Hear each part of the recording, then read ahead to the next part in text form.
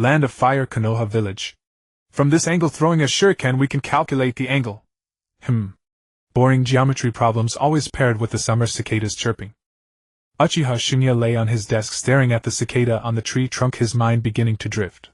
He never imagined that after struggling through the college entrance exam in his previous life he would finally enjoy a wonderful university life. Unexpectedly, he had partied a bit too hard and ended up in the world of Naruto. Even if he had come to this world, why couldn't he escape the fate of studying math?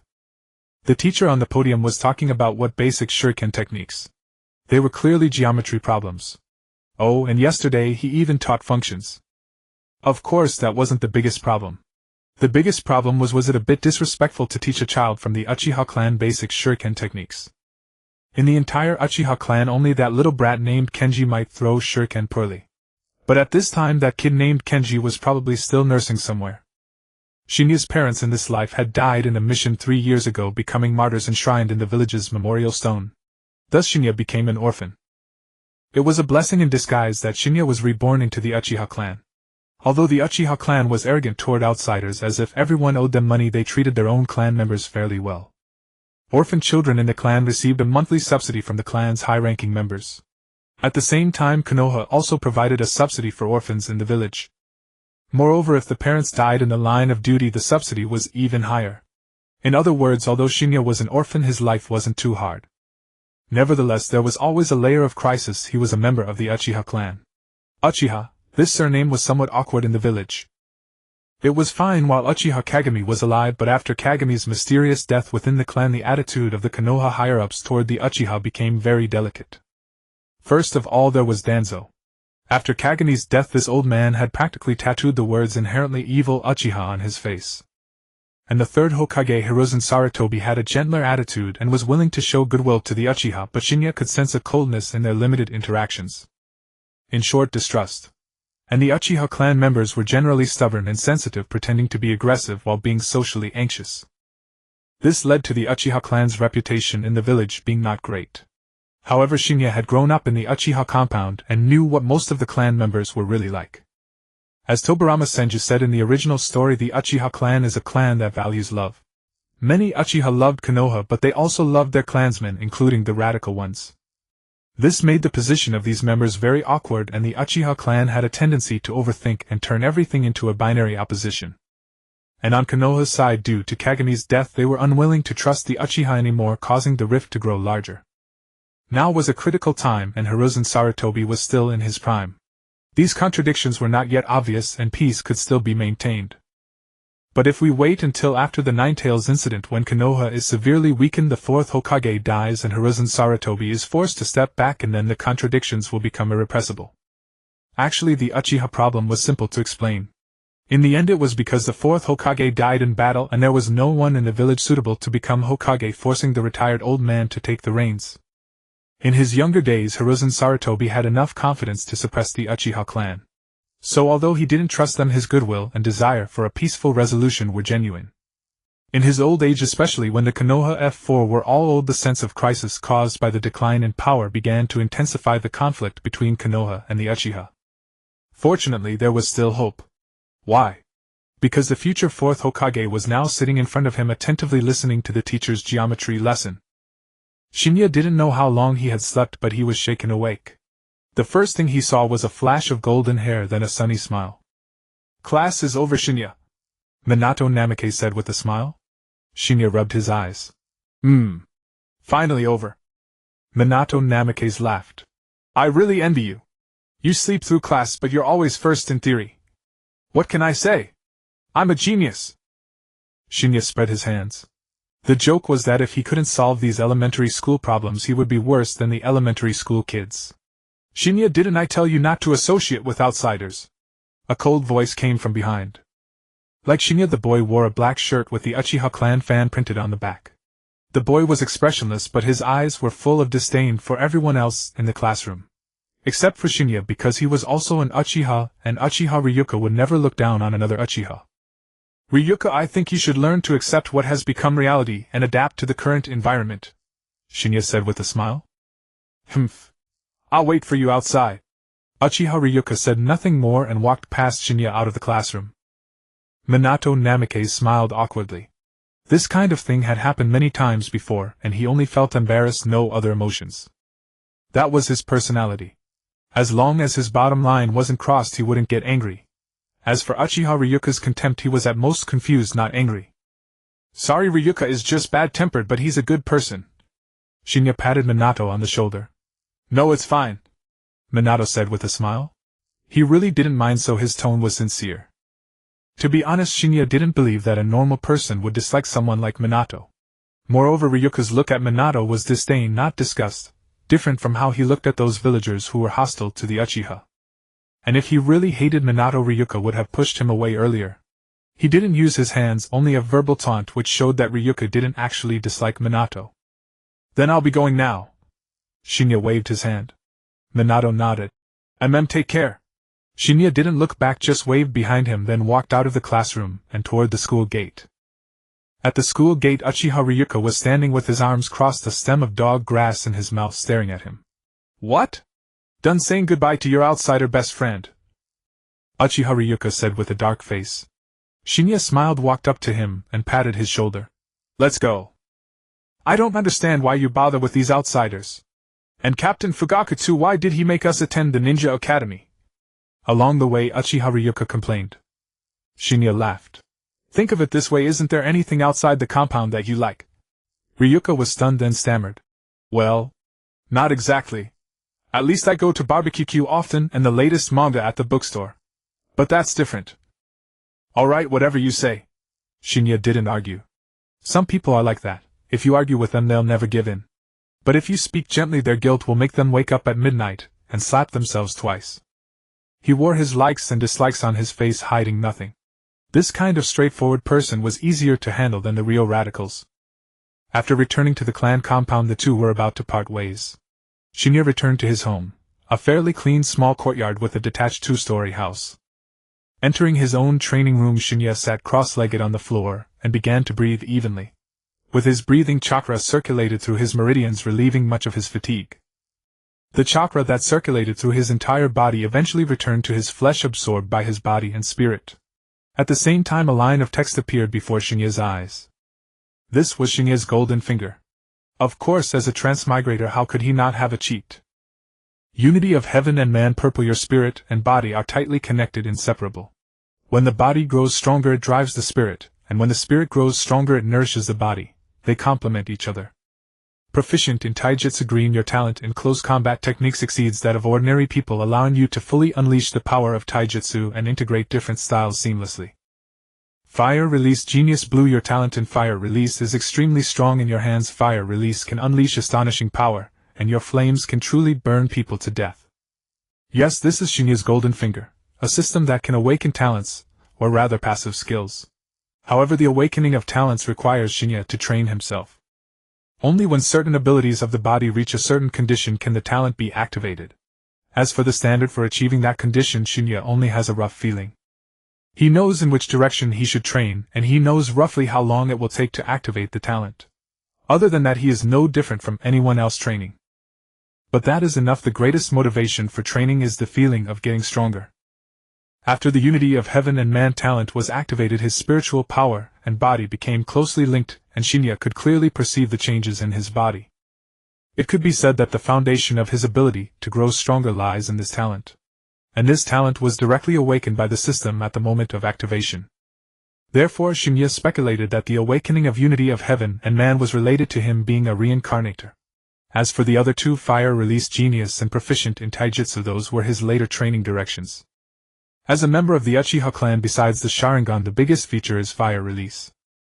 Shin'ya's chakra nature is lightning, fire, and wind. As for yin and yang chakra, paper cannot detect them, so Shin'ya doesn't know. Therefore, besides the most basic ninja training, Shin'ya's main focus is on practicing fire release, lightning release, and basic taijutsu. These two talents were also awakened 2 years ago. After that, Shin'ya didn't awaken any more talents. But he didn't lose motivation, he could still feel himself getting stronger. And now Shin'ya's strength is the strongest among his peers. Even the so-called genius Minato Namikaze is far from his match.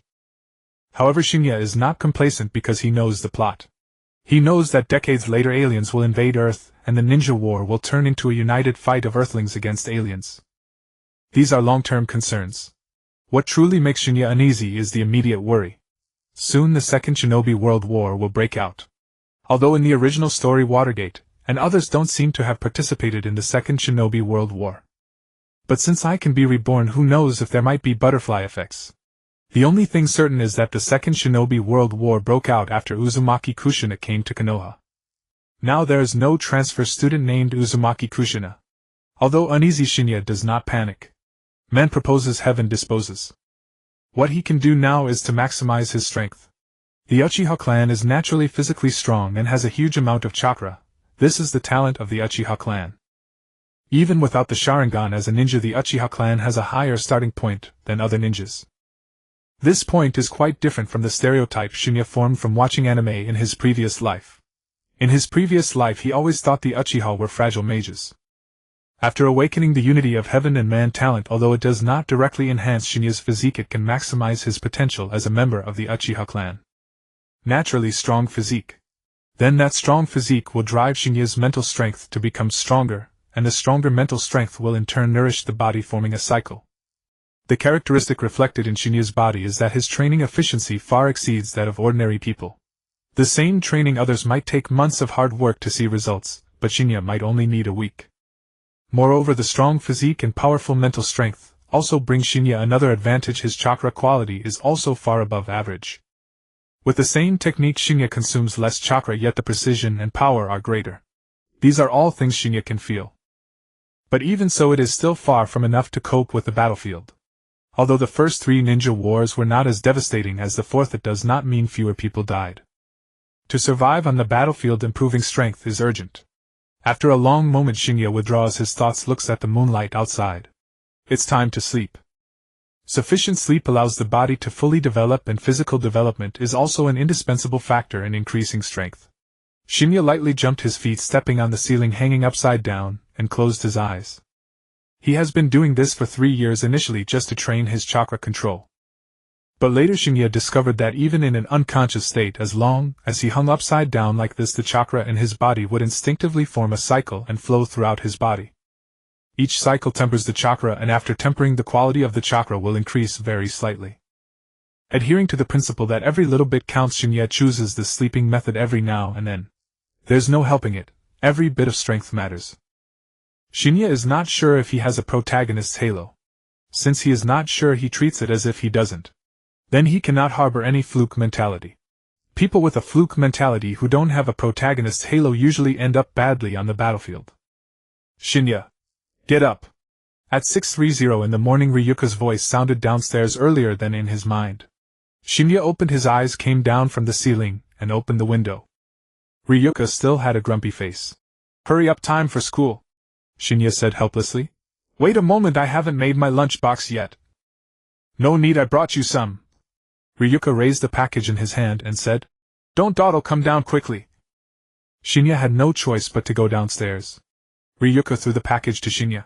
My mom knows you can't cook, so she made an extra portion for me to bring you. Ryuka's attitude is not very friendly, but the things he does always make it hard to hate him. However, Shin'ya completely understands Ryuka's attitude. Why? Because his father is the deputy captain of the police force. As for his relationship with Shin'ya, how to put it? In Ryuka's eyes, Shin'ya is his little brother, and it's only natural for the big brother to take care of his little brother. But in reality, most of the time he listens to Shin'ya. This is the so-called mutual brotherhood. Ryuka is Shin'ya's nominal big brother, and Shin'ya is Ryuka's actual big brother. Why is that? Shin'ya, the big brother, actually teaches knowledge, and Ryuka secretly admires Shin'ya but just doesn't want to admit it. So he unilaterally declared himself the big brother, and Shin'ya the little brother. But Shin'ya doesn't mind these things. After all, when it comes to crucial moments, he still has the final say. Good morning, Shin'ya. As soon as he entered the classroom, the little son greeted him. Shin'ya waved at him. Humph. Ryuka snorted coldly and walked straight to his seat. Humph. Ryuka snorted coldly and walked straight to his seat. Ninja Battle Uchiha Shin'ya vs. Namikaze Minato begins now. On the training ground, as the practical instructor's words fell, Shin'ya and Minato, who had formed the seal of confrontation, moved simultaneously. Minato threw 2 shuriken and swiftly retreated. He knew the terror of Shin'ya's taijutsu, so he resolved never to let Shin'ya close in. Both were prodigies of their generation, so their duel was highly anticipated. Shin'ya sidestepped the shuriken and lunged forward, closing in on Minato. Minato turned and fled but was soon caught by Shin'ya. Once in close quarters, Minato fell into a passive state. Several times he tried to form hand seals, but Shin'ya interrupted him. Merely blocking Shin'ya's fists made Minato's arms ache. Even when he dodged the punch, wind grazed his cheeks painfully. Suddenly Shin'ya grinned. "Lend me your hand." Before Minato could react, Shin'ya grabbed Minato's hand and formed seals. The entire process took less than 2 seconds and the seals were complete. Fire-style flame meteor. With their faces nearly touching, a fireball the size of a ping-pong ball shot from Shin'ya's mouth. Like a bullet fired, it was over in an instant. Minato couldn't even see it clearly. He instinctively tilted his head, and the fireball grazed his face, piercing straight through a large tree at the edge of the field. Although he dodged the fireball, Minato's balance was broken. Shin'ya followed up with a knee strike, and Minato quickly raised his hands to protect his abdomen, using Shin'ya's momentum to retreat and create distance. Shin'ya couldn't help but admire Minato's combat intelligence and willpower. By this point, most others of the same age would have lost their fighting spirit, but Minato still sought a way to turn the tide. After stepping back a few paces, Minato attempted to form seals for a ninjutsu. But the next second, a handful of sand was flung into his face. Shin'ya kicked up the sand, instantly interrupting Minato's hand seals. Then he kicked Minato to the ground. By the time Minato came to his senses, Shin'ya's fist was already right before his eyes. "Winner Uchiha Shin'ya!" Both formed the seal of reconciliation. The instructor's voice rang out again. The children watching from the sidelines began to applaud. They had none of the complicated thoughts of adults, only caring whether the fight was exciting. Shin'ya pulled Minato up and they formed the seal. "You're really something. I didn't expect you to be strong not only in taijutsu but also in ninjutsu." Minato scratched his head, marveling. Fire-style flame meteor was only a D-rank fire ninjutsu. Although rank represented learning difficulty, sometimes difficulty was proportional to power. After all, no one would bother learning a painstakingly difficult yet useless technique. A high difficulty, low power, and narrow purpose jutsu would eventually be eliminated. Thus, as a D-rank jutsu, fire-style flame meteor wasn't particularly powerful. But seeing it unleash such terrifying might in Shin'ya's hands, Minato couldn't help but admire him. Chakra needs to be refined. Once refined to a certain degree, it unleashes unimaginable power, Shin'ya said with a smile. Refine? Minato was taken aback. Shin'ya laughed. "I'll teach you sometime." "Oh. Then I'm really looking forward to it," Minato said, not just being polite. He genuinely wanted to know how Shin'ya had grown so strong. With the two strongest finished, the rest was just a clash of weaklings. Only Ryoha's match had some appeal, but it ended quickly due to his opponent's lack of skill. To be honest, the academy curriculum was completely optional for a ninja from a major clan like him.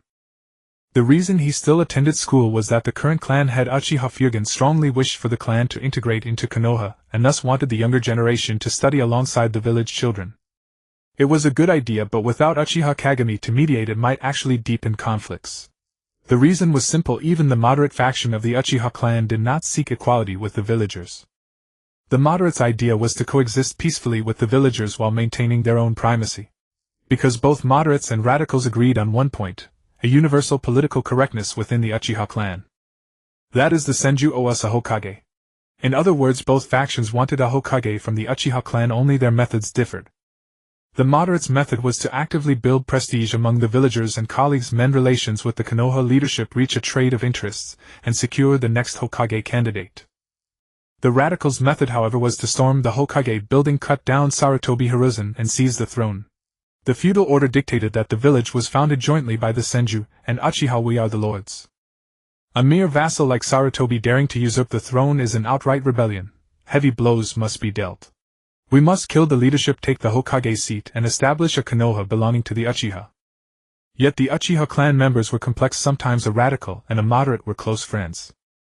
This was precisely why the Konoha leadership dared not trust most Uchiha. How could you be sure he was a moderate loyal to the village? Even if he himself was, what about his friends? His brothers? His parents? In short, it was complicated. Shin'ya lay on the grass. The breeze soon lulled him to sleep. He woke up again because he sensed someone approaching. Opening his eyes, he saw a can of drink offered to him. "Here." A black-haired girl smiled at him. From her attire it was clear she was also from the Uchiha clan. "Mikoto, congratulations on nearing graduation," Shin'ya said, taking the drink. How many times have I told you? Call me Mikoto-ne. Uchiha Mikoto pouted. Shin'ya hummed absently and pulled the tab. As the soda exploded in his mouth, doubt arose in his mind. What exactly was the technology tree of this world? It was too skewed. If it was an agricultural society, how could it have refrigerators, ovens, and later even computers and smartphones in the era of indestructible materials? The soda in his hand, the vending machines on the street. Could an agricultural society produce these? But if it was an industrial society, farming still heavily relied on human and animal labor, the poor traveled on foot, and the rich at most had ox carts or horse-drawn carriages. He heard that in the land of fire nobles still used palanquins. Looking at Mikoto sitting beside him, Shin'ya couldn't help but feel a bit worried. Graduating at this time, once war broke out, she might be sent to the battlefield. Although in the original story Mikoto lived until the Uchiha massacre, the butterfly effect was unpredictable. At this moment in the Hokage building, the third Hokage Yuanfei Risen was the most favored disciple of the second Hokage Qianshou Feijian. He bore the title of Professor of Ninjutsu, and it was rumored that he had mastered all the ninjutsu of Mai. This rumor was certainly exaggerated. First techniques bound to clan secrets and bloodline limits would certainly not be known to Yuanfei Risen. Besides, it was questionable whether he knew some of the special forbidden techniques. Nevertheless, the title of Professor of Ninjutsu was not undeserved. After all, he was the one who taught the legendary Sannin. At this moment, Yuanfei Risen's expression was exceedingly grim. He was staring at the intelligence report before him, and the four advisors beside him dared not utter a single word. The last time Yuanfei Risen had been this furious was when Yuzhibo Jing died. This time the severity of the matter was likely even greater. Risen, you must make a decision on this, Tuansing said. Risen, right now we are in a standoff with Cheyenne at the border. We have no energy to deal with Yunin and Wuyin as well, said Shuohuman Yen. Tuansing's face darkened as he looked at Shuohuman Yen. Yen, are you suggesting we just watch Wugwa be destroyed and do nothing? Strictly speaking, Wugwa is already gone, said Shuohuman Yen. But their clansmen are still fleeing. The Xuanhua clan has not been wiped out, Tuansing said angrily. Yuanfei Risen tapped the table. Team of Chimushuomao, team of Qianshou Yanjia, team of Yuanfei Xingji, proceed secretly to Wuchao Insuan and rescue the surviving Xuanhua clansmen. And then, Tuansing was stunned. Yuanfei Risen closed his eyes. That's all. Risen. Tuansing grew anxious. No response at all. We must now guard against Cheyenne and Yuan village, so this is not the time to break with Wuyin and Yunin, said Yuanfei Risen. Tuansing was furious, stepped forward and slapped the table. If you do this, who among our allies will still trust us? Risen, you will regret this. Yuanfei Risen rose in anger and roared. Enough, Tuansing. Don't forget that I am the Hokage. Humph. Bang. Tuansing stormed out, slamming the door. He left Yuanfei Risen and the other three advisors in silence. After a long while, Yuanfei Risen spoke. All of you go back first. Carry out the arrangements as planned. Yes. The three responded and left the office one after another. Yen. Yuanfei Risen called out to Shuohuman Yen, who was the last to leave. What's wrong? Shuohuman Yen was startled. Beneath his hat, Yuanfei Risen's eyes glinted with killing intent. While I'm away from the village, I'm entrusting it to you. Shuohuman Yan's heart skipped a beat. Risen, what are you planning to do? I'm going to Tanghua. I think I need to have a serious talk with the Raikage, said Yuanfei Risen. Shuohuman Yan's expression also turned serious. After a moment of thought, he said, Maybe I should go instead. No, you are not adept at wind release, and you have no advantage against the Raikage's lightning armor. Tuansing and Shuomao are skilled in wind release, but they are not enough to tear through the Raikage's armor. I'll go. You guard the village well, Yuanfei Risen said slowly. I understand. Shuohuman Yen nodded. Several days later at the Ninja Academy, Shin'ya was as usual not listening to the class, but he wasn't sleeping either. His hands were under the desk practicing hand seals. The purpose of hand seals is to assist in guiding chakra. Different techniques have different seals, and as the seals change, the flow of chakra also changes. Of course, the disadvantages of hand seals are also obvious. When encountering a powerful ninja, they can completely deduce the ninjutsu you intend to use based on your seals and then counter it accordingly. However, such a disadvantage is not without the possibility of remedy. Generally, most ninja choose methods such as concealing hand seals, quick seals, one-handed seals, and so on to avoid information asymmetry. Shin'ya naturally did not wish to leave such a flaw. However, his method differed from the previous three. He chose to familiarize himself with the chakra flow of various seals through hand seal practice, and then enhance his chakra control. Not to mention casually striking poses and unleashing techniques at will, but at least he should be able to clap his hands together and summon whatever he calls for. Shin'ya's training had always been somewhat different from other ninja of the Yuzhibo clan, and even from other ninja in general. He placed greater emphasis on physical strength training. This is not to say that other ninja neglect physical strength, but that almost all of Shin'ya's training was aimed at strengthening his body. Because the stronger the body, the stronger the spirit, and the strength of the spirit in turn nourishes the body. And because of the unity of heaven and man, Shin'ya actually did not need to deliberately refine chakra. As his body and spirit gradually grew stronger, his chakra also increased rapidly.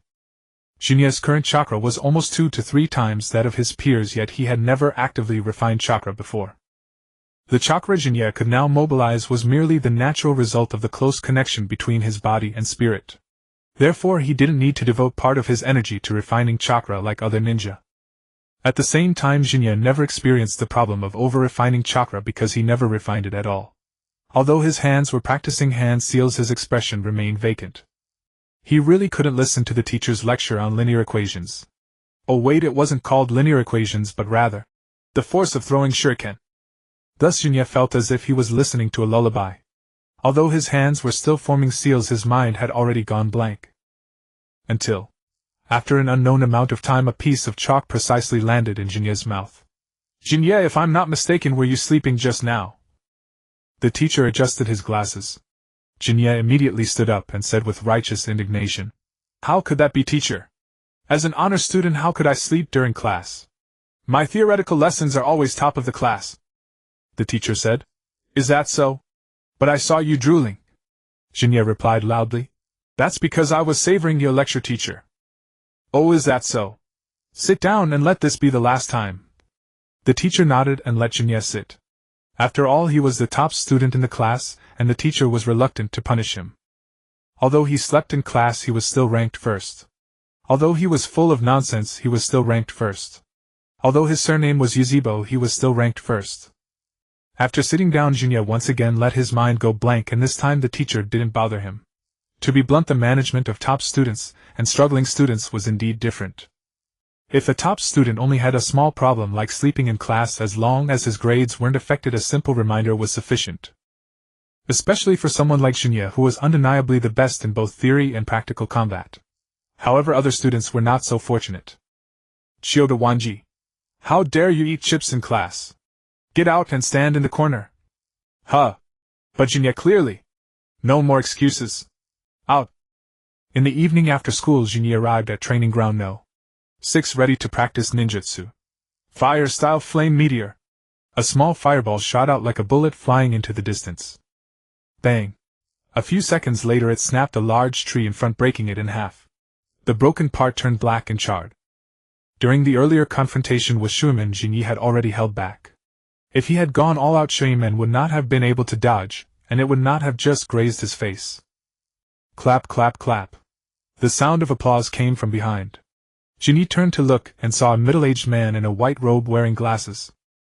The Konoha headband around his neck indicated his identity as a Konoha ninja. "Your level of fire style, I'm afraid even some chunin skilled in fire style can't match it," the man said. Shin'ya frowned. "Advisor Yen." Shuimen Yen smiled. "Oh. You still remember me, that's great." Shin'ya was a bit confused. What did Shuimen Yen's appearance here mean? Judging by the look, it was obvious that he had come privately without telling anyone else. What was Shuimen Yen's status in Konoha? This was something Shin'ya only learned after his rebirth. Shuimen Yen was the other side of Yuanfei Risen. That's right, the other side of Yuanfei Risen was Shuimen Yen, not Danzang. Shuimen Yen coming to see him personally could only mean one thing: he had caught Yuanfei Risen's attention. But Shin'ya was not panicked. He had never intended to hide his talents. Of course, he didn't think that showing his extraordinary talent would make the Konoha higher-ups or Danzang see him as a threat. The most taboo thing for a person is to think too highly of oneself. To put it bluntly, why would Yuanfei Risen consider a 10-year-old kid like him a threat? Especially when Yuanfei Risen was in his prime, with both physical condition and combat awareness at their peak. Moreover, in this world, if Konoha couldn't be his home, then nowhere else could. Compared to Konoha, the other 4 nations each had their own specialties. Cloud Village hereditary rule: father dies, son inherits, elder brother dies, younger brother takes over. Sand Village, a godforsaken place fully embodying the stereotype of poor mountains and bad waters breed unruly people. They really didn't do anything decent. Rock Village had no big problems except that they drove their own Jinchuriki to run away and wander. As for Mist Village, TSK. As for the other small countries and rogue ninja organizations, they were even worse. Following them would mean starving 3 days out of 9. Have you awakened your eyes, Jinyi? Shuohuman Yen asked. Upon hearing this, Jinyi closed his eyes. A few seconds later he slowly opened them. His pupils turned red and 2 tomos slowly rotated within them. A few seconds later his pupils gradually returned to normal. That's right, it was the Sharingan. In fact, Jinyi had already awakened his Sharingan, and had reached 2 tomo. He had no intention of hiding it from Shuohuman Yen. There had been cases of awakening the Sharingan at age 10, but having 2 tomo was indeed a good talent. If there was anything unusual, Jinyi's awakening was different from that of other clan members. Other clan members awakened their eyes after various stimuli. The Uchiha clan, when experiencing strong emotional fluctuations, would generate a large amount of ocular power stimulating the brain and optic nerves. In such a state there was a chance of awakening the Sharingan. But Jinyi was different. His Sharingan awakened naturally as his mental power increased. He had not experienced any stimulus nor had any emotional fluctuations. Shuohuman Yen could also sense that the Uchiha boy before him seemed too emotionally stable. I haven't seen you use it, Shuohuman Yen said. Jinyi showed a confident smile. Because there's no need. Looking at Jinyi's smile, Shuohuman Yen couldn't help but laugh. What an incomprehensible brat, but I like you. With that, Shuohuman Yen turned around. I'll be here every day recently. If you have any doubts about training, you can come find me here. After saying that, he vanished from the spot with a shunshin. Jinyi had imagined countless possibilities for why Shuohuman Yen had come to see him. To test his will of fire. Should he bring out the prepared where leaves dance, fire burns answer? To test talent and strength. What level would he need to achieve to pass? Unexpectedly, after just a few words, Shuohuman Yen left. And judging by his attitude, he seemed quite satisfied. The flat and boring days passed one by one. During these days, Jinyi trained steadily. Occasionally, when he had something he didn't understand, he would go to the training ground to find Shuohuman Yen, as he had said. Shuohuman Yen did not break his promise. Whenever Jinyi went, he could always find him. This gave Jinyi some new understanding of the energy called chakra. At the same time, he gained some insights into the techniques of using chakra. Soon a month passed. Today, as usual, Jinyi and Liuhua came to school. Today seemed a little different because there was a little girl with red hair following behind the teacher. Come in, the teacher called out. The red-haired little girl walked up to the podium. The teacher said, This is the transfer student Xuanhua Jixina. Starting today, she will study with everyone. Jixina-san, introduce yourself. Jixina looked at the other students, looking a bit uneasy, but finally gathered her courage and shouted loudly. I am Xuanhua Jixina. Databao. After saying that, she quickly covered her mouth, unable to change her speech habit. Indeed, as soon as she finished, the class burst into laughter. Hey, did you hear that? What's Databao? Look at her hair color, that's the weirdest part. Ha ha, so weird, what a freak. Jixina on the podium was stunned, touched her hair, then shouted louder than everyone. I will definitely become the first female Hokage of this village, Databao. Ha! The firm declaration was met not with encouragement, but with merciless ridicule from the classmates. A stinky outsider coming to our Konoha to beg. And you want to be Hokage? Huh! Did the earth explode? The noise finally woke Jinyi up. He looked around, then changed his sleeping position, and continued sleeping. Huh! Suddenly Jinyi realized something. He raised his head and looked at Jixina on the podium. Oh! Then he fell back asleep. Huh! The next second he felt something was off again, and he sat up again to stare at Jixina. Jinyi's strange behavior silenced everyone, but the classmates didn't dare to laugh at him. That was unavoidable. When Jinyi got angry, he really fought. Who would ask for a beating for no reason? Bullying outsiders was fine, but bullying the strongest of this year's class was totally unnecessary. Hey! Do you have a problem with me? Jixina blushed, pointed at Jinyi, and shouted angrily.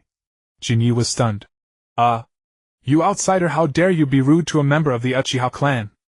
Liuhua saw Jixina's anger, and slammed the table, standing up. This red-haired freak, as soon as she arrives, she says she wants to be Hokage.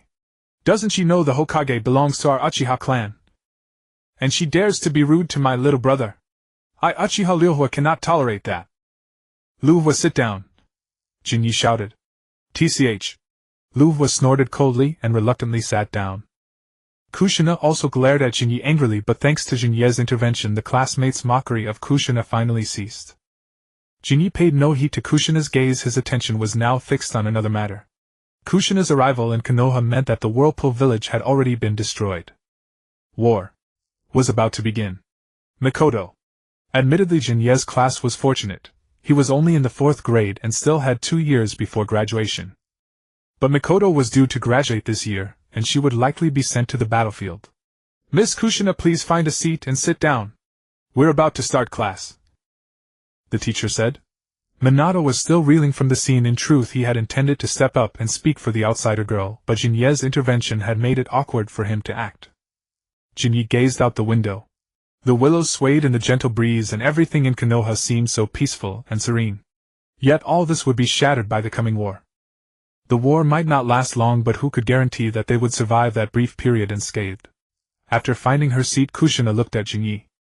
Seeing that Jinyi completely ignored her, she grew somewhat irritated. Lilhua, who was sitting behind Jinyi, caught Kushina staring at him, and immediately glared back with a fierce look. Then Kushina and Lilhua began a silent contest of wills, and Jinyi, caught between them, could almost smell the gunpowder. Before they knew it, the contest had lasted until the noon dismissal. The class schedule at the Ninja Academy was somewhat similar to that of schools in Japan in his previous life. Classes started at 9 in the morning, recessed at 12, and resumed at 2:30. After 3:30 school was over, though there were no club activities at the academy. However, the training grounds were open to students. Most of those who went were children from civilian families, as the major clans all had their own training grounds. An orphan like Jinyi, because of his surname Uchiha, had an independent training room, and the clan had even set aside a dedicated training ground for him on the outskirts of the compound, though he rarely used it. At noon, Jinyi was on the school rooftop watching the clouds drift across the sky. A can of soda appeared before him again. Yo! Mikoto appeared in front of Jinyi, still smiling. Jinyi sighed and handed her the lunchbox he had beside him. Here.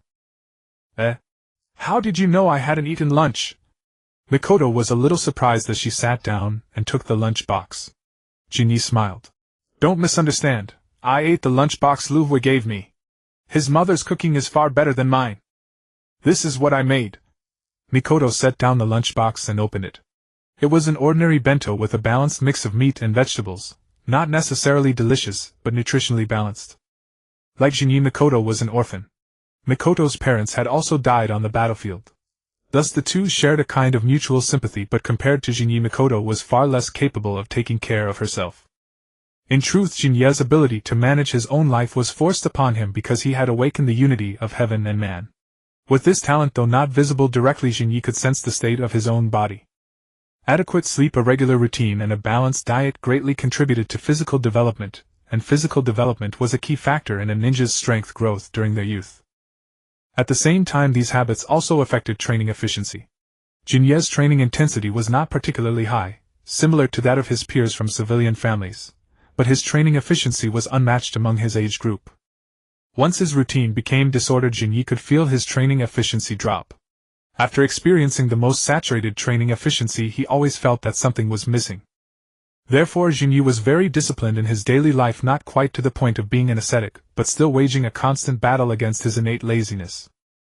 This process was undoubtedly painful, but after the pain came the feeling of growing stronger to the utmost. That feeling was enough to make Jinyi endure the previous suffering. However, Jinye's method of training was not applicable to others. Because Jinyi could sense his own training efficiency and his body's condition, he would detect any problems immediately. Others who tried this method would only stumble around like headless flies. And without feeling improvement in the short term, their motivation to train would be dampened. Though the lunchbox was nutritionally balanced, its taste was truly mediocre. Jinye's cooking skills were barely passable. Yet Mikoto ate it with relish as if it were a delicacy. How are your preparations for the graduation exam? Jinyi asked. No problem for me. Mikoto licked a grain of rice from the corner of her mouth. Jinyi said. Today a transfer student joined our class, a girl from the Uzumaki clan. Mikoto. What? Jinyi sighed. Nothing. Just be careful. He couldn't tell Mitokado that war was about to begin. That was not something he should know. Neither the destruction of the Uzumaki clan nor the inference that war would soon follow from that event was information that a 10-year-old ordinary Uchiha should know. To be half a step ahead is to be a genius, to be a full step ahead is to be a madman. A 10-year-old Uchiha could awaken the Sharingan 2-tomoe or 3-tomoe without any issue. Even awakening the Mangekyo at 10 years old would not be a problem. But one's identity determines what one should know. A 10-year-old Uchiha, an orphan whose parents died in battle, should not know that the Whirlpool village was destroyed, nor should he know that war was about to begin at this time.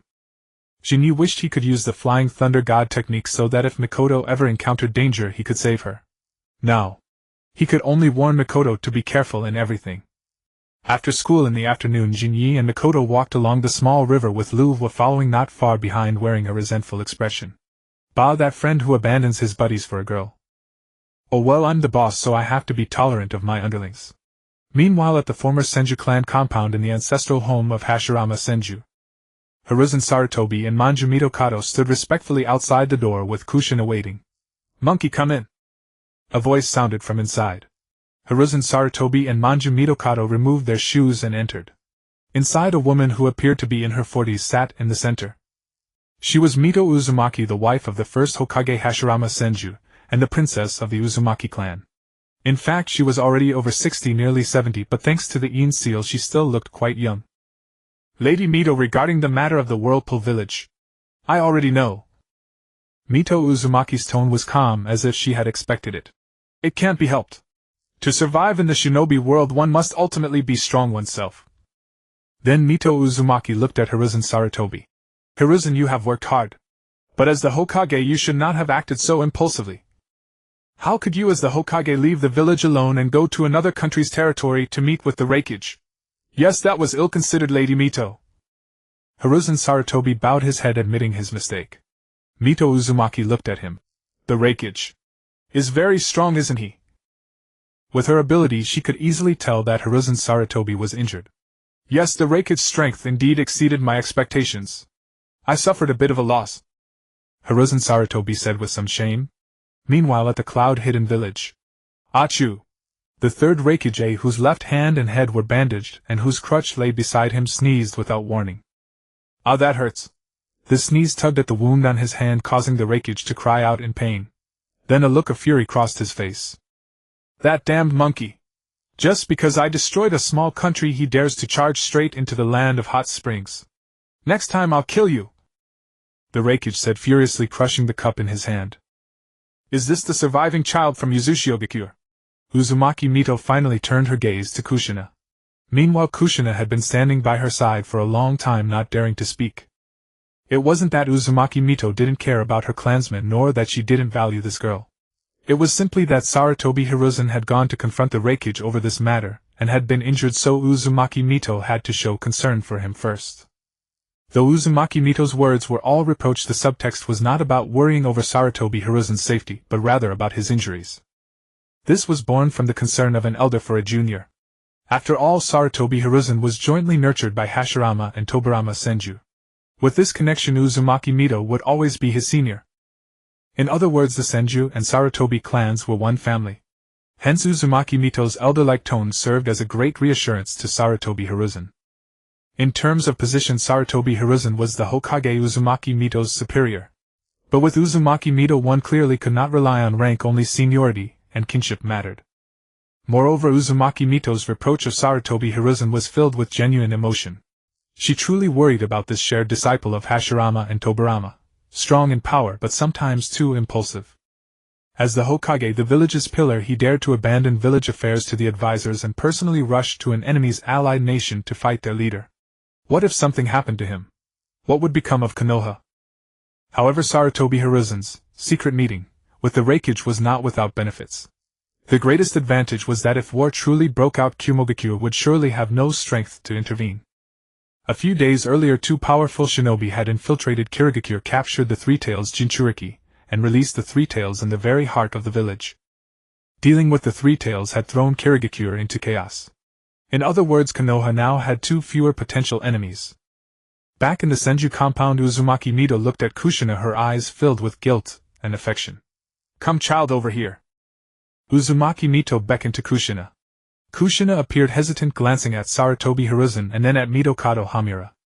Seeing no response from either, she steeled herself and walked over. Uzumaki Mito's eyes brimmed with tears as she embraced Kushina. Child, you have suffered.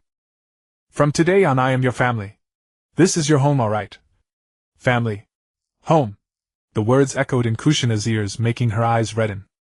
Thinking of her village destroyed and her clansmen killed, Kushina could no longer hold back. She threw herself into Uzumaki Mito's arms and wept. Sarutobi Hiruzen and Mitokado Homura left the former Senju clan grounds and walked along Konoha's streets. At this moment, Konoha showed no sense of impending war. The streets were still peaceful. Hiruzen, did you place Kushina beside Lady Mito only because they are of the same clan? Mitokado Homura asked. Sarutobi Hiruzen sighed. You already have the answer in your heart. Why ask?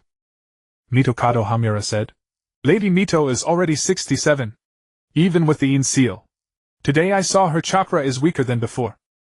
Sarutobi Hiruzen said. A Jinchuriki is a weapon of the village. No matter the identity, the essence remains unchanged. But a Jinchuriki is also human. Birth, aging, sickness, and death are the norm.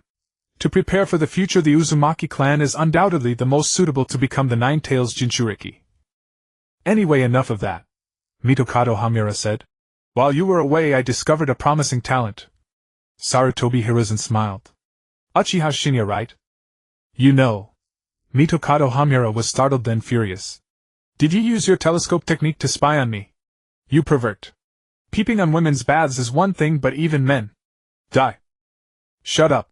Sarutobi Hiruzen quickly covered Mitokado Homura's mouth. We're on the street. Save me some face. Mitokado Homura. MMPH. You want to speak? Then speak. MMPH. Oh, sorry. Sarutobi Hiruzen immediately let go, but the moment he did, Mitokado Homura bit down on his hand. Ah. You're serious.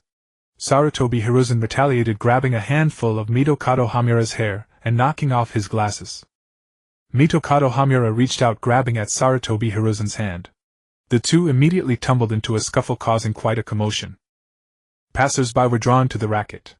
Hey, isn't that the Hokage? And Advisor Homura? Why are they fighting? Hey, come look. The Hokage and the Hokage advisor are fighting. The love of a good spectacle knows no nationality, race, or even world. The villagers of Konoha also loved to gather around, especially for such a juicy piece of gossip as the Hokage and his advisor brawling. But Sarutobi Hiruzen and his companion certainly wouldn't wait to be publicly humiliated. As soon as the crowd was distracted, they used Shunshin to vanish. It's all your fault. My authority as Hokage has taken a huge hit. Spare me the excuses. First explain why you spied on me. Spying. A Hokage's actions can't be called spying. It's observation. Back in the office, Sarutobi Hiruzen and Mitokado Homura, like children who had done wrong, hung their heads as Uchiha Kohara scolded them. The two of you, one Hokage advisor, actually fought in front of the villagers. You've lost all face. Uchiha Kohara berated angrily. Sarutobi Hiruzen and Mitokado Homura exchanged glances and lowered their heads again. After about 2 hours of scolding, Koharu reluctantly stopped. Both Sarutobi Hiruzen and Mitokado Homura breathed a sigh of relief. Meanwhile, Danzo, who had come to report to Sarutobi Hiruzen, heard Koharu's nagging at the door and decisively decided to come another time. All right, let's get down to business. Sarutobi Hiruzen returned to his Hokage-like seriousness. Homura, tell me what you've observed about Uchiha Shin'ya. Mitokado Homura adjusted his glasses. He's quite different from other Uchiha clan members. Mainly, he's emotionally stable, doesn't get fixated, and harbors no hostility toward the village or outsiders. I see. Then do you think he's worth cultivating? Sarutobi Hiruzen said. Mitokado Homura didn't hesitate. I believe he's worth focusing on, both in terms of talent and stance. This is the conclusion of my observations over this period. Sarutobi Hiruzen tapped his fingers on the desk, lost in thought. After a long silence, he finally spoke.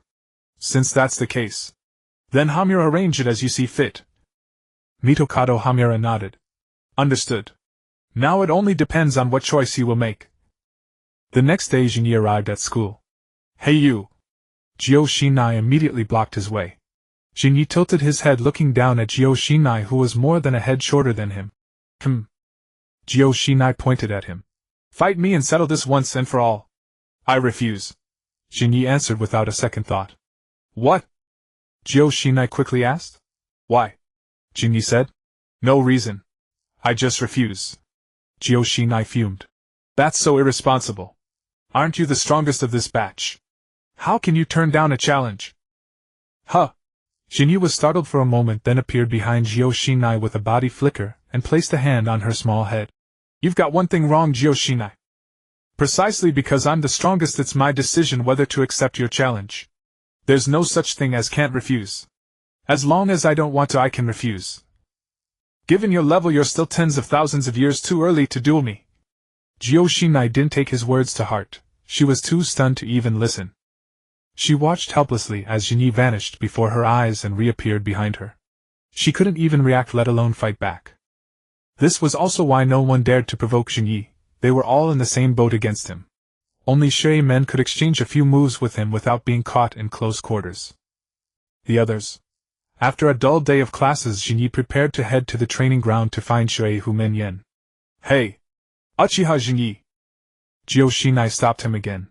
Shin'ya tilted his head looking at her flushed smiling face. What now? Uchiha Shin'ya said. I know someone who is definitely stronger than you, and he's already a genin. Do you dare to take him on?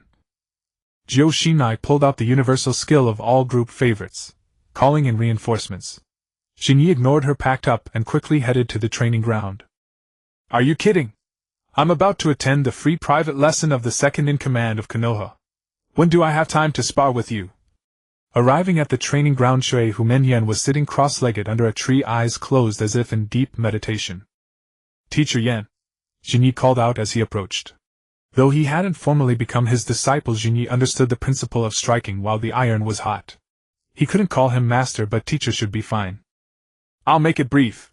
The war will start within a few months at most. Shui Humenyen opened his eyes and said. Huh. Shin'ya was taken aback. He hadn't even graduated yet. Why was Shui Humenyen telling him this?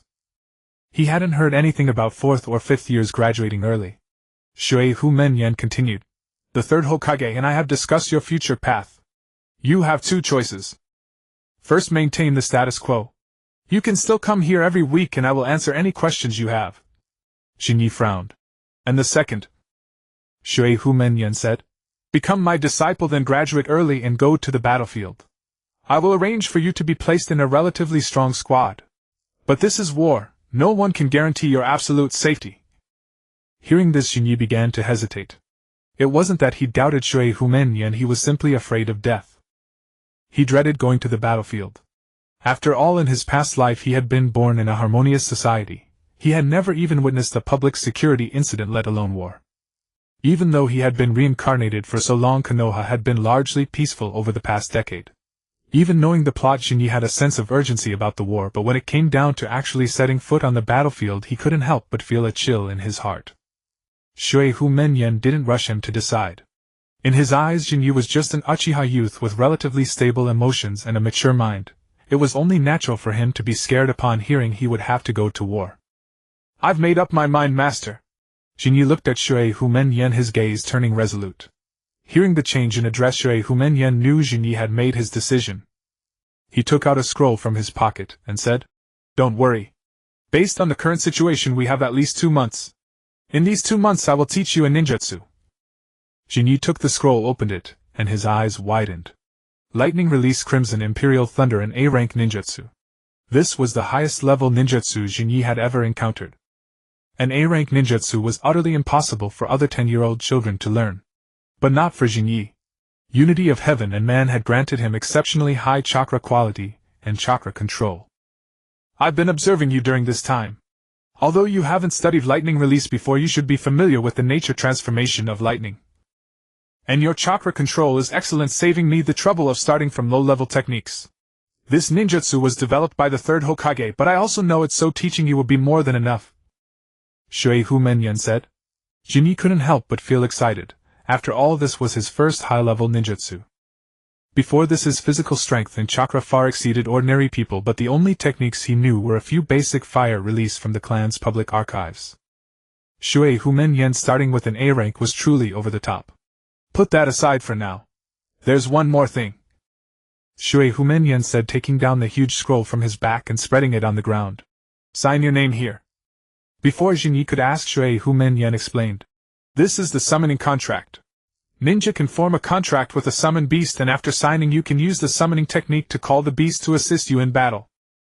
This is my family's summoned beast clan, the Imperial Tiger clan. Imperial Tiger. Are they strong? Jinyi asked curiously. Shui Humen Yen adjusted his glasses. Summoned beasts are ultimately just tools to assist you in combat. No matter how strong the summoned beast is, it's useless if the summoner is too weak. If the summoner is strong, even a weak summoned beast won't matter much. Jinyi nodded. Truly, hearing this was like hearing it, a classic case of stating the obvious. Shui Humen Yen noticed Jinyi's silent mockery and coughed awkwardly. Ahem. Rest assured they are very strong. They just aren't as famous as the three great sacred lands, but they are one of the rare races that have learned how to control natural energy. Jinyi inwardly gasped. He could only say that Shui Humen Yen was truly generous. Even if the man was using him for something, Jinyi would accept it. First a unique ninjutsu created by Yuan Fei Rijan, and now his family's summoning scroll. This master was definitely not a bad choice. Jinyi has drifted through half his life without meeting a worthy lord. If you, sir, do not abandon me. Ahem. He was getting off track. Though excited inside, Jinyi knew the principle of playing the full role, so he put on a puzzled expression. Three great sacred lands. Natural energy. It's too early for you to learn about these. Focus on mastering the basics for now. Shui Humen Yen said. Found you. As the master and disciple were talking, Jio Shin'ya found them here, followed by a young boy. Shui Humen Yen frowned. Xingshu. Uncle Yen. What are you doing here? Shui Humen Yen asked.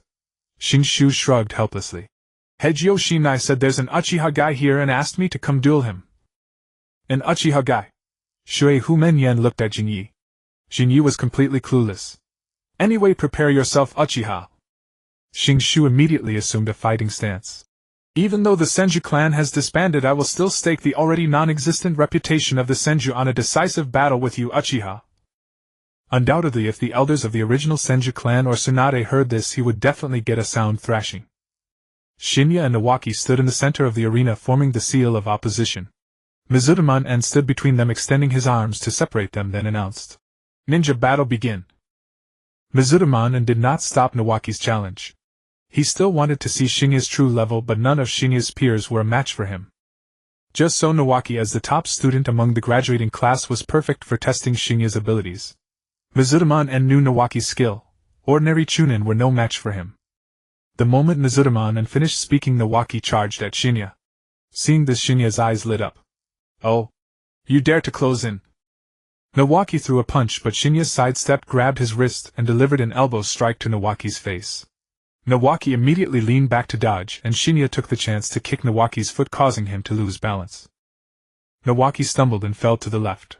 However, just before hitting the ground, he braced himself with his hands and swept his leg toward Shin'ya. Shin'ya retreated half a step to evade the attack. Nawaki used this opportunity to rise steady himself and close in on Shin'ya again. This time he kept his center of gravity low to prevent his balance from being disrupted. He adopted a close-quarters combat style, seemingly to prevent Shin'ya from forming hand seals for ninjutsu. This strategy would have worked well against any other opponent. But in Shin'ya's style of fighting, close quarters were exactly what he wanted. Once Nawaki closed in, he immediately fell into a disadvantage. Shin'ya grabbed Nawaki's hand and used it to form seals himself. Startled, Nawaki tried to break free, but Shin'ya suddenly exerted force, rendering him unable to escape. Their hands eventually formed the boar seal. Fire-style flame meteor. A fireball shot from Shin'ya's mouth like a bullet. Nawaki leaned back again, narrowly dodging the fireball.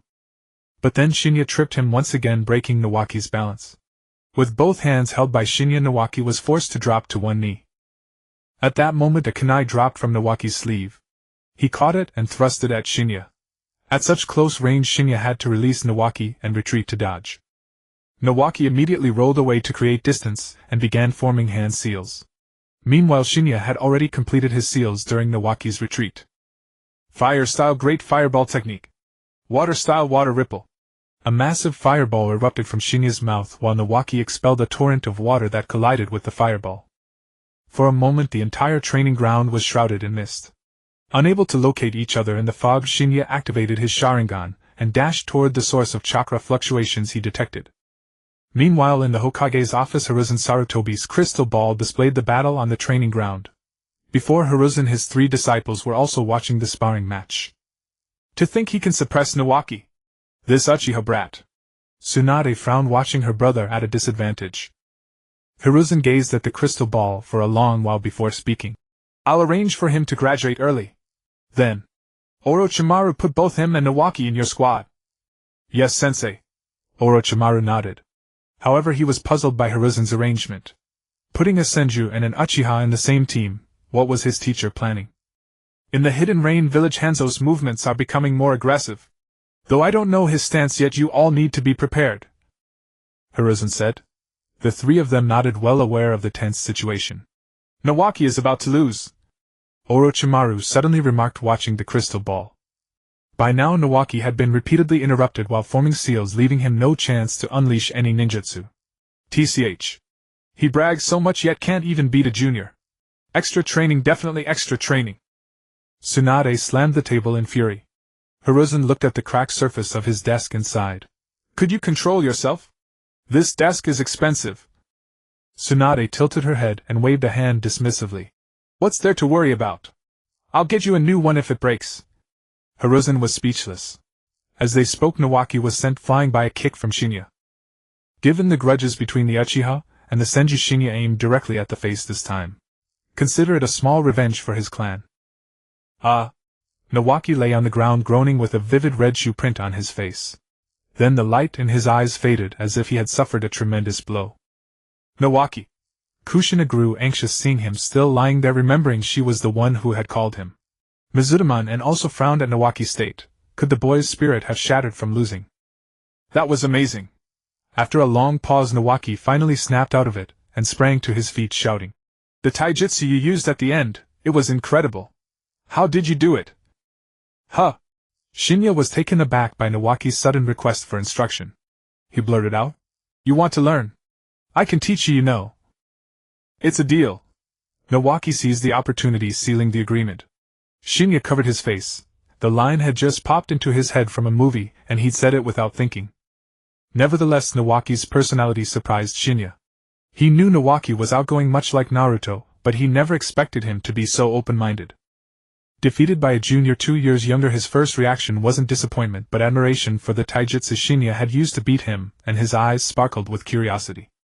Hey Uchiha! Let's cooperate! You teach me taijutsu and I'll trade you the second Hokage's jutsu notes. Nawaki grabbed Shin'ya's hand, brimming with enthusiasm. Tsunade nearly fainted from rage upon hearing this.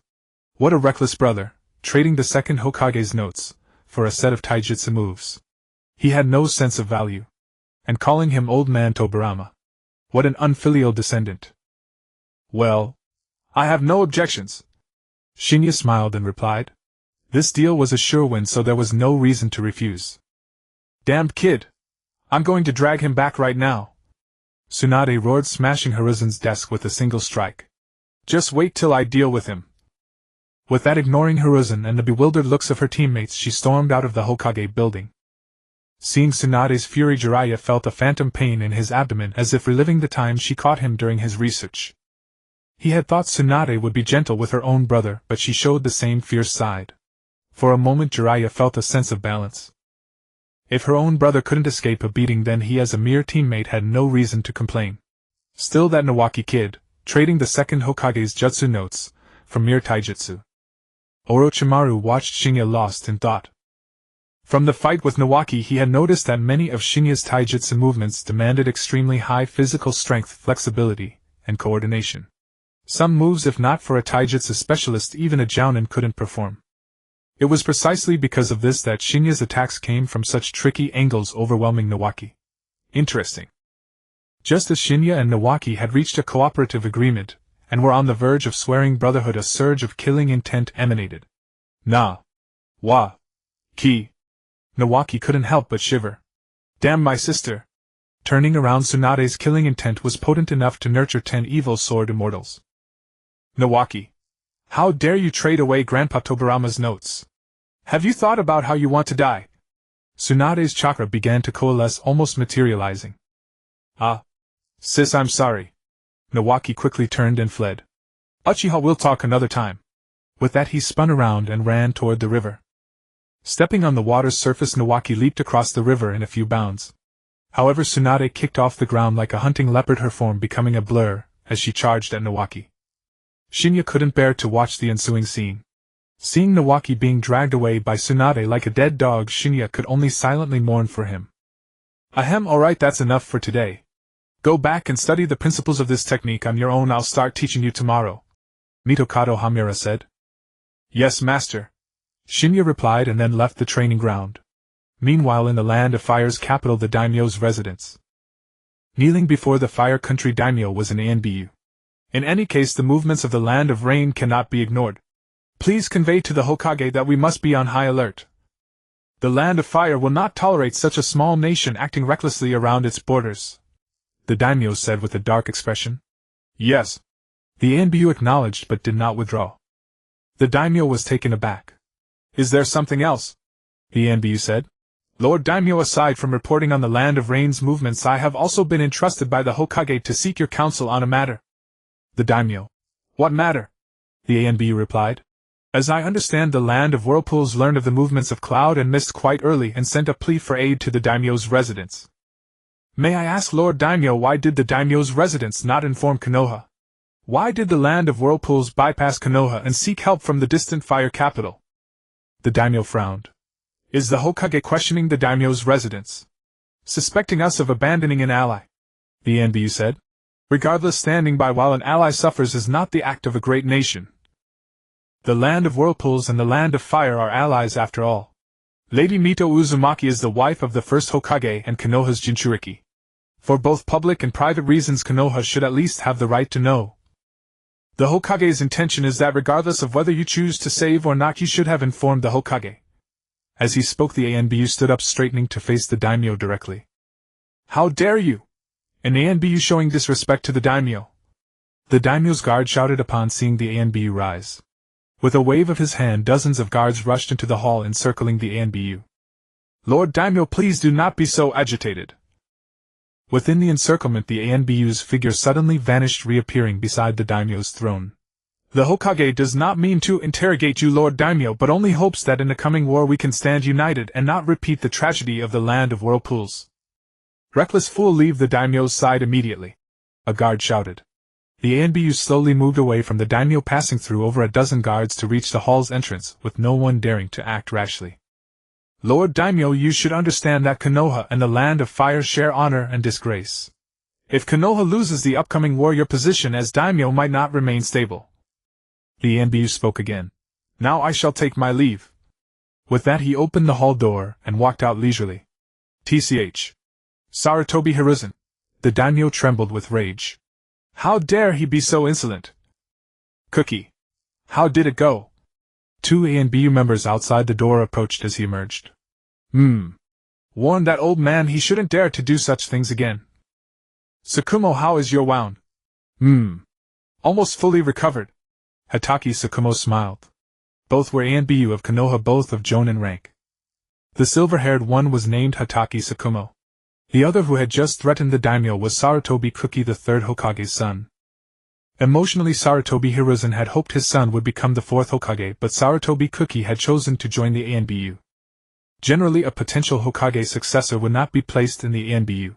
Because the Anbu operates in the shadows, their merits are unknown to the public, and even their identities are not disclosed. However, Sarutobi Cookie's decision to join the Anbu inadvertently elevated Sarutobi Hiruzen's prestige among Konoha's shinobi to a new height. To outsiders, it seemed that Sarutobi Hiruzen had arranged for his son to join the Anbu to prevent him from becoming the next Hokage. Sarutobi Cookie rolled up his sleeve, revealing a wound on his arm. The Three Tails isn't the strongest of the tailed beasts, but it's still a tailed beast. Its power is certainly not to be underestimated. Even just the aftermath of a rampage caused such injury. The Hokage was also injured. Hatake Tsukumo sighed. This battle won't be easy. Sarutobi Cookie said. This matter must be kept secret. I understand. Hatake Tsukumo's tone turned serious. Several days passed in a hurry and Shinya's life returned to its usual rhythm. The only change was that he had learned Lightning Release Crimson Imperial Thunder, a progress that left Mitokado Homura so shocked his glasses nearly fell off. Hey Shinya!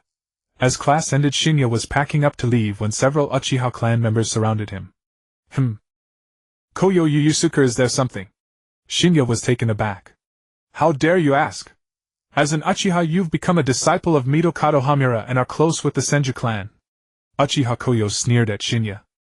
Shinya's expression darkened. Is there a problem? You traitor to the clan. Uchiha Yu stepped forward and grabbed Shinya by the collar. Shinya looked at Uchiha Yu. You, it seems I've been too easygoing lately, leading you to misunderstand me. What did you say? Bang. Before he could finish, the others saw Uchiha Yu flying backward, crashing through a window. He was not the kind of pushover like Uchiha Fugaku who tolerated even when clan members blocked his door. In the past, without backing, he had endured the clan's radicals. But now, with a patron and cheats, how could he let a bunch of natives bully him? The worst case was to kill all involved in the Uchiha coup. Spare the moderate clan members who didn't participate or intend to. The other two hadn't reacted before Shinya kicked them flying. At that moment, Uchiha Raka rushed to the classroom door, staring at Shinya in disbelief. Shinya! What are you doing? Are you attacking your own clan? Raka looked at Shinya. Shinya looked back, revealing a three-tomoe Sharingan. It has nothing to do with whether they're clan members. I simply detest fools who act on half-baked understanding and hot blood to cause trouble for me. Raka, you wouldn't be like them, would you? What? You call your own clansmen fools? Raka hadn't yet recovered from the shock of Shinya's three-tomoe when she heard him call his clansmen fools. Shinya felt somewhat helpless. You must be a journalism student, he thought inwardly. In truth, Shinya held no aversion toward the Uchiha. On the contrary, he harbored considerable goodwill. The majority of the clan members were kind to him, and he still felt a certain sense of belonging to the Uchiha clan. His inclination toward the Hokage faction was also partly due to his hope to gain the trust of the Hokage line as a member of the Uchiha clan, thereby bridging the rift between the family and the village. Such a period could only be realized when Sarutobi Hiruzen was young, when he had absolute confidence in his own strength, and the Uchiha radicals had not yet developed to the point of sidelining the clan leader. In his heart, Shinya still leaned toward the peaceful resolution of matters between the clan and the village, for both sides treated him well and he harbored hostility toward either. Yet precisely because of this, he held no goodwill toward the radicals within the clan or the Hokage faction's fanatic Danzo. The only difference was that he had never met Danzo, so his feelings toward Danzo were more of enmity, while toward the clan radicals it was merely disgust. Shinya had pondered why, after Sarutobi Hiruzen's second assumption of the Hokage position, he lost trust in the Uchiha, and why views like Danzo's, advocating suppression or even outright elimination of the Uchiha, began to gain prominence. The most fundamental reason, without a doubt, was the Ninetales' glaring Sharingan eyes on the night of the Ninetales rampage. From an omniscient perspective, everyone knows it was Tsuchiga who did it, but setting aside that omniscient view and stepping into the perspective of Konoha's higher-ups, shinobi and villagers with those Sharingan eyes, could you claim this turmoil had nothing to do with the Uchiha? Who are you fooling? Thus, under Sarutobi Hiruzen's directive, Konoha's high command placed the Uchiha under concentrated surveillance, and the Uchiha, being a group prone to obsessing over details, began to feel they were being targeted and persecuted. Eventually the conflicts accumulated until they became uncontrollable, and even the clan leader Uchiha Fugaku was directly blockaded at his door by the radicals within the clan. The root of everything was simply the loss of trust. The erosion of trust had actually been sown from the time of Uchiha Jing's death. Uchiha Jing, a distinguished Konoha counselor, died inexplicably within the clan. Then the Uchiha clan actually shifted the blame onto Uchiha Shin'ya, a criminal who had been imprisoned in the police force since the time of the second Hokage. Oh, and by the way, the police force was also under Uchiha control. In the end, it was Sarutobi Hiruzen who directly dispatched the Senju Yansuk squad to hunt down Uchiha Shin'ya and execute him on the spot, which finally provided some resolution. Although there was a resolution, it did not mean Konoha's high command was satisfied with the outcome. Dissatisfaction had long been planted. However, at that time Sarutobi Hiruzen felt that the Uchiha situation had not yet reached an uncontrollable point. There were still many within the clan willing to integrate into the village, so he did not heed Danzo's advice to suppress the Uchiha. Upon returning to the clan, Jinyu was directly subjected to family discipline and placed in confinement. He was locked in a small dark room within the clan, guarded day and night by the police force. As for when he would be released, no one told him. However, Shin'ya was not worried. He knew that Sarutobi Hiruzen almost daily watched the Ninja Academy through his crystal ball. Especially after the internal conflict among Uchiha clan members, Hiruzen would be even more unlikely to refrain from watching. That was why he activated his Sharingan in full view of everyone, partly to attract Sarutobi Hiruzen's attention, and partly to show it to the clan leader Uchiha Fongen. A clan member who awakened the three-tomoe at the age of 10 was certainly worthy of cultivation by the clan's high echelons. At present the radicals had not yet seized absolute say, and the clan leader's words still carried considerable weight. As for now, in this small dark room, Shin'ya felt bored and could only meditate day after day. Meditation allowed his mind to become clearer. Every circulation of chakra made Shin'ya feel that he was approaching a new goal. In his mind, countless vigorous and powerful characters constantly rearranged themselves, some green, some blue, some purple. Of course orange and red ones also existed, but they were far beyond Shin'ya's reach. Before him, within arm's reach, were only white characters. Shin'ya did not reach out to touch those white characters. Each time he entered this state, he could only obtain one talent. Therefore Shin'ya extended his perception to its maximum and flew toward the purple characters at the very limit of his reach. During this process his chakra drained rapidly. This was also the reason why over so many years Shin'ya had only obtained 3 talents. Because each opportunity to acquire a talent was unique. Once failed, he had to wait for the next time. Thus for the first 2 times Shin'ya chose green and blue talents for safety. Now the limit of what Shin'ya could reach was only the purple talent. Finally, when only the last vestige of chakra remained, Shin'ya touched that streak of purple. Several purple characters appeared in Shin'ya's mind. Instantly the chakra that had been nearly depleted was mostly replenished within a few breaths. Moreover, Shin'ya could intuitively feel that the quality of his chakra had taken a leap forward compared to before. After years, the long-awaited purple talent. White, green, and blue talents mostly enhanced a specific skills such as taijutsu or a certain nature transformation. Purple talents, however, were almost all enhancements to the body. Though they only improved a single organ, the body was an integrated whole. Enhancing one part would inevitably elevate the whole indirectly. Shin'ya could be certain that even if a jonin stood before him now, he would not be afraid. What he lacked was merely combat experience, and means to deal with enemies. He knew few ninjutsu, and an experienced jonin could find opportunities to counter him, and his combat experience was insufficient. However, the various qualities of his body had definitely reached the minimum level of a jonin. In some aspects he might even be comparable to veteran jonin. For instance, chakra quality. As for chakra volume, Shin'ya did not deliberately extract it from his cells, rather it was naturally generated through the mutual nourishment of spirit and body. Thus, although his chakra volume was higher than that of ordinary people, or even higher than the average Uchiha, it was not excessively extraordinary. At most it could be considered chakra more. Far from Naruto's chakra ton. According to Shin'ya's estimation, if using the metrics of the 8 shinobi attributes, his stamina attribute should be around 6. The same as Kakashi's during his jonin period in the original story. However, his advantage over Kakashi was greater. He was a genuine Uchiha bloodline. His Sharingan would not be unable to deactivate, nor would it become a chakra-draining artifact due to bloodline rejection. Moreover, his chakra quality was almost certainly far superior to Kakashi's. At this moment Shin'ya looked at the new talent he had acquired. 100 Meridians integration purple. From the long-term intermingling of spirit and body, chakra is naturally generated and continuously tempered, resulting in a qualitative transformation.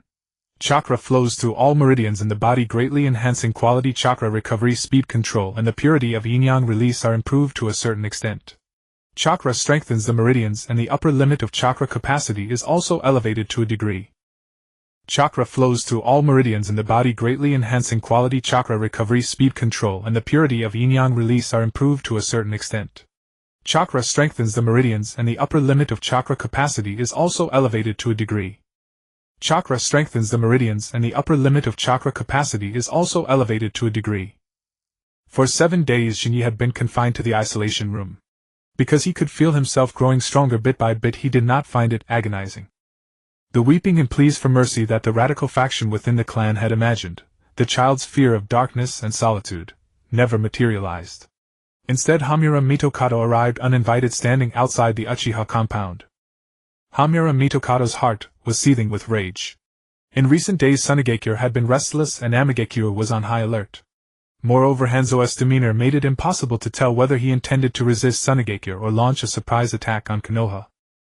Thus over the past few days Hiruzen Sarutobi the counselors and all the jonin had not been able to sleep peacefully, dreading that they would be woken in the middle of the night by news of war breaking out. War meant death. If it could be avoided, no one wanted it.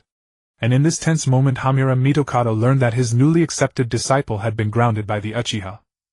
Already full of pent-up fury, Homura Mitokado nearly lost control and almost launched a night raid on the Uchiha.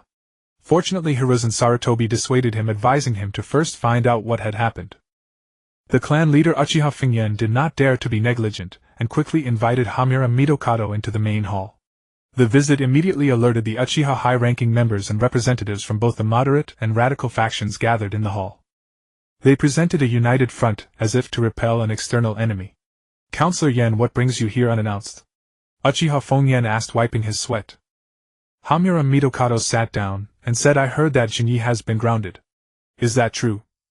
"Counselor, this is an internal matter of the Uchiha clan, isn't it?"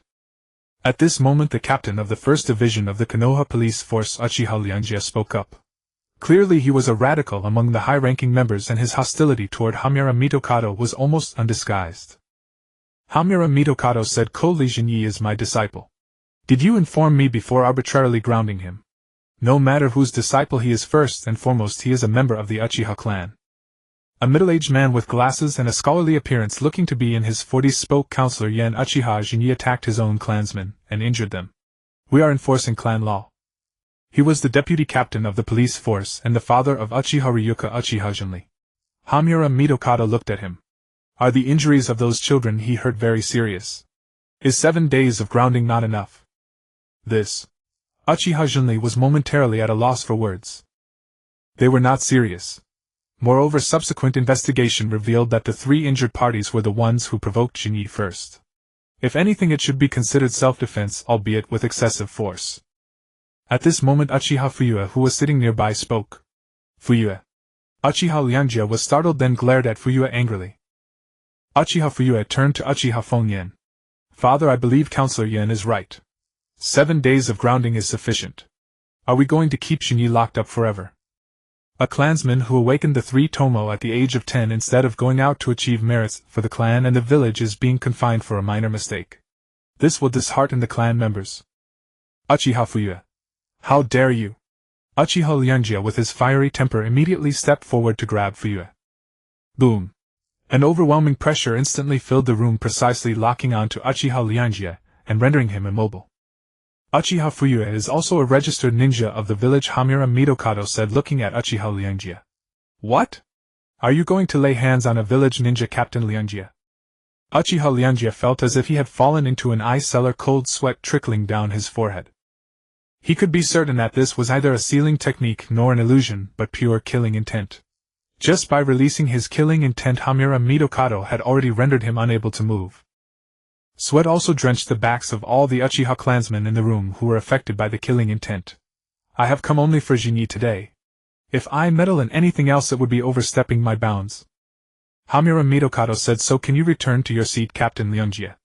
Uchiha Liangjia stood frozen in place, still unable to move, and although he tried to speak, no words came out. Homura Mitokado looked at him, his eyes narrowing. "What's the matter?" "I didn't hear your answer, Uchiha Liangjia." Then chakra mixed with killing intent pressed down on Uchiha Liangjia in an instant. In a flash, Uchiha Liangjia was forced to his knees.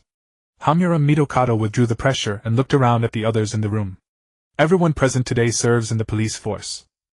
That is to say, you are not only Uchiha clansmen but also Konoha ninjas. If such an incident occurs again, I will suggest to the Hokage to reconsider the authority of the police force.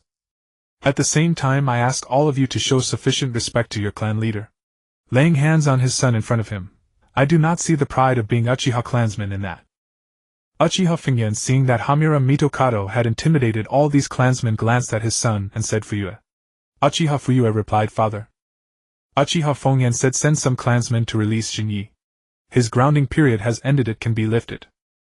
Uchiha Fuyue gave a slight bow. "Yes." Then he bowed to Homura Mitokado and left with several clansmen for the isolation room. "I have disturbed you. It is late, so I will take my leave," Homura Mitokado said as he stood. Uchiha Shin'ya was taken aback. "Won't you see Jinyi?" In truth, what he was thinking was that if Homura Mitokado stayed a little longer, and chatted with him, it would make the two of them seem close. This way the radical clansman would see that the clan was on good terms with the village, and that his words carried weight. No need. War is imminent. If not for this incident with Shin'ya, I should not have come, Homura Mitokado said. Uchiha Shin'ya nodded repeatedly, and seeing that Homura Mitokado had no intention of courting his favor, his thoughts shifted again. After all, Shin'ya was an Uchiha. Wasn't that the same? Since Shin'ya had gained the attention of the village's high-ranking officials, he would be the clan's future support.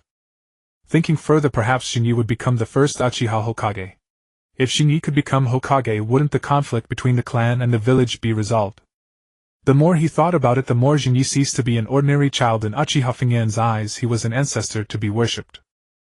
It seemed that merely treating Shin'ya as an orphan clansman was no longer enough. He would need to be specially nurtured. He must raise Shin'ya to become the second Uchiha Kagami, no, the first Hokage from the Uchiha clan. The enhancement of chakra and meridians was merely the most direct effect of the unification of all meridians. Purple talents often harbored hidden enhancement effects, as the strengthening of meridians and chakra could indirectly reinforce Shin'ya's body or manifest peculiar abilities. During these days confined in the isolation room, Shin'ya had been continuously perceiving the effects brought by the unification of all meridians.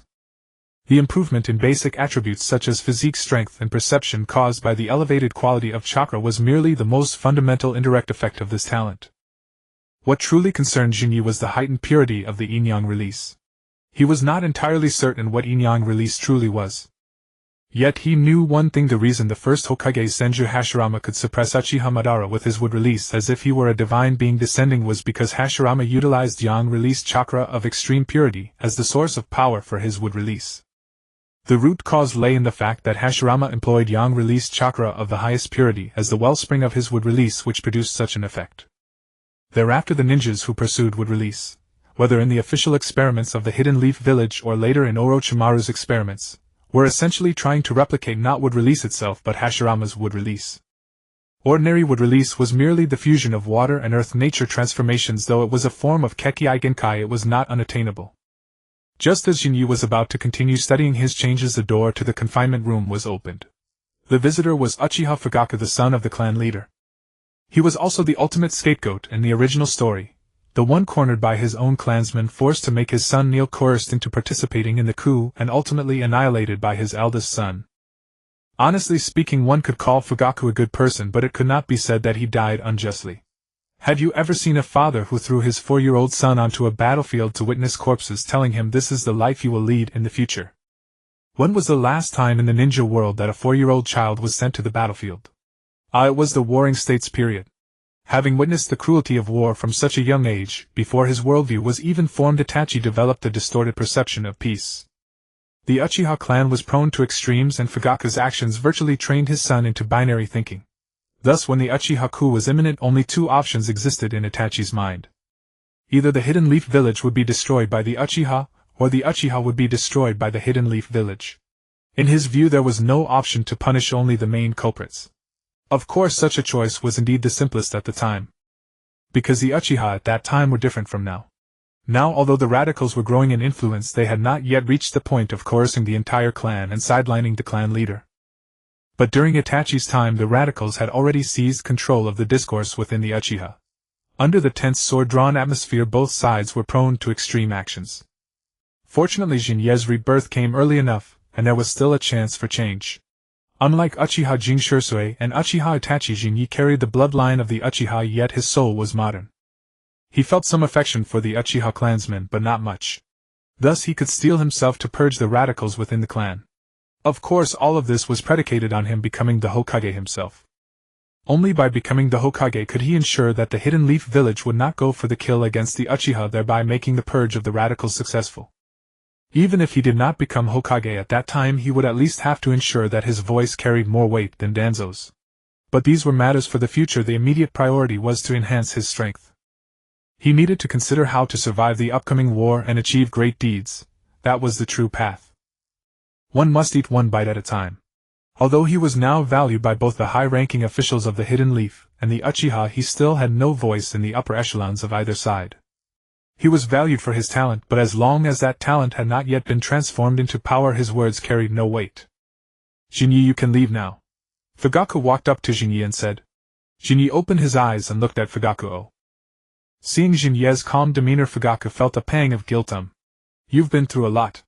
I'm sorry. Seeing no trace of complaint in Jinyi, Fugaku's guilt deepened. He had been targeted by his clansmen, had acted only in self-defense, and yet was confined. Worse still, if Mitokado had not come, Jinye's confinement might have been indefinite. Sigh. If his father had been firmer, or if he himself had been firmer, a clansman as outstanding as Jinyi would not have had to suffer such injustice. As the young master of the Uchiha, he had failed to treat a clansman like Jinyi as well as Mitokado, an outsider. The more he thought, the more ashamed Fugaku felt. Brother Fugaku, you don't need to say more. Jinyi looked at Fugaku and comforted him. Fugaku came to his senses and said, by the way, the clan leader is waiting for you in the main hall. Amen. I understand. Jinyi followed Fugaku to the main hall where all the clansmen who had attended the meeting were present. Jinyi walked to the center and bowed slightly. Clan leader. Uchiha Shin'ya nodded. Amen. You've been through a lot. Jinyi replied, it's nothing. Uchiha Shin'ya said, I won't hide it from you.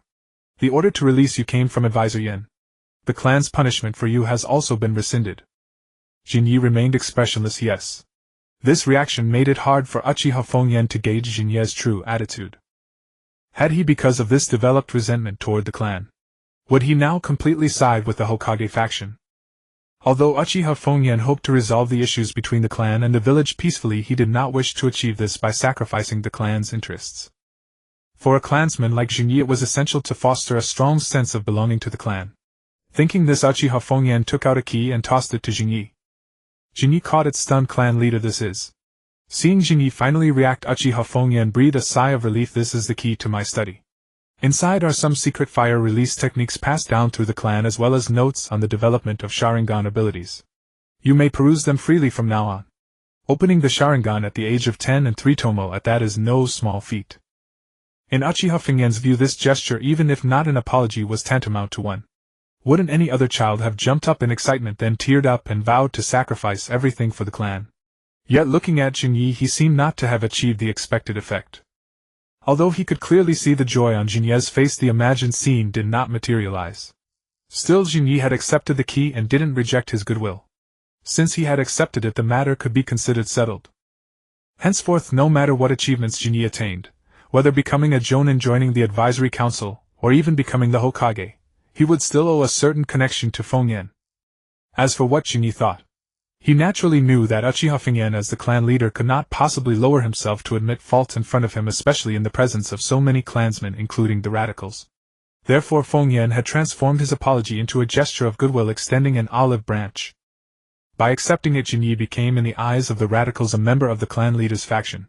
However, Jinyi didn't care about labels. In the eyes of some clansmen, he was already a traitor to the clan. Compared to that, the label of the clan leader's faction was nothing. Of course, it was impossible for Uchiha Shin'ya to obtain any commitment from him. As for sacrificing everything for the clan, the most he could do was, after gaining a voice, to balance the relationship between the village and the Uchiha as much as possible, striving to find a peaceful solution. But if a perfect reconciliation truly proved impossible, Jinyi could only choose the side that benefited him. After a few more meaningless words rambling about the Uchiha's glory and the sense of belonging to the clan, the meeting ended in discord. The ones who left in discord were mainly the radical clan members. First they were blocked at the door and verbally assaulted by Shui Humen, and then they had to watch as Jinyi, the clan traitor, received the clan leader's approval. They must have felt deeply resentful. Jinyi, on the other hand, was quite pleased. After being confined for 7 days, he ultimately felt that the outside world was more exciting. Jinyi! At that moment Fuyu ran out after him. Jinyi was startled. Brother Fuyu, what's wrong? Fuyu looked at Jinyi and said, After all, my father is the clan leader. There are some things he cannot say in front of the clan members. He asked me to convey his apologies. He failed to fulfill his responsibility as the clan leader in this matter. I understand. Tell the clan leader not to worry. Jinyi smiled and said, To be fair, Uchiha Shin'ya as the clan leader had already done quite enough for an ordinary 10-year-old clan member. But Jinyi knew that in essence it was because he had Shui Humen backing him. Without this support, Uchiha Shin'ya would not have cared about him. Returning home, he found the house very clean. Obviously someone had cleaned it. There was an extra note on the table. Jinyi picked it up and looked at it. I've put some fresh vegetables in the fridge. Remember to eat them when you get home. Mei-chin. It was easy to imagine how worried Mei-chin had been about him these past days. This was also the reason Jinyi felt a sense of belonging to the Uchiha clan. There were still people in this clan that he cared about. The next morning Jinyi arrived at school. Jinyi, are you okay these days? Shui Men hurried over looking very concerned. He had seen Jinyi resort to violence, and then Jinyi hadn't come for 7 days. He must have been punished by the clan, so as soon as Jinyi arrived at school Shui Men immediately came to express his concern. Jinyi waved his hand. It's fine, it's fine. I just took a break. Phew. That's good. Seeing that Jinyi was fine, Shui Men let out a sigh of relief. Jinyi looked behind him and noticed that Jio Xian had somehow come over, but she was still facing away from him. Classmate Jio Xian, do you have something to say to me or to Shui Men? Jinyi asked. Jio Xian's face flushed. Who has something to say to you? Get away, damn it. Huh. Jinyi looked puzzled. What's wrong with her? Shui Men smiled awkwardly. Actually, Jio Xian has been very worried about you. She's been talking about you these past few days. Is that so? Jinyi sighed. Forget it, I'll go find her. So it's you always making my little brother cry. That's because this guy always provokes me, damn it. He's just a coward. Stop talking nonsense. I'm a genin, very powerful, you know. Watch me teach you a lesson. Jinyi walked into the small forest of the Ninja Academy and heard this conversation. As he walked further, he saw 3 boys surrounding Jio Xian. As a member of the Whirlpool clan, Jio Xian had decent talent and strength, but compared to a genin she was still lacking. She was quickly defeated and then her hair was grabbed. Your hair is really strange, you outsider. This is Konoha, the genin said, grabbing Jio Xian's hair and laughing smugly. Jinyi slowly walked behind them. The 3 didn't even notice him. Jinyi patted the genin on the shoulder. The genin turned around with a confused look. Who's there? Bang. The moment he spoke, Jinyi's fist landed on his face. Ugh! The genin screamed and fell backward. Seeing this, the other 2 boys tried to run away, but Jinyi kicked each of them to the ground. Jinyi walked up to the genin. As a genin, you actually bully academy students. Shameless. I surrender. The genin tremblingly raised his hands. Jinyi gave him no chance. He stepped on his face. A scumbag like you deserves to be a ninja. A person like you would get countless people killed on the battlefield. You'd better find a place to off yourself. The genin was utterly despairing, not only because he had been utterly beaten by a student at the Ninja Academy, but more importantly, Jinyi's words were too venomous. Not studying properly. Skipping class. Not training. Not taking missions. Trash. Coward. Scum. Jinyi kept stepping and cursing. The other party thought Jinyi's insults were harsh, but Jinyi hadn't even exerted himself yet. If it were his past life, Jinyi would have started with a zero-frame opener and blurted out, Tian Wenjing if your mother. After about 5 minutes of beating, Jinyi stopped, still unsatisfied, when he saw the genin had passed out. Previously he had been grounded for hitting a fellow student from his clan, but now he was beating a genin. Jinyi wasn't afraid of anyone causing trouble. You, a genin, got beaten by a school student. If you still dare to report to a teacher, just see who ends up embarrassed. Jio Xian stared at Jinyi's back, somewhat stunned. In her perspective, the whole process had some minor discrepancies. In Jio Xian's perspective, Jinyi saw her being bullied and immediately flew into a rage, directly beating the 3 until they wet their pants and finally left a stern warning. If you ever bully Jio Xian again, I'll throw you into the river to feed the fish. Wah wah wah. Mom. I'll never bully kids again. The genin and the 2 boys covered their faces and fled. Jinyi walked up to Jio Xian and found her still in a daze. Hey. Jinyi reached out his hand to her. Jio Xian snapped back to reality and blushed. You. What are you doing? Jinyi said impatiently. What am I doing? I just saved you. Jio Xian turned her head away. Who needs saving? I could have turned the tables on scum like that. Heh, I didn't see that at all. Jinyi's mouth twitched.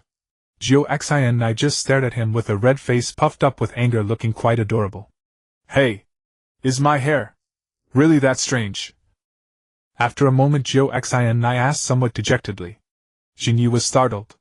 Why do you ask? Jio Xian said. They all say my hair is strange and that it looks like a tomato. Jinyi smiled and said, Boys just like to show off their uniqueness. A good beating will fix it. If it were someone else being bullied it might be one thing, but Jio Xin'ya was at least an acquaintance of Jinyi and one that was developing towards friendship. Naturally Jinyi couldn't just ignore it. So he went up and threw a punch. The current Jinyi could hold his own even against a Jonin for a short time, let alone a Genin with no special skills. Jio Xin'ya savored Jinya's words. A good beating will fix it. And felt they made sense. Although she knew the way to deal with pranks, she still looked at her own hair with disgust. Jinyi sighed, reached out his hand to Jio Xin'ya's little head, ruffled her smooth red hair and said, Red hair is pretty good looking. They're just making trouble out of nothing. Look at Shui Men, he's a blonde but no one gives him trouble. Simply put, you just didn't beat them enough. Jio Xin'ya didn't hear a word because she felt Jinya's hand on her head, her face flushed so hot that her brain stopped working. In the blink of an eye it was the 37th year of Konoha. Shin'ya had turned 11 and his strength had grown. During adolescence, physical development had a remarkably significant impact on the enhancement of one's power. It could be said that even if Shin'ya had obtained no talent whatsoever, the difference in strength between his 10-year-old self and his 11-year-old self was as vast as heaven and earth. Over the past few months, Shuhuman Yen continued to teach Shin'ya at the training grounds just as before. However, the content of the lessons had changed considerably. Previously he merely answered Jinya's doubts and questions, but after accepting him as a disciple he began to impart all his knowledge without reservation. Shuhuman Yen was most proficient in fire release and sealing techniques, followed by lightning release. In terms of chakra nature he was quite compatible with Jinya. Although he also knew wind release, he was still somewhat inferior to Yuanfei Risen and Tuanzang. By the 37th year of Konoha, before entering the 5th grade, Jinya submitted an application for early graduation. Early graduation would likely mean heading to the battlefield. However, Jinya believed it was worth the risk, for war was inevitable. Even if he managed to evade this one, the subsequent 3rd Great Ninja War and 4th Great Ninja War would be increasingly terrifying. Jinya could not guarantee that he could avoid every conflict, so it was better to follow his chief master's advice. Go to the battlefield, earn military merits, obtain more resources, and strengthen himself. If he were to go to the battlefield, Jinya had made up his mind he would never operate alongside members of the Yuzhibo clan. Given the mysterious death of Yuzhibo Jing, some clansmen were simply untrustworthy. In his past life there were conspiracy theories suggesting that Yuzhibo Jing was killed by the high-ranking officials of Konoha. The so-called high-ranking officials were none other than Yuanfei Risen and the Advisory Council. But the problem was that Yuzhibo Jing's existence had greatly alleviated the conflict between the village and the Yuzhibo clan, significantly enhancing the village's cohesion. This was beneficial to both Konoha and Yuanfei Risen and the Advisory Council in every possible way. Even Tuanzang had no motive to kill Yuzhibo Jing. On the other hand, it was the radical factions within the clan who had the strongest motive to strike down Yuzhibo Jing. Although not all members of the Yuzhibo clan were radicals, there were moderates who harbored goodwill toward the village and its residents, and even the clan leader Yuzhibo Fengyan was a moderate. The problem was that Jinya could not distinguish which clansmen were radicals and which were moderates. If a radical stabbed him in the back on the battlefield, he would have no one to cry to. Currently there were only 3 people in the Yuzhibo clan that Jinya could trust. First, Yuzhibo Fengyan, but the clan leader generally did not lead troops into battle. Second, Yuzhibo Fuyue, given his stance in the original work. Third, Meichin, who was also trustworthy. However, no matter what, avoiding joint operations with Yuzhibo clansmen was the safest approach. Of course, Shuhuman Yen was certainly aware of this reasoning, so he had never intended to assign Jinya any teammates from the Yuzhibo clan. In fact, he did not even plan to arrange teammates for Jinya in the usual 3-person squad format. At that moment, on the training ground of the Ninja Academy, Jinya was undergoing his final examination. During wartime, the graduation exam of the Ninja Academy would be made more difficult.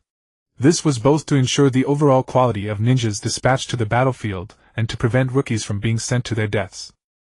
Konoha had always followed an elite strategy, maintaining a relatively small number of standing ninjas. Although the war had not yet broken out, the graduation exam had already been adjusted to wartime difficulty. Thus, Jinya's examination included not only the basic 3-body techniques but also intelligence gathering, chakra concealment, rapid movement across simulated terrain, shuriken throwing, and wilderness survival knowledge. Of course, the most important part was the final item: actual combat. The village would dispatch a Chunin-level instructor to fight against the early graduation student. The standard for passing was not to defeat the Chunin but merely to survive for a set period of time. However, this standard seemed somewhat low for Jinya. Because The Chunin serving as the examiner was currently fleeing in panic, chased by Shin'ya's fire release. Fire release flame meteor. Countless small fireballs spewed from Shin'ya's mouth, spraying like a machine gun. Although the Chunin possessed both water and earth natures, faced with such a dense barrage of fire release, he had no time to use water release to defend. Forced to take cover behind a tree, the Chunin quickly formed hand seals. Earth release, earth flow wall. A wall of earth rose up, barely blocking Shin'ya's fire release. Just as the Chunin breathed a sigh of relief, a flash of lightning appeared, instantly tearing through the earth wall and hurtling toward his face. In the end, Shin'ya's hand blade wreathed and lightning stopped right before the Chunin's face. At this point, victory and defeat were beyond doubt. The passing standard for Genin was to last 15 minutes under a Chunin's attack. Mounting a counterattack during that time was a bonus. As for Shin'ya, defeating the examiner earned him a perfect score. Combined with the earlier exam items, he had achieved near-perfect scores across the board. In other words, Shin'ya had already fulfilled the graduation requirements and become a provisional genin. Once the 6th grade graduation exam was completed, he would officially become a full-fledged genin. As for why he had to wait until the 6th graders graduated, the reason was simple: the genin headbands were custom-made and had not yet been produced. No, to be precise, the order had not even been placed yet. Applying for early graduation in the 4th grade, this speed alone could already be considered genius level. Moreover, Shin'ya had not merely met the graduation standard by a narrow margin, he had passed with perfect scores and even defeated the examiner in actual combat.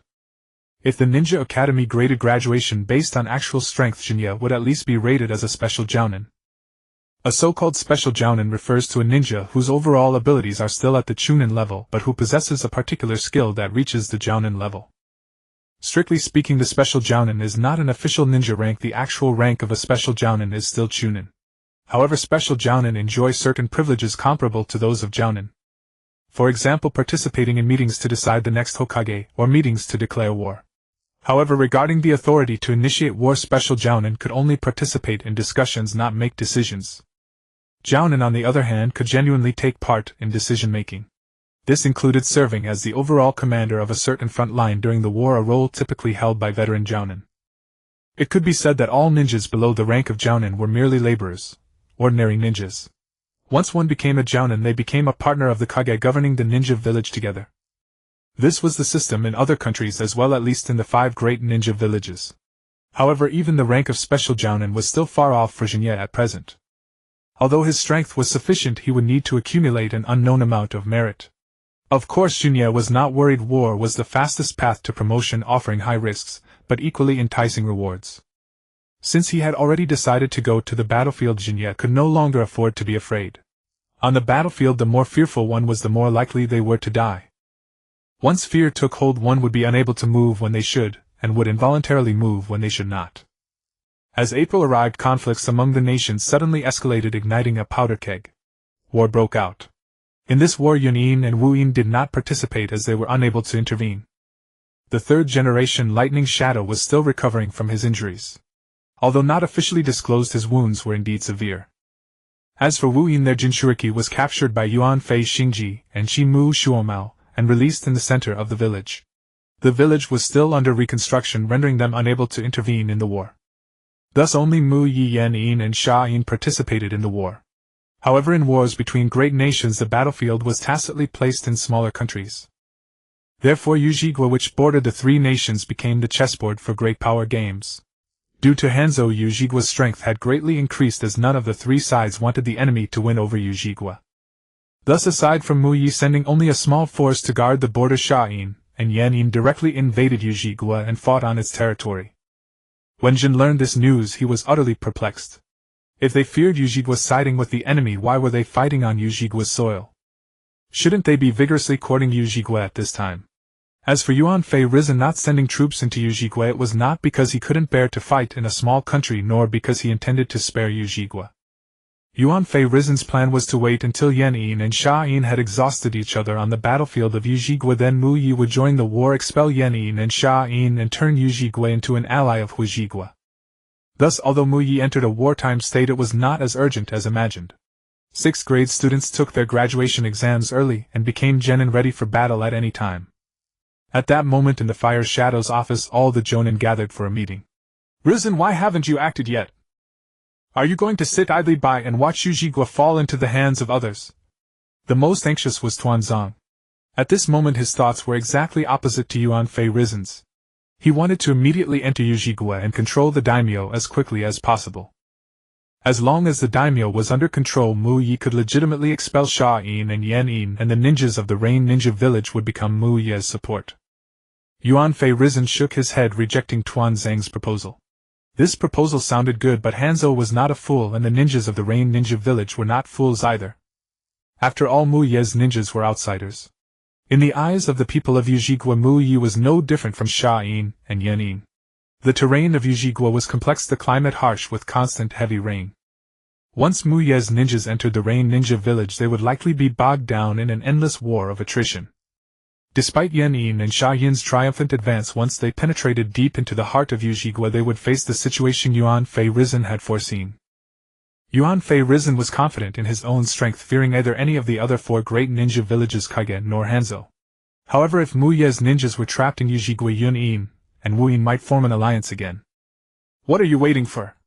Tuanzong asked immediately upon seeing Yuan Fei Rizen shake his head. Yuan Fei Rizen pondered and said, "I am waiting for news from the daimyo. Yujigwa borders 3 great powers. When the other 2 great powers are fighting on his territory, and Yujigwa cannot defeat them, what will he do?" Shui Humenyan looked up at Yuan Fei Rizen and said, "If the daimyo of Yujigwa requests aid from the daimyo of Huijigwa, then we will be in a favorable position." Tuanzang's face darkened. "Humph. Rizen, don't forget that the daimyo may not be on the same side as us." Yuan Fei Rizen waved his hand. "In any case, now is not the best time to intervene in the war. Don't forget that Wu Yin and Yun Yin are watching us covetously from behind. Tuanzang, you will be the overall commander. Select 10 Jonin, 20 Chunin, and 200 Genin to guard the northern border and defend against Yun Yin." I understand." Tuanzang nodded. Although he and Yuan Fei Rizen had different views on Yujigwa, they had reached a consensus on guarding against Yun Yin. As for why Yuan Fei Rizen was at ease letting Tuanzang lead troops, it was because the 3rd generation Lightning Shadow's injuries were even worse than his own, so he would most likely not come personally. Even if he came, he would not be at his peak. Moreover, the 3rd generation Lightning Shadow's unparalleled ninjutsu taijutsu was purely lightning release, while Tuanzang was a master of wind release. Thus giving Tuanzang this force was more than enough to guard against Yun Yin. Yuan Fei Rizen even thought that even if they later needed to enter Yujigwa, they would not require such a large force. The threat from Yun Yin was far greater than that from Yujigwa, and due to their close proximity it was also far greater than the threats from Sha Yin and Yan Yin. Therefore the underlying logic of Yuan Fei Rizen's deployment was clear: to strike at wind and earth, but primarily to guard against lightning. Ri Xiang Tianseng, take 2 Jonin from the Hyuga clan along with 10 Chunin and 50 Genin to the former site of the Whirlpool Hidden Village to guard against a sneak attack from Wu Yin. Yuan Fei Rizen continued. Although Wu Yin had suffered heavy losses and likely lacked the confidence to launch a war, Yuan Fei Rizen still allocated forces to guard against them just in case. Moreover, the team was led by the Hyuga clan, which was most adept at countering Wu Yin's techniques. As for the Yujigwa front, if necessary, I should personally. No, Rizen. Shui Humenyan interrupted Yuan Fei Rizen at this point, saying, "During wartime, as the Fire Shadow, you should best remain in the rear. Let me take the front line at the Rain Ninja Village." Yuan Fei Rizen was taken aback and was about to speak when Shui Humenyan pointed at him. Then Yuan Fei Rizen nodded and said, "Very well, then the troops at the Yujigwa front will be led by advisor Shui Humenyan." Shui Humenyan's reasoning was simple: Yuan Fei Rizen's injuries had not yet fully healed, and charging into battle would be risky. Moreover, the village indeed needed a strong figure to remain in command. In Yuan Fei Rizen's deployment, the newly graduated genin were not included. Although these genin would also participate in war missions, their main tasks were in the rear. For example, patrolling barriers, guarding important locations, and so on. After all, during wartime, spies from various factions were restless. Yujigwa Front Reserve Troops Overall Commander Shui Humenyan. Deputy Commanders Yuan Fei Xingji and Shi Mu Shuomao. Participating Jonin de Shiwan Gang Shou and Zi Lai. Yuan Fei Rizen quickly finalized the lineup for the Yujigwa forces. This lineup was indeed quite impressive, but it still seemed modest compared to Tuanzang's side. This force was stationed in the village. Once the decision was made to enter Yujigwa, they would first pass through Huijidu. Needless to say, this was a show of force to the daimyo. Then they would march eastward and enter Yujigwa. Moreover, Yuan Fei Risen had already decided that even if they entered Yujigwa they would not excessively involve themselves in the chaotic melee. It would suffice to ensure that Sha Yin and Wu Ying did not continue to annex Yujigwa's territory and resources. In a farmland of Muyi village. Ha! Charge! A large group of Xingshu clones were diligently tilling the soil. On the tree Xingyi the original Xingshu and Dishiwan were supervising. After getting familiar with Xingshu, Xingyi had gained a deeper understanding of him. Xingshu's personality was very similar to Naruto's, outgoing, passionate, and socially adept. His chakra was also similar to Naruto's, possessing enviably immense chakra reserves. Moreover, because Xingshu had started basic ninja training from a young age, unlike Naruto who had poor control, his shadow clones were remarkably precise. In terms of chakra volume alone, Xingyi was like Kakashi while Xingshu was like Naruto. It was reassuring that Xingyi, despite having less chakra than Xingshu, excelled in all other aspects. Even during their previous sparring session, De Shiwan commented that if he didn't take it seriously he would suffer losses. And De Shiwan was a jonin, not a newly promoted one. De Shiwan's squad was not the traditional three-man team, it consisted only of Xingshu and Xingyi. Xingshu was foisted upon him by Tsunade while Xingyi was assigned by Shui Mu Men Yen. Strictly speaking, they were his junior disciples rather than students. De Shiwan was only looking after Xingyi during his rookie period. However, this cheap junior disciple occasionally came to consult him about wind release, and sometimes proposed creative ideas, making it a mutually beneficial exchange. By midday all the Xingshu clones collapsed to the ground panting heavily. But Xingshu did not dispel them, yet doing so would instantly burden him with all the fatigue, so he waited until the clones had rested enough. After becoming genin, Xingyi and Xingshu had been performing D-rank missions, mostly trivial chores like helping villagers with farm work, with occasional tasks such as inventory checks and material preparation. As time passed, logistics-related missions became more frequent. The reason was simple: the Yu country had declared war on the fire, wind, and earth countries. Because Sha Yin and Yan Yin were fighting in the Yu country, the people of Yu country suffered immense losses and production nearly came to a standstill. The daimyo of Yu country was furious and immediately ordered Hanzo to repel the invaders. Hanzo did not hesitate and directly declared war on the fire, wind, and earth countries. Sarutobi Hiruzen was dumbfounded. I didn't send any troops. None of Konoha's ninjas had even left the village, so how could they be branded invaders? Sarutobi Hiruzen was also hot-tempered.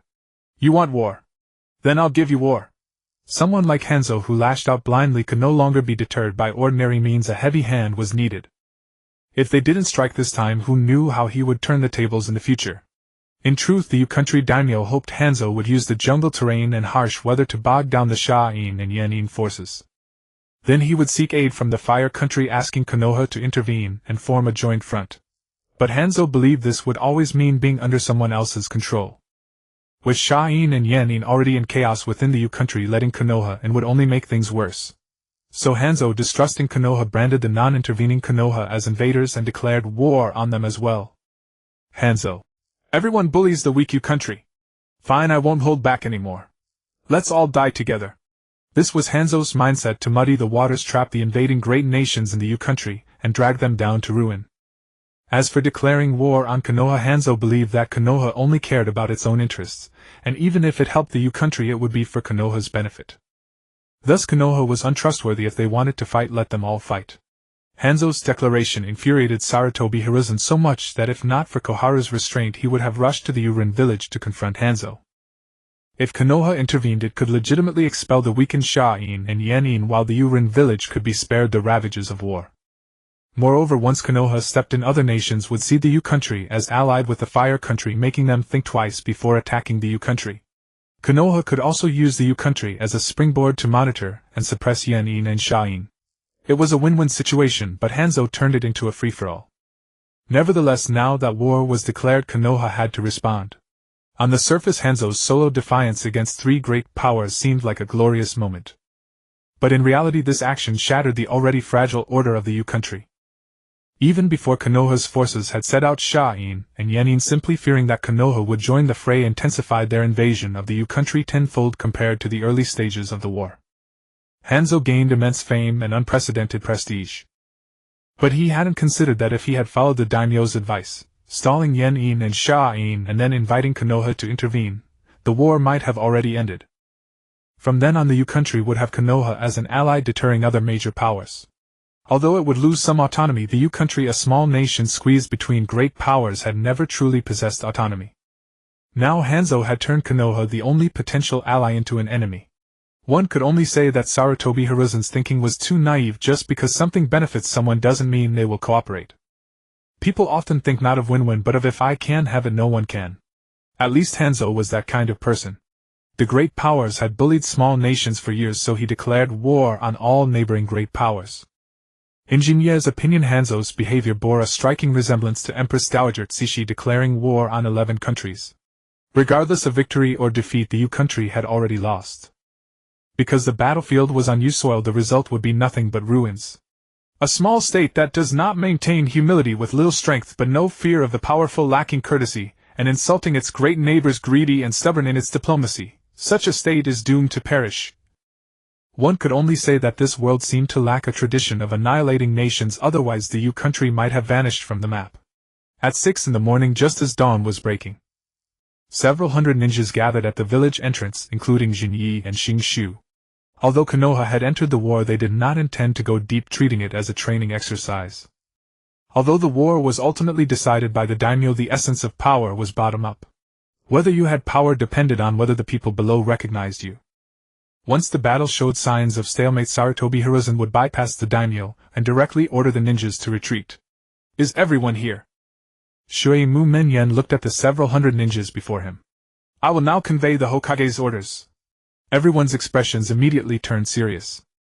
Shui Mu Menyen said, This war is a response to the U country's declaration intended to be a deterrent. Therefore speed is paramount. Do not engage in stalemates unless absolutely necessary. Retreat quickly when facing enemies that cannot be swiftly defeated. Always heed the village's orders.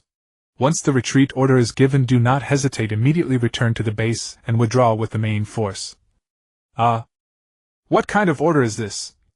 Tsunade, standing at the front of the formation, heard the command most clearly and frowned. In her view, since war had begun, they should make the U country understand that Konoha was not to be trifled with. Now, before even setting out, they were already thinking about retreat. Tsunade could not comprehend this. The movement route of several hundred ninjas still differed from that of an army. Though the nature of ninjas in this world resembled that of a military force, their mobility remained their greatest advantage. A few individuals formed a team, and they dispersed in teams to head toward the Land of Rain, eventually gathering at a designated station. I really don't get what the old man is thinking. The Land of Rain has already declared war, and it's so frustrating. Tsunade grumbled. Well, don't say that. The old man must have his own considerations. He is the Hokage after all, and has to think about things from a global perspective.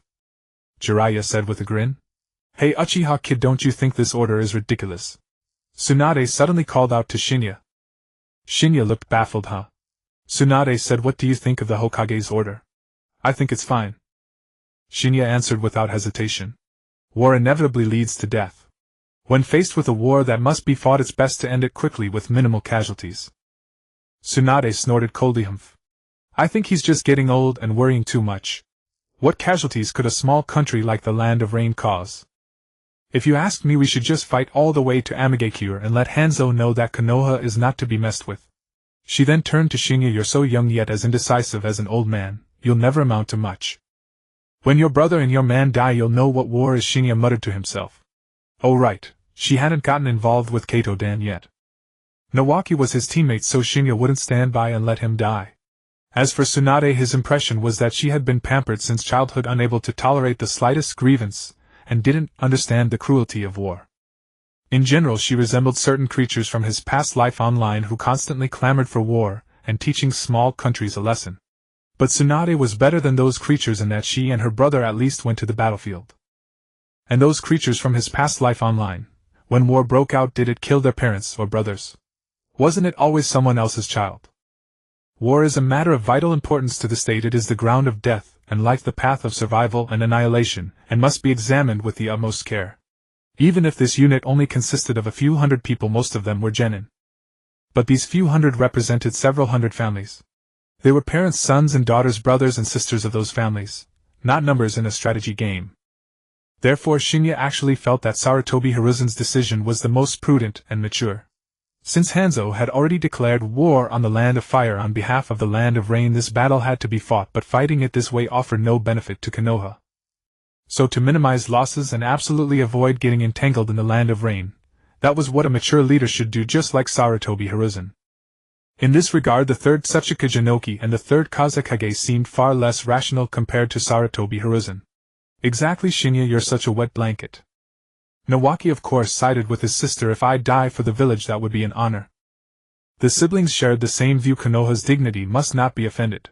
Since Amigekyo dared to declare war, they had to be beaten, thoroughly fought to the end. They never expected Sarutobi Hiruzen to back down. Do you know why he gave up? Well, that's a professional question. Anyway, they had prepared to fight to the end, and upon hearing Sarutobi Hiruzen's order, both siblings were surprised and disappointed. What Sarutobi Hiruzen feared was that once they got bogged down in the land of rain, Kumogakure in the north would take advantage of the situation. Although he had dispatched a large force to guard against Kumogakure in the north, he was never willing to divert even a fraction of his attention to the land of rain. Therefore the battle against the land of rain had to be swift, precise, and the retreat must be decisive. They absolutely could not be dragged into the land of rain, and unable to extricate themselves like Iwagakure and Sunigakure. You can't say that, Nawaki. Facing Nawaki, Shin'ya spoke without much restraint. Whether it's a just war or an unjust one, it makes no difference to those who sacrifice their lives. The will of fire is an ideology to strengthen the village's cohesion, not a standard to force people to die. These few hundred people heading to the battlefield all have families, parents, and siblings. No matter how great their military achievements, their death is a devastating blow to their families. Nawaki, didn't you say that the will of fire means treating everyone in the village as your own family? If your family died on the battlefield, wouldn't you be heartbroken? Nawaki was silent for a long time. He was the younger brother, and he actually took Shin'ya's words to heart, so that's why Uncle Sarutobi told us not to get too attached to the fight and to know when to stop. Beside them, Orochimaru and Jiraiya were moved by Shin'ya's words. Their parents were ordinary ninjas, both killed in battle. Although they died gloriously for the village, how could they not grieve the loss of their loved ones? I think there are more reasons than that. Shin'ya continued. The land of rain lies among the lands of fire, earth, and wind. It has long been the battlefield of great nations suffering the torments of war. If the land of fire intervenes in this war as an ally, it can later use the land of rain to monitor and suppress the lands of wind and earth. This should have been the third Hokage's original intention. Why he delayed sending troops. He was waiting for the daimyo of the land of rain to beg for help, only never expecting Hanzo to declare war on us directly. Shin'ya's words surprised everyone, not only because of the complexity of Sarutobi Hiruzen's thoughts, but also because an 11-year-old child like Shin'ya could see through his mind. Shin'ya, for his part, thought that in his past life he was a master at online political discussion. If you actually asked him to govern a place, even a village, he would have no confidence. But if you let him analyze national affairs and battlefield patterns with his mouth, as long as he had enough information, he could talk for 3 days and 3 nights without repeating himself. Are you kidding? If he couldn't even fool a bunch of paper characters, then all those years of must-ask debates in his past life would have been for nothing. The next morning the group arrived at the border between the land of fire and the land of rain, where the main force encamped. Following Sarutobi Hiruzen's orders, Mitokado Homura adopted a steady advancement strategy, not seeking to penetrate deep into the land of rain, but ensuring every step was solid. Shin'ya lay in his tent, unable to stop complaining. Speaking of which, Konoha was really unlucky. None of the 4 great ninja wars were initiated by Konoha, yet Konoha always had to fight multiple opponents. Those so-called victims from small countries clamored for an end to war, yet they fought against Konoha, the passive participant in the war. Brother Pain kept saying that to achieve peace the instigators of war must feel the pain, but instead of attacking Kumogakure or Iwagakure, he only harassed Konoha and even dropped a Super Shinra Tensei on it. Oh, of course, that Super Shinra Tensei was mainly because Tsunade's words, "We great nations have also suffered the pain of war," broke Brother Pain's heart. So in Shin'ya's view, Tsunade was really not fit to be Hokage. Though Tsunade was a woman, she always had a certain Showa-era masculine spirit. Specifically, it manifested as inflexibility, Konoha supremacy, and thinking that because she hit someone and her hand hurt too, they were about even. Oh, and also she loved to provoke face-to-face and break the other person's resolve. Her motto was, "You think you can leave after trying to kill me today?" In one word, it was stubbornness. It really fit the nationality of the old thief Kishimoto. After a day and a night, the 3 ninja squad arrived at the border of the rain country. "How is the situation?" Jiraiya asked. "We are the first unit to enter the rain country. The other squads are gradually approaching," a sensory-type ninja said. Tsunade clenched her fists and said, Excellent. Let's charge straight to the Rain Ninja Village and demand an explanation from Banzong. Tsunade, stop. Dishiwan and Zilayi quickly stopped her. Zilayi said, Uncle Yen surely has a plan. Let's wait until he arrives. Jinyi nodded repeatedly in agreement. Seeing Jinyi nod, Xingshu also showed a look of approval. As for Dishiwan, before his descent into darkness, his personality was quite prudent, so naturally he would not lead the team into danger. You are being overly cautious, Tsunade said in exasperation. Dishiwan said, We are unfamiliar with the terrain and climate of the Rain country. Venturing deep rashly could easily fall into an enemy trap. Let's wait until the main force arrives. Jinyi nodded again. Tsunade shot a glance at Jinyi. Yuzhibo boy, you sure have opinions. Jinyi was startled and quickly shook his head. I follow the orders of my superiors, Tsunade said directly. I am the superior. Who do you support? Jinyi smiled and said, Lord Zilayi and Lord Dishiwan are also superiors. The minority submits to the majority. You little brat. Don't think I won't hit you just because you're old Yan's disciple, Tsunade said angrily. Jinyi shrugged helplessly. Although he didn't want to provoke Tsunade, he wasn't afraid of her either. At this point, Tsunade had not yet mastered the Yin Seal and the 100 Healings technique, and her medical ninjutsu and taijutsu had not reached their peak. She could be considered just an ordinary newly promoted jonin. In terms of sheer strength, Jinyi was certainly no match for Tsunade, but he wouldn't be intimidated by her either. If a fight broke out, the climate of the Rain country would actually be favorable to Jinyi. The rain was still falling, which was beneficial for the use of lightning release. Although lightning release does not inherently counter water release, the physical property of impurities in water conducting electricity still existed. Therefore, while lightning release does not counter water release in terms of chakra nature, it genuinely counters it in a physical sense. Most ninjas' water release is performed by manipulating water from the natural environment.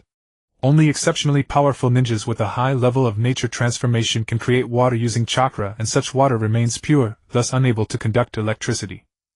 The rain in the Rain country was a natural phenomenon, so it favored Jinyi. However, Tsunade was not foolish enough to actually start a fight with her own people in enemy territory. Jinyi could roughly guess the reasons for Tsunade's hostility toward him. Apart from his clear opposition to her views, the innate enmity between the Senju and the Yuzhibo likely played a part as well. Jinyi-kun, share your thoughts. Dishiwan turned to Jinyi. As a member of the Yuzhibo clan and also a disciple of Shui Humen Yen, Jinye's status was undoubtedly special. So special that even though he was a genin, Dishiwan wanted to know why the higher-ups were willing to show goodwill to this Yuzhibo clansman, and even groom him as a trusted confidant. Jinyi was startled. Ah. Me. Dishiwan nodded. You are Advisor Yan's disciple, so we are practically fellow disciples. Let's consider this a discussion among peers, not part of the meeting. Seeing Dishiwan put it that way, Jinyi nodded. Well then, I'll share my thoughts. As I said before, I always believe that the Hokage does not wish to wage war against the Rain country. He only entered because of Ban Zhang's declaration of war.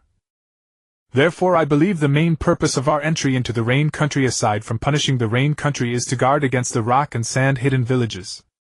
Thus, focusing our main efforts on attacking the Rain Ninja village would be unwise. It's better to intimidate the rock and sand forces so they dare not advance further. Tsunade became even more displeased after hearing Jinyi. So indecisive. Well, Tsunade, the old man has his considerations. After all, the Hokage must think beyond just satisfying his own heart. Zilayi chuckled to comfort her. He's just getting old and becoming indecisive, completely lacking the aura he had when he first became Hokage. Tsunade said angrily. Jinyi shook his head inwardly. He didn't believe that the current Yuan Fei Rijan in the prime of his life would be as indecisive as the elderly version from the anime in his past life. When Yuan Fei Rijan first became the third Hokage, the Cloud-hidden village was also seeing the third Raikage take office. At that time, the Cloud wanted to ambush Mu Yi but was forcefully repelled by Yuan Fei Rijan. Over the years, Yuan Fei Rijan's methods had become gentler, but this was not due to indecisiveness, rather he had grown more mature. It could be said that the current Yuan Fei Rijan was exactly at the most mature stage of a leader. This was also what Xuan Qin Xiao Chun described in the original as the most prosperous period of Mu Yi. However, Tsunade did not think so. She believed that Yuan Fei Rijan was too indecisive, allowing even the tiny Rain country to declare war on Mu Yi. It could only be said that Tsunade's view was not entirely unreasonable. From the perspective of both the country and the ninja village, sending troops to attack the Rain country was justified. But Yuan Fei Rijan also considered another factor: the people. Not all ninjas were willing to fight, and not everyone could bear the burden of war. If war was truly unavoidable, Yuan Fei Rijan naturally hoped to end it with minimal casualties. Yet decisions born from such thinking appeared weak to someone with a strong personality like Tsunade. It could only be said that from certain aspects Tsunade and Tuanzang were quite similar. The only difference was that Tuanzang's methods were more underhanded and his heart darker. By evening, Shui Hu Menyen led the troops to the rendezvous point, and most of the other squads had also arrived. The remaining small portion of the force either lagged behind or had been assigned tasks earlier and entered the Rain country. A camp was quickly set up at the gathering point. Now for task assignments, Dishiwanzi Lai Yi and Tsunade will form a team leading 20 Chunin and 50 Genin into the Rain country to strike at the Rain ninja forces. Remember, do not engage in frontal combat, use flanking harassment. Shui Hu Menyen began the task deployment directly. Yes. X3. Chimu Shomao and Yuan Fei Xingji lead 20 Chunin to contain the Sand forces. The requirements are the same as the Shiwan's team: avoid frontal combat as much as possible. Yes. X2. The remaining Chunin and all Genin will stay at the camp ready to receive wounded. The rock side was personally overseen by Shui Hu Menyen, fearing that the monster Di Yimu might personally intervene if anyone else encountered him. It would be catastrophic. After the task assignment, Jinyi and Xingshu stayed at the camp with the main force. As the sky grew dark, they prepared to rest. Boom! A huge explosion woke Jinyi. Even though it was pouring rain outside the tent, the explosion was still so distinct. Clearly it was detonated inside the camp. Then came several screams. Sigh! Jinyi sighed inwardly, took out a kunai, and stepped out of the tent. The Rain country was renowned for its treacherous terrain, and a climate that defied all natural laws. Perpetual rainfall with less than a quarter of the year free of precipitation earned it the name of the Rain country. This land seemed forsaken by the Sage of Six Paths, its lamentations unheard. The ceaseless downpour also stripped the country of its vitality. For Jinyi, who had been born in the Flower country in his previous life, the Rain country was nothing short of a living hell. You ask why? Because arable land was scarce to the point of misery. With such torrential rainfall, any seed would rot before it could even germinate. In truth, the Rain country had long depended on the Fire country for food, industrial goods, and daily necessities. Before the war, though the two nations were not allied, trade had always flowed between them. Logically, no matter whose interests were considered, the Rain country should never have declared war on the Fire country, let alone dragging the Earth country and the Wind country into it. Three great powers serving a single nation, what great fortune was that? Yuan Fei, risen pondering at home for days, could not fathom why Benzang had declared war on the Fire country and even bypassed the daimyo to do so. A classic case of a subordinate overthrowing his superior. The lower-ranking ninjas had no way of knowing the thoughts of the higher-ups. For now the ninjas taking shelter in the camp from enemy attacks felt that all the aid they had given the Rain country over the years had been wasted on ingrates. As a master of political commentary in his past life, Jinyi could roughly guess what Yuan Fei Risen was thinking. But at this moment, he had no time for further deliberation. The Rain country ninjas hidden in the rainy forest launched ambushes against the Konoha ninjas, leaving them with no effective counter. Some even started shouting, "The trees in the Rain country can talk." The highest-ranking ninjas left in the camp were 2 Tokubetsu Jonin, the rest were Chunin and Genin, far from capable of unleashing large-scale ninjutsu to fight back. Damn it! Who deployed so poorly, sending all the high-level combatants away? Jinyi cursed as he deflected several kunai. Of course it was your good master. Xingshu shouted, running to the cover beside Jinyi. In just a few minutes 7 or 8 bodies had fallen in the camp. Konoha adhered to an elite soldier policy, so the loss of 7 or 8 genin was no small casualty. After all, the cost of training a genin in Konoha far exceeded that of the other 4 nations. Jinyi closed his eyes and a cool sensation rose in them. When he opened them again, 3-tomoe slowly rotated in his irises. He sensed the peculiar chakra filling his eyes. This ocular power known as Doryoku formed the very foundation of the Sharingan. However, unlike other members of the Uchiha clan whose Sharingan stimulated their nerves and stirred their emotions, his experience was different. This perhaps explained why the Uchiha were so prone to extreme emotional swings. For instance, Lu Hua had become slightly more irritable after awakening his eyes, though he had always been hot-tempered. But Jinyi was different. After awakening, his emotional fluctuations were minimized and his concentration greatly enhanced. His eyes swept across the battlefield searching for enemies. Although the Sharingan could not see through objects like the Byakugan to directly detect enemies, it could perceive chakra. The reason the Uchiha clan was not renowned for reconnaissance was that their other abilities were so outstanding that this skill was overlooked. It could be said that the heavens had granted the Uchiha every advantage except a level head. Shinshu directions at 3, 5, and 7 o'clock. A few seconds later, Jinyi shouted to Shinshu. Got it. Shinshu rapidly formed hand seals, his chakra surging. Water release, water dragon bullet. The water dragon roared past, sweeping toward the directions Jinyi had indicated. Several dark figures leaped out from the trees and vanished back into the forest. Everyone run to the rear. Jinyi yelled, then began forming seals. Fire release, flame meteor shower. Countless fireballs the size of ping-pong balls burst from his mouth like a machine gun. In such an environment as the Rain Country, using fire ninjutsu made it hard for the flames to burn. They were extinguished almost instantly by the water on the ground. But at the same time it generated a great deal of steam. In no time the entire camp was shrouded in vapor, and the enemy's assault ceased. Jinyi could now be fairly certain that the enemy was not numerous, likely a small detachment that had circled around to the rear. Furthermore, there were no powerful ninjas, at least no jonin. Probably no Tokubetsu jonin either, most likely a Chunin-led team. Finally, they lacked reliable sensory ninjas, otherwise they would not have stopped their attack. Find cover and hide. Jinyi called out loudly and the ninjas obeyed. In case when someone steps up to lead, most people instinctively follow. Especially after seeing that Jinyi had disrupted the enemy's assault, even the Chunin followed his orders and took cover. Fire release, flame meteor shower. Then 3 more flame meteors shot out, precisely hitting 3 Rain Country ninjas. Thanks to the 100 Meridians unification, Jinyi's chakra reserves, while not terrifying, recovered at an astonishing speed. Using low-level ninjutsu like flame meteor shower consumed negligible energy. However, the drawback of flame meteor shower was obvious: its power was too weak. Coupled with the long distance, the 3-hit Rain ninjas sustained no fatal injuries, not even serious ones. Too weak. Too weak. Seeing this, Shinshu charged toward the 3 Rain ninjas who had fallen from the trees. Creating an opportunity for Shinshu to kill them was exactly Jinyi's goal. I may be weak, but I have teammates. Though Shinshu was thick-headed, he displayed astonishing calm on the battlefield, wielding a kunai in each hand with swift wrist movements. 2 Rain ninjas fell, and he immediately dashed toward the third. Clang!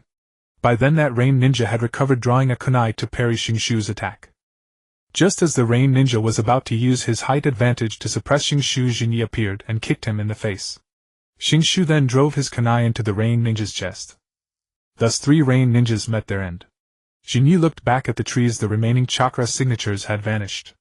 The enemy must have retreated after Jinyi's counterattack. These 3 poor souls were simply too slow and were knocked down by Jinyi. Still, it was quite embarrassing that the entire camp with over 100 ninjas was helplessly pinned down by a dozen enemies. That was a truly humiliating predicament. Fortunately, there were no heavy casualties. Only 7 or 8 genin had died. In terms of individual quality, Konoha's ninjas far surpassed those of the Rain Country. But the Rain Country had its own advantages. They knew the terrain and moved like the wind. Defeating them was not difficult for Konoha, but annihilating them entirely was nearly impossible. After all, if Konoha ninjas plunged into the rainy forest, they would inevitably get lost.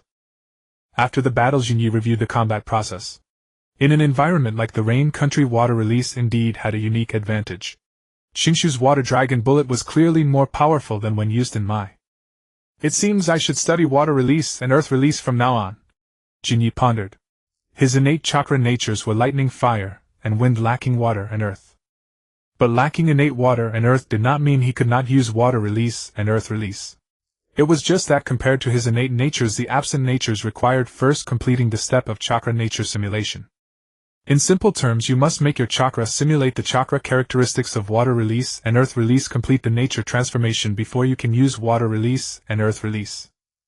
As for the effectiveness, it would depend on how much effort the user had invested. However, any ninja with a sound mind would primarily concentrate on their innate chakra natures, selecting 1 or 2 to study in depth. Unless they were like Yuanfei Risen, who possessed all 5 natures and whose combat style was a combination of various releases, only then would they develop all 5 natures to their fullest. For Jinyi, his main focus would still be on lightning release and fire release. As for wind release, since there were few practitioners, high-level ones were even harder to find. As for water release and earth release, the fundamental reason Jinyi wanted to study them was that they had the ability to directly alter the terrain, which could be ingeniously applied in certain battlefields. He tossed the soldier pill into his mouth, chewed it roughly, and swallowed. The soldier pill was made from concentrated food rich in nutrients, minerals, and trace elements needed by the human body, and had extremely high caloric content, quickly replenishing stamina and promoting recovery. Moreover, the soldier pills produced in my village had very few impurities, making them easily digestible with minimal burden on the digestive system. It could be said that aside from being unpalatable, they had all advantages. After all, field rations were meant to temporarily replace normal food during wartime. One couldn't expect too much. What a pity that Jinyi had not been to the world of One Piece, or else he would have compared whether devil fruits were more unpalatable than soldier pills. Jinyi, what should we do next? 2 special jonin came before him. Jinya's performance just now had changed the perception of everyone in the camp toward this 11-year-old boy. Not only was his strength far beyond his peers, but he also made quick judgments in the face of an ambush. In terms of situational assessment, he even surpassed these 2 special jonin. Additionally, since Jinyi was a disciple of Shuehu Menyan, the 2 special jonin conferred and decided to seek advice from Jinyi. They had no choice, they were too eager to advance. This was the disciple of a counselor. Even if he didn't become Hokage in the future, he would at least be a member of the council. If they built a good relationship with Jinyi, even if they couldn't become jonin themselves, securing a decent position would be a piece of cake, wouldn't it? Oh, and there was also the young master of the Qianshou clan beside him. This one also needed to be well attended to. Although the Qianshou clan had disbanded, it didn't mean the name, Qianshou, had no influence in my village. The ninja world is not about fighting and killing, it's about human relationships and social graces. Asked me. Jinyi was dumbfounded. He was only a genin. Yes. I saw your actions just now. You reacted faster than we did. We believe you are more suited to lead than us, said the special jonin named Qishan Shioshin. That's right, I think so too. Although you are only a genin now and cannot command the unit, Shioshin and I have discussed it, you can tell us what to do and we will command the unit to execute, said the other special jonin Nanyun. So-called special jonin were those whose overall abilities were insufficient to become jonin, but who had reached jonin level in a particular specialty, and were thus awarded the title of special jonin. Indeed, special jonin was a title, not an official ninja rank. Like elite jonin within my village, it was just a term for those veteran jonin of great strength. For example, Yuanfei Rizen's son Yuanfei Xingji was called the elite among jonin by the villagers. As for Qinshan Shioshin and Nanyun, they had each reached the minimum standard of jonin in their nature transformation of water release and earth release respectively, and were awarded the title of special jonin. That's right, they were promoted because of their high level of ninjutsu, not their leadership skills. Moreover, since both were only 17 or 18 years old, this was also their first time on the battlefield. Special jonin at 17 or 18, this was considered quite good talent. Although far from the dazzling geniuses in the original manga, it was a rare talent among the entire ninja population. Most importantly, either of them came from a prestigious clan. The surname Qinshan, as one could tell, was a casual surname chosen by a commoner family. As for Nanyun, he didn't even have a surname. If he wanted to become Hokage in the future, he would need his own faction, and that faction couldn't be entirely composed of Yuzhibo clan members. It must achieve a balance among Yuzhibo members, ninja from prestigious clans, and civilian ninja. With this thought, Jinyi hesitated no longer, and began to offer advice to the 2. Indeed, it was offering advice. After all, they were still special jonin, his superiors. Even if he was Shuehu Menyan's disciple, he couldn't really ride roughshod over special jonin. So although Qinshan Shioshin and Nanin said they would follow Jinyi's lead, Jinyi still positioned himself as an advisor. Regardless of their abilities, all Hokages had one thing in common. That was their genuine love for the village, and they treated the villagers as family. Tuanzang was an exception, but he never exercised the power of Hokage, he merely held the title. As that filial son once said, "It's not by becoming Hokage that one gains recognition, but by gaining everyone's recognition that one becomes Hokage." Although this saying had the Chunibyo flavor typical of hot-blooded manga, its meaning was very clear. In plain language, it meant that only when your subordinates acknowledged you would you have power. All Hokages were acknowledged by the village for various reasons. The first Hokage, the founder of my village, went without saying. The second Hokage was a meritorious statesman who followed the first Hokage to pacify the chaotic world, and he was also the first Hokage's younger brother. The third Hokage turned the tide, stabilized the situation in Mai, and won 2 great ninja wars. The fourth Hokage shone brilliantly on the battlefield, and was the dream lover of many young women in my village. The 5th Hokage was the granddaughter of the 1st Hokage. The 6th Hokage was a veteran jonin whose character strength and prestige were evident to all. The 7th Hokage was even more heavyweight, the child of Destiny the Savior, who would dare to oppose him. It could be said that except for our 5.5th Hokage, all Hokages had a solid popular base rather than forcibly becoming Hokage through sheer force. Since Shin'ya wanted to become Hokage, he didn't need to reach the level of some dying ghost who bore the voice actor of Buffing Schumann, but at least he shouldn't be disliked. Yuan had the merit, strength, and prestige to be a strong candidate for the 4th Hokage, so why wasn't he chosen? The fundamental reason was that Yuan lacked affability, and the villagers were afraid of him. But Sharingan was different. Could anyone in the entire my village find a person who disliked Buffing Sharingan? Even the Yuzhibo clan, who seemed to dislike everyone, definitely didn't find him unpleasant. Therefore Jinyi now needed to establish a persona of being humble and respectful to the wise. The Duke of Zhou spat out his meal to welcome talents, winning the hearts of all under heaven. To the west of the Rain Country, near its heartland, Hatake Tsukumo stood amidst the torrential downpour, gazing at the 2 young Sunigakure ninjas before him. Behind them were over a dozen Sunigakure shinobi, all at least of Chunin rank. "You two are Sunigakure ninjas, aren't you? Quite young, I see," Hatake Tsukumo remarked. Both were jonin, though they appeared youthful, likely recently promoted.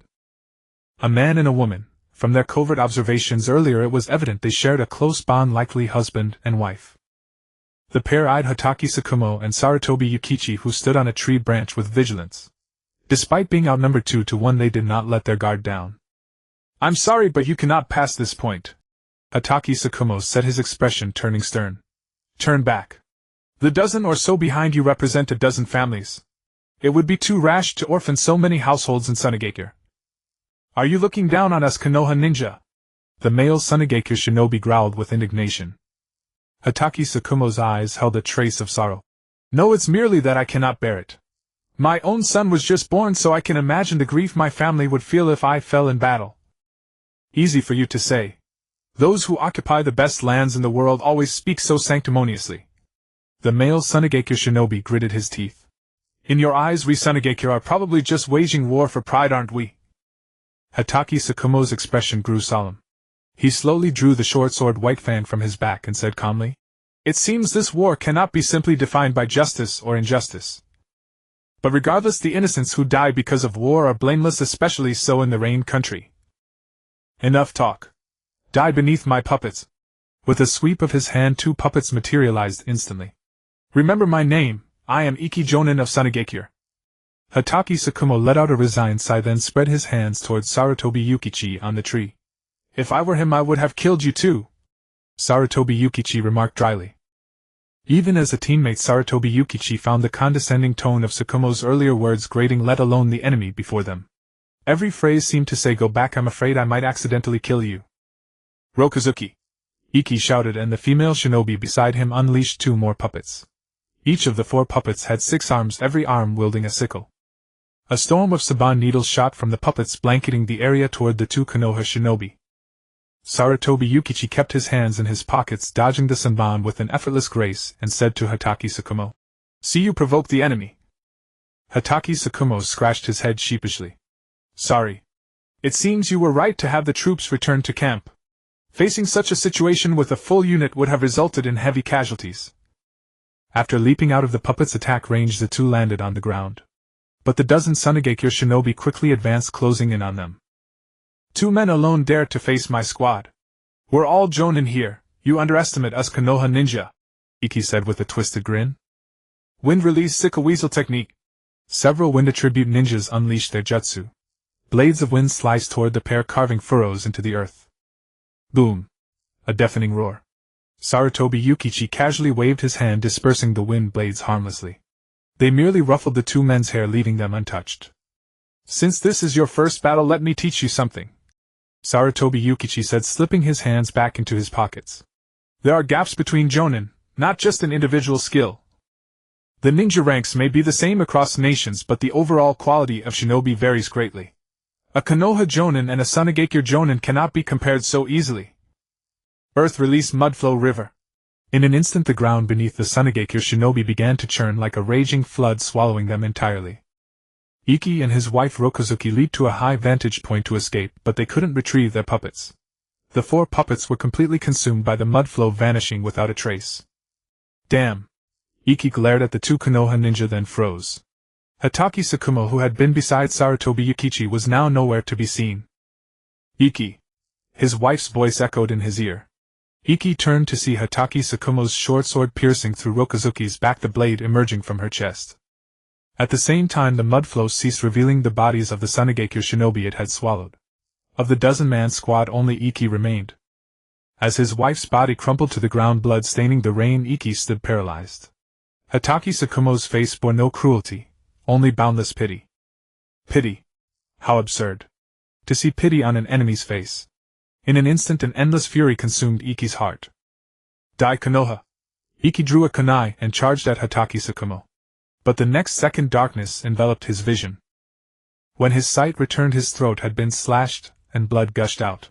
With a look of bitter resentment, Iki collapsed beside his wife's corpse. In his final moments, his mind flashed with images of his parents, his wife, and his son, just 3 years old.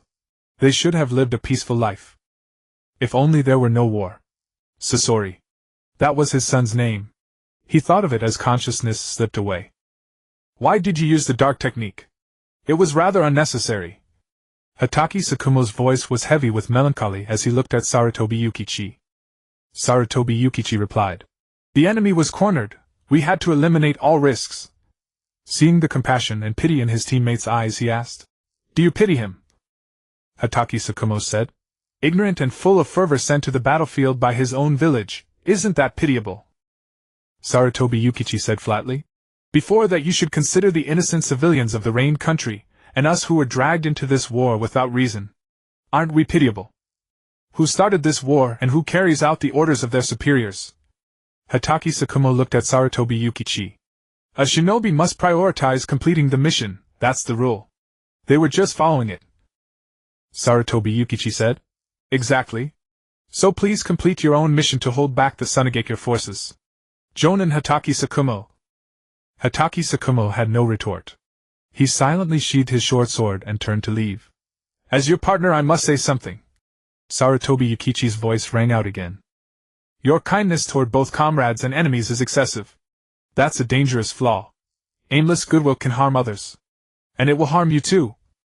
The 2 of them tidied up the battlefield, preparing to leave.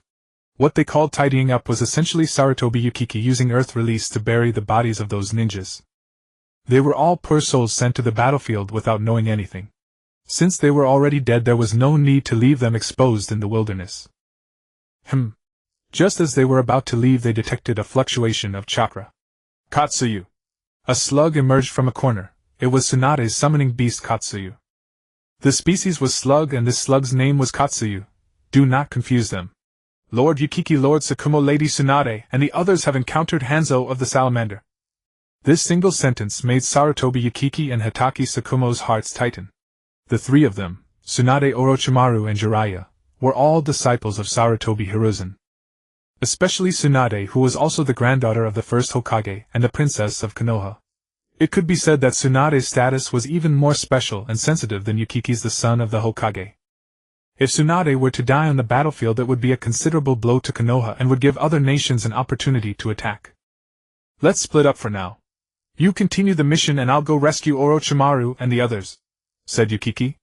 Hatake Tsukumo nodded silently and vanished into the forest. Is that wise? Asked Katsuyu, having witnessed the scene. Yukiki replied. My old man once said that Hatake Tsukumo would become a ninja capable of standing on his own in the future.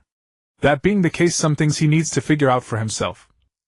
As he spoke, Yukiki's figure shot off in the direction Katsuyu indicated, moving like a phantom, a few bounds covering hundreds of meters. Along the way, Katsuyu kept feeding Yukiki intelligence about Hanzo. Though everyone knew Hanzo was skilled in poison, what kind of poison, and how he used it were known to few. Now with fresh intelligence, Yukiki couldn't afford not to learn about it. Shortly after Yukiki left, a male and female sand ninja arrived at the scene. The female ninja stared at the bodies of Iki and Rokugutsu, remaining silent for a long time.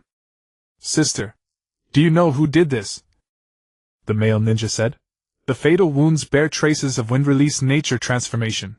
In Konoha, besides Danzo, the one who excels in wind release. Hatake Tsukumo. murmured the female ninja. Danzo was currently in the north guarding against the Cloud Shinobi's southward advance, so the only ninja on the Rain Country battlefield with such a level of wind release was Hokage Tsukumo. Unlike wind release, Yukiki's earth release manipulated the terrain with chakra rather than creating mud, leaving few traces that were quickly washed away by the rain.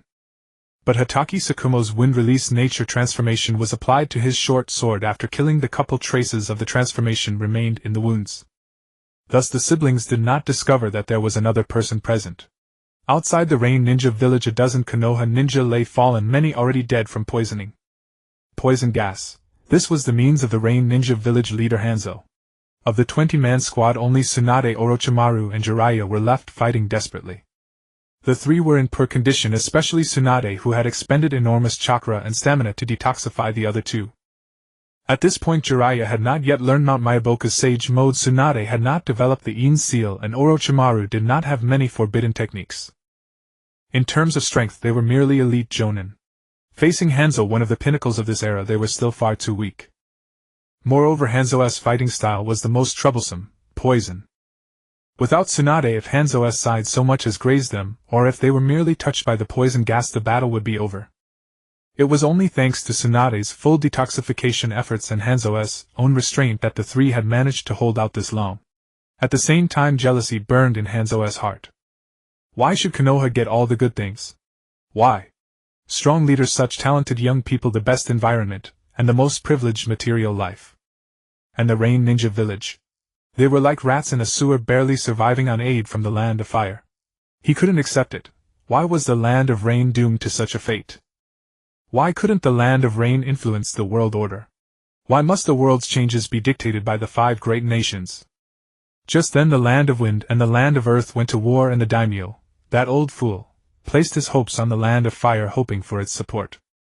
This was intolerable, so Hanzo simply declared war on all 3 nations at once. Using the complex situation of the Rain Ninja village, he would bog down the 3 great powers here, weakening their strength. As for the Land of Rain, it was already struggling, there was nothing left to lose. Once the 3 nations were exhausted and severely weakened, Hanzo would force them to cease hostilities. Then, leveraging the prestige of stopping the war, he would take full control of the Land of Rain and lead it toward prosperity. Make the Land of Rain great again. Make you country great again. Who? Hanzo's summoning beast, the salamander Ibius, exhaled a massive amount of poison gas, forming a poisonous mist. The 3 were already too exhausted to fight, forced to watch the mist spread. The fallen Konoha ninja, upon contact with the mist, immediately foamed at the mouth and died. To counter the poison mist, Orochimaru and Jiraiya had tried wind release. But the problem was that Hanzo also used wind release, and he was stronger. At best, this technique merely dispersed the mist, but the next moment the salamander could spew it again, keeping them on the defensive. Damn it! Tsunade watched the mist approach, her heart sinking. Wind release, great breakthrough. Boom! A fierce gale suddenly appeared, instantly dispersing the poison mist and sweeping away the rain around the battlefield. Both Hanzo and the trio were stunned by the abrupt, powerful wind release. The cataclysmic gust rendered Hanzo's poison gas completely ineffective. Whoosh! After a few seconds the wind stopped, and the rain resumed its fall on the battlefield. Hanzo stared at the young man who had appeared, around the same age as the 3, and could hardly believe it. Yukiki! Orochimaru called out. Hanzo's gaze settled on the Sarutobi clan crest on Yukiki's clothing. Humph! A brat from the Sarutobi clan, quite bold. Then a fierce fighting spirit blazed in Hanzo's eyes. Then Hanzo pondered. Forget it. Even if I kill them now, it won't affect the war situation and might enrage Sarutobi Hiruzen. Better to do a favor for this Sarutobi brat. What? Retreat. Are you joking? Just retreat like this. Several days later at the Konoha camp, Tsunade stared in shock at the order delivered by Uenfei Shinji. Uenfei Shinji said helplessly. It's only a phased withdrawal of the genin involved in the battle. The jonin and chunin will remain stationed, but we cannot advance further. Except for a few outstanding genin who may stay on the battlefield under the guidance of their squad jonin, the rest will be sent back to the village in batches. Don't be ridiculous. The Rain Country declared war on Konoha. If we retreat like this, where is Konoha's dignity? Tsunade roared in anger. She was the granddaughter of the first Hokage, carrying the blood of the Senju clan. No one cared more about Konoha's face than she did. Then let me continue with the next matter. Uenfei Shinji ignored Tsunade and spoke. Shinji, you bastard! Boom! Seeing that Tsunade intended to persist, Yuanfei Shinji suddenly erupted with an immensely powerful chakra laced with killing intent enveloping the three legendary ninjas, Orochimaru and Jiraiya. If I hadn't forced Hanzo to retreat a few days ago, all three of you would be dead now. So can you stop being so stubborn? Yuanfei Shinji said. Orochimaru and Jiraiya exchanged glances and smiled bitterly. Neither of them had any objections at all. It was entirely Tsunade who was opposing. However, after being frightened, Tsunade temporarily calmed down. Simply put, the killing intent Yuanfei Shinji released was even stronger than Hanzo's, as if a blade had pierced through her heart. Now the next matter. Yuanfei Shinji continued. Through the joint recommendation of Special Jonin Aoyama Shioshin and Special Jonin Nanyun, it is believed that the Genin Uchiha Shin'ya and Genin Shinshu already possess all the qualities of a Chunin and may return to the village for the Chunin promotion exam. You are the squad Jonin in charge of these teams. Do you have any objections to this proposal? I have none. Neither do I. Orochimaru and Jiraiya, both aware of Shinshu and Jinya's abilities, naturally had no objections. No, Shinshu is too young. How can he be promoted to Chunin so quickly? He's still too inexperienced. Tsunade worried about her brother's safety. Though she openly supported his dreams in front of him, her concern was real. Moreover, she had a hidden agenda. Given Jinya's talent, promotion to Chunin was not difficult. Once Jinya became a Chunin, he would naturally no longer be teamed with Shinshu. Keeping Shinshu away from the Uchiha clan so he wouldn't be led astray, that was her secret motive.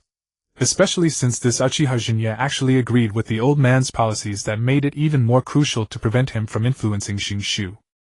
If Shinshu developed a hesitant and cautious nature, how could Grandpa's will of fire ever flourish? Though she deeply respected Sarutobi Hiruzen as her teacher, she did not agree with some of his governing strategies.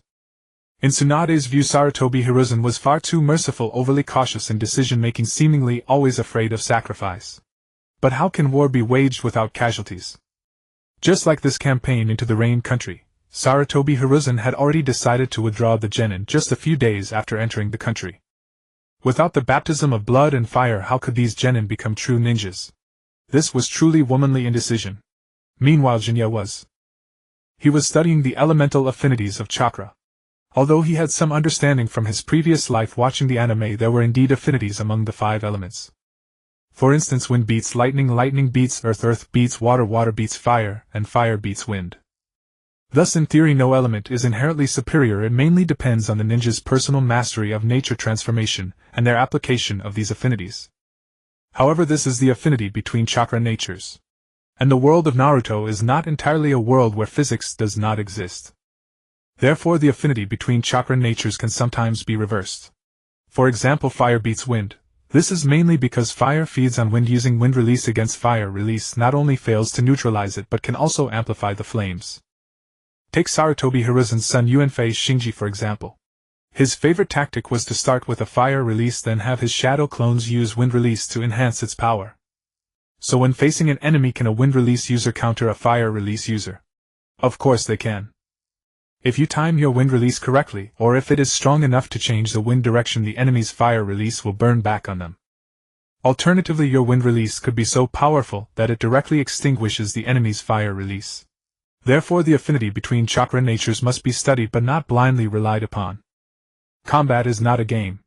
Mastering the affinity between chakra natures can indeed give a ninja an advantage in battle. But this advantage is not absolute. With sufficient intelligence, these affinities can be easily broken. As is well known, people in the Naruto world generally lack political wisdom, but possess exceptionally high combat intelligence. In battles of equal level, examples of breaking elemental affinities are not uncommon. Jinya's innate chakra natures are lightning, fire, and wind. As for yin-yang release, it is unknown because chakra paper cannot detect it. Earth and water release nature transformations can also be mastered through training, but in terms of cost-effectiveness it is better to focus on one's innate natures first. Besides mastering the characteristics of lightning, fire, and wind natures, what Jinya truly desires is to see if he can fuse them into a bloodline limit, or even a bloodline elimination.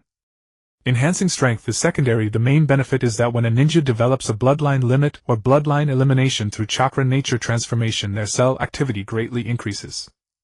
In simpler terms, it means beautifying the skin, delaying aging, and extending the prime of life. After all, in the world of Naruto, the greatest danger is not the several ninja wars. The most dangerous threat is the alien invasion of Earth decades later. Shin'ya certainly does not want to be riddled with injuries and ailments waiting for death, or relying on others to save him. Although he is a descendant of Indra, he cannot afford to assume that the power of the Six Paths will be his. So beyond the Six Paths' power, Shin'ya must fully utilize his advantages and foresight to enhance his strength as much as possible, while ensuring his prime lasts long enough. This was Shin'ya's plan for himself before the age of 20.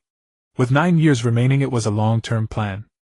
As for short-term plans, they mainly revolved around mastering lightning and fire-release nature transformations supplemented by taijutsu and genjutsu training. After all, the biggest prerequisite for developing a bloodline limit or bloodline elimination is that the natures being fused must be at a very high level. The development of dust released by Mu and Inoki not only gave them a devastating weapon, it also meant that Inoki was a master of fire, wind, and earth nature transformations. What truly instills fear is not just dust release, a weapon that cripples on contact and kills on impact, but also Inoki's terrifyingly solid foundational abilities. On the second day, Shin'ya received the order to return to the village. Along with it came the recommendation letters for him and Iwaki to undergo the Chunin promotion assessment. The Chunin promotion assessment in peacetime was simply called the Chunin exam. Wartime and peacetime standards differed, hence the distinction in terminology. Compared to the flashy multi-round procedures and criteria of peacetime, the wartime assessment was refreshingly straightforward. There were only 2 tests: survival ability and combat prowess. The ability to lead a team was not a mandatory requirement for the Chunin assessment. Not even all Jonin were required to lead teams. Thus, survival and combat abilities were the only skills essential for Chunin promotion. As for leadership ability, it was more of an observation than an examination. The order to withdraw was within Shin'ya's expectations. After all, Hiruzen Sarutobi's decision to send Genin into the Land of Rain was primarily for training purposes. Leaving the Chunin and Jonin in the Land of Rain was a statement that Konoha had not yet withdrawn its forces. The war was not over. It was merely a temporary reluctance to fight, a desire to wear down the opponent. The situation between Konoha and the Land of Rain was rather ironic. In terms of logistics, although Konoha was fighting on foreign soil, their main base was at the border of the Land of Rain. Thus, Konoha's logistical burden was actually quite light. Conversely, the Land of Rain, due to its terrain and climate, faced immense logistical pressure. Coupled with Tsukumo Hataki's deep incursion, which deterred the hidden rock and hidden sand while also harassing the Land of Rain's supply lines, the Land of Rain, despite being the home team, was the most disadvantaged. After all, being served by 3 great powers, what a blessing. The daimyo of the Land of Rain was probably cursing Hanzo's ancestors down to the 18th generation. After several days of travel, Shin'ya finally saw the gates of Konoha again. Returning with him were the Uchiha clan's troops. The Uchiha clan was personally led by Fugaku Uchiha. Everyone knew the temperament of the Uchiha. Without Fugaku, the young clan head, to keep them in check, they would surely cause trouble. Shin'ya! Fugaku greeted him proactively. Oh, brother Fugaku, Shin'ya replied. He had some fondness for Fugaku, unlike his aversion to the extremists within the clan. But then again, Mikoto was not up for negotiation, that was a principle. As Fugaku and Shin'ya spoke, several Uchiha clansmen behind them glared at Shin'ya with dark expressions. He also spotted Ryuka Uchiha among the crowd. Ryuka felt conflicted upon seeing Shin'ya. After a moment of thought, she chose not to approach. "If you have time, come visit my home," Fugaku said with a smile. It was hard to imagine this was the same stern, rigid Uchiha clan leader of the future. However, this attitude was reserved only for fellow Uchiha. Toward outsiders from other clans and villagers, Fugaku remained aloof. Compared to other Uchiha, Fugaku's demeanor was already considered decent. Shin'ya knew that the reason Fugaku and many Uchiha acted this way toward villagers was not because they were inherently cold or looked down on them. They were simply socially anxious. When dealing with people not named Uchiha, they had no idea how to interact. So they put on a cold front to keep everyone at a distance. In the original story, even Fugaku, after becoming clan leader later, would show genuine smiles once he gained the villagers' recognition. It just goes to show how twisted the Uchiha clan was. If Shin'ya were the Hokage now, or even a council member, he could have forcibly reshaped the Uchiha. Unfortunately, Shin'ya's words held little weight. He had no say in either the Konoha High Command or the Uchiha's internal affairs. Nurturing him for his talent was one thing, involving him in decision-making was entirely different. His chief master was still on the front lines. After bidding farewell to Fugaku, Shin'ya returned home. He had been away from Konoha for nearly a month, yet the room was not covered in dust. Someone had clearly cleaned it. Was it Mikoto? No, Mikoto was also on the battlefield. Perhaps clan leader Feng Yan had sent someone. After a comfortable hot bath, Shin'ya lay on the bed. Though it was still early, fatigue had already set in. This trip to the battlefield had yielded considerable gains. The greatest was undoubtedly discovering the uniqueness of his Sharingan. For ordinary Uchiha, the Sharingan awakened only under extreme emotional turmoil. Consequently, many Uchiha developed mental instabilities after awakening their Sharingan.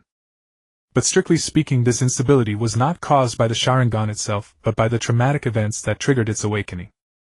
Such extreme emotional upheavals usually stem from major calamities, the tragic death of a loved one, the collapse of faith, and so on. As for whether the Sharingan itself affected the user's emotions, Shin'ya believed it did. After awakening the Sharingan, Uchiha members did experience a certain degree of emotional influence. Most Uchiha, when activating their Sharingan in battle, were often driven by a negative emotion. The extent of this negative emotion's impact on the host depended on the individual's personality. Minor effects were limited to trash-talking and showing off after activation. Major effects could completely change a person. Shin'ya's Sharingan was very different from others. First, the awakening method was different. Without extreme emotional fluctuations, Shin'ya's Sharingan awakening felt like a natural progression. It was as if the time had come, and it simply awakened. Second, regarding its effect on him, Shin'ya's Sharingan not only failed to cause emotional fluctuations but instead made him calmer during activation, minimizing external influences. Of course, these influences did not disappear, they were suppressed. Once the Sharingan was deactivated, these suppressed emotions would flood back into Shin'ya's mind. Emotions like fear, excitement, and anger were held at bay during activation, but upon deactivation they surged forth all at once. Fortunately, Shin'ya had lived 2 lives and possessed a strong heart. He only suffered from nightmares for 2 days with no lasting effects. Each approach had its merits and drawbacks. It was hard to say which was better. In truth, he did have some ideas for the later stages of his plan. That was to follow the path of the 6-path sage, merging the bloodline of the Otsutsuki with the natural energy of earth. According to his chief master, the tiger-taming clan also possessed sage arts. And he himself carried the bloodline of Indra, though diluted after countless generations, yet a trace remained. Moreover, shouldn't Earth's natural energy be more suitable for an Earth-born constitution? Thus, with his predominantly Earthling bloodline, it was actually an advantage. Hence the path of sage mode combined with the Sharingan and the Susanoo of sage arts, slaying gods and Buddhas alike, was within reach. Damn the Otsutsuki, damn the Shell organization, they would all perish. Oh, by the way, all of the above was just Shin'ya's daydream. For now he was merely an ordinary genin. Shin'ya! Shin'ya-chan! Early in the morning, Shin'ya was awakened by a voice. Opening the window, he saw Mikoto standing downstairs smiling at him. "It's too much, you came back to the village and didn't even think to chat with your big sister." Mikoto seemed in good spirits, apparently unharmed. Shin'ya got up, dressed, and jumped directly from the window landing before Mikoto.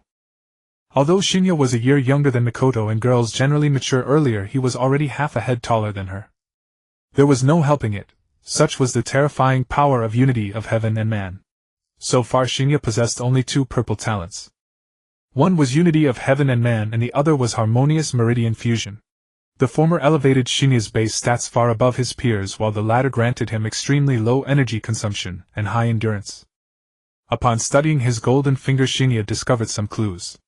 The lowest tier white talents were merely single enhancements of basic abilities with extremely low amplification. For instance, the white talent Shuriken throwing or master of disguise. Even the boost from unlocking a dojutsu could surpass the amplification of a white talent. Thus, in the years prior, without the threat of war, Shin'ya had never acquired a white talent even when the conditions were met. Green talents offered more considerable amplification, but they still only enhanced basic abilities. For example, the talent skilled in taijutsu he had obtained, though its name sounded ordinary, greatly boosted his close combat aptitude. Oh right. In the Naruto world, taijutsu simply refers to pure close combat technique mastery unrelated to physical fitness. Blue talents, however, involve chakra enhancement, but only for a single nature. For instance, fire release genius merely strengthened Shin'ya's ability to develop fire techniques. When it came to purple talents, the power underwent a qualitative change. In Shin'ya's view, purple talents enhanced a specific condition of the body. And this enhancement of one condition could drive comprehensive improvement throughout the body, truly formidable. For example, the effect of unity of heaven and man was to tightly bind spiritual power, and physical body mutually reinforcing each other, which greatly boosted Shin'ya's physical development and cell activity. Harmonious meridian fusion directly improved Shin'ya's chakra quality and control. These two talents were essentially enhancements that acted on the body itself. However, the conditions for acquiring a purple talent were extremely harsh. Years of arduous training could only fulfill one condition. After this battle, Shin'ya's strength had increased considerably, allowing him to obtain either 3 white talents or 1 green talent. Feeling the changes in his body and examining the highlighted talents in his mind, Shin'ya frowned. What worthless junk, a beggar's handout. If there had been a blue talent, Shin'ya might have settled for it. But now he truly looked down on white and green talents. Unfortunately, he hadn't yet grasped the rules behind those talent entries in his mind. He only had an instinctive sense of which direction to train in to possibly obtain a certain talent. Therefore, Shin'ya couldn't afford to spend most of his effort on this golden finger. He still needed to improve his strength. Shin'ya! Shin'ya! Are you even listening to me? Mikoto, seeing his furrowed brows, grew a bit displeased. She had been chattering away beside him, and not only did he not respond, but he even frowned. Oh, sorry. Shin'ya snapped back to reality. Mikoto puffed out her cheeks, looking rather cute. Shin'ya felt a bit helpless. Girls in this world matured so early. To be honest, if it were the adult Sasuke's mother from the original story, he might not have been able to resist. But Mikoto was only 12 now, much too young. Alright, I need to report to the Hokage's office. Want to come? Mikoto promptly stepped forward, grabbing his arm. Perfect, I haven't reported in either. Let's go together. Shin'ya. Hokage building, Hokage's office. Knock knock knock. Wait. Hiruzen Sarutobi's voice came through, sounding a bit flustered. After a few seconds. Come in. Shin'ya pushed open the door and saw Hiruzen Sarutobi sitting upright at his desk reviewing documents. Lord Hokage Genin Uchiha Shin'ya reporting. Lord Hokage Genin Uchiha Mikoto reporting. It's Shin'ya and Mikoto. Long time no see. Hiruzen Sarutobi wore a gentle smile. He was still the beloved third Hokage, if one ignored the crystal ball covered with a red cloth on his desk. Knowing the third's true nature, Shin'ya didn't need to think twice to guess that Hiruzen had just been peeping at the women's bath. Damn old pervert. Shin'ya had originally thought that his peeping habit was a desperate act of slacking off after being reinstated due to lack of energy. But it turned out that even in his prime, Hiruzen had this hobby. Seeing Shin'ya staring at the crystal ball, Hiruzen felt a twinge of guilt. This disciple of Homura Mitokado was far too perceptive. You both performed excellently on the battlefield. I am most gratified. Hiruzen cleared his throat. It is our duty, Lord Hokage. Shin'ya replied. He knew it was rude to keep staring at the crystal ball, so he went along with Hiruzen's words. Speaking of which, Homura took on a disciple, and I haven't yet given you a welcoming gift, have I? Hiruzen looked at Shin'ya. Whether it was to buy Shin'ya's silence or because he genuinely felt that an old classmate's apprentice deserved a gift, the topic shifted awkwardly. But regardless of the reason, a gift from the ninja professor was something Shin'ya found quite interesting. What is it? Shin'ya's eyes lit up as he stared at Yuanfei Risen. Yuanfei Risen observed Shin'ya's reaction, and a deep sense of satisfaction welled within him. This was precisely the reaction a child should have. Shin'ya had never once considered deliberately concealing his emotions in front of old foxes like Yuanfei Risen. After all, their combined age surpassed even the sum of Shin'ya's 2 lifetimes. How could he ever hope to hide anything from them? That was why whenever he recalled those conspiracy-laden fanfictions from his past life, where protagonists managed to conceal their ambitions under the watch of a corrupted third Hokage and Danzo, he found them utterly absurd. Moreover, he could never understand why those protagonists always assumed Yuanfei Risen and his faction would target them. Bloodline ninjas aside, what reason did a civilian-born protagonist have to think that way? What exactly did they have that Yuanfei Risen could possibly covet? Your weakness. Your lack of background. People who constantly claimed the darkness of Konoha should compare it with the outside world to truly understand what darkness means. To put it bluntly, these people, along with those Konoha ninjas who believe the village is terrible, are nothing but a bunch of Will of Fireman children. Some even argue that the conspiratorial version of Yuanfei Risen is the only one who qualifies as a true politician, the only one who demonstrates real wisdom. Nonsense. Are you referring to someone who even during wartime schemed against his own allies, deliberately caused the deaths of heroes, and persecuted the village's own Jinchuriki as a person with political wisdom? The question is, what did he gain from it? If you commit so many evils, there must be some benefit for yourself. Doing things that harm others with no benefit to yourself, why bother? What did he gain by causing the death of Chimu Shuomao? Did Chimu Shuomao threaten the position of Hokage? Don't be ridiculous. The Umbu are directly under the Hokage's command. Every ninja from the Umbu is the most trusted of the Hokage's inner circle. For one's own people, talk of threats is irrelevant. Yuan Fei Risen wished nothing more than for Chimu Shuomao to become stronger, and gain even greater prestige. As for the title of Hokage, even if Yuan Fei Risen offered it to him, Shuomao would never be able to secure it. To be Hokage, one needs the recognition of the majority. In simpler terms, a Hokage must balance the interests of all parties, ensuring everyone walks away with a reasonably satisfactory outcome. Without those skills, even if you were handed the title of Hokage, you wouldn't be able to hold it. If strength alone were enough to become Hokage, Uchiha Madara would have been Hokage long ago. What was Uchiha Madara standing before his defection? The second strongest in the entire village, with the strongest being quite fond of him, and a clan agreement in place. Yet the Jonin, mainly Qiansho Feijian, didn't recognize him, the villagers didn't recognize him, and the daimyo didn't recognize him. No matter how furious you might be, Uchiha Madara simply could not become Hokage. To be honest, if what happened to Uchiha Madara had happened to Jinyi, the first thing he would have done was to take control of the daimyo. After all, the political structure of this world was quite bizarre. The daimyo had no high-level combat power protecting him, and he himself possessed no combat strength. Yet the ninja villages were bound to obey him. So, using the daimyo to command the ninja village, wasn't that a viable path? Oh no, that should be called serving the daimyo to follow the public will. Shin'ya's goal was of course the position of Hokage, so he had some plans laid out.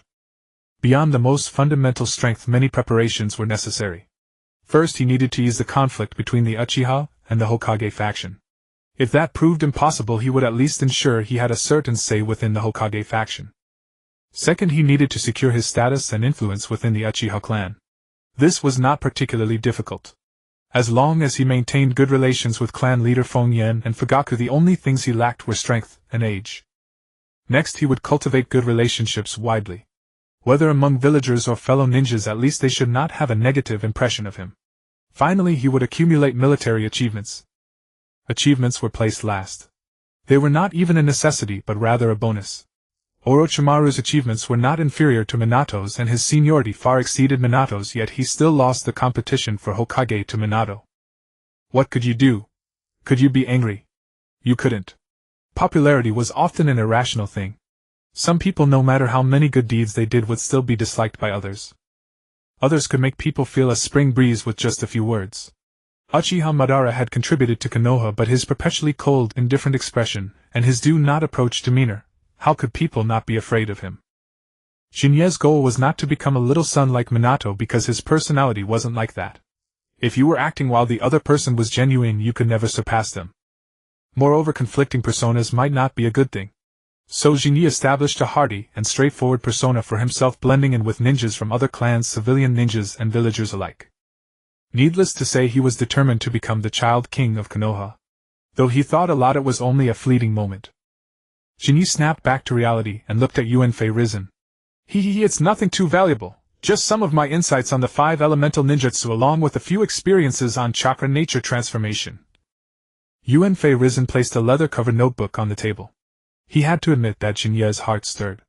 What was Yuan Fei Risen's title? The Professor of Ninjutsu. For Jinyi, however, he did not actually lack ninjutsu at the moment. Although his favorite fire-style technique was still the D-rank flame meteor, whose power was pitifully small. But, even with its small power, a flame meteor machine gun was not something just anyone could withstand. Not to mention the lightning-release Crimson Imperial Thunder, which could be considered a killing move. Yuan Fei Risen's notes could serve as invaluable material for Jinyi to fill in his gaps. Moreover, with this notebook, if he encountered something he didn't understand, he could legitimately seek out Yuan Fei Risen for private tutoring. Lord Hokage, what if I can't understand your notes? You wouldn't just ignore me, would you? Surely you wouldn't. You're not that irresponsible a Hokage, are you? Besides, was Jinyi an ordinary person? Thank you, Lord Hokage. Suppressing the urge to call him Godfather, Jinyi expressed his gratitude to Yuan Fei Risen. Yuan Fei Risen nodded with satisfaction. A mere brat, winning over his heart would be a piece of cake. In short, Yuan Fei Risen wanted to draw the Uchiha genius Jinyi into his fold.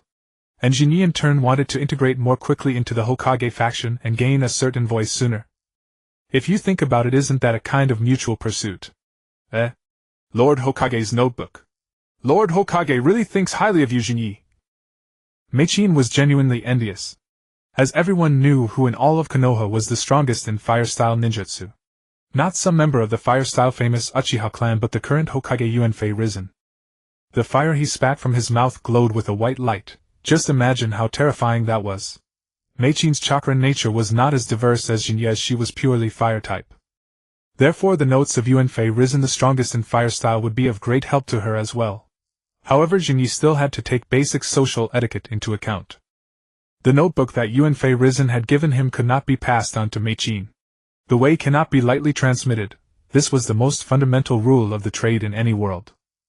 At most, after studying it himself, he could guide Meichin. If he gave the notebook to Meichin, what would Uenfei Risen think?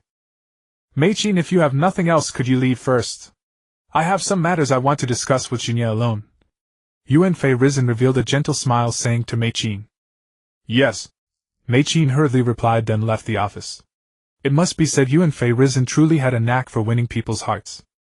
If Sharingan relied on his own charm and gentle personality to win people over, Uenfei Risen relied on his words and conduct as well as his cultivation. Even when facing a little girl like Meichin, Uenfei Risen did not put on the airs of an elder but spoke in a consultative tone.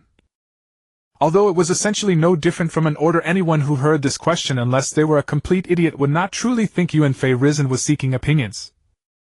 However, the way of speaking can give people a completely different feeling. To achieve this, it's actually not difficult. It's simply a matter of considering things from the other person's perspective. Meichin was a 12-year-old little girl and also a member of the Yuzhibo clan. A sensitive clan, and at a sensitive age, what she feared most was being treated as a child by elders. For a child of this age, the most important thing is respect. Uenfei Risen was able to keenly capture everyone's sensitive points and give them the utmost respect. This reminded Jinyi of a historical figure, Sima-I. Why did Sima-I succeed in the Jayapingaling incident? It was due to the good reputation he had accumulated in the first half of his life. What was Sima-I like in his dealings with people before the coup? Facing the elderly, you are a senior, I am a junior, I should respect you. Facing the young, I am old, nothing but a decrepit. You are young with limitless future. Facing those of low rank, official rank regardless of size is all for the court, don't be constrained. Facing those of high rank. Oh, there was no one with higher rank than him. That was the feeling Uenfei Risen gave Jinyi. His dealings with people were watertight. Even if the other party was just a little girl, one without any say and with weak strength. Moreover, this little girl was a member of the Yuzhibo clan. Treating her poorly would not be considered inappropriate by anyone. But Uenfei Risen could still stand from the other's perspective and give them the utmost respect. Achieving this, though not difficult, is not something one can do just because they want to. Cultivation, experience, and observation, all are indispensable. Jinyi felt that if Uenfei Risen were to travel to his world, he could even start live streaming to sell courses. Emotional intelligence courses. Jinyi, what do you think of this war? Uenfei Risen asked directly. Jinyi was dumbfounded. Asking an 11-year-old child about their views on war, what were you thinking? Just moments ago Jinyi had been praising Uenfei Risen in his mind, but now Uenfei Risen's question left Jinyi at a loss. Can't understand, really can't understand. Well, it would be best if we didn't fight, of course. Jinyi smiled awkwardly and replied. He felt that this answer at least fit his current age. If he started spouting political analysis and analyzing too thoroughly, it would be counterproductive. The tree that stands out in the forest is bound to be destroyed by the wind. Showing talent in ninjutsu is enough to receive the best training. Having too much political opinion unless you are the successor to the Huiying is not a good thing. At this moment the successor Uenfei Risen had in mind was either his own son Uenfei Xingji or his disciple Zilai. As far as Uenfei Risen personally, Jinyi believed he still favored Uenfei Xingji. After all, everyone has selfish motives who wouldn't want to pass on their great enterprise to their son. However, Uenfei Xingji's own actions of joining the Umbu caused him to remain out of the public eye for many years. When people mentioned Uenfei Xingji, all they thought of was the label son of the third Huiying Sama. Therefore his apparent prestige and achievements were insufficient. Unless Uenfei Risen wanted to emulate the Yunin and establish a hereditary system, Uenfei Xingji had no chance of becoming Huiying. Uenfei Risen looked at Jinyi with a suspicious expression. Weren't you quite talkative back on the battlefield in the Rain Country, spouting one thing after another? Why are you playing dumb with me now? The reason he asked this question was that the political talk Shin'ya had had with the three Sannin back in the Rain Country had been reported to Yuanfei Risen. Yuanfei Risen's inner monologue: "Don't underestimate the intelligence capabilities of my village bastard." But seeing Shin'ya's determined act of playing dumb, Yuanfei Risen decided not to press further. If he kept pressing, it would only create a rift between them, which would be bad. "Never mind, you can go back first. If there's anything you don't understand, you can come to me anytime," Yuanfei Risen said. "Yes, thank you, Lord Huiying." Shin'ya repeatedly thanked him, then quickly retreated from the Huiying's office. Alas! Yuanfei Risen let out a sigh, feeling a headache. Bridging the rift between the village and the Yuzhibo clan was not something that could be done overnight. But it was Shin'ya's attitude today that truly made things difficult for him. Shin'ya Yuzhibo, who was so rational, so close to the village, and had no bad impression of the advisory council, still harbored some wariness towards him. It was easy to imagine how much the other members of the Yuzhibo clan would reject the village. Moreover, he asked himself, aside from Yuzhibo Jing, he could not truly trust anyone with the surname Yuzhibo completely. It could be said that the death of Yuzhibo Jing was a lose-lose outcome for both the Huiying faction and the Yuzhibo. The front lines were still in stalemate, but my village basically would not advance deeper into the battlefield. Mainly they would only defend when the Rain Country's ninjas actively attacked Mai's ninjas and then send people to raid the logistics of the Rain ninjas. Yuanfei Risen's goal was also simple: let Banzang free up his hands to fight fiercely with the Xiayin and the Yanin. As long as his side did this a few times, Banzang would naturally understand his stance. As long as Banzang was not a complete idiot, he would certainly set aside Mai's ninjas first, and turn to deal with Xiayin and Yanin. Despite the Rain Country's weak national power and having only Banzang as a high-end combatant, its paper strength was crushed by Xiayin and Yanin. However, the Rain Country's harsh climate and complex terrain were natural barriers. The Rain Ninja Village also had many water-style ninjas. In the Rain Country's environment, water-style had a built-in buff. Moreover, the Rain Ninja Village's ninjas were familiar with the terrain, so they were more than capable of dragging the ninjas from Yanin and Xiayin into a protracted war at the Rain Ninja Village. As everyone knows, the trees in the Rain Country can talk. At the same time, Shin'ya, who had left the office, was in a great mood. He had come down from the battlefield. Not only had he earned enough military merits, but he had also obtained Yuanfei Risen's notes.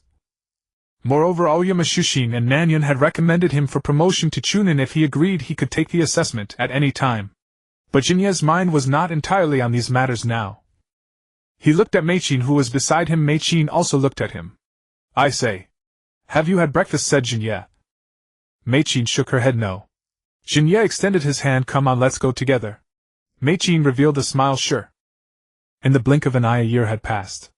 During this year, life in Muyi was quite tranquil. Although it was still a time of war, an unspoken understanding seemed to have been reached between the Yurin village and Muyi. Muyi's ninjas still stationed at the border of the Yu country but did not advance further. Banzang only dispatched a small number of ninjas to guard against Muyi, while his main force was locked in fierce combat with the Yanin village on the western front. During this year, Jinyi and Xingshu had completed many D-rank missions. In wartime, D-rank missions were not just menial tasks like cleaning rivers and weeding, they also included maintaining village security, patrolling the barrier outside the village, and so on. Although theoretically there was little danger, these tasks could not be neglected. Precisely because these matters rarely went wrong. When they did, it would be a major problem. There were also C-rank missions such as eradicating bandits and capturing thugs. Despite their young age, the gap between a ninja and an ordinary person was terrifying. A newly graduated genin was cannon fodder on the ninja battlefield, but when it came to eradicating bandits, even dozens of bandits were not enough for him to kill. Of course, that was provided he was not afraid. On the battlefield, you could call me a rookie genin and I wouldn't argue. But now we're eliminating bandits. What should you call me? Call me Lord Ninja. During this year, both Jinyi and Xingshu had passed the Chunin promotion exam and became Chunin. Achieving Chunin in less than a year after graduation was already extremely fast. After becoming a Chunin, ninjas were no longer required to perform missions in squads. Chunin could choose to serve as team leaders, guiding newly graduated genin on missions. They could also choose to take on missions alone or team up with other Chunin. In short, compared to genin, the freedom of a Chunin was undoubtedly much greater. As for jonin, they were already minor shareholders of the village, possessing a certain degree of decision-making power. In wartime, the lowest position a jonin held was that of squad leader.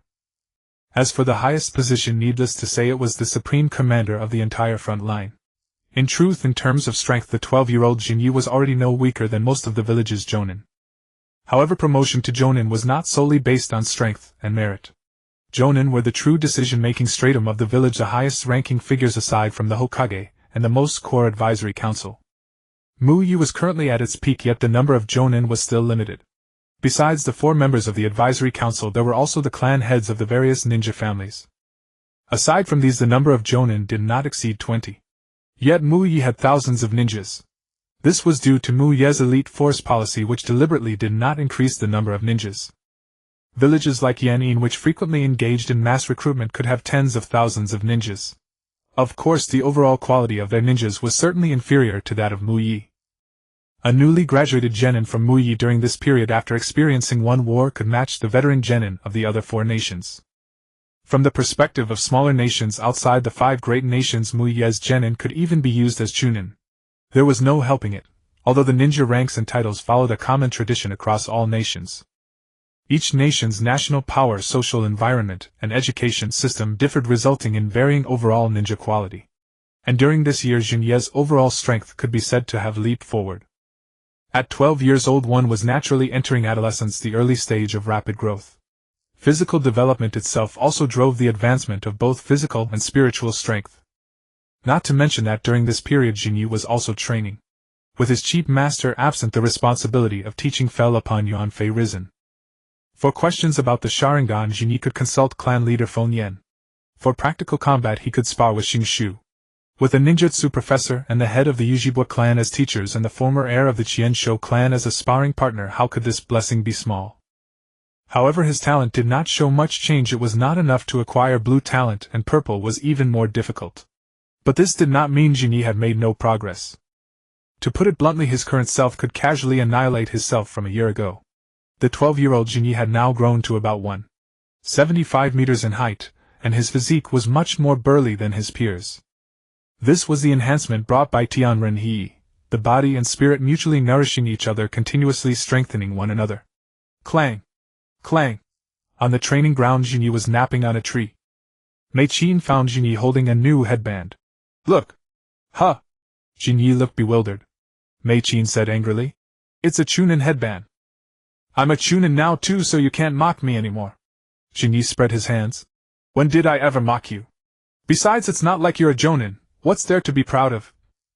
Mei Qin's face flushed with anger, and she fumed. Just you wait, I'll become a jonin before you.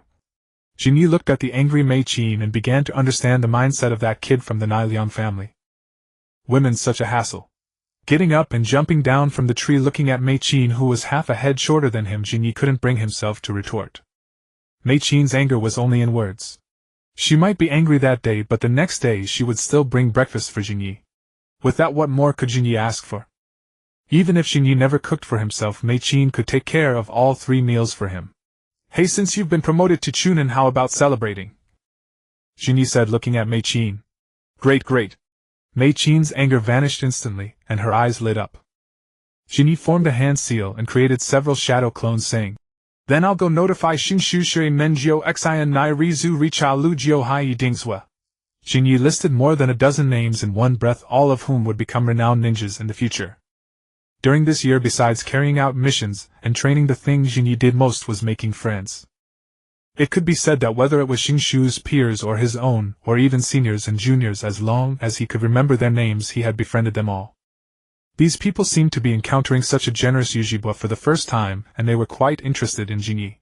There's no need to invite so many people, is there? Mei Qin was somewhat reluctant. It wasn't that she disliked these people, but she also shared a common personality trait of most Uchiha clan members. Social anxiety. It wasn't that she didn't want to interact with non-Uchiha people, but she didn't know how to start.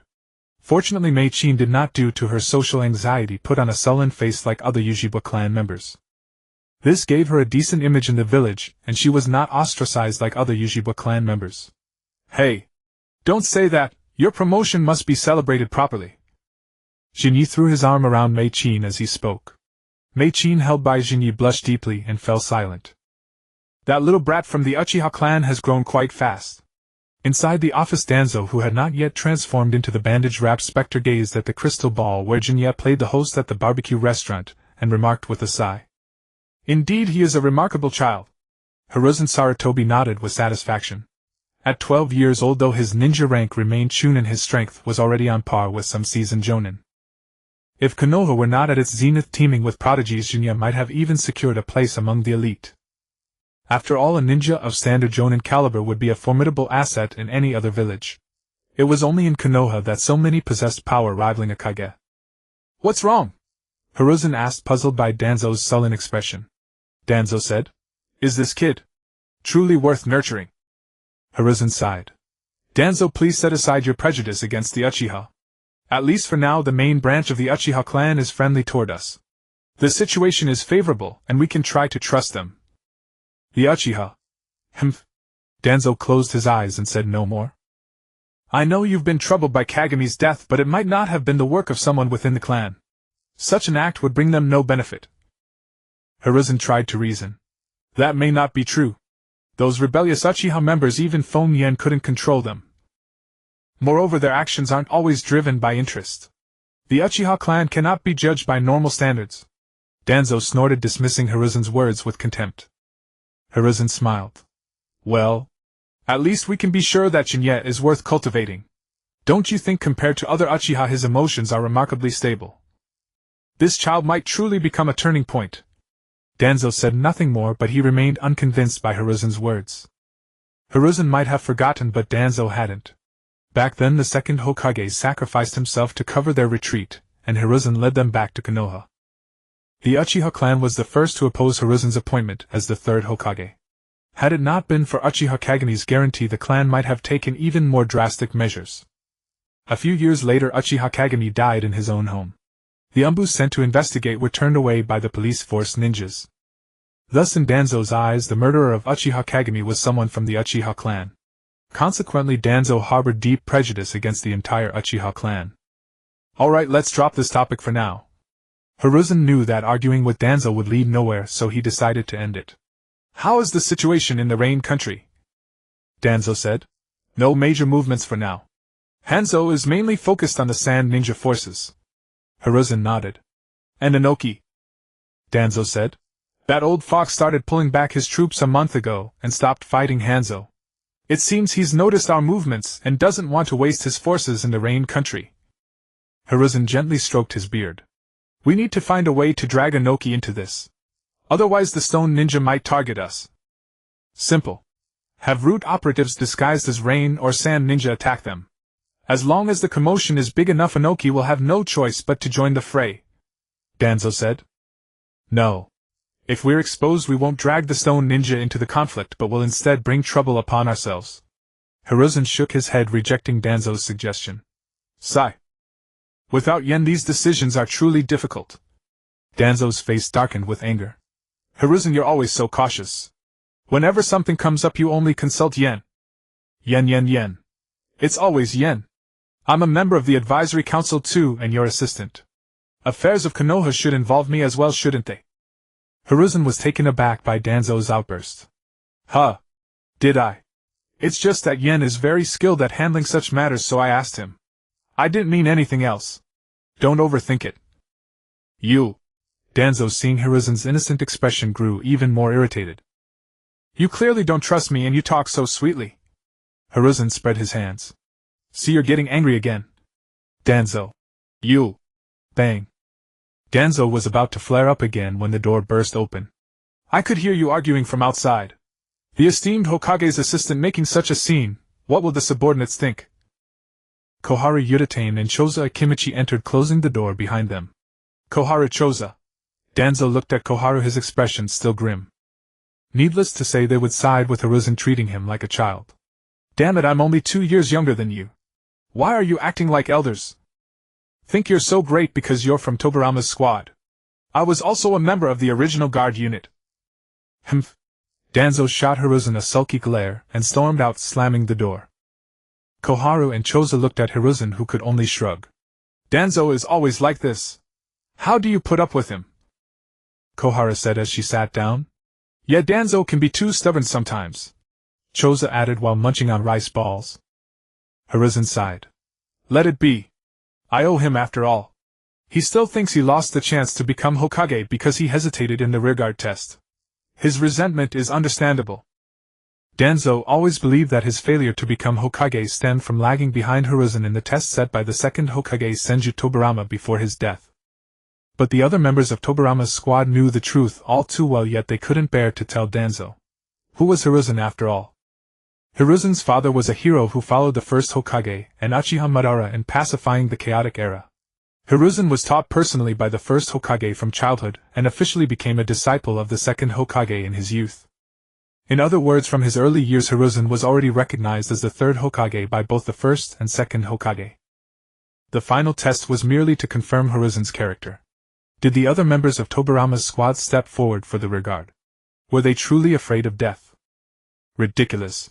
Everyone knew who the test was really for. Moreover, within Tobirama's squad, although there was no formal hierarchy, Hiruzen had always been the de facto vice-captain. Thus, when Hiruzen became the third Hokage, the other squad members had no objections. Except for Danzo.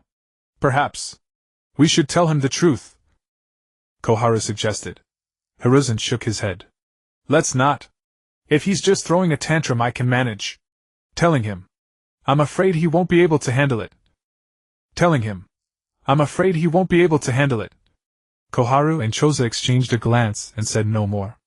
After all, this matter was strictly between Danzo and Hiruzen, and they were in no position to interfere. Sigh. All these troubles are giving me a headache. I'd better call Yen back quickly. I need him here. Hiruzen leaned back in his chair and sighed. Koharu said, Given the current situation, it seems fine to have Yen return. With Shinji and Shuorma watching the front lines, the garrison shouldn't be an issue. Hiruzen nodded and promptly issued the order. Without his external brain, many matters had become overwhelming. He definitely wasn't trying to slack off. Definitely not. Meanwhile, at the barbecue, a bunch of young ninja kids had taken over the entire place. The shop was bustling with excitement, naturally orchestrated by Shin'ya. Everyone, today's bill is on Lord Shin'ya. The barbecue shop owner, infected by the atmosphere, instantly became thrilled. Being a ninja is a high-income profession, and it was only after becoming a chunin that Jinyi truly understood this statement. Although a chunin is not yet a high-ranking member of Mu Yi, the commissions from missions are much higher than those of a genin. Chunin can undertake C-rank to B-rank missions, and the base commissions for these tasks are inherently higher than D-rank missions, coupled with the fact that chunin themselves receive a larger share. If one had a specialty, they could also apply for the title of special jounin. If a special jounin could secure a fixed position, they would even receive a regular salary. A special jounin is actually still a chunin in terms of ninja rank, and the title of special jounin is merely an honorary designation. Of course, Shinji had no great interest in the title of special jounin. Given his strength and rate of growth, he could apply for promotion to jounin within at most another year. Apart from a slightly higher salary and the ability to hold certain positions, a special jounin actually has no difference in terms of jutsu resources and influence compared to a chunin. Below jounin, all are beasts of burden. Only by becoming a jounin can one be considered a shareholder of the village. Moreover, even among jounin there are differences. Yuzebo Ban was a jounin before his defection, and Yuan Fei-sama was also a jounin. How could they be the same? In any case, Shinji had now firmly entered the high-income bracket. Although the productivity of Mu Yi in this era was relatively low, things were indeed cheap and housing prices were not high.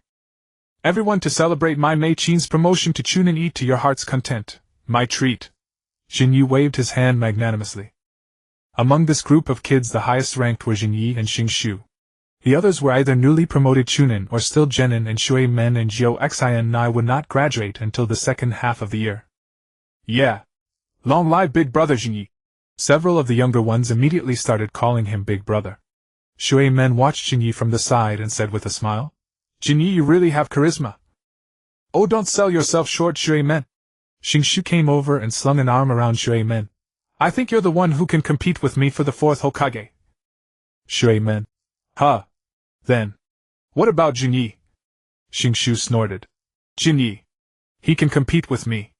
When I become Hokage, I'll make him my assistant. He'll handle documents for me every day.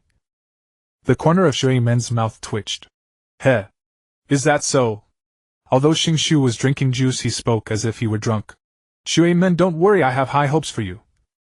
You're not only talented but Big Brother Zilai also thinks highly of you. When I become Hokage you'll definitely have a position as an advisor. Bang! As soon as the words were spoken a fist landed on his head.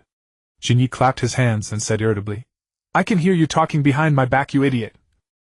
With Jinye's perception nothing in this barbecue restaurant could escape him.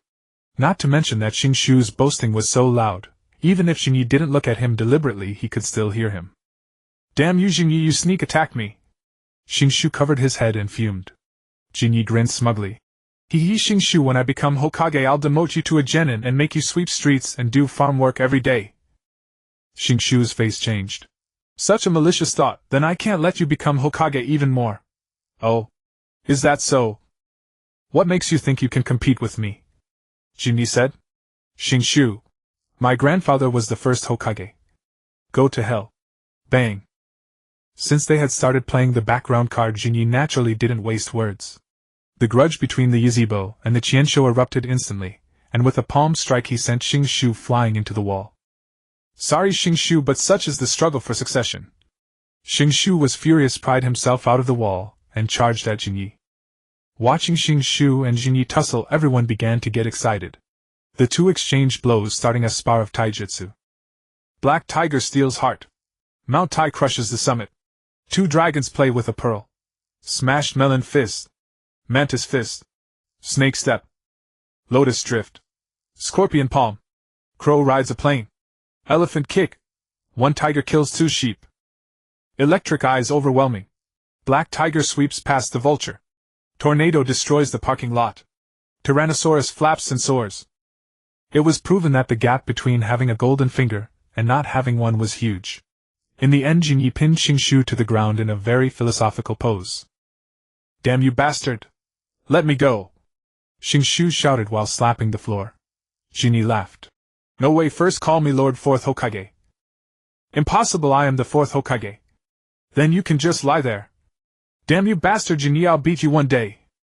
The barbecue restaurant was instantly filled with a joyful atmosphere. The banquet ended in joy and Jinyi and Mei Qin walked together toward the Yizebo compound. Under the glow of the setting sun the silhouettes of a tall figure and a short one stretched long. I'm really happy today, thank you Jinyi. Mei Qin suddenly said. Jinyi said. It's nothing. Mei Qin responded and said no more. Neither of them said much after parting. Jinyi returned home. A few days later Jinyi and Xingshu received a mission at the Hokage building. You country. Jinyi looked at the contents of the mission scroll. The content was to go to U country, rendezvous with the Shiwan and others and follow orders.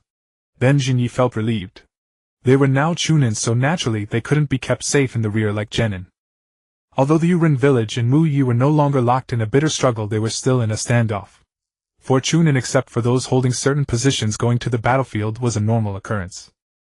In Yuanfei Rijan's view, sending these two kids to U country now was equivalent to giving them a chance to gain experience. After all, Banzong was locked in a bitter fight with Sha Yin, and as long as they paid a little attention to the movements of Yan Yin, the danger was not high.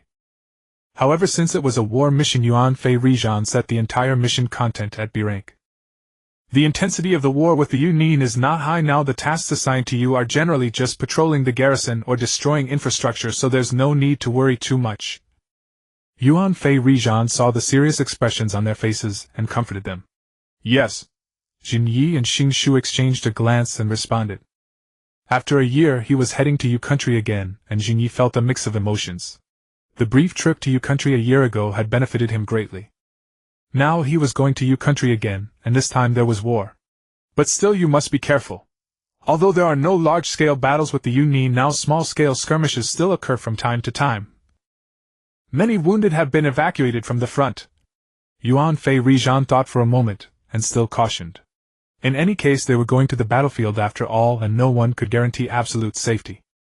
All right, you're so annoying, Uncle Rijan. Xingshu, still with his carefree personality, said impatiently. Shut your mouth. Jinyi punched him directly on the head. What the hell, Jinyi? I'll hit you. Xingshu immediately became furious. Yuanfei Rijan sighed and looked at Jinyi. Xingshu's personality is unreliable, you need to take extra care. I understand. Jinyi nodded. In the original story, Xingshu died because he charged too fast and stepped on a detonating tag. Although in this life, because he was teamed up with himself, Shinshu did not die on the battlefield but with his personality, who knew what traps he might step into later. To put it bluntly, apart from Fei Jian, the members of the Qianshou clan all seemed to have personalities that were not reassuring. Qianshou Zhu Jian was a political idiot. Gang Shou was a stubborn mule. Shinshu was a pure copy of Xian Wenmingren. But the problem was that Xian Wenmingren had a protagonist halo backed by Jiu Wei and a Xiao Luo, while Shinshu did not. It could only be said that the Qianshou clan members were really hard to judge. As the saying goes, if the total intelligence of the Qianshou clan were 1 dan, Fei Jian alone would take 1 dan and 2 do, while the rest owed 2 do. Shin'ya did not rush to examine the wind release scroll. Instead, he first opened the medical ninjutsu scroll. He was only 12 years old, and in theory he only needed to complete the basic training in chakra nature transformation. Quality over quantity, just enough techniques sufficed. His current development of lightning, fire, and wind release varied in depth. Lightning release Crimson Imperial Lightning A rank. This technique was a lightning release ninjutsu developed by Hiruzen Sarutobi, and Shin'ya had yet to fully master it. His intuition told him that this lightning release technique was not merely a piercing attack like Chidori, but held further subtle applications. Besides fire release flame meteor, he also knew some characteristic fire release techniques of the Uchiha clan. However, Shin'ya still preferred using this D-rank fire release technique, treating it like a Gatling gun. Its power was still considerable. As for wind release, he knew wind release great breakthrough C-rank. Compared to lightning and fire release, Shin'ya had not devoted as much effort to developing wind release. He had learned this technique, mainly to assist his fire release in the future. But considering the original plot, he would still need to learn wind release after returning. After all, there were many lightning release experts among the big guys from Kumogakure in the north. Mastering wind release would allow him to counter them thoroughly. Unlike the mutual restraint between fire and wind release had a unilateral advantage over lightning release.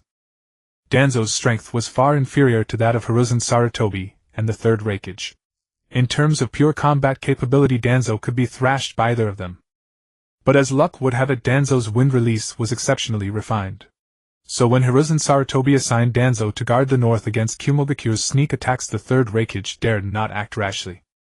The speed of lightning release body enhancement came from the stimulation of cells by lightning chakra. Both its attack power and defensive capability stemmed from lightning release itself. Danzo was indeed inferior to the third Raikage, but under the restraint relationship Danzo could hold him off without much difficulty. Therefore the third Raikage deemed it unnecessary to take the risk and provoke Konoha. Otherwise the benefits gained from a battle might not even cover the compensation for fallen shinobi. After making his plans, Shin'ya opened the medical ninjutsu scroll. The scroll contained basic theoretical knowledge along with practical steps. It was very suitable for beginners. The principle of medical ninjutsu is that the user stimulates the patient's cells with chakra, causing cell division to promote self-healing. Besides treating injuries, medical ninjutsu could also be used for detoxification and even in combat. For instance, in the original story, Tsunade used medical ninjutsu to disrupt Kabuto Yakushi's nervous system, reversing his behavior. Medical ninjutsu falls under the category of yang release. Seeing this, Shin'ya became even more determined to learn medical ninjutsu. Methods for developing yin-yang release were rare, and most were either clan secrets, or extremely difficult secret techniques. Medical ninjutsu was arguably the most cost-effective way to develop yang release. As for yin release, the Uchiha Sharingan was the most typical yin release system. Thus Shin'ya only needed to focus on developing his Sharingan. Although his golden finger was not a database system, or a space that granted finished products, Shin'ya was a content person. The talents in his mind required development, but they were all highly practical. The unity of heaven and man talent not only strengthened Shin'ya's body and spirit but also brought additional benefits. That is, Shin'ya became extremely sensitive to changes in his physical condition.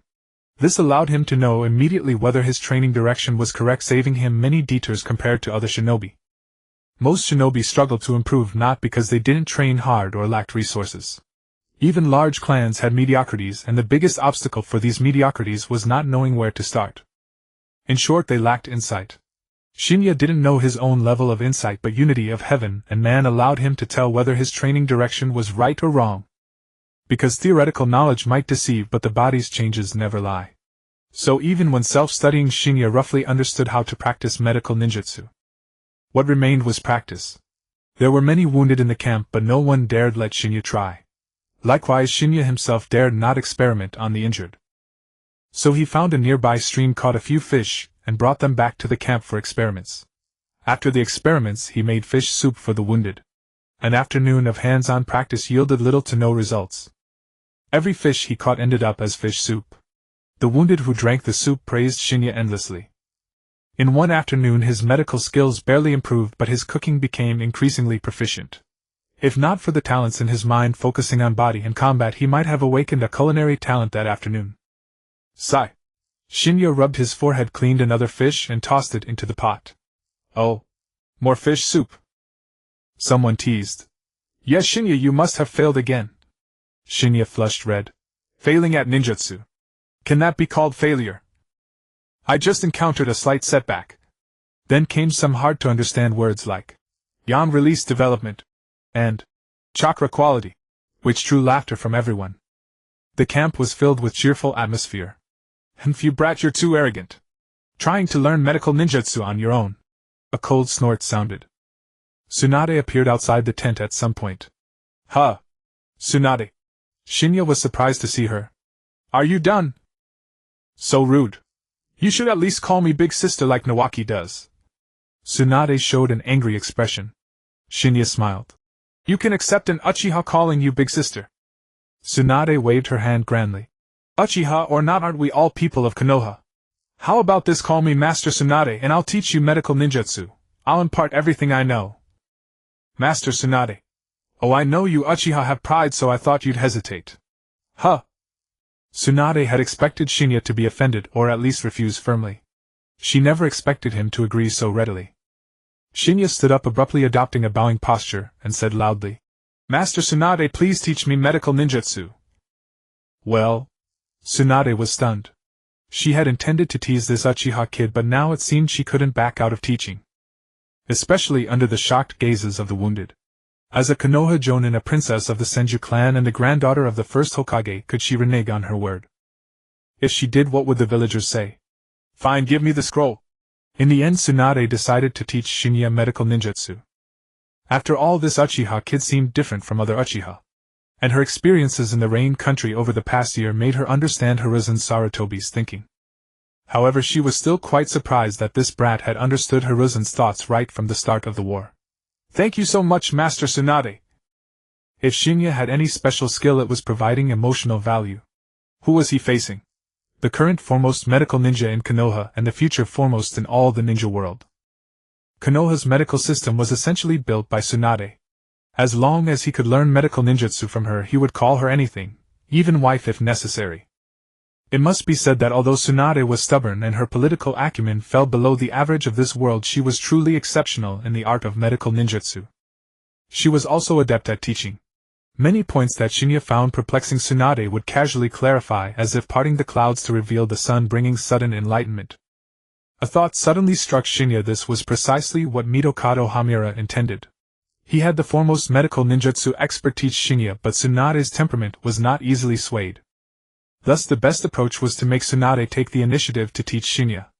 How to achieve that depended entirely on Shin'ya's actions. It was a test of whether Shin'ya could grasp Mitokado Homura's intent and act accordingly. Ironically, before this Shin'ya had not realized it at all. Fortunately, the outcome was similar in the end.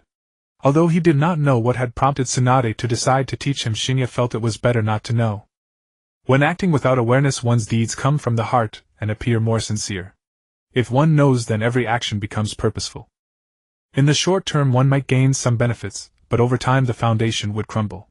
He did not think he possessed the restraint of Hiruzen Sarutobi, who could maintain that persona for over a decade. Therefore some things were better left unknown. Ignorance is bliss, as the saying goes.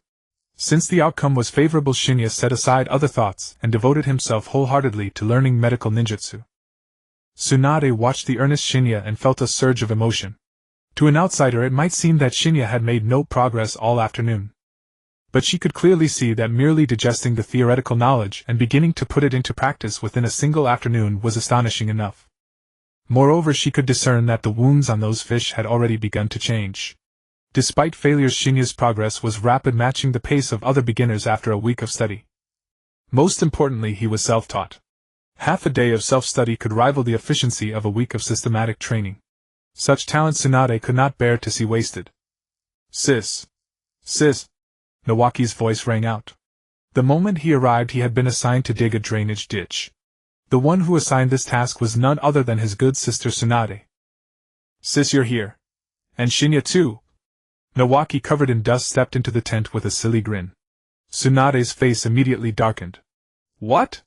Is your task finished?" Nawaki chuckled. "Hey, there's nothing that 50 shadow clones can't solve. If there is, then 100. Shin'ya had to admit that Nawaki was a replica of Naruto Uzumaki. However, now it seemed that Naruto would be the replica of Nawaki. The Senju clan, while physically superior to ordinary people, were not particularly renowned for their physical prowess. The Uchiha clan, on the other hand, generally possessed formidable physical attributes, with chakra quantity and quality far surpassing the norm. Take Tsunade, for example. Her physical talents were decent, but they did not differ qualitatively from other ninjas. Although her chakra reserves were abundant, Jiraiya, who came from a minor clan, surpassed her in all aspects except medical ninjutsu. Nawaki's physique, far surpassing that of other Senju members, was indeed enviable. Even Shin'ya felt envious. Nawaki's constitution was clearly inherited from Hashirama. How was Nawaki's father physically? Was he also a human tank? But was this physique passed down only to males? After all, Nawaki did not have a cheat code to awaken unity of heaven and man and meridian unification. His physical prowess came entirely from natural growth and training. In terms of pure physical ability, Nawaki was not far behind Shin'ya. The primary reason he lost was that the quality of his chakra could not compare with Shin'ya's, who had been refining it since childhood. A secondary reason was that Shin'ya's tactics were indeed dirty. In the middle of a fight he would suddenly throw sand in your face, and then you would be sent flying. This made Nawaki sigh that those who played with tactics had dirty hearts. "You really are reckless," Tsunade said, looking at her brother with some exasperation. He, no big deal. By the way, sis, what are you two doing?" Nawaki asked. Shin'ya replied. "Tsunade, sis, is teaching me medical ninjutsu." "Medical ninjutsu?" Nawaki was taken aback, then his eyes lit up with hope. "I want to learn too." Bang. "No chance." Tsunade punched him into the ground.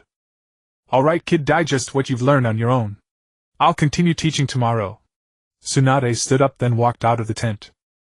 Watching Tsunade's retreating figure, Shin'ya couldn't help but be lost in thought. The ninja combat wear and vest could not conceal her figure and headlights. Coupled with her twin ponytails, it was hard not to let the mind wander. "Hey, what are you staring at my sister for?" Nawaki climbed up and demanded. Shin'ya snapped back to reality. "Huh? Oh, nothing." Nawaki raised an eyebrow. "Shin'ya, you bastard, you wouldn't be having improper thoughts about my sister, would you?" Shin'ya was stunned. "Huh? I didn't. Please, Shin'ya, just take my sister." Nawaki suddenly burst into tears, clutching Shin'ya. "Shin'ya," Nawaki sobbed. "If you take my sister, she won't have the energy to beat me anymore. We're good brothers, right? For the sake of brotherhood, sacrifice your charm, Shin'ya, I beg you." Shin'ya's mouth twitched. Nawaki's move left him speechless. Nawaki wiped his tears and said seriously, "You need to hurry. From my observations, there's a dead white-haired guy who's also got his eye on my sister." Shin'ya. He admitted that he had thoughts about Tsunade. But those thoughts were limited to the content of the doujinshi he had seen in his past life. As for becoming Nawaki's brother-in-law, he truly had no interest. Although children in this world matured early, it was still too early, and would harm his body. Therefore, for now, it was only in his mind.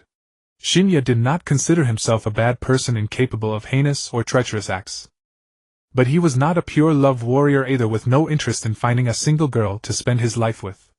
If he were to find one, it would be a shared bed. And preferably 4 generations under one roof.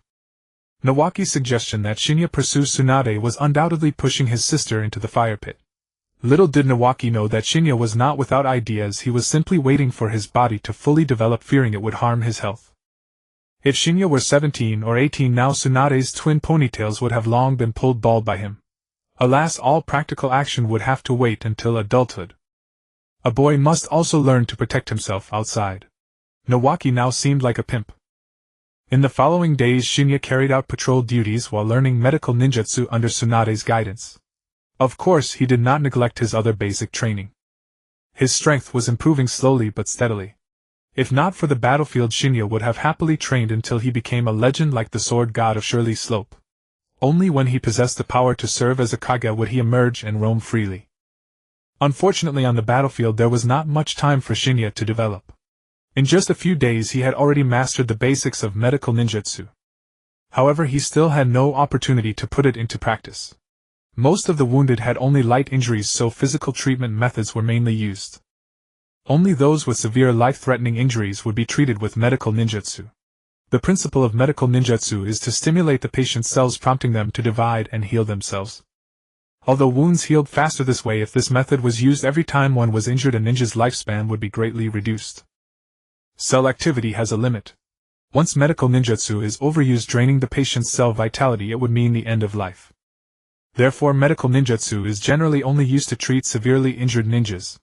Unless one comes from a naturally strong clan like the Uchiha or the Uzumaki, it would be hard to endure. Although he was only at the introductory level, Shin'ya could clearly feel that another talent in his mind had lit up. This direction was likely related to healing. But he was still far from lighting up the first white medical talent, let alone a purple one. On the other hand, his physical talent was beginning to advance toward blue. At this pace there was still hope to obtain another purple talent before the war ended. Actually, in Shin'ya's opinion, it was not ideal for Konoha's ninjas to remain stationed here indefinitely. If Shin'ya were the Hokage now, he would consider having Konoha's ninjas enter the civilian areas of the Rain Country to help repair houses for the common people. Or distribute food to the orphans in the Rain Country who couldn't afford meals. Winning people's hearts would at least reduce the resentment of the Rain Country's people toward Konoha's ninjas.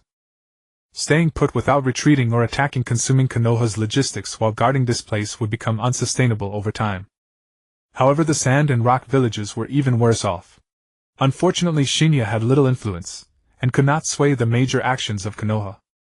He could only take on daily tasks with Nawaki, such as patrolling the nearby camp or checking the barriers. "It's far enough, let's head back." After finishing another patrol, Shin'ya and Nawaki decided to return. Suddenly a rustling sound came from the forest. The two immediately became alert, staring at the direction of the disturbance. Soon 2 figures emerged from the woods. Shin'ya was startled when he saw them. The two were, to be precise, a person and a humanoid creature. The humanoid creature was entirely white with short hair. Shin'ya was familiar with it was a white setsu. The person wore a black robe that completely covered his body with a white spiral mask on his face. Only when Shin'ya caught a glimpse of the Sharingan faintly visible through the mask's eye hole did he confirm his suspicions. Where did this masked man come from? Obito was only 1 year old now. What kind of place have I been thrown into? Is this still Naruto? Who are you? Nawaki demanded. The masked man looked at them with interest. Oh. A combination of Uchiha and Senju. That's quite rare. Enough talk. Who are you? Nawaki asked again. The masked man said. I am the ghost of the Uchiha Madara Uchiha. You expect me to believe that?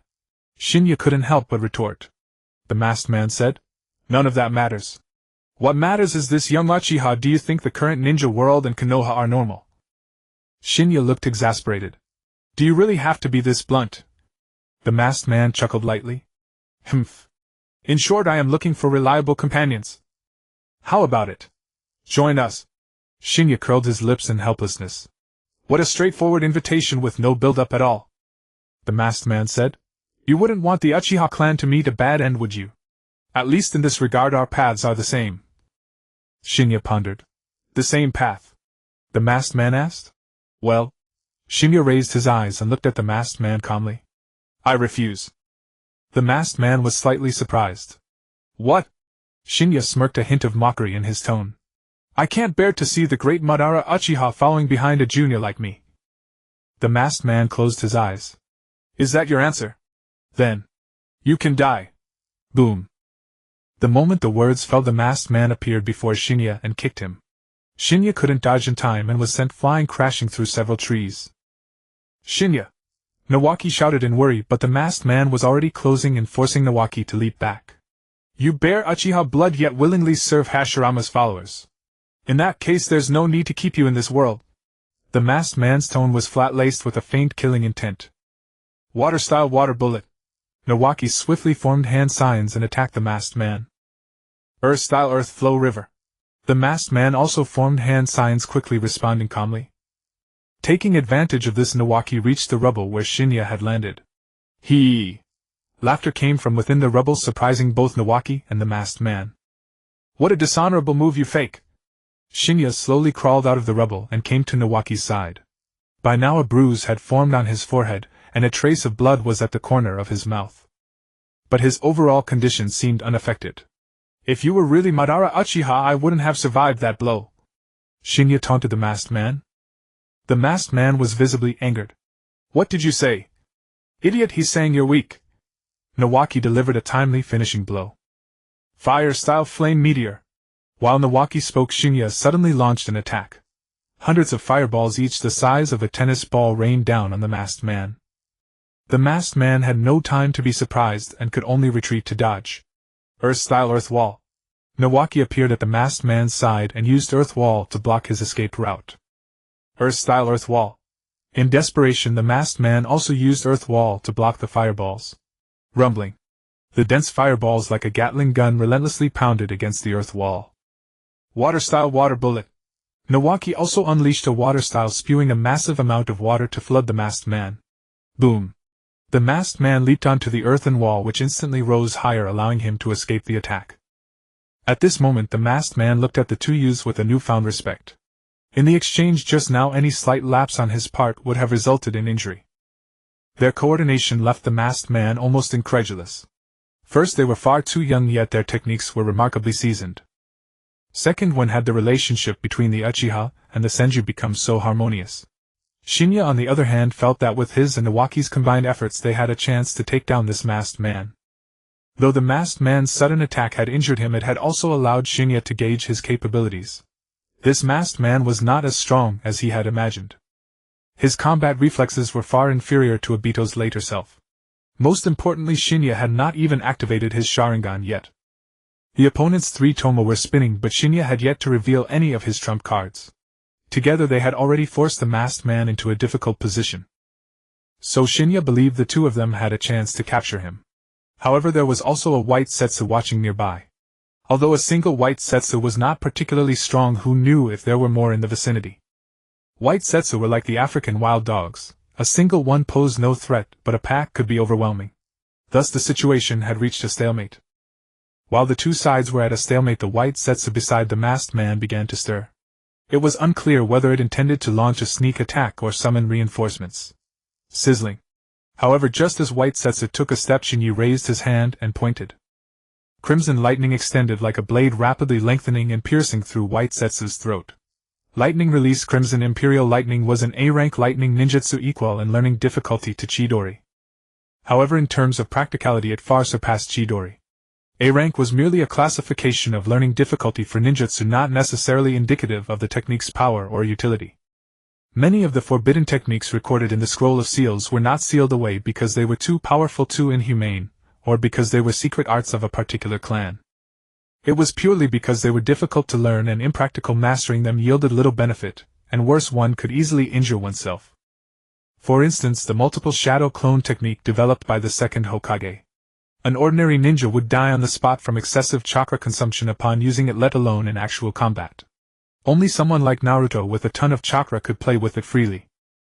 Another example is the multiple explosive tags technique, which was essentially a bound technique paired with the Edo Tensei. If you learned this without learning Edo Tensei, would you use yourself as a suicide bomb truck? As for using shadow clones to self-destruct, the moment the clone exploded, all sensory feedback would be transmitted directly to the original body. An ordinary ninja without preparation would likely become mentally scrambled on the spot. Someone like Uchiha Itachi, who could actively detonate his shadow clone without flinching, was a ruthless individual, one and all. You should know that even someone as thick-skinned as Naruto had never tried making his shadow clone self-destruct. A-rank ninjutsu was already the ceiling of difficulty for conventional techniques.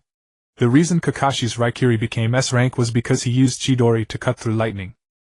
The act of cutting lightning elevated the technique's difficulty to S-rank. It could be said that Kakashi's Chidori was called Raikiri while Sasuke's was merely Chidori. But in essence, Raikiri and Chidori were the same technique. Thus the A-rank Crimson Imperial Lightning was already extremely difficult to learn. Shin'ya had only mastered a small part of Crimson Imperial Lightning so far without fully understanding it. Compared to Chidori, Crimson Imperial Lightning had numerous advantages. The greatest advantage, and the point Shin'ya considered most practical, was that it had no startup delay. Although it was not a seal-less technique like the Rasengan with Xingye's chakra control, he could completely forego hand seals to release it, albeit at a higher cost and significantly reduced power. But the benefit gained was enough to offset the cost of sacrificing power. That was Crimson Imperial Lightning itself had almost no startup delay, and with Xingye foregoing hand seals it could be unleashed instantaneously. Thus neither the Masked Man nor White Setsu reacted to this move. Earth Release Earth Flow River. Seizing the moment of the Masked Man's distraction, Xingqiu suddenly formed hand seals and used Earth Release. The impact of the Earth Flow River engulfed the Masked Man. Fire Release Flame Meteor. Taking advantage of the brief moment when the Masked Man was incapacitated, Xingye directly used Flame Meteor. Hundreds of small fireballs rained down upon the Masked Man, blotting out the sky. These fireballs flew at speeds akin to bullets from a distance, looking like a machine gun barrage. Not only the Masked Man but also the surrounding rocks and trees collapsed under the high-density bombardment. The fireballs made contact with the waterlogged ground, producing vast clouds of steam. Earth Release Hyo-ten. Xingqiu slammed his right hand onto the ground and the earth around the Masked Man began to tremble. Soon two massive hands formed and swiftly clasped together, trapping the Masked Man within. Boom! Before Xingye and Xingqiu could catch their breath, the massive hands created by Xingqiu instantly shattered. The Masked Man leaped out looking somewhat disheveled. His clothes were covered in dust, his left sleeve had been burned off, and his arm bore some burns.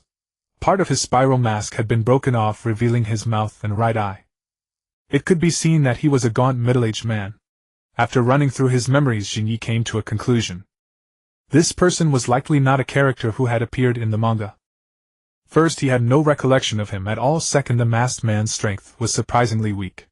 However, in the original story, the only living person Uchiha Madara had taken under his wing seemed to be Obito. Not to mention the age discrepancy, even Obito's abilities and combat prowess were leagues ahead of this Masked Man. So what exactly did Uchiha Madara see in this guy? Aside from the initial sneak attack that caught Xingye off guard and caused some injury, the Masked Man was completely overwhelmed by Xingye and Xingqiu afterward. Although Xingye's current strength was already on par with some veteran jonin in the village, and Xingqiu's strength was more than sufficient to pass the jonin exam. But for someone who followed Uchiha Madara, someone who could become his proxy not being at the Kage level seemed unreasonable, didn't it? However, judging from the previous battle, the Masked Man's strength was definitely greater than Xingye's, but not to the point of crushing him. According to Xingye's estimation, there were quite a few in the village who could dispatch the Masked Man in an instant. Sarutobi Hiruzen and the four advisors went without saying. Besides them, Sarutobi Yukichi and Hitaki Tsukumo also had the ability to kill him instantly. No wonder he could only target these two youngsters. Fire Release Great Fire Annihilation. The Masked Man began forming hand seals, then spewed a massive fan-shaped flame that engulfed the surroundings in a sea of fire. Seeing this, Xingqiu and Xingye simultaneously formed hand seals. Earth Release Earth Flow Wall. An earthen wall rose before them, barely blocking the flames from the front. It must be said this great fire annihilation was indeed vastly inferior to the one Uchiha Madara had used against the allied shinobi forces. Whoosh! Amid the flames a figure suddenly appeared beside Xingye. Xingye immediately looked over, but it was merely a kunai with a piece of the Masked Man's robe tied to it as a decoy. Then the Masked Man burst out from the other side, kicking Xingqiu down, followed by a kick at Xingye. Xingye was knocked onto the earthen wall, nearly losing his breath. Bang! The next second a puff of smoke flashed around Xingqiu, and he transformed into Xingye's likeness, lunging at the Masked Man. Damn, is this the real one? I see. The original turned into the Senju Brat's form, and used the shadow clone to divert my attention. The Masked Man was startled. Then where is the Senju Brat? His Sharingan scanned the surroundings, but he found no trace of Xingqiu. At that moment Xingye had already lunged at him. He had no choice but to focus his attention on Xingye, preparing to counter. However, in the next instant the Xingye he believed to be the original transformed into lightning, enveloping him. Meanwhile the Xingye who had been kicked turned back into Xingqiu, who began forming hand seals. Water Release Water Formation Pillar. A massive torrent of water instantly swept the Masked Man in. Caught in the center of the water current, he forcibly twisted his body and began forming hand seals, trying to escape. But at that moment Xingqiu changed his hand seals. Water Release Water Dragon Bullet. From the center of the vortex a water dragon surged upward, lunging at the Masked Man. The Masked Man was swept into an even larger vortex, spinning him dizzy. Damn it, these Konoha brats have no manners. How can such young kids have such dirty minds? That was the thought running through the Masked Man's mind. He never expected that these two Chunin brats would play a nested trick of transformation technique and shadow clone on him. Even more unexpected was that Xingshu, to deceive him, had taken his kick with his real body. Under the masked man's terrified gaze, Jinyi descended from above, crimson lightning crackling around his hand. No. No. Save me, Lord Madara. In panic, the masked man no longer had the mood to play the role of Uchiha Madara and shouted in terror. At the masked man's cry, a completely black creature emerged from the ruins not far away. What a hassle. How did that guy Madara find such a poor specimen? A hoarse voice came from its mouth. Then it thought to itself, forget it. I'm currently playing the role of Madara's willpower. It doesn't affect the plan anyway. It doesn't matter who he chose as his proxy. It looked at the screaming masked man's side and said, oh well, I suppose I'll save him. After the entire battlefield had fallen silent, Shishu and Jinyi stared at the masked man lying in the ruins with his eyes rolled back, both feeling a sense of unreality. He had made his entrance like some ultimate mastermind, putting on such an air of intimidation. Yet when it came to actual combat, why did he seem so underwhelming? Although the masked man's strength was disappointing, the sudden appearance of the black creature beside him made Jinyi hesitate to act rashly. Who was this? He was the mastermind behind all the chaos from 1,000 years ago to the present, a connoisseur of scooping out hearts, the world's greatest filial son, and the sole protagonist of the tale of Black Setsu's rescue of his mother.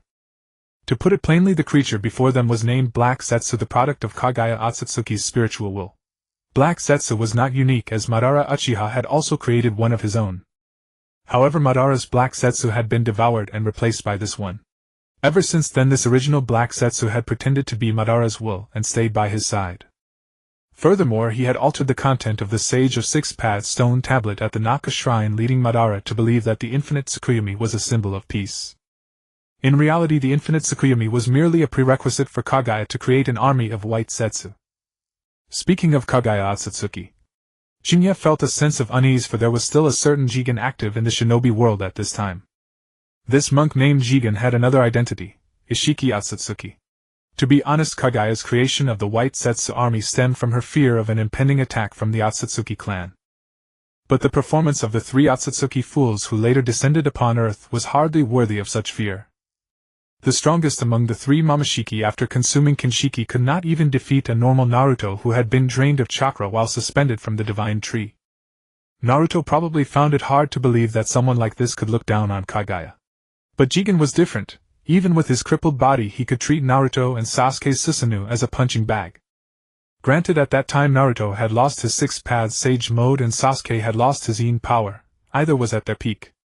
However, even if not at their peak, Naruto and Sasuke were still the two strongest beings on Earth, yet Jigen could still pummel them like punching bags. The appearance of Black Setsu made Jinyi worry about the future decades later. Although in the original story Jigen and the Otsutsuki clan never appeared during the era of Shippuden and before. But not appearing didn't mean they didn't exist. Who knew where Jigen was at this moment? What if they ran into him? Trying to run. Shinshu, however, didn't think as much as Jinyi. Seeing Black Setsu appear and attempt to take the masked man away, he prepared to attack. Wait! Jinyi stopped Shushu. The masked man was hardly a threat to Konoha but the Madara Uchiha behind him. Since Madara dared to scheme in the Land of Rain, he must have been confident that he wouldn't be discovered or that he could escape if he were. Why did you stop me? Shushu demanded after Black Setsu vanished. Jinyi glanced at Shushu and said, let's take the intelligence back first. There's a suspected rogue Uchiha stirring up trouble in the Land of Rain, trying to drag all the major nations into the conflict. This war might not be as simple as we imagine. Shushu nodded, agreeing with Jinyi's reasoning. As for Jinyi, he thought that although he knew a great deal, he couldn't just blurt it all out. He had to carefully consider what could be said and what could not. Otherwise, if someone asked, how do you know that? It would be very awkward. If he were already Hokage or a high-ranking official in Konoha, he could brush it off with, I have my own intelligence channels. But right now, he was just a rookie who had been a ninja for less than 2.5 years. There were many things he wasn't supposed to know. In short, even foreknowledge isn't omnipotent. Without enough influence, your foreknowledge can only rot in your gut. Who's there? Suddenly Shinshu noticed a slight movement in the grass nearby and instantly threw a kunai. Ah! A girl's scream rang out, and then 3 children emerged from the bushes. Shinshu frowned. Jinyi's eyes narrowed slightly. He hadn't expected to see them. You're Konoha ninja, right? Can you teach us ninjutsu? The orange-haired boy at the front stepped forward and spoke to the two. The three of them had been hiding in the grass for a long time watching the entire battle between Uchiha Shin'ya and the masked man. They believed that the best way to become stronger was to seek training from a ninja. You're from the land of rain, aren't you? If you have nothing to do, you'd better go back. It wouldn't be good if the old folks in the camp find you, Shishu said. Although he was furious at Hanzo's declaration of war, he still felt sympathy for the civilians of the land of rain caught in the conflict. After speaking, he looked at the three children's thin frames, took out some soldier pills from his ninja tool pouch, and tossed them over. Let's go, Shin'ya. And with that, unable to bear looking at the children any longer, he leaped onto a tree branch and headed toward the camp. Shin'ya did not follow immediately. Instead, after Shishu had gone far, he turned his gaze back to the three children. The orange-haired boy at the front looked at Shin'ya nervously. This tall Konoha ninja had been staring at them with interest, and he had no idea what he was thinking. He feared that this ninja, like the Suna ninja toward other civilians, might kill them for sport. Shin'ya. Shinshu's voice rang out again from afar. Shin'ya turned to leave. Hey, wait. The orange-haired boy called out quickly. Shin'ya looked back at the three and said, the Konoha camp is not far from here. Don't go any further or you'll be mistaken for enemies. After taking a few steps forward, he added, I patrol here every 3 days. If you're still alive 3 days from now, come find me here. Having said that, he ignored the children's reactions, leaped into the air and caught up with Shishu. Did we succeed? The red-haired boy beside him asked timidly. The boy called Yahiko was also a bit dazed, but then he snapped back to reality and said, of course we did. Didn't he tell us to come back in 3 days? But aren't we at war with Konoha right now? The girl beside him said. Yahiko gritted his teeth. Right now we have no choice but to ask Konoha ninja for help. War orphans like us have no one to turn to. Suna and IWA don't care whether we live or die. If we encounter them, we're dead for sure. I don't know what Konoha ninja are like, but those two seem pretty decent just now. They probably won't harm us. But the red-haired boy seemed reluctant to trust Konoha ninja. Yahiko said, enough, Nagato. This is the only way forward now. Hanzo can't be relied upon. If we want to save this country, we have to rely on ourselves. Meanwhile, on the way back, Shin'ya and Shishu were walking. Are your injuries okay? Shishu asked. I'm fine, Shin'ya replied. What were you talking about with those 3 kids? Shishu inquired. Shin'ya laughed. You gave them a pack of soldier pills, so I couldn't just stand by. I gave them something too. Shishu pursed his lips. But kids like that, what they need most is definitely food. Shin'ya laughed heartily. Haha, what I gave them is definitely what they need more. Shishu sighed helplessly. Come on, are you really competing over this? Shin'ya didn't reply, but instead said, Shinshu, when we report later, don't mention the 3 children. I was planning to do the same, even if you didn't say it. Shishu nodded. 3 children from the land of rain voluntarily approaching Konoha ninja would seem highly suspicious in the eyes of the adults. Shishu helped them out of sympathy, but Shin'ya, because he had read the original story, he knew these 3 were the founders of the Akatsuki. Since they were the founders, Shin'ya naturally began to have his own ideas. I'm sorry, Jiraiya-senpai, but I'm going to steal this teacher role from you. Within the camp, Masato and Iwaki reported the patrol intelligence to Homura Mitokado, informing him of the masked man incident. Of course, they omitted the part about encountering Yahiko and his companions. A rogue Uchiha. It seems the situation in the Rain Country is even more complicated than I imagined. Homura Mitokado mused. The other Jonin also wore solemn expressions. Homura Mitokado glanced at his disciples. Apart from this, are you sure there is no other intelligence to report? Masato glanced at Iwaki and then said, No, that's all. After Masato and Iwaki left, Homura Mitokado removed his glasses and rubbed his eyes. Uncle Homura, is this all right? Sarutobi Yukikichi asked, sitting in a chair and looking at Homura Mitokado. Homura Mitokado sighed and said, We've been here for a year now. Though we've suffered no losses, we're at a stalemate. After all, we are old and bound by rules. These youngsters dare to break the rules. Sometimes we need to give them enough space. In that case, there might be surprises. I understand. Let Masato keep in touch with those 3 Rain children for now, Sarutobi Yukikichi said. Shursui Hataki frowned. He felt something was off about the approach of Homura Mitokado and Sarutobi Yukikichi, but he couldn't put his finger on it. To put it bluntly, wasn't this taking advantage of the war-torn Rain country to win hearts? I can see you're hesitating. I roughly know what you want to say. Sarutobi Yukikichi said, looking at his partner helplessly. Shursui Hatake sighed. Is that so? Sarutobi Yukikichi smiled. You're a man whose thoughts are written all over his face. But I'll say it again, please understand your position, Jonin Shursui Hatake. Shursui Hatake fell silent. This war had left him with a heavy heart. Yet he had no idea how to end the catastrophe, so he could only grit his teeth and carry out the village's orders. Seeing the suffering of the Rain Country's people pained him, but allowing the flames of war to spread into the Fire Country was something he could not bear even more. Therefore, for the sake of the Fire Country's people, he had no choice but to turn a blind eye to the catastrophe in the Rain Country. At that moment, a major incident occurred in the camp. Aoyama Shushin and Nanko, who had been out on patrol, were attacked by rain ninjas. Nanko was killed and Aoyama Shushin dragged his comrade's body back grievously wounded. Masato stood among the crowd looking at Nanko's corpse with a heavy heart. He hadn't had much interaction with them, but Aoyama Shushin and Nanko were the ninjas who had recommended him for promotion to Chunin. Witnessing the sudden death of someone he knew made it hard for Masato to accept. The rain ninjas have finally made their move, Amira Mitokado said with extreme gravity. This meant that Konoha would either have to retreat or join the melee. Why was it certain that the rock ninjas who had also been staying on the sidelines were not responsible? Because intelligence from the Umbu revealed that the rock ninjas' camp had also been attacked that morning. It seemed an invisible puppeteer was manipulating everything in the Rain Country, driving the three great nations into the abyss of chaotic war. Meanwhile, in the Rain Ninja village, Hanzo was also in a panic. He had received intelligence that his own ninjas had ambushed Konoha and rock ninjas, resulting in casualties on both sides. However, the problem was that he had never ordered an attack on Konoha or rock. When he tried to investigate which squad was responsible, there was no clue. Who is it? Cold sweat dripped from Hanzo's brow. The situation had completely spiraled out of his control. His initial declaration of war against the three great nations, fire, wind, and earth, was not only to project a strong stance but also to use external pressure to solidify his own position. But he later realized that the overall strength of the Rain Ninja village was far inferior to that of the great nations. He was the only true powerhouse in the entire village.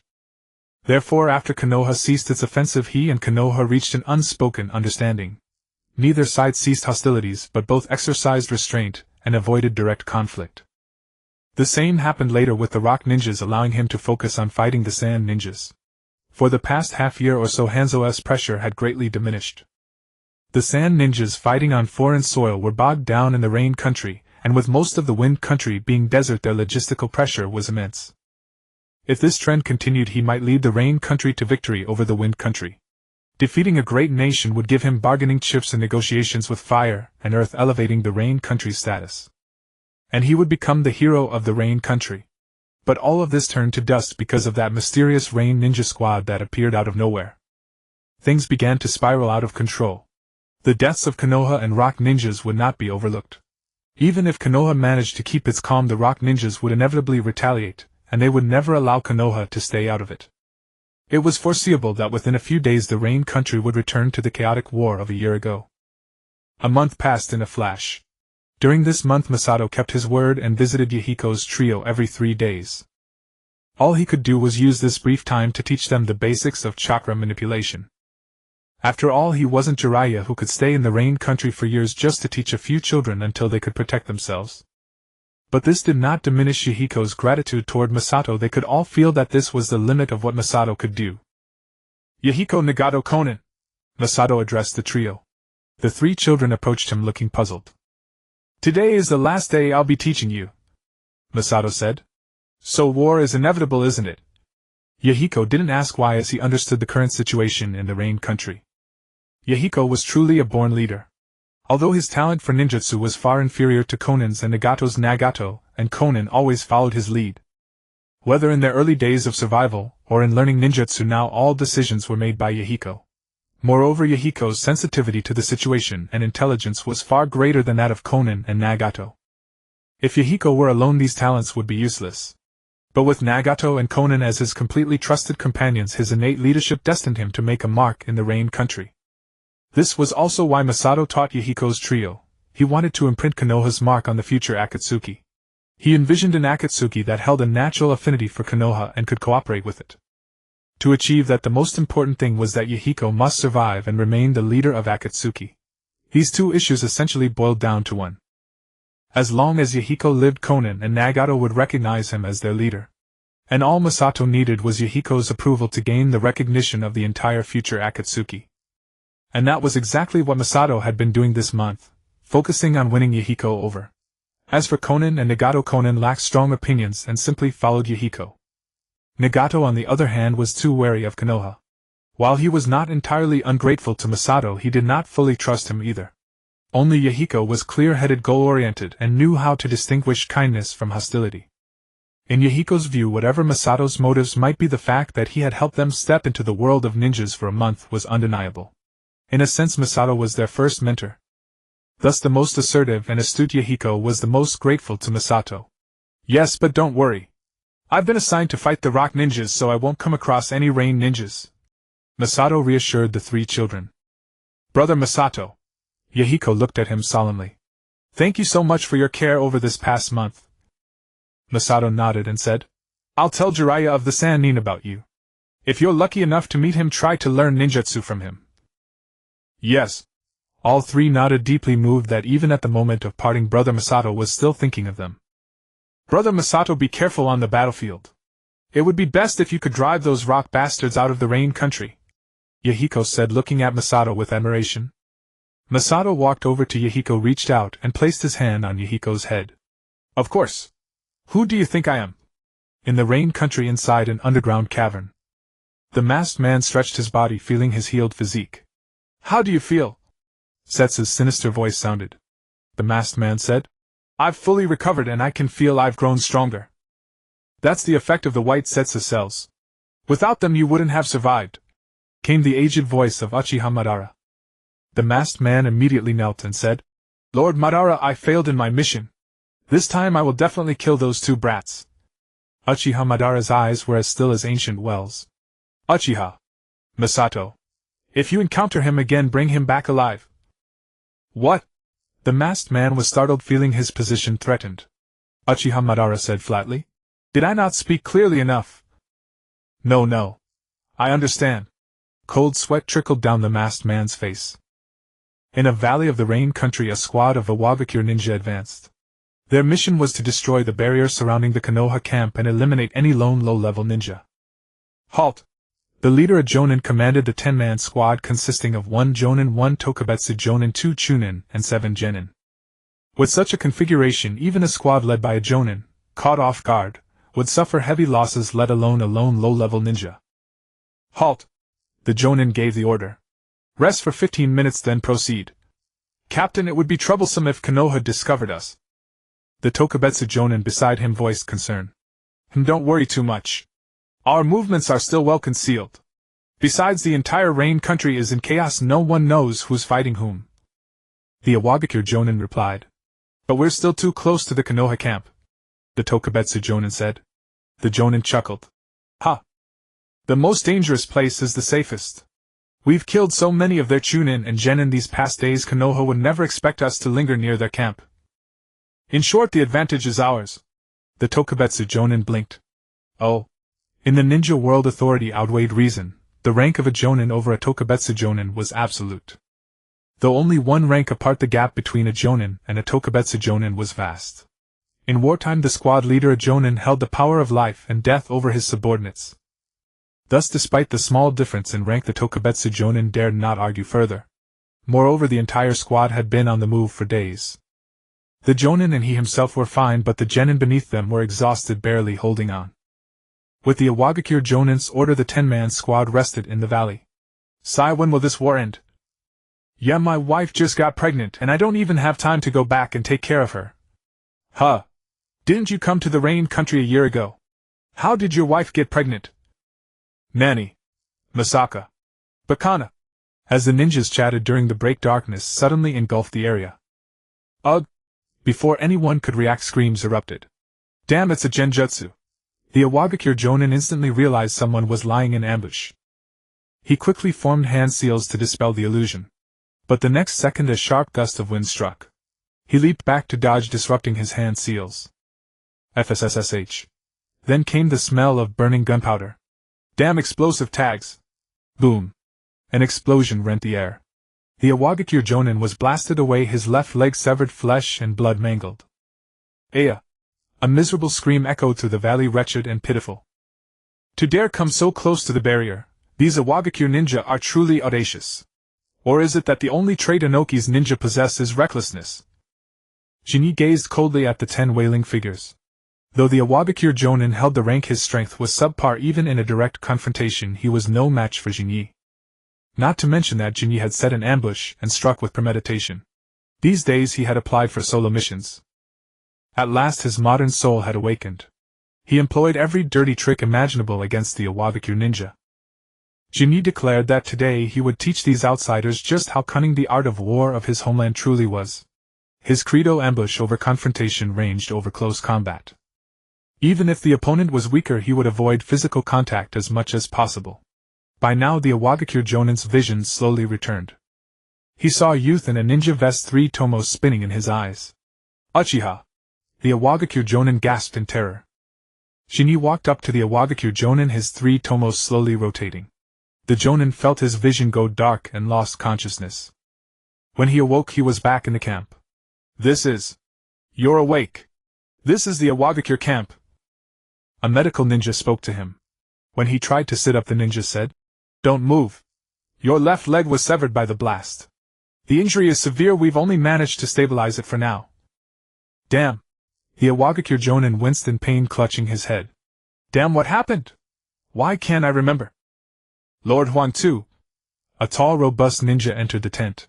He was the son of the third Tsuchikage Inoki, groomed to be the next Tsuchikage. Young as he was, he had already become a Jonin, one of the strongest in the village. Unfortunately, Huan Tu had not inherited his father's Kekkei Toda, the dust release, otherwise his strength would have soared even higher. Nevertheless, Huan Tu's extraordinarily powerful earth release should not be underestimated. "Are you alright, Dong Si Ren?"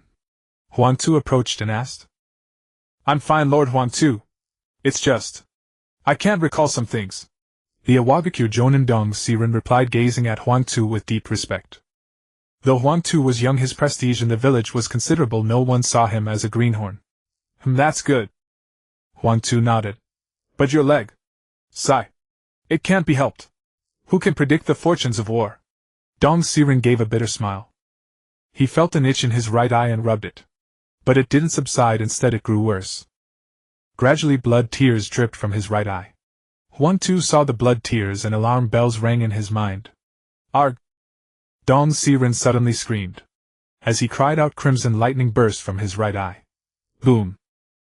The surrounding medical ninja, lower-ranked ninja, and wounded lying in the tent were struck by the lightning and died almost instantly. Damn, what is this?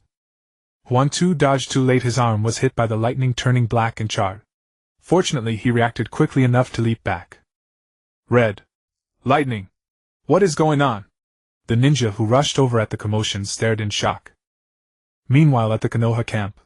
"Ah! Jinyi, your eye is bleeding." Shinshu pointed at Jinye's right eye, shouting in panic.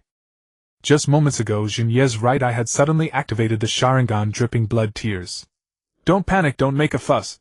Jinyi wiped the blood from the corner of his eye. His eye felt a little dry, but he smiled. That technique had actually succeeded. Transcription seal. This is a unique ninjutsu exclusive to the Sharingan, and only those with the Uchiha bloodline can use it. Its ability is to seal a certain ninjutsu into the opponent's eyes through the Sharingan. Jinye did not kill Dong Si Ren not because he was kind, but because he had prepared a great gift for Yanin. He sealed a lightning release crimson thunder in each of Dong Si Ren's eyes and set triggering conditions. The conditions were simple. The left eye's trigger was activation upon seeing Daimu, and the right eye's condition was activation upon seeing Daimu's son Huangtu. Well, foresight may not be omnipotent, but it is indeed a significant advantage sometimes. Information asymmetry. How can you compete? Huangtu was probably less than 20 years old, but he was already a jonin. Such a promising young man naturally would not stay in the rear. Daimu wanted Huangtu to succeed him, so he naturally needed to arrange more merits for Huangtu. Thus it was almost inevitable that Huangtu would come to the front lines. As for whether Daimu came, Jinye did not know. It was purely a matter of giving it a shot anyway, just in case. Besides, Jinye did not intend to kill Daimu with just this one jutsu. He couldn't even kill Huangtu. However, after setting up the transcription seal, Jinye deliberately threw Dong's siren near the Yanin camp, letting the Yanin ninja take him back. If the transcription seal was not triggered because he didn't see Daimyo or Hwanto, it didn't matter. Dong's siren was already crippled and would inevitably waste more of Yanin's medical resources. Afterward, Shin'ya would only injure Yanin ninja, not kill them, either cutting off a leg or an arm. If luck was on his side and the transcription seal was triggered, then all would be well. Even if it didn't severely damage Yanin, it would at least cause chaos for a while. And just now the transcription seal in Dong's siren's right eye was triggered. That meant Dong's siren had seen Hwanto in the camp and the two had been in contact for quite a while. In any world, the most important things in war besides logistics are intelligence. Shin'ya had the advantage of intelligence. Although he was not in the decision-making circle and couldn't change the overall direction of the war. Nevertheless, with his intelligence advantage, he could effectively inflict casualties on Yanin's forces. However, even so, Mai was not having an easy time. First, Mai already had fewer people and couldn't extend the front line too far. At the same time, the situation in the U country became increasingly chaotic, with Shay and Yanin U ninja and Mai essentially in a melee. Today you fight me, tomorrow I fight you, the day after tomorrow you fight him, the next day he fights him. In short, the entire U country was in a complete mess. Shinshu called a medical ninja to check Shin'ya's eyes, shouting, "Shin'ya is blind," as he ran over. This immediately alerted Shuohumin-yen, who hurried over as well. He had finally found an Uchiha with stable emotions and a sound mind, and before he could be raised into a talent, you tell me he's blind. Playing around. Shuohumin-yen was so startled that he stopped attending meetings and eating. Shin'ya was not just his disciple, he also served as a bridge between the Hokage faction of Mai and the Uchiha clan. As long as Shin'ya could grow up and become a Hokage or a member of the advisory council wielding enough influence, he could bridge the gap between the village and the Uchiha. This was the original intention of him and Yuanfei Risen. Since they intended to cultivate him into a talent, Shuohumin-yen naturally would not allow him to go blind. By the way, isn't blindness supposed to come with the Mangekyo? Which Uchiha goes blind with three-tomoe? When they arrived at Shin'ya's tent, they saw him putting in eye drops. Shin'ya did not hide anything from his chief master, and told him about the transcription seal and Dong's siren. Does this jutsu put a heavy burden on the eyes? Shuohumin-yen asked with a frown. Shin'ya scratched his head. It's okay, just a bit dry. Shuohumin-yen said, even so it might accumulate into a chronic problem. In the future, don't use this jutsu unless absolutely necessary. Well, alright. Shin'ya did not argue. As everyone knows, when an elder scolds you or makes a request, if you dare to argue, you'll only get endless nagging. So regardless of whether Shin'ya intended to obey, he agreed first. Admit the mistake, promise to change, but never actually change. I'm sorry, I'll do it again next time. To be honest, Shin'ya didn't know why his eyes bled after the transcription seal was triggered. It wasn't Amaterasu, why should it bleed? However, thanks to the talent of heaven and man as one, Shin'ya's spirit and body were closely connected. No one understood his body better than himself. The side effects of this jutsu were not significant. It only caused eye fatigue with overuse and would not accumulate into a chronic problem, as Shuohumin-yen worried. Moreover, as his pupil power gradually increased, the burden of this jutsu on his eyes would become smaller. However, the principle behind the bleeding, Shin'ya really hadn't figured it out. All he could say was that for now the transcription seal was truly insidious, especially when he had the ability to capture important enemy figures. By the way, here are these for you. Shuohumin-yen threw 3 scrolls to Shin'ya. If you don't understand anything, come ask me anytime. Yes. Shin'ya replied. He happily put away the 3 scrolls. He had to admit that riding on a powerful backer felt great. With no shortage of ninjutsu or educational resources, all he had to do was train hard. Shin'ya wondered if he hadn't become Shuohumin-yen's disciple, would he have progressed as fast as now? The answer was no. Although Feng Yen was the clan leader, he and Fu Yu lacked sufficient deterrence against the radical faction within the clan. Without Shuohumin-yen's backing, the mere fact that he had beaten up Uchiha Shin'ya and the others would have been enough to cause him trouble. Although the Uchiha clan wouldn't go so far as to kill their own clansmen, they would definitely suppress him and prevent him from obtaining more resources. In his past life, some conspiracy theories he read were indeed exaggerated. The Hokage faction's attitude toward the Uchiha was contradictory, not the baseless, ruthless suppression that conspiracy theories claimed. Of course, it was not unconditional indulgence or blind trust either. The Hokage faction's attitude toward the Uchiha mainly stemmed from Yuanfei Risen's attitude. The good impression of the Uchiha clan mainly came from Uchiha Jing, while the bad impression came from Uchiha Jing's death. This also resulted in that even Yuanfei Risen, who had the most favorable attitude toward the Uchiha, could not fully trust an Uchiha clan member. However, when such a clan member displayed a quality reminiscent of Uchiha Jin'ya Risen and the Konoha higher-ups would be very willing to cultivate him. As for what quality exactly Uchiha Jin possessed, well, being a normal person. Ha! Strange power fist. Boom. Amid the astonished gazes of the nearby ninjas, a large tree was snapped in half by a single punch from Shin'ya. Clap. Clap. The next moment applause erupted around him. Wow! As expected of Shin'ya, he easily accomplished what we couldn't.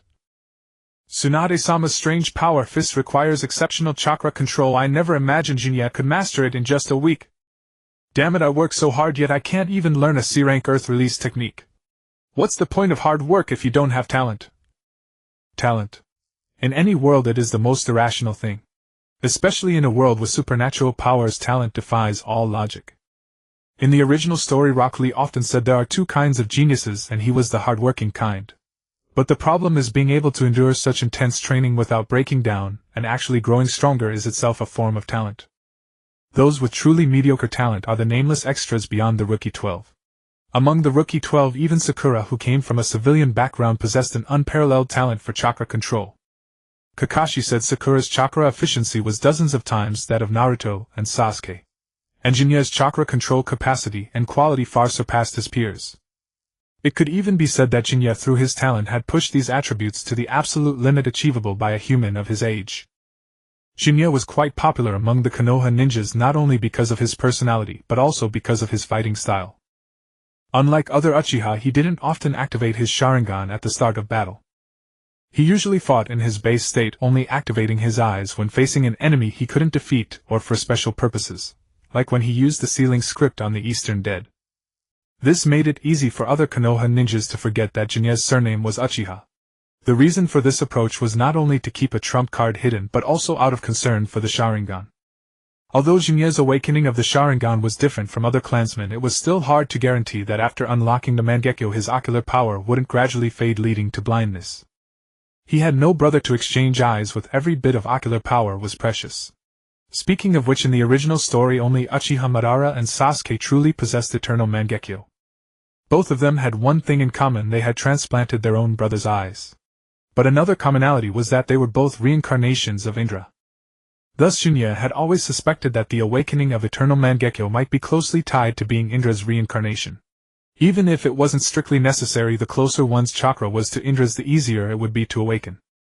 Moreover, the issue of blindness seemed to plague only Itachi. Obito used Kami as if it cost nothing and there was no sign of his eyesight deteriorating. But Obito had Hashirama cells which might have subtly altered his Mangekyo. In any case, whether from reading the manga in his past life or studying clan records in this one, there were too many ambiguities about the Sharingan. Even if unlocking the Mangekyo didn't necessarily mean worsening eyesight with use, it was still better to use it sparingly. This habit had to be cultivated from now on. The Sharingan's power should be reserved as a trump card. Being able to use the strange power fist in a weak Shin'ya was quite satisfied with his progress. Of course, being able to use it and being able to apply it in combat were two different things. Besides, Shin'ya didn't learn the strange power fist solely to increase his offensive options, he also wanted to hone his control through the technique. Although his control was already formidable, he sensed there was still room for improvement. Every little bit counted, small gains accumulate, and quantity leads to quality. The stronger the chakra control, the less chakra consumed when releasing jutsu. The higher the chakra quality, the greater the precision and power of the jutsu. And Shin'ya was excelling in both aspects. His control was superb and his chakra quality was astonishingly high. Not bad, not bad. It took a whole week, which is already longer than I expected. Shin'ya waved his hand with a grin, looking annoyingly smug. A group of Chunin gnashed their teeth in frustration. If they weren't outmatched, they would have rushed up and slapped him silly. Talk about arrogance. He was utterly shameless. Tsunade watched from a distance, the corner of her mouth twitching involuntarily. The strange power fist, that was her signature technique, developed by imitating her grandfather's taijutsu. And Shin'ya could use it after just 1 week. Honestly, it was a bit demoralizing. A month had passed since the encounter with the Eastern Dead. The sealing script Shin'ya had used on him had indeed caused a headache for the Awagakure side. During this month, the frequency of Iwa's attacks on Konoha ninjas had dropped significantly. Only a few unlucky ones ran into IWA patrols during their rounds leading to skirmishes. The land of rain was only so large. Although Iwa was to the west and Konoha to the east, the distance wasn't that great. Such a small country was crammed with the forces of three great nations, no wonder it was a chaotic war zone. So far Suna and Konoha hadn't clashed. The Rain Ninja were mainly being dealt with by Sarutobi Yukihisa and Jiraiya's team. Shin'ya and Nawaki were assigned to Tsunade and Orochimaru's squad, primarily facing off against Iwa. Being with Tsunade was advantageous as Shin'ya could learn medical ninjutsu from her. Over the past month Shin'ya had also discovered the pattern of his golden finger. Acquiring talents didn't seem to rely solely on grinding. The talent entries in his mind were like changes in the human body, full of uncertainty. Back in the village he had spent years of hard training to accumulate a single purple talent. But now he was on the battlefield under actual combat, his potential was being unlocked and the progress of talent acquisition had accelerated. He could see several purple lights glowing in his mind. However, given his current ability, he could only activate one of these lights. This golden finger seemed to grant him the right to choose which aspect of his body to strengthen. Acquiring talents required Shin'ya himself to grow stronger. The function of these talents was likely to provide a flash of insight. As long as the conditions were met, he could ignite the talent and achieve the ideal outcome. For example, the talent Merge Meridians was the result of Shin'ya's years of chakra tempering. But if others trained the same way, they couldn't achieve the same effect. Thus this golden finger was somewhat like the Hogyoku. When the host had the ability to reach a certain outcome, it would develop toward the ideal state according to the host's will. Back in the tent, Shin'ya finally had time to examine the highlighted purple talents. Calm mind returned to origin purple. When you sit cross-legged and enter a meditative state, you can clear your mind of distractions and gradually eliminate the negative effects of certain bloodline limits, or jutsu. 5 elements mutual generation purple. As your understanding of the 5 nature transformations deepens, you discover that besides the mutual restraint there is also a mutual generation among them, just like the 5 elements. When your chakra nature restrains the opponent's, the restraining effect is greatly enhanced. When the opponent's nature restrains yours, depending on your proficiency with that nature, there is a chance to turn restraint into generation, nullifying the suppression. Mystic Sky Unity Purple. Your chakra control has reached an extremely high level. Most things in this world that rely on chakra control are no challenge for you. Your chakra can be emitted from your limbs, formless and difficult to detect. The distance, power, and speed of emission are proportional to your chakra control ability and chakra quality. Innate return to origin purple. Your essence, energy, and spirit are extremely strong and tightly integrated, inseparable, aligning with the innate way. For each year you age, your physical power will slightly increase in all aspects, and the peak of your physical prime will be greatly extended. These 4 talents were all extremely powerful. Although they were all purple talents, these 4 were significantly stronger than the heaven and human unity and merged meridians he already possessed. It seemed that these 4 talents were advanced versions of the previous 2. If he could, Shin'ya would have loved to shout, "I want them all!" Unfortunately, he could only choose one. Once he selected one, the other 3 would return to their dimmed state. When he would discover them again, no one knew. In Shin'ya's view, these 4 talents represented 4 distinct qualities of his mindset, knowledge, control, and growth potential. All 4 talents were exceptionally powerful, merely differing in emphasis. However, 2 of them could not directly elevate Shin'ya's strength to the next level. The other 2, however, could grant Shin'ya considerable immediate improvement. Yet for him these 4 purple talents indeed had their priorities. The heart-calming returns effect seemed formidable, but it was uncertain whether it could eliminate the negative impact of the Mangekyo's gradual blindness or neutralize the 8 gates. However, given the description mentioned, gradual elimination, it likely could not. If it could, it wouldn't be merely a purple talent. As for the 5 elements cycle, its assistance to Shin'ya was actually minimal. The combination of lightning, fire, and wind was inherently difficult to counter, and easily countered others. Yet this talent practically forced Shin'ya to divert energy into mastering water and earth natures, requiring all 5 natures to be trained to an extremely high level, or else the talent would be wasted.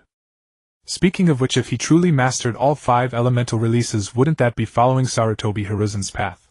Thus Shin'ya ultimately would only choose between Mystic Heaven Chi and Primordial Return. From a long-term perspective, Primordial Return seemed more advantageous. With each passing year his physical strength would subtly increase and his peak period would be extended. Whereas Mystic Heaven Chi could elevate Shin'ya's chakra control to a higher level, allowing him to release chakra externally formless and invisible, making it difficult to detect. One made Shin'ya stronger in the future, the other made him stronger immediately. Primordial Return was a mindless numerical boost requiring no extra effort, raising the lower limit.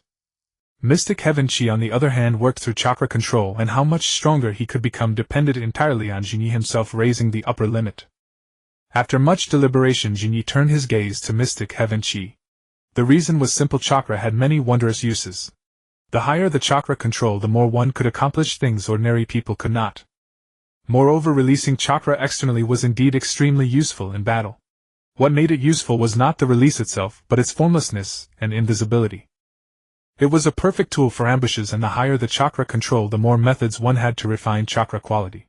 A ninja's battle was a battle of chakra, and chakra boiled down to only two aspects. One was quantity, the other was quality. As for why he didn't choose primordial return, it was because the effects of that talent could be achieved by Jinyi through his own efforts. The so-called comprehensive subtle increase in physical strength. He was currently in a rapid growth phase, so his body was already strengthening quickly. As for extending the peak period, there were many means in this world to do so. Not to mention the three Sannin themselves each had their own methods to extend their peak periods: Orochimaru through technology, Jiraiya through cultivation, and Tsunade through medical ninjutsu. Furthermore, there was the path of developing Kekkei Genkai or Kekkei Toda through the fusion of two or more nature transformations, which could also greatly enhance cell activity. It could be said that the allure of the primordial return talent was no longer that great. As for the peak period, age was not such an inconvenient thing, was it? So after careful consideration, Jinyi mobilized his spiritual energy, and entered the light orb representing Mystic Heaven Chi. Mystic Heaven Chi Purple, your chakra control has reached an extremely high level. Most tasks in the world that rely on chakra control are no challenge for you. Your chakra can be released from your limbs, formless and invisible, difficult to detect. The distance, power, and speed of release are proportional to your chakra control ability and chakra quality. The next moment, Jinyi opened his eyes. He could feel that his body had changed. The once powerful chakra had now settled quietly within his body. Jinyi could sense that with just a thought his chakra could reach any corner of his meridians. He extended a finger, and aimed it at the water glass in front of him. With a thought, a snap. The next moment the water glass was knocked over by an invisible force, and the water spilled out. Jinyi was very satisfied. It seemed he could not only release chakra externally but also control the force with great precision. Even a fragile water glass would not be shattered if Jinyi wished to control the force. He had tested the lower limit of this power, now he wondered about its upper limit. After the ability test, his chakra once again settled into stillness. At this moment Jinyi's entire aura was restrained as if he were an ordinary person without chakra. Jinyi believed that if he were to ambush Iwa ninja in the rainforest at this moment, even sensor-type ninja would be unable to detect his presence before he struck. The only means to spot him from a distance would probably be the Hyuga clan's Byakugan. But unfortunately the Hyuga were his allies. What was this? Was this the return to simplicity described in martial arts novels? He felt the chakra circulating within his body, flowing through the corners of his meridians and acupoints. These were body corners that chakra could not reach before. The quality seemed to have subtly increased again. Indeed, saving up and upgrading in one go was the right path. It was correct not to choose those seemingly powerful blue talents earlier. Purple talents and blue talents were simply not on the same level. Previously Jinyi had been tempted by a blue talent that could enhance the level of lightning release nature transformation. Fortunately he had held back, otherwise he would only have strengthened a single lightning release. Now it was a comprehensive enhancement of chakra quality and chakra control, and naturally the level of chakra nature transformation was also comprehensively enhanced. The benefits brought by Mystic Heaven Chi were clearly far from limited to just one. The most important thing for medical ninjutsu was chakra control ability. The stronger the control, the better the healing effect and the less damage to the patient's cells. With the Mystic Heaven Chi talent, Jinyi could finally perform hands-on treatment. Tsunade was amazed by Jinyi's progress and began to cram him with human anatomy. Besides muscle distribution and organs, meridian theory was also added. Over the next week Jinyi was not assigned any external missions and stayed by Tsunade's side to care for the wounded. There was no helping it. Medical ninja were a scarce profession. Even Konoha with its deep reserves could not send all its medical ninja to the front lines. Thus the medical ninja available for Tsunade were very few. So when she saw that Jinyi had finally learned, she directly grabbed him and put him to work. Jinyi had no complaints. He was actually worried about where to gain experience. Besides, in terms of war achievements, he had already done enough. Being able to treat the wounded in the rear and minimize casualties as much as possible was also good. A few days later Shinya's assignment arrived. He and Nawaki were sent to the front lines under the command of Sarutobi Kokichi. Sarutobi Kokichi was essentially the frontline commander against the Rain country. Compared to the lineup facing Iwagakure here, the lineup against the Rain country was far more luxurious. Previously, the Konoha forces opposing Iwagakure had only Mitokado Homura and Tsunade as jonin. On the Rain country front, however, there were Sarutobi Kokichi, Orochimaru, and Jiraiya. Clearly, Konoha was preparing to strike the Rain shinobi with full force. Interestingly, before this, Konoha's attacks on the Rain country had always been restrained. They were practically telling Hanzo, "I'm just going through the motions." Both sides had indeed tacitly observed a year-long ceasefire, remaining at peace. But the previous sneak attack by the Rain shinobi shattered that balance. Konoha had no choice but to engage the Rain shinobi. Even knowing it was someone else's scheme, they could not remain passive. The high-ranking officials could see the shadowy hand behind it, but the lower-ranked ninja and the citizens of the Fire Country did not. They only knew that Konoha dared not strike back against the small country's provocation. What good were they? As for the casualties and the lack of profit from war, what did it matter to them? It was not their lives at stake. If Konoha showed any indifference to these repeated attacks, the daimyo would inevitably use public opinion to suppress Konoha's influence. So it circled back to the same question: why didn't Konoha, with such a formidable lineup, invite the daimyo to reside permanently in the village? Or why not send powerful ninja to protect the daimyo? This was not unique to Konoha. In every country the daimyo held immense political power. Yet they had little military strength of their own, relying entirely on the ninja villages. If Shin'ya were Hokage, he would have marched straight to the capital, proclaimed the daimyo a figurehead, and purged all dissent. As for why the ninja world was in this state, it was due to the political legacy left by Hashirama Senju. After all, the five great nation system and the village structure were Hashirama's legacy. To be fair, this system had brought a long period of peace to the ninja world. During the Warring States period, skirmishes erupted every few days. Both Hashirama and Madara had brothers who died young in battle. Before Hashirama gained influence, there was no sign of the chaotic warfare coming to an end. After Hashirama founded Konoha and held the 5 Kage summit, wars did decrease, from daily battles to one major conflict every decade or so. Thus Hashirama's pacification of the chaotic world was a monumental achievement. However, after stabilizing the world, he left behind a host of unresolved issues. The subsequent Hokage, including Tobirama Senju, basically coasted on Hashirama's laurels, never contemplating how to advance beyond the framework he had established. It was not until Naruto saved the world that the 5 great nations began to show signs of unity under the Fire Country's leadership. That took over 70 years. Ironically, among all the Hokage after Hashirama, the one who contributed most to world development was Naruto. If Hashirama and Madara Uchiha had been able to combine their approaches, the situation might have been very different. Shin'ya was not naive enough to think that unifying the ninja world required simply copying Qin's conquest of the other 6 states. Qin's unification was the result of social evolution. From primitive society to the Xia dynasty's hereditary rule, then to the Shan dynasty's alliance of vassal states, and finally to the Zhou dynasty's concept of a universal ruler. Society had been steadily progressing toward centralization and unification. The current ninja world resembled the Shang dynasty's alliance of vassal states. But the problem was that this alliance had no leader. The 5 great nations were equals. What the ninja world truly needed now was to establish a universal ruler, a role that could reign over all. Even if that role was merely a figurehead, it was essential. If Hashirama and Madara had reached a consensus back then, they could have elevated the Fire Country's daimyo to the position of universal ruler, mediating all conflicts between nations. Unfortunately, their political ideals were diametrically opposed, and they parted ways. This was the downside of lacking the doctrine of the mean. Unity brings mutual benefit, division brings mutual harm. Now if the Fire Country tried to become the universal ruler, the other nations would immediately join forces to destroy it. The 5-nation equal alliance had existed for over 30 years. No one accepted another's superiority. Why should Konoha be the leader? Thus overwhelming power was the foundation, but they also needed a figure whom no one opposed to act as the universal ruler. Then they could use that figure to amplify Konoha's influence. Of course, all of this was still far beyond Shin'ya's reach. What he had just pondered was merely the idle musings of a former political enthusiast. By now he had arrived at the Rain Country frontline camp. The situation here was far more severe than at the rear, more wounded and more serious injuries. "This is outrageous, even worse than Iwagakure," Nawaki said, his eyes reddening as he looked at the injured Konoha ninja. "Of course," Shin'ya replied, patting Nawaki's shoulder. "Iwagakure's conflict with us is merely about interests. After Shin'ya's previous scheme had humbled Iwagakure, they had refrained from large-scale operations. The reason was simple: Iwagakure and Konoha fought over interests.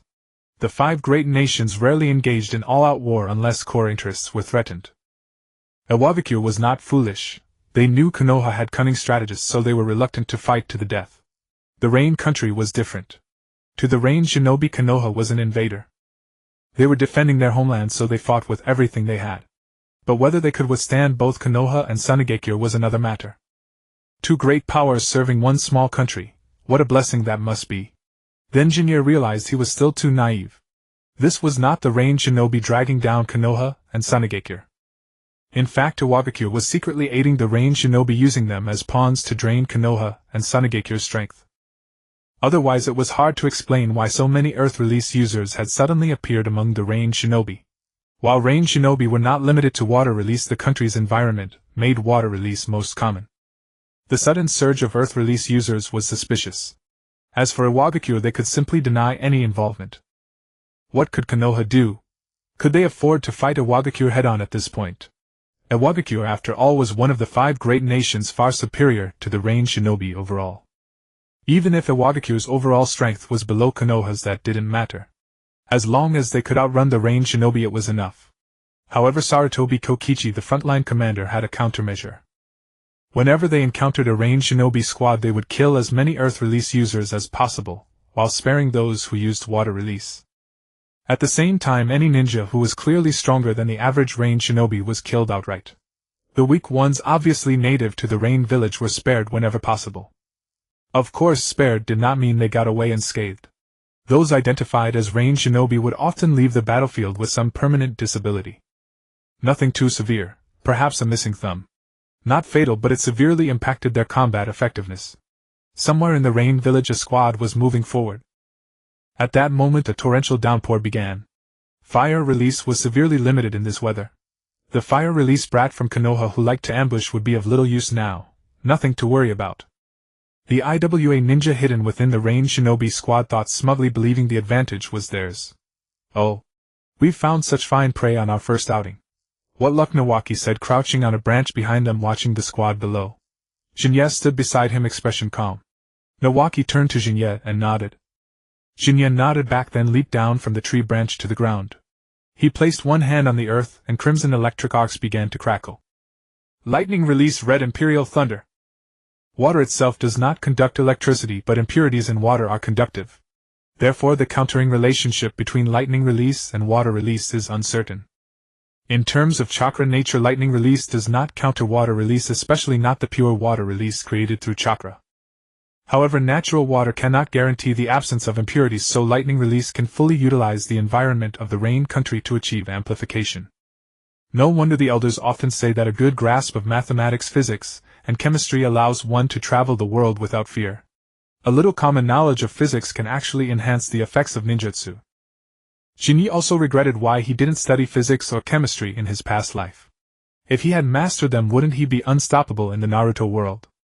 Crimson lightning rapidly spread forward from Shin'ya's hand, instantly enveloping the entire Rain ninja squad. What's going on? Damn, it's a Konoha ninja's ambush. My body can't move such powerful lightning release. Water release, water dragon bullet. Kazuki also launched an attack promptly, and the water dragon bullet instantly swept the squad into it. With no effort at all, in just one encounter the entire squad lost its combat capability. This war made Shin'ya fall in love with sneak attacks. When you leave such a big opening, who would be foolish enough to fight you head-on? Not attacking you would be a disservice to the heavens for giving me such a great opportunity. Head-on combat is only conducted when absolutely necessary. I thought the IWA ninja had been honest, but they actually sent people to secretly help the Rain ninja. Shin'ya looked at the squad and said calmly, "That old thing Inoki is really becoming more shameless." The IWA ninja hiding among the squad felt a gnashing hatred when hearing Shin'ya mock Inoki. But he also knew his mission. He couldn't reveal his identity, and had to swallow his anger. Seeing this, Shin'ya activated his Sharingan, and said to the Rain ninja, "My name is Uchiha Shin'ya. As you can see, I am a member of the Uchiha clan." The Uchiha clan's Sharingan has a technique called the transcription seal, which seals a jutsu into the opponent's eyes and releases it through a special trigger condition.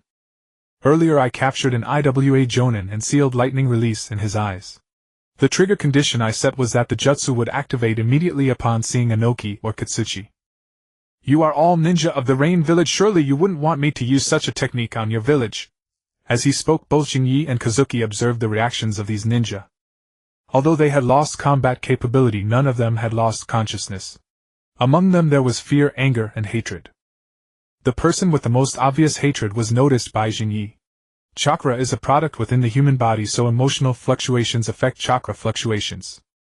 Whoever has the greatest chakra fluctuation is most likely an IWA ninja.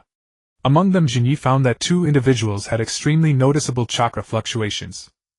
Moreover, the hatred in their eyes was also the most intense. With that thought, Jinyi instantly rushed to one of them, grabbed his neck with his left hand, and lifted him up. It's you, isn't it? His right hand was wrapped in crimson lightning and a cruel smile appeared on his face. Damn Konoha ninja, we IWA. IWA will never lose, the ninja said with difficulty. Puff.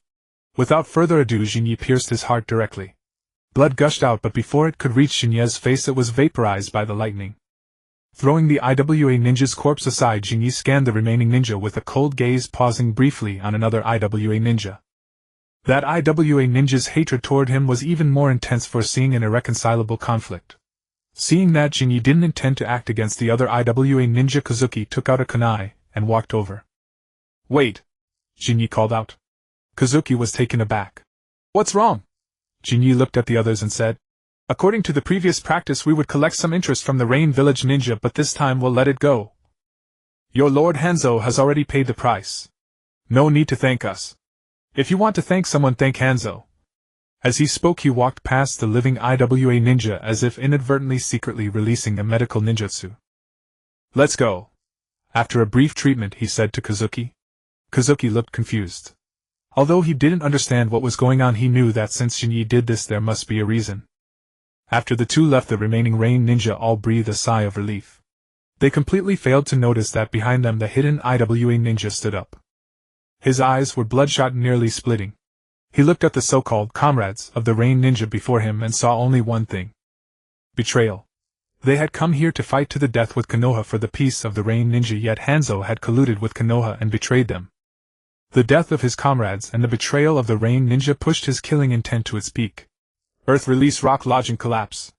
Boom. The surrounding rocky slopes began to collapse, instantly burying the Rain ninja alive. After using this technique, the IWA ninja began to pant. He still had considerable injuries, and using earth release just now was also somewhat forced. No, I have to go back and inform Lord Katsuchi about the betrayal of the Rain ninja. The IWA ninja thought to himself, gritted his teeth, and dragged his heavily injured body toward the IWA camp. Hey! You're amazing, Jinyi, to come up with such a plan. On a nearby tree, Kazuki looked in the direction of the departing IWA ninja with surprise. Jinyi smiled and said, it's just a small trick. Even if it fails, there's no loss. Kazuki looked at Jinyi and a sly expression appeared on his face. Then what about the next squad we encounter? Do the same. Jinyi nodded. Of course. 1 or 2 such people can't sway Katsuchi's decisions. The more such people, the better. Kazuki looked helpless. I really don't know how you and brother Kokichi discussed it. I envy you tactical players. Jinyi laughed. Alright, Kazuki, don't be modest. Your heart is also quite dark, but your brain is just not enough. Huh. Damn you, Jinyi, you want to fight me? Kazuki was instantly triggered. Indeed, this plan was devised by Jinyi after consulting with Sarutobi Kokichi. Sarutobi Kokichi deliberated for a moment, and then directly nodded in agreement with Shinya's strategy. They changed from the previous approach of injuring but not killing the Rain ninja to simply letting them go. The rhetoric was generally the same. If there was 1 IWA ninja, they wouldn't kill him. If there were 2, they would kill one and let the other go. The ultimate goal was to let the IWA ninja pass back the intelligence that the Rain ninja are colluding with Konoha.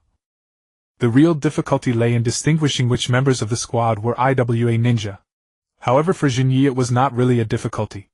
Although he couldn't directly distinguish them, he could tell who had the greatest malice toward him. The one with the greatest malice was most likely an IWA ninja. What if the judgment was wrong? No matter, since they were going by volume, they would eventually get it right by luck. In the Rain country within the IWA shinobi camp. A young Uchiha with 3-tomoe. What a headache. Huan Tu, upon hearing the report from his subordinate, felt his head throb with concern. Even without awakening their Sharingan, the Uchiha clan possessed physical prowess exceeding that of ordinary shinobi. A small squad of them was enough to trouble even a jonin. Not to mention now there appeared one with three-tomoe besides Feng Yan and Fuyu. To awaken three-tomoe was to be an absolute elite. Unlike the Hyuga clan, a superfamily where nearly everyone could awaken their Byakugan, the Uchiha clan considered those who awakened their Sharingan to be elites among elites. Less than a tenth of the Uchiha clan actually became shinobi. Among those shinobi, less than a tenth awakened their Sharingan. As for those who could reach three-tomoe, they were exceedingly rare, let alone the Mangekyo. Currently the known Uchiha clan members with three-tomoe were, besides clan leader Feng Yan and Fuiwei Yujibwa Liuhua's father Yujibwa Zhenli, and then Jinyi, that anomaly. In the entire clan there were only 4 with three-tomoe, and as of now none with the Mangekyo. Oh, correction, strictly speaking there was one. The over 80-year-old Yujibwa band possessed the Mangekyo, and it was a straight-line one. Of course Huan Tu could not know this. He only knew that the Uchiha clan now had 4 three-tomoe shinobi. If these 4 three-tomoe shinobi were to act together, they could easily destroy some small nations. What truly instilled fear in the Uchiha clan's Sharingan was its ability to copy others' ninjutsu. Unfortunately, Huan Tu's understanding of the Sharingan was superficial. He only knew it could copy ninjutsu. In reality, the principle of copying was not about directly learning the technique. Rather, it was the ability to see the flow of chakra and the sequence of hand seals. With a high level of nature transformation, one could achieve the result of copying ninjutsu. In the original story, Kakashi's reputation as the copy ninja came from this. Thus, the fundamental reason Kakashi could copy ninjutsu was that he possessed all 5 natures and had reached an extremely high level of nature transformation in each. What the Sharingan granted him was the vision to see the hand seals and chakra flow. If copying were truly direct, every Uchiha would have been a copy ninja long ago. Therefore, Kakashi's title as the copy ninja was a special phenomenon. Huan Tu was more concerned about the emergence of a young three-tomoe Uchiha. As for the Rain Shinobi's alleged betrayal, he did not quite believe it. Konoha and Suna had simultaneously attacked the Rain village. Would the Rain village dare to stab Iwa in the back? Unless Hanzo had gone mad. Nevertheless, he could not ignore the morale of the lower-ranked shinobi, and had to show some stance. Dong Siren, let's go. We'll meet Hanzo. Huan Tu looked at the one-eyed Dong Siren beside him and said. Though he didn't believe the Rain village would dare to betray Iwa, Hanzo was not always obedient to their commands. He needed to be kept in check. Huff. Huff. Inside a serpent-shaped canyon within a cave concealed by rocks, several Konoha genin panted heavily. It was clear they were newly graduated genin. 3 of them bore the Uchiha clan crest on their attire. The other 2 were evidently brothers. They looked almost identical, indistinguishable without close inspection. Moreover, both possessed Byakugan. Hizashi, stop using the Byakugan. Take a rest. Rizyang Rizu looked at his younger brother's fatigued expression and spoke with concern. Rizu, don't be naive. We're deep in enemy territory. We must stay on constant alert. Hizashi is the weakest. This is the only use he has, said one Uchiha clansman. Yujibwa Xiangyang, what did you say? Rizyang Rizu's face flushed with anger. Yujibwa Xiangyang sneered. Don't put on a show of brotherly love. Isn't that the only use of the Hyuga branch family? You bastard. Hizashi got injured saving you. Rizu roared. Yujibwa Xiangyang snorted. Who needed his saving? If not for Fuyu insisting we team up with you two, the 3 of us, Liuhua Xiongjie and I, would have had an easier time. I'm fine, Aniki. Rizyang Richa said quickly, pulling on his brother's sleeve to stop him from arguing further. Hizashi, don't worry about him. Rest well. Leave the guard duty to me. Rizu said, activating his Byakugan. Aniki. Though Hizashi was the younger brother, he was actually more mature in temperament than Rizu. Becoming a branch family member was a decision Hizashi made as a child to spare his brother from the caged bird seal. Thus Rizu always felt a debt of guilt toward his younger brother. Forget it. If you, the heir of the main family, want to share the burden of a branch family servant, I have no objection. Yujibwa Xiangyang shrugged. But honestly, that's about the only use your Hyuga clan has. You. Xiangyang, that's enough. Yujibwa Luhua, who had been resting with his eyes closed, finally opened them and intervened. Yujibwa Xiangyang, seeing Yujibwa Luhua speak reluctantly, fell silent. Yujibwa Luhua took a pouch of soldier pills from his ninja tool pouch and tossed it to Rizyang Rizu. You two have expended the most energy. Rest well, I'll handle the guard duty. Hey Liuhua. Uchiha Shin'ya seeing Liu Hua siding with the two outsiders called out in dissatisfaction. But the next second he was silenced by Liu Hua's three-tomoe Sharingan glare. Both he and Uchiha Shin'ya deferred to Liu Hua. It was just that Liu Hua rarely voiced his opinions. However, once Liu Hua spoke, Shin'ya and Shin'ya lost all authority. The reason was simple. The fundamental cause was that Liu Hua was the strongest. The direct reason was that Liu Hua was even more ruthless than Jinyi. Jinyi would at most beat them up. Liu Hua would cast a genjutsu on them. No physical injuries, but they'd suffer from incontinence for days. What? The clan elders wouldn't intervene. Liu Hua's father Uchiha Junli was the captain of the Konoha military police force. Who would dare to meddle? As for clan leader Feng Yan and Fu Yue, if they were told about Xian Yang's insulting remarks toward the Hyuga brothers, whose side they would take was uncertain. Most importantly, unlike Shin'ya the traitor of the Uchiha clan, Liu Hua genuinely cared for his clansmen, and they truly respected him in their hearts. Thank you, Rixiang Rizu said, taking the soldier pill somewhat surprised. The Uchiha clan seemed different from the rumors in the village. Although they had been classmates at the academy, due to the Uchiha clan's notorious reputation in the village, they hadn't interacted much. Except for Jinyi the social aggressor, they had never truly gotten to know any other Uchiha.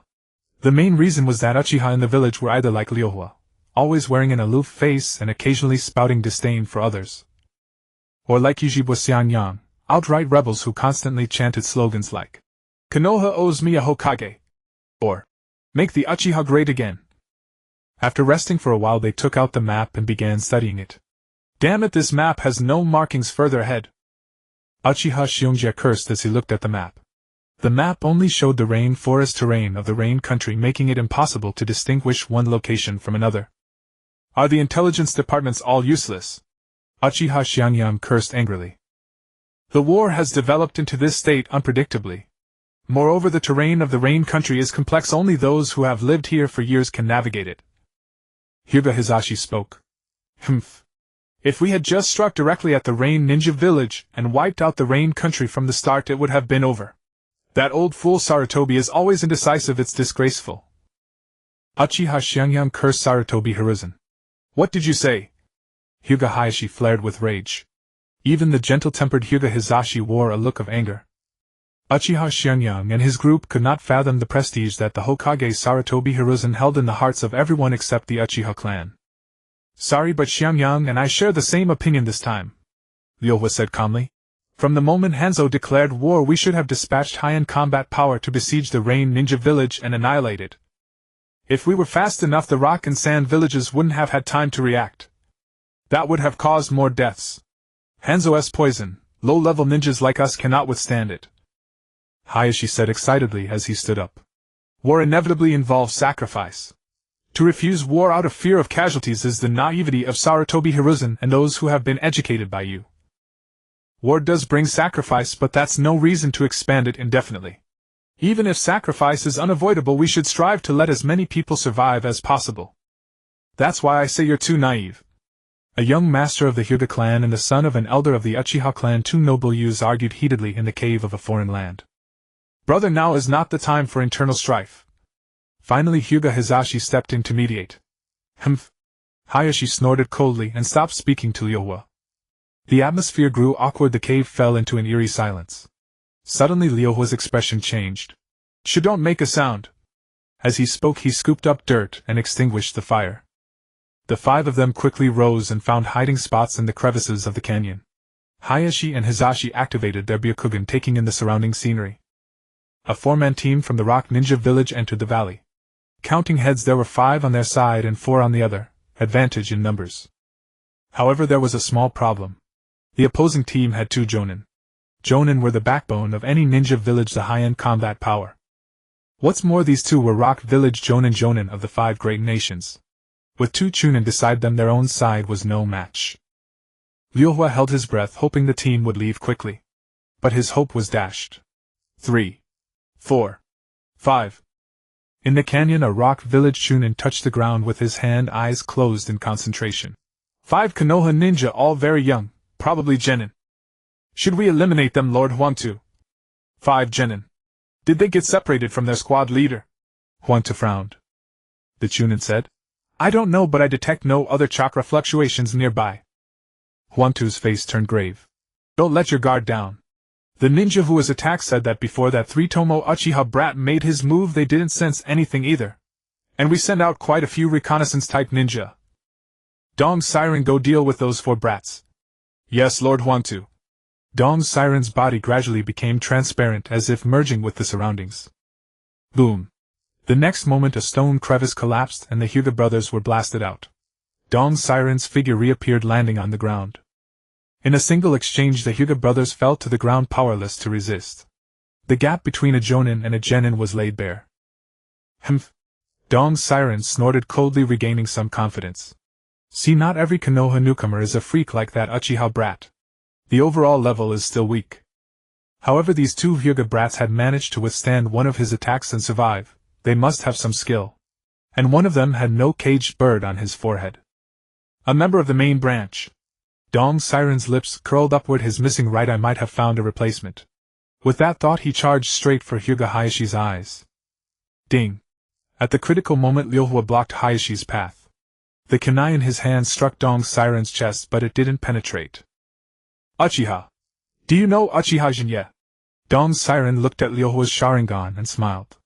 Ryohwa was startled. What? You've met Shin'ya? That's right. My right eye was taken by that brat. Dong Siren gnashed his teeth in hatred. He hadn't expected to run into several Uchiha brats on the battlefield again. I couldn't take down Shin'ya, but I can take you all down. Is that so? Judging by the look of you, you lost badly to Shin'ya. Even Uchiha Xiangyang, who had a grudge against Shin'ya, and Uchiha Xiongja had undisguised pride in their eyes. The Uchiha clan was a contradictory family. On one hand they resented Shin'ya for siding with the Hokage faction. Radicals like Uchiha Xiangyang even labeled him a traitor. But when Shin'ya achieved something they felt genuine pride. See. This is what a Uchiha is capable of. The rest are trash. Boom. Ryohwa's words shattered Dong Siren's composure. He grabbed Ryohwa's face and slammed it against the stone wall. Ryohwa's vision went black, followed by a violent churning in his stomach. Ryohwa! Xiangyang and Xiongja immediately rushed forward. But with Ryohwa in the enemy's hands they dared not use ninjutsu. Humph! Dong Siren showed a cruel smile. Earth release Fisher Earth Palm. Boom! Dong Siren slapped the ground and the stone slabs seemed to come alive, flying up and suppressing Xiangyang and Xiongja. Ryohwa! Xiangyang! Xiongja! At the brink of death, Hayashi put aside their earlier conflict. He shouted, struggling to rise, but his injuries were too severe. He and Hizashi had not yet recovered their mobility. Stop shouting. After I kill these Uchiha brats I'll take your eyes. Dong Siren laughed maniacally. After months he could finally have his revenge. Huangtu frowned at the frenzied Dong Siren. Ever since Shin'ya's inscribed seal had cost Dong Siren an eye, the man's mental state had become unstable. His brutality toward Konoha ninja worried Huangtu. Not for the Konoha ninja, but because Dong Siren was on the verge of losing control completely. Dong Siren's mental state was a bad sign. Normally venting negative emotions would relieve some pressure. But Dong Siren had killed many Konoha ninja along the way, and the more he killed the more bloodthirsty he became, showing no signs of returning to reason. Huangtu knew that Dong Siren's heart was fixated on Uchiha Shin'ya. No matter how many Konoha ninja he killed, it wouldn't help unless he killed Shin'ya. Dong Siren, finish them quickly, we have important matters. Huangtu reminded him. But Dong Siren was beyond listening. He looked at the unconscious Ryohwa in his hand, his smile growing more ferocious. Die Uchiha brat. Ha ha. Ha ha. Ugh. The laughter stopped abruptly. Dong Siren froze. Somehow the Ryohwa in his hand had vanished. More precisely, his entire right arm had disappeared. Blood gushed like a burst faucet, splattering on the soil of the rain country. The next second several figures appeared before them. Leading them was a flash of silver. Shin'ya laid Ryohwa on the ground, and Ryohwa, regaining some consciousness, saw Shin'ya. Shin'ya looked at Ryohwa without saying much, simply applying medical ninjutsu to alleviate his injuries. Huangtu stared gravely at the ninja before him. He recognized him. This was the Konoha Jonin who had made a name for himself across the shinobi world in the past year, Hatake Tsukumo, known as the White Fang. Beside Hatake Tsukumo stood Shin'ya and Shinshu. Behind them was a Chunin, their temporary squad leader Yumanokawa. Aya! Dong Siren screams echoed through the valley. Hatake Tsukumo's face was expressionless, but deep in his eyes lurked a chilling, murderous intent. At that moment the short blade White Fang was drawn. In such dim light the blade of the white fan emitted a faint white glow. With a casual swing the blade cut through the air producing a piercing screech. Ah! Pfft! 2 screams. Shin'ya had somehow circled around and eliminated the 2 Chunin blocking Huangtu and Dong's Siren's retreat. At that moment the tide had turned. Huangtu and Dong's Siren were trapped in a desperate situation. Huangtu realized that both he and Dong's Siren were surrounded, making it extremely difficult to break through. Escaping alone would not be a problem, but with Dong's Siren missing a hand and his strength greatly diminished he could not possibly flee this encirclement. Though Uchiha Shin'ya was young according to the intelligence gathered earlier, he definitely possessed the strength of a jonin. The other youth was Shin'ya's partner, and the two usually operated as a team. For 2 Chunin of 12 or 13 to be assigned independent missions as a team there were only 2 possibilities. Either they had offended the higher-ups of Konoha and were sent to die. However, these 2, one being the disciple of Mitokado Homura, the other the younger brother of Tsunade, made that possibility exceedingly slim. Then only the second possibility remained, that ordinary battlefield missions were no longer a challenge for them. In other words, even if Nawaki's strength was inferior to Shin'ya's, he still possessed the ability to serve as a jonin. With the addition of Tsukumo Hatake, an encirclement of 3 jonin made it unrealistic for him to forcibly escape with Dong's Siren. He glanced back at Shin'ya, who was actually the one he worried about most. He feared that Shin'ya might suddenly resort to an underhanded ambush, so he had to remain constantly vigilant. Yet as soon as he turned his head he saw a pair of three-tomoe Sharingan, and quickly averted his gaze. The most terrifying ability of the Sharingan was not copying movements or ninjutsu, but rather the ability to silently ensnare an enemy in genjutsu during eye contact. In the current situation, even a genjutsu that caused him to lose focus for a mere instant would be extremely lethal. Therefore Huangtu dared not look into Shin'ya's eyes. "Let's make a deal, White Fang," Huangtu said, raising his hands. Tsukumo Hatake frowned. "What?" Huangtu replied. "Dong's Siren is already a cripple. Even if you let him go, he won't pose a threat to you." "Let him go and I'll return with you, Lord Huangtu." Dong's Siren, seeing Huangtu prepared to trade himself for his freedom, felt a surge of mixed emotions. Strictly speaking, his duty this time was to protect Huangtu, yet in the end he had to rely on Huangtu's protection. Tsukumo Hatake looked at Huangtu, pondered for a moment, and said, "Very well. Brother Tsukumo." Nawaki immediately shouted. They had already completed the encirclement. Why let one person go? "Lord Huangtu." Dong's Siren, clutching his severed arm, looked at Huangtu. Huangtu said, "Sorry, strictly speaking your injury is my fault. Go back. Protecting you is what I ought to do. After all, I am the son of the Tsuchikage." Dong's Siren gritted his teeth and glared at Shin'ya with venomous eyes. Shin'ya, however, was not angered. He merely looked at Huangtu with a playful expression. Seeing Tsukumo Hatake make a gesture, Shin'ya stepped aside to clear the path. "Hurry!" Huangtu urged Dong's Siren urgently. Dong's Siren began walking toward the valley exit. As he passed by Shin'ya, he suddenly lashed out, pulling a kunai and stabbing at Shin'ya. Shin'ya raised his hand and caught Dong's Siren's wrist. Earth release, earth split palm. The surrounding rocks instantly converged, binding Shin'ya and Dong's Siren together. "Lord Huangtu, go!" Dong's Siren shouted loudly. Earth release, earth shaking transformation. Huangtu slapped both hands on the ground and the earth beneath his feet rapidly rose. Under Dong's Siren's stunned gaze, Huangtu vanished in a few flashes. "Fool! Huangtu had intended for you to buy him time from the very start. You've been used as a pawn." Shin'ya sneered. Dong's Siren's eyes blazing with fury, he said, "Even so, I'll drag you down with me. Sorry, but you can't." As his words faded, Shin'ya's entire body transformed into lightning, instantly engulfing Huangtu. Lightning release shadow clone. This technique was an advanced version of the shadow clone, incorporating lightning nature transformation. It could be used as a normal shadow clone or in critical moments to ambush an enemy. The rock wall before Dong's Siren was lifted like a canvas, revealing Shin'ya's true body. "How pathetic," Shin'ya remarked calmly, looking at Dong's Siren, who was charred black from the lightning and barely breathing. Tsukumo Hatake turned to Shin'ya. "Shin'ya, did it succeed?" Shin'ya smiled. "Barely. Huangtu's strength is formidable, and applying the transcription seal on him without his notice was extremely difficult.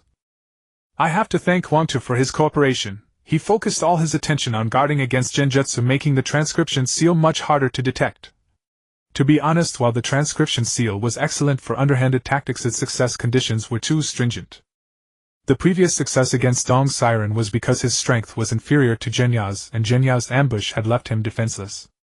This time's success was mainly due to Tsukumo Hatake maintaining pressure from the side coupled with Hwantoo's immediate instinct to guard against Genjutsu upon seeing the Sharingan. Dong Siren being a burden also meant that one person's mind could not handle so many things, so Hwantoo had not even thought of the transcription seal at that moment. Had Genya engaged Hwantoo in a direct confrontation, the transcription seal would have had no chance of success. Tsukumo Hatake nodded and smiled. That's good. Nawaki stared at Genya and Tsukumo utterly dumbfounded. Wait. You too. Your hearts are truly filthy. The hearts of those who play tactics are truly filthy. So I'm the only fool here, huh? Still, it was for the best. He was not good at such scheming. Are you alright? Genya helped Liuhua up and asked. Liuhua hesitated to meet Genya's eyes. Yeah. What's wrong? We haven't seen each other for a while. Why are you acting so distant? Genya said with a smile. Liuhua replied. I just haven't recovered yet. Carrying Liuhua, he approached Uchiha Shin'ya and gently nudged him with his foot. Hey, still alive? At that moment Uchiha Shin'ya's face was flushed red. Being saved by Genya was incredibly awkward. It was not that he felt no gratitude, but he truly did not want to feel grateful. Alas! If only he could be a little more ungrateful. With that thought, Uchiha Shin'ya dug at the earth with both hands, burying his head inside. After simple treatment, the group returned to camp with the wounded. I am deeply sorry. As the team leader, I was abandoned by my own subordinates. How disgraceful. Hai Yechuan knelt on the ground, his face full of shame. He could not even keep up with a few genin. It was embarrassing to say. I request punishment from my superiors. Whatever the penalty, I will accept it without complaint. Yuanfei Shinji looked at Hai Yechuan, pondering for a long moment. According to the investigation, those genin acted on their own. After the incident, you did not conceal it but reported it to your superior, immediately minimizing the damage and causing no casualties. So procedurally you are not at fault. Hai Yechuan was stunned, then overjoyed. But Yuanfei Shinji's but made Hai Yechuan's heart sink. As a team leader, failing to manage your subordinates is a dereliction of duty. Yuanfei Shinji's tone was extremely stern. Hai Yechuan quickly lowered his head. Yes, I am deeply ashamed. Since this is your first time leading a team, I will note your fault for now and deal with it after the war. From today, report to the logistics department. During the war you will handle logistical work. Yuanfei Shinji said. Yes. Hai Yechuan breathed a sigh of relief. Although he was directly stripped of the right to serve on the front lines and earn merit, at least he was not punished. It was a fairly decent outcome. Hai Yechuan was of commoner origin, and had no conflicts of interest with the major clans. If not for his mediocre talent, Hiruzen Sarutobi would have promoted him long ago. For such loyal commoner ninja, the higher-ups usually showed leniency, as long as no principled mistakes were made. Hai Yechuan's mistake was not major but not minor either. In nature, as a team leader, he failed to control his subordinates. It could not be simply brushed aside. Yet it had not led to serious consequences. In fact, they had killed an enemy jonin. Although Dong Siren was not killed by Hai Yechuan, well, dead is dead. Thus, how to punish Hai Yechuan depended entirely on the attitude of Yuanfei Shinji, the frontline commander. In the tent where the wounded were housed, Shin'ya sat beside Liuhua. Regardless, I still need to thank you this time, Shin'ya, Liuhua said, somewhat ashamed. Thinking back to how she had treated Shin'ya before, and now he had saved her life. When his clansmen had picked on him, not only did she fail to stand up for him, but she also misunderstood him, thinking he looked down on the clan. Later, when Shin'ya was confined, she didn't even plead with her father on his behalf. Imagining those days in the isolation cell, how terrified and despairing he must have been.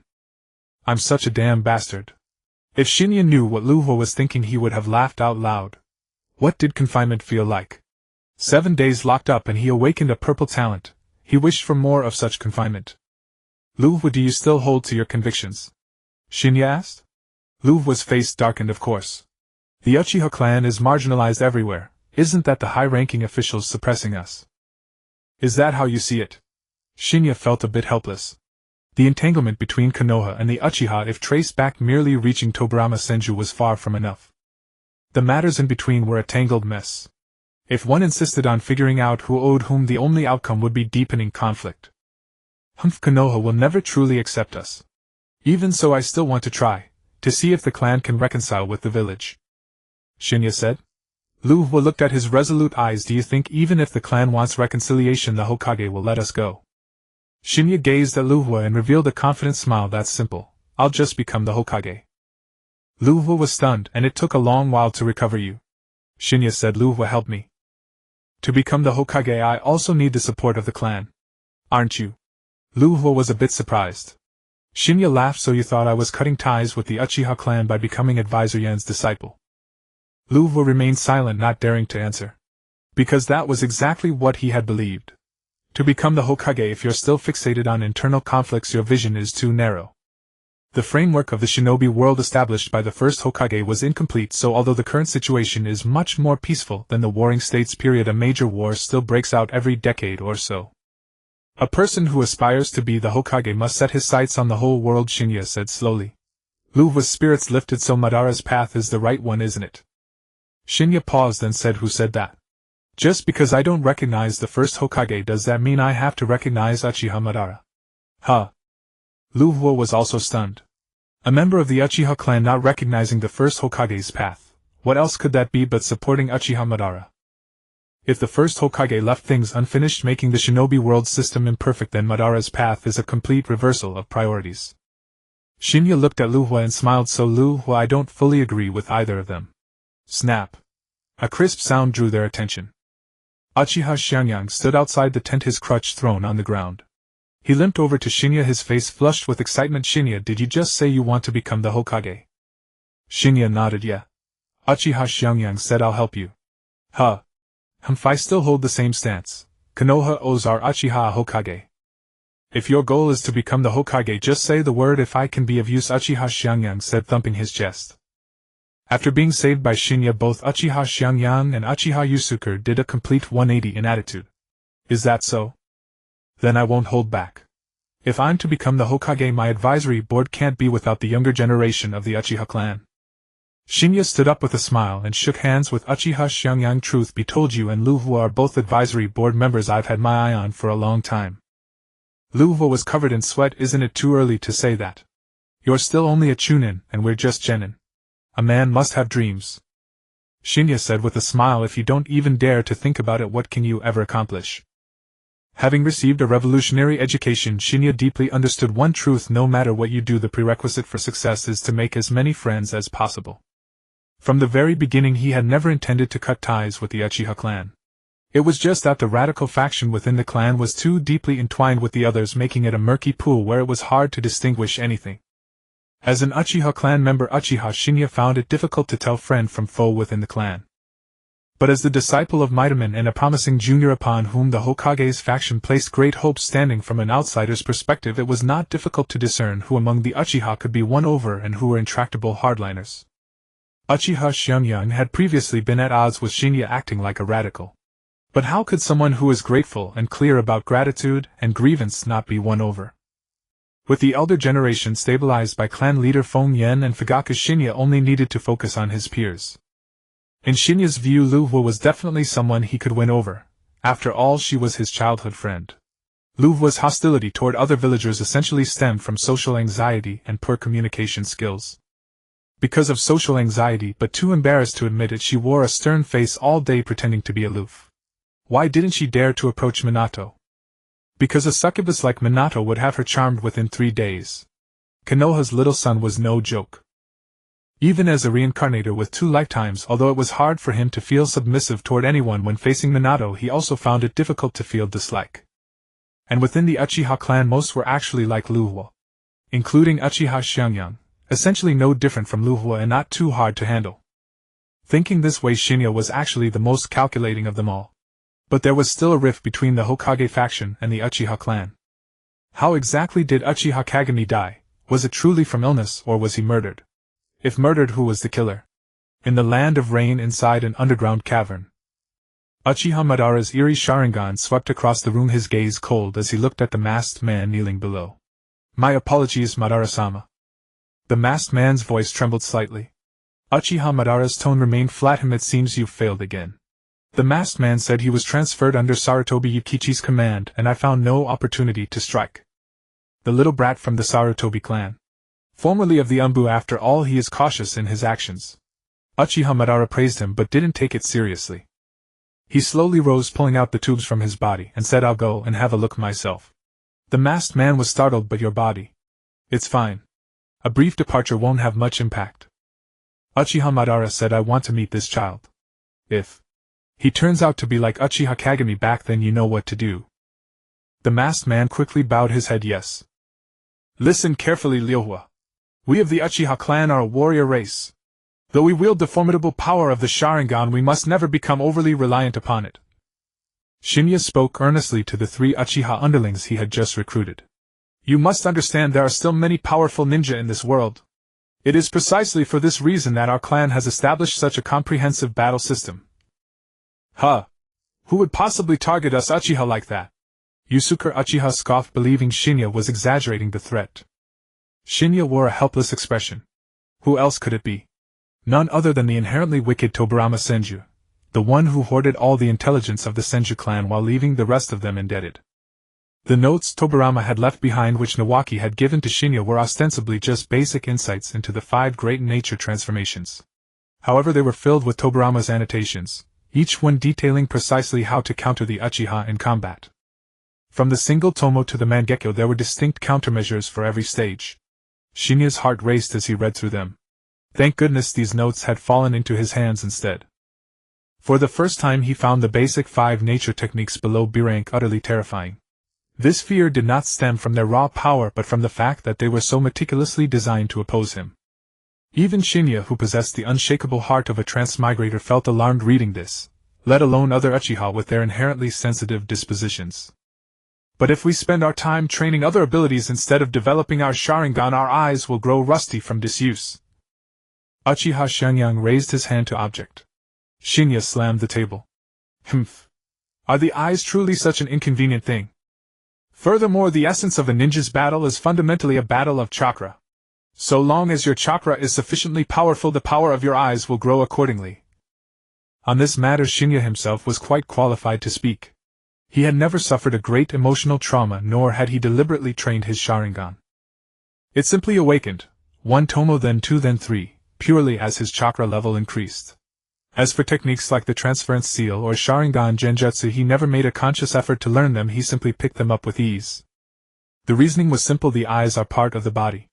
Furthermore, with the blessing of his harmony of heaven and man talent, his spirit and flesh were tightly bound together.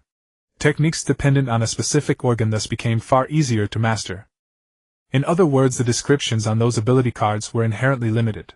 The higher the tier of the talent, the less its description could fully encompass its true benefits. "Well, I still think you're overthinking it." Uchiha Shin'ya spread his hands dismissively. "Is that so? Then it seems I'll have to show you the harsh reality." Shin'ya revealed a cruel smile. "Oh? Want to fight me? I've been wanting to have a match with you for a long time." Uchiha Shin'ya was likewise brimming with fighting spirit. Shin'ya said, "Don't worry, I won't use my Sharingan. I also won't use ninjutsu or genjutsu. Of course you're free to use anything you like." "Ha! You said it, Shin'ya. You underestimate me too much. I'm no longer that Uchiha Shin'ya you used to beat up at the academy." As he spoke, Uchiha Shin'ya thrust out his right thumb, pointing it at himself. "I've already reached the 2-tomo stage.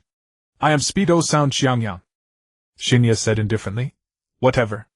The result will be the same. Keep rattling your mouth while you can." Uchiha Shin'ya sneered as he readied himself for battle. "Hey Shin'ya, don't be impulsive." Liuhua and Yusuke felt a chill run down their spines at Shin'ya's utterly asking for a beating demeanor. Had this guy already forgotten how Shin'ya instantly killed 2 Chunin the other day and ran circles around their Jonin superior? You two needn't worry. Even Shin'ya without his Sharingan activated, and without using ninjutsu or genjutsu, won't necessarily be able to take me down in an instant." Uchiha Shin'ya smiled with confidence. Liuhua and Yusuke were speechless, exchanging a glance. Liuhua. He actually looks proud of himself. Yusuke nodded vigorously. Yeah. Hearing this, Shin'ya immediately broke down. Shut up. It was Shin'ya himself who said he wouldn't use his Sharingan nor ninjutsu and genjutsu. Shin'ya kept his hands in his pockets. "So, ready?" Shin'ya raised both hands, preparing to form hand seals. "Of course. Start whenever you want." Liu Hua stood up and positioned himself between the two. Both of you make the seal of confrontation. Ninja battle. Seeing that both had formed the seal, Liu Hua shouted. Begin. Fire style. Pfft. The moment he heard. Begin. Xiangyang leaped backward while weaving hand seals. But the last thing he expected was for his vision to go black in the very next instant. Shin'ya grabbed a handful of dirt and flung it directly into Xiangyang's face. He then rushed forward, clenching both fists. Hey! Man! Thud! A single elbow strike sent Xiangyang crashing to the ground unconscious. Shin'ya crouched down, wiping the remaining dirt from his hand using Xiangyang's clothes. Well, it seems we won't be able to form the seal of reconciliation. Liu Hua and Yusuke watched with their mouths twitching uncontrollably, a wave of dread washing over them. Good thing they weren't as thick-headed as Xiangyang, actually daring to spar with Shin'ya. That move just now. Shin'ya used genjutsu, right? That counts as cheating, doesn't it? Yusuke asked with a trembling voice. Liu Hua's voice was equally shaky. You fool, that was pure taijutsu. So then, do either of you still have any objections to the training plan I've devised for you?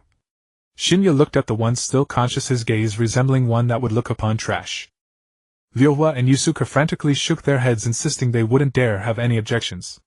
Ever since being subdued by Shin'ya, the attitudes of these three socially anxious Uchiha had seemingly done a complete 180-degree turn. The Uchiha's typical aloofness and tsundere nature had vanished, replaced by something resembling that young man Kenji. However, Shin'ya knew that this was in fact the true nature of most Uchiha. It was the side of themselves they would reveal to those they truly acknowledged. In the original story, Sasuke, before Itachi returned to the village, had more or less been exactly this kind of personality.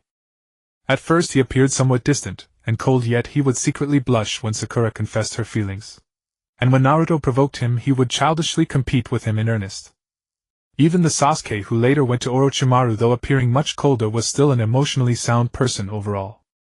It wasn't until after he killed Itachi and was fed those half-truths, half-lies of Kenji's truth that he truly began down the path of madness. Uchiha like this were practically born to be perfect underlings. They were far too easy to handle. It would almost be a sin against heaven not to manipulate them. Still, Shin'ya had a sense of responsibility. Since he'd taken them in as his subordinates, he couldn't treat them too poorly.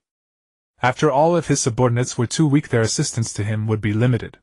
Although Shin'ya couldn't design a training plan based on his own talents, for them to follow his golden finger still offered one additional advantage. That is, during his own training he had been spared many detours. Note regarding Sasuke's characterization in the manga: Sasuke's character before Itachi returned to the village was somewhat akin to Ekizan Ryoma. On the surface he appeared cold and a bit airheaded, but internally his emotions ran deep. In the anime adaptation, however, they altered his personality into something resembling Bujinyan. During the Team 7 rooftop meeting, when Sakura confessed she liked him, Sasuke blushed in the manga. In the anime, however, he acted as if he hadn't heard it at all. Also, before Naruto and Sasuke's first kiss, when Naruto crouched on the desk staring at Sasuke, Sasuke was continuously locking eyes with him in the manga. In the anime, this was also changed to make him seem completely blank-eyed. The above is precisely why the manga is used as the primary source material. The anime's alterations, especially the negative ones, are truly abundant. Meanwhile, in the Chao country, like the Yu country, the Chao country is sandwiched between two major powers, the Hua country and the Tu country. The difference from the Yu country is that the Chao country does not have banzang. But whether having a banzang is a good thing or a bad thing for a small country is unknown. Precisely because the country is small and poor and lacks powerful shinobi, the Chao country has always been able to navigate between the great powers.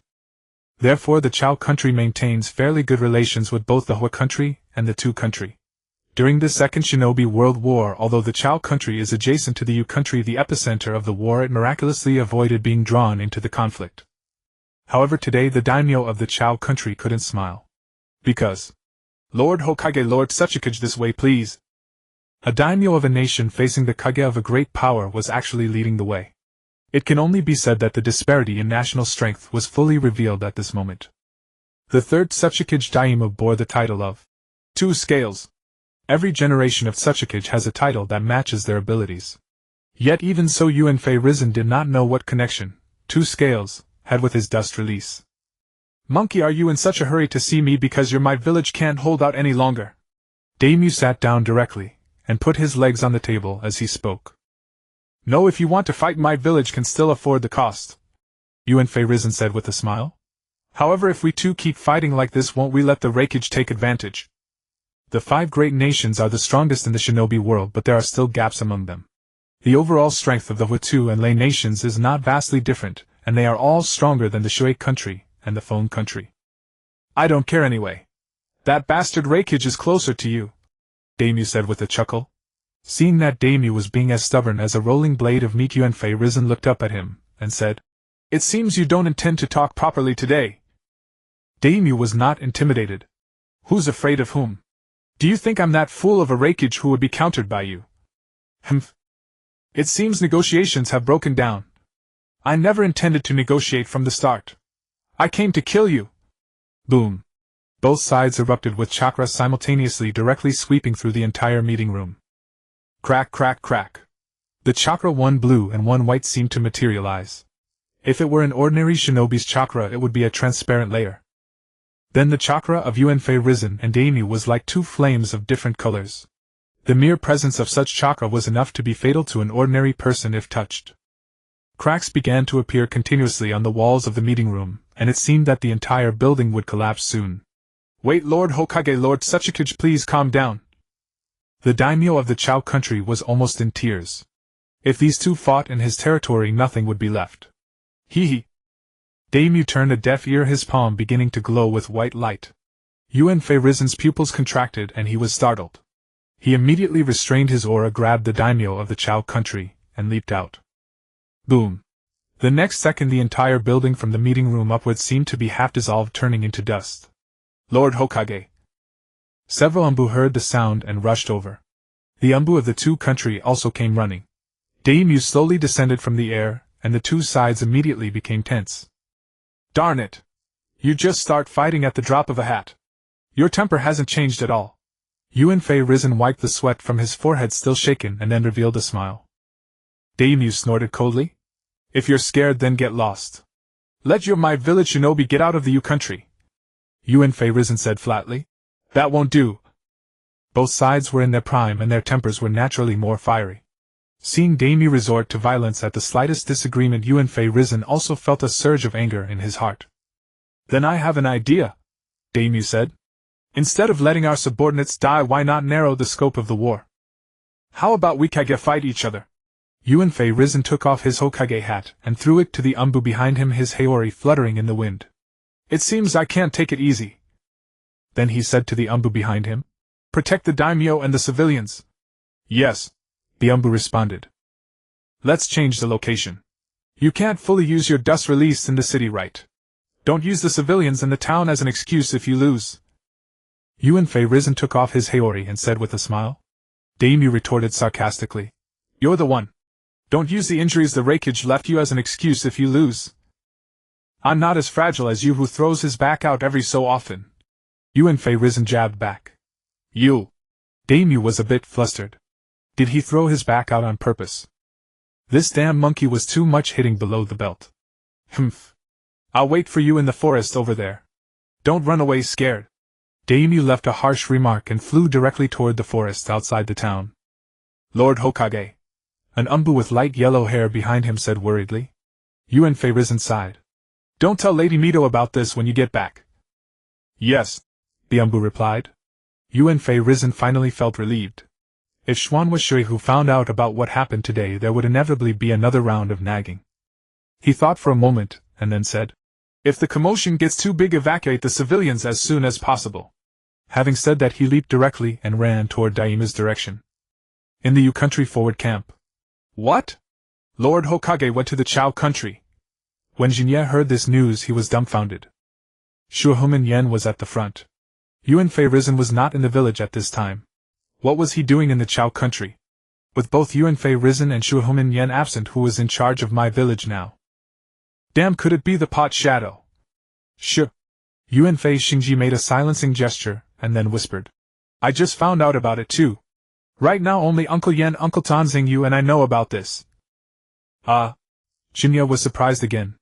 Among these 4 people in the know, wasn't one of them a bit out of place? He was just a chunin. Was this something he should know? In short, the Yunin village has been acting up again. Uncle Yen is preparing to return to the village to take charge. You and Shishu will go back with him. Yuanfei Xingji said this with some reluctance. It wasn't that he had developed a deep bond with Shin'ya, but rather that Shin'ya was such a handy subordinate to have. He could use any dirty tricks against the Yanning village. It could be said that with Shin'ya at the front he had made the Yanning village extremely frustrated. It wasn't because his strength was that great, but because Shin'ya's stealth ability was too strong, the enemy simply couldn't detect him. By the time they did, Shin'ya had already abandoned martial ethics and activated Tuxi. Moreover, Shin'ya's level of caution also put Yuanfei Xingji at ease. He would strike and then retreat regardless of whether he succeeded.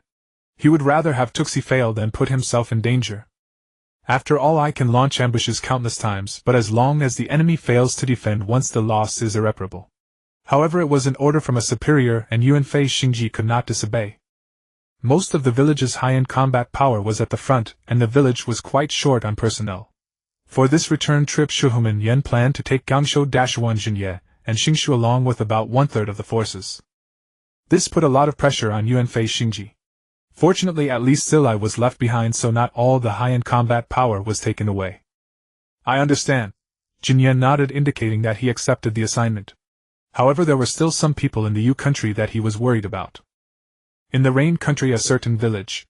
This village was close to Mu Ye's station and also within Jinye's patrol area. Brother Jinyi. Mi Yen saw Jinyi entering the village and hurriedly went to greet him. Xiao Nan Changmen and a group of children beside him also followed. These people were all orphans of the Rain country gathered by Mi Yen, who had led them to find this abandoned village as a base. If someone said that Yuanfei Xingji didn't know about this village, Xingyi would never believe it. However, for over a month no ninja had come to this village. Not only the ninja of Mu Yi, but even IWA and Rain ninja had not discovered this place. During this month, Xingyi came here every few days, not only teaching Mi Yen and the others ninjutsu, but also bringing some food. His actions were not obstructed, in fact they were surprisingly smooth. There was only one possibility: Yuanfei Xingji had tacitly approved of his behavior. Not only did he tacitly approve, but he also cooperated. It was unclear whether it was out of sympathy for these orphans or a desire to leave Mu Ye's influence in the Rain country. Or perhaps both. But Jinyi didn't think too much about it because his own goal was the same. Moreover, due to his knowledge of the original story, Jinyi had thought even further. He wanted to become the de facto leader of the Akatsuki organization, and to achieve this was simple: winning over Mi Yen was enough. In the room, the children were staring intently at the food cooking in the pot, already showing impatience. In a war-torn country, these war orphans could barely fend for themselves. If not for the luck of meeting Jinyi, they would have no place to settle. They might be killed by ninja of other countries at any time. Changmen, come here. Jinyi beckoned to Changmen. Changmen hesitated for a moment, then walked over and sat in front of Jinyi. Jinyi looked at Changmen's pair of Luanhui eyes, pondering what to do. These eyes belonged to Uchiha-ban. Originally his plan was to have Changmen use Rinna Tensei on him. Jinyi didn't know whether old man could monitor Changmen through these Luanhui eyes. If so, Jinyi's plan to make the old man drop gold would be difficult to implement. Unfortunately, Jinyi didn't know sealing arts at the moment, or he would have directly sealed Changmen's eyes and left the old man dumbfounded. However, not being able to seal didn't mean he couldn't play a dirty trick. Look at me! Jinyi's eyes immediately turned into three-tomoe, and he cast the transcription seal on Changmen. Changmen only felt a momentary strangeness in his eyes, then it disappeared. Although he wasn't sure if old man could see what was happening here, it didn't matter. After all, it was a scheme with no cost. If it succeeded, everyone would be happy, and if it failed, there was nothing to lose. Given old man's current physical condition, he probably didn't have the energy to bother with himself. He directly gave Changmen a transcription seal. Upon seeing a man wearing a whirlpool mask who claims to be Uchiha-ban, immediately activate Red Imperial Thunder. Brother Jinyi, what is this? Mi Yen asked curiously. Jinyi smiled. Nothing, just added an insurance to Changmen's eyes. In fact, Jinyi thought the safest method would be to directly kill Changmen, then gouge out his eyes and destroy them. But then he thought. He was still a child.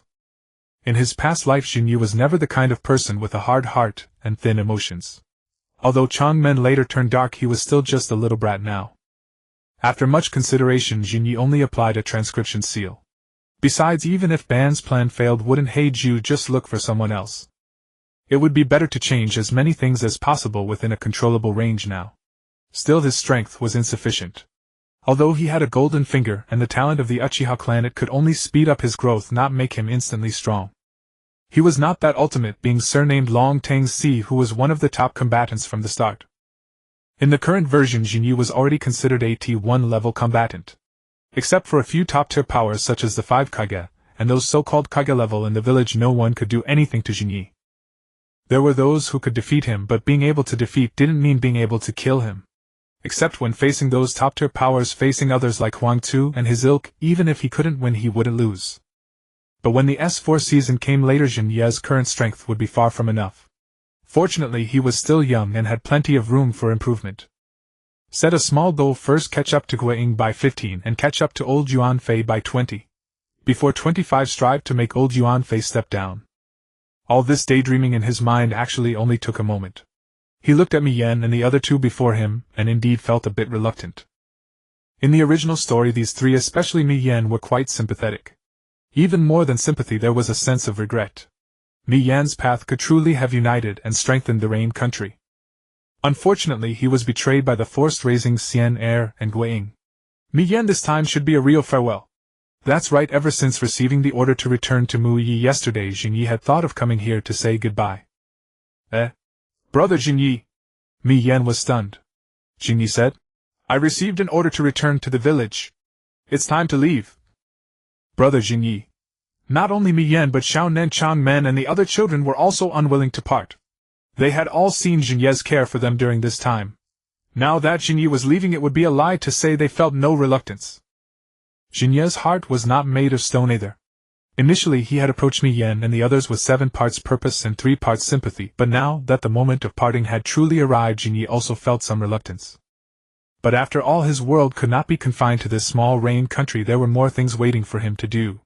After eating this meal with the children, Jinyi returned to the camp. The next morning Jinyi got up and followed the main force, preparing to return to Muyi. Take care on the road, Zilayi said with a smile, waving his hand. How annoying, Gangsho said with an impatient expression. Jinyi walked over to Zilayi. Brother Zilayi, there's something I need to ask of you. Zilayi was taken aback. Me. Jinyi had never asked him for anything. In fact, Jinyi had almost never asked anyone for anything. Now suddenly there was something to ask of him, so it must be very important. Zilayi had a good impression of this special Uchiha clan member, so naturally there was no reason to refuse. Tell me, what is it? The village southwest of the camp. You and Brother Xingji should know about it, Jinyi said. Zilayi laughed. Of course. Did you think your little tricks could fool us? Xingji discovered it long ago, but he told me not to make a fuss. I never intended to hide it from you, but now I'm going back. Please take good care of those children, Jinyi said. Zilayi's smile faded and his expression became very serious. Rest assured I will protect them well. Thank you. Jinyi thanked Zilayi. Don't be so polite. Zilayi waved his hand. In the grass country, the battle between Sarutobi Hiruzen and Inoki lasted a day and a night, reducing the forest directly into a barren wasteland. Of course, most of this was Inoki's doing. Countless trees were disassembled into molecules, dissipating into the sky and earth. 2 days later, both Konoha and Iwagakure simultaneously issued a ceasefire declaration. The two sides had a candid exchange, referring to the Great Dragon Bomb clashing with Dust Release. Both parties fully exchanged views on the situation in the Rain Country battlefield. Super added weight rock technique against Enma. Enhanced mutual understanding. Sarutobi Hiruzen learned what Kekkei Toda was and Inoki learned what a violent mage was. The talks were productive. They couldn't sit down to negotiate without a fight. Ultimately, both sides decided to cease hostilities and sign a non-aggression pact. Both were exhausted and unable to continue fighting. In the Earth Country Iwagakure village. Achoo! Inoki wrapped up like a mummy sneezed from his sickbed. Crack! Ah! My back! Lord Suchikage, are you alright? The nearby medical ninja hurried over to check. Damned old monkey, he really went all out. Inoki cursed bitterly. Meanwhile, in Konoha village, Sarutobi Hiruzen's injuries were no less severe than Inoki's. He returned directly to the Sarutobi clan compound for secret recuperation. Matters were temporarily handled by Danzo, and would be taken over by Mitokado Homura once he returned to the village. Ah! Biwako, be gentle.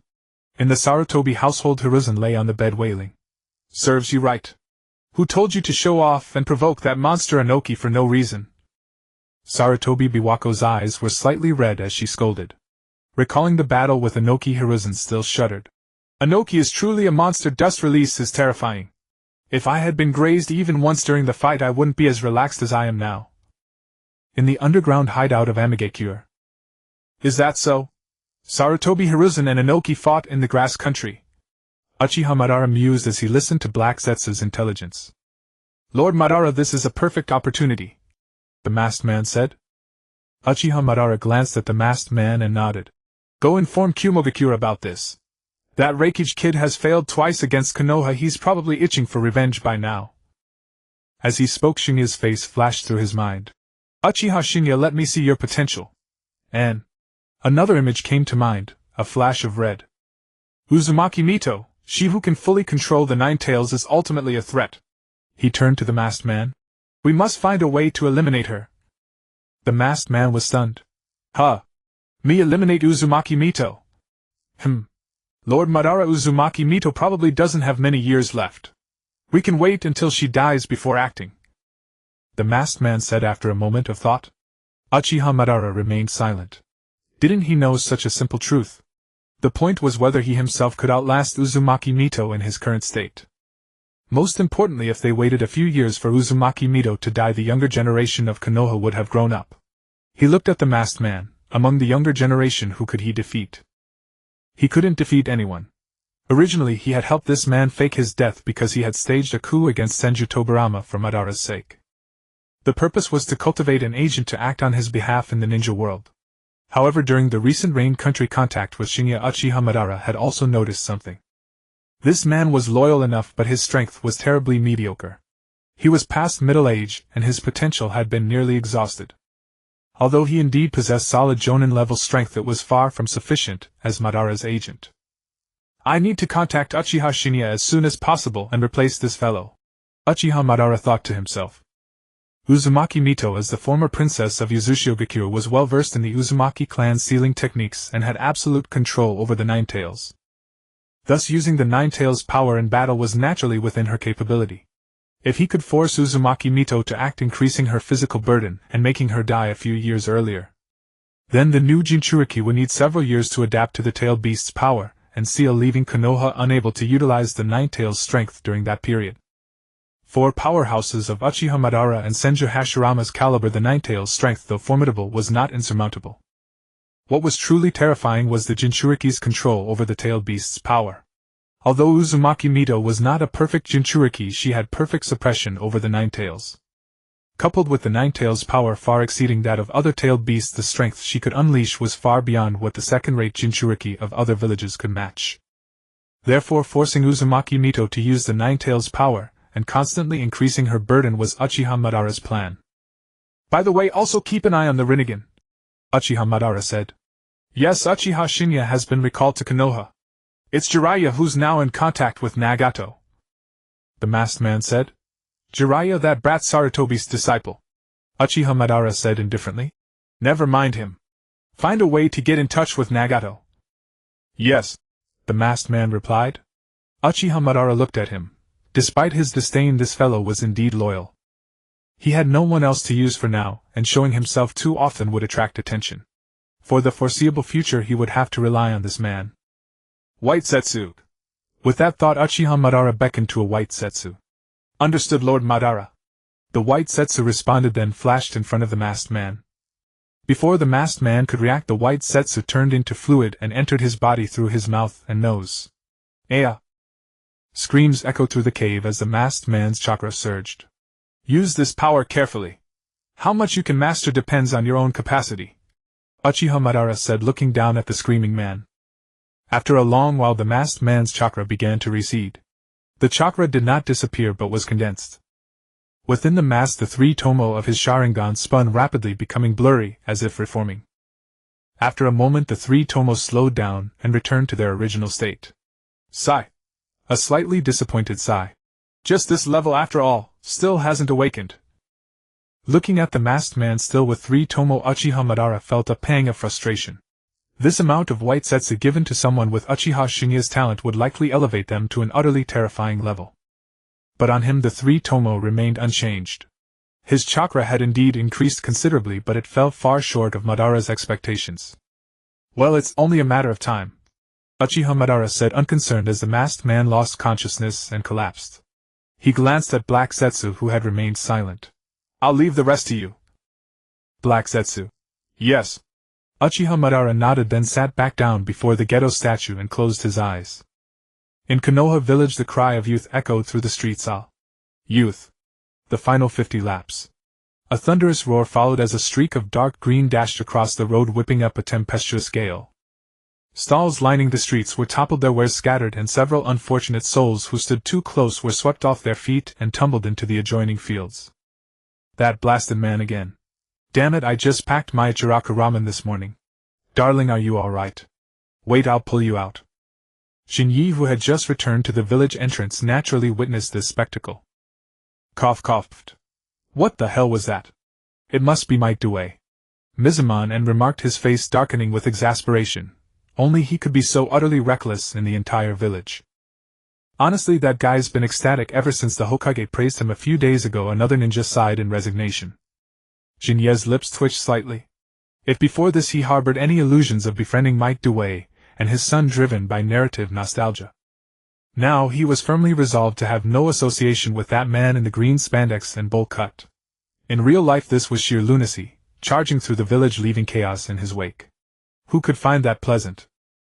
It was like Susanduo from Soldier's Sword, enjoyable to watch on screen, but if you had such a subordinate in reality you'd be driven to distraction. Sure enough, after a while several ninja from the police force apprehended Might Due. Let me go. My training isn't finished. Shut up. Causing trouble every day. Did the Hokage teach you to train like this? One officer scolded. Training hard was the Hokage's order. I must become stronger. I want to see the Hokage. Let me see the Hokage. Silence. The damages you caused along the way will be deducted from your mission pay. With that, the two police force ninja approached the villagers to assess the losses. They recorded, verified, and paid compensation. Seeing the fan-shaped crest on the officers' uniforms, the villagers dared not lie and reported honestly. The Konoha police force was a unique entity, composed entirely of members from the Uchiha clan. It served as the village's law enforcement division. Though nominally a police force, its actual duties extended far beyond, resembling the Imperial Guard of the Ming Dynasty in its broad scope of responsibilities. From apprehending criminals and spies to maintaining public order, even to specialized tasks like unclogging sewers, all fell under the police force's jurisdiction. Shin'ya had no desire to befriend Might Due. He certainly didn't want a green spandex suit as a gift. However, Due's appearance reminded him of a certain technique. The 8 gates. Shin'ya seriously considered whether he should learn it. Of course, he had no intention of mastering all 8. He had no interest in shortening his lifespan. He merely thought that opening 2 or 3 gates in battle would be an excellent way to catch an opponent off guard. Or perhaps he could emulate Rock Lee's approach. Today I'll open the 6th gate to liven things up for everyone.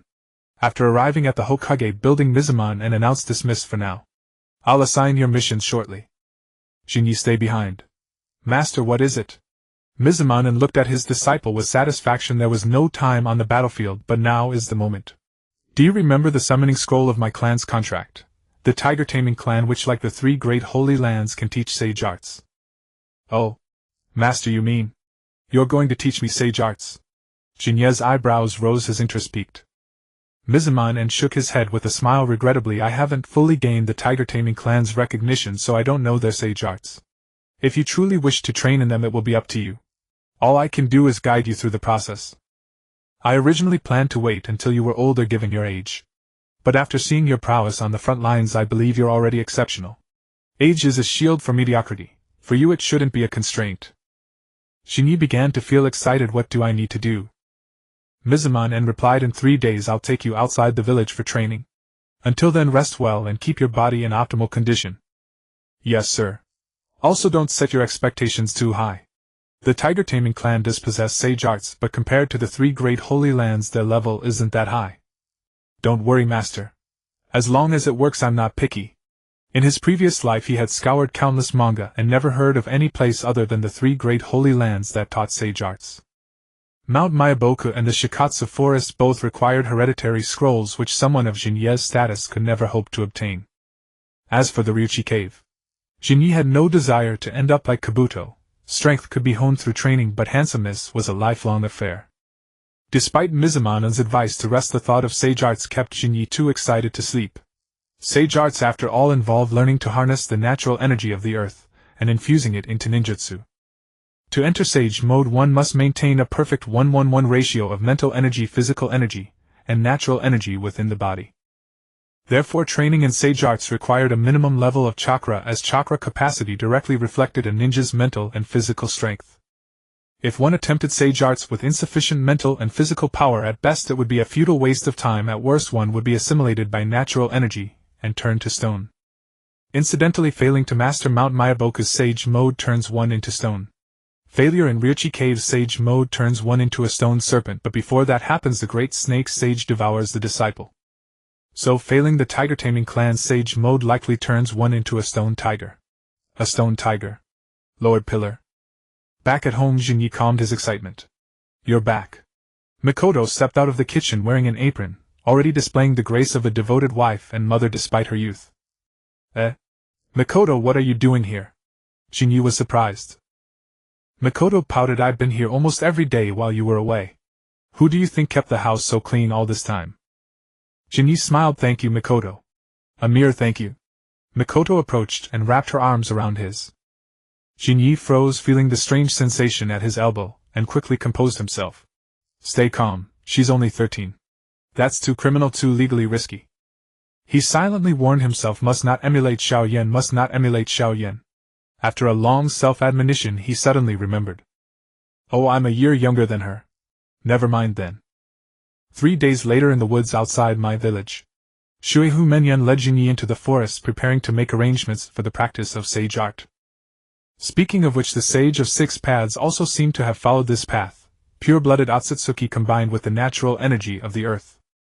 The Uchiha clan are descendants of Otsutsuki, and roughly speaking they are also descendants of the Sage of Six Paths, and by another rough approximation there isn't much difference between them and pure-blooded Otsutsuki. In other words, after multiple rounds of approximation, Jinyi is also pure-blooded Otsutsuki equals natural energy.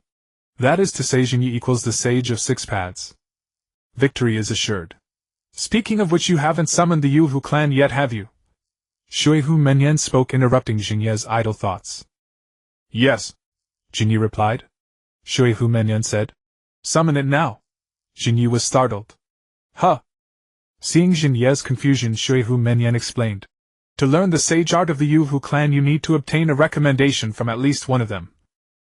I wasn't fortunate enough, I never received such a recommendation, so I have no access to the sage art. As for whether you can earn their recognition, that's up to you. Alright, use the summoning technique now. Jinyi responded and began forming hand seals. Summoning technique. He pressed his right palm onto the ground and a massive cloud of white mist erupted, obscuring the view. In the midst of the white mist a tall figure seemed to appear. After a long moment the mist dissipated, revealing the face of the one who had arrived. It was a tiger with a humanoid form, dressed in tight-fitting attire, wearing a bamboo hat, and carrying a long blade on its back.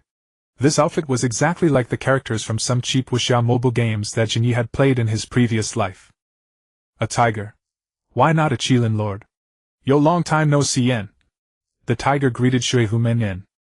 Shuehu Menyan frowned. I didn't expect you to be the one who came, Xiaofeng.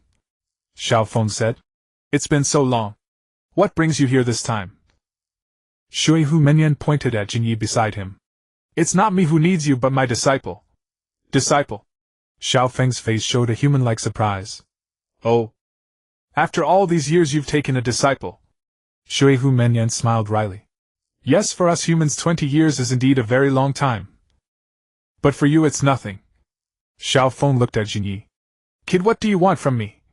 Jinyi looked at Xiaofeng. There was a certain aura about him, an aura of sharpness and edge.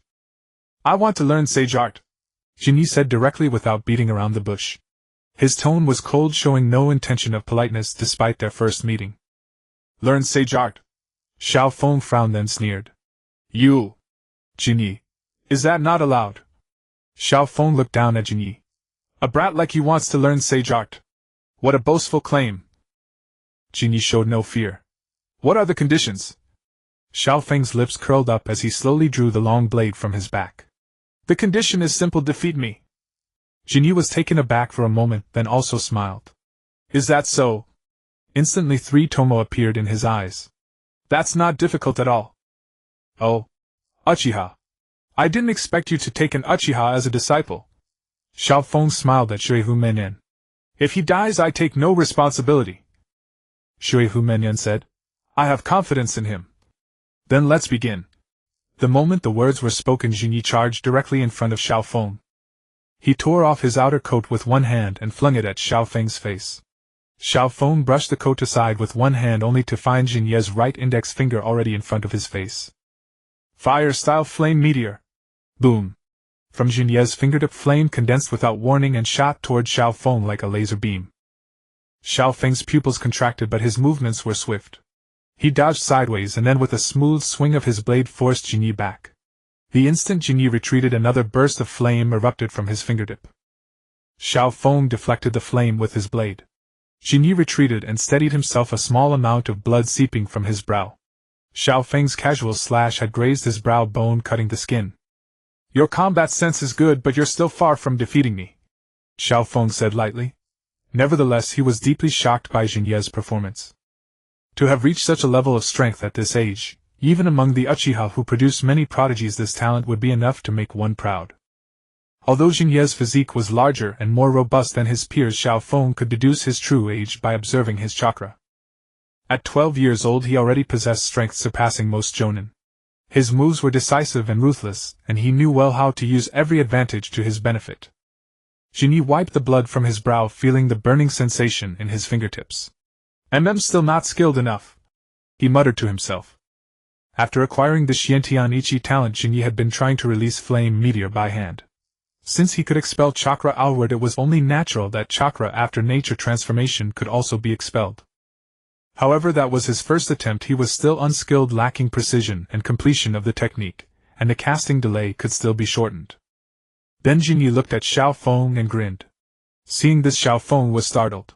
His beastly instinct sensed danger, and he instinctively turned his head. Bang! A fireball compressed to the size of a jujube seed shot from Jinye's fingertip, instantly piercing through a tree behind Xiaofeng.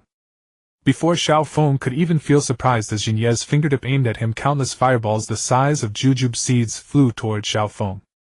Xiaofeng immediately swung his long blade, forming a barrier of sword light in front of him, blocking the incoming fireballs that were like machine gun bullets. Bang!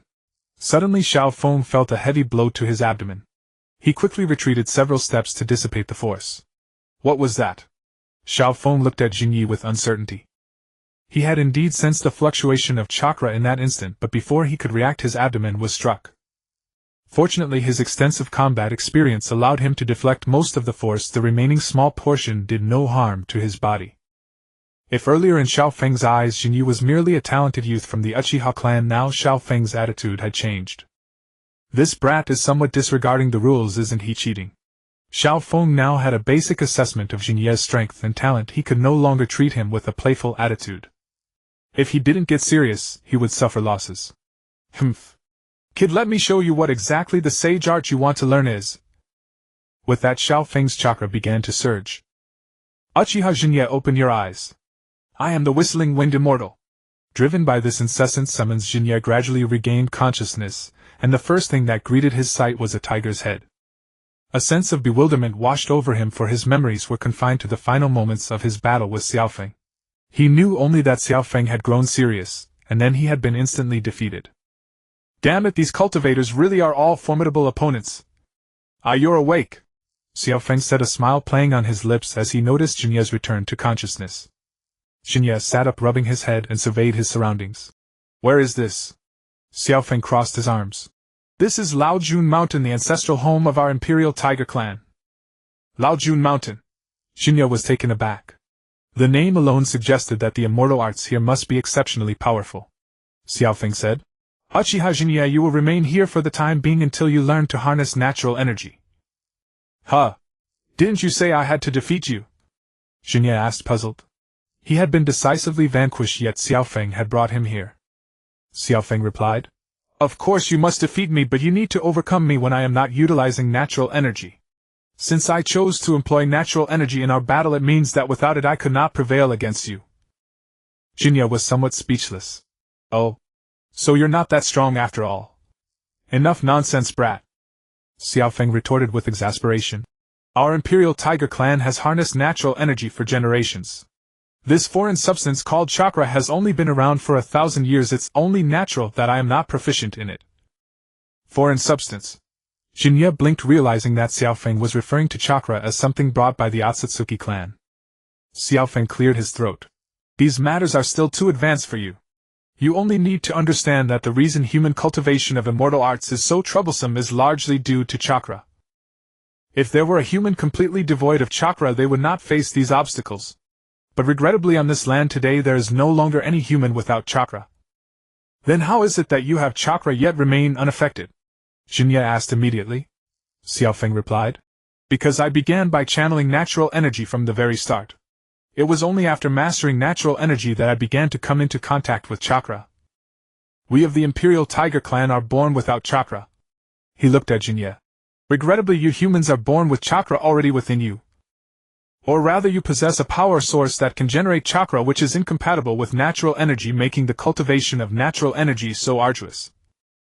Shin'ya nodded thoughtfully. It seemed to him like the indigenous people had abandoned their own power, treating someone else's treasure as their own. By the time some realized the value of their own heritage, they had already been shaped by foreign influences. It's fine if you don't understand now, you will in time. Come, I'll take you to meet the three elders. No human has set foot on Laojun Mountain for over a century. They will be delighted to see one. With that, Xiaofeng rose and began ascending the mountain. Shin'ya quickly followed. He had devised at least a dozen ways to earn approval, but the final solution turned out to be a simple fight. Xiaofeng stood about 3 meters tall, his physique powerful and robust. Yet, as he moved among the mountain slopes, he was exceptionally agile. And on Xiaofeng, Shin'ya could barely sense any fluctuation of chakra. As Xiaofeng had said, he rarely used chakra. The scenery on the mountain was quite different from what Shin'ya had imagined. He saw many animals along the way. It seemed like an ordinary forest teeming with wildlife. Of course, there were many felines as well. These are just common animals, don't be so curious, Xiaofeng said, seeing Shin'ya examining a caracal. Shin'ya was surprised. I thought animals in a place like this would possess intelligence. Xiaofeng said. They are indeed more perceptive than ordinary beasts, but they still abide by the laws of nature. We have arrived. With that, Xiaofeng halted.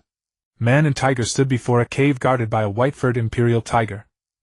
This tiger was robed similarly to Xiaofeng, the main difference being a sword strapped to its back. Luofu, are the three elders present? Xiaofeng asked, approaching. They are tinkering with their herbs, replied the tiger named Luofu. Compared to Xiaofeng, Luofu's expression was more stoic, exuding a colder demeanor. Luofu's emotion flickered only slightly at the sight of Shin'ya. Oh. It's been over a century since a human last set foot on Laojun Mountain. Has this one passed your trial? Yes, so I intend to bring him before the three elders, Xiaofeng said. Luofu nodded. Go on in. Xiaofeng acknowledged with a nod and led Shin'ya into the cave. Although the cave was dim, Shin'ya felt no chill. On the contrary, waves of heat occasionally emanated from the depths. Three elders, Xiaofeng has returned, he announced, kneeling before a stone door. Enter. The door opened, revealing a neatly arranged chamber that resembled a reception hall. At the far end, 3 seats held 3 imperial tigers. Their pelts were white, yellow, and blue. Xiaofeng, we are aware of the situation. This young human may cultivate immortal arts here on Laojun Mountain, said the white-furred Great Elder. Thank you, Great Elder. The Great Elder gazed at Shin'ya. Young man, you seem to have questions. Shin'ya replied. Yes, it all seems too easy. The Great Elder chuckled. Hey, your talent is commendable, worthy of learning the arts of Laojun Mountain. Nowadays the world only knows of the 3 holy lands simply because those toads, shell-less snails, and scaly snakes curried favor with that old Hokage, the 6 pads, and thus grew powerful. The 3 holy lands are nothing but the bottom of the food chain, licking the boots of the 6 pads sage. The Great Elder's tone grew heated as he spoke. How did you let that slip? The yellow-furred second elder quickly interjected. The Great Elder glanced at him. Well, the young man is an outsider, what's the harm in speaking my mind? Shin'ya was taken aback. The Imperial Tiger clan's resentment toward the 6 pads and the 3 holy lands was immense. It seemed less like a deep grudge and more like sheer irritation, judging by the Great Elder's tone. Shin'ya raised his hand as the Great Elder grew animated. Great Elder, may I ask a question? The Great Elder immediately resumed a gentle smile. Go ahead, young man, Shin'ya said. My master claimed that the Imperial Tiger clan's immortal arts are inferior to those of the three Holy Lands. Is that true? The Great Elder snorted. He's lying. That man doesn't even have the qualifications to enter Laojun Mountain. What does he know about immortal arts? Let me tell you everything the three Holy Lands know we know. And what they don't know we also know. The title of Holy Land should rightfully be ours. What right do those three have to call themselves Holy Lands? Tell me, can you? Xiaofeng covered his face with a sigh. Here we go again. The Great Elder looked at Shin'ya.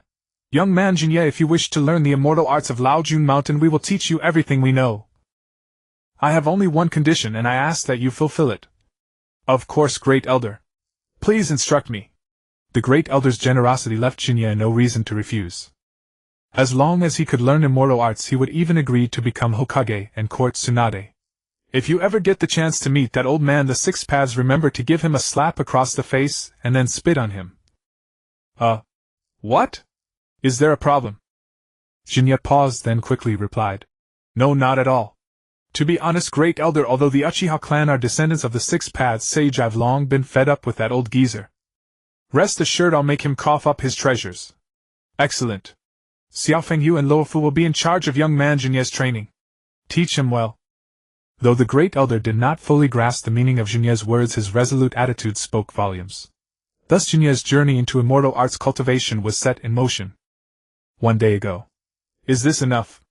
Xiaofeng said, looking at the unconscious Shin'ya, addressing Mito Manen. I'll leave it to you.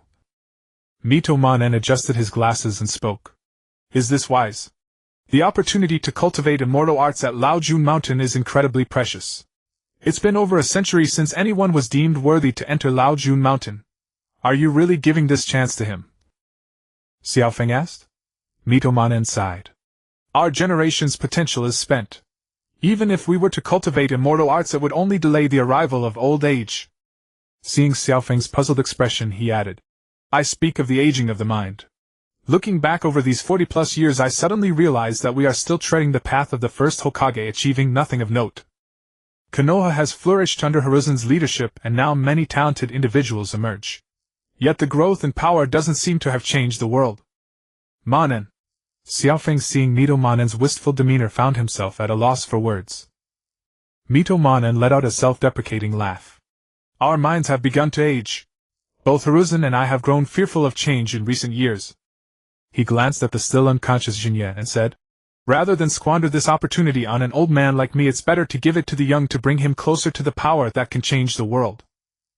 I truly cannot comprehend your human thoughts. Xiaofeng shrugged helplessly. But since you've decided, I won't say more. Laojun Mountain. Hey, isn't this supposed to be immortal arts cultivation? Shin'ya lay on a patch of grass, utterly bewildered. Indeed, this is the cultivation of immortal arts. Xiaofeng and Luofu lay beside him speaking. Shin'ya was speechless. What kind of cultivation is this? Fool's so-called immortal arts chakra is formed by combining chakra and natural energy. Thus the most important thing now is for you to perceive the existence of natural energy yourself. Only then can you use it. Xiaofeng said slowly. But shouldn't there be some auxiliary tools? Like toad oil or something? Shin'ya said. Essentially, the function of such tools is to forcibly infuse natural energy into the cultivator's body. Not only is it dangerous, but even if successful, the efficiency is extremely low. Luofu's voice came. If you skip the step of perceiving nature, the subsequent cultivation will be very perilous, because you never know when you'll be assimilated by nature. Xiaofeng continued. Shin'ya watched the two of them speaking in turns and gained a preliminary understanding of the so-called immortal arts. That's why when Naruto originally cultivated sage mode, the Shima sage stood guard with a staff. Because during the process of perceiving natural energy, it's difficult to be aware of the state of natural energy within the body, and one could be assimilated at any moment. Even so, you too. Shin'ya looked at the two tigers flanking him on either side, feeling quite awkward. Isn't this a bit improper? Luofu raised an eyebrow. What's improper about it? Although we at Laojun Mountain don't use cheating tools like Mount Mayaboka's toad oil, our teaching is very responsible. Right now we're helping you perceive natural energy. First step, Xiaofeng and I will absorb natural energy, and you must sense the changes around us. Even so, but you talk too much. Shut up, Xiaofeng said. Ignore him. It's just a strange human sense of shame. Then could you please not talk? Shin'ya sighed, deciding to just treat them as two big cats. Oh. You're giving up on the tutorial from me and Luofu. You're quite something. Heh. Xiaofeng said with interest. Shin'ya. Fine, do as you please. The cultivation at Laojun Mountain had indeed subverted Shin'ya's imagination. After all, the original work had shown the cultivation at Mount Mayaboku and also mentioned Ryuchi Cave. Either arduous or life-threatening. And this cultivation at Laojun Mountain, aside from being a bit embarrassing, seemed to have no other issues. Could it be that the methods of the three holy lands were flawed? Probably not, but at least it had proven that aside from the three holy lands there were other possibilities for cultivating immortal arts. But regardless of the possibility, Shin'ya believed that the immortal arts of Laojun Mountain could not be weak. According to Xiaofeng, chakra seemed to be an obstacle to humans cultivating immortal arts. And the reasoning sounded plausible. Chakra is an external thing, while natural energy is inherent to the earth. Living on Earth, it's only natural for humans to use natural energy. But even if Xiaofeng was right, it was unrealistic for Shin'ya at his current stage to completely abandon chakra and cultivate immortal arts. Not to mention the difference in physique between humans and the Tiger Clan. Ever since Kaguya brought the divine tree to Earth, almost everyone born had the potential to possess chakra. Chakra, like cursed energy, is something that almost everyone has at least a little. Making Shin'ya an insulator of chakra was not only unrealistic, even if it were possible. How much of his current power gained through chakra would remain was uncertain. Start over. That was impossible. For now it was better to follow the path of the ninjas who learned Sage Mode in the original work. First take the Sage Mode route. As for the feasibility of the path Xiaofeng spoke of, it could be considered after further study. Amid his thoughts, Shin'ya suddenly sensed changes in his surroundings. Xiaofeng and Luofu were right next to him, but if he didn't look at them with his eyes, they seemed to vanish. Shin'ya was inwardly surprised. He knew his own perception abilities well. The disappearance of Xiaofeng and Luofu was not achieved by concealing their aura or chakra, it was a sudden absence from his probing senses. Shin'ya quickly stood up, stepped back a few paces, and looked at the lying Xiaofeng and Luofu. How long are you going to keep staring over there? Xiaofeng's voice came from behind him. The Xiaofeng and Luofu before him had vanished at some point. But Shin'ya was certain his gaze had never left the spot where they lay. Yet now their voices came from behind. Shin'ya slowly turned around, looking at Xiaofeng and Luofu standing behind him. It seems you can already sense the disappearance of our presence. Not bad. Luofu nodded in approval.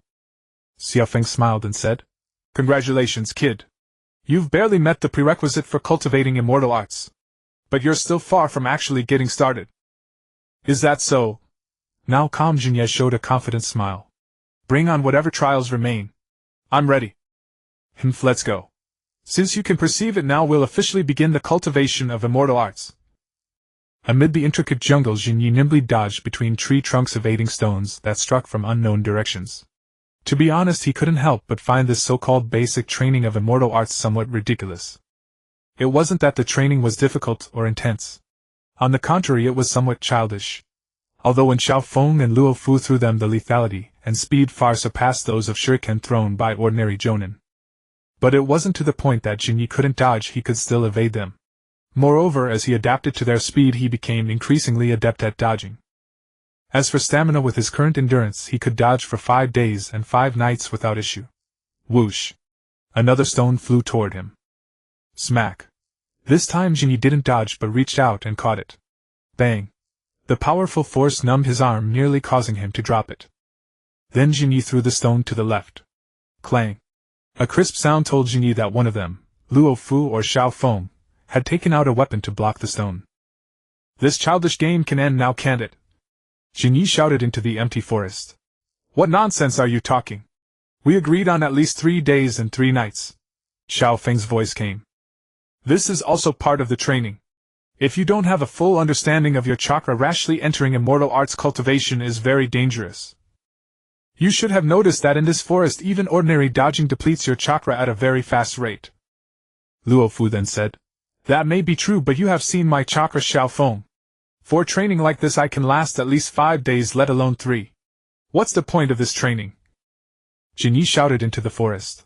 Luofu and Xiaofeng did not speak again, and of course no more stones were thrown. Just now the reason Shin'ya was able to catch the stone and counterattack was that for a moment he had a faint perception of the presence of one of them. Now the two seemed to have vanished. No matter how Jinyi tried to sense them, he could not detect them. All right. After a long while, Luo Fu and Xiao Feng appeared before Jinyi as if suddenly materializing without any warning. Indeed, the quantity and quality of your chakra are sufficient to formally begin immortal arts training, Xiao Feng said. Luo Fu looked at Jinyi and said slowly, Jinyi, no matter what you hear or see next, always remember that you are human, you are Yuzhibo Jinyi. If any sudden thoughts arise, you must immediately extinguish them. Seeing Luo Fu's expression grow more serious as he spoke, Jinyi nodded solemnly. This is the proper atmosphere for cultivating immortal arts. Indeed, the previous part was just a test. Don't worry if any problem arises, Luo Fu, and I will save you. But the prerequisite is that you don't become part of nature before we can rescue you. Xiao Feng was no longer wearing his previous frivolous expression. He had become extremely solemn. Before Jinyi could respond, his vision darkened, and he lost consciousness. Yuzigyo. Haven't you found any trace of Yuzhibo Jinyi? Uchiha Ban listened to the reports of Heiju and the masked man, growing increasingly frustrated. It wasn't frustration over the failure of his plan, but frustration that he had been so bewitched to take on this guy. He hadn't set a deadline anyway. Couldn't you wait a little longer? If you didn't find Yuzhibo Jinyi in a short time, you come back to me for everything. What use are you? Even Heiju beside him began to complain inwardly. Ban really can't judge people. How did he pick this guy? Although he and Ban were not of one mind, the plan that Ban was currently implementing was originally guided by him. Now with the plan stalled due to the agent issue, Heiju couldn't help but want to complain. The masked man knelt on the ground, his mind filled with uncertainty and fear. Oh no, I didn't accomplish the task. Is Lord Ban angry? Will he kill me if he's angry? Alas. As Lord Ban's subordinate, if he truly wants to kill me, I'll accept it. But I think I can still be saved. Lord Ban, although I didn't find Yuzhibo Jinyi on this trip, nor did I find an opportunity to force Xuanhua Shuehu to act, I have made a new discovery. The masked man said. Uchiha Ban closed his eyes and sighed imperceptibly. Heiju was also full of black lines, though he was naturally all black. You failed to complete the two most important tasks, and you think a new discovery is useful. What could you find? Did Axiulo reincarnate before Madala's death? Or did you discover another reincarnation of Yinchualuo? I discovered that there are people from the Xuanhua clan in my village, the masked man said with an air of importance. Uchiha Ban. Heiju. Even the nearby Baiju who were eating melon seeds couldn't hold back. What kind of new discovery is this? After the destruction of Waziguo, isn't it normal for Mai to accept some members of the Xuanhua clan? It's obvious that Mai accepted the Xuanhua clan members because Xuanhua Shuehu is old, so they need to select the next Jinchuriki. Finding people from the Xuanhua clan in Mai, what kind of new discovery is that? No matter how powerful the new Jinchuriki is, can they be more threatening than Xuanhua Shuehu? Although Xuanhua Shuehu's own strength is not a threat, the sealing techniques of the Xuanhua clan exert comprehensive suppression over the Ninetales. In this situation, the Ninetales can only obediently provide a buff to Xuanhua Shuehu and serve as a power bank. Therefore, the power Xuanhua Shuehu can unleash far exceeds her own strength. What can the next Jinchuriki do?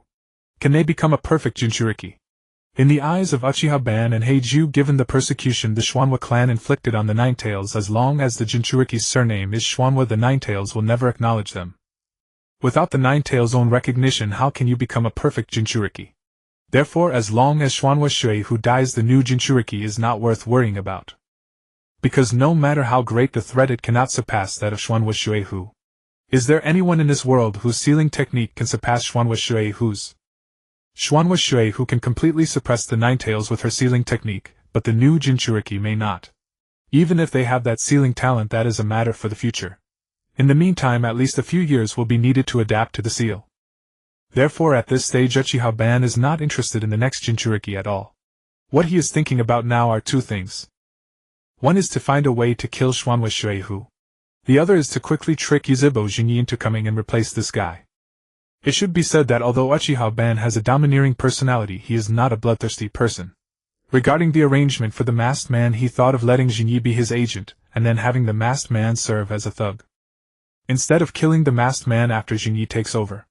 If Jinyi knew Uchiha Ban's thoughts, he would surely exclaim, "He really? I'm moved to tears." What about Changmen? Uchiha Ban withdrew his thoughts and asked. The masked man said, Zilai has been with Changmen and the others recently, teaching them ninjutsu. Uchiha Ban. I asked about your contact with Chang Men. How did it go? The masked man was startled, and then quickly said, This Zilai has been by their side all the time. I really couldn't find a way to approach. Is Zilai following them 24 hours a day? Even Uchiha Ban's tone carried a hint of anger now, and an invisible pressure bore down on the masked man. The masked man was pressed to the ground, his eyes filled with terror. After a few seconds the pressure vanished. Forget it, let's leave it at that, Uchiha Ban said. The masked man felt a release of tension and gasped for breath. Laojun Mountain. Jinyi lay on the bed looking utterly hopeless. As if he had been drained of all life, it took a long while before a glimmer of light returned to his eyes. Xiao Feng stepped forward and looked at Jinyi. Finally showing some signs of consciousness. That was really dangerous just now. Your spirit nearly merged directly into nature. Jinye's consciousness had recovered, but he was still unable to react. In simple terms, he hadn't recovered from his crash state. Damn it, when he learned ninjutsu he could master it with a bit of practice. But learning a sage art nearly cost him his life. Why is it so difficult? Don't lose heart, this is unavoidable. The chakra in your body and natural energy have a repulsive reaction. Natural energy will prioritize assimilating it. And chakra is a combination of physical and spiritual energy, so during the assimilation of chakra your spirit also merges into nature. Xiao Feng explained with a smile. However, thanks to your powerful chakra you were able to hold on for so long, otherwise you wouldn't have lasted until we rescued you. Hearing Xiao Feng's words, Jinyi didn't know how he felt. Because of the presence of chakra, natural energy would prioritize assimilating chakra and along with it directly assimilate his spirit. But also because the chakra was strong enough, it allowed him to persist for quite a while. He didn't know whether it was a good thing or a bad thing.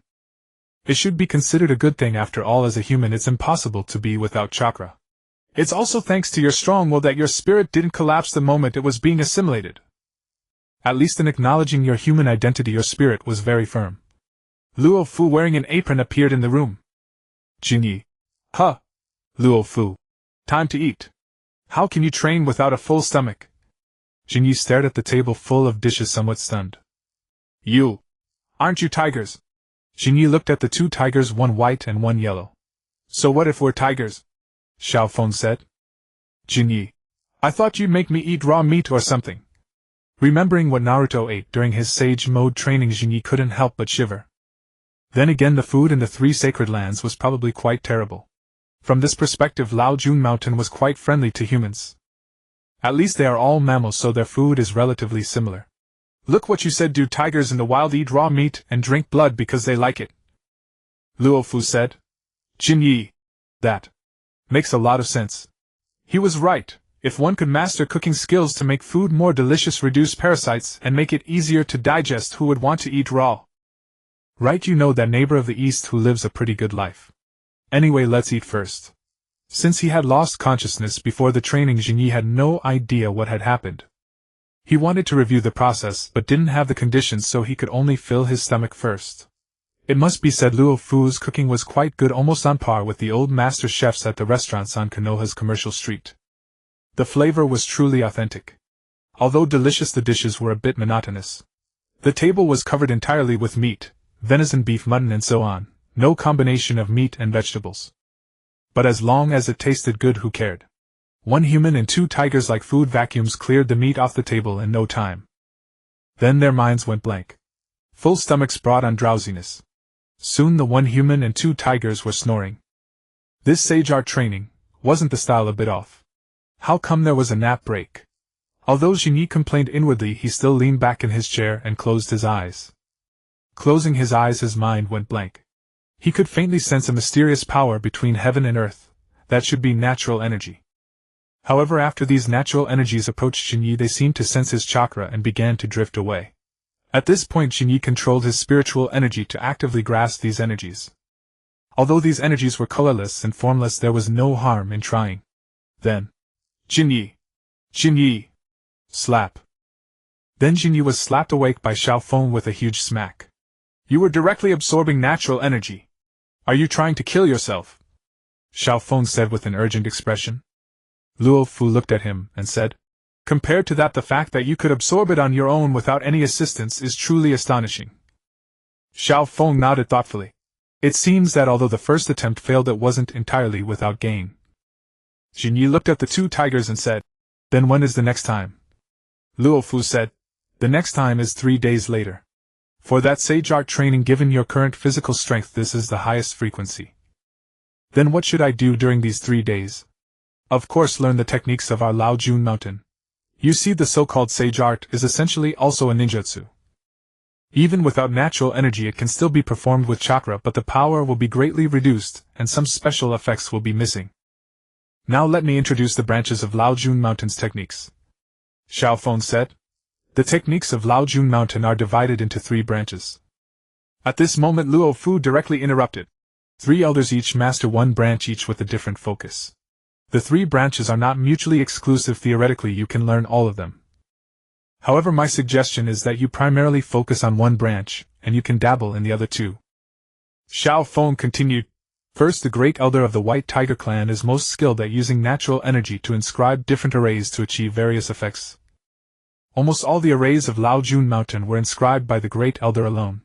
Next is the Second Elder of the Golden Tiger Clan, who is most skilled with various weapons, applying different nature transformations to them. The blade technique that defeated you earlier came from this branch. Finally, the Third Elder of the Blue Tiger Clan is the strongest among the 3 elders. His most powerful technique is the 6 Harmonies Fist he created, somewhat similar to the ninja body techniques of Kumogakure in your world. However, the Third Elder's ninja body technique can apply all nature transformations. You have 3 types of chakra nature, right?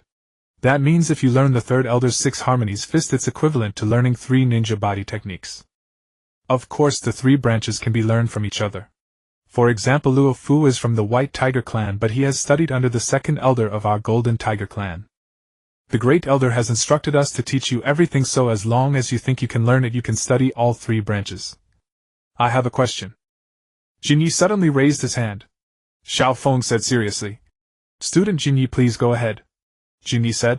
Teacher Xiao Feng, I want to ask why the strongest isn't the Great Elder. Xiao Feng and Luo Fu exchanged glances, looking at Jinyi as if he were an idiot. Why does the strongest have to be the Great Elder? Jinyi. Then how did he become the Great Elder? Xiao Feng. Because he's the oldest. Jinyi. Luo Fu said. The 3 elders are brothers. The Great Elder is the Great Elder simply because he is the eldest brother. Well, he had thought the tiger taming clan valued strength above all, but it turned out to be about the same as human society. Although we are not humans, we are still intelligent beings. We do not use the so-called strength is all, a method that only beasts would employ. Xiao Feng snorted coldly, as if dissatisfied with Xinye's misunderstanding. The reason the Great Elder is the Great Elder, besides being the oldest, is that his morality is universally recognized as excellent. There is no one in Lao Jun Mountain who doesn't admire him. Luo Fu also said, although the tiger taming clan is superficially divided into 3 branches, that is only based on their focus on sage arts. In reality, the entire Lao Jun Mountain is surprisingly united.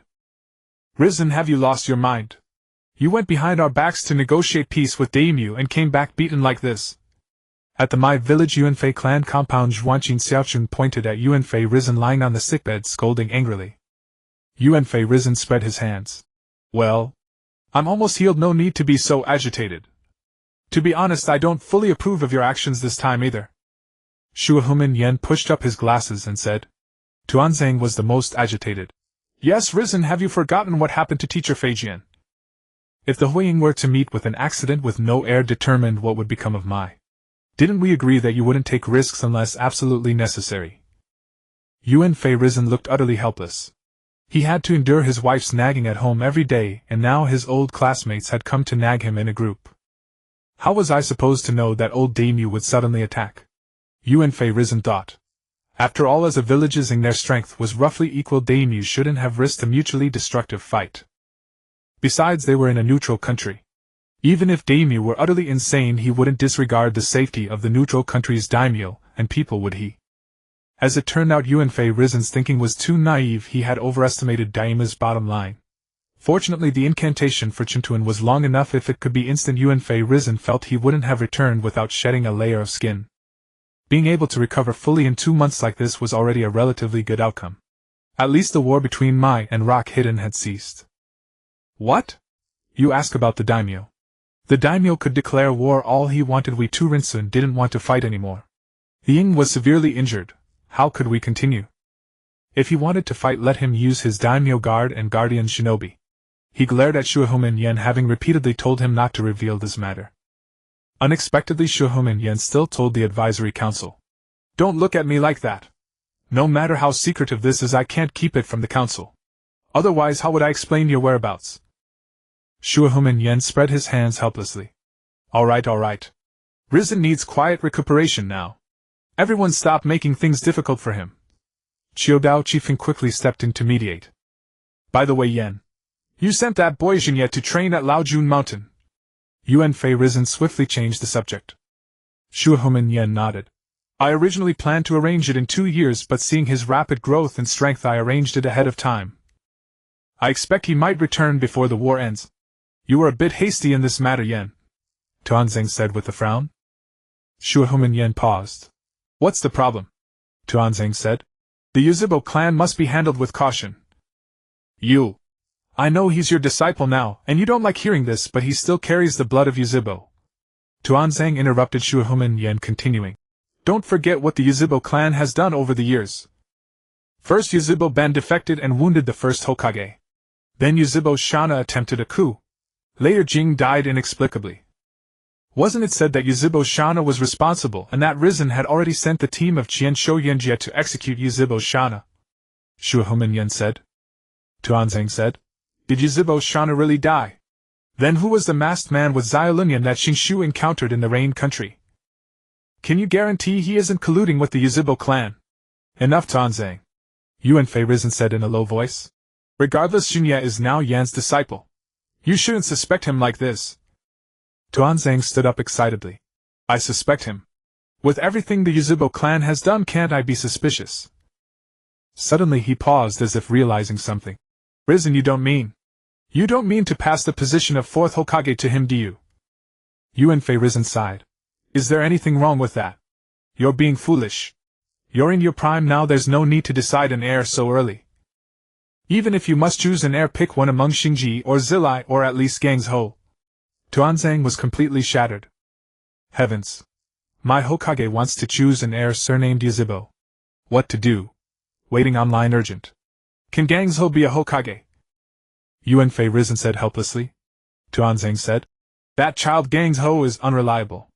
Although she's a bit addicted to gambling, impulsive, stubborn, disobedient, lacking empathy and calm thinking. But passing it to her is still better than passing it to a Yuzhibo.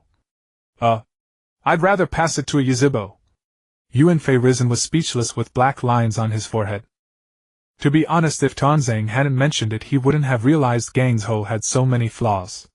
Risen, I support Tuanzeng on this matter. Chuanqin Xiaochun said. Xiaochun, you're overthinking. Shuhomen Yen said. Yuan Fei Risen sighed. You two are like this because of Jing's death, I know that. But don't forget Jing was also of the Yuzhibo clan. Since the Yuzhibo could produce a Yuzhibo Jing, why are you so certain that Yuzhibo Shin'ya cannot be entrusted with great responsibilities? Impossible.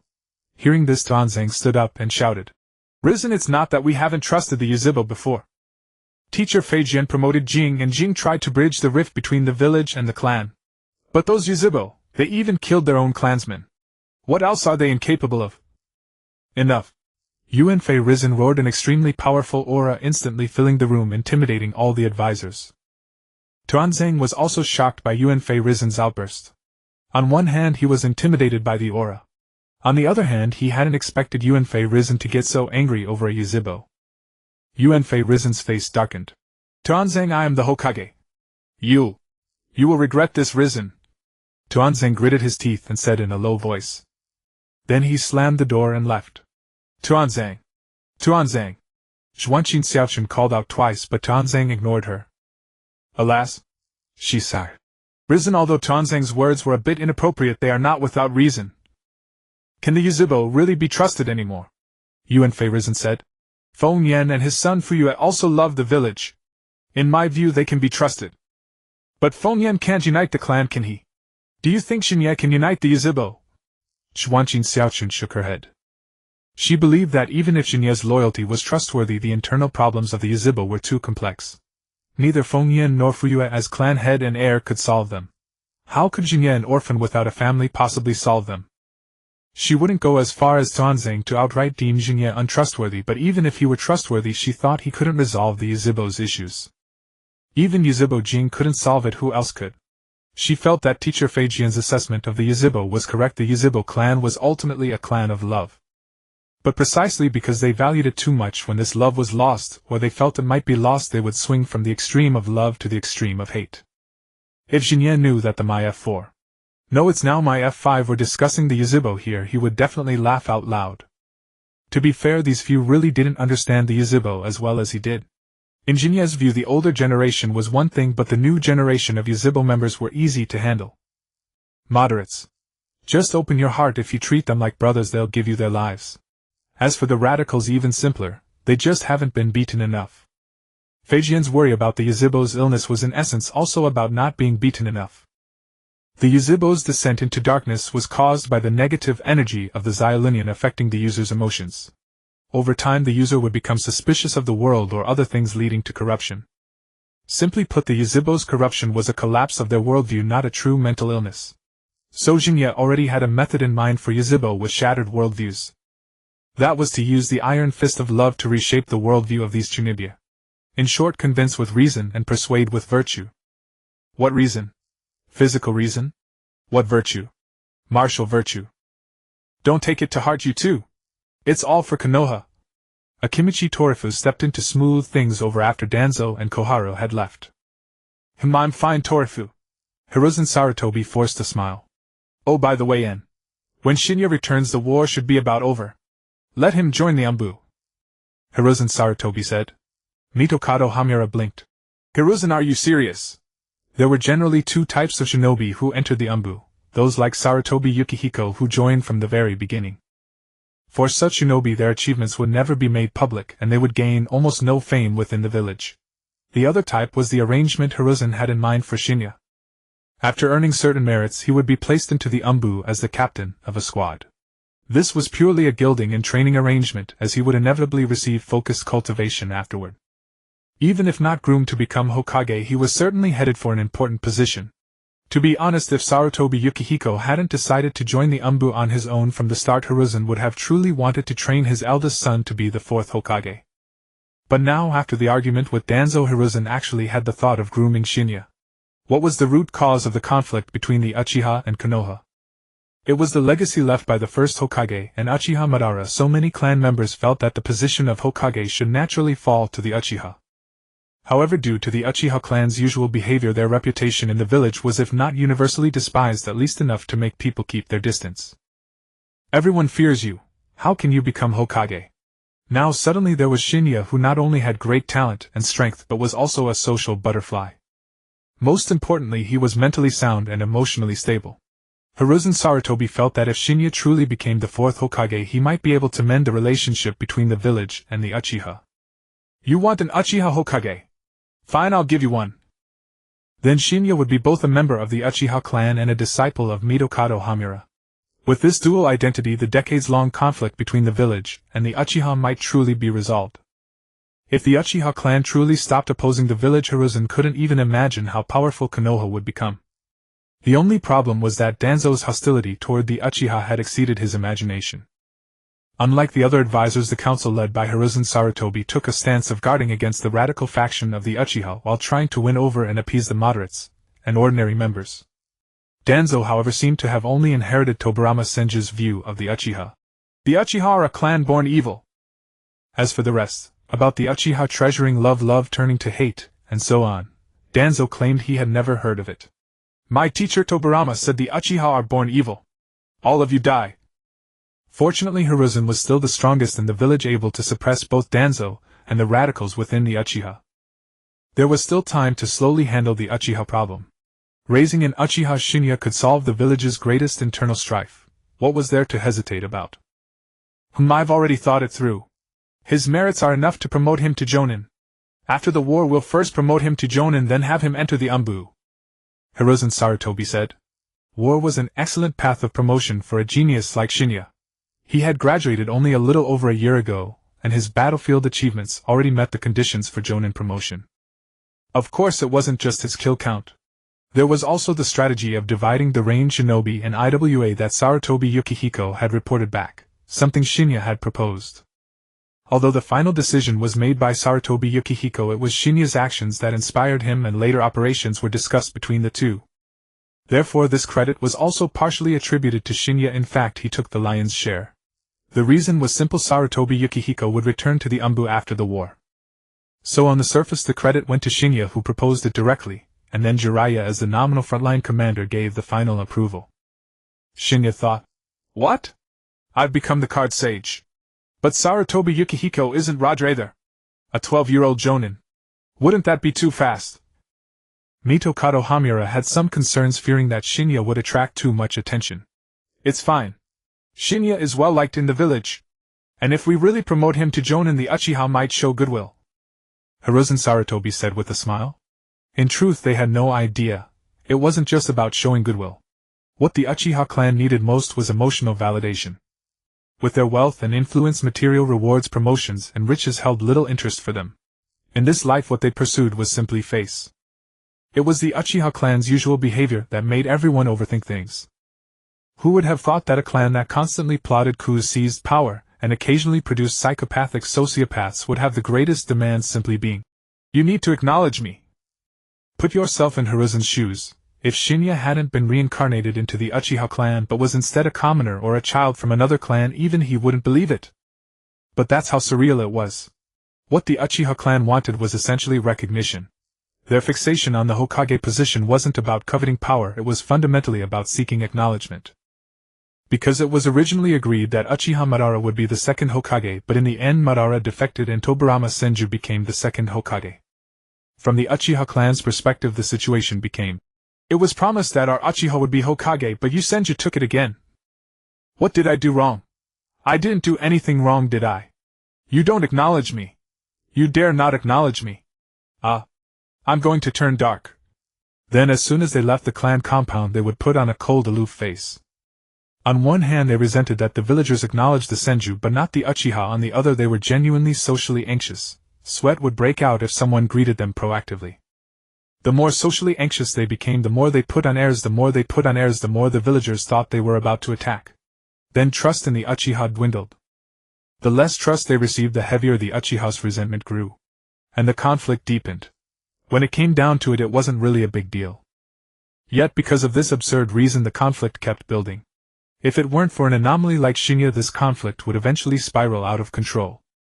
Now Hiruzen Sarutobi and Mitokado Homura had discovered Shin'ya.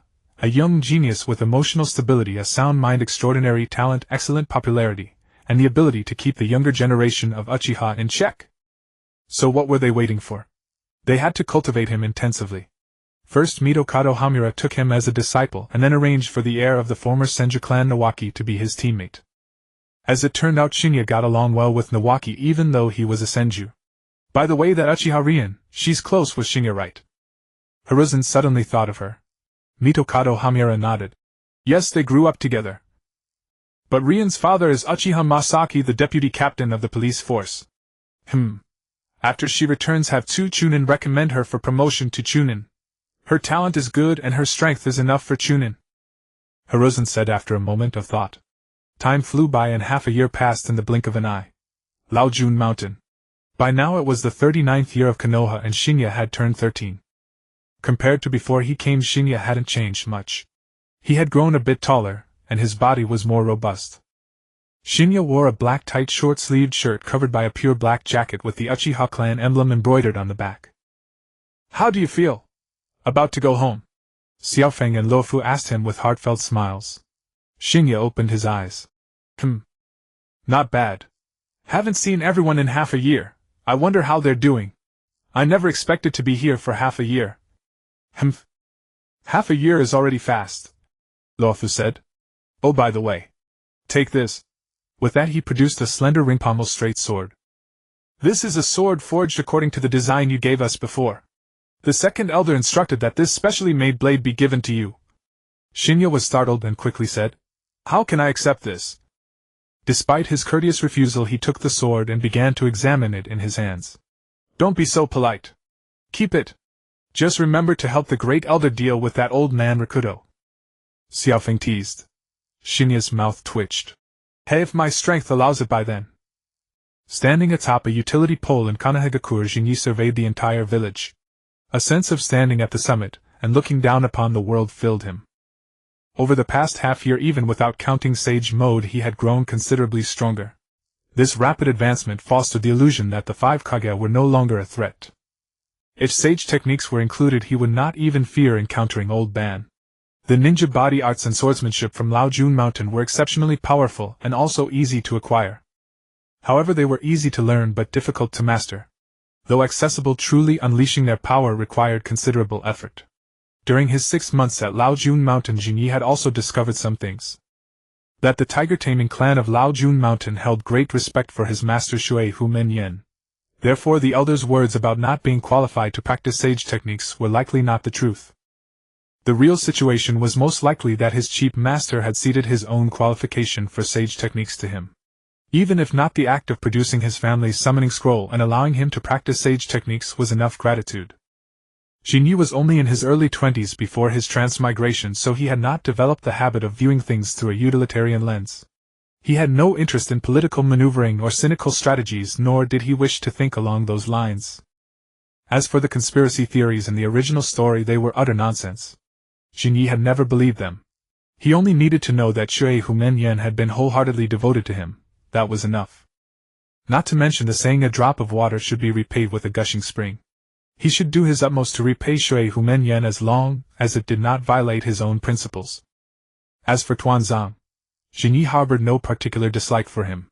At least from the few times they had met, he could see that Tuanzang had not yet become as fanatical as in the original story. So as long as he did not target Jinyi, Jinyi would not seek trouble with him. The higher-ups all hoped Jinyi would become Uchiha Mirror, but Jinyi was not Uchiha Mirror after all. Whether it was the Hokage faction or the Uchiha clan, Jinyi did not wish to see either side harmed. So his stance was simple: whoever caused trouble would be dealt with. If anyone was dissatisfied, it meant they had not been dealt with enough. If Tuanzang dared to cause trouble, then he would be dealt with. Jinyi's current strength might be somewhat lacking against the old man or his chief master. But dealing with Tuanzang should not be a problem.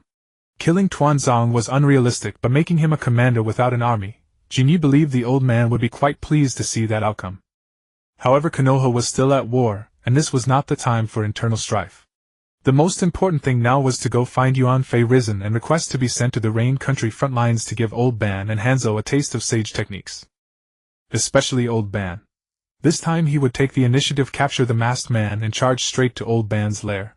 He refused to believe that an old man riddled with tubes could cause any trouble. Then, what? A ceasefire.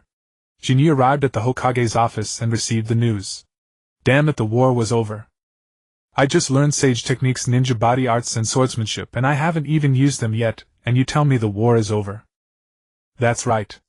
Although a formal armistice hasn't been signed, the Rain Ninja Village has reached a temporary truce with the front lines. In a little while we can begin the withdrawal. Yuan Fei Risen said. Seeing Jinyi's dejected expression, the old man looked puzzled. Isn't it good that the war is over? Jinyi sighed. It is good, but... Come on, relax. Yuan Fei Risen said. Even if the war ends, there will still be opportunities to use your skills in the future. Besides, the end of the war has its benefits. Your achievements are enough to earn you a promotion to Jonin. Oh. Jinyi's eyes lit up. Well, there was still good news. Becoming a Jonin came with far more benefits than being a Chunin. Jonin had much greater freedom in missions and significant autonomy in peacetime. Most importantly, the authority of a Jonin was second only to the Hokage and the Advisory Council. They could access most ninjutsu and had some command authority over the Umbu. They had decision-making power over major events, as well as the right to vote and be elected for the next Hokage. In short, for a ninja village, Jonin were shareholders, not subordinates. Your achievements and strength are sufficient to become a Jonin. The only point of contention is your age. Yuan Fei Risen took a sip of tea and said with a smile, but Konoha has never lacked geniuses. 13 years old is not necessarily too young to become a Jonin. Besides, with Jinyi's height and build developing toward that of a Doubledore, who would know he was only 13 unless told? How could Hua Xiong know he was a mere horse archer? Alright, go home and rest well. There will be a Jonin meeting in 3 days. Make sure to attend on time, Yuan Fei Risen said. Oh yes. Jinyi nodded and left the office. After leaving, he first visited his master Shui Hu Menyan's house to pay respects, then returned to the clan compound. Jinyi is back. Everyone come quick. Jinyi is back. Jinyi, you're finally back. As soon as he entered the compound, the clan members erupted with unprecedented enthusiasm surrounding him. For no other reason than that Jinyi had earned merit on the battlefield at 13, and been promoted to Jonin, which brought great honor to the Uchiha. Moreover, because Jinyi was also a disciple of Shui Hu Menyan, his promotion had brought about some changes in the Uchiha clan's situation. At least in the past 6 months the higher-ups had not been as wary of the Uchiha.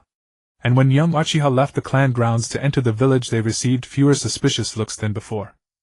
Many warm-hearted villagers, upon hearing they were Uchiha, immediately responded, "Oh, you're Jinye's clansman. Indeed, you have a fine appearance. This meal is on me."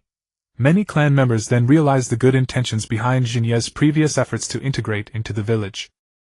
"We misunderstood him back then. How could we?" Those clan members who had been swayed by the radicals and harbored hostility toward Jinyi now gathered around, offering him the warmest welcome. "Jinyi, congratulations." Clan leader Feng Yan came out personally to greet him, accompanied by Fuyu. Aside from Uchiha Liangjie, the captain of the police force, all the other elders were also present. From the clan members who came to welcome him today, Jinyi could basically confirm that his previous judgment was correct. The so-called radicals were only a minority. But due to the Uchiha's special nature, this small minority could coerce the entire clan. Jinyi scanned the crowd today and silently made a mental note. He might not remember who came, but he remembered clearly who did not. At the Nanha shrine, clan leader Uchiha Fengyan with a solemn expression sat at the center of the upper seat, scanning the clan members below. Those who had come to the shrine today for the clan meeting were all elites with Tomo in their eyes. "Then let us invite Jinye to speak," Fengyan said in a deep voice. Jinye slowly rose and walked toward the center. "Truly worthy of Jinye, this aura is far beyond what ordinary people possess. Yes, indeed, truly the pride of our Uchiha. I remember when Jinye was confined last time, you were the one laughing the loudest." "Nonsense, am I that kind of person? I watched Jinye grow up. I'll sue you for defamation. He's slandering me. He's slandering me.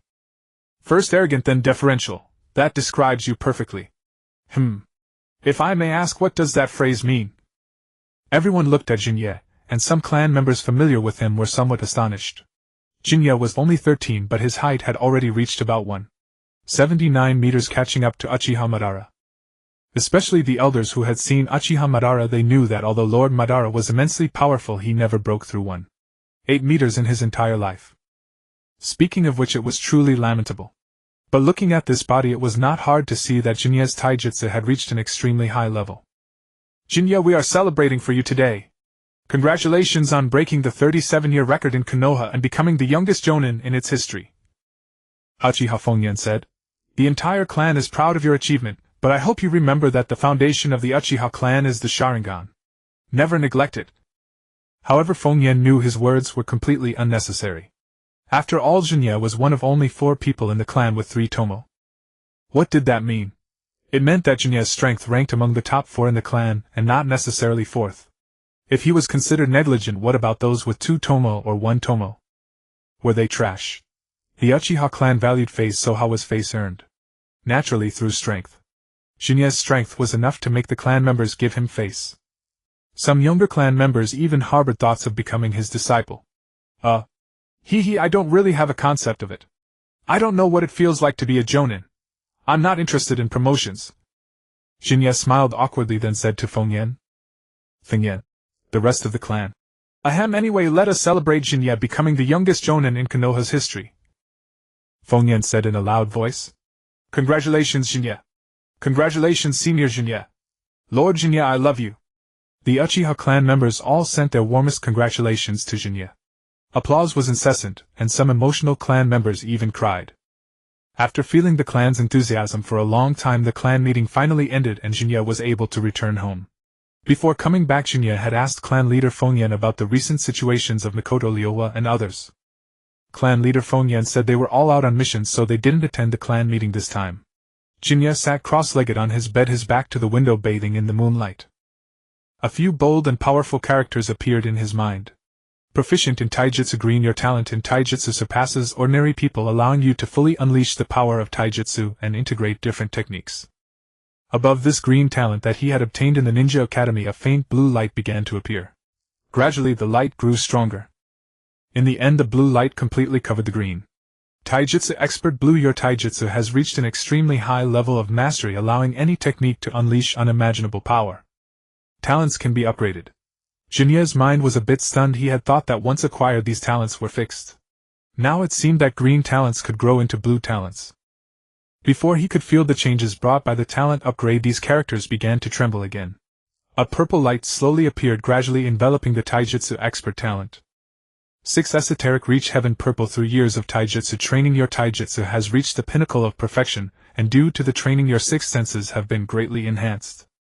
The release intensity and precision of taijutsu and nin taijutsu are greatly increased, and consumption is significantly reduced. When the nerves are in a combat state, the 6 senses begin to operate. 4 dangers instinctively detected. The body will automatically dodge, minimizing damage. This talent has reached its limit, and cannot be upgraded individually.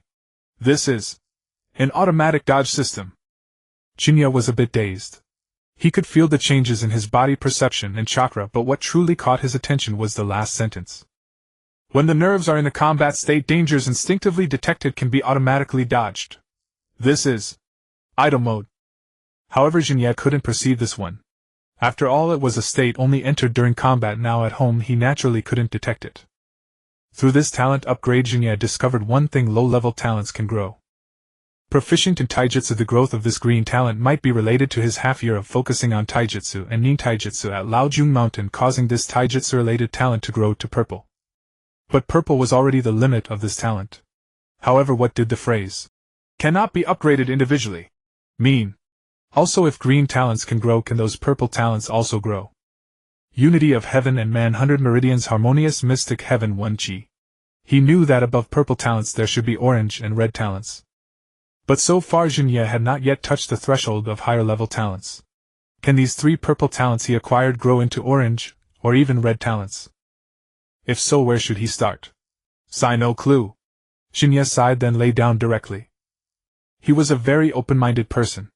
On the path of cultivation, when encountering a bottleneck with no direction, it was better to relax and clear his mind.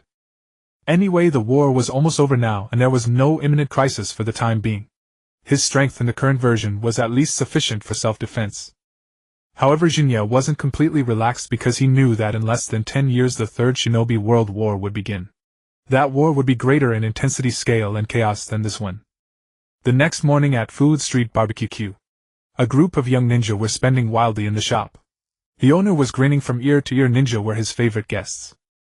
High income, never haggle. Big appetite, order a lot. Ah. The heat is just right. It would be perfect with another bowl of rice. And with a bottle of ice sour plum soup, it's really delicious. Long live barbecue. Akimichi Marikichi muttered while eating. Hee, this is all thanks to the method Lord Shin'ya provided me. I even said I would give him a share, but Lord Shin'ya seemed uninterested in money and refused. The owner said with a smile. You all must be Lord Shin'ya's friends. I've seen you come many times, so this time the meal is on the house. From now on, if you come to eat here, you'll all get a 50 discount. Eh? Really? You're too kind, boss, Minato said happily. Shin'ya.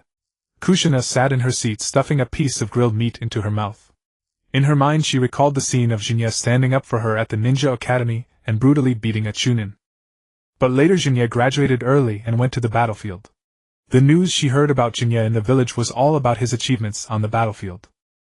And this time, after Tsunade-sama returned, she told her that Shin'ya would be promoted to Jonin after coming back. Looking at herself, she was still stuck as a genin. Then she looked at her teammates beside her, one dazed yellow-haired guy who was always grinning foolishly and one dead fatso whose mouth never stopped eating. Minato seemed to feel Kushina's gaze, froze for a moment, and pointed at himself. Humph. Kushina turned away with a look of disgust. Minato. Must be puberty, Kushina, Akimichi Marikichi said with a knowing look. Minato laughed, and said, Hee, I don't understand either. Jiraiya-sensei never taught me this. Akimichi Marikichi shrugged. After all, Shin'ya was a hero saving a beauty back then, so it can't be helped. What girl can resist that? Then he looked at Minato.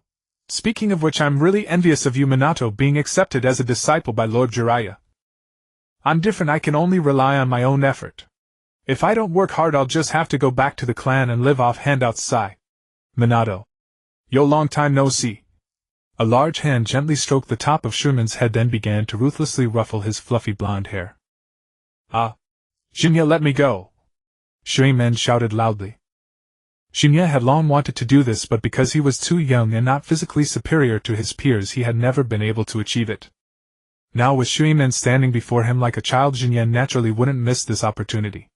After a thorough ruffling he reluctantly released his grip. Really, it's been so long since we met, and this is how you greet me? Sharingan tidied his hair with a look of grievance. By the way. Chiodao Wanji stared at Shin'ya somewhat shocked. Are you really Shin'ya? If I remember correctly we're from the same class. Why are you so tall? Hee, because I'm a genius. Shin'ya smiled and sat down beside Uchiha Shin'ya, grabbing her hair. What's wrong? After so long, don't you have anything to say to me? Nothing at all, Databane. Uchiha Shin'ya said poutingly. So cold. I got up this morning thinking of finding you, and you don't even have a single word for me. Shin'ya sighed, then waved at the owner. Oh. Shin'ya-kun, it's been half a year and you've grown so tall. The owner came forward and greeted warmly. Yes, uncle. I've been training these past 6 months. As soon as it ended I came to support your business. Shin'ya said with a smile. Owner. Haha, that's great. What would you like to eat? Shin'ya took the menu, marked a few items and handed it back. Here. The usual. The owner nodded. Shin'ya said. That's right. Alright, wait a moment. The owner said, then took the menu to the kitchen. Shin'ya, are you not hungry? Why are you ordering so little? Chiodao Wanji was surprised. He knew that back in school Shin'ya was famous for his huge appetite. Even he, a member of the Chiodao clan, felt inferior to Shin'ya's eating ability. Shin'ya said with a sly smile. Oh, I think you misunderstood. I mark the dishes I don't eat. What? 3 faces were shocked. Sharingan clearly saw that Shin'ya had only marked 3 or 4 items on the menu. And the entire menu had at least 30 dishes. In other words, aside from those 3 or 4 marked, Shin'ya was going to eat all the rest. Alright, speaking of which, where is your team leader? Shin'ya asked. Sharingan said helplessly. Teacher Hei, because he accidentally collapsed the client's house, he's now being scolded by the Hokage. Yeah. Chiodao Wanji sighed. I guess this time the reward is going down the drain again. Teacher Hei. Hi Yechuan. Shin'ya was stunned. Yeah. This guy was already unreliable on the battlefield. Shin'ya said with a look of resignation. Back then, as the team leader for Liohua and the others on the battlefield, he was actually abandoned by his own subordinates. Later Sarutobi Shinji transferred him to the logistics department, where he was at least harmless. Now back in the village as a team leader, it turned out he was the most unreliable of the entire squad. Fortunately, despite his lack of ability and combat power, Hai Yechuan had an excellent personality. He often treated Shueimen and the others to meals and never shifted blame. As they spoke, Jinya's food began to arrive. Jinya picked up his chopsticks and started eating ravenously. By the way, I heard that pervert Jiraiya is going to take you as his disciple. Jinya looked at Shueimen. Shueimen showed displeasure. It's not going to take, I've already become Jiraiya-sensei's disciple. Jinya, you must not disrespect my teacher. Jinya chuckled and said, in terms of seniority, my master and Jiraiya's master came from the same lineage, so Jiraiya and I are of the same generation. Sherman, from now on remember to call me Shirshu Marshal Uncle. You never miss a chance to take advantage, do you? Chiodao Wanji teased. Jinya showed a cruel smile. There can only be one genius. The struggle for the throne has always been thus. You always say such incomprehensible things. Sherman's forehead was covered with black lines and the corner of his mouth twitched. As they spoke, Shin'ya had already devoured all the food on the table. Chiodao Wanji, a member of the Chiodao clan, was dumbfounded. In terms of appetite, he was still no match. Thanks for the meal. He said a pretentious thank you, then said to Shueimen and the others, I'm leaving now. I have to attend the Jonin meeting the day after tomorrow. It's my first time attending, so I need to prepare well. After saying that, he vanished from the shop with a body flicker technique. A Jonin meeting, how enviable. Is this what it means to be a genius? Chiodao Wanji sighed. Uchiha Shin'ya looked a little disappointed as Jinya left. I want to go too, Databane. Shueimen was stirred with determination. Jinya is already a Jonin. I can't fall too far behind. When Jiraiya-sensei returns, I'll ask him to arrange special training for me. Hey wait. Chiodao Wanji suddenly thought of something. That bastard Shin'ya. Sherman. Joshinai. Chiodao Wanji fumed. That bastard didn't pay. He ate the most. What? The trio's faces changed drastically. At that moment the owner of Barbecue Q stood in front of them with a smile. So, who's paying? 2 days later Shin'ya woke up early and arrived at the meeting room of the Hokage building ahead of time. Oh. Are you Shin'ya-kun? A young ninja with light purple long hair walked out of the meeting room. I thought I was the first one here but someone came even earlier. Shin'ya looked at him. Haha, I'm just used to waking up early. I've heard a lot about you. I'm Kato Dan. Hello Dan-senpai. Haha, although I'm a few years older than you I just became a jonin not long ago so senpai is not quite appropriate. Kato Dan said with a hearty smile. Just call me Dan. Given your physique calling me senpai would feel quite awkward. Is that so? Shin'ya hadn't expected that his excellent development would cause trouble for others. Kato Dan looked Shin'ya over showing an astonished expression. Amazing, I can't sense your chakra at all. Shin'ya was stunned. Kato Dan said. The spirit transformation technique passed down in my family is a secret art that allows the spirit to leave the body and attack enemies. To master this secret art I have focused on training my perception and chakra control since childhood. But you're standing right in front of me and I can't sense your chakra. I think your chakra control is far superior to mine. Shin'ya said. You flatter me. Maybe I'm just good at hiding it. No, you're being modest, Shin'ya-kun. I believe the Hokage-sama's decision to promote you to jonin ahead of time must be based on more than just this ability to conceal. Kato Dan's expression turned extremely serious. If I had any doubts before now that I see you, I think the Hokage-sama's decision was correct. Your strength is indeed sufficient to be a jonin. What's this, an interview? Shin'ya was a bit confused. Kato Dan's expression seemed as if he were testing him. Kato Dan was startled then quickly said. No, I just wanted to get to know you, the genius. I didn't mean to test you. Please don't misunderstand. That's fine, but is it okay for you to tell me the details of your family's secret art like this? Shin'ya looked at Kato Dan. Kato Dan smiled gently. It's fine. We're all comrades of the village. Besides, the spirit transformation technique can't be avoided just by knowing the information. As the two conversed, the other jonin had also arrived at the meeting room one after another. Yo, isn't that Shin'ya? Following the voice they saw the three ninjas approaching. Long time no see, kid. I didn't expect you to become a jonin already. Jiraiya greeted with a grin. Shin'ya was taken aback. Jiraiya. When did you get back? How rude. It's only been half a year and you don't even call me brother Jiraiya anymore. Addressing me by name is too disrespectful. Jiraiya laughed it off and put his arm around Shin'ya's shoulder. Shin'ya raised an eyebrow. Well, the change in address is based on the level of respect I have in my heart. Ha ha ha, Jiraiya, you brought that upon yourself. Tsunade laughed heartlessly. Jiraiya gritted his teeth. Fine, kid, you've successfully pissed me off. Wait, Jiraiya, you might not be able to beat him now. Orochimaru grabbed Jiraiya and whispered in his ear. Huh? Really? Don't mess with me, Orochimaru. Jiraiya was startled. What are you lot blocking the way for? A cold voice sounded. Everyone turned to see Danzo standing behind them with a stern face, followed closely by Tsukumo Hatake. Counselor Danzo. The three ninjas quickly greeted him and made way. It seemed that even before his fall from grace, the shadow of the pot was not someone to be taken lightly in the eyes of Konoha's shinobi. As he passed by Shin'ya, Danzo stopped and stared at him with a dark expression. Shin'ya was a bit bewildered. He hadn't provoked Danzo, had he? But since Danzo was giving him a dirty look, Shin'ya naturally wouldn't back down. He glared right back at Danzo. The surrounding jonin, who had been chatting, sensed the tense atmosphere and immediately stopped talking, turning their attention to the scene. The stare-down between the two seemed to drop the temperature of the entire corridor. Shin'ya. Uchiha Fugaku, arriving with several clan jonin, spotted Shin'ya and Danzo in a standoff. But as he took a few steps, he felt as if he had fallen into an ice cellar. The killing intent clashing between the two wasn't deliberately aimed at him, yet Fugaku still felt his heart pierced. In Fugaku's eyes, the killing intent of Shin'ya and Danzo seemed to materialize, intertwining and devouring each other. Crack. Crack, crack. A series of crisp sounds rang in everyone's ears. The ground beneath Shin'ya and Danzo began to crack like a spiderweb. Their auras continued to rise. The sound of air rushing at high speed mingled with the crackling of electric arcs, creating a piercing noise. Neither Shin'ya nor Danzo spoke, simply engaging in a clash of auras and chakra. At such a moment, whoever spoke first would be deemed the one who couldn't hold on, so they remained silent. Gradually Shin'ya began to feel the pressure.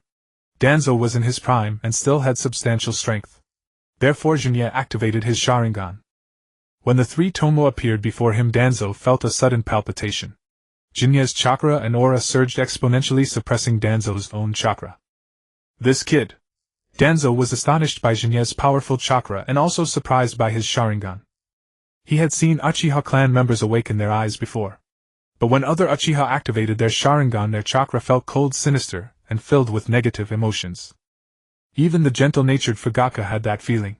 But Shin'ya's Sharingan was different. It lacked that bone-chilling coldness and darkness. Instead, it was immensely heavy, like the oppressive pressure of a mountain. If other clansmen's Sharingan felt like they were dragging you into an abyss, Shin'ya's Sharingan felt like it would crush you with overwhelming power. At this point, Danzo knew he could no longer hold back. If he held back and let a 13-year-old kid suppress his aura, he would lose face. Crack, crack, crack.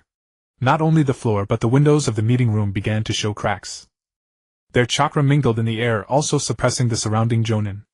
Honestly. Tsukumo Hatake scratched his head and sighed helplessly. He was one of the few unaffected, but he couldn't exactly dissuade Danzo. Boom. At that moment, an Anbu in a black cloak and mask appeared in the corridor. Instantly the struggling jonin felt a weight lift off their shoulders. Shin'ya felt a much stronger force completely suppress both his and Danzo's auras. Shin'ya didn't resist since the force wasn't directed at him. It was clearly just trying to control the situation. Danzo was visibly startled by the Anbu's appearance. Please, all jonin, enter the meeting room and take your seats. Lord Danzo, the Hokage requests your presence. The Anbu spoke, his voice carrying a hint of age. Shiensho Yenjia. After hearing the Anbu's voice, Danzo confirmed his identity. In the current Konoha, even the Hokage Yuan Fei Risen had to treat anyone still bearing the surname Chiensho with respect. Shin'ya, upon hearing the Anbu's voice, confirmed it wasn't someone he knew. He had initially thought it might be Yuan Fei Shinji. But then he remembered that Yuan Fei Shinji was still stationed at the front line. Damn, no wonder Konoha won both ninja wars while outnumbered. There were too many hidden bosses. Understood. After learning the Anbu's identity, Danzo had no choice but to back down and follow Chiensho Yenjia to the Hokage's office. Shin'ya, are you alright? After Danzo left, Fugaku immediately pushed through the crowd and came to Shin'ya. He felt a pang of guilt. When Danzo targeted Shin'ya, he had been frozen by the aura. Yeah, I'm fine. Shin'ya smiled to reassure Fugaku. He had noticed Fugaku's attempt to rush over and protect him. Regardless of ability, Fugaku had shown his attitude. When it came to action, Fugaku truly stepped up. In the original story, Fugaku as clan head was coerced by radical members and caught between the village and the clan. That was a matter of capability. But subjectively, he genuinely wanted a peaceful resolution to the conflict between village and clan. It was simply that Fugaku's tenure as clan head coincided with the most sensitive period in Konoha's history. The Konoha F4 had aged, their strength waning, and with it Yuan Fei Risen had become indecisive. Moreover, a few years prior, the Ninetales incident had occurred and many villagers had seen the Sharingan in the Ninetales' eyes. Danzo had grown increasingly unhinged, and Konoha's strength had been greatly diminished by the incident. Within the clan, the radicals' influence grew to the point where a few young radicals could block the clan head's doorstep, and without any evidence accuse his son of murder. In short, during Fugaku's era in the original story, both internal and external debuffs were stacked to the max.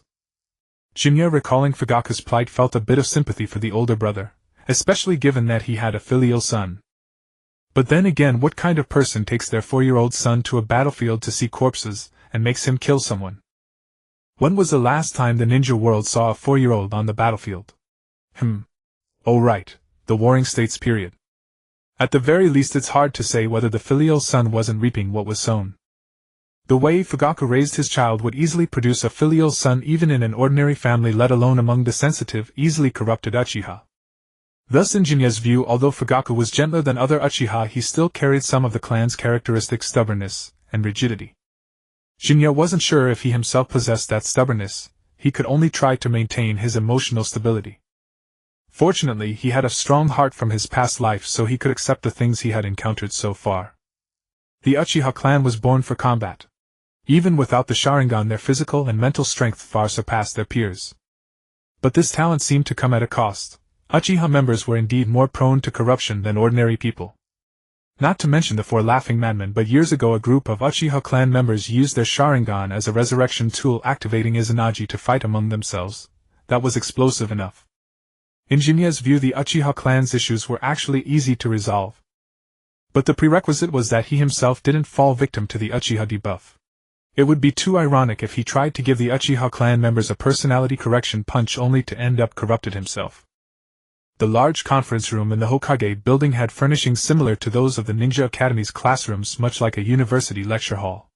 Shin'ya walked into the conference room and instinctively took a seat slightly toward the back of the middle section. According to his experience, those who sit at the very back are usually called to the front row. So the middle was the safest. Currently in Konoha village, aside from the clan heads, there were a total of 30 registered jonin. Only a handful of jonin came from minor clans or commoner origins, with Zirai and Ishiwan being the most outstanding among them. Even setting aside bloodline limits, the clan inheritance of the great families was far beyond what minor clans and commoner ninjas could match.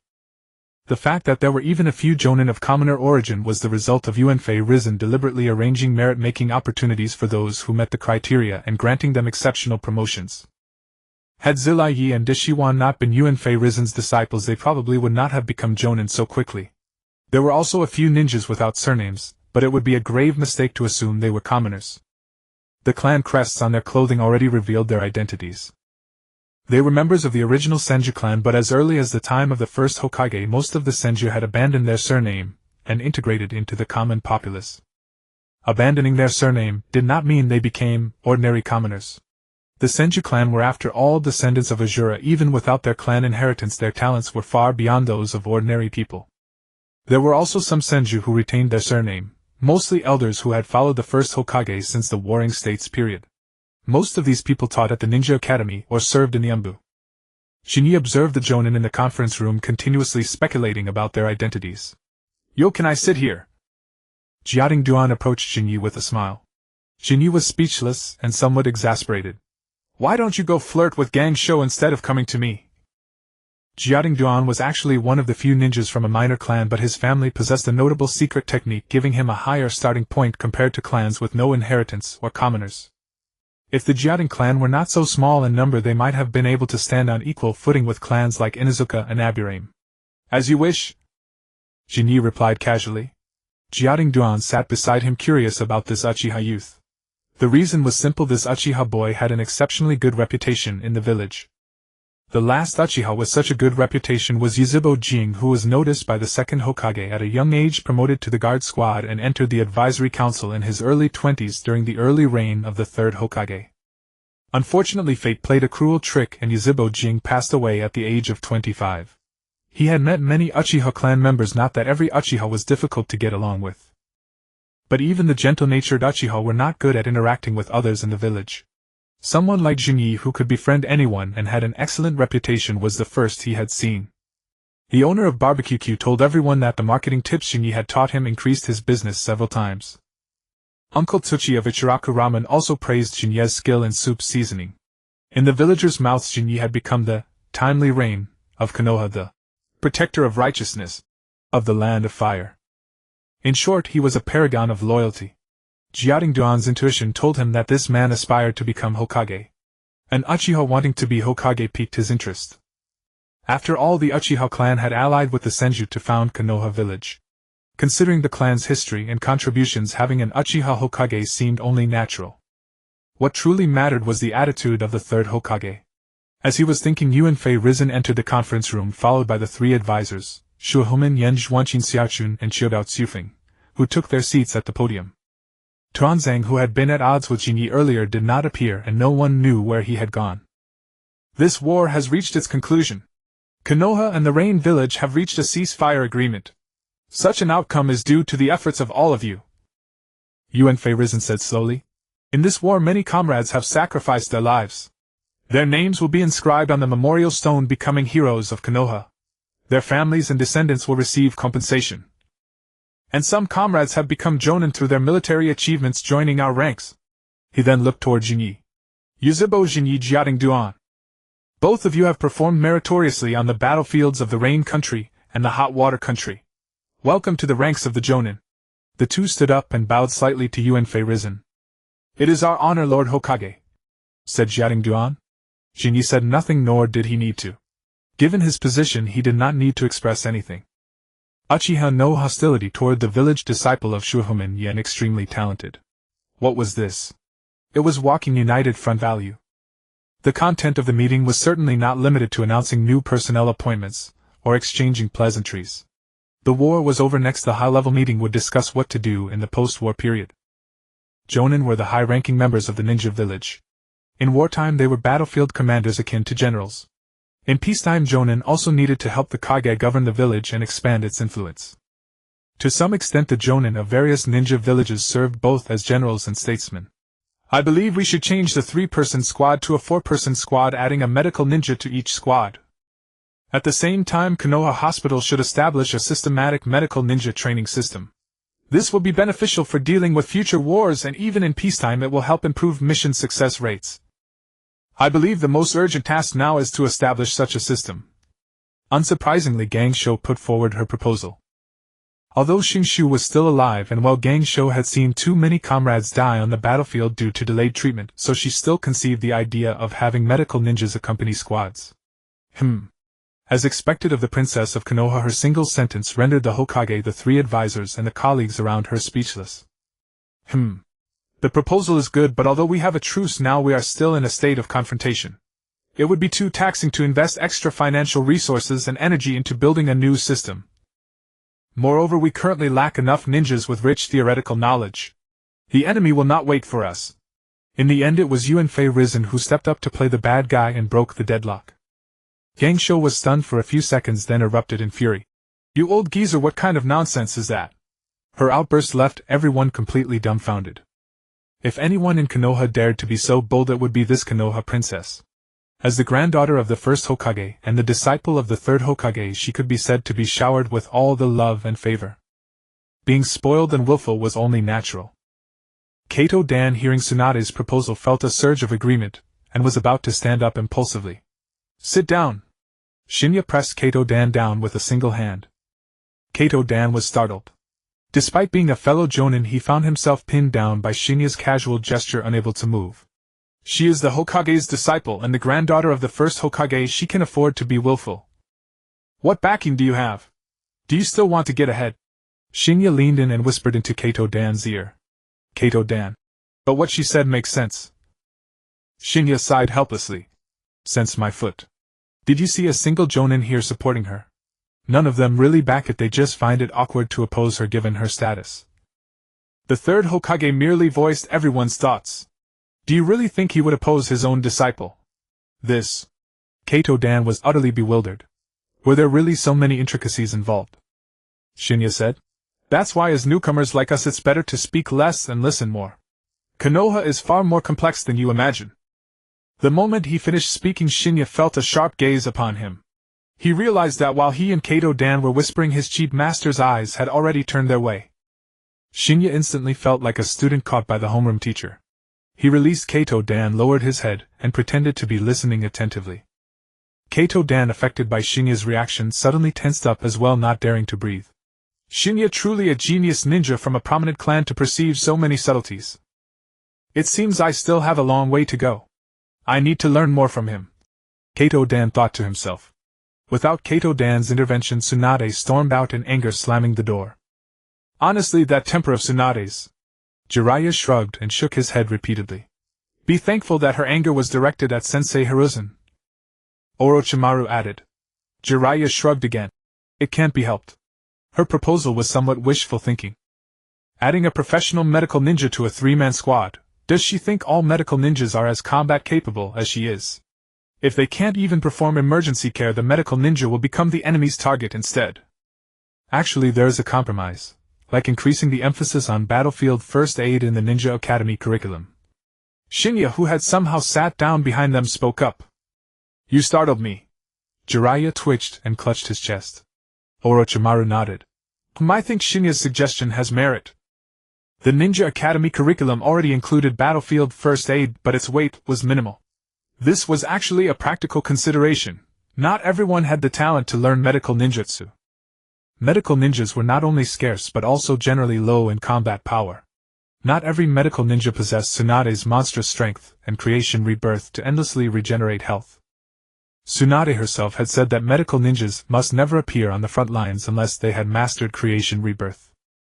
Adding a medical ninja to a frontline squad during high-level missions might turn the weakest member, the medical ninja, into the enemy's primary target. In truth, Noira Rin from the original story was the most standard medical ninja. Whether in the Canopy Bridge battle or the later mission to intercept the mist, Noira Rin became the target of the enemy. Of course, the latter was deliberately orchestrated by Old Band to drive Sienna into darkness. But these two examples directly demonstrated the limitations of Tsunade's proposal. The squad would have to divert energy to protect the medical ninja. However, during infiltration missions, having the squad hampered by such constraints could be fatal. Speaking of which, you two are really unfair, making the third Hokage play the bad guy while you quietly disagree without saying a word. Shin'ya looked at Jiraiya and Orochimaru with a teasing smile. You didn't speak either. I saw you pin down that newcomer, Orochimaru said with a faint smile. At this time, Orochimaru, though still somewhat cold and introverted, was within the bounds of normalcy, and could engage in conversation.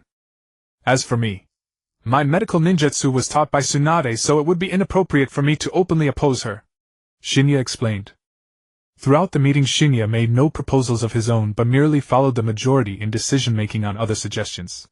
After all, he had just been promoted and was still unfamiliar with the various procedures. At such a time, it was wise to speak less and act more. That concludes our session. Meeting adjourned. After all proposals were decided, Sarutobi Hiruzen declared the meeting over. Finally over. Jiraiya stretched his arms. I haven't seen my adorable disciple in a long time. I need to arrange some special training for him. Shin'ya teased. Oh, make sure it's a hellish training regimen. Don't let him slack off. Jiraiya chuckled. Minato is a genius. Aren't you afraid he'll catch up to you? Shin'ya smiled confidently. Catching up to me won't be that easy. First tell him to get a bowl cut, wear a green spandex jumpsuit, and run 50 laps around Konoha. You're truly his good friend. Jiraiya gave a thumbs up. Shin'ya. At that moment, Kato Dan approached. Shin'ya glanced at him and said, This is Kato Dan, also newly promoted like me. Yo, newbie. Jiraiya waved his hand. Orochimaru was more polite. Hello, Dan. Hello, Orochimaru-senpai. Kato Dan quickly replied. You guys talk. With that, Shin'ya headed upstairs. Hey. Shin'ya, where are you going? Kato Dan called out. Shin'ya looked at him, then at Jiraiya and Orochimaru. I'm going to the restroom. The restroom? Isn't there one on this floor? Kato Dan asked, puzzled. Leave him alone, Jiraiya said. On the rooftop of the Hokage building, Tsunade stood there, feeling the wind on her face. Her proposal had been rejected, leaving her in a foul mood filled with a sense of defeat. It wasn't because Sarutobi Hiruzen opposed her, but because she realized that not a single jonin present had supported her. Sarutobi Hiruzen had merely voiced what everyone else was thinking, and to be fair, he had even given her a way to save face. She had originally thought that at least Jiraiya, Orochimaru, and Shin'ya, the young lad she had taught, would support her. Yet they had remained completely silent. Oh. So you're here after all. Shin'ya arrived on the rooftop and smiled when he saw Tsunade. What are you doing here? Tsunade's face darkened. Shin'ya waved his hand. Me. I needed to use the restroom, and on my way I got lost. Humph. Tsunade snorted coldly and said nothing more. Come on, look on the bright side. So your proposal didn't get support. After you left, several proposals were even more ridiculous than yours. Shin'ya consoled her. Tsunade's face flushed with anger. Are you saying my proposal was ridiculous? Shin'ya thought for a moment, his expression turning extremely serious. He walked up to Tsunade and said with utmost gravity. Yes. Tsunade. You little brat, what did you say? Tsunade roared with fury, seizing Shin'ya by the collar. Ah. It's so hard to breathe. Shin'ya's eyes rolled back as he foamed at the mouth. With a bang, he dissolved into white smoke. At that moment, the rooftop door swung open again, and Shin'ya stepped out, saying, I knew you'd resort to violence. Luckily, I was prepared and sent a shadow clone to test the waters. Humph, what exactly are you here for? Tsunade's face darkened as she let out a cold snort. Shin'ya waved his hand and chuckled. I'm obviously here to comfort my dear Master Tsunade, whose proposal just got shot down. Tsunade sneered. That doesn't sound like comfort at all. The method doesn't have to be new, it just has to work. Aren't you feeling a bit better now? No, I feel worse. Alright, don't be angry. The elders have their own considerations. Instead of dwelling on why the elders don't support you, why not achieve results within your own responsibilities and show them that your ideas are viable? Shin'ya continued. I know that Teacher Sarutobi was just voicing what the other Jonin wanted to say. But does my proposal really have no support at all? Tsunade was deeply unwilling. As the granddaughter of the first Hokage, Tsunade had always carried a sense of pride within her. On one hand, she took pride in being a member of the Senju clan, on the other she feared that her own incompetence would tarnish the Senju name.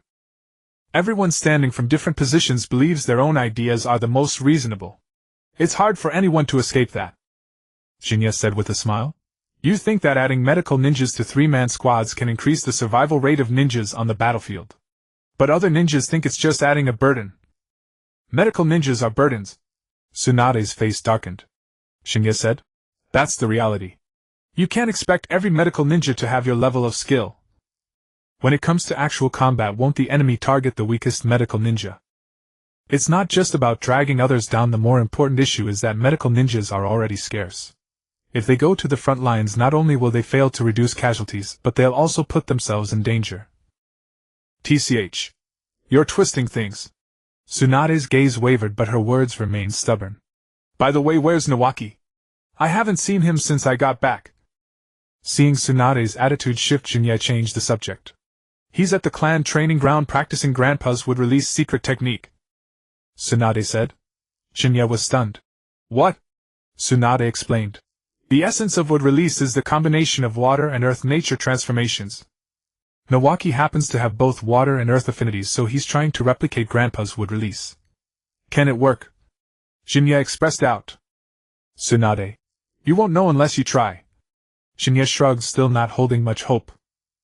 Developing wood release isn't difficult, the real challenge is developing wood release that matches Hashirama Senju's strength, or at least 5 or 6/10 of it.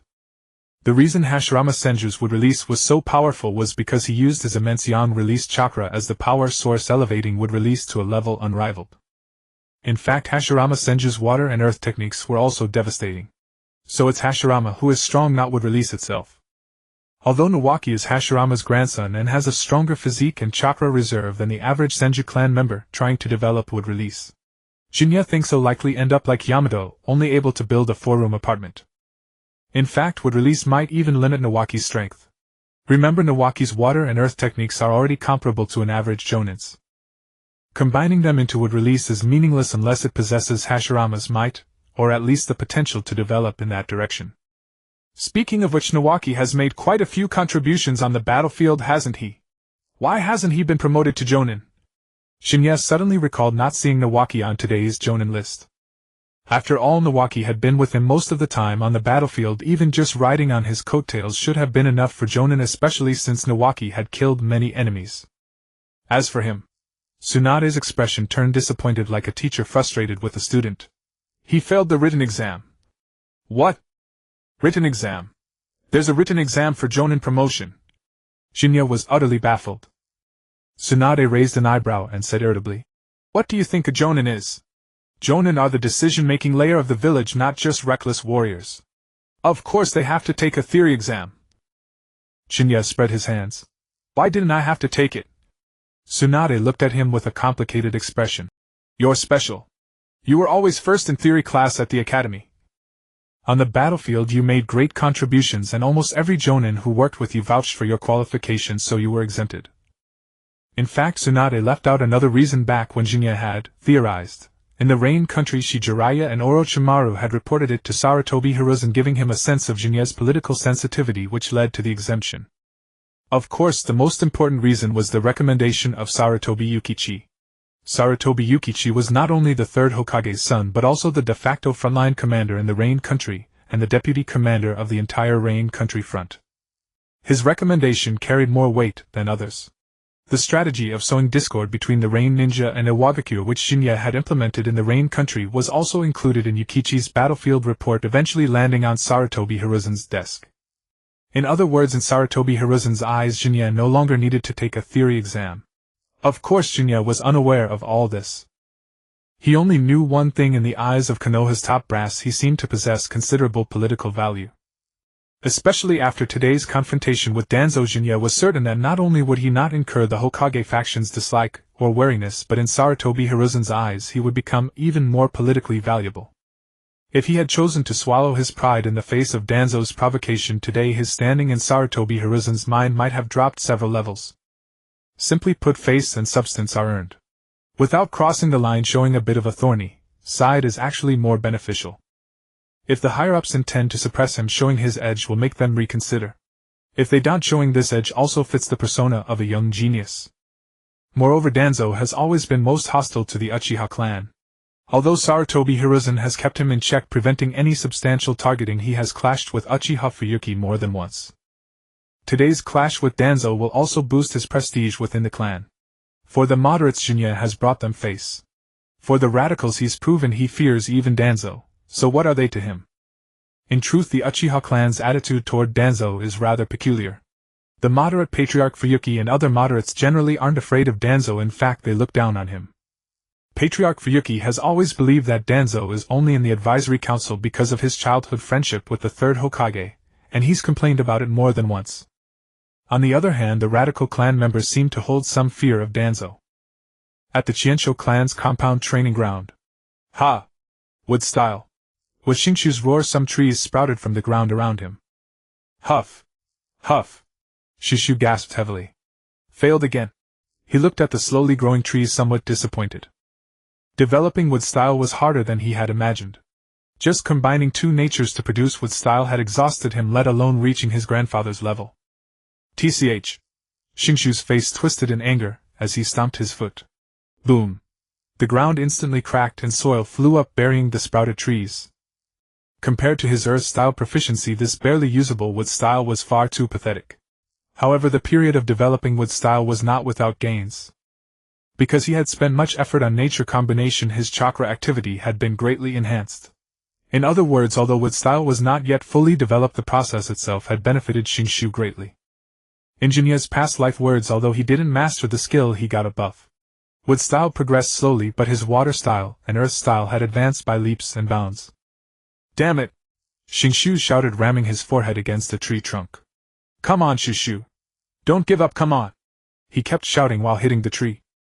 So noisy, it's just wood style, is it worth it? Shin'ya sat on a tree branch looking at Shingshu with disdain. Shin'ya, when did you get back? Shingshu asked in surprise. Shin'ya said, been back for 3 days. Shingshu frowned. 3 days and you only come to see me now? Is being promoted to Jonin that busy? Shin'ya, no, I just remembered you exist. Shingshu, Shire. After a round of banter, Shingshu began to ask Shin'ya about wood style. Progressing slowly, Shin'ya said thoughtfully. Shingshu nodded. Yeah, although wood style can barely be considered developed, it's far from reaching my grandfather's level, let alone being useful in battle. It can only create trees. The first Hokage's wood style possessed earth-shattering power enough to defeat Yuzhibo-ban. It absolutely cannot be just a simple combination of water and earth nature transformations. Shin'ya looked at Shingshu and said, I think it must involve the development of yin-yang style. Yin-yang style. Shingshu's eyes lit up. Shin'ya nodded. Exactly. Given the traits of your Qianqiu clan, I think it likely involves the development of yang style. Right, why didn't I think of that? Yang style. Shingshu suddenly realized. Shin'ya was speechless. This. No wonder you can't pass the Jonin theory exam. The development of yin-yang style was no secret to major clans. Even some civilian ninjas, once their strength reached a certain level, the village would grant them access to yin-yang style. After all, many genjutsu required the development of yin style to be cast. And many body-targeting secret techniques involved the development of yang style. However, in the current ninja world there was indeed no ninja like Qianqiu Zhujian who could directly use pure yang style chakra to perform ninjutsu.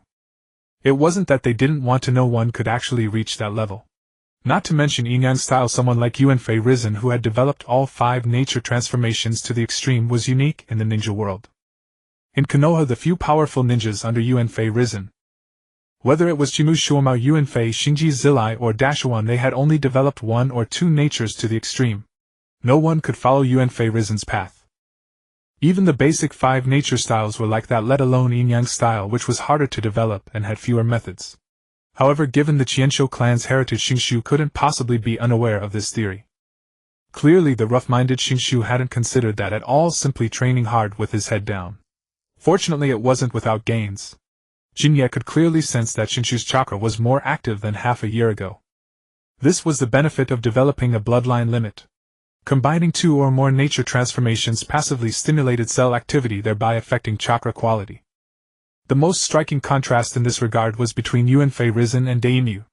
Yuanfei Risen had no bloodline limit, or bloodline elimination. He had only developed all 5 nature styles to the extreme, making his power extremely formidable.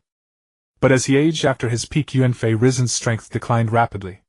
During the Ninetales incident, he managed to push the Ninetales out of Konoha with a single staff strike, but then he almost collapsed from exhaustion. At 57, Yuanfei Risen could still kill Deshuan in an instant, but by the time of the Konoha Crush plan, the master and apprentice were evenly matched. Daima, who was the same age as Yuanfei Risen, studied under the second Suchikage Wu. Under Wu's guidance, he successfully learned the bloodline elimination dust style. Dust style was not only powerful, but more importantly, the combination of wind, fire, and earth nature transformations greatly stimulated his cell activity. All the way to the Fourth Shinobi World War, Daima's physical condition still supported high-intensity combat. Well, as long as he didn't strain his back. Even in the later period, Daima, over 90 years old, could still release astonishingly powerful dust style. It can be said that ninjas who completed the development of a bloodline limit or bloodline elimination had a peak period that was completely incomparable to that of ordinary ninjas. Shin'ya also had a strong interest in developing a bloodline limit or bloodline elimination. Unfortunately, his 3 natures, lightning, fire, wind, seemed to have never been developed by anyone in the original manga, so he lacked a reference. Simply put, there was no homework for Shin'ya to copy, leaving him with no clue for now. However, Shin'ya was not in a hurry. He was only 13 now, and his body hadn't even finished developing. It was too early to think about matters after the so-called peak period. Moreover, the ninja body techniques and ninjutsu of Lao Jun Mountain were enough for him to digest for a while. Being half-hearted was not a good habit. If he scattered his energy on developing a bloodline limit, it would be a loss. Remember, the development level of Lao Jun Mountain's ninja body techniques was related to the precision of the later sage mode. While guiding Xingshu's training, Xingshu also shared his half-year training insights with Shin'ya. Thus the two exchanged knowledge, at least giving Shin'ya a preliminary understanding of nature combination. A few days later, Shin'ya arrived at the Hokage building to take on his first mission after being promoted to Jonin. A-rank mission: escort the monk Daoheng from Huiji Temple to the northern border between Tang Kingdom and Xuan Kingdom to mediate the conflict between the two countries. Client Damingfu. I never expected to be assigned to accompany you on this mission, Shin'ya-sama. It's truly an honor. Yumano Keiru bowed to Shin'ya with a gesture of profound respect. Shin'ya glanced at Yumano Keiru and the 3 former classmates behind him, a faint twitch at the corner of his mouth. Minato and the other 2 found it hard to accept that their own squad leader was bowing to their classmate. The 3rd Hokage had said that this time he would assign Shin'ya a Chunin and 3 Genin, making him the captain of this squad. He never expected it to be Yumano Keiru's squad. Yumano Keiru scratched his pineapple-shaped hair and chuckled awkwardly. I really didn't expect the Hokage-sama to have us cooperate with you. I hope you'll take good care of us, Shin'ya-sama. Shin'ya had witnessed Yumano Keiru's abilities. He would rather not team up with him unless absolutely necessary. To be honest, both in terms of strength and awareness, Yumano Keiru was a competent Chunin. However, the 3rd Hokage's assignments for him seemed to exceed his actual capabilities, always sending him into high-level situations. Previously on the battlefield, he was tasked with leading several Uchiha Genin. Could they truly accept his authority? As a result, Yumano Keiru was abandoned by his subordinates. This time too, Shin'ya had a premonition that Yumano Keiru might be the weakest among the 5 of them. Minato had long been apprenticed to Jiraiya and with a renowned mentor made rapid progress in strength. Akimichi Marikichi with his clan's techniques was already formidable in low to mid-level battles, especially with his expansion jutsu. As for Kushina, she was personally trained by Uzumaki Mido. Though her direct combat skills might not be exceptional, her mastery of sealing techniques made her an ideal partner for coordinated attacks. No need to be so formal. We're all comrades from the same village. Besides, although this mission is classified as A rank, the underlying reason is that it involves a dispute between two nations. This A rank designation reflects the mission's importance rather than its difficulty. While the land of hot water is an ally of the cloud, the land of frost is our ally. So we should not encounter enemy ninjas along the way. Is that so? Is that so? That's a relief. Yumano Kaoru immediately breathed a sigh of relief. Then he turned to his three subordinates. Minato Kushina Marikichi, this is Uchiha Shin'ya-sama, a jonin and a genius of the Uchiha clan. The trio replied. Heh. Shin'ya stepped forward, placing one hand on each side. With his left hand ruffling Kushina's hair and his right hand ruffling Minato's, he said with a grin. Hey, you three seem dissatisfied with me leading the squad. Don't get it wrong. I'm your superior now. Don't think you can do as you please just because you're my classmates. Ugh. Let go of me, Databane. Kushina struggled, flailing her fists wildly at Shin'ya. Unfortunately, her arms were too short to reach him. Minato just smiled helplessly, a foolish grin on his face. Akimichi Marikichi was enjoying a bottle of ice sour plum drink, savoring it with gusto. Huh. Do you all know each other? Yumano Kaoru was completely bewildered. Shin'ya said with a smile. Don't worry about it. We're just ordinary classmates. We were in the same year. What? Shin'ya-sama is in the same year as Minato and the others. Yumano Kaoru was shocked. Given Shin'ya's height, he had assumed Shin'ya was at least 17 or 18. Unexpectedly, Shin'ya was only 13. This was 13. Truly a prodigy. Yumano Kaoru exclaimed. Alright, let's move out. Destination Fire Temple to pick up our protection target. As the squad leader, Shin'ya issued the order. Yes. Yumano Kaoru responded loudly. The trio of Minato, Kushina, and Marikichi ninjas have exceptional speed. For an ordinary person, traveling from Konoha to the Fire Temple would take at least 3 or 4 days. But Shin'ya and his team, even without traveling at full speed, covered the distance in less than half a day. Perhaps this was one reason why vehicles never developed in this world. Namo Amitabha. Thank you, benefactors, for escorting this humble monk. At the entrance of the Fire Temple, the five met the monk Daoheng, the current abbot of the temple. So tall. Minato, Kushina, and Marikichi stared at the monk in shock. The monk was not only broad-shouldered but also stood at least 9 meters tall. Shin'ya could sense that the monk's chakra, both in quantity and quality, was terrifying. This time I was planning to travel to the northern border with my disciple. However, the daimyo insisted on entrusting your protection to me. Though I am a monk, I do know a little martial arts, Daoheng said slowly. I shall rely on your guidance along this journey. Shin'ya waved his hand. No need to be polite. We're just fulfilling our mission. Master Daoheng, when can we depart? The monk pressed his palms together. We are ready at any moment. My disciple and I have already packed. Then he turned to the young monk beside him. Dilu, grab your luggage. Let's go. Yes, master, the young monk replied promptly. Beside him was a 4 or 5-year-old boy with fair, clean skin. This young monk, named Dilu, Shin'ya had some recollection of him. He would become one of the 12 Guardian Ninja, a colleague of Sarutobi Asuma. His strength was also notable. He once suppressed the immortal duo alone. But Haiden's ability relied heavily on information, and Dilu ultimately fell due to lack of intel. However, Dilu's power piqued Shin'ya's interest in the Fire Temple's traditions, especially the 1,000-armed cannon, which seemed quite impressive. Though Shin'ya had already chosen the immortal arts system of Mount Laoshan, there was no harm in learning about the Fire Temple's system. The power of the Fire Temple also relied on chakra, but their combat methods clearly differed from those of ninjas. Instead of ninjutsu, they seemed to employ some peculiar techniques. However, Shin'ya had only learned about these from some scrolls in his clan, and had never witnessed them firsthand. But Daoheng seemed uninterested in combat, discussing only Buddhist teachings with Shin'ya along the way. Of course, Shin'ya knew little about Buddhism. But as a seasoned political commentator in his past life, he could still toss out a few phrases about Confucianism, Buddhism, Taoism, Islam, and Christianity. He would say things like a dewdrop, like a lightning flash, regarded as such. Or, all phenomena are illusory. If you see that all forms are not forms, you will see the Tathagata. Leaving Daoheng utterly bewildered. Then Shin'ya began his performance. What is the Tathagata? Look, did he come? Tathagata. Did he come? Tathagata. Did he really come? Tathagata. So you see, did he come or not? Daoheng listened to Shin'ya's nonsense, and actually appeared to be deep in thought. Shin'ya was startled. Could this monk really have grasped some truth? Dao Heng's brow gradually relaxed, and he pressed his palms together in a bow. Thank you for your guidance, Shin'ya-dano. I have attained enlightenment. Shin'ya. What the? As they walked, the 4 members of Hai Yechuan's squad observed Jinyi and Monk Dao Heng chatting amicably, finding it quite surreal. Damn, they couldn't understand a word. What were those two talking about? A poet of 10,000 springs. In the midst of their conversation, Jinyi and Dao Heng halted simultaneously. What's wrong? Hai Yechuan asked, perplexed.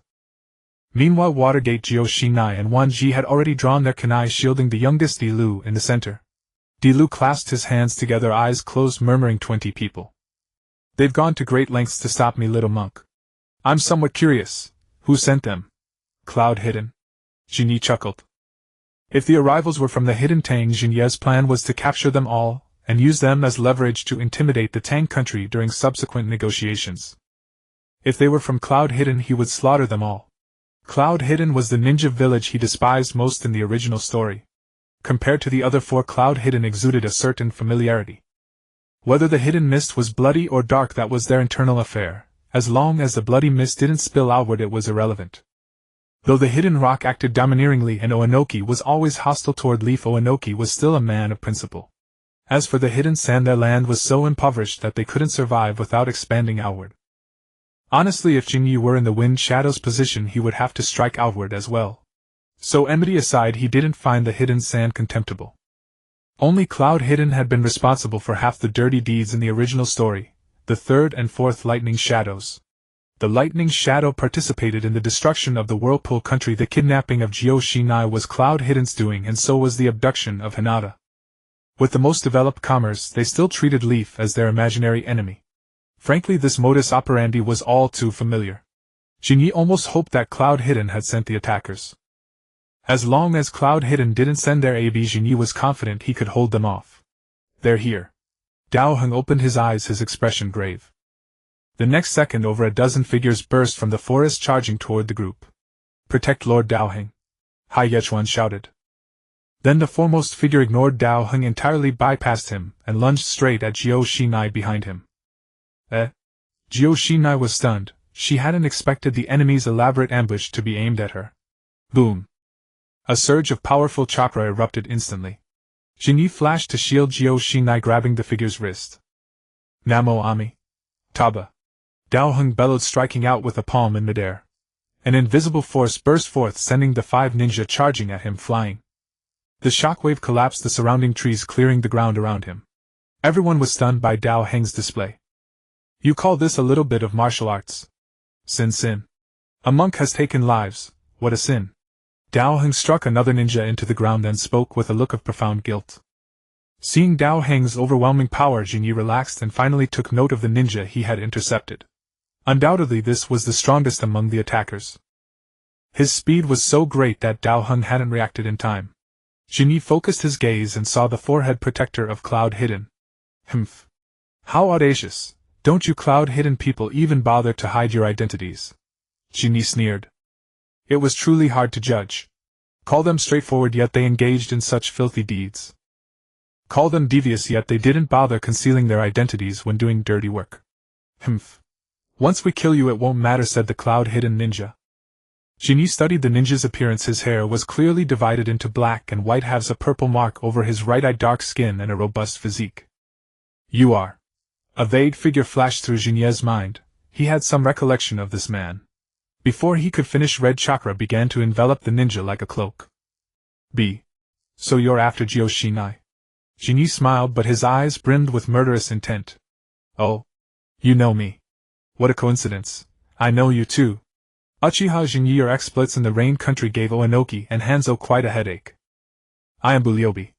The ninja called B declared. Cloud Hidden, always resorting to such despicable tricks. Jinyi sneered, his chakra steadily intensifying. Tossing Jiao Shin'ya to his teammates, Jinye's body instantly erupted with crimson lightning. Bulyobi was not to be outdone, lightning clinging to his form like armor, deflecting Jinye's red lightning. This brat. Bulyobi was startled. Jinye's power exceeded his expectations.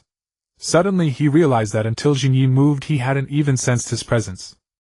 Only when he was about to grab Xian Uchiha Shin'ya did Jinyi appear as if from nowhere to block him. But he had been standing right there. At that moment Jinyi suddenly struck Bulyobi's lightning armor on his chest. Gale palm. Boom. A powerful blast of wind pressure sent Bulyobi flying backward, only stopping after a long distance. The lightning armor flickered once before restoring itself. TCH can't break through after all. Jinyi shook his numb palm. Though wind countered lightning, a low-level technique like Gale Palm was far too weak to pierce the lightning release chakra mode armor. To actually counter his armor, one would need at least Danzo's level of wind mastery. Unfortunately, Jinyi specialized in lightning and fire, and his wind skills while present were not on par with his lightning or fire. It seemed he would have to prioritize developing wind techniques after returning so he could handle those muscle-bound cloud-hidden ninjas in the future. Jinyi had no interest in a head-on collision with those brutes. Exploiting elemental advantage was the true path. As for Bulyobi in front of him, in terms of base strength they were likely evenly matched. Bulyobi had the power of the Eight Tails, but Jinyi also had plenty of trump cards. Unless the guy was willing to release the Eight Tails entirely, risking his life to snatch a member of the Shin'ya clan. Bulyobi was not a perfect Jinchuriki. His overall strength was far inferior to the later Killer Bee. Moreover, Jinyi still had Monk Dao Heng on his side. On the other side, Monk Dao Heng was pursuing the cloud-hidden ninja, dispatching them nearly one palm at a time. With each kill he muttered sin. Sin. The scene made Jinya's eyelids twitch. Fortunately this guy was on their side. If he were an enemy it would be a real headache. No wait, this guy was a retainer of the daimyo. For now he was an ally, but the future was uncertain. Jinyi formed a plan. All he needed was to keep Bulyobi pinned here until Dao Heng finished off the cloud-hidden ninja. Then together with Dao Heng they would form a two-pronged pincer attack on Bulyobi, ensuring his capture alive. Shin'ya never expected that his first A-level mission during peacetime would involve facing the second-in-command of the cloud-hidden village. Of course he felt no fear, only excitement. A walking merit, whether killed or captured alive, would be a tremendous achievement. As for strength, though he had never encountered the third Raikage, Shin'ya knew that this guy was at least far inferior to the third Raikage in personal power. The overall strength of the cloud-hidden village left Shin'ya somewhat puzzled. The third Raikage was the strongest Raikage in history, his power probably not inferior to that of Sarutobi Hiruzen or Inoki. In Taijutsu he might even surpass those two old men. If not for Sarutobi Hiruzen's counter to the third Raikage, the outcome of a real fight would still be uncertain. Yet the current Bulyobi's personal strength was only on par with his own. Was this right? Seeing Jinya's relaxed expression and even having time to glance at Dao Heng's side, Bulyobi felt a surge of anger.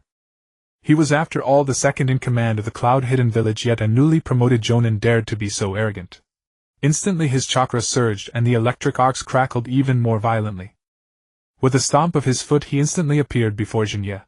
Jinya showed no fear, red arcs flickering around his body as he crossed his arms in front of him. Boom! The two collided, red and blue electric arcs intertwining and raging outward. Then they distanced themselves, turning into a red and a blue streak of lightning flashing and crashing repeatedly in the forest with seemingly no pattern. With each exchange the surrounding trees were ravaged by lightning and turned to charcoal. This, as expected of Jinya, actually matching the second-in-command of the cloud-hidden village. Akimichi Marikichi and the others hiding in a corner watched in shock as Jinya and Bulyobi fought.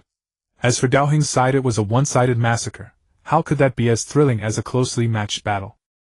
No, Jinya actually has the advantage, Minato said seriously, watching the two fight. Don't forget Jinya bears the name Uchiha. He hasn't even activated his Sharingan yet. Can you see that? Akimichi Marikichi was startled. He could only barely make out the trajectories and movements of the two. Kushina nodded. Although she couldn't see it, she could sense it. The special chakra of the Sharingan was not present on Jinya.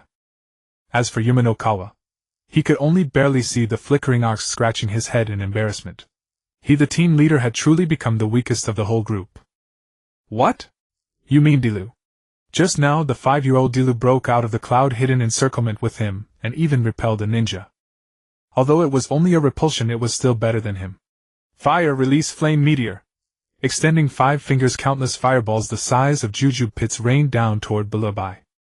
Bulyobi hurriedly distanced himself, dodging and weaving to avoid the fireballs. The fireballs that missed Bulyobi swept through the forest, causing countless trees to fall and catch fire. Wind release gale palm. Palm after palm struck toward Bulyobi, who still relied on speed to evade. Although Shin'ya's wind release skill was not high, Bulubai dared not take it head-on anymore. Though his wind release skill was unremarkable, Shin'ya's chakra quality was so high that he forcibly elevated the power of the wind release through sheer stats. As the fierce wind passed, the fire spread with the wind. Ha! Daoheng the monk shouted, stomping his foot. Golden light instantly enveloped his entire body. Any ninja who approached and touched the golden light was blasted away by a strange force, crashing and tumbling in a daze. Nemo! Ami! Tofu! Muttering, Daoheng punched the ground, then forcibly tore off a chunk of earth. Then he hurled it toward the cloud-hidden ninja. The massive rock like a mountain buried all the cloud-hidden ninja. I told you, do not underestimate this humble monk. This humble monk is the abbot of the Temple of Fire, and I also know a little martial arts. Daoheng placed his palms together, silently performing funerary rites for the cloud-hidden ninja he had just killed. Then he turned his gaze toward Jinya's side. On Jinya's side, Bulubai could not defeat him, and he could not defeat Bulubai either. As for using trump cards, didn't everyone know that whoever unleashes their ultimate move first loses? The principle was simple: you never knew how many hidden tricks the opponent had. Unless it was a critical moment, it was better to keep one hidden. Moreover, after all, this was still within the land of fire. Shin'ya was not in a hurry, he still had teammates. Shin'ya was calm, but Bulubai was growing very anxious. His teammates were all wiped out, and this Uchiha brat kept clinging to him. Most importantly, he hadn't even activated his Sharingan yet. It was like a boss that refused to enter its second phase, yet you never knew when it would suddenly do so. He feared that Shin'ya would suddenly activate his Sharingan during a close encounter and control him. Your chakra has a flaw. Shin'ya's voice suddenly rang out. Nani? Pfft. A blade flashed as Shin'ya drew the ring-pommel horizontal sword from his back and slashed at Bulubai's lightning armor. With the sharp wind-release chakra, the lightning armor was instantly torn apart like paper. At the last moment, Bulubai leaped backward, escaping the fatal blow.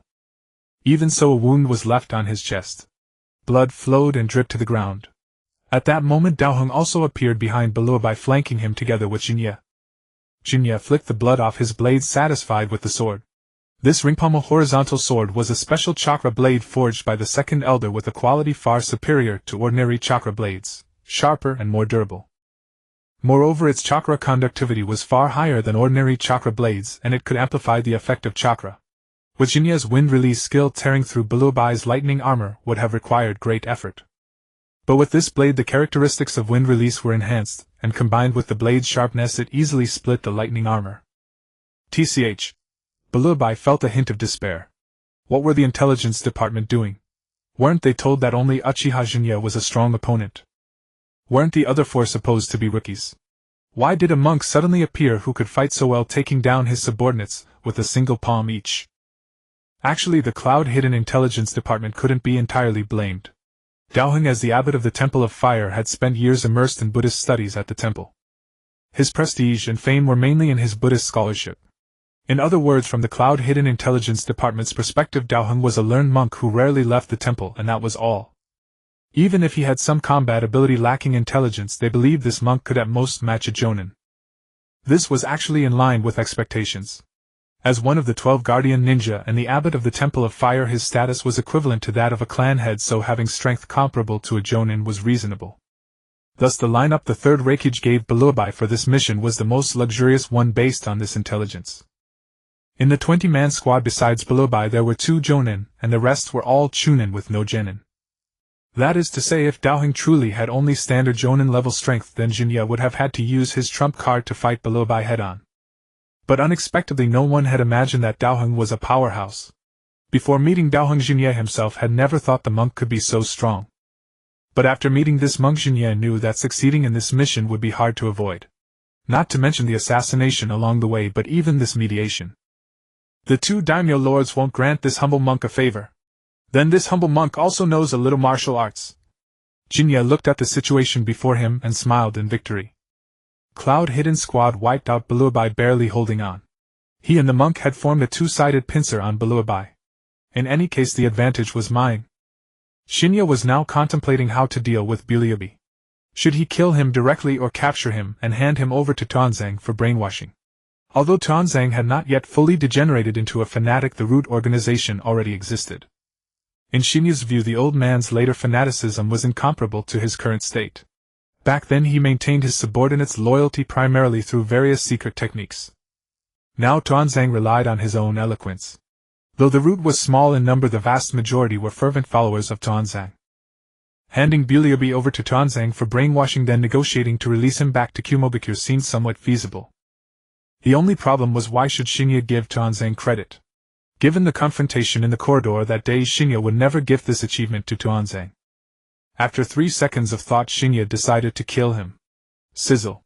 At that moment, Biliobi entered the lightning release chakra mode again. In this mode his speed would be greatly enhanced. In this state Shin'ya is unprepared. Escaping should be no problem. The top priority is to survive and retreat. As for the mission to capture the Uzumaki clan, I'll figure it out later. Boom. Before Biliobi could even prepare, Monk Daoheng charged at him. Then with a powerful palm strike he sent Biliobi flying. Shin'ya also saw the golden chakra on Daoheng's hand shatter Biliobi's lightning armor. Damn, what a stat monster. Judging by the stance, Daoheng seemed to have developed his body to the extreme, but unlike a ninja he couldn't use various jutsu. In short, he was a martial monk lacking long-range attacks. But he lacked them, not Shin'ya. Shin'ya clapped his hands together. Fire, release great fire annihilation. Boom. A fan-shaped flame erupted from his mouth, instantly engulfing the vast forest ahead, and swallowing Biliobi's figure. Is he dead? Monk Daoheng asked grimly, staring at the sea of fire. Shin'ya smiled. How could that be? He's the Eight-Tails Jinchuriki. If he died so easily it would be too ridiculous. As if to prove Shin'ya's words, a powerful chakra began to emerge from within the flames. Compared to Biliobi's own chakra, this one was far more violent. Clearly the boss had entered the second phase. Shin'ya's body began to crackle with arcs of lightning. If Biliobi started drawing on the tailed beast's power, then clinging to type advantage would be pointless. It was better to use his own specialty, lightning release. Within the sea of fire, Biliobi slowly rose, a red chakra cloak forming over his body. One tail emerged behind him, then 2, 3. Until the fourth. Biliobi had transformed into a crimson humanoid monster, 4 tails swaying behind him. The ground and fallen trees touched by the tails were instantly shattered. So that's the power of a tailed beast. Seeing the power of a tailed beast for the first time, Monk Daoheng was also stunned. Shin'ya had seen it before, but only in an anime in his past life. Now witnessing it firsthand, the scene was truly awe-inspiring. The scorching chakra made Shin'ya feel hot, his throat dry. Come on, brat. Biliobi's voice rang out. Can you still maintain your sanity? Daoheng was astonished. But before he could think further, Biliobi charged. Shin'ya saw Biliobi rushing straight at him, and did not dodge, he charged forward instead. Ha! The two roared, their fists colliding. Boom! In an instant, chakra clashed violently.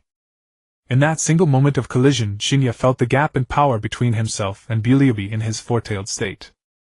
Almost simultaneously, Shin'ya quickly bent his elbow, using the force of Biliobi's punch to propel himself upward, executing a backflip to land behind Biliobi. Upon landing, the ground cracked. Only then did the full force of Biliobi's punch dissipate, sparing Shin'ya from injury. Meanwhile, Daoheng charged at Biliobi.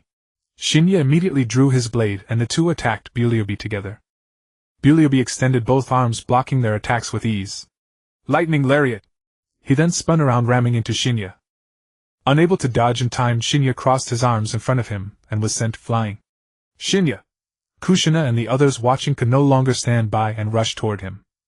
Shin'ya lay in the debris he had created, shaking his dazed head. You okay? Minato and his two teammates ran over. I'm fine, won't die. Shin'ya stood up, stretching his limbs. After the pain subsided, he assessed his condition. Slightly injured, but not much. Thanks to his body being far stronger than an average ninja, and having dissipated most of the force upon landing. You three protect Dailu.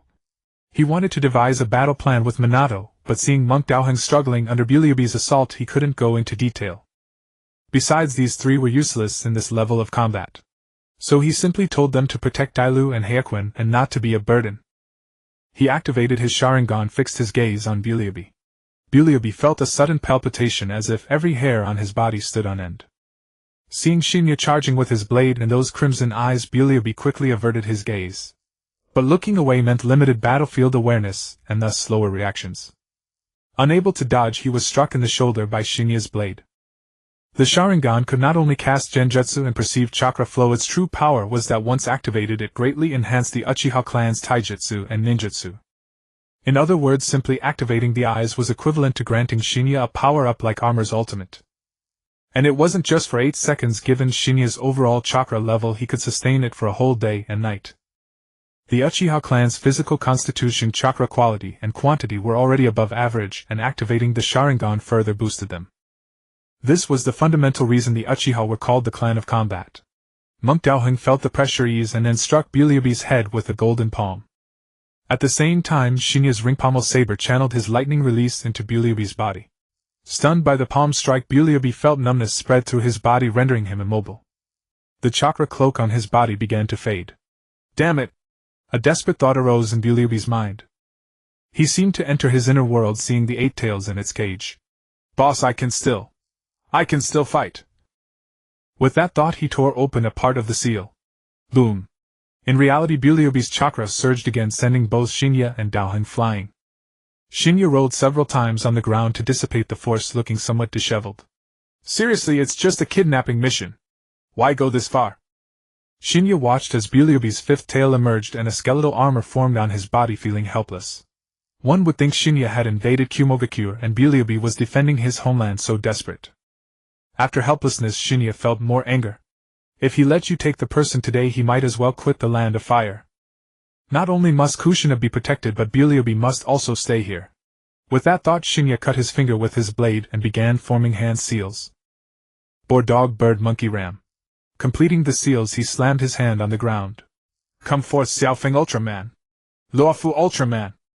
A roar echoed through the thick smoke. 2 tiger roars resonated. Urubi stared into the haze, where the phantom silhouettes of a white tiger and a yellow tiger locked onto him as if they were prey. As the smoke gradually dissipated, Jinya's figure finally emerged. Flanking him on left and right were 2 humanoid tigers, one yellow, one white, guarding him in the center. The white tiger had his arms crossed, the sword in its sheath resting on his shoulder, wearing a bamboo hat and a cloak. The yellow tiger was dressed identically, arms crossed, holding a broad-bladed sword. Alarms blared in Burubi's mind. His intuition warned him that the 2 summoned beasts Shinya had called forth were extremely dangerous. Somber Wind asked, "By the way, what does Ultraman mean?" Shinya slowly rose and replied, "Just think of it as an embodiment of justice." Luo Fu stepped forward, gazing at the 5-tailed Burubi. "We are the embodiment of justice, so this guy is." "Ah, exactly." Shinya grinned, revealing a slightly excited smile. "A monster." Somber Wind looked speechless. "A monster? This is clearly a Jinchuriki undergoing tailed beast transformation." "Who is this?" Shinya said. "The 8-tailed Jinchuriki." Somber Wind said. 8 tails. That's a headache." Luo Fu's expression also turned serious. Shinya smiled. "Don't worry. He's not a perfect Jinchuriki. From what I can see, 6 tails is his limit. And his base strength is similar to mine, so he probably can't unleash much power." Luo Fu furrowed his brow, looking at the Onage Burubi, and asked, "May I ask, is this the Cloud Shinobi village? Are you attacking the Land of Lightning?" Shinya shrugged helplessly. "How could it be? We haven't even left the Land of Fire's borders. This guy came to intercept us and snatch our people." Luo Fu asked. "Then why does he look like he's cornered, ready to fight to the death?" Shinya's mouth twitched. "I'd like to know that myself." Initially, Shinya had no intention of clashing to the death with Burubi. After all, although Burubi wasn't a perfect Jinchuriki, the tailed beast's power was unpredictable. If Burubi had been determined to flee, Shinya wouldn't have chased him. Eliminating a 20-man squad, including 2 Jonin from Cloud Village, was already a considerable achievement. But as the fight went on, Shinya noticed that Burubi was intent on fighting to the death with no intention of escaping. His tragic expression made it seem as if he were the victim. Shinya thought, "Since you're here, don't leave." "Do you want him dead or alive?" asked Somber Wind. Shinya scratched his head. "Alive if possible. If not, dead is fine too," Shinya said. "Somber Wind, Luo Fu helped me prepare Sage Mode." The 2 tigers responded, extending their hands and placing them on Shinya's shoulders. At once Shinya felt the surge of natural energy around him. "Don't think you'll succeed." Though Burubi didn't know what Shinya was doing, he wasn't about to just watch, and immediately charged forward. Monk Daoheng let out a fierce shout and struck Burubi with his palm. This time the blow only forced Burubi back half a step, then he lashed his tail and sent Daoheng flying. After being sent flying, Daoheng ignored the pain and quickly got up, charging again. He could tell that Shin'ya was preparing a trump card, so his task was to delay as much as possible. Gradually the aura around Shin'ya changed. Beneath his feet a golden 8 trigrams appeared, encircling the 1 human and 2 tigers. Shin'ya slowly opened his eyes. The 3-tomoe of his Sharingan remained, but the crimson part of the pupil had been dyed gold. Seeing that Daoheng was gravely wounded and barely holding on, they dared not delay any longer. The moment the 8 trigrams vanished, the 1 human and 2 tigers charged together toward Burubi. Shin'ya charged head-on. Luo Fu circled to the left flank and Somber Wind flanked from the right. Their target was Daoheng, still held in Burubi's right hand. With a resonating hum, Somber Wind had already reached Burubi, his blade severing the chakra-formed right arm. Swiftly he grabbed Daoheng and retreated to the side. "He's still alive! Good!" Somber Wind said, taking a pill from the gourd at his waist and stuffing it into Daoheng's mouth. "A special pill from the Great Elder. It'll do you good. Feel it carefully." With that he dashed back toward Burubi. "Lightning release Crimson Imperial Thunder." Wreathed in red lightning, Shin'ya's right hand formed a blade and thrust directly at Burubi. Burubi reached out and grabbed Shin'ya's wrist.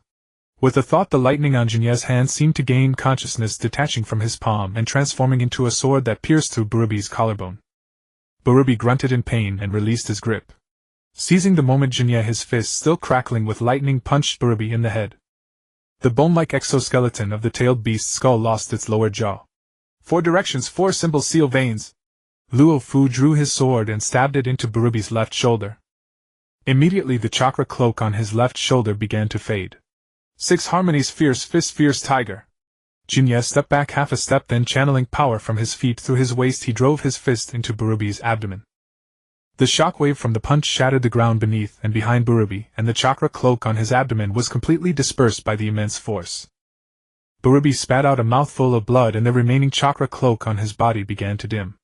Shin'ya swiftly drew his blade and stabbed it through Burubi's collarbone, then kicked him over and pinned him to the ground. Burubi roared in fury and the red chakra on his body surged wildly again. It seemed he was about to grow a 6th tail. Luo Fu also drew his sword and pinned Burubi's left hand to the ground, directly restricting his movement. Shin'ya cut his finger with the blade and wrote the character, seal, in his palm. Then he quickly formed hand seals and chakra burned like a flame at the tips of his 5 fingers. Shin'ya shouted, "Sealing technique 5 elements seal." Sizzling. He pressed his palm against Burubi's chest like a branding iron plunged into water. Amidst Burubi's agonized screams, the chakra cloak on his body rapidly receded, converging toward Shin'ya's palm. Finally, around the iron armor seal on Burubi's chest, 5-tomoe appeared. In an instant the tailed beast's presence vanished without a trace. Burubi had now lost consciousness, his body covered in burns and sword wounds, his right arm severed. However, the powerful life force granted by the tailed beast kept him alive. The 5 elements seal was one of the 3 scrolls given to him by his chief master on the battlefield of the Land of Rain. His chief master excelled at sealing techniques, so naturally he would not fail to teach them. Among the non-Uzumaki ninja of Konoha, his chief master's sealing techniques were the strongest. Oh right, the Uzumaki clan in Konoha only consisted of Mito and Kushina. Kushina was still learning sealing techniques, so currently the only one with stronger sealing skills than Mizuramen and was Uzumaki Mito. Looking at the unconscious Burubi, Shin'ya began to ponder how to handle this third-class merit. To be fair, Bulyobi's combat prowess was indeed not lacking. Although Shin'ya often said that he and Bulyobi were about the same, and he himself still had hidden cards up his sleeve. But the actual effect of this battle was that Bulyobi essentially fought a 1 versus 5 gauntlet. First he was entangled with me, and then he was besieged by both me and Dao Hun. After the tailed beast transformation, I summoned Xiao Feng and Luo Fu, and the 3 of us joined forces to defeat him. Shin'yi! Kushina was the first to rush over, her voice filled with concern. Shin'ya's injuries were not severe, but they were not light either. His right hand, having directly contacted the chakra cloak, suffered burns from the palm to the arm. There were also multiple wounds on his body, but fortunately they were all external injuries with almost no damage to internal organs or bones. As expected of Lord Shin'ya, even the second in command of Yanin village has fallen to your hands. Hai Yechuan exclaimed in admiration. Although his words sounded like flattery, they were indeed his true feelings. Bulyobi was the B of Yanin village, second only to the existence of Raikage. In Mai he would be the equivalent of the role of Shui Hu Men Yen. Jinyi, are you alright? Kushina asked worriedly. Jinyi reached out and patted her head saying, I'm fine, don't worry. Lord Jinyi, what should be done with this man? Monk Dao Hung, who had now regained consciousness, dragged his weary body over. Thanks to the pills Xiao Feng had given him, the most severe injuries had been greatly alleviated. Moreover, Dao Hung discovered that the quality of his chakra was higher than before. He knew that Xiao Feng was a summoned beast of Jinyi, so he credited this favor to Jinyi. Thus in his words he began to defer to Jinyi's decisions. In truth, in terms of social status, Dao Hung was higher than Jinyi. Dao Hung was the abbot of Huiji Temple, a position on par with the Hokage in status. However, the Huiji Temple directly served the daimyo, while the ninja village had a certain degree of independence. The relationship between the Hokage and the daimyo was both like that of lord and vassal and like a partnership. At least on the surface, Sarutobi Hiruzen and Dao Hing were equals. But after the battle just now, Jinyi had demonstrated his strength, and because of the pill from Xiao Feng, Dao Hung set aside his status as abbot. In simple terms, it was the activation of the charm attribute of the timely reign of Mai, the righteous protector of the Hui country. Chunin Haiyu and Shui Men, take Biliobi back to the village and hand him over to Lord Hokage for disposal. Jinyi considered for a moment, and said, I have placed a sealing technique on him. Not only can the Eight Tails chakra not be mobilized, but his own chakra cannot recover for a short time. You and Shui Men taking him back should be no problem. I will continue the mission with Kushina and Wanji. Yes, it is my honor. Hai Yechuan was somewhat excited. Jinyi seemed to be sending him on a trivial errand, but in reality he was allowing him to participate in this event. In other words, with so many Cloud Ninja killed and Buliobi captured, Jinyi had the greatest merit, and would naturally take the lion's share. But by letting him and Shui Men bring Buliobi back to the village, Jinyi was giving them a share of the glory. By the way, there is one thing that must be clearly conveyed. Jinyi suddenly became serious. Hai Yechuan quickly nodded. Jinyi said, the purpose of this Cloud Ninja raid is clearly not Master Dao Heng, but... He glanced at Kushina. They are clearly targeting Kushina. Me. Kushina was startled, immediately recalling how Buliobi had charged straight at her the moment he appeared. If not for Jinyi's timely intervention, she might have been captured by the Cloud Ninja by now. Jinyi was also puzzled. According to the timeline, Kushina was indeed about to be kidnapped by the Cloud Ninja. But the problem was that the ninja who kidnapped Kushina in the original story were capable of killing even Shui Men. Although Shui Men was a genius and his strength had skyrocketed after becoming Jiraiya's disciple, it was still a fantasy to think he could kill Buliobi. If the lineup today was the same as in the original, then the one who should have died was Shui Men. Or was it the butterfly effect? Because I was leading the team, the third Raikage adjusted the lineup. In the original scenario, Kushina and the others were likely on a certain C-rank mission. On the way, they were abducted by the lurking Cloud Ninja. Upon learning of this, Shui Men pursued them alone. Perhaps the ones who kidnapped Kushina were just a few Chunin. But now the Raikage had directly deployed Buliobi along with 2 Jonin and 18 Chunin. This lineup was more than enough to annihilate a small country, let alone kidnap a quasi-Jinchuriki. Even without the 18 Chunin, Buliobi and the 2 Jonin alone would be enough to destroy many small countries. Although during the battle Jinyi had more than once felt the urge to kill Buliobi. Now that he had calmed down, Jinyi thought deeply.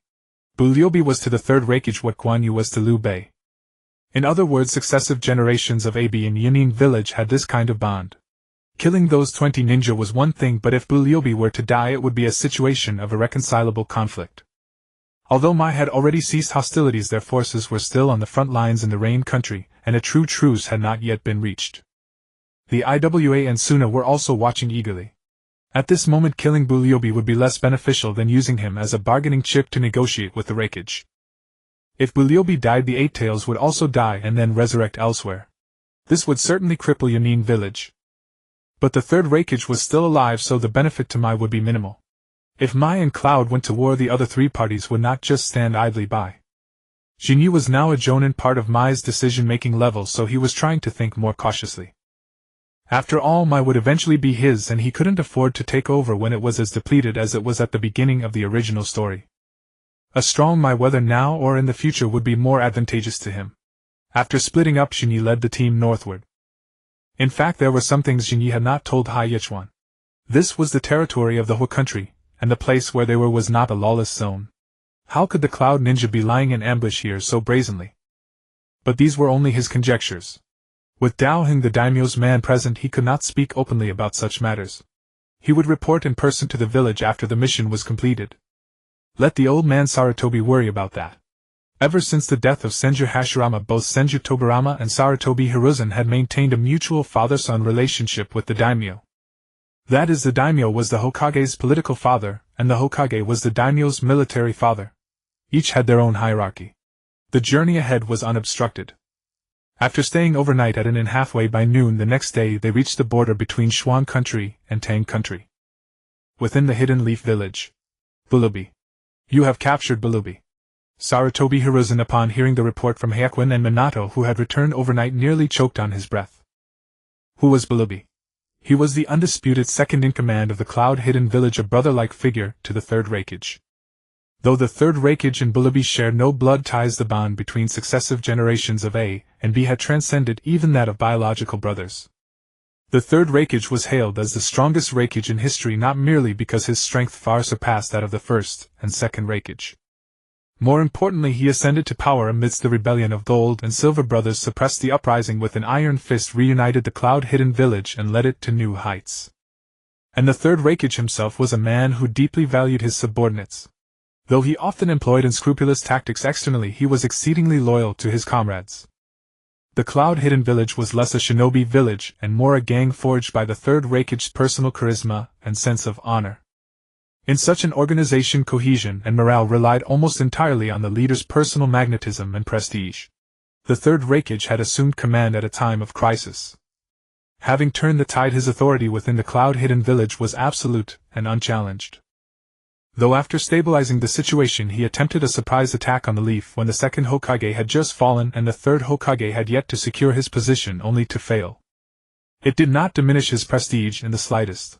In an organization built on personal allure and loyalty, not only was a figure as important as Bulubi now in their hands, but even an ordinary ninja the third Hokage could not abandon. At least on the surface, he could not give up, he had to fight for it. Moreover, the leaf had captured Bulubi, who was not only the second in command of the cloud but also the Jinchuriki of the Eight Tails. This meant that no matter the cost, they had to secure Bulubi's return. Yes, according to Lord Jinya's deduction, the cloud ninjas led by Bulubi were targeting Kushina, Hyakuin reported without concealment. What? Targeting Kushina? Danzo was greatly alarmed, then fumed, knowing they were after Kushina. How dare he take her north? Utter foolishness. He then turned to Sarutobi Hiruzen, third Hokage. The priority now is to recall Kushina and protect her. She must not leave the village again.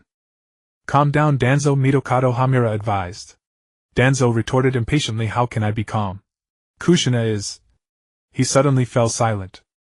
For Sarutobi Hiruzen and Mitokado Homura had both glared at him. That Kushina was the candidate to succeed Uzumaki Mito as the Jinchuriki was not something a Chunin should know. The last of the Uzumaki clan. There can be no misstep, Danzo quickly amended. Sarutobi Hiruzen pondered for a moment, then said, given their pace they have likely reached their destination by now. Sending Kushina back alone at this point would not be wise. It is safest for her to stay with Genya and the monk Daohang. That monk's strength is not to be underestimated. He then looked at Hyakuin and Minato, offering a warm smile. You two have worked hard. Go rest now. Yes. They both replied with a hint of reverence. It must be said Sarutobi Hiruzen was highly satisfied with Genya's decision. He had taken Akimichi Muruji, who hailed from the Akimichi clan, and the quasi-Jinchuriki Kushina to continue the mission, while sending Hyakuin, a commoner, and Minato Namikaze, also from a commoner background, back to the village to relay intelligence. The village had too many ninjas from established clans, and Sarutobi Hiruzen urgently needed to promote commoner ninjas. Hyakuin's talents were evident, but even in a few years he would only be awarded the title of Special Jonin based on his specialty. But Minato was different. He had been a prodigy since the Ninja Academy, second only to Genya. Aside from Genya, even the clan kids, including the Uchiha, could not surpass him. It could be said that without Genya, Minato would have been the undisputed top student of their year. Even if Jiraiya had not taken him as a disciple, Sarutobi Hiruzen would have paved his path. Now that he was Jiraiya's disciple, Hiruzen was even more inclined to promote him. Commoner background, outstanding talent, Jiraiya's disciple. The advantages were stacked. Sending them both to escort the already subdued Bulubi back to the village was clearly a way to share a portion of the credit. Genya feasted on the meat while they got a sip of the broth. Genya certainly knew how to handle human relations. Speaking of which, Shin'ya actually managed to defeat Bulubi, Danzo remarked. Though he fought alongside the monk Daohung, Bulubi had already manifested 5 tails. Danzo glanced at Mitokado Homura. I maintain my stance, we cannot give the Uchiha clan full trust. Mitokado Homura simply closed his eyes and did not respond. Let this topic end here, Danzo. Sarutobi Hiruzen interjected. Hiruzen. Danzo tried to argue. Hiruzen sighed. A peaceful resolution to the Uchiha issue would be ideal. I don't want to miss this chance.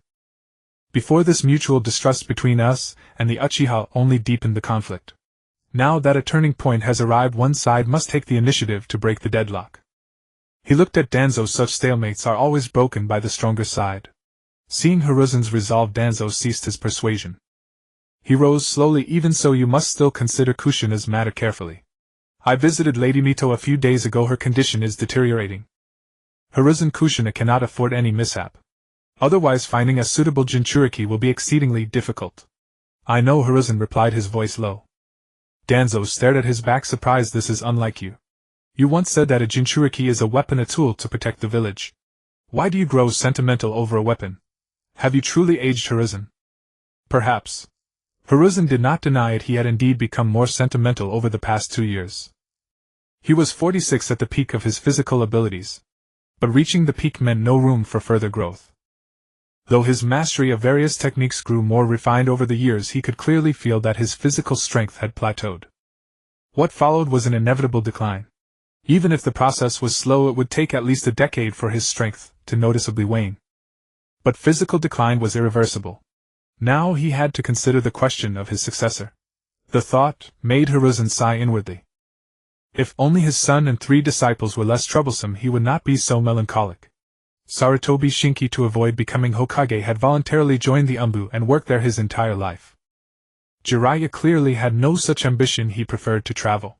Orochimaru was brilliant enough, but his unsettling appearance made it hard for others to accept him. As for Tsunade, she would be considered responsible if she didn't gamble away the entire Leaf Village. Hiruzen mentally evaluated other potential successors in the village. Uchiha Fugaku, a carbon copy of his father, couldn't even control his own clan, let alone become Hokage. And his strength was insufficient. Tsukumo Hatake. His strength barely sufficed, but his personality was somewhat indecisive. Intelligence from the Rain Country battlefield indicated that Tsukumo had shown sympathy for enemy ninjas. That was not a good sign. Hiruzen certainly did not doubt Tsukumo's loyalty, but such a temperament could easily lead to poor decisions. In some respects he was even less reliable than Tsunade. Tangren Village. So comfortable. Jinyechyo Daowenji and Monk Daohang were soaking in the hot spring, enjoying a rare moment of relaxation. When they had just arrived at their destination, news of Jinye's defeat of Biliobi also came. The 2 daimyo who had been at daggers drawn immediately became polite, both claiming they had long intended to make peace but were afraid the other would not agree. Ridiculous. The lineup that Yunin village had dispatched was enough to annihilate both of their countries, yet it was completely wiped out by these 2 people in front of them. It truly proved the saying, to mediate the conflict between 2 sides, the most important thing is to have the strength to overwhelm them. It could be said that the mediation process was surprisingly smooth. Not only did he successfully mediate the conflict between the 2 countries, but Daoheng also established trade relations between the Huiji country and the Tangji country. In other words, although no political alliance was declared, economically the Tangji country had already agreed to ally with the Huiji country. As for the Shuangji country, it was originally an ally of the Huiji country. So under Daoheng's leadership, the 3 countries, Huiji, Shuangji and Tangji, established a simple trade network. That is, the 3 parties mutually deepened their trade exchanges. To celebrate the successful completion of the mission, Jinya suggested going to the Tangji country to soak in hot springs. After all, the name, Tangji country, originated from its unparalleled hot spring industry. After arriving, Jinya was somewhat disappointed. Whether it was service quality or other after-sales support, the hot springs were top-notch. The only drawback was that it was too proper. I mean, who comes to soak in hot springs for health and green living? Can't they have some unbroadcastable entertainment? Grr. While soaking, Chiodao Wanji's stomach started growling again. You get hungry really fast, Shinya said. Chiodao Wanji scratched his head. He no choice. Clan secret technique requires it, Shinya said. If you're craving food, just say so. Don't use the clan secret technique as an excuse. With that he glanced at Monk Daoheng, who had already entered deep meditation in the hot spring. Forget it, soaking any longer is boring. Let's go get something to eat. Oh. Xiao Dao Wenji perked up immediately upon hearing about food. Shin'ya wasn't really hungry, but he found the soaking a bit boring. If he could soak with Uchiha Shin'ya, Shin'ya would have some interest. Shin'ya. As Shin'ya came out and changed clothes, he saw Uchiha Shin'ya also coming out. Why not soak a bit longer? Shin'ya asked. Uchiha Shin'ya quickly came over and clung to Shin'ya. I'm a bit bored and also a little hungry. Is that so? Then let's go get something to eat on the street, Shin'ya said. Great. So Shin'ya took Uchiha Shin'ya's hand, followed by a little chubby guy, and they went to the street to find food. Wow, Shin'ya, look! That's a samurai. Uchiha Shin'ya, who was leaving the village for the first time, was curious about everything and looked around. Shin'ya didn't stop her, knowing that once the girl became a Jinchuriki, leaving the village would no longer be so easy. Stop! Don't run! Boom! A huge explosion erupted, emitting a massive cloud of smoke. Immediately 3 figures dashed out of the smoke and ran toward the adjacent street. Close behind them were over a dozen ninjas from Tangren village. What just passed by? Looks like a white-haired rat. Are you stupid? Didn't you hear someone shout they are Muyi ninjas? Muyi ninja? What are they doing here? Don't know, maybe they came to soak in hot springs. Huh. White-haired rat. Shin'ya and his companions heard the villagers chatter and looked at each other. Muyi ninja, white-haired rat. That must be either Zilai Yi or Chimu Shuomao. What are you waiting for? Chase them. Shin'ya grabbed the others and ran after them. The shop owner was startled. Hey, you haven't paid yet. Cut the crap. Since when does a Yunin village ninja ever pay for food? Shin'ya left this remark and vanished. Yunin village. Aren't they allies? This is outrageous. Is this how allies behave? The shop owner was furious. The 3 bolted all the way and chased into a secluded alley. Over a dozen Tangren ninjas had surrounded Chimu Shuomao and his 2 companions, but Chimu Shuomao's face showed no trace of worry. Unfortunately, the overall quality of Tangren village's ninjas was quite low. Among these dozen or so Tangren, the 2 jonin leading them would probably struggle to beat a chunin in Muyi village. Everyone, we are only here to investigate an unsolved case related to Muyi. Please be accommodating, Chimu Shuomao said. What unsolved case? I tell you, we have never had dealings with your Muyi. Why suddenly come here to investigate some unsolved case? Speak, what is your real purpose? The leading Tangren jonin demanded. Chimu Shuomao replied seriously. No comment. Please step aside. Humph.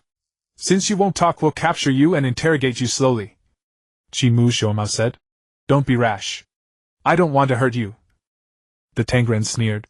I've heard of the great name of Muyi's White Fang, but we have over a dozen people here, and you are only 3. Even the White Fang of Muyi cannot kill all of us before exhausting his chakra. He's quite proud of himself. A special jonin beside Chimu Shuomao said his name was Yushuxi Zixiao. You should say he has a good sense of self-knowledge. Another special jonin also laughed. His name was Shirijinhome. The Tangren jonin, seeing the 3 still joking, became furious and shouted. 18-3, the advantage is ours. Charge. Sorry, it's 18-6. At that moment Shin'ya rushed out from a corner and charged toward the leading Tangren. Ridiculous, what standing do you have to surround my Muyi ninja? Not good, Captain. It's the Tiger Seal, he's going to use fire style, Captain, dodge. A Tangren ninja saw Shin'ya making hand seals, turned pale and shouted. The Tangren jonin turned his head, saw Shin'ya rushing toward him with hand seals and showed fear. Damn, if hit by fire style at this distance I'll die. As Shin'ya sprinted he shouted. Muyi secret technique. However, there was not a spark from Shin'ya's hands or mouth. Taijutsu ultimate. What? Muyi secret technique. Taijutsu. Ultimate. Masaka. Not good, Captain, dodge. However, the subordinate's warning was too late. Shin'ya had already rushed behind the jonin. 1,000 years of death. Aya. The Tangren jonin screamed and flew out, landing on the ground, foaming at the mouth with more breath out than in. The scene fell silent. Both the Tangren and the Muyi people were left speechless by Shin'ya's move. Huh! Captain? Captain has lost consciousness, a Tangren shouted. What? Where did this brat come from, daring to ambush the captain? Kill him. I'm the vice captain, listen to me now all together. Defeating the leader did not intimidate the Tengen, instead it enraged them, and they charged directly at Shin'ya. Shuomao quickly shouted, "Shin'ya, be careful!" But Shin'ya had already charged into the crowd and knocked over a dozen Tengen in a few exchanges. At that moment Shuomao finally finished his sentence. "Don't be lethal." Shin'ya stepped on a Tengen's head, dusted off his hands and said, "Don't worry, I can control the scale." The Muyi people looked at the Tengen who had been hit in a vital spot by the 1,000 years of death, feeling a tremor in their hearts, and their eyelids twitching. "Jinyu, what brings you here?" asked Shuomao as he approached. Jinyu nudged the unconscious Tengen shinobi at his feet. "Just finished a mission, thought I'd soak in the hot springs here." "And you, brother Shuomao?" Shuomao glanced around. "This isn't the place to talk. Let's move elsewhere." Jinyu nodded. Indeed, it was not a suitable spot for conversation. Back at the inn, they finally began to exchange information in the privacy of their room. Jinyu, ever cautious, set up a barrier around the room, simple but effective, designed to alert them if anyone approached. The land of Tang had been an ally of the land of Lei before this, and Jinyu was certain that the Cloud Shinobi village would have planted spies here. Caution was essential. Dao Heng, aware that Jinyu and the others had internal matters of Konoha to discuss, took his young apprentice Dilu back to their own room. Juxinai and Chiodao Wenji also retired to their room, for the mission that Shuomao and his team were undertaking was still above the clearance level of Genin. "Now can you tell me? What mission?" Jinyu asked. Shuomao's expression grew serious. "This matter concerns your Yuzhibo clan." Jinyu frowned. "The Yuzhibo clan?" Shuomao nodded. "Yes. Intelligence from the Umbu has revealed that behind the war between the land of Shuang and the land of Tang there is a man in a swirl mask pulling the strings. And this man possesses the Xiaolunian." "Xiaolunian, huh?" Jinyu pondered. He had crossed paths with the masked man before, but had never discovered his identity. Back then the man's strength was barely a match for his own. Now, however, Jinyu could probably thrash him with ease. Of course, that wasn't the point. The key was that this man was the agent of Old Ban. "Years ago, Yuzhibo Jing, the Hokage's assistant, died under mysterious circumstances. You must know about that," Shuomao continued. Jinyu nodded. "I've heard of it. At that time, Yuzhibo Jing was found dead in his home. The Yuzhibo clan pointed the finger at Yuzhibo Shana, who had previously plotted a coup to overthrow the second Hokage. Around that time, Shana escaped from prison. Xianzhou Yanjia, along with his Umbu squad, gave chase and eliminated him, and the case was closed." Shuomao spoke slowly. "Does this current matter involve Yuzhibo Shana?" Jinyu inquired. Shuomao nodded. "Yes. According to intelligence, the Hokage suspects that Yuzhibo Shana never actually died back then. He faked his death and escaped, and now he's moving between nations to achieve his own goals. Lord Shuomao's plan was to first meet with the daiming of the land of Tang, but the land of Tang was at war with the land of Shuang, and the land of Shuang is an ally of the land of Hua, so there was never an opportunity," added Yushuxi Zixiao. "The daiming of the land of Tang. Why didn't you say so earlier? I'll take you to see him tomorrow," Jinyu said with a smile. The three of them blinked in surprise. "Huh!" Jinyu laughed. "My mission this time was to escort the monk Dao Heng from the Temple of Fire to mediate the conflict between the two nations. So during yesterday's mediation I already met the daiming of the land of Tang. We had a decent conversation. He'll give me some face, don't worry." "That's wonderful. If we can get the daiming of the land of Tang on our side, our mission will be much easier," Shuomao said, his face brightening. The next day at the daiming's residence in the land of Tang. "So to summarize, that's the situation. Any questions, Your Excellency?" Jinyu sat in the daiming's seat, looking at the daiming of the land of Tang standing beside him. The daiming of the land of Tang quickly replied, "No questions. We will cooperate fully." Shuomao and the other two stared in disbelief. "This was your decent conversation." Jinyu waved his hand, signaling Shuomao and the others to sit. Then he turned back to the daiming of the land of Tang. "Oh, and by the way, my colleagues here had a minor misunderstanding with the shinobi of the Tang ninja village while on a secret mission. Your Excellency, how should we handle this?"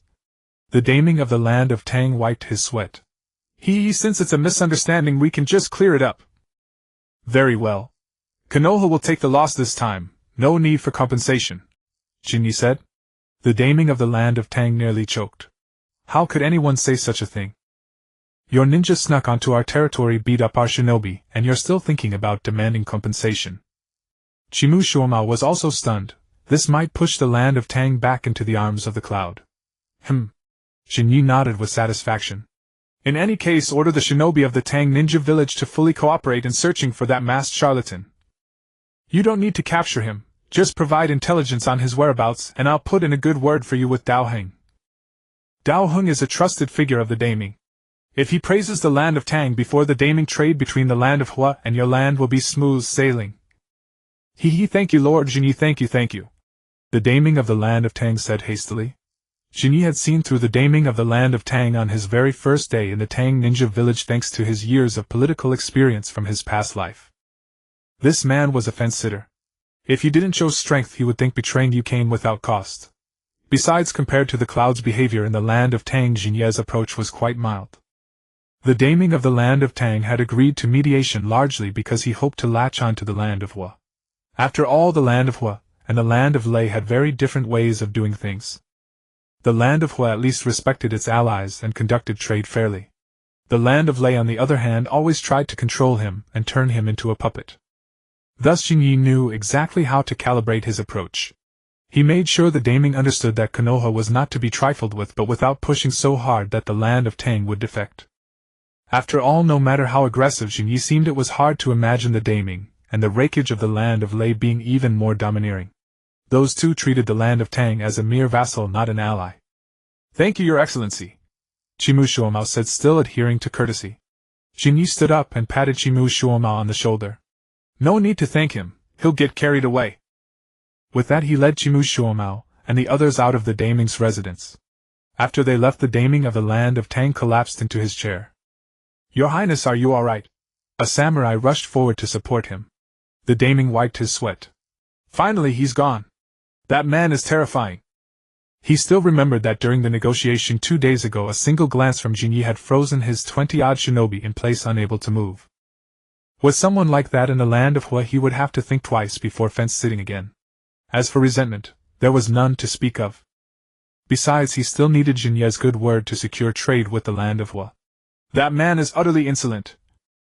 You are the Daming of a nation, and he is merely a jounin of Konoha, a ninja village under the land of Hua. How dare he disrespect a sovereign? A samurai nearby fumed. Shut up. Do you have a death wish? An older samurai quickly covered his mouth.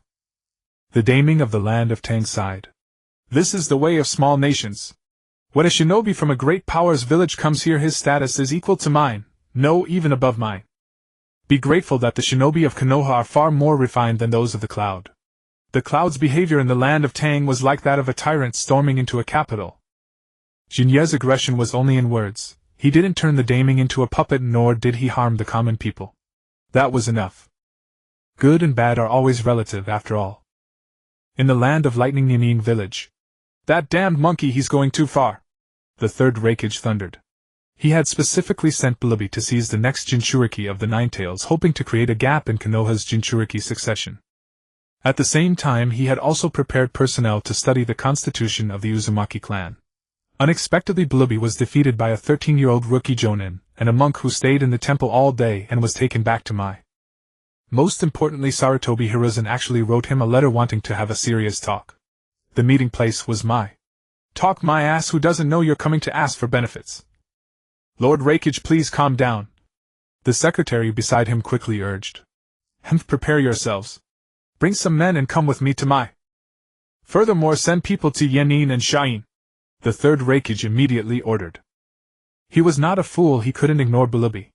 Not to mention that he was the Jinchuriki of the Eight Tails, even considering his position as the second in command. If he didn't handle this, he wouldn't be able to lead the team. But he couldn't just foolishly go to Mai alone. If he dared to go alone, Sarutobi Hiruzen would dare to have his council of advisors gang up on him. The current Sarutobi Hiruzen was no longer the reckless greenhorn he was when he first took office, who would clash head-on with him. The third Raikage had already learned this lesson 2 years ago in Tang country. The current Sarutobi Hiruzen was truly treacherous in his actions, so he had to be guarded against. He would bring a few capable subordinates to Mai and have them dispersed throughout the village. If anything happened to him, they would create chaos in the heart of Mai. Then he would send the main force of Yunin to approach Tang country. As long as Mai dared to do anything threatening to him, he would directly start a war. After all, the main force of Mai was still in Yu country. Once he started a war, the negotiations there would definitely break down. At that time Hanzo would latch onto Mai's frontline forces, and then the two old foxes of Yenin and Shayin would pounce together. He really didn't believe that Sarutobi Hiruzen would dare to go to war with three great nations at the same time. After making these preparations, the third Raikage prepared to head to Mai. Of course, before going to Mai, he would first make a trip to Tang Country. First, to teach a lesson to the fence-sitting daimyo of Tang Country. Second, to take a look at the brat who defeated Blueby. Shin'ya stayed in Tang Country for a few days waiting for news from the Tang Country ninjas. During this period, Shin'ya occasionally discussed Buddhist and Taoist teachings with monk Daoheng. As the saying goes, Buddha is originally Tao, and the two schools still have many commonalities. The Buddhist teachings that Daoheng studied were quite different from the Buddhism of Shin'ya's previous lives, Little Japan, but instead had some similarities with the Zen Buddhism of Shin'ya's hometown in his previous life.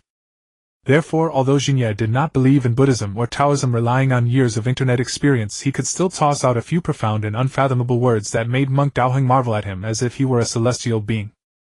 Lord Shin'ya, thank you for your protection these past days. I present this Bright King Sutra to you, Daoheng said, taking out a scripture. Shin'ya quickly waved his hand. How can I accept this? Besides, the daimyo has already paid, monk Daoheng said. The daimyo commissioned Mai to do the work, so naturally he needed to pay compensation. As for this scroll of scripture, it is because you and I hit it off from the start, and out of my gratitude I present it to you. This scripture contains its own mysteries. I have my current strength because of this scripture. However, this scripture is profound, even I have not been able to fully comprehend it. Oh. In that case, many thanks to great Master Daoheng. Shin'ya quickly thanked him and took the scripture. This was really a routine. A group of Taoist charlatans from Laojun Mountain, and now he had encountered a great monk. It seemed that sooner or later he would gather the strengths of Confucianism, Buddhism, and Taoism. No, the world of Naruto didn't seem to have people or organizations similar to Confucianism. After thinking for a while, Shin'ya suddenly had a flash of inspiration. No way. He had traveled through time, and his hometown was the ancestor of the Confucian cultural sphere. He himself was Confucianism. Confucianism, Buddhism, Taoism. Wasn't that complete? Looking at the scroll of the Bright King's Sutra in his hand, Shin'ya was still somewhat excited. He had seen how powerful monk Daoheng's physical strength was. Blueby in the lightning release chakra mode was sent flying by a single palm strike from him, and he could hold his ground for a short time against Blueby in the five-tails state. However, he could not release those wondrous ninjutsu like a ninja. His entire strength lay in his physical body. With such physical talent, Shin'ya believed that Daoheng's ninjutsu talent was probably not inferior to Sarutobi Hiruzen's, and should be in the top tier just below the cheaters. Compared to Shin'ya's excitement, the daimyo of Tang Country was extremely anxious. Having just thrown himself into the embrace of Hua Country, the Raikage was about to pass through Tang Country. Although the Raikage's destination was Mai, passing through Tang Country, how could he show a good face to his former ally? Not tearing him apart would be considered good self-restraint. In any case, Lord Shin'ya, Lord Daoheng, I ask you both to be by my side tomorrow no matter what. After much deliberation, the daimyo of Tang Country decided to cling to Shin'ya's coattails. The Raikage. This is a bit troublesome. Shin'ya frowned. Although he had defeated Blueby, he had no confidence against the third Raikage, that monster of stats. Then what should we do? The daimyo of Tang Country, seeing Shin'ya's expression, thought he was intimidated. Don't worry. Mai is after all a military stronghold of Hua Country, and matters of Hua Country are also matters of Mai. Since you are an ally of Hua Country, I will not abandon you, Shin'ya said. Then he looked at Hatake Tsukumo. Right, brother Tsukumo. Although the Raikage is powerful, the ninjas of Mai are not to be trifled with. Tomorrow, Shin'ya and I will guard you, Hatake Tsukumo said. Daoheng said solemnly. As one of the 12 guardian ninja of Hua Country, I will naturally do my utmost to protect the safety of you, our ally. That's really great. The promises of 3 strong individuals temporarily put the daimyo of Tang Country at ease. To be honest, although Shin'ya was wary of the third Raikage, he was not yet to the point of fear. After all, they had numbers on their side.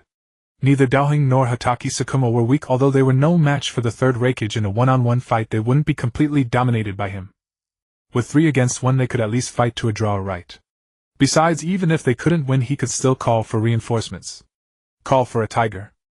Do you know the true value of the Whistling Wind Immortal and the Luofu Immortal? Now the 3 of them from Hua Country were in Tang Country village, basically having home field advantage. They had to let the third Raikage know that the people in Mai who liked to play dirty were not limited to Sarutobi Hiruzen. Uchiha Shin'ya, successor of the art of war, will surely make the third Raikage, that brute, understand just how cunning the art of war can be. Several days later, the Raikage's envoy arrived at Tang Country. Lord Raikage, welcome to your arrival. Chimu Shuomao stepped forward and greeted the third Raikage. Jin Yi and Monk Daoheng followed beside Chimu Shuomao to guard against any actions from the third Raikage. Jiu Xinai and Chiodao Wenji had already notified the Umbu and returned in the direction of Mu Yi. Jin Ye's plan was also simple. If the Raikage intended to turn hostile, Jin Yi and Daoheng would hold off the third Raikage, allowing Chimu Shuomao to break into the Raikage's envoy and slaughter them. After the slaughter, they would take the daimyo of Tang Country and flee, then return with the daimyo to rebuild Tang Country after the Raikage left, directly opposing the Lei Country. Of course, the latter part was just a plan Jin Yi made up himself. As for whether Yuan Fei Risen and the daimyo of Hua Country would agree, if they didn't, he wouldn't lose anything, but what if they did? After all, it was a risk-free venture, so why not? In a way, Jin Yi almost hoped the third Raikage would turn hostile. He was afraid he wouldn't make a move.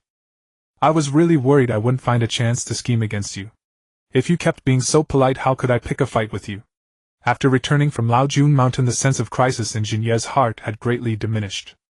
Simply put, all fear stems from insufficient firepower. Although the cultivation at Laojun Mountain did not make Jin Yi invincible, aside from a few old monsters and Ji Xian, who was still wandering somewhere unknown, even if he couldn't defeat others, they couldn't take him down quickly either. He could still run away if he wanted.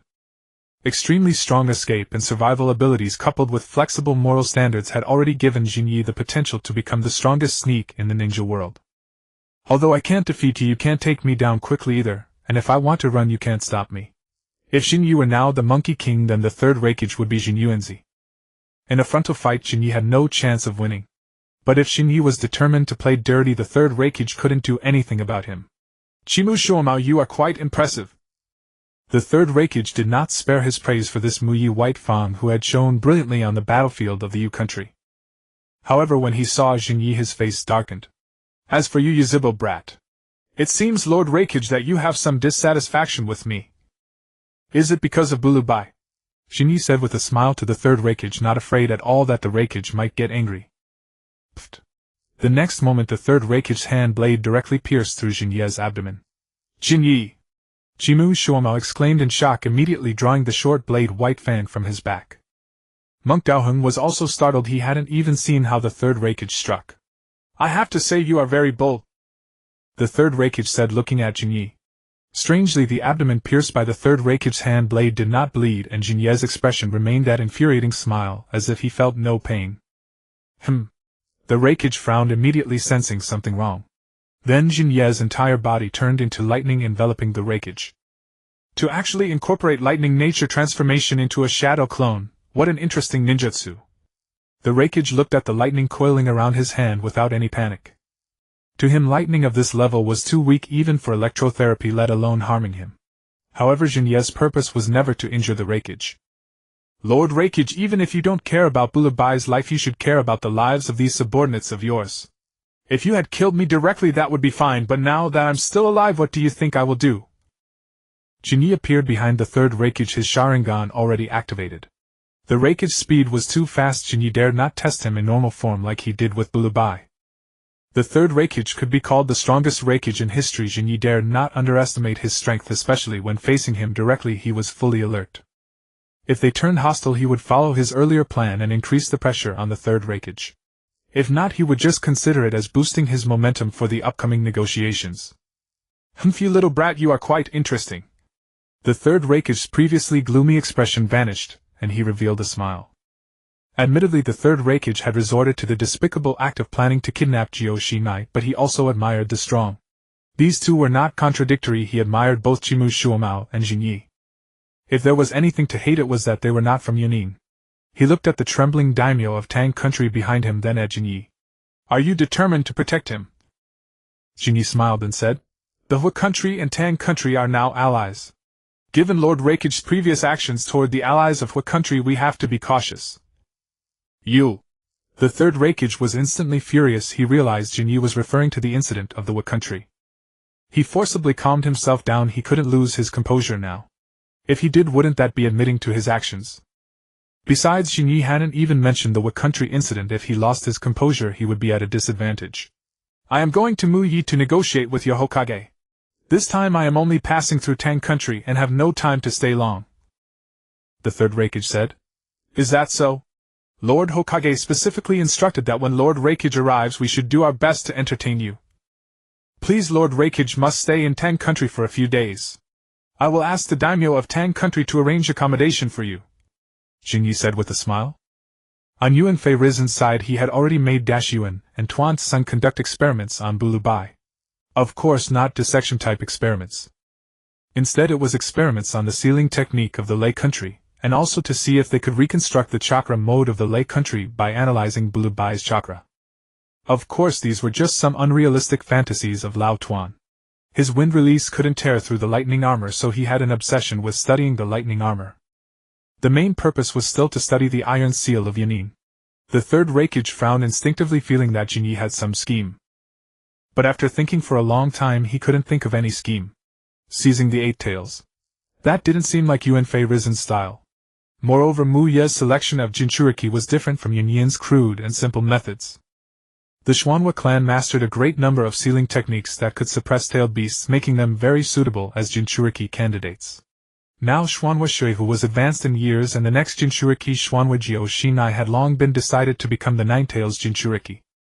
The Eight Tails and the Nine Tails, seemingly only one tail apart, were actually worlds apart in strength. Jiao Shinai was naturally meant to seal the Nine Tails. As for the Eight Tails, if it wasn't in Xuanhua, then sealing it in would only be a ticking time bomb. An uncontrollable tailed beast would do more harm than good to Mu Yi. Not to mention that this tailed beast's power was inferior to the Nine Tails. It would be a hot potato. If other countries learned that Mu Yi had captured the Eight Tails, they would likely gang up on Mu Yi. No way, it's because you are Mu Yi. You have the strongest strength, the strongest tailed beast, the best geographical environment, and the most talents. With you being so awesome and you still want to capture others' tailed beasts, what do you plan to do next? I dare not think about it. And then. Konoha Village Secret Laboratory. Danzo and Orochimaru walked out with disappointed expressions, their inherently gloomy demeanor likely to frighten children upon their return. Is this how we report? Orochimaru said. Danzo snorted coldly. What else can you report? If there's no result, can I fabricate one? Orochimaru sighed. Alas, Lady Mito's condition is deteriorating, and the third Hokage hopes for a breakthrough in sealing jutsu to reinforce her seal. This way the Nine Tails' influence on her would be mitigated. The outcome was anticipated, it's just that Hiruzen refuses to give up. Think about it, how could those brutes from Cloud Village possess sealing jutsu superior to the Uzumaki clans? Danzo gritted his teeth. Konoha's sealing jutsu system was a complete set brought by Uzumaki Mito when she married Hashirama Senju from Whirlpool Country. Over time, many had been improved by successive Hokage, no longer restricted to the Uzumaki bloodline and learnable by others. It could be said that in the current ninja world, no other nation's sealing jutsu system could rival Konoha's. The same applied to Cloud Village. However, since Burubi had never lost control, Hiruzen Sarutobi wanted to study the unique aspects of Cloud's iron seal that allowed him to remain unaffected by the Eight Tails in both battle and daily life. After a week of research by Danzo and Orochimaru, they reached a disappointing conclusion. Cloud's iron seal was worthless, inferior in precision to the 5 elements seal that Shin'ya had temporarily added. The iron seal's function was less about sealing the Eight Tails and more about limiting its power. The unrestricted portion relied entirely on the Jinchuriki's own strength to suppress it. After all this, it turned out that Cloud's muscle-bound brutes used the simplest and crudest method. Iron seal, iron-headed indeed. Unexpectedly, the Cloud Village's second-in-command's greatest value was merely his political status. It seemed more worthwhile to use him to bleed the Raikage dry. A few days later, Shin'ya and Tsukumo Hataki's squad returned to Konoha. By then, the negotiations between the Raikage and Konoha had concluded. Here. His chief master tossed him a scroll. This is the lightning release chakra mode scroll. Didn't you say you wanted it? Mitomanji said. Oh. Shin'ya hadn't expected that a casual mention from Minato would result in his master cheater actually acquiring Cloud's lightning release chakra mode. Mitomanji said. By the way, the Rain country is preparing to withdraw its troops. Yukichi has mostly handled things. The village has decided to send you with Jiraiya to the Rain country for the final matters. Just the two of us. Shin'ya was taken aback. Mitomanji said. The decision is to send 3 jonin. Shin'ya. Then who's the third? Another one you know, Kato Dan. Kato Dan. Shin'ya was somewhat surprised. Primarily because Kato Dan, a ninja from a minor clan without influence, and a newcomer, was entrusted with such an important mission. But upon reflection he understood. Hiruzen Sarutobi placed significant emphasis on promoting minor clans and civilian ninjas. Since prodigies from these backgrounds were rare, it was crucial to nurture them when they appeared. What was called nurturing involved not only granting access to more jutsu but also providing opportunities to participate in important missions. Signing the ceasefire agreement with the Rain country, a mission involving the ending of war between 2 nations, was naturally of utmost importance.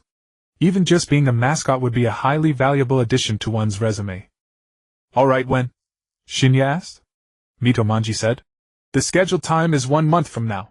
But there's another matter that requires your input. Shin'ya. What? Mitomanji said. Lady Mito wishes to see you. Shin'ya. Lady Mito. Uzumaki Mito. Wants to see me. The first Hokage's wife, the most senior figure in Konoha, wants to meet a young Uchiha like me. Could it be a trap? The moment I enter, Jaha would be lying in ambush outside. But these were merely Shin'ya's wild fancies. In truth, if they wanted to deal with him, they wouldn't have allowed Mitomanji to take him as a disciple or had Hiruzen Sarutobi coordinate with Lord Fugaku from the start. Uzumaki Mito's current summons were likely due to Kushina's matters. At worst, even if she had a sudden whim to deal with him, he could escape if he couldn't win. Unless upon meeting she immediately released the 9 tails. Following Mitomanji, he arrived at the Senju clan's compound.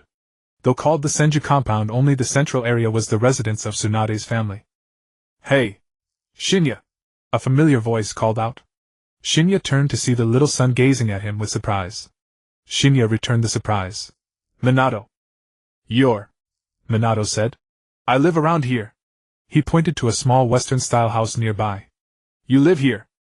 Shin'ya was somewhat astonished. This area was once the Senju clan's compound, now converted into a residential zone where former Senju clan members and ordinary people lived together. Of course, that wasn't the point. The point was the location. These houses were expensive. Minato, an orphan from a minor clan living in such a place. Was that reasonable? Minato looked at Shin'ya's expression and was a bit displeased. Is it strange that I live here? No, not strange. Shin'ya's mouth twitched. Could this guy's parents be former Senju members? Probably not. He hadn't heard about it. Shin'ya. Hurry up, don't keep Lady Mito waiting. Mitomanji said. Oh right. Shin'ya exchanged greetings with Minato and followed. Minato looked at Shin'ya's retreating figure, lost in thought. Lady Mito, huh? Following Mitomanji, they arrived at Tsunade's home and went to the backyard. Lady Mito, Shin'ya is here. Mitomanji knocked respectfully on the door. Let the child come in. An aged voice emerged. Mitomanji led Shin'ya inside and he beheld the female ninja, the princess of Whirlpool Country. Uzumaki Mito had aged significantly more than 2 years prior. Her once bright red hair was now half white and wrinkles multiplied on her face. But the crucial point was her vitality, which had weakened far too much compared to 2 years ago. Mitomanji looked at her condition, his brow furrowing deeply. Don't worry, Manji. I won't die just yet. Uzumaki Mito noticed his unease and offered reassurance. Mitomanji didn't respond, but his worry only deepened. Kushina was only 13 now, not only too young but also far from achieving the level of sealing jutsu required for a perfect seal. Even setting aside personal feelings, from Konoha's perspective alone, Uzumaki Mito's death at this time would be detrimental. Not to mention Uzumaki Mito was practically an elder who had watched them grow up, a motherly figure in truth. This child must be Shin'ya, right? Uzumaki Mito looked at Shin'ya. Yes, Lady Mito. Shin'ya quickly replied. Uzumaki Mito showed a gentle smile. Nawaki and Kushina have both been under your care. Those 2 children are not exactly the most reassuring. It's my duty, Shin'ya said. Uzumaki Mito gazed at Shin'ya, her Kagura mind's eye also sensing his chakra. She had a very good first impression of Shin'ya, not only because of his personal friendship with Nawaki and Kushina, nor merely because he was polite. There was also her perception through the Kagura mind's eye that detected Shin'ya's chakra. Generally, the chakra of Uchiha clan members carried a piercing, icy coldness which would often make one's personality more obsessive. Moreover, the stronger the Uchiha, the more pronounced this icy feeling. He had seen Uchiha Madara before, whose chakra gave one the sensation of being stalked by a venomous snake. But Shinya's chakra was different. His chakra felt utterly wondrous, as heavy as a mountain yet as ethereal and elusive as a cloud. However, it was certain that it lacked the icy evil sensation of other Uchiha.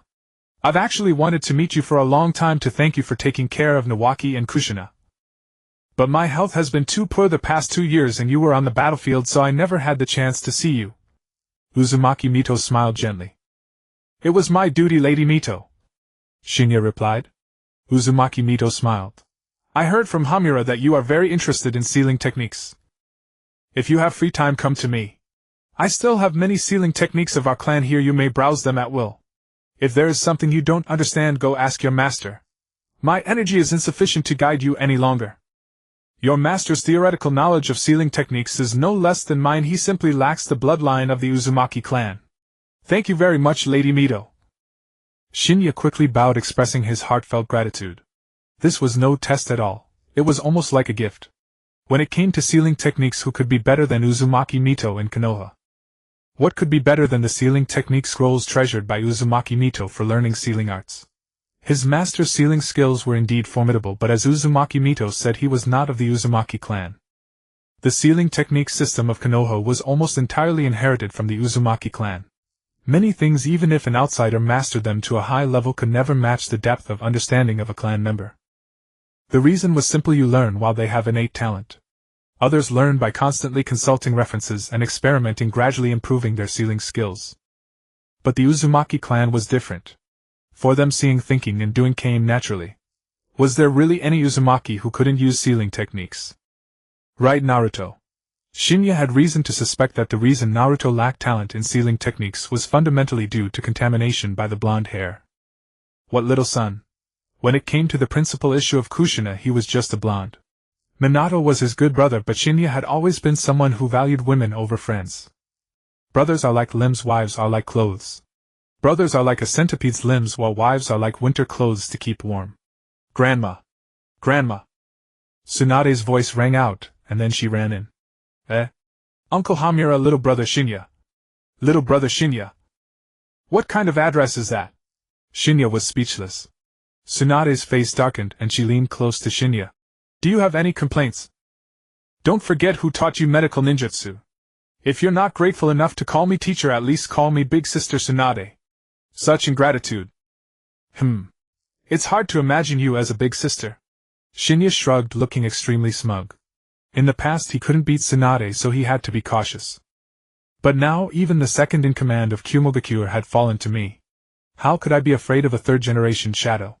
If not for her twin ponytails, Shinya would have long stopped giving her face. What? You little brat, don't think just because you're handsome and tall that I won't get angry. Tsunade fumed. Shinya. Your compliment makes me feel guilty. Enough talk, take this monster strength fist. Boom. Shinya caught Tsunade's fist steadily, not stepping back an inch. What? This time it was Tsunade's turn to be shocked. Her monster strength fist was caught so casually. Although she wasn't using full force to kill Shinya, it wasn't something to be underestimated. Even Jiraiya facing her zero starting move would be sent flying. Yet Shinya caught it so effortlessly, leaving Tsunade utterly astonished. But Uzumaki Mito and his master were not surprised at all, they both knew Shinya's level. From the moment she saw Shinya, Uzumaki Mito knew that his chakra, both in quality and quantity, far surpassed Tsunade's. In Uzumaki Mito's opinion, he was already comparable to the village's veteran elites like Hatake Tsukumo. The only thing lacking was combat experience against opponents of the same level. Because Shinya's previous battles had all involved some kind of trick. Either he used the art of war or he called for a group fight. So indeed he rarely faced an opponent of equal strength in direct combat. But that wasn't a big problem, because Shinya's fighting style was to utilize every available resource. In plain words, he would use any dirty trick. On this point our village's darling little son Namikaze Minato had a deep understanding. Every time he sparred with Shinya, Shinya would treat him like that. Also the Uchiha Emperor and Uchiha Shin'ya, who had been beaten up by Shinya, had deep feelings about it. Calm down, don't you understand yet? You no longer have the capital to make me your little brother Tsunade-chan, Shinya said with a grin. Tsunade's lips twitched. Tsunade-chan. Are you speaking human language? Being called Chan by a brat more than 10 years younger made Tsunade furious. And she found that she seemed unable to defeat him. Tsunade, Uzumaki Mito gently scolded. Shin'ya is a guest, don't be rude. Got it, Grandma. Tsunade reluctantly withdrew. If not for her grandmother, she would have challenged Shin'ya to a one-on-one fight. Where are Kushina and Nawaki? Uzumaki Mito asked. Tsunade said. Kushina is on a mission today, probably not back until evening. Nawaki is at the training ground. Shin'ya's heart stirred. Nawaki at the training ground. Lady Mito, may I go see Nawaki? Shin'ya looked at Uzumaki Mito. Uzumaki Mito nodded. Go ahead. Shin'ya bowed to Uzumaki Mito, and his master then waved at Tsunade. Goodbye, I'll spar with you next time, Tsunade-chan. With that he vanished in an instant. Tsunade's forehead veins bulged. Had this little brat just wait. Someday I'll take you down. At the Qianqiu clan's training ground, Jinyi found Xingshu. What style, would human technique? As Xingshu clapped his hands together, a large amount of wood gathered to form a wooden giant about 10 meters tall. Wow! Jinyi exclaimed and then began to clap. Admittedly, Xingshu's progress was quite rapid. Moreover, Jinyi could clearly sense that the vitality within Xingshu's body had grown stronger. Evidently, the development of yang release had deepened further. Yang release represents vitality. The stronger the yang release, the stronger the vitality. And the stronger the vitality, the greater the quality and total amount of chakra naturally become. Xingshu turned around looking at Jinyi with a somewhat proud expression. Jinyi, you're back. See, my wood style has made great progress. Jinyi smiled. Yes, I'm quite surprised too. Xingshu leaned in and said, Hey, when will you be able to awaken the Mangekyo Sharingan?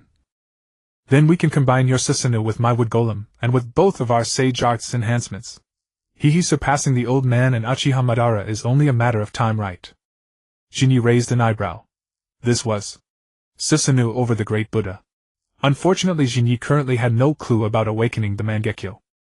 His own Sharingan had upgraded smoothly from single tomo to three-tomoe as a natural progression. But for the Mangekyo, Jinyi wasn't sure if it would be as effortless. In any case, his current chakra level was fully sufficient to support awakening the Mangekyo. Could it be that he was too normal? Because he wasn't crazy enough, so he couldn't open the eyes. No, was being normal a mistake? After watching Xingshu show off for a while, Jinyi returned to the clan compound. As soon as he entered the compound, a young boy came up to Jinyi.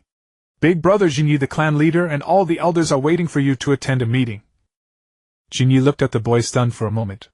He recognized this boy and had a strong impression of him, Uchiha Mitsuhiko. He was 2 years younger than Jinyi and his parents had died when he was 3. Since then, clan leader Fengyan had taken him in and raised him.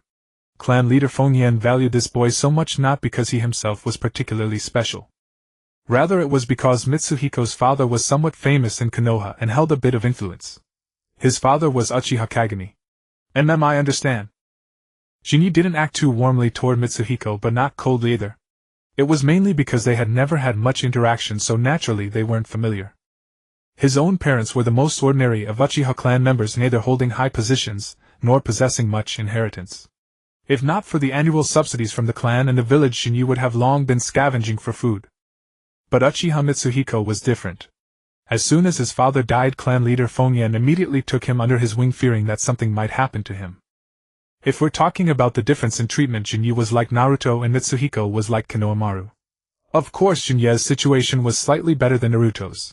At least he still had friends. Speaking of Naruto, Jinyi sometimes wondered if the people of this world had a natural aversion to Jinchuriki. Naruto was understandable. From the perspective of Konoha villagers, their impression of Naruto was linked to the Nine Tails rampaging through the village, and the 4th Hokage and his wife had died. And the 3rd Hokage had brought back a mysterious baby from the battlefield with whisker-like marks on his face. As for his blonde hair and face that bore a striking resemblance to Kushina's, it was probably erased by collective memory. After all, most people were unlikely to admit their own stereotypes were wrong. Naruto was understandable, but what truly puzzled Jinyi was Killer Bee. Clearly Killer Bee had friends before, but after becoming a Jinchuriki, that friend suddenly developed a murderous intent and tried to assassinate him. The key point was that his friend knew that the Eight Tails was merely sealed inside Killer Bee's body, yet still regarded Killer Bee as the Eight Tails itself, and wanted to kill him. The villagers' attitude toward Killer Bee also turned cold. The 4th Hokage had no choice but to confine Killer Bee to the Cloud Valley Canyon, which was actually to protect him. This situation only changed after the Third Shinobi World War when Killer Bee made contributions on the battlefield. Speaking of which, the change in Konoha villagers' attitude toward Naruto also seemed to occur after they saw him participate in the Konoha Crush plan. Among Jinchuriki, Naruto and Killer Bee actually had relatively good treatment. Naruto could at least attend school like a normal ninja and go on missions outside the village. The villagers' rejection of Naruto remained at the level of cold violence. For example, they refused to sell him things, so Naruto always bought a large amount of food and stored it in the refrigerator. This was convenient and also reduced contact with those annoying adults, out of sight, out of mind. Moreover, some adults told their children not to play with Naruto, but this situation improved after he started school. The leader of the truant quartet, Iruka's go-to hypotension treatment device, the professional makeup artist for successive Hokage, Uzumaki Naruto, has arrived. Killer Bee was slightly worse off. He faced assassination attempts, but at least the fourth Raikage protected him. The worst was Gaara, whose own father and uncle wished for his death, and most importantly, he couldn't even sleep. If not for the mother, Susanoo Jinyi doubted the child would have survived until the start of the story. Being unable to sleep was truly tragic, a dual torment of body and mind. Lost in thought, he arrived at the clan's meeting hall. "Humph, the pride of our clan has returned from the Senju compound." The leader of the radicals, Uchiha Ryosuke, captain of the police force, spoke with a sarcastic tone. Shin'ya was not angered but walked up to his seat and sat down. "I'll take that as a compliment, Captain Ryosuke." "You bastard." For some reason, even though this guy was the one who started the sarcasm, seeing Shin'ya completely unfazed made an inexplicable anger rise in him. Shin'ya looked at Uchiha Ryosuke's gnashing teeth and found it even more amusing in his heart. That was why he said that whether it was Hiruzen Sarutobi or the original stories Uchiha Shin'ya and the filial son Uchiha Itachi, they all overcomplicated the Uchiha clan. In truth, with just a little understanding, one would know that the Uchiha clan was actually very easy to handle. In the original story, Shin'ya had hoped to use the power of Konoha Mitsukami to control the radical faction's leadership, thereby resolving the coup. Come on, you've already awakened the Mangekyo. Who in the entire clan could still be your match? Just beat up the radicals. Wouldn't they all fall in line? What did the Uchiha clan want? Ultimately, it came down to two words: recognition. First suppress the radicals, then give the other clan members the recognition they wanted, and the Uchiha clan would have been docile long ago. But these manga characters didn't have an omniscient perspective, and Shin'ya and Itachi were somewhat blinded by their involvement. But it could be seen that even Shin'ya, as a descendant of Uchiha Kagami and one of the few sane people in the Uchiha clan, was inevitably afflicted with the clan's stubbornness, thinking only of extreme measures. Of course, compared to the filial son who directly killed everyone, Shin'ya's methods were much gentler. "Alright, Ryosuke, you are an elder after all. What kind of example is this, getting angry at a junior?" Clan leader Fengyan scolded, then looked at Jinyi. "Jinyi, you have met Lady Mito, haven't you?" Jinyi nodded. "Yes," Fengyan said. "This is a good thing. Actually, if we talk about who misunderstands our Uchiha clan the most, it should be Lady Mito. Jinyi, I hope you can resolve Lady Mito's misunderstanding." "Understood." Jinyi nodded, but he did not particularly endorse clan leader Fengyan's attitude. Essentially, one must be strong oneself. Even from the perspective of being a Hokage advisor's disciple, clan leader Fengyan's demeanor seemed somewhat excessively warm. It was even a bit sycophantic. But it wasn't a major issue. Shin'ya, who had a favorable impression of him, and allowing him to study sealing techniques was sufficient to demonstrate her stance. Additionally, with the connection of Shuhomin Yen, he still possessed some leverage. In this era, the Konoha F5 were all in their prime, so clan leader Fengyan's position posed no significant problem. If placed in the original story after the Nine Tails incident, when Fu Yu's attitude resembled clan leader Fengyan's, then the problem would have been immense. If you could completely suppress the clan members, or if your prestige allowed them to fully trust you, then Fu Yu's attitude would be unproblematic. But unfortunately, Fu Yu could not suppress the clan at that time. The radical faction could directly confront him at his doorstep and accuse his eldest son of murder without any evidence. In this situation, Fu Yu hoped to resolve the matter peacefully with the Hokage faction. The crux was that the higher-ups did not trust him. It was not a lack of trust in his stance or integrity, but in his capability. Coupled with the grave suspicion surrounding the Nine Tails incident, and the escalating cries for a coup within the clan, it could be said that Fu Yu was utterly trapped at that juncture. Neither the Konoha higher-ups nor the clan internally placed any real trust in him. What was the state of Konoha's higher-ups then? Yuanfei Risen was already advanced in age, reluctantly pushed into a second term, his resilience greatly diminished. Tuanzang was already in the late stages of obsession, even more extreme than Qianshou Feijian's attitude toward the Yezebo. The two advisors Shuahuman Yan and Zhuanqin Xiaochun, seeing Yuan Fei Rizen's condition, could only follow and support Tuanzang. Under that situation, Fu Yu faced only two choices. Either stand entirely with the clan and engage Konoha in a desperate struggle, or take the uncoerced members and clearly distance themselves from the radicals. But faithfully Fu Yu chose either. Between A or B he selected or. Hence the situation spiraled completely out of control. The obsessed Tuanzang descended into utter darkness, targeting the descendant of an old friend to seize the Kodo Amatsukami. Then he deceived the dutiful son, bypassing Yuan Fei Rizen directly, and initiated the clan massacre. What a chaotic mess. Jinyi did not believe the clan massacre was ordered by Yuan Fei Rizen. The reason was simple: even one of the mastermind's brother Datu did not think so. As for later, when the reanimated Yuan Fei Rizen admitted it was his responsibility, it was more because he was the top leader at the time, so he could not evade the blame. When Obito deceived Zhuozhu, he told him a half-truth about the Yezebo, even slandering Yezebo Ben, yet oddly did not defame the third Hokage. Therefore Jinyi believed that the clan annihilation was not ordered by Yuan Fei Rizen. Of course, it would also be incorrect to say that Yuan Fei Rizen was completely, utterly, and unreservedly opposed to the option of annihilation. However, annihilation was the final desperate measure. But Tuanzang employed this last resort right from the outset. In the end, the Yezebo problem was resolved, albeit the process was somewhat uncontrolled. So Yuan Fei Rizen merely removed Tuanzang from his post, and placed him under house arrest until Gangs Ho took over and he was reinstated. As for Tuanzang's later secret experiments, or his private collection of Sharingan, Jinyi did not think Yuan Fei Rizen was aware of these matters.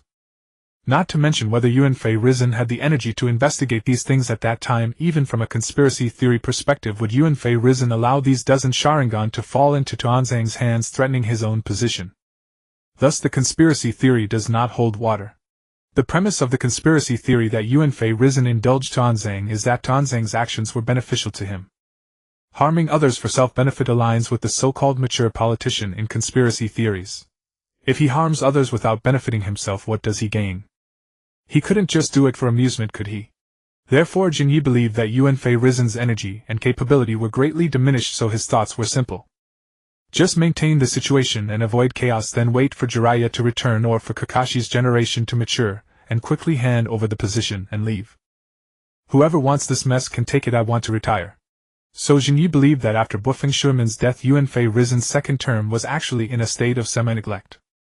The death of his wife, the misfortune of his eldest son, the rebellion of his second son, and a heap of troubles, made the nearly 60-year-old Yuan Fei Rizen utterly unable to turn the tide as he did when he first became Hokage. As for neglecting Naruto, this explanation could also apply, making sense. After all, Kakashi's mental state at that time was similar, and he didn't take care of Naruto either. But now it is different. Yuan Fei Rizen is now inclined to proactively solve problems, and is more confident in suppressing opposition. Shuahuman Yan and Zhuanqin Xiaochun are still on Yuan Fei Rizen's side, and the advisory council has gained an additional member, Chiodao Tsufeng. As for Tuanzang, he has not yet evolved into the pot shadow, and although hostile to the Yezebo, he is not yet as obsessed as he later became. Of course, Jinyi believed that the reason Tuanzang was not yet so obsessed was mostly because he was still intact. If he became the half-bodied Tuanzang later, he would probably become obsessed. By the way, how did Tuanzang become half-bodied? Seems like the original story didn't mention it. This time Jinyi is ordered to go to the Rain country to discuss the formal ceasefire. It can be said that he is entrusted with an important mission. Clan leader Fengyan's voice came, bringing Jinyi back to his senses. Jinyi was stunned. Ah. Oh yeah. He was a bit puzzled. He was called to a meeting for this. The young ones in the clan also need experience. How about taking two to help you? Clan leader Fengyan said. Jinyi sighed. Clan leader, this trip is only to discuss a ceasefire, not to fight. Bringing newbies is meaningless. Seeing the world is also good. Clan leader Fengyan said with a smile. Seeing Fengyan's beaming face, Jinyi reluctantly said, Alright then, let Mei Qin and Liuhua come with me. He wanted to refuse, after all he wasn't used to being a babysitter. But clan leader Fengyan had been genuinely good to him, and Jinyi was not one to forget past kindness. So he chose a few clan members with whom he had good relations to go to the Rain country. Moreover, if he wanted to reach for the position of Hokage, he indeed needed the support of the new generation. In that case, cultivating a few early on was also a good choice. The clan had nurtured him so naturally, he had to give back to the clan. Respect is mutual. You respect me and I must respect you. Mutual respect, mutual support, helping each other, and progressing together. What is this called? This is called lifting each other up. And them good. The two of them are closest to you, so it's best to go together, clan leader Feng Yan said with a smile. Although Jinyi had chosen those who were completely on good terms with him, clan leader Feng Yan didn't care, as they all bore the surname Yuzhibo. Although this trip to the Rain Country is a ceasefire, we must still be cautious. A month later, Jinyi prepared to depart for the Rain Country. Shuohuman Yen came to see him off and cautioned. Yes, I understand. Jinyi nodded and then said, Master, there is one more thing I need to report to you. What is it? Shuohuman Yen asked. Jinyi told Shuohuman Yen about the 3 children of the Rain Country. Shuohuman Yen frowned. You mean? Jinyi said. I believe that the Rain Country as a natural buffer zone must not be allowed to lean toward the Wind Country or the Earth Country. So I hope to bring those 3 children back to Konoha and teach them ninjutsu. Rinnegan. Shuohuman Yen mused. Jinye's idea was actually quite simple. Learn from a certain superpower in his past life. Bring the trio of Miyen Changmen and Xiaonen back to Konoha for training, and cultivate them into ninjas who are close to Konoha. Then let them return to the Rain Country to confront Hanzo, while Konoha only needs to fund Miyen's organization. This was also Jinye's attempt to use the so-called Will of Fire as a means of ideological export. The Will of Fire in his past life had many strange interpretations online, but in essence it was very simple. Spirit of unity, collectivism, and nurturing newcomers. Setting aside the slogan-like content, when Qianshou Zhujian proposed the Will of Fire extracting the true core, it boils down to these 3 points. Not only is it not a brainwashing tool, but it is indeed a thought that can enhance the cohesion of a ninja village. The biggest problem with the Will of Fire, like the village system established by Zhujian, is that it has remained almost unchanged to this day. Whether it was Qianshou Feijian or Yuan Fei Risen, they only regarded the Will of Fire as a means to enhance internal cohesion without ever considering external export. It can only be said that the political tradition left by any organization at its founding has an indelible influence on its successors. Especially a founder like Qianshou Zhujian, who was extremely powerful and had almost no flaws in personal virtue, made it even harder for later generations to question him. In Jinye's view, if the Will of Fire were placed in his past life, its content would be somewhat too crude. The content was vague, lacked action guidance, and lacked the drive for external export. But placed in this shinobi world, it was far ahead. Only the Yanin village had a similar Will of Earth, but its core was even more hollow than the Will of Fire. As for the other 3 ninja villages, they had even less of a will. Therefore Konoha had a great advantage in both hard power and ideology. However, Konoha had been established for nearly 40 years, yet the Will of Fire was only popular within Konoha. Outside of Konoha, hardly anyone had heard of it. Recognition of shared values is the foundation of peace. Without a set of values that everyone agrees on, even if you forcibly mold the world into one, you cannot achieve true peace. That is why Jinyi said that Qianshou Zhujian and Yuzhibo Ban should cooperate. First, follow Yuzhibo Ban's path, making the various countries cooperate to establish a nominally unified regime. Then promote the Will of Fire proposed by Qianshou Zhujian, establishing a set of values that everyone recognizes. Unfortunately, these 2 were indeed characters from a Japanese author's work with a traditional penchant for black and white thinking, and they directly turned against each other due to differences in values. The rift between Zhujian and Ban appeared on the surface to be due to Feijian's hostility toward the Yuzhibo clan, but the root cause was still the divergence in their political philosophies. Zhujian was too gentle after establishing Konoha, while Yuzhibo Ban was too radical. Neither of them thought that they could adopt a compromise. They only thought that the other was different from themselves, so one of them must be wrong, and thus they had to settle who was superior. A single-mindedness turned into a dead end. The reason Jinyi wanted to tell Shuohuman Yen about this was to conduct an experiment. To see if the so-called Will of Fire could be exported externally, making the surrounding small countries and small ninja villages more aligned with Konoha. Such an experiment certainly could not be done without informing the higher-ups. When it comes to ideological matters, without the support of the leadership, secretly doing it on one's own would inevitably fail. As for how to persuade Shuohuman Yen, he could only rely on Changmen's Rinnegan. Although among the trio Jinyi favored Miyen the most, believing that Miyen had the most leadership qualities.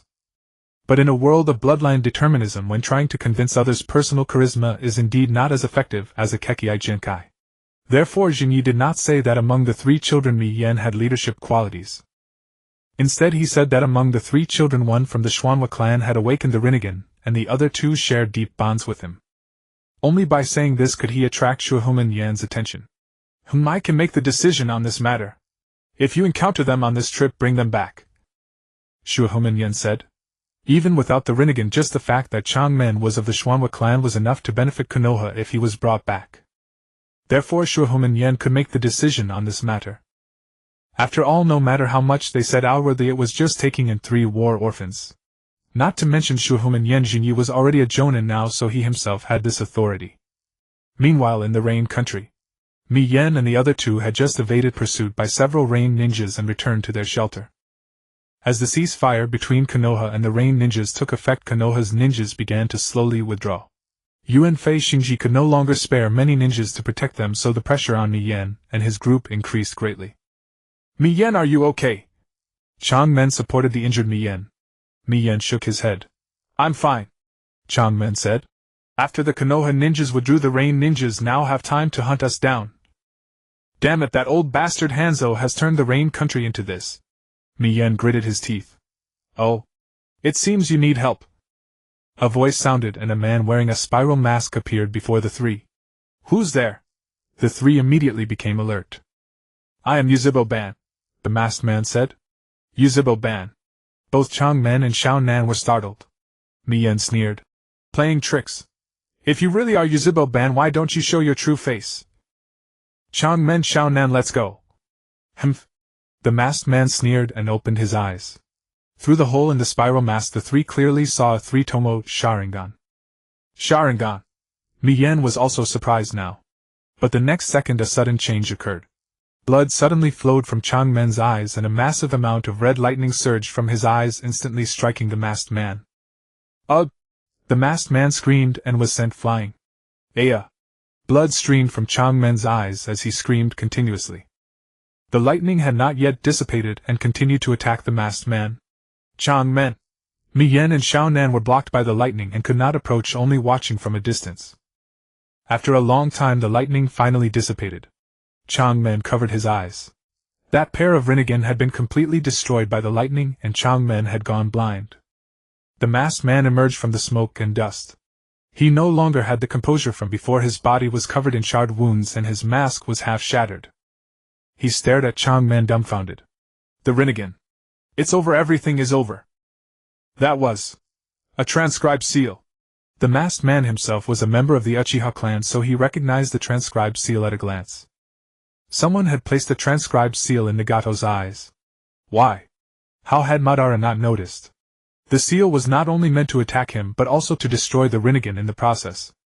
The opponent's chakra control was terrifyingly precise, capable of harming him while simultaneously destroying the Rinnegan and minimizing damage to Nagato.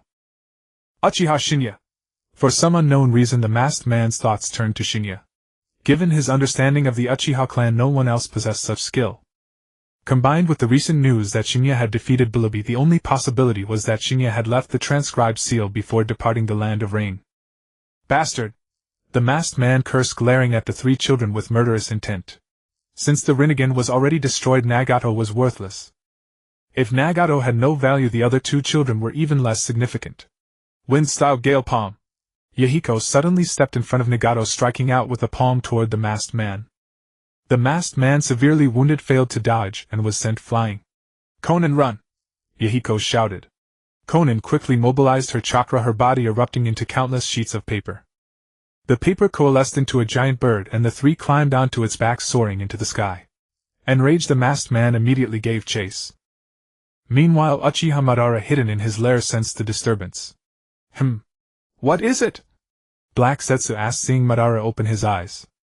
Uchiha Madara looked up, his voice cold. The Rinnegan has been destroyed. What? Even Black Setsu was shaken. The Rinnegan was the key to releasing Mother, and now it was destroyed. What happened? Black Setsu's tone grew urgent. Uchiha Madara said. Someone placed the transcribed seal in Nagato's eyes.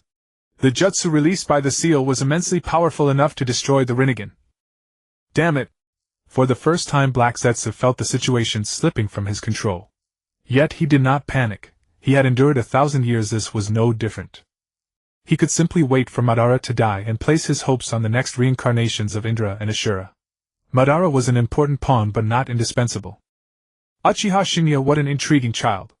Uchiha Madara was not angered, instead his interest in Shin'ya deepened. This youth had grown too fast. In just 2 years he had reached the level of defeating Bilibi.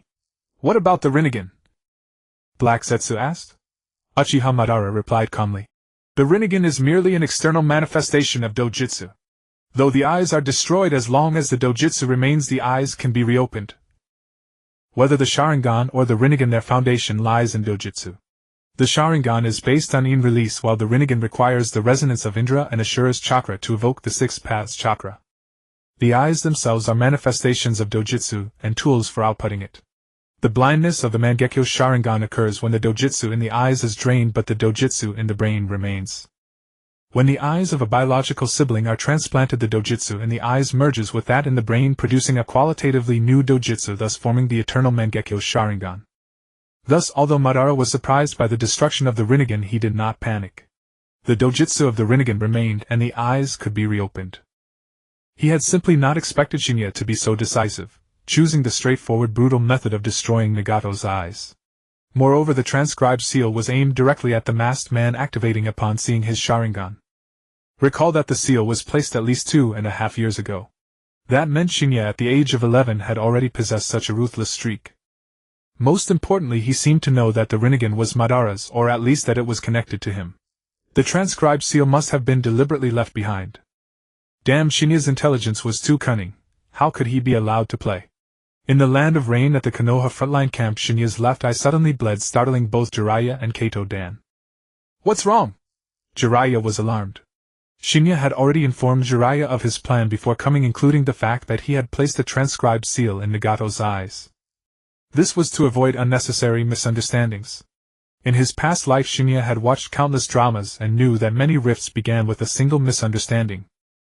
Therefore, with someone like Jiraiya, who also had ties with Yahiko, and the other's honesty was essential. He could not act on his own and risk creating conflict with Jiraiya. This was the front line. Although the war had ceased, no one knew when the Rain Ninja might rebel. Having 2 Jonin at odds in such a place would be fatal. Nagato. Shin'ya's expression turned grim. I'm going to find them. All right, leave this place to Dan and me. Jiraiya nodded. Kato Dan was bewildered. So I'm the only one who knows nothing. Seeing Shin'ya already in motion and Jiraiya showing no intention of explaining, Dan chose not to pry. As a newly promoted Jonin from a minor clan with no backing, he knew well the dangers of excessive curiosity. He was a Jonin now. If the higher-ups wanted him to know, they would inform him. He would never touch what he was not meant to know. Truly, chakra was a wondrous thing. Though defined as energy extracted from the body's cells, seemingly ordinary, it could accomplish many things. For instance, because Shin'ya had placed the transcribed seal on Nagato, and had sensed his chakra, he could now approximate Nagato's location. As the distance closed, the location would become clearer. This was a minor trick of sensory-type ninja, somewhat similar to the tracking methods of ninja hounds. But hounds relied on scent, while sensory ninja used chakra. In a valley in the land of rain, the masked man had caught up with the 3. Yahiko, Nagato, and Konan were too young and had not undergone complete ninja training. Shin'ya had only given them a foundation, and Jiraiya had taught them some survival techniques. The rest they had to figure out on their own. Naturally, they were no match for the masked man, even though he was severely wounded. The 3 were cornered in the valley facing the masked man. He was panting slightly. The injuries Shin'ya had inflicted were greater than he had anticipated. Die! The masked man's face twisted with rage as he swiftly formed hand seals. Fire style, great fire annihilation. A massive fireball erupted from his mouth, engulfing the 3 figures. The flames spread rapidly, undeterred by the damp air and environment. The masked man stared coldly at the sea of fire he had created, his thoughts unknown.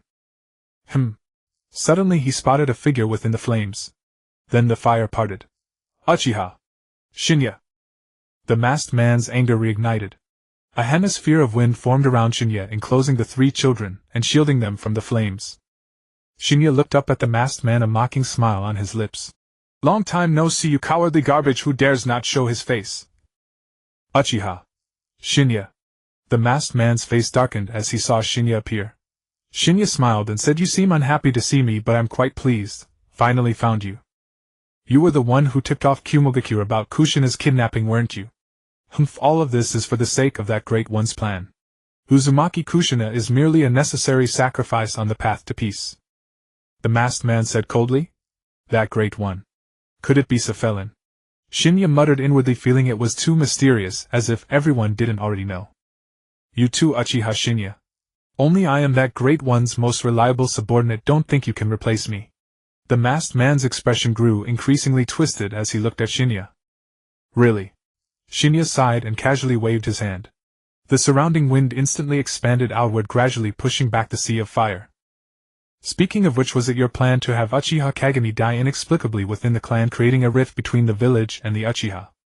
Shin'ya suddenly asked, looking at the masked man. The masked man sneered. Those cowards in the clan actually tried to capture me to appease Senju Tobirama. Especially Uchiha Kagami. He was a traitor to the Uchiha. An ungrateful wretch, a disgrace to the clan, who only sought to ingratiate himself with the Senju faction. Someone like him deserves to die. Bang! Before he could finish, a fireball the size of a jujube seed grazed his face. So it was you, Uchiha Setsuna. Shin'ya's expression turned dark.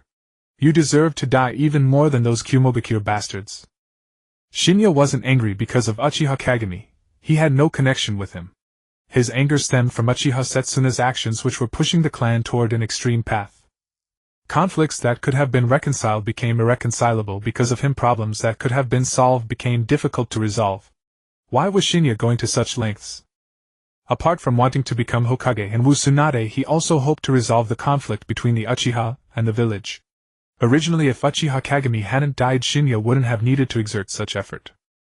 With this thought, anger surged, driving his chakra to rise. Damn it, I could have just coasted along as a member of a major clan, but this idiot killed Uchiha Kagami, forcing me to work hard to save myself. Uchiha Setsuna felt the aura emanating from Shin'ya and was momentarily stunned. Fire-style Great Fire Annihilation. Shin'ya waved his hand and a torrent of flames erupted from his palms, spreading in a fan toward Uchiha Setsuna. After acquiring the talent Shientian Ichi, Shin'ya's chakra control had reached an absurd level. Combined with the ability to release chakra directly from his body, he could now perform ninjutsu using other parts of his body. In other words, he no longer had to form hand seals and spit fire or water. For a technique as difficult as Great Fire Annihilation, Shin'ya could now release it with a mere wave of his hand. There was a drawback compared to his own standard method of forming hand seals and releasing from the mouth. The power was somewhat diminished, but only in comparison to himself. The advantage, however, was enormous: zero startup, no casting delay, making it impossible for enemies to react. Ninjutsu. Call me a mage. Uchiha Setsuna was completely unprepared and was instantly engulfed by the sea of fire. Shin'ya-san. Yahiko quickly rushed behind Shin'ya. They hadn't expected that at the critical moment Shin'ya would appear to save them. Don't celebrate too early, it's not over yet, Shin'ya said. Through his perception, Shin'ya could sense that Uchiha Setsuna was not dead. Not only was he alive, but his chakra was also increasing. Boom! A powerful chakra-induced wind pressure instantly dispersed the sea of fire. Uchiha Setsuna emerged, having already fused with a white Setsu. His injuries healed under the white Setsu's regeneration, and three-tomoe slowly rotated in his eyes. See. This is the power that Great One granted me. Uchiha Setsuna laughed maniacally. Shin'ya looked at him, and felt a sense of irony. Uchiha Setsuna, an extreme Uchiha supremacist, believed everyone outside the Uchiha clan was trash. And of course Uchiha members who were kind to outsiders like Uchiha Kagami were also trash. Yet this very man was using Hashirama's cells to strengthen himself. But even with the white Setsu's enhancement, Shin'ya was not afraid of him. After all, Uchiha Setsuna's strength was built on a shaky foundation gained through his own cultivation. Whereas Shin'ya's power came from the golden finger in his mind, how could they be compared? Today a cheater will grind this whale of a player into the dirt. At that moment Uchiha Setsuna formed a hand seal. Shin'ya frowned. That seal looked familiar. With style deep forest emergence. How is this not an unfair advantage? Shin'ya cursed. Could fusing with white Setsu really grant with style? In an instant numerous branches like vines burst from the ground, rapidly growing and surging toward Shin'ya. Though shocked, Shin'ya could still perceive chakra. In essence, being able to use wood style wasn't surprising. What mattered was whether it reached Hashirama's level. Apparently Uchiha Setsuna's wood style was at least a universe away from Hashirama's. Shin'ya pulled out several shuriken and hurled them at the advancing trees. The shuriken spun rapidly, wind attribute chakra coiling around their edges. Wind-style shuriken. This was a wind-style technique used by Danzo in the original series. Though it was uncertain whether old Dan had developed it yet, Shin'ya had successfully replicated it. The nature transformation of wind essentially boiled down to cutting. Having read the manga in his previous life, he had a ready-made development process. He just needed to follow it. The sharp wind blades instantly sliced through countless vines, clearing the branches in front of Shin'ya. Then he pulled out a kunai. He swiped his left hand over the kunai's edge and wind attribute chakra wrapped around it, forming a blade. He took a thread from his ninja tool pouch and tied it to the end of the kunai. Facing the incoming branches again, Shin'ya grabbed the thread and swung the kunai, rapidly cutting down all the branches. What? Impossible. Uchiha Setsuna was aghast. Shin'ya laughed heartily. Ha ha ha, old man, your wood style is useless. Nanny. Shine. Shin'ya took out several shuriken again, wrapped them in chakra and threw them at Uchiha Setsuna. The shuriken seemed to curve, blocking Uchiha Setsuna's escape routes from all directions. Meanwhile, Shin'ya charged toward him. Damn it. Uchiha Setsuna began forming hand seals, channeling his chakra. At the same time, Shin'ya also started forming seals. Water style, who the hell built this dam? What? How can you use such an advanced water style? Uchiha Setsuna was stunned. Ha! The next second, Shin'ya spat a glob of phlegm into his face, disrupting the ninjutsu he was about to perform. Slash. Several shuriken instantly cut through Uchiha Setsuna's body, but thanks to the white setsu they quickly healed. Bastard. Enraged, Uchiha Setsuna snapped back to reality and glared at Shin'ya. At the same time, Shin'ya grabbed a handful of dirt and threw it directly into Uchiha Setsuna's face. Slap. The mud in his face interrupted Uchiha Setsuna's attempt to form hand seals again. Roar. Meanwhile, Shin'ya's chakra erupted, sounding like a roar. 6 harmonies, fist flying bare. Boom. A fist slammed into Uchiha Setsuna's abdomen, shattering the ground around them, sending dirt and rocks flying. Uchiha Setsuna spat out a mouthful of blood mixed with fragments of internal organs. Then flames ignited on Shin'ya's hands, enveloping Uchiha Setsuna's figure. The burning Uchiha Setsuna fell to the ground, his life force rapidly fading. Shin'ya turned around and walked toward Yahiko and the others. Shin'ya-san.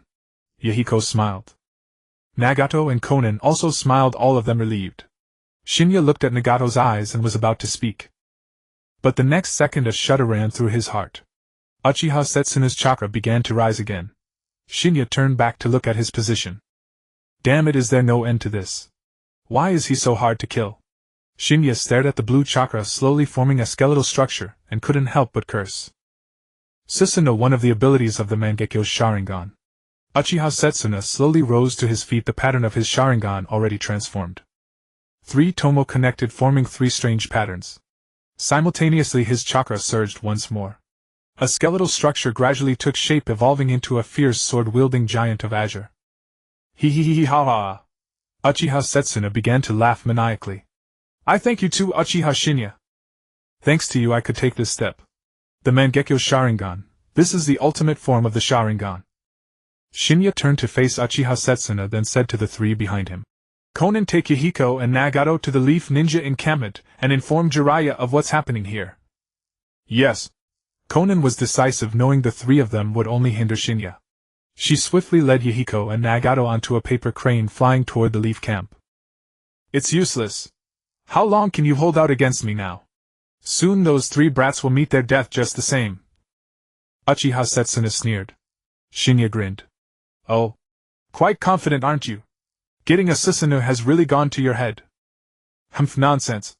Uchiha Setsuna snorted, and with the thought the azure giant's blade thrust toward Shin'ya. Shin'ya drew the sword from his back and struck at the giant. Boom. The weapons clashed, and Shin'ya's blade halted the giant's sword. What? Impossible. Uchiha Setsuna was stunned to see Shin'ya block the Susanoo's attack with his own body.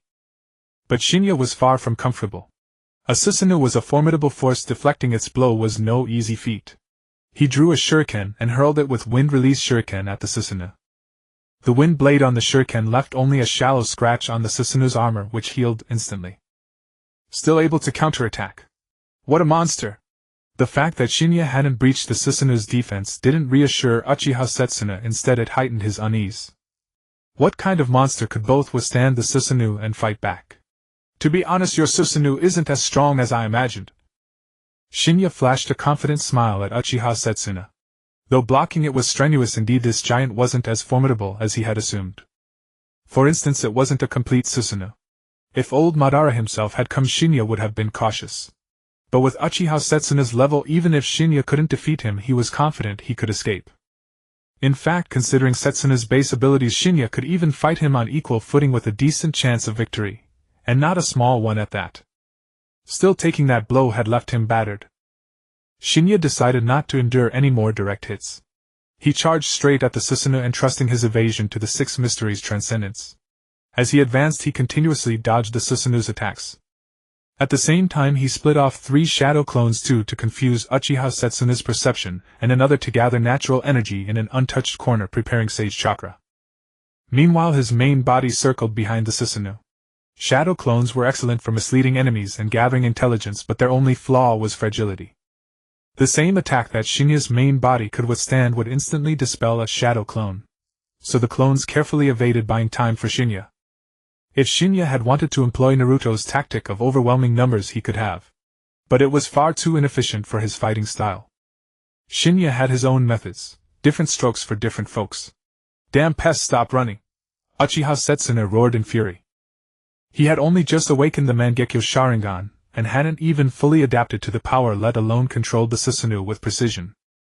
Thus, despite the surge of strength, his attacks became wild and uncoordinated.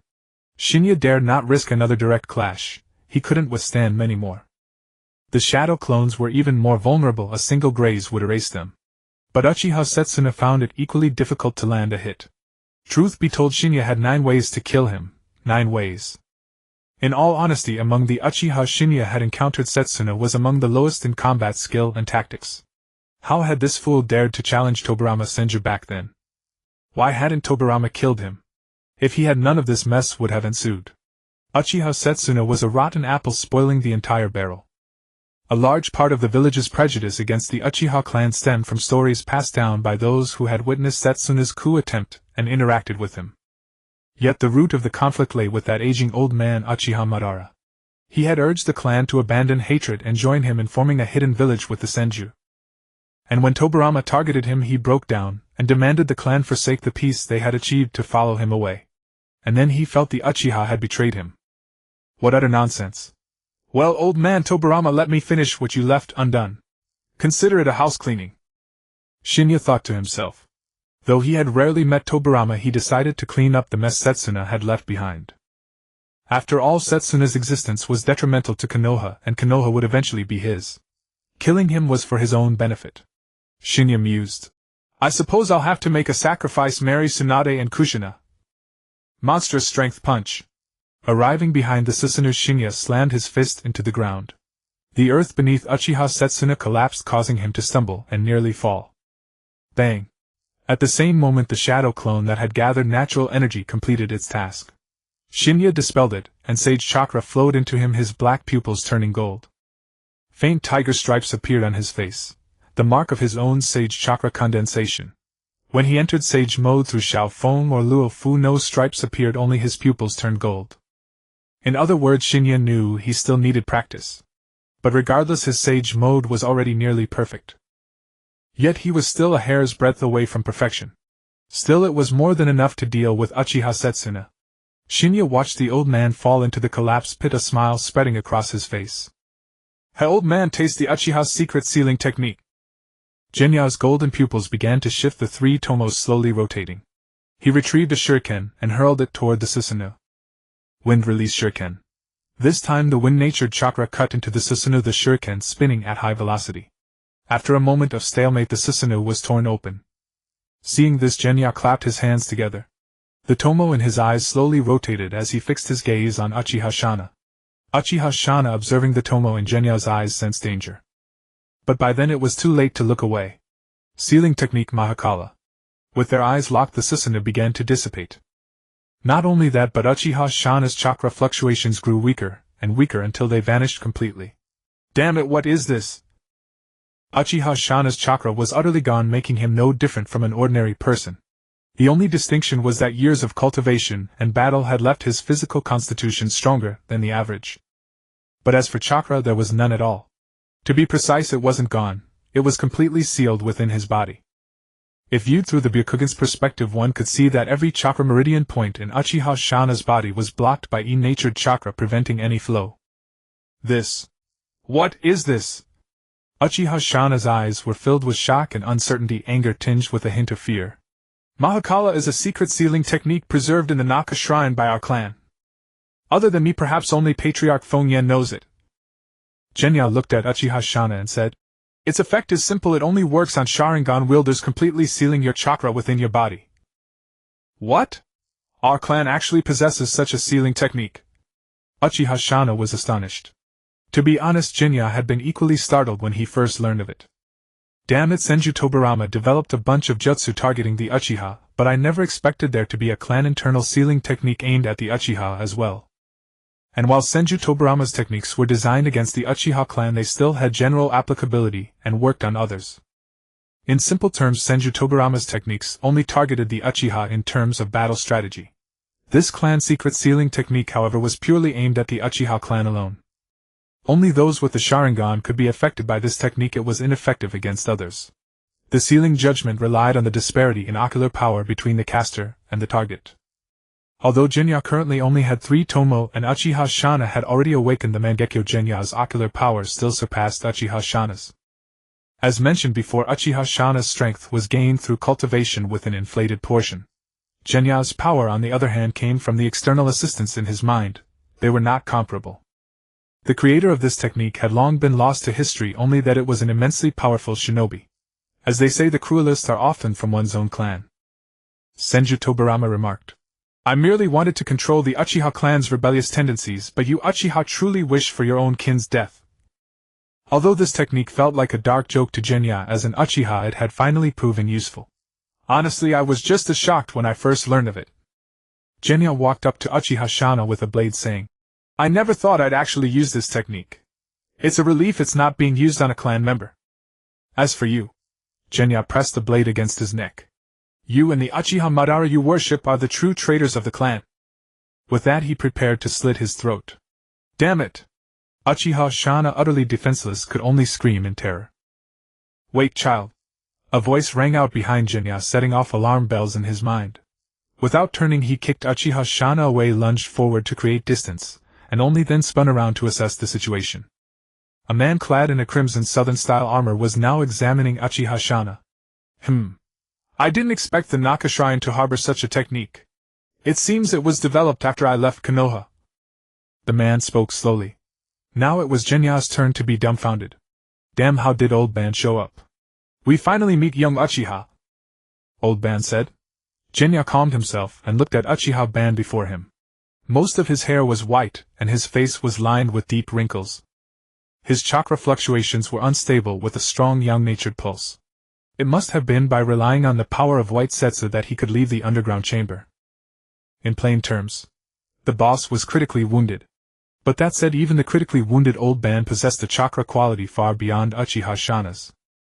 If Genya tried to use Mahakala on Old Ban, it probably wouldn't succeed. Old Ban opened his eyes, his three-tomoe Sharingan slowly rotating. So that's how the sealing technique is used, isn't it? As he spoke, Uchiha Ban began forming hand seals.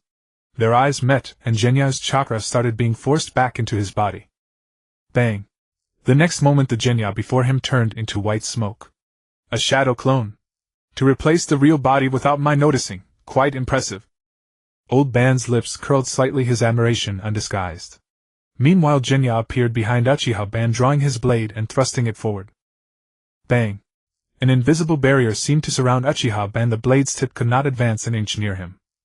Uchiha Ban turned around, seeing that Genya had already deactivated his Sharingan. It seems this technique only works when the Sharingan is active. I must say your combat instincts are excellent. But to dare fight with your Sharingan off in front of me, you might be a little arrogant. Boom. The next second a tremendous repulsive force instantly hurled Genya backwards, slamming him into the mountain wall. You seem to know a great deal more than I imagined. But you appear to misunderstand the Sharingan and Rinnegan. The essence of dojutsu is ocular power. The eyes are merely the external manifestation of that power, Uchiha Ban said calmly. Destroying my Rinnegan did cause me trouble, but that's all it did. Cough cough. Genya pushed aside the rubble on his body, crawled out of the debris, blood trickling from the corner of his mouth. His left hand pressed against his abdomen, a faint green chakra flickering. Palm healing. I'm growing more and more interested in you. Uchiha Ban smiled. Genya had given him too many surprises: ninjutsu, sealing techniques, senjutsu, medical ninjutsu. His Sharingan was only at 3-tomoe, yet his ocular power was exceptionally strong, far surpassing that of Uchiha Shin'ya, who had already awakened the Mangekyo. He knew a bit of everything and none of it was mediocre. At this moment Genya was cursing furiously in his heart. Damn it, old man was too overpowered, it was outrageous. Without even watching Genya perform the technique, he had merely tried to undo Uchiha Shin'ya's seal and instantly grasped the principle of Mahakala, then used it directly on himself. Indra, don't be too absurd. Indra, don't be too absurd. Old Madara was also quite absurd. He could activate the complete Susanoo without eyes, and other Sharingan were plug and play. Thank goodness I was cautious. After defeating Uchiha Setsuna, I swapped positions with my shadow clone and let it talk trash. Otherwise, if my chakra were sealed, I'd be helpless. Now, looking at the old Madara before him, Genya fell into deep thought. The power old Madara could unleash was not as strong as he had imagined. It must be due to the aging of his original body. After roughly healing his injuries, Genya picked up his blade and stood up. Come on, show me your limits, Uchiha Madara said. Genya let out a long breath and adjusted his breathing. His golden pupils fixed on Uchiha Madara, he slowly gathered strength in his feet. Bang! With a muffled sound, Genya pushed off the ground and charged forward. His speed even produced a sonic boom as he hurtled toward Uchiha Madara like a meteor. Uchiha Madara pulled out a kunai and began parrying Genya's slashes. Their figures streaked through the valley like flowing lights, swiftly engaging in combat. Even with his Mangekyo Sharingan activated, Uchiha Setsuna couldn't see the movements of Genya and Uchiha Madara. All he could glimpse were occasional afterimages and the rocks around the valley shattering. Genya, while battling Uchiha Madara, pondered his strategy.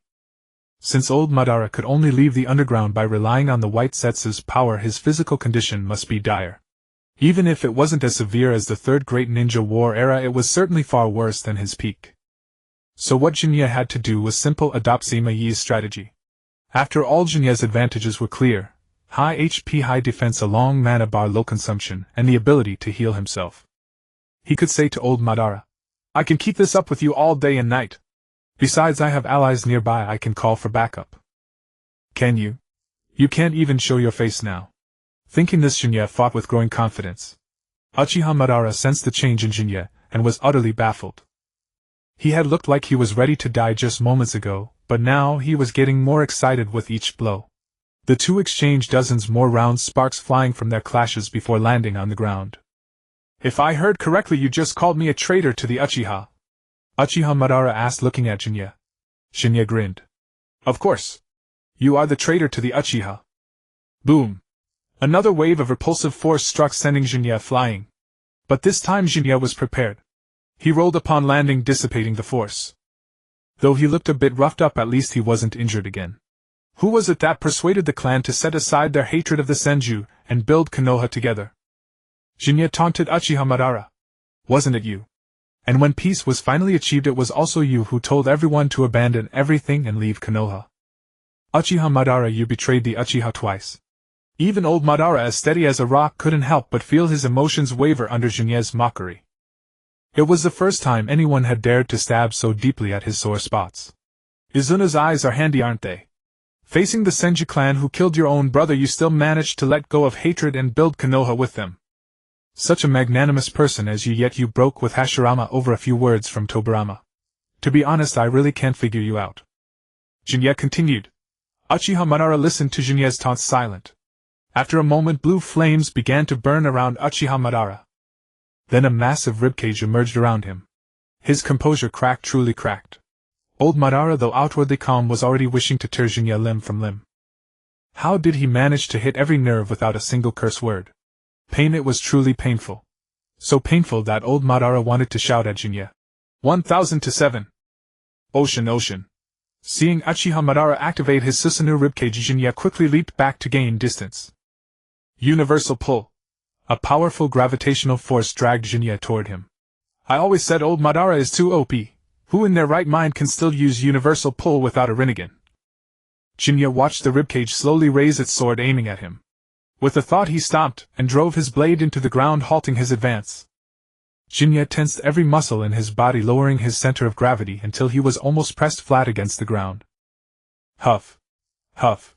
The gravitational force and Genya's physical strength clashed violently. His clothes were pulled by the pull, flapping loudly as if in a wind. After stabilizing and initially adapting to the pull, Shin'ya raised his finger, aiming at Uchiha Madara. Fire-style flame meteor! Bang bang bang! He continuously fired flame meteors at the same spot on the ribcage like a point-blank salvo. Finally, after a dozen shots, a crack appeared on the ribcage. As expected, old Madara's condition was very poor. If he were in any better shape, Shin'ya wouldn't have been able to breach his Susanu's defense. Moreover, the destruction of the Rinnegan had not been without effect on Uchiha Madara. At the very least, when using the Rinnegan's abilities, he seemed unable to fully exert their power. The eyes are the external manifestation of dojutsu, and also the channel for outputting dojutsu power. Losing the channel didn't mean the dojutsu was unusable, but the cost required was much higher. You intend to pit your physical strength against the six paths power. Presumptuous junior! With that, Uchiha Madara snorted coldly and increased his dojutsu output. Shin'ya suddenly felt his balance disrupted and he was pulled uncontrollably toward Uchiha Madara. Stab! The sword in the ribcage pierced through Shin'ya's body. But no blood fell, which made Uchiha Madara frown. When did you switch? Crackle! The pierced Shin'ya turned entirely into lightning, which all struck the crack in the ribcage. Bang! A crisp sound and the ribcage shattered instantly. After the dazzling lightning, Shin'ya's figure reappeared, his blade swinging fiercely toward Uchiha Madara's neck. This strike carried a determined, relentless spirit. Uchiha Madara is human and so am I. Uchiha Madara has the Sharingan, and I have the Sharingan too. He Uchiha Madara is old and decrepit while I Uchiha Shin'ya am in my prime. Pitting youth against old age, the advantage is mine. Uchiha Madara watched Shin'ya approaching, showing no sign of panic. Uchiha Madara was born in the Warring States period. He had grown up in war. How could he not see through Shin'ya's little scheme? Although he hadn't noticed when Shin'ya replaced his original body with a lightning-style shadow clone, in that instant Uchiha Madara had already grasped Shin'ya's intent. Therefore he showed no panic. He raised his palm, aimed at Shin'ya, his expression still calm. Almighty push! A tremendous repulsive force blasted Shin'ya, who was still midair, directly into the mountainside. This time he was truly gravely injured. He could feel 2 of his ribs had broken, and he wasn't sure if his internal organs were damaged. He had almost failed to catch his breath. Coughing twice, he spat out a mouthful of blood, finally regaining his composure. At that moment the sage mode duration also ended. His golden pupils faded back to black. To incorporate the nature transformation of lightning release into a shadow clone, what a brilliant idea! Using such a special shadow clone to replace your own body attacking me the instant the lightning shattered the Susanoo. Uchiha Madara slowly walked over and said, You must be only 13 years old, yet to achieve such a feat at this age is truly rare. But you are still too naive. Who do you think you're facing? With that, an aura mixed with chakra pressed down upon Shin'ya. Shin'ya felt his breath catch, cold sweat beading on his forehead. Having been blasted away by Shinra Tensei 3 times in a row, if his physique weren't exceptionally robust he would have long since perished. Unlike Nagato, Uchiha Madara was the true master of the Rinnegan. Although Shin'ya's destruction of the Rinnegan had increased the cost of using its abilities, Uchiha Madara could still wield the Rinnegan's basic powers with effortless precision through his refined ocular control. Naturally, there was no such thing as a 5-second cooldown. Shin'ya suppressed the agitation within him and used the mystical palm technique to heal his injuries. Against Uchiha Madara he was still far too passive. Uchiha Madara's Susanoo was incomparable to the crude, hastily awakened version of Uchiha Setsuna. Moreover, the old Madara had merely sensed the in-released chakra of the Mahakala and instantly replicated it. This forced Shin'ya to refrain from activating his Sharingan, fearing that a moment's lapse would allow the old Madara to seal his chakra. Damn, was he handing the enemy an advantage. But then again, who could have predicted that old Madara would personally intervene? He had thought he could cleanly dispose of Uchiha Setsuna and retreat, only for Uchiha Madara to show up himself. Where was the justice in that? Was Setsuna really so valuable that Madara would take such a risk? Uchiha Madara was also inwardly resigned. He held Setsuna in low regard, but what choice did he have? The entire Uchiha clan, only this one was willing to serve him. The radicals in the clan might clamor daily to overthrow Sarutobi and seize the position of Hokage, but their hostility toward the Hokage faction did not preclude their hostility toward him, Uchiha Madara. If the radicals had truly been loyal to him, why did no one follow when he left Konoha? At the very least, when Uchiha Setsuna attempted his coup, he wouldn't have been surrounded by such a motley crew. This was the only Uchiha he could use, even if he was weak. It had to do. Besides, now that he had at least awakened the Mangekyo with proper training, he wouldn't be too far off. If before Madara had treated Setsuna as expendable material merely because he had no one else to rely on, then the moment Setsuna awakened the Mangekyo, Madara's estimation of him changed. The expendable material instantly became a trusted pillar. Hence he could not allow Shin'ya to kill Setsuna. As for Shin'ya, there would be other days. He had plenty of ways to corrupt Shin'ya, and make him obediently serve his cause. At least that was what he believed. After all, Shin'ya was a member of the Uchiha clan. Old Madara declared. No one understands the Uchiha better than I. Once a Uchiha's cherished person meets with misfortune, with a little guidance they can be made to doubt the entire world. Then they would devote themselves wholeheartedly to his Moon Eye plan. Yet Uchiha Madara was not as composed as he appeared. After all, his body had aged to such an extent he could only fight thanks to the white Setsu.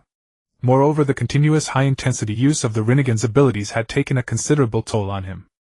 And Shin'ya.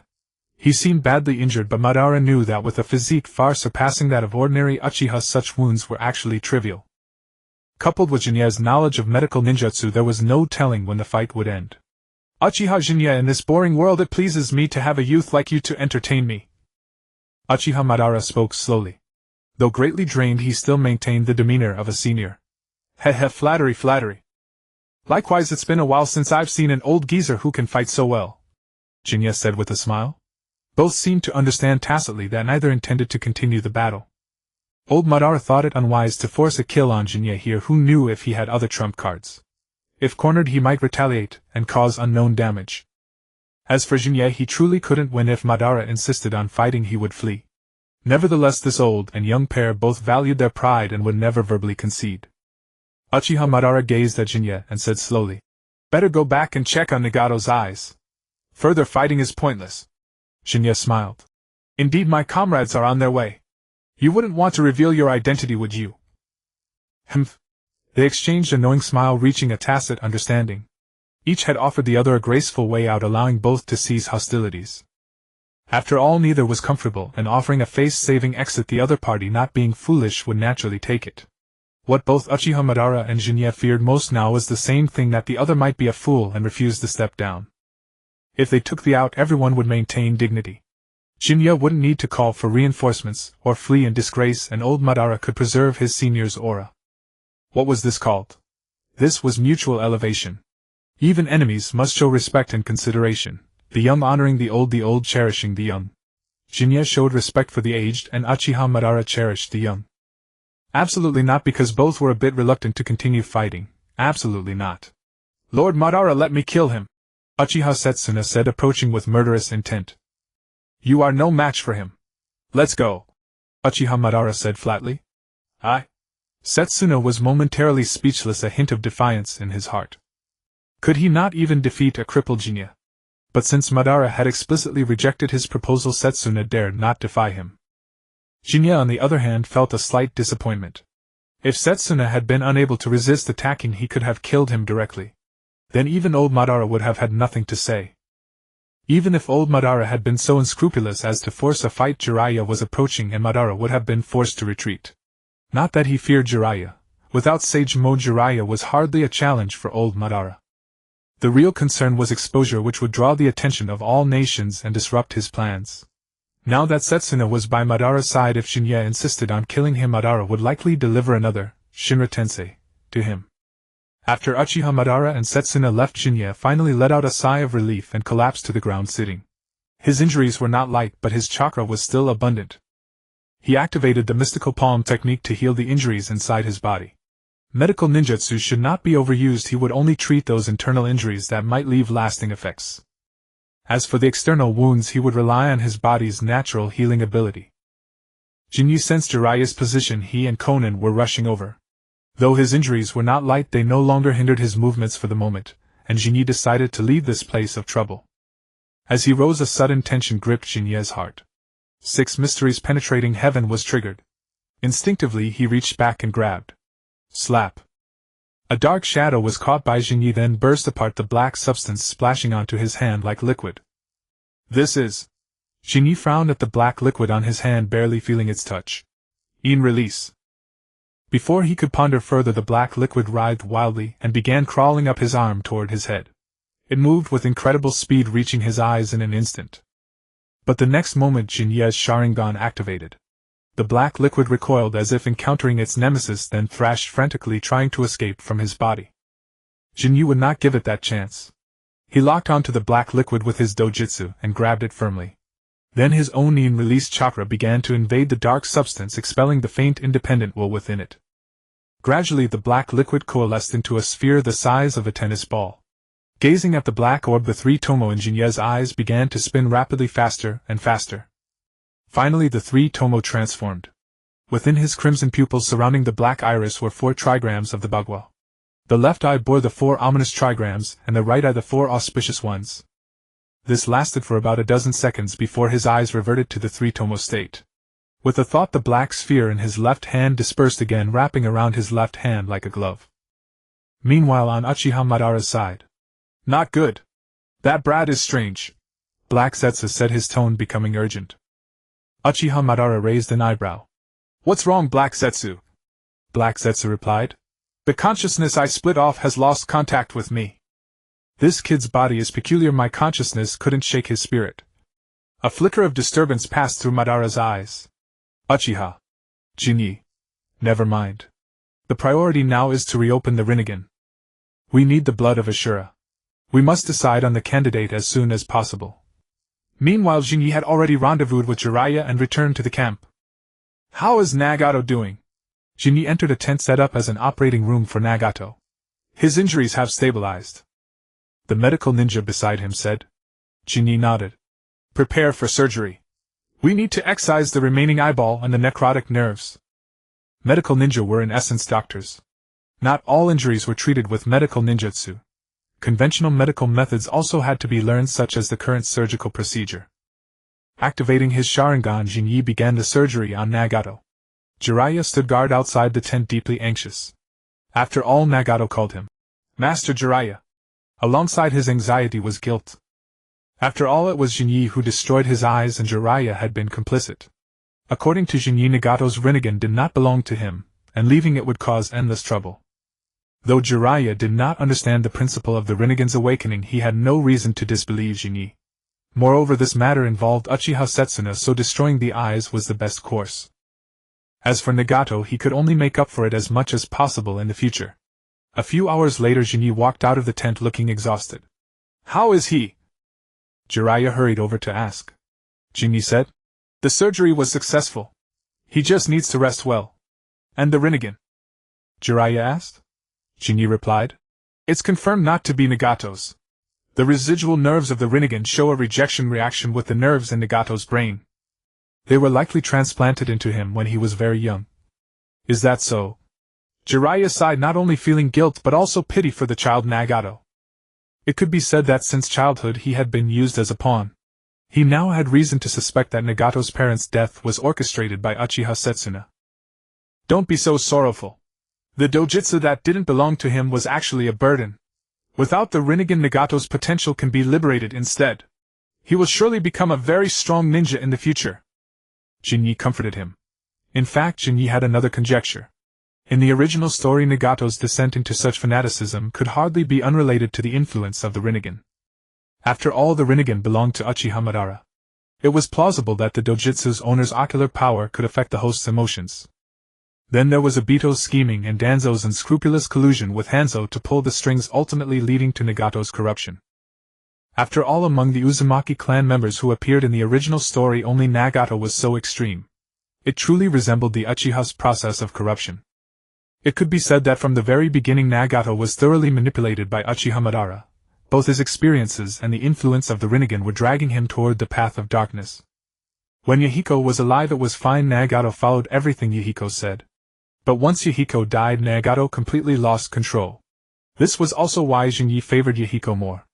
Though Yahiko was not strong in the original story, he was extremely perceptive. Whoosh! As they were talking, a masked ANBU appeared before them.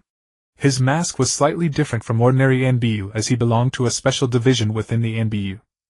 Root. Lord Jiraiya, Lord Shin'ya. We have received intelligence that Sunagakure has dispatched a squad to infiltrate the Land of Rain, intending to sabotage our peace talks with the Rain Village. The ANBU said. Shin'ya frowned and called over at Chunin.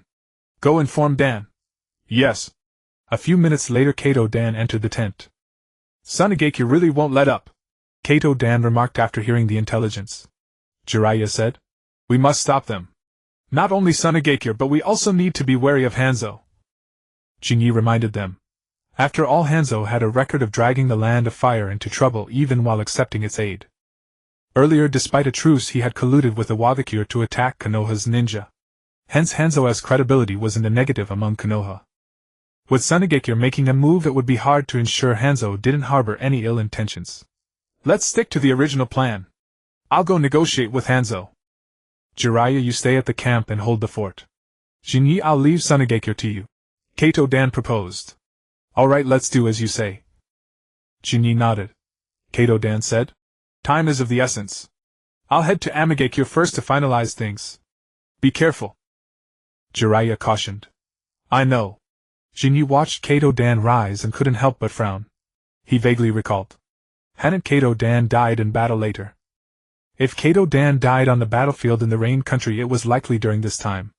However, now the Rain Ninja and Konoha had entered a phase of peace negotiations, yet Kato Dan went to the Rain Ninja village for negotiations and died.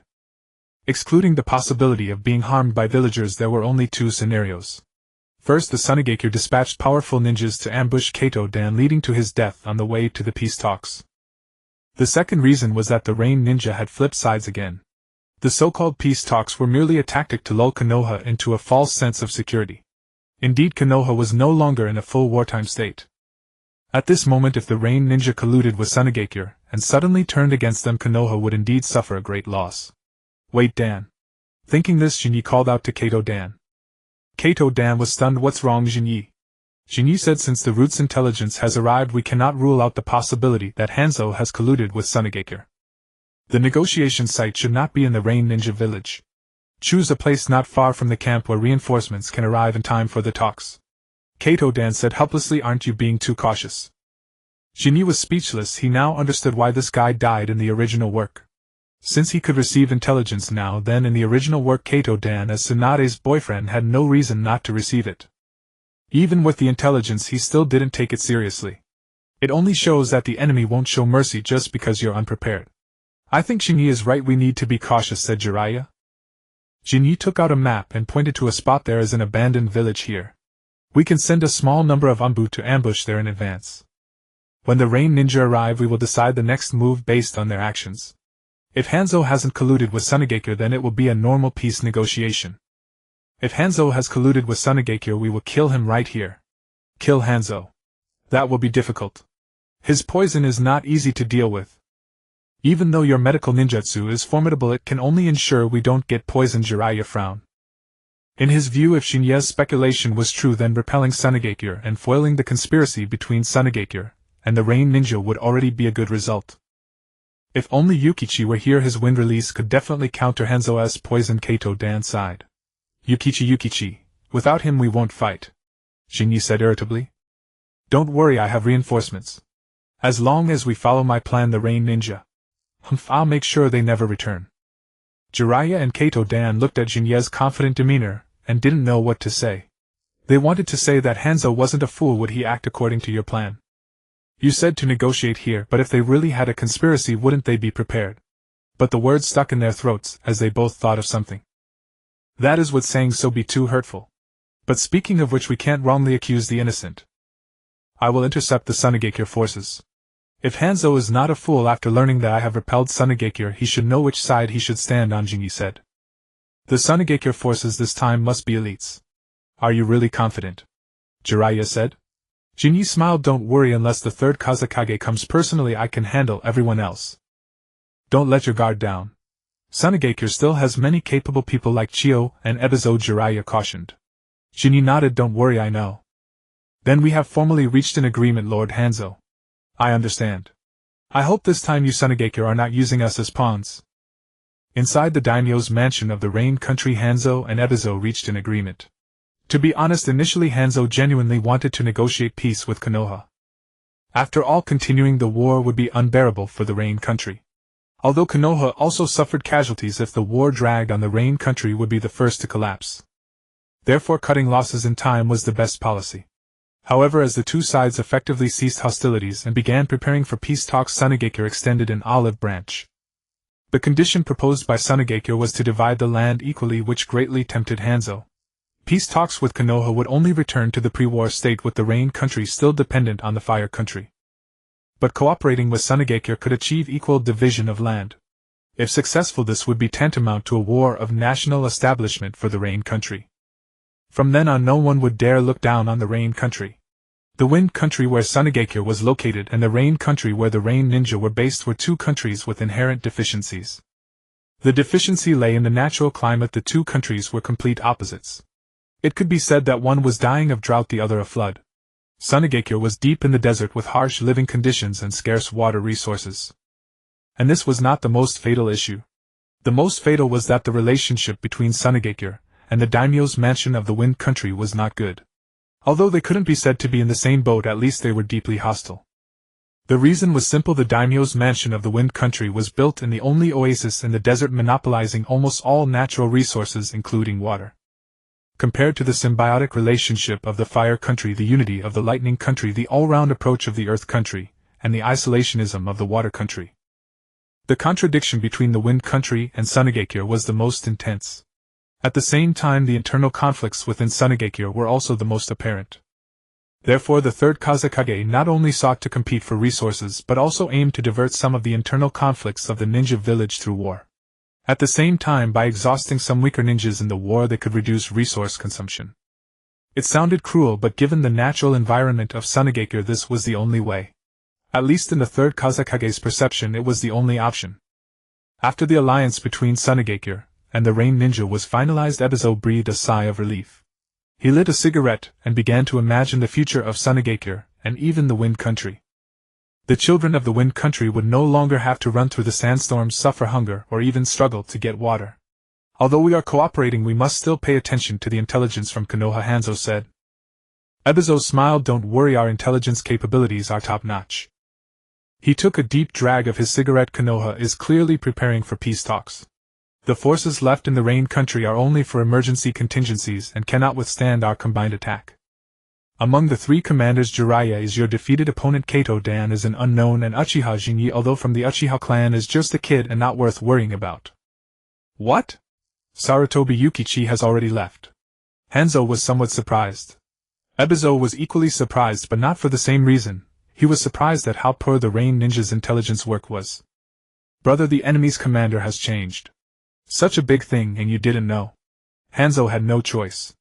The 2.5-year war had reduced the Rain Country to ruins. In retaliation for Hanzo's declaration of war and betrayal, Konoha destroyed almost all infrastructure in the areas they passed through, and large amounts of salt were sprinkled on the few remaining arable fields, rendering them unusable. Where there was food, they took everything they could carry, and what they couldn't they burned. The already impoverished Rain Country was now at its last gasp. It was for this reason that he accepted Sunigakure's olive branch. In the land of Rain, Jinyi along with Lu Hua and Meichin was tidying up the aftermath. It must be said that the Uchiha clan possessed truly exceptional innate talent. At present, both Lu Hua and Meichin had already met the criteria for Jonin assessment, at least in terms of combat prowess. In Jinya's view, the Uchiha clan was more like a family with an exceptionally high baseline. Prodigies like Bandai 2 and Yu were exceedingly rare. Ordinary clan members merely needed to work hard to gain the ability to contend with Chunin and special Jonin. Even reaching the rank of Jonin was not hindered by talent for the Uchiha, but rather by personality and intellect. Those recommended by the clan head for Jonin promotion but failing to ascend were generally not constrained by strength. Either their temperament was too poor, sparking fierce opposition from incumbent Jonin, or they were too fanatical, writing incomprehensible answers on the theoretical examination. Clan head Feng Yan was equally vexed.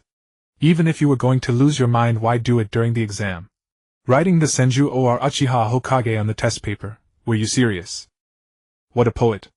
Truly a poet from the department of all poets. He even suspected this might be instigated by the radical faction within the clan.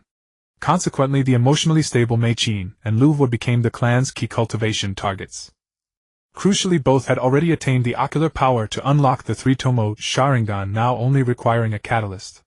The evolution mechanism of the Sharingan was indeed peculiar. Even when ocular power was sufficient, an extra stimulus was necessary for the final breakthrough. Before the three-tomoe stage, the stimulus requirement was minimal, often merely a real battle, or an adrenaline surge. But unlocking the Mangekyo was a different matter. It demanded extreme emotional upheaval. Jinyi remarked, "Why must eyes be such an inconvenient thing?" My eyes unlocked naturally, reaching 2-tomoe from the start, and with the aid of chakra my ocular power level advanced to 3-tomoe. That was the proper feeling of power. Other Sharingan required a shock for each upgrade. By the time they reached Mangekyo, they inevitably turned into madmen. After his battle with Uchiha Ban, Jinyi had seized that black object, and his eyes had felt a slight anomaly, but when he later sensed it, the sensation was gone. He had been disappointed, thought he had unlocked the Mangekyo. But that black object should be related to Heiju, a creation of Yin release. It had no tactile sensation, no weight clinging to Jinyi's hand like a glove. Although he could control it with a thought, he still had no clue about its actual function. "Is it?" Thunder flashed Jinyi. "I never thought I would encounter you." The dying Suna ninja at his feet uttered his final words, then Meichin slit his throat with a kunai. In the past few days he had led Lu Hua and Meichin to intercept and eliminate numerous Suna scouts and infiltration units, inflicting heavy losses on the forces Sunigakure had dispatched to the Land of Rain. Most importantly, with Jinye's sensory ability he could detect the strength of nearby chakra signatures. He then avoided the powerful ones and struck at the weaker Suna ninja. In a way, Jinye's sensory ability was a variant of the Kagura's mind's eye. Because he was so elusive and struck with instant kills, many Suna ninja died without even realizing they had been targeted. Thus the Suna ninja bestowed upon him the title Thunder Flash Jinyi. Jinyi was not entirely satisfied with this moniker. It sounded as if speed was his only asset. But after some thought he realized that such a stereotypical title could be advantageous on the battlefield. If possible, he should even reinforce that stereotype. In simple terms, it was the importance of strategic deception. Strategic deception was not merely about belittling oneself to the point of worthlessness. True strategic deception involved exposing one's conventional methods while concealing one's true trump cards. Just like Kakashi, who bore the title Copy Ninja. The real question was Kakashi's true strength in copying? Of course not. Kakashi's true prowess lay in his masterful nature transformation, his possession of all 5 chakra natures, and his flawless combat fundamentals. The so-called copying was also built upon his advanced nature transformation. Otherwise, even with the Sharingan, he could not have copied so many techniques. TCH. These Suna ninja are so weak. Do they really qualify as special jonin? Lu Hua looked at the corpses on the ground with disdain. This squad's leader was a special jonin, but from the brief exchange he was no more than an average chunin, and his so-called specialty was far from exceptional. The environment in Sunigakure is harsh. They have few resources to train ninja. Most resources are concentrated among the upper echelons, so naturally the less talented ninja are weaker than those from Konoha. You don't think Suna's Ninja Academy teaches a complete system of basic ninja skills like Konoha, do you? Meichin retorted irritably. Lu Hua, this reckless brute, was really spoiling the mood. All along the way he had been complaining about how weak the enemies were, like a battle maniac. If you don't like it, you can go back. I already said Jinyi and I were enough. You insisted on coming. Lu Hua twirled a kunai in his hand, grinning annoyingly. Lu Hua! Meichin shouted in exasperation. All right, you two calm down, Jinyi interjected, having just finished looting the bodies. He tossed a ninja tool pouch to each of them. Compared to the squads we encountered before, this one is decent. At least their equipment is fairly complete, unlike the squad from a few days ago whose kunai were second-hand. Lu Hua looked at the soldier pills in the pouch with disdain. Suna's soldier pills taste terrible. Jinyi laughed. Soldier pills are never good tasting. Lu Hua shrugged. At least our own pills have no off flavor and are tolerable in texture. Off flavor? What off flavor? Jinyi asked in confusion. Lu Hua replied, the taste of poverty. Meichin shuddered. Really, stop telling those cold jokes. Lu Hua scratched his head. Well, I was just trying to lighten the mood. After lightening the mood, let's move. We need to eliminate all Suna forces before the formal peace talks, Jinyi said, tallying the supplies he had just confiscated. Lu Hua suddenly asked, Hey Jinyi, if Hanzang the salamander really wants to negotiate, aren't we undermining the peace talks? Meichin rolled her eyes. Can't you use your brain for once? We're killing Suna ninja. What does that have to do with Hanzang? If he truly wants peace, we're helping him. If he has other intentions, we're also intimidating him. Lu Hua thought about his impression of Kato Dan. But isn't Hanzang really strong? Can Kato Dan defeat him? Not a Uchiha, definitely weak, so he couldn't possibly beat Hanzang. Jinyi smiled. Don't worry. I left him 2 helpers. Helpers? Lu Wu tilted his head puzzled. Yes, extremely powerful helpers. They'll handle Hanzan without issue. Lu Wu scratched his head. Was there a stronger Uchiha than Jin Yi on the rain battlefield? It couldn't be that clan head Feng Yan had come personally, right? But would Feng Yan serve as a subordinate to a young man like Kato Dan? Jin Yi laughed. Don't worry. I left him 2 helpers. Helpers? Lu Wu tilted his head puzzled. Yes, extremely powerful helpers. They'll handle Hanzan without issue. Lu Wu scratched his head. Was there a stronger Uchiha than Jin Yi on the rain battlefield? It couldn't be that clan head Feng Yan had come personally, right? But would Feng Yan serve as a subordinate to a young man like Kato Dan? Jin Yi smiled. Don't worry. I left him 2 helpers. Helpers? Lu Wu tilted his head puzzled. Yes, extremely powerful helpers. They'll handle Hanzan without issue. Lu Wu scratched his head. Was there a stronger Uchiha than Jin Yi on the rain battlefield? It couldn't be that clan head Feng Yan had come personally, right? But would Feng Yan serve as a subordinate to a young man like Kato Dan? In the land of rain at a nameless encampment, several Konoha shinobi were treating their wounds while cursing Sunigakure between clenched teeth. Those sand bastards. The war was basically over. Why did they have to barge in and throw their weight around? Exactly. If they had to fight, they could have waited another month. 1 more month and it would finally have been my turn to go back to the rear for rest. Is that even a human thing to say? What about it? A beat of silence passed. All right, enough complaining. Uchiha Fugaku walked over and snapped at them. Brother Fugaku. The ninja quickly rose to their feet. They were all members of the Uchiha clan. For this deployment, clan leader Feng Yan had not only sent Shin'ya to lead Ryuka and Mitokado, but had also told his own son Fugaku to bring several talented young clansmen out to gain combat experience. The Uchiha had gone too long without experiencing true war, and as a result many of their clansmen's Sharingan had been slow to mature. The Uchiha were known as the clan of battle for one fundamental reason: combat was the greatest catalyst for the Sharingan. It was in the thick of battle that most members were able to develop it toward three-tomoe. During peacetime, the missions handed out by the village carried so little fighting intensity that to the Uchiha they qualified at best as a warm-up. How is Tekka? Uchiha Fugaku frowned at the wounded clansmen. Sunigakure put poison on their weapons. The wounds aren't deep, but the venom is extremely potent. Uchiha Yashiro replied. Fugaku sighed. Have you gotten in touch with Shin'ya? A ninja cat reached him. He's on his way. Another clansman spoke up. Hearing this, Fugaku finally allowed himself a slight sigh of relief. When it came to medical ninjutsu, the one recognized throughout Konoha as the best was Tsunade. After Tsunade, Shin'ya had the highest level of medical skill in the village. Clan leader Feng Yan had in fact considered training medical ninja from among the Uchiha, and for that purpose he had even specially asked Shin'ya for help. But in the Uchiha clan, just about anyone with talent to be a shinobi was a battle maniac at heart. Tell them to charge into battle and kill enemies and they would light up with excitement. Make them sit through dry medical lectures and staying awake counted as a sign of respect. Even Mitokado, who had a gentler disposition by nature, could not help letting her eyelids droop when faced with the subject of medical knowledge.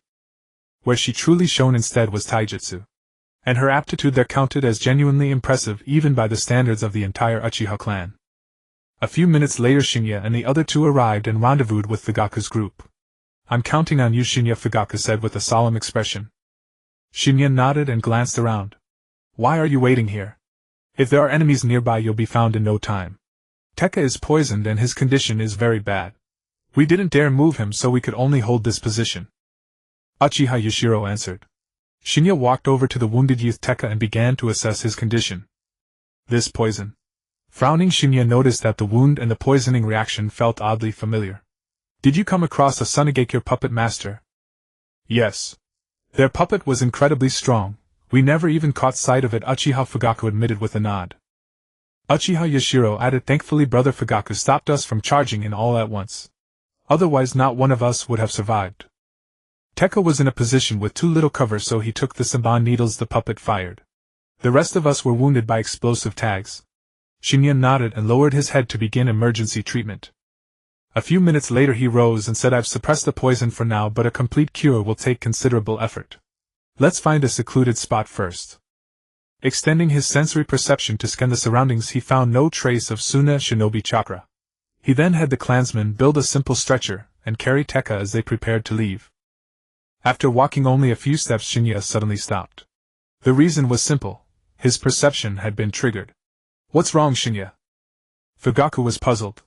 Shin'ya looked back toward a certain spot behind them and frowned. Then lifting the index finger of his left hand, he fired several fireballs into the corner. Several mechanical-looking spiders were hit and forced into view. Are those puppets?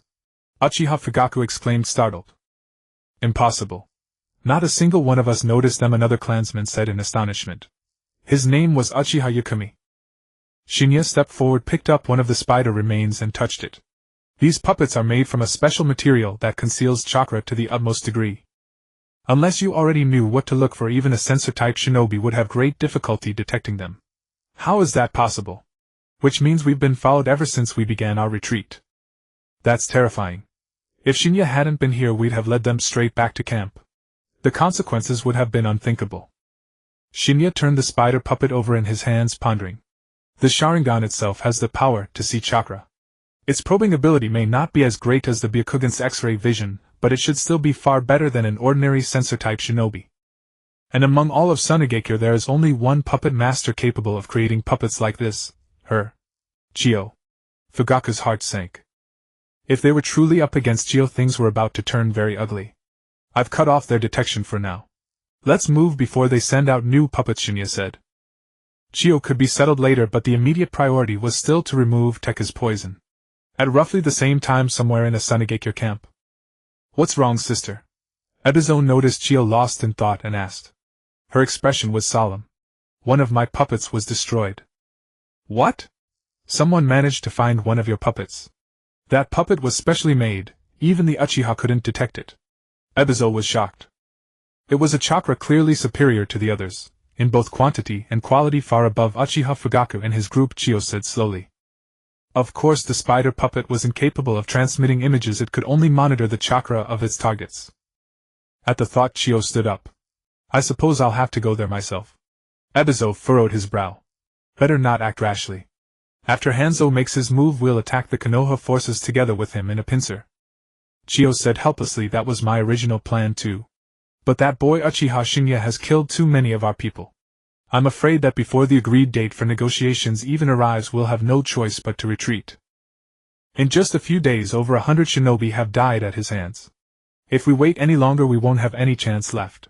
Hearing Chio's words, Ebizo could not help but feel bitter. Why did Konoha have such good fortune? Its geniuses came forth in wave after wave. First Sakumo Hatake, then the Sannin, and now Uchiha Shin'ya. And on their own side, the puppet corps, despite springing a preemptive ambush on Uchiha Fugaku's squad, had not left behind a single corpse. They had only managed to wound one enemy. Nor was it only the number of geniuses, the gap in overall caliber was painfully obvious as well. Although one could blame the fact that the opponent was the Uchiha clan known as the Clan of Battle, Ebizo had also come to understand over the 2.5 years of war the gap between Konoha's civilian shinobi and Sunigakure. Even Konoha's civilian shinobi were clearly superior to Sunigakure in overall strength. It was just that the disparity with the Uchiha was not quite so lopsided. All right, you're out of danger. Shin'ya rose, wiping the sweat from his brow. But you definitely can't fight again for a while. Send 2 men to escort him back to the rear. What? How can this be? While everyone is fighting, how can I go back? Uchiha Tetsuka immediately protested. Don't be stubborn. Go back and rest properly, and once you're healed you can serve the clan again. Uchiha Yukimi advised. Shin'ya glanced at Fugaku. Brother Fugaku, you've achieved your goal for this outing, haven't you? The gains are quite substantial. Fugaku nodded with satisfaction. Not only did none of the clan members he brought perish, but 2 who originally had 2-tomoe Sharingan had advanced to 3-tomoe. Uchiha Tetsuka, who had not awakened the Sharingan due to his youth, also unlocked it during the battle. Many other clan members with 1-tomoe grew to 2-tomoe. In short, the clan's strength had seen a considerable boost. Moreover, the clansmen Fugaku brought were all from the moderate faction. Although they also disliked the Senju clan and the Hokage lineage, they harbored no hostility toward the rest of the village. These people might currently defy the high command, but if an Uchiha were to become Hokage, or even just join the advisory council, they would fall in line. They were vastly different from the radical extremists who were dead set on rebellion. Now among the Uchiha present, 4 had grown to 3-tomoe shinobi. They were Shin'ya, Fugaku, Uchiha Yashiro, and Uchiha Yukimi. The rest except for the poisoned Tetsuka had all reached three-tomoe. Looking at this lineup, Shin'ya felt he could pull off something big. After sending a few weaker clansmen to escort Tetsuka back to the rear camp, they were left with 8 people. 4 with three-tomoe, 4 with two-tomoe. Mikoto and Ryuka were naturally among them. The remaining 2 two-tomoe were Uchiha Inaho and Uchiha Mitsuhiko. Mitsuhiko was a talented youth, already at two-tomoe right after graduation. Was this the legacy of being Uchiha Kagene's son? Or was it because he was Shursei's father? Shin'ya, tell us what's our next move? Fugaku looked at Shin'ya. Shin'ya met his gaze. Brother Fugaku, I've decided to go for something big. Just the 8 of us straight to the Sunigakure headquarters. I'll handle Chiyo and Ebizo. You take the others and don't do anything else. Just hunt down the small fry and throw the Suna camp into as much chaos as possible. To be honest, although the 5 great ninja villages shape the world and each surpasses the smaller nation, Sunigakure is indeed the weakest of the 5. This is partly due to geography. A lack of resources prevents them from cultivating talent like Konoha or Kumogakure. Iwagakure's environment is harsh but still slightly better than Suna's. Moreover, Inoki's shrewd tactics and the support of the daimyo put Iwa in a far better position than Suna. As for Kirigakure, though it lacks true top-tier combat power, it boasts many bloodline clans, making its mid and lower ranks formidable. Sunigakure is now far stronger than it was during the first and second Kazekage eras. The third Kazekage is hailed as the strongest Kazekage in history. But in Shin'ya's eyes, compared to the Hokage Reikage and Setsukage, the third Kazekage's strength seems less dazzling, only comparable to the third Mizukage. Of course, that's not the most critical issue. The real problem is Suna's overall lack of strength. Aside from the third Kazekage himself and the siblings Chiyo and Ebizo, there are few truly powerful figures. During the Third War, a scorch-release ninja named Pakura shone brightly, but she was betrayed by Raza after the war and killed by Kirigakure. In order to compete for the 4th Kazekage position, Raza directly sold out Pakura's information, leading her into an ambush during peace talks with Kirigakure, where she was ultimately slain. How could anyone do such a thing? Compared to Raza, even half of Danzo seems like a saint. A resource-poor, talent-starved village that also inflicts internal strife upon itself. Decline is inevitable. Of course, that was after the third Kazekage's death. While he was alive, Suna only suffered from resource scarcity and lack of talent, with no signs of internal conflict. But the troops led by Chiyo and Ebizo were essentially Suna's elite. This was evident from the Suna squads Shin'ya had intercepted days earlier. The members were all chunin, with squad leaders starting at Tokubetsu Jonin, and occasionally a Jonin or 2. It seems Suna had emptied its coffers. Originally, Chiyo's son and daughter-in-law Ebizo and Jun were also Suna Jonin. But on the battlefield they encountered Tsukumo Hataki, and there is always a gap between Jonin. The loss of 2 Jonin was far from trivial for Sunigakure. Isn't this too risky? Uchiha Fugaku frowned, worried about Shin'ya's plan. There might be several hundred people inside the Suna camp. Can the 8 of us handle it? Shin'ya smiled. Sometimes too many people are a burden. Caught off guard, the lower-ranked Suna shinobi will panic, trample each other, and even turn on one another. I'll hold off Chiyo and Ebizo. You, Brother Yashiro and Brother Yakumi, handle the other Jonin. The remaining Genin and Chunin, Mikoto and the others can manage. Shin'ya was generally satisfied with his plan, though he would need to be cautious during execution. In ancient times, Zhang Liao broke through 100,000 with 800 men, relying on the enemy's own disorder. With 8 men, Shin'ya didn't need each to kill 100 of Suna's 800. They only had to neutralize the high-end combatants and shatter the morale of the lower ranks. Fugaku looked at the group. What do you all think? Think. What's there to think? Let's do it, said Uchiha Inaho. Right, I agree with Shin'ya's proposal. Ryuka naturally had no objection. Mikoto said nothing but nodded solemnly. Yashiro, what's your opinion? Fugaku turned to Uchiha Yashiro. Uchiha Yashiro pondered for a moment. I think it's worth a try. Uchiha Yakumi also nodded. Fugaku, I believe it's feasible. Though they have numbers, we are the Uchiha clan. The advantage is ours. Even the mild-mannered Uchiha Mitsuhiko was now quite excited. Truly a clan of warriors, Shin'ya's plan sounded extremely risky. Yet none of those present felt fear, instead they were subtly thrilled. All right, since everyone agrees, I have no objections. Fugaku sighed, then said. Shin'ya nodded. Good. Then let's begin the battle deployment. Brother Fugaku and I will charge in first to draw their fire. The remaining clansmen will split into 2 groups. Brother Yakumi and Brother Yashiro will each lead a group. Once the Suna camp is in chaos, they will advance from the north and south respectively, encircling and killing the lower-ranked Suna shinobi. As he spoke, Shin'ya grew more confident. The Art of War by the Ultimate Grandson, Reborn. In the Land of Rain, Shin'ya and Fugaku dashed through the forest with Shin'ya's perception ability pushed to its maximum, scanning everything around like infrared rays. Along the way they encountered no Sand Shinobi squad. It was because Shin'ya had killed so ruthlessly earlier that Chiyo, to minimize losses, recalled the dispatched sand forces back to camp. Now a delicate balance seemed to have been struck among Konoha Sunagakure and the Rain Shinobi. Konoha was awaiting the Rain Shinobi's reply to proceed with peace talks. The Rain Shinobi were waiting for Sand's reinforcements to arrive so they could pincer Konoha. Meanwhile, after losing a large number of key personnel to Shin'ya, Sunagakure changed its strategy, intending to watch Konoha and the Rain fight first before swooping in to reap the benefits. The situation seemed stuck in a deadlock with no way forward. And Shin'ya was the one to fix this deadlock. What he needed to do was simple: directly lead a raid on Sunagakure's main camp, inflict maximum casualties on their effective forces and force them to retreat. Once Sunagakure retreated, Kato Dan could directly pressure Hanzo into negotiations. If not for the fear of the third Kazekage's strength, Shin'ya would have led his men straight to Sunagakure village. Due to Sunagakure's decision to consolidate forces, Shin'ya and Fugaku's journey felt like a leisurely stroll. The two squads following behind had even less to worry about. Originally, Shin'ya and Fugaku walked ahead to clear the way for them.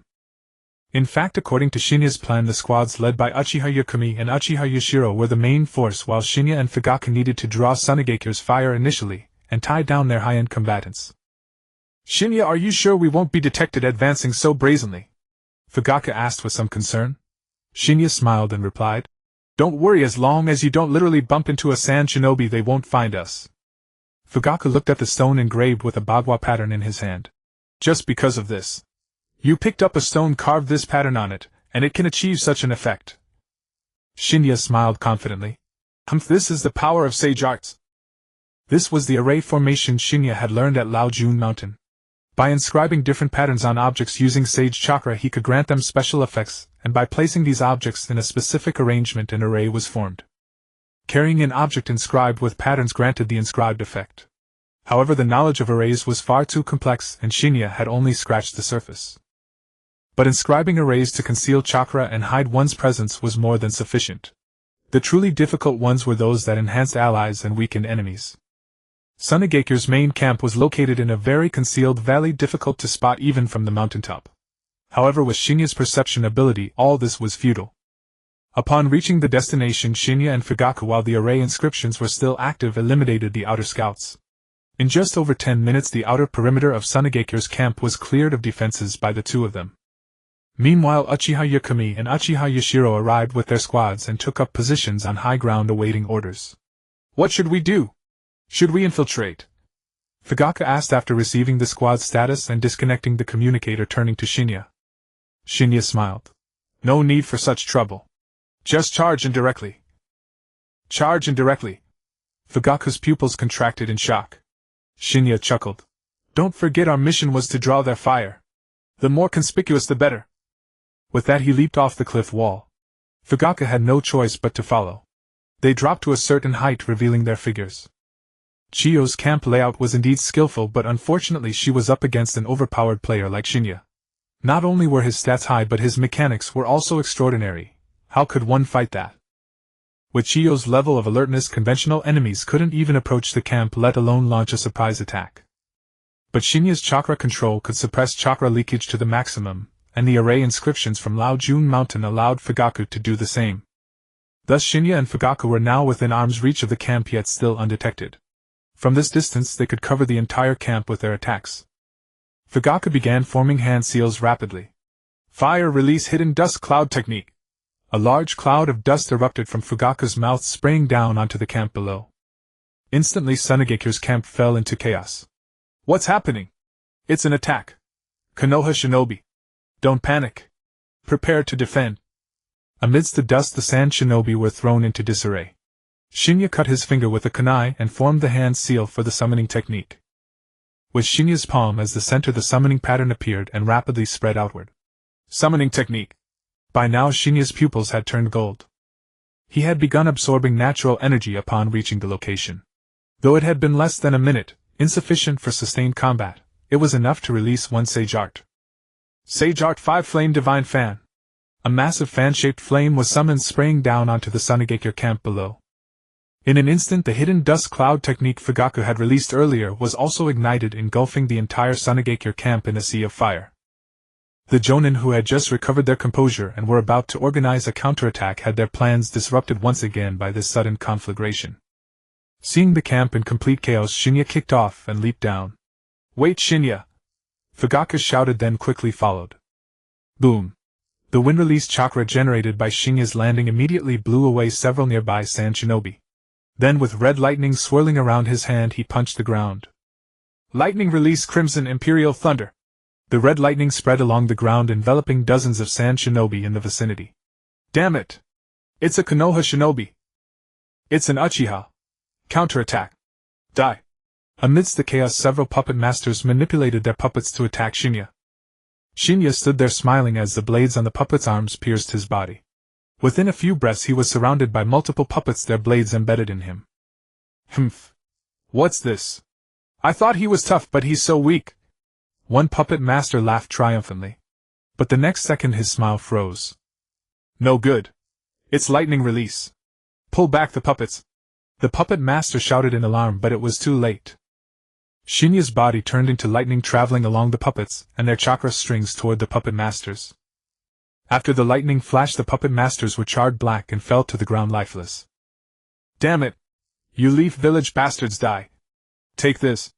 Meanwhile, several sand ninjas charged toward Jinyi. The weakness of puppeteers is usually their true bodies, so they need to be accompanied by a large number of regular ninjas as guards.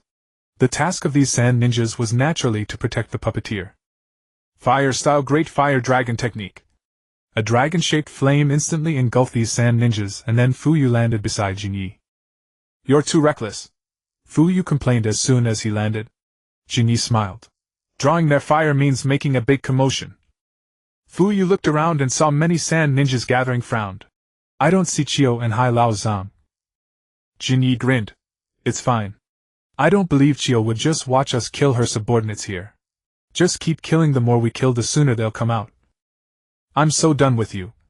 Fuyu grumbled and began forming hand seals. Fire-style Great Fire Annihilation. A violent flame instantly engulfed several puppeteers along with their puppets, reducing them to ashes. Fire-style Flame Meteor. Jinyi extended his finger and frantically sprayed at the sand ninjas. He was growing more and more fond of the Flame Meteor technique. It was easy to learn, low in chakra consumption, and could be used for both pinpoint shots and area coverage. Except for its slightly weaker power, it could be considered almost all-purpose. Although its power was small thanks to Jinyi's chakra quality and fire-style nature transformation, any sand ninja hit by Flame Meteor would be doomed even if they didn't die immediately. The usual manifestation of Flame Meteor was a fireball the size of a soccer ball, but Jinyi compressed it to the size of a juju pit. This made the chakra of the technique extremely unstable, causing an explosion upon impact. After a burst of spraying, he dodged a few sand ninjas who had closed in with quick sidesteps. Lightning-style Shadow Clone. Several shadow clones appeared before Jinyi and charged straight into the crowd. The next second, lightning burst forth, claiming the lives of the sand ninjas it struck. Don't be too arrogant, you leaf brat. Just as Jinyi was about to continue his indiscriminate slaughter, Chiyo finally appeared, stopping him in his tracks. White's secret technique, the Ten Shikumatsu Collection. It was a masterpiece passed down from the puppet master ancestor Manzaman, renowned for its ability to fight 1,000 enemies alone. It could be said that Chiyo's skill was on a completely different level from the puppeteers encountered before. Beside Chiyo, Hai Lao Zhang stood ready. Daring to attack with just 2 people, how arrogant! Chiyo said with a dark expression. Jinyi smiled. When did you get the illusion that we came with only 2 people? What? Fire-style Great Fireball Technique. After Chiyo and Hai Lao Zhang appeared, Fuyu signaled to the ambushing Yao Wei and Ba Dai. They led other clan members out and charged into the sand-hidden camp. Kill. Let these stinking outsiders see the might of the Uchiha. They only have a few hundred people, the advantage is ours. Make the Uchiha great again. Hearing Lu Hua and Guan Yan charging and shouting nonsense, Jinyi covered his face. What exactly did Lu Hua learn from following you? Fuyu was full of black lines. Although Fuyu complained, he had to admit. The ambush squad had only 6 people, but with Liu was howling they managed to project the momentum of over 600. For a moment the sand ninjas' morale collapsed, and they began to flee in panic. "Don't think you'll succeed." Seeing this, Chiyo manipulated her puppets to stop the ambush squad. 3 puppets guided by the movement of Chiyo's fingers attacked the ambush squad. Lightning-style lightning beast pursuit Fang. Red lightning coiled around Shin'ya's hand, instantly extending and taking the form of a tiger charging toward the 3 puppets. Roar! A tiger's roar shook the entire valley as if it trembled. After forcing back the 3 puppets, the lightning tiger leaped to Shin'ya's side. Puppetry. Coincidentally, I know a bit too, Shin'ya said with a smile. Lightning-style lightning beast pursuit Fang was developed by adding shape transformation to lightning-style red imperial lightning, and could be remotely controlled in the form of a tiger. The advantages were obvious. The lightning beast moved at Shin'ya's will, and in some ways it was even more flexible than puppetry. However, it required extremely high chakra control and was very draining. Of course, this was only for ordinary ninjas. If others consumed 10 units of chakra using this technique, Shin'ya's consumption was only 1. His chakra control and chakra quality were beyond what ordinary ninjas could match. Therefore, this technique was developed entirely based on Shin'ya's own conditions. Others would try it and fail miserably. TCH. Chiyo's expression was extremely grim. She never expected that this Uchiha brat in front of her would cause her such trouble. Glancing at Hai Lao Zhang's side, Fu Yu was also confronting him. Shin'ya's left hand also coiled with lightning, forming another lightning tiger. The 2 tigers flanked Shin'ya like guardians. "Come on, let's see whose puppetry is better." Shin'ya's smile was full of mischief. Chiyo felt very pessimistic. Shin'ya's fighting style completely countered her own. If it were a regular ninja, she wouldn't even need to use the 10 shikamatsu. But Shin'ya started with large-scale ninjutsu, needing neither close combat nor to engage with puppets. He could cause trouble with just a casual toss. Looking at the confident Shin'ya, a hint of jealousy rose in Chiyo's heart. Damn it, why is Leaf so blessed? First there was White Fan in the sand, and now Shin'ya pops up. Sharing the same thoughts as Chiyo was her brother Hai Lao Zhang. The sand-hidden village was too lacking in talent. Not to mention top-tier combat power, even mid and low-level combat power was scarce. Sand-hidden's current strength could only bully small countries, and those small countries couldn't have strong leaders like Hanzo. Not to mention, compared to the 3 powerful major villages, Leaf, Cloud and Rock, it was even inferior to Mist. Although the 3rd Mizukage started the Blood Mist village, plunging Mist into internal strife, they still had a rich foundation with many bloodline clans. Although top-tier combat power was scarce, their mid and low-level combat power was comparable to Leaf's. What truly set Leaf apart from the other 5 great ninja villages was the cluster of high-level combat power. Hiruzen Sarutobi, the Advisory Council, Sakumo Hataki, Yukichi Sarutobi, Fongyan Uchiha. Oh right, Shin'ya had now joined this list. Besides these, the Umbu hid countless former Senju members. The more she thought about it, the more envious Chiyo became. Her gaze at Shin'ya grew increasingly murderous. Since these geniuses couldn't become sand-hidden's people, they could only die. Puppet Technique 3 Treasures Absorption. 3 white malevolent ghost puppets arranged in a triangle, opening their mouths wide. The characters on the masks began to change, and a tornado started to sweep around from the center of the 3 puppets. Shin'ya felt a pulling force as if the tornado was about to suck him in. With a stomp of his foot he steadied himself, chakra adhering to his soles. Fuyua was also affected by the tornado, nearly losing his footing, but Shin'ya grabbed him and stabilized his stance. The power of this tornado was not entirely negligible to Shin'ya, but it was far inferior compared to Leobantu's once shouting. After the battle with Leobantu, though he hadn't awakened any talent, Shin'ya clearly felt a significant improvement in his reaction ability. It was like a top student who had completed university calculus going back to do high school math problems. Is this the power a puppet can unleash? Compared to Shin'ya's calmness, Fuyua was somewhat astonished. Steady yourself, Shin'ya instructed. Then, following the suction of the tornado, he charged into the eye of the wind. Trying to destroy the puppets. How naive! The sturdiness of the 10 puppets of Chikamatsu is beyond the imagination of you Konoha ninjas. Chiyo's words were cut short as she was stunned again. After Shin'ya charged into the eye of the wind, he seemed to vanish, his chakra fluctuation completely undetectable. Then the 3 puppets also lost contact with him. With the loss of control, the tornado began to subside and Shin'ya's figure reappeared. Chiyo saw that the chakra threads on the 3 puppets had been severed. Chakra threads, this is the greatest weakness of puppeteers. As long as you can sever their connection with the puppets, their strength is reduced by at least 70%. In terms of overall strength, Chiyo was by no means weak. If Shin'ya had clashed head-on with her puppets, he might not have been able to defeat her in a short time. But coincidentally, Shin'ya knew exactly where the puppeteer's weakness lay. There was no helping it. The advantage of intelligence was just that unreasonable. For Shin'ya, with his intelligence in this S2 season, he only feared Leo Bantu. As for others, even the 5 Kage, though he couldn't defeat them, they couldn't take him down quickly either. Violent wind pressure coiled around Shin'ya's blade, forming sharp wind blades. A faint blue light flickered, growing increasingly dazzling. Whistling wind blade, intent cloud breaker. He slashed out a strike that flew toward Chiyo. Seeing this, Chiyo's expression turned grave, but she was not flustered. Her fingers moved gently and the remaining puppets gathered together, forming a bizarre formation. Kinetic light shield.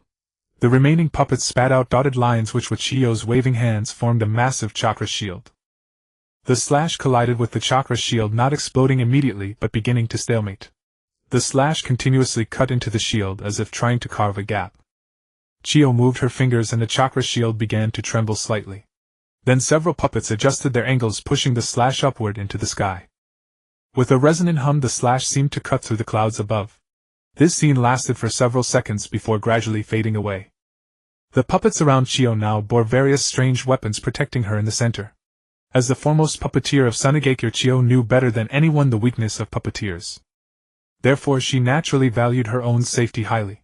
Shin'ya, however, did not choose to forcefully break through the puppet's protective circle. Instead, he intended to wear her down. Fuyua's strength was enough to hold Ebizo at bay. On the side of Yashiro and Yakumi, though they were outnumbered, the morale of Sunigakure had collapsed, with only a few Suna ninjas still fighting back. The longer the time dragged on, the more anxious Chiyo became.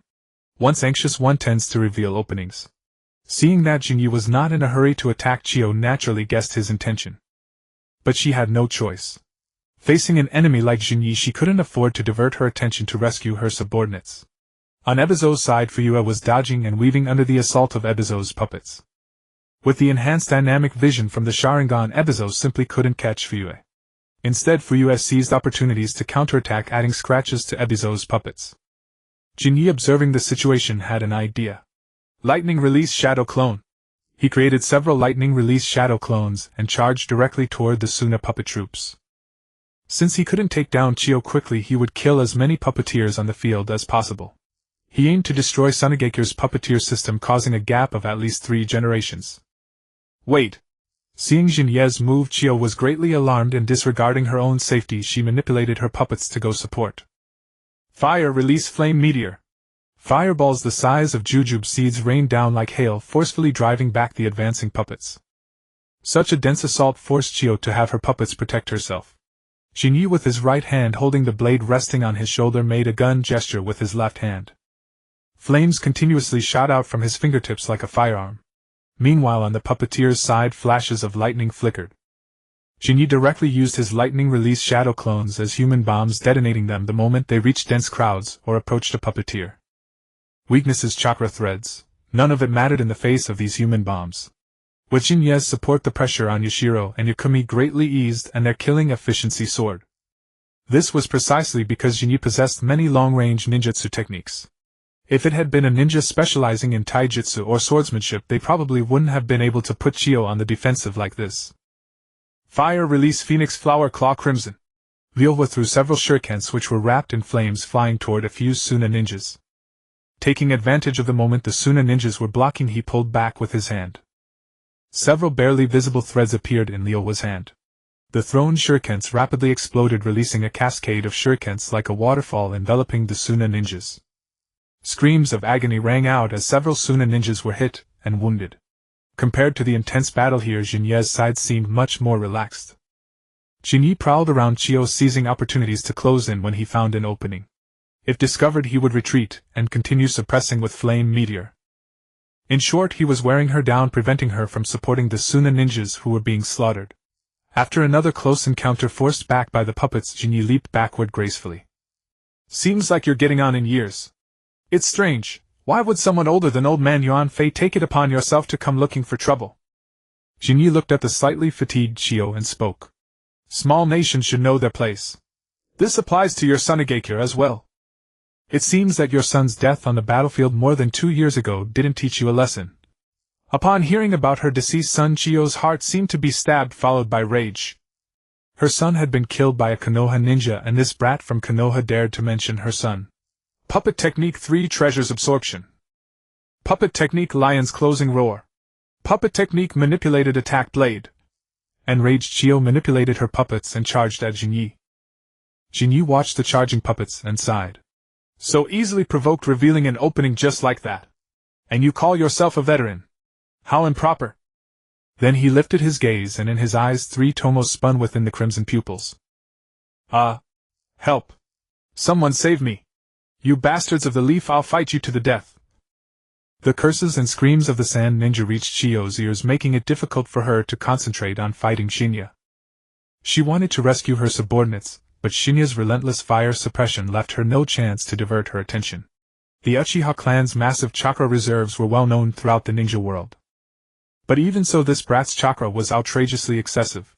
After unleashing so many large-scale jutsu, he showed no sign of fatigue and kept hurling techniques at her.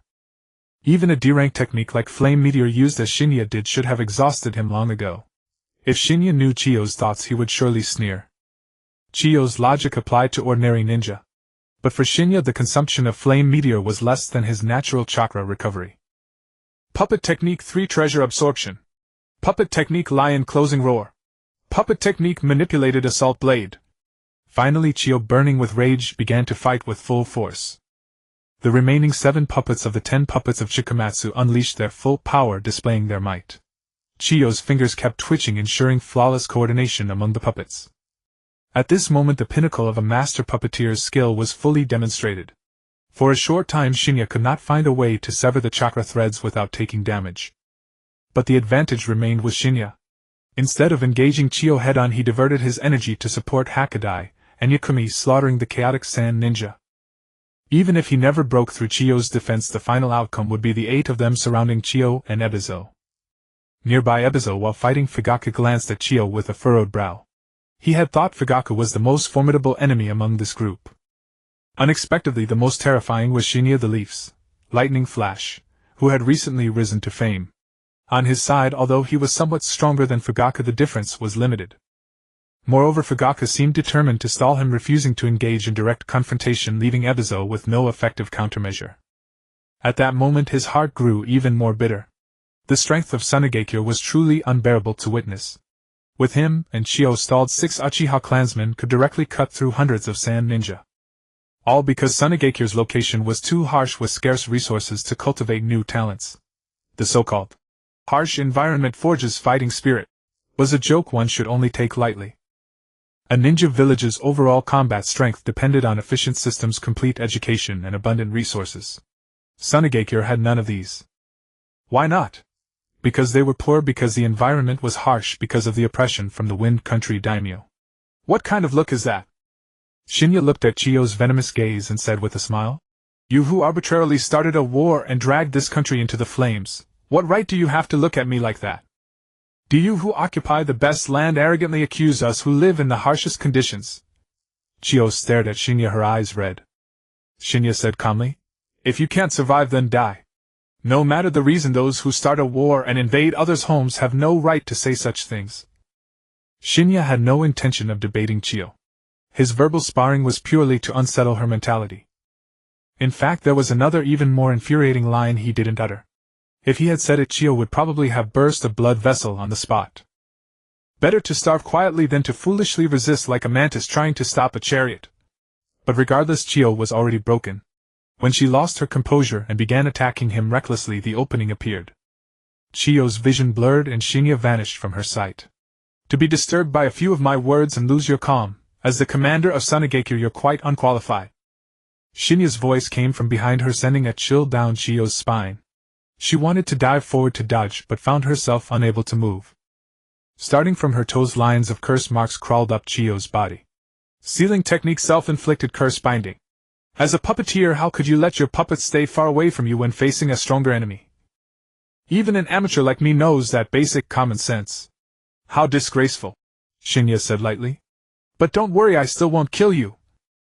It's not out of respect for you but because you're a high-ranking sand ninja and there's more valuable use for you.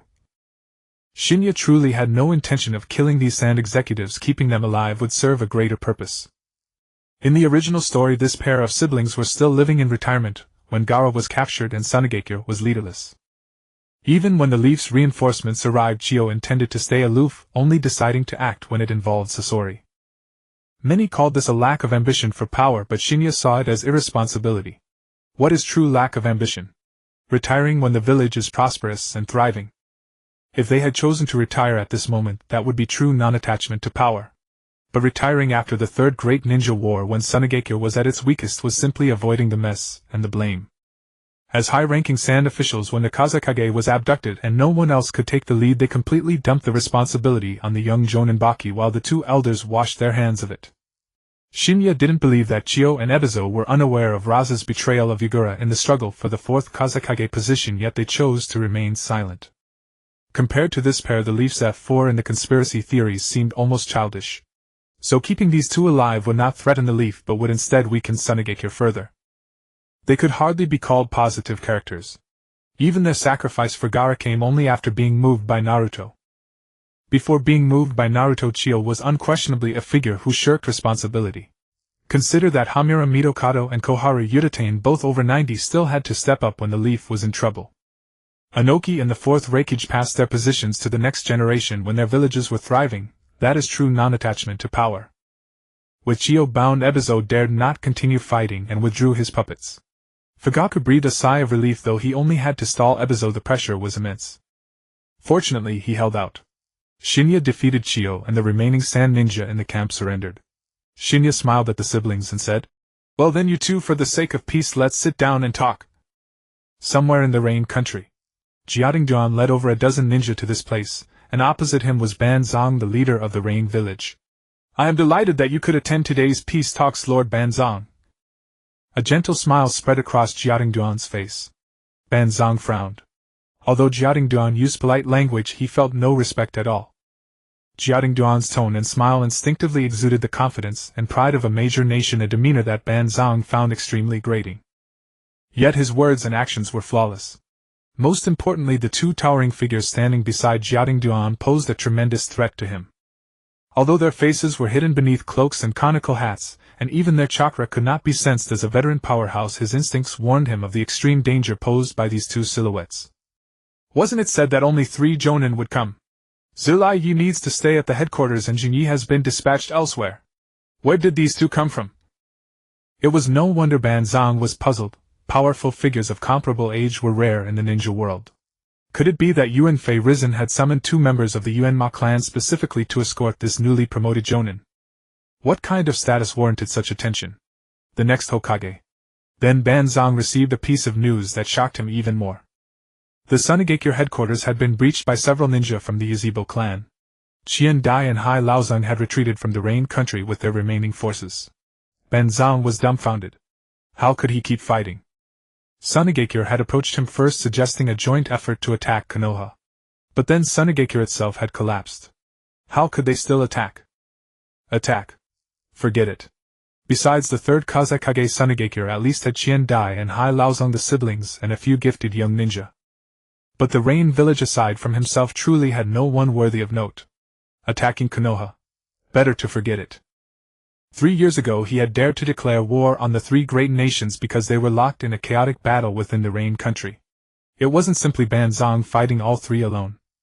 But now things were different. Yanin had withdrawn from this muddy conflict, and Konoha had just recently signed a ceasefire with Yanin. Sunagekyo had collapsed again, and Wien was currently immersed in the benevolent governance of the Third Mizukage with its ninja locked in internal conflict. It could be said that if Banzong dared to turn against Konoha now, Konoha truly had the capacity to deal with him. Thus the original plan to launch a surprise attack on Konoha's frontline forces and then charge straight into the Land of Fire was immediately extinguished in Banzang's mind. He would proceed with the original plan, formal peace talks with Konoha. Then let us begin. Under the witness of the envoy dispatched by the daimyo of the Rain Country, both sides formally signed a ceasefire treaty. The 2 ninja villages ceased hostilities. As for the peace talks between the Rain Country and the Land of Fire, that was a headache for the daimyos. Several days later in the Wind Country's Sunagekyo village, Qian Dai and Hai Laozong gazed at the rows of encoffined bodies, their hearts racked with agony. It was their stubborn insistence on colluding with the Rain Village and preparing to wage war against Konoha that had led to this outcome. Lord Kazekage, the fault lies with me, Qian Dai said through gritted teeth.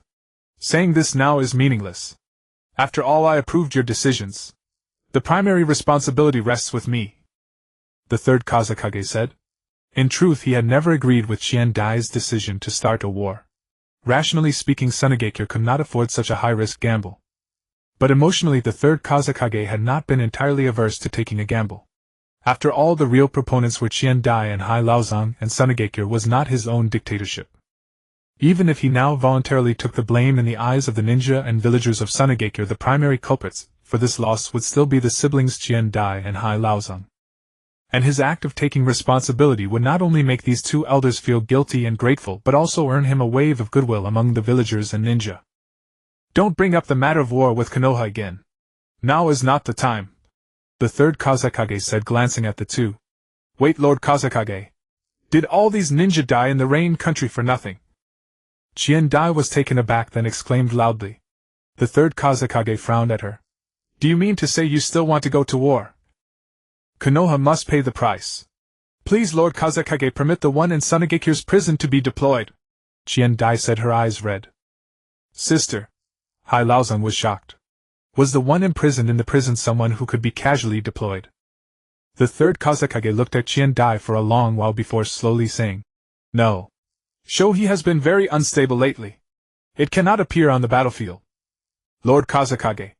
What's your position, advisor Qian Dai? The third Kazekage silenced Qian Dai with a single glare, then said, As an advisor of Sunagakure, you must consider matters from the village's standpoint. The Jinchuriki is not a tool for your personal vengeance. Do not mention deploying the monk Finfu again. Although Qian Dai and Hai Laozong were seniors from the era of the second Kazekage, the third Kazekage held little respect for them. If Sunagakure hadn't been so lacking in talented individuals, he would have long since promoted the younger generation to dilute the power of these two elders. Recently, however, he had discovered two promising young people. One possessed the talent to cultivate the magnet release secret technique just like himself. The other was a young girl who had independently developed the scorch release Kekkei Genkai. Undoubtedly both were geniuses. Unfortunately, they were too young, only 16 years old. Although they had already become jonin, they still lacked the seniority and experience to truly enter the advisory council and participate in discussions on the village's core issues. Leaving a disappointed Qian Dai behind, the third Kazekage returned to his office. Deploying the Jinchuriki on the battlefield. That old hag has truly lost her mind. The third Kazekage cursed inwardly. Since Qianshou Zhujian pacified the chaotic world, established the ninja village system, and set up the 5 great nations' coexistence, although 2 ninja world wars had already occurred, no ninja village had ever deployed the power of a Jinchuriki. The reason was simple: because you had a Jinchuriki, others had them too. If you used yours, others would use theirs. Whoever dared to send a Jinchuriki into the battlefield would be pushing the war toward complete chaos. After all, the power of tailed beasts was not equal. If Sunagakure dared to use Shohei against Konoha and Konoha was pushed to the brink, what if Xuanhua Shuihu could no longer sit still? Pitting tailed beast power against the Jinchuriki from the Xuanhua clan, the third Kazekage was not that foolish. Qian Dai, thinking of her son's death and the crushing defeat of this operation, was blinded by hatred. But the third Kazekage could not let her emotions guide him. He had to be responsible for the entire Sunagakure village. Qian Dai only needed to seek revenge, but the third Kazekage had many more considerations. Seeing the group of Uchiha with activated Sharingan that Jin'ya brought back, Kato Dan and Jiraiya were both stupefied. Had the Rain Country battlefield become a testing ground for the Uchiha to awaken their eyes? Not only had every Uchiha clan member who came to the battlefield awakened their Sharingan, but several more had reached the three-tomoe stage. Dan! It's a relief you're safe. Shin'ya let out a sigh of relief seeing Kato Dan standing before him unscathed. It seemed the curse of the story had been broken. As for the differences between Kato Dan's experience and the original story, aside from knowing Jin'ya, there was another. He had never formed a significant bond with Tsunade, and naturally he never wore that necklace of misfortune. Indeed, it was still the necklace's fault. The necklace had been left by Senju Hashirama, who was the reincarnation of Azura. In other words, those without a strong enough destiny couldn't withstand its influence. Well, that made sense. Shin'ya mused that although his intervention had caused Kato Dan to lose his wife, it had also indirectly saved his life. Listen to me, Dan, the waters of Tsunade run too deep for you to handle. Leave her to Uncle. Huh. I'm just going for negotiations. What could happen? Kato Dan looked utterly bewildered. Well, dealing with that old fool Hanzo is cause for concern. I'm quite worried too, said Jiraiya. Judging by the current situation, this war is finally coming to an end, Shin'ya said with a smile. The expressions of the group varied, but most were breathing a sigh of relief. Only a few Uchiha clan members still seemed unsatisfied. Understandably, they hadn't participated in the early all-out war, and if not for the Sand Village's provocations, they would have mostly just come for a brief experience before returning. If not for Shin'ya leading them to raid the Sand Village's headquarters, they wouldn't have even encountered a major battle. Now that the war was over, they were somewhat reluctant to leave. Shin'ya let out a long breath. The conclusion of negotiations with Hanzo marked the official end of the Second Great Ninja War. The ninja world would enjoy relative peace for nearly a decade until contradictions became irreconcilable, and war erupted again. In the Hokage's office at the Konoha administration building, the results of the frontline negotiations had already reached the rear. Sarutobi Hiruzen rubbed his forehead and let out a long sigh. The war was finally over, and fortunately Konoha's losses were not severe. Apart from the early stage when Tsunade and her squad ventured deep and encountered Hanzo, resulting in many casualties, the losses were otherwise manageable. This was one reason why Sarutobi Hiruzen's mood didn't worsen. At least the memorial stone hadn't gained too many new names. For him, the fewer names on the stone the better. Finally over. I never expected this war to drag on for 3 years, Danzo remarked with a sigh. Yes, returning to peace is a good thing, Sarutobi Hiruzen replied. Though the external war is over, Hiruzen, the battle within the village has just begun, Danzo said. Sarutobi Hiruzen frowned. A battle within the village? Danzo produced a report and said, the Uchiha clan's performance in the Rain Country was too dazzling, especially Shin'ya leading them to attack the Sand Village, which elevated the Uchiha's prestige to a new level. Sarutobi Hiruzen smiled. Isn't this perfect? Let's take this opportunity to commend the Uchiha clan, especially Shin'ya. Raising his prestige within the clan will also benefit us. Do you really trust him? Danzo asked. Sarutobi Hiruzen sighed. Danzo, it's been nearly 3 years. You should have let go of some of your doubts by now. Danzo walked to the window, gazing at the streets of Konoha, his brow furrowed. Hiruzen, we've tried trusting the Uchiha before. Have you forgotten what Lord Tobirama said about them? During this war, the Uchiha must have awakened many Sharingan. People like them, the stronger they become, the more extreme they grow. That's a bit of a sweeping generalization. At least Feng Yen and Fuyue aren't like that. Sarutobi Hiruzen waved his hand. Even if you don't trust Shin'ya, you should trust Feng Yen. He was guaranteed by Kagami to be on our side. You're always so naive. There's no trustworthy Uchiha. Danzo's tone grew heavier. Sarutobi Hiruzen laughed. Danzo, you should go and interact with the Uchiha clan properly. Though the Uchiha clan's prestige is rising, they are also getting closer to the village. Overall, it's a good thing. Besides, Lady Mito has met Shin'ya, and she has a very favorable impression of the boy. If you don't trust me, don't trust Homura, don't trust Feng Yen and Fuyue, at least you should trust Lady Mito. In truth, the reason Sarutobi Hiruzen trusted Shin'ya so much was not only due to Mitokado Homura's endorsement, and Shin'ya's seemingly normal demeanor. More importantly, the encounter between Uzumaki Mito and Shin'ya had put his mind at ease. Uzumaki Mito could sense Shin'ya's chakra, which lacked the cold, piercing, negativity-filled quality typical of ordinary Uchiha clan members. That was enough. Chakra, as a combination of spiritual and physical energy, could reflect a person's true nature to a certain extent. In the current ninja world, no one was more authoritative, in this regard, than Uzumaki Mito. Simply put, malicious chakra could not hide from Uzumaki Mito's perception. It might not reach the level of mind-reading, but it sufficed to roughly judge a person's character. If Mitokado Homura taking Shin'ya as a disciple was like a witch giving a silver bullet, then Uzumaki Mito meeting Shin'ya once and sensing his chakra was akin to a prophet giving a gold seal of approval. Humph. Danzo was momentarily speechless, but clearly still believed his concerns were justified. All right, enough of that. Let's think about how to handle the 3 children from the Rain Country that Shin'ya is bringing back. On Sarutobi Hiruzen's desk lay the files of Ihiko and the other 2. Danzo's brow furrowed. Shin'ya brought them back. Damn, why did it have to be Shin'ya again? And why was I only finding out about such a major matter now? Am I still the Hokage's advisor or not? For a moment resentment welled up in Danzo's heart. It included his old friend's excessive trust in Shin'ya, as well as the concealment from him. As one of the Hokage's advisors, he was only being told about this now. With that thought, he said somewhat petulantly, "Such outsiders should first be handed over to Root for investigation and training. Let them serve Konoha without reservation. Don't even think about it." Sarutobi Hiruzen's face darkened, directly rejecting Danzo. "Damn it, I knew you wouldn't have a good idea." According to Shin'ya, these 3 children were meant to be used to export the will of fire outward. In other words, they were to serve as a cultural identity. Since cultural identity was the goal, it was necessary to present the positive aspects. These 3 kids could form a 3-man squad. Who do you think should lead them? Sarutobi Hiruzen asked, looking at Danzo. Danzo's face flushed with anger, and he shouted, "Figure it out yourself. I don't care." Bang. With that, he slammed the door and left. Sarutobi Hiruzen shrugged as he watched Danzo storm out. Then he took out the village's jonin files and began reviewing them one by one. Who should it be?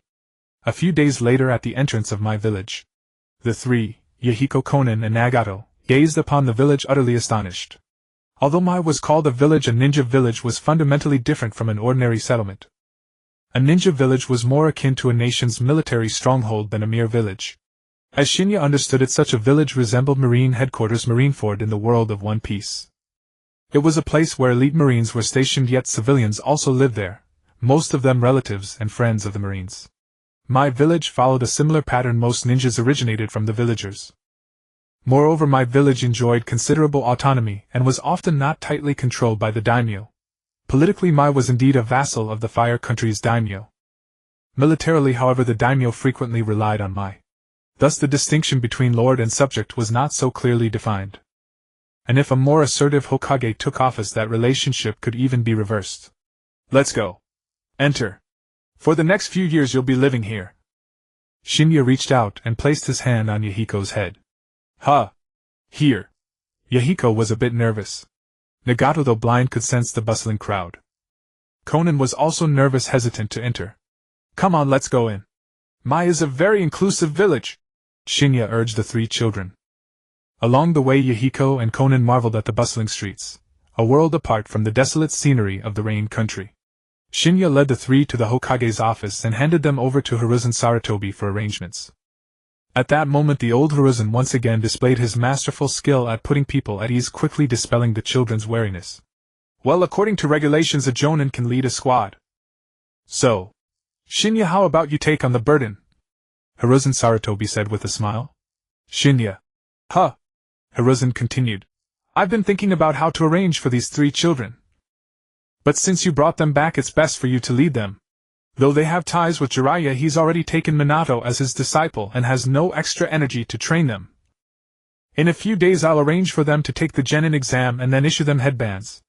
I know they already have a foundation, but we still need to go through the formalities.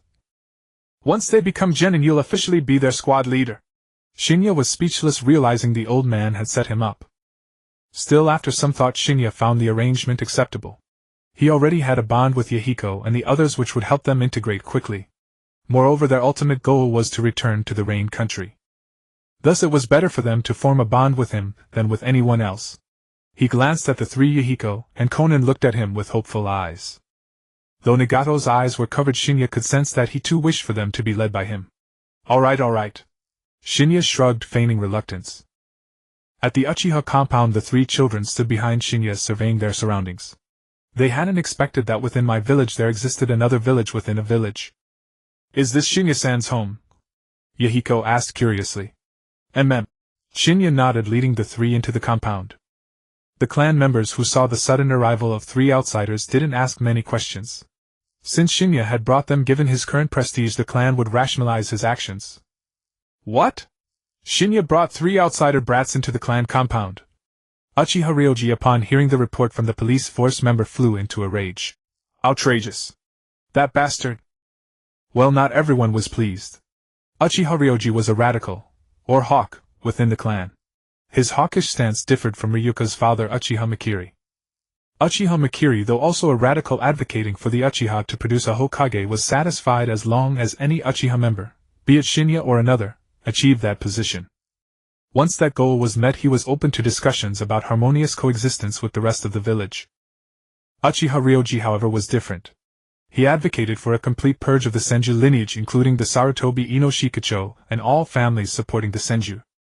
Naturally, clan members like Shin'ya who were close to the Senju faction were also on his list. To put it bluntly, Uchiha Makiri was like Jinbe while Uchiha Ryoji was like Hody Jones. But as far as Shin'ya was concerned, though Uchiha Ryoji was the captain of the police force, Shin'ya held him in no regard.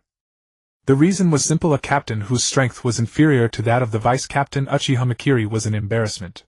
Ryoji obtained the captaincy solely because his father was the previous captain. If Ryoji kept quiet, fine. But if he dared to cause trouble, Shin'ya would be glad to find an opportunity to help Ryuka's father advance further. Dare to jump. Then kill him and let Ryuka's father take over as captain. Shin'ya temporarily settled the 3 children in his own home. Shin'ya's house had been his parents' before their sacrifice. Besides his own room, there were exactly 3 spare rooms, 1 for each child. Shin'ya-san, once we pass the ninja exam, will we go on missions with you? Yahiko asked curiously. Shin'ya nodded. That's right. So you'll be our teacher. Just a squad leader, but by convention we like to call the squad leader sensei. Then Shin'ya-sensei, please take care of us. Yahiko bowed directly. Shin'ya waved his hand. All right, no need to be so formal. Keep calling me as before. The term brother felt more intimate than teacher. But Yahiko, possessing leadership potential, was indeed adept at handling social situations. Compared to Konan's shyness and Nagato's reticence, Yahiko adapted more quickly to unfamiliar environments. Unfortunately, his combat talent was somewhat lacking. Of course, lacking was relative, only when compared to Nagato, a member of the Uzumaki clan, and Konan, who possessed the bloodline limit. Rest well these few days. Wait for the village to conduct your exam. Oh, Nagato, come with me tomorrow to meet someone. Shin'ya looked at Nagato. Nagato was startled. Me? Meet whom? Shin'ya smiled. A clansman of yours. She heard you were here and very much wants to see you. Clansman? Nagato was taken aback, and Yahiko and Konan were equally puzzled. Shin'ya said, You'll find out tomorrow. That night was the most peaceful sleep the 3 little ones had ever had. For Nagato especially, he had never felt such ease since his parents' death. The bustling streets and the flowing crowds during the daylight washed over his worldview like a dreamlike scene so unreal. In the rain country, all there was were torrential rains that never ceased for 3/4 of the year, rust-covered skyscrapers, and ferocious shinobi. The people were destitute, starving, and barely clothed. Before his parents died, his family had been relatively well off in the rain country, yet the sight of Konoha still felt surreal to him. Although he could not see, he could sense the chakra of the villagers in Konoha. It lacked the desperation of those clinging to life in the rain country, nor the beasts that had to descend into hell just to survive. The chakra of Konoha's villagers had a certain clarity untainted by the harshness of society. Shin looked at the 3 peacefully sleeping children and sighed inwardly. In the shinobi world, countless commoners endured suffering. Even compared to Shin's previous life, the lower classes in this world fared far worse. Because this world possessed the extraordinary power of chakra, it meant that those at the top wielded immense strength, and the gap between the upper and lower echelons was incredibly difficult to bridge. This gap was not one of social or political resources, but a sheer disparity in combat power. Just like the Konoha shinobi who killed Nagato's parents, did his parents have any means to resist? In his previous life, one could at least rely on adrenaline. But in this world, adrenaline could never compensate for the absolute numerical difference. The original war of the shinobi world was a conflict of ideals between Indra and Ashura. Indra believed that the six-path sage favored Ashura, so he refused to accept the chosen successor reincarnating over millennia and stirring chaos in the shinobi world. In Shin's view, the conflict between the brothers Indra and Ashura was largely the fault of the six-path sage. However, Shin did not believe the sage's fault lay in favoritism. In truth, the most important quality for a successor was not raw power, but the recognition of the majority. Ashura met that criterion. Power flows upward from the bottom. You have power only when those below acknowledge you. Without that acknowledgement, you are merely a tyrant. The problem with Uchiha Madara was precisely this. If Hashirama was alive, Madara's ideals could not be realized because Hashirama was stronger. But now, even though Madara was far from his prime, no one in the current shinobi world could match him. Except perhaps Uzumaki Mito, who could channel the Nine-Tails' power and pose a slight threat. The others were simply not worth mentioning. Yet Madara still lurked in the shadows. His immense strength did not attract a loyal following. Even later during the Fourth Shinobi World War, when Madara was resurrected and surpassed the Six Paths, he was still opposed by the entire world. This alone proves that true peace cannot be achieved through sheer power alone. Therefore, Ashura who could gain the approval of the majority was undoubtedly the most suitable successor. However, Ashura being the correct choice did not mean Indra was wrong. But the Six Paths sage set the two brothers' differing ideals against each other, indirectly leading to their enmity. This ideological opposition persisted through Hashirama and Madara and was reflected in the village system Hashirama established. In Shin's view, Hashirama and Madara were like the two poles of yin and yang, both mutually restraining and mutually generating. The key lay in how the proponents of the ideals handled it. We exist because we understand each other, we exist because we are strong. Are these two ideals truly irreconcilable opposites? No, they are not. Naruto and Sasuke proved this well. It's just that this world is still bound by the underlying culture of the old master Kishimoto. Yin-yang harmony. The doctrine of the mean. Sorry, none of that exists. What exists is black and white binary opposition. The conflicts of the shinobi world in essence stem from too many people falling into binary thinking. Everything must be divided into right and wrong. If I am right, then you must be wrong. If I am poor, then I must invade others' homes. Win-win cooperation. It doesn't exist. In his previous life, many Naruto fans fell into this trap of opposition, endlessly debating whose path was more correct, Hashirama's or Madara's, with both sides accusing the other of being wrong. Could it be that both their ideals combined are the correct one? Both are right, but neither is complete. If Hashirama were wrong, the current shinobi world would be no different from the Warring States era with constant conflict. If Madara were wrong, the shinobi world would have already achieved true peace as Hashirama envisioned. This was also Shin's vision for this world. And these three, Yahiko, Nagato and Konan, could be considered the test subjects for his ideals. To be precise, only Yahiko was the test subject. Shin's role for Nagato and Konan was to assist Yahiko in implementing his ideals. Yahiko belonged neither to the lineage of Indra nor Ashura, nor did he have any bloodline limit. He was in every sense an ordinary person. Such a person was naturally not overly influenced by the Six Paths sage's ideology. His understanding of the world came entirely from his own experiences growing up. It could be said that if Hanzo and Danzo had not colluded to destroy the Akatsuki, Yahiko's achievements might have been greater. Nagato and Konan would not have turned dark, and the Akatsuki would not have become a terrorist organization sowing chaos everywhere. However, Shin had no idea what to do about Danzo. Currently, Danzo, with his body intact, harbored hostility towards Shin but had not taken action, nor had he exhibited the extreme behavior of the later Danzo. The main problem was that Shin had no idea when Danzo would lose his arm. Without intelligence advantage, it was difficult to nip the danger in the bud. As for killing Danzo, Shin had considered it. But if he chose to kill every opponent or dissenter, he would eventually find that the list of people he deemed worthy of death grew longer and longer. Decisive slaughter has always meant showing no mercy to those who truly deserve death, not killing arbitrarily based on personal whims. The next morning, Shin brought Nagato to the Senju clan compound to meet Uzumaki Mito. Another Uzumaki? Nawaki stared at Nagato dumbfounded. Wasn't the Uzumaki clan wiped out? Another. Nagato was puzzled. He listened to Nawaki's words and sensed his chakra feeling a sense of closeness. Nawaki! Uzumaki Mito scolded. Then, looking kindly at Nagato, she said, "Child, come here." Nagato carefully walked over to her and waited quietly for her to speak. "Child, your eyes." Mito frowned as she looked at Nagato, whose eyes were wrapped in bandages. Nagato hesitated, wondering whether to tell her about Shin. "Allow me to explain, Lady Mito," Shin said. Shin'ya did not hide anything from Mito Uzumaki and told her in full detail how he had planted a transcription seal in Nagato's eyes long ago. Of course, that included the matter of the Rinnegan.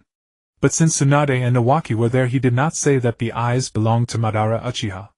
He too had his own private reasons. He knew exactly what he could say and what he could not. Even so, Mito Uzumaki could read the undertones. And then you did the right thing. Having another person's eyes in this child will always be a hidden danger. It's just that this poor child has lost his sight. Mito Uzumaki stroked Nagato's head and said, "Child, from now on you will stay by my side for a while. I will teach you the Uzumaki clan sealing arts, and the mind's eye of the Kagura." Huh. This time it was Shinya's turn to be astonished. Didn't she say last time that she didn't have the energy to teach me? How does she have the energy to teach Nagato now? Fine, Schrodinger's energy is it. The moment she met a fellow clan member she suddenly had plenty of energy. Don't sulk. My sister and I get the same treatment as you do. Nawaki sidled up to Shin'ya and whispered. Tsunade gave a quiet nod, a hint of grievance in her eyes. The corner of Shin'ya's mouth twitched. What a real grandmother indeed. But after all, the Uzumaki clan no longer existed. Now that she had finally found another clansman, it was understandable that Mito Uzumaki would be a little partial out of guilt. Anyway, she's not my grandmother, and I'm already treated the same as her real grandson and granddaughter, so I'm the one coming out ahead. Then, will I still be able to see Yahiko and Konan? Nagato did not agree at once. Although the chakra of this grandmother before him felt warm and made him want to draw close to her, he had not forgotten his companions. Yahiko and Konan. They are the other two children who came to Konoha with him. The three of them have been together since their time in the Land of Rain. Shin'ya said. Mito Uzumaki nodded, of course. When you come to learn, you'll come here. As for where you live, you can still stay at Shin'ya's home. Don't worry, I won't restrict your freedom. Then I am willing, Lady Mito, Nagato said hastily. Mito Uzumaki looked at Nagato with deep heartache. Just call me Grandma Mito. Grandma Mito, Nagato said, a little strained. Shin'ya watched this scene and began to ponder. Now, among the Uzumaki clan members who had appeared in the original story, aside from the not-yet-born Naruto, it seemed there was only Karen left. But Karen had not been born yet, and Karen's mother was probably still just a young girl. There was no way to go looking for them. The achievement of collecting Uzumaki clan members like stamps seemed rather difficult to complete. I mean, as outsiders from the Uchiha and Senju clans, shouldn't we leave the Uzumaki family to their reunion? Shin'ya said in a low voice. Harsh words, but I feel the same. Tsunade pressed her forehead. Nawaki was taken aback. Shin'ya, sis, you two are too. Let's go. There's something I need your help with. Shin'ya grabbed Nawaki by the scruff of the neck, put an arm around Tsunade, and walked out. Half an hour later at the training ground. This is the help you mentioned. Tsunade looked at Konan and Yahiko in front of her, the corner of her mouth twitching. Nawaki's forehead was also covered in black lines. He knew Shin'ya never dragged the two siblings out for anything good. Old man Hiruzen made me the Jonin instructor for their team. But since Lady Mito has chosen to teach Nagato personally, I'm only leading the two of them. In other words, I also decide how they are taught. Shin'ya said. Yahiko and Konan shrank back, looking at Shin'ya and the others with some alarm. Nawaki, I think you and Yahiko have compatible personalities. Why don't you teach Yahiko? Besides, his chakra natures are water and wind, a perfect match for you. Shin'ya said. Nawaki thought for a moment. Oh. So that means he's my underling now. Please take care of me, big brother Nawaki. Before Shin'ya could answer, Yahiko immediately shouted. Who was this person before him? He was the grandson of the first Hokage, Hashirama Senju. Who in the shinobi world did not know the first Hokage's fame? Yahiko's natural leadership was shown not only in his charisma, but also in his flexible principles. A true man can bend and bow when necessary. Besides, Nawaki was a senior, and a few years earlier in the Land of Rain he had even given them some food, so calling him big brother was hardly a loss. Then Tsunade, I'll leave Konan to you. Shin'ya looked at Tsunade. Tsunade frowned, unhappy. Honestly, if you're asking me to do something, you could at least call me big sister Tsunade. The moment she said that, a paper flower was held out in front of Tsunade. Konan used her paper release secret art to make a flower and offered it to Tsunade. Seeing this, Tsunade's pretty face reddened. This. Big sister Tsunade, this flower is for you, Konan said with a smile. Shin'ya nodded in satisfaction. Compared with Nagato, Yahiko and Konan were much better at winning people over and were far less trouble. Although he had indeed planned to groom Yahiko to test his own vision of Yahiko in the Land of Rain, Shin'ya was not the kind of person who could use people as tools without any feeling. Meanwhile, at the Hokage building. This is too reckless. 3 brats of unknown origin were taken to see Lady Mito just like that, and now Tsunade and Nawaki are caught up in it too. Hiruzen, what exactly are you trying to do? Danzo vented in the office. The reason for his anger was simple. Once again he had been the last to know about this. Last time when Shin'ya wanted to bring Yahiko and the other two back, he had been the last to know. This time when Nagato was brought to see Mito Uzumaki, he was still the last to know. Moreover, this time it was not limited to the advisory council. Looking at the silent advisory council, the innocent-faced Koki Sarutobi and Tsukumo Hatake and Gensik Senju, who was hiding on the sofa with a cigarette, Danzo was so angry he wanted to vomit blood. Tobirama-sensei looked down from heaven. They're isolating me. Sarutobi Hiruzen is the one leading the old and young of the village's high ranks to isolate me. My heart is bitter as the grass beneath a cartwheel, as bitter as coptis root in a stone crevice. Alright, calm down, Uncle Danzo. It's not like you weren't busy reorganizing root. I was afraid it would distract you, Koki, Sarutobi said with a placating smile. You little brat, don't think I don't know that Shin'ya Uchiha's little operation in the Land of Rain had your tacit approval. Danzo said angrily. He even suspected that Hiruzen Sarutobi had suddenly ordered him to reorganize root a while ago precisely to keep him from intervening in this matter. Koki Sarutobi spread his hands. Then I really must say, Sumimasen. Alright, Danzo, quiet down, Gensuk Senju said. As an elder from the first Hokage's era, Gensuk Senju had entered the ANBU, but he still had authority. As soon as he spoke, Danzo calmed down. Actually, Shin'ya told Homura about this a long time ago, and Homura compiled it into a report, and submitted it to me, Hiruzen Sarutobi said. Danzo gritted his teeth. Why didn't I know anything about it? Hiruzen Sarutobi propped his chin on his hand. Sorry, you were at the capital of the Land of Fire at the time. Homura, Lord Gensuk, and I consulted, and we all unanimously agreed. Hiruzen, you deliberately did this, didn't you? Even if one of those three brats from Amigekure has Uzumaki blood, what is worth making such a fuss over to the point of disturbing even Lady Mito? Danzo was furious. Hiruzen Sarutobi spread his hands and said, according to Shin'ya, these three children are the key to controlling the Land of Rain in the future. A brat who isn't even 14 yet comes up with such a far-fetched idea. Fine. But all you adults actually believed it. Danzo completely lost his composure. Well, giving it a try is fine, and the cost isn't high anyway, Koki Sarutobi said with a smile. Shin'ya will come over this afternoon to give a detailed report. You can listen to his ideas then too. Since they're the key to controlling the Land of Rain, I think it would be best to hand them over to our root for training, Danzo said furiously. I will raise them into the most loyal machines to make up for your failures. Everyone. In the afternoon, Shin'ya arrived at the small meeting room within the Hokage building.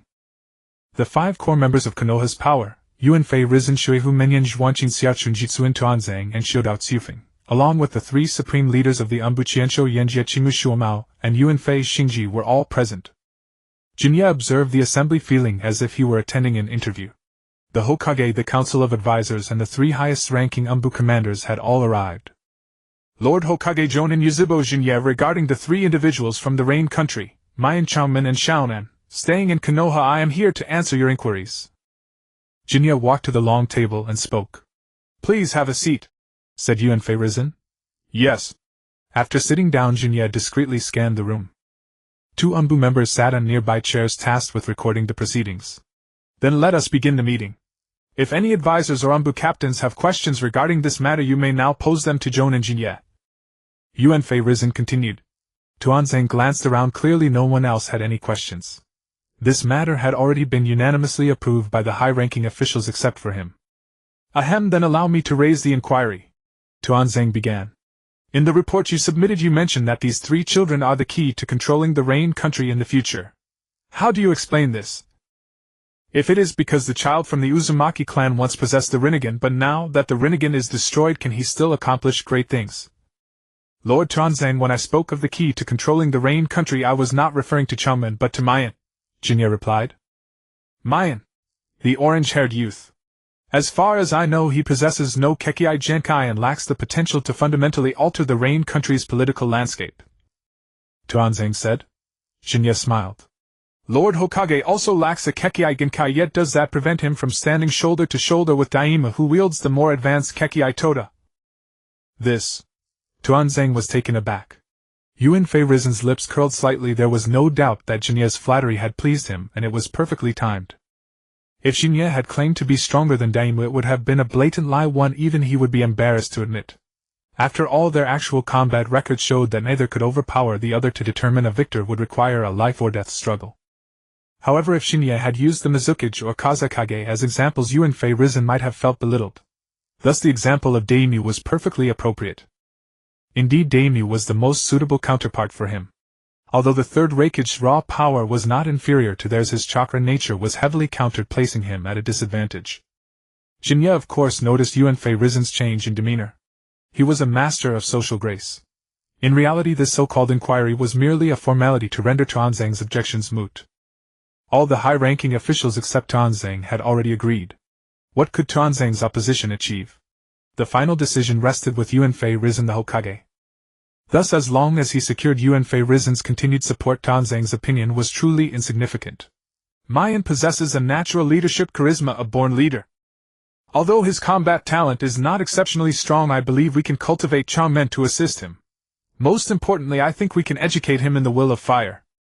Shin'ya spoke slowly. Tanzang frowned. Why? Shin'ya said.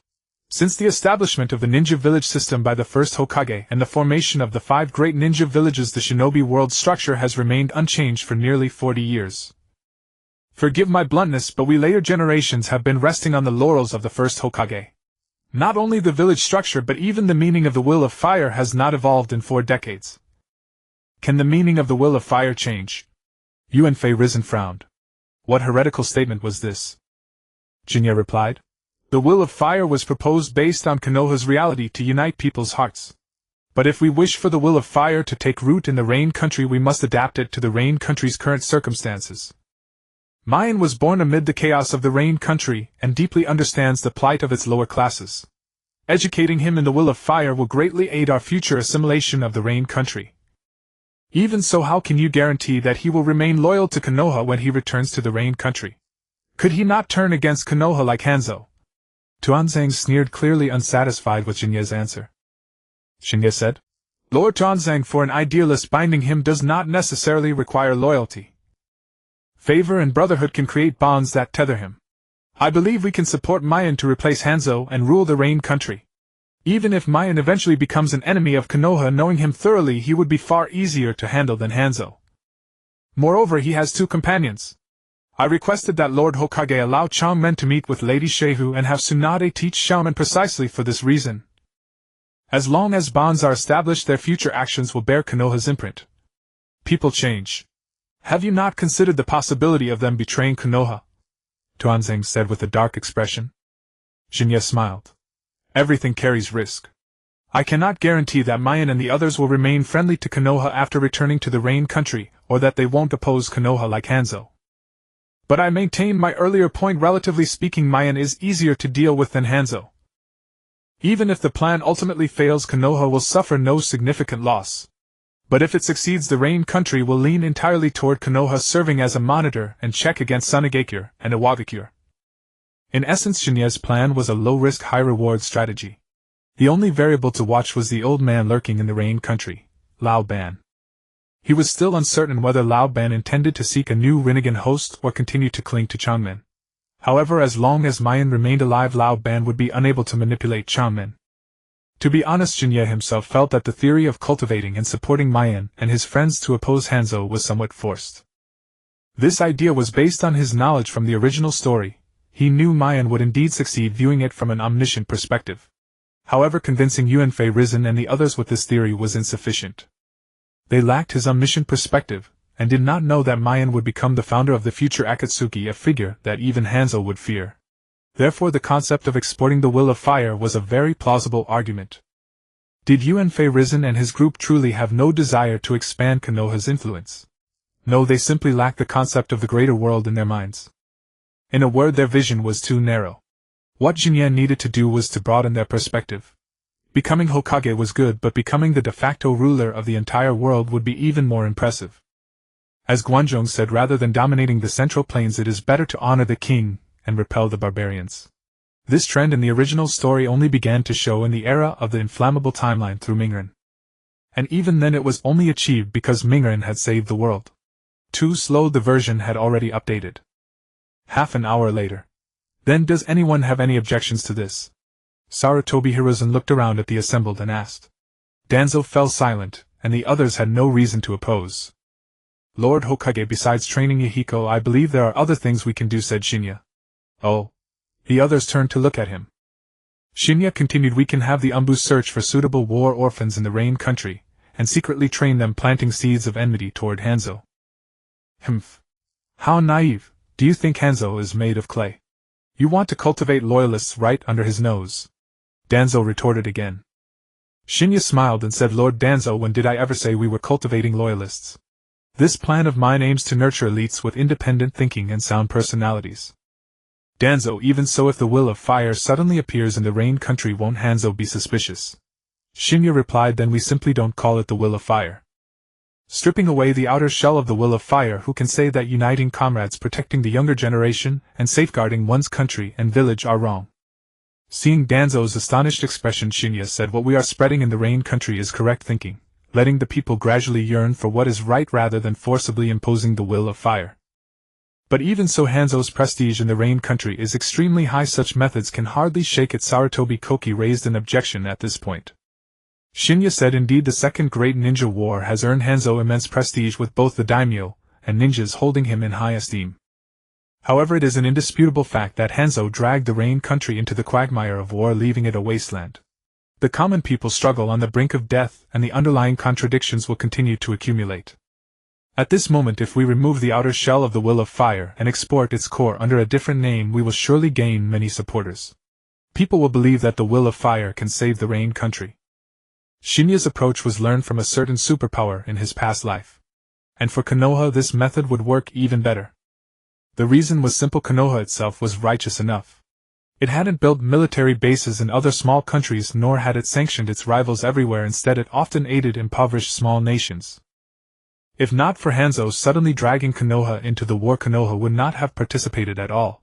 Moreover, thanks to Shin'ya's influence, the Konoha ninjas on the Rain country front had even helped many common people along the way. Thus this method would yield even better results in Konoha's hands. It could be said that this plan and the training of Yahiko and his companions were part of the same strategy. Does anyone have any objections? Sarutobi Hiruzen asked, seeing no further dissent. When no one spoke, he made the decision: this matter is settled. The training of Yahiko, Nagato, and Konan, along with the covert operations within the Rain country, will proceed simultaneously. This plan is classified as top secret. No one outside this room may know of it. This plan shall be named. He glanced at Shin'ya. Shin'ya was taken aback, then said, how about the Spark plan? Sarutobi Hiruzen nodded. This plan will be called the Spark plan. For execution, Senji Yenjia will be in charge. As for the training of those 3 children, since Shin'ya has already enlisted Tsunade and Nawaki, we will maintain the current arrangement. Yes. Senji Yenjia slightly bowed in acknowledgement. With Sarutobi Hiruzen's final decision, no one could oppose it any longer. Overall, Sarutobi Hiruzen was not a particularly assertive leader, though he had been relatively tough in the early days of his tenure. That was out of practical necessity. Now that Konoha was on the rise, there was no need for him to be so forceful. This was unlike the Cloud Village, where the third Raikage had to be stern, because without him Cloud would collapse within half a year. But even for a less assertive third Hokage, once he had set the tone for a matter, no one could oppose it. Perhaps Uzumaki Mito could have some say, but she would not casually contradict Sarutobi Hiruzen's decisions. The Hokage was the leader of a military organization, and the entire Konoha village was akin to a lightly politicized army. Therefore, Konoha had considerable autonomy in many matters. Take the Spark plan targeting the Rain country, for example. Konoha could bypass the daimyo entirely. What truly required the daimyo's approval was the initiation and cessation of a full-scale war.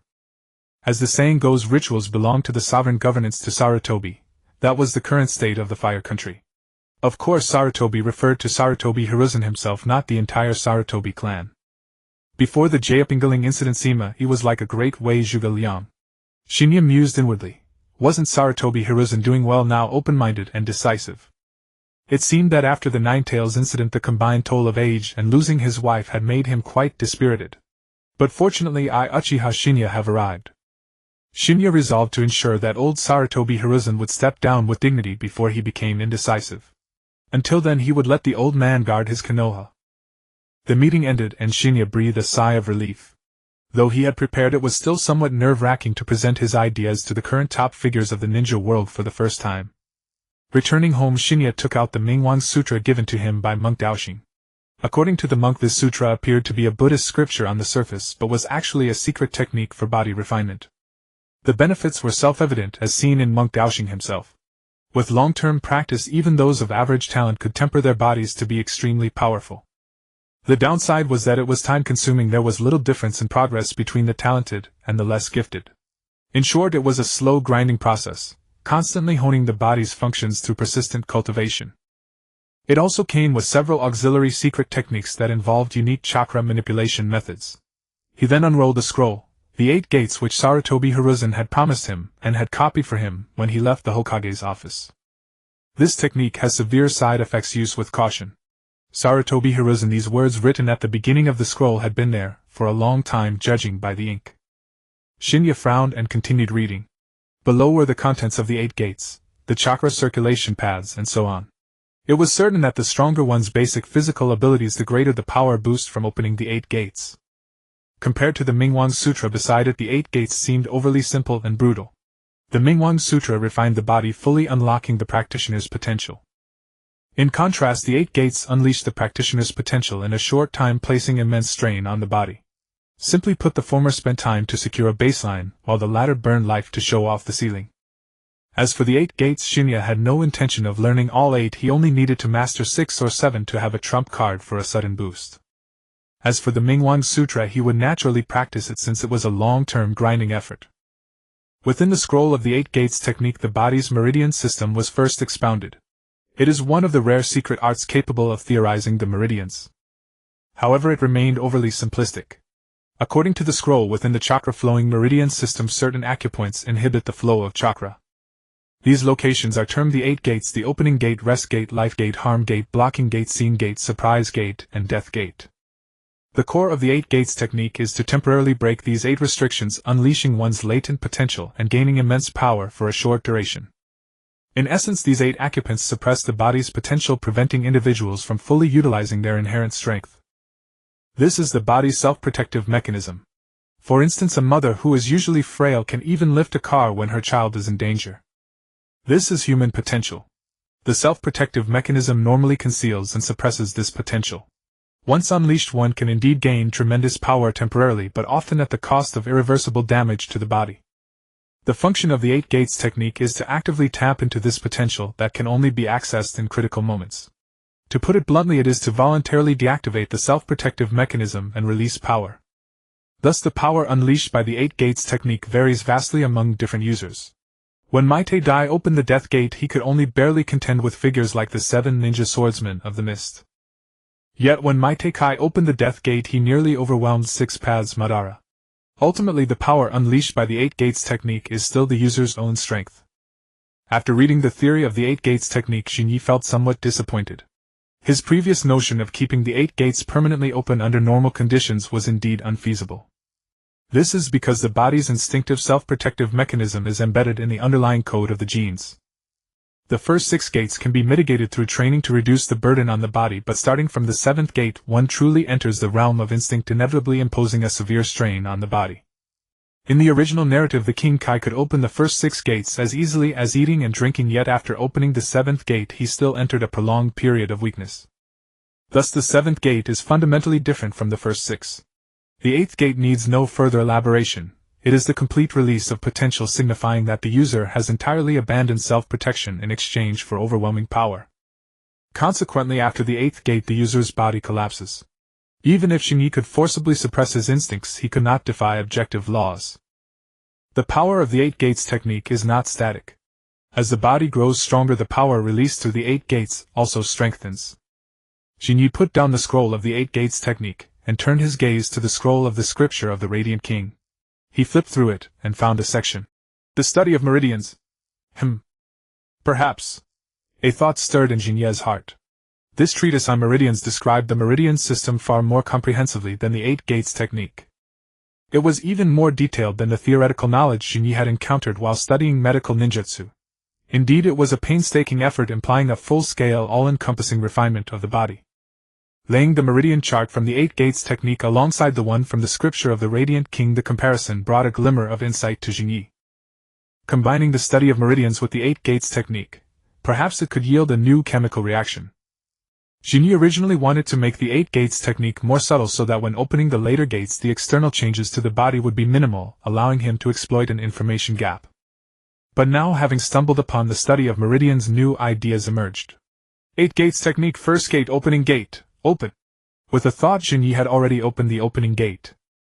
Given Shin'ya's current physical condition and chakra control, opening the first 3 gates was as effortless as a mere thought. After opening the first gate, apart from a fluctuation in his chakra that involuntarily began to spill out, there were no other major changes. The chakra had increased and become more turbulent, but it was still within Shin'ya's control. With a slight guidance, the chakra flowed back into his body. On the surface, after opening the first gate, Jinyi appeared unchanged. But he knew that the boost from this first gate was considerable. Especially when facing an opponent of the same level, abruptly opening the first gate could at least put the adversary at a significant disadvantage. Moreover, unless the opponent possessed both the Byakugan and intelligence about the 8 gates technique, it would be extremely difficult to detect that Jinyi had learned such a technique. Then Jinyi closed his eyes. Second gate, third gate, fourth gate. Open! Boom! After opening the fourth gate, Jinyi's chakra finally began to burst outward, becoming somewhat uncontrollable. The wind stirred up by the chakra rustled his clothes loudly. A few seconds later, Jinyi withdrew from the 8 gates state. Overall, he could completely control his chakra when opening the first 3 gates. From the 4th gate onward, the surge in chakra gave Jinyi a slight sense of losing control. In other words, the cost-effectiveness began to decline from the 4th gate. Although strength increased, the inability to fully control it meant sacrificing some precision and certain combat styles that Jinyi employed. For now, the best cost-effectiveness lay in opening the first 3 gates. However, even though the 4th gate brought a sense of losing control, it caused no damage to Jinyi's body, not even fatigue. Jinyi estimated that he could open up to the 6th gate without injury. I still need to find Gangsho, he thought. Matters concerning the body's meridians would require consulting Gangsho, a professional medical ninja. As for Dishiwan, not only were his research results still limited at this stage, but even later on his research focus was on flesh and cells, not an in-depth study of meridians. Meridians themselves contain a certain element of mysticism. Unlike cells, the theory of meridians is extremely difficult to master at first, but once grasped, it illuminates all paths. In contrast, cells are comparatively easier to start with but require continuous research and breakthroughs. In other words, if Dishiwan did not conduct a large number of experiments, even forbidden ones, as in the original story, he would only follow the path of Xiao Yuanfei, never becoming the resilience king he was in the original. As for Gangsho, she was the epitome of mastering a technique and making it her own. Whether it was medical ninjutsu, the Yin seal, or creation rebirth, once learned, they only required honing through practice. Unlike Dishiwan's secret arts, which demanded constant research breakthroughs and modifications. As Jinyi pondered the feasibility of combining the study of meridians with the 8 gates technique, the Fengyan clan leader came to see him. Jinyi, I still have to thank you for not telling the advisory group about Uchiha Ban. In a tavern within the Uchiha compound, the Fengyan clan leader expressed his gratitude to Jinyi. After all, I am also a member of the Uchiha clan. Revealing the matter of Uchiha Ban would bring many unnecessary troubles. I understand this, principal clan leader, rest assured. Jinyi smiled as he drank the milk in front of him. Sometimes he felt like complaining. How could ninjas in this world, who were all killers, still abide by the rule of not drinking until the age of 20? It was like a murderous mafia waiting for the traffic light to cross the street. The tavern owner, being a member of the Uchiha clan, knew that Jinyi had not yet turned 20, and refused to serve him any alcohol, not even rice wine. This frustrated Jinyi for a long time. He wondered why children couldn't drink, given that his current physical capabilities surpassed most adult ninjas. Surely he wouldn't harm his body. In the training ground of Konoha, Shin'ya and Shueimen stood facing each other, forming the seal of opposition. Around them many ninjas were watching. Among them were Meichin Liuhua Xiangyan and other clan members, as well as Mayan Changmen and Xiaonan, along with many of their close friends from the same year. Of course, there was also Xingshu, his old teammate. Go for it, Shin'ya. Smash that blonde's head and win glory for the Uchiha. Uchiha Xiangyan shouted loudly. Liuhua, with a face full of black lines, said, Shut up, you're embarrassing us. What did you say? You bastard Liuhua, do you want me to turn you into a specimen? Xiangyan was completely enraged. Liuhua smirked. Oh? You want to fight me? You overestimate yourself. I may not be able to beat Shin'ya, but I can certainly beat you. Okay. Ninja match, Uchiha Shin'ya vs. Namikaze Shueimen, begin. With a shout from Chiodao, Wenji Shueimen immediately charged at Shin'ya. Shin'ya didn't move his feet, waiting for Shueimen to come close before parrying his attacks. What's wrong? Not planning to counterattack? Namikaze Shueimen said with a smile. I'm not the same person I was a year ago. A year ago? Shin'ya chuckled. To be precise, it had been a year and a half. Shin'ya was 15 now, and Shueimen was naturally the same age. After Jiraiya returned from the battlefield, he began to teach Shueimen diligently, and Shueimen's strength improved by leaps and bounds. Therefore Shueimen challenged Shin'ya. Shin'ya's thoughts returned to the present, and seeing Shueimen's fierce onslaught, he threw a punch at Shueimen's head. Shuimen was startled and quickly covered his head with both hands. Boom! A tremendous force sent Shuimen flying backward, while airborne Shuimen threw a kunai at Shin'ya. Shin'ya tilted his head and dodged. But the next moment Shuimen's figure disappeared. Wind release gale palm. The voice sounded behind Shin'ya, and he instantly turned around and struck out with a palm. Whoosh! His palm directly struck Shuimen's hand that was releasing the gale palm, dispersing the gathered wind release chakra and turning it into a gale that swept the surroundings. Flying Thunder God. Pity if your opponent weren't me, you would have already won, Shin'ya said with a smile.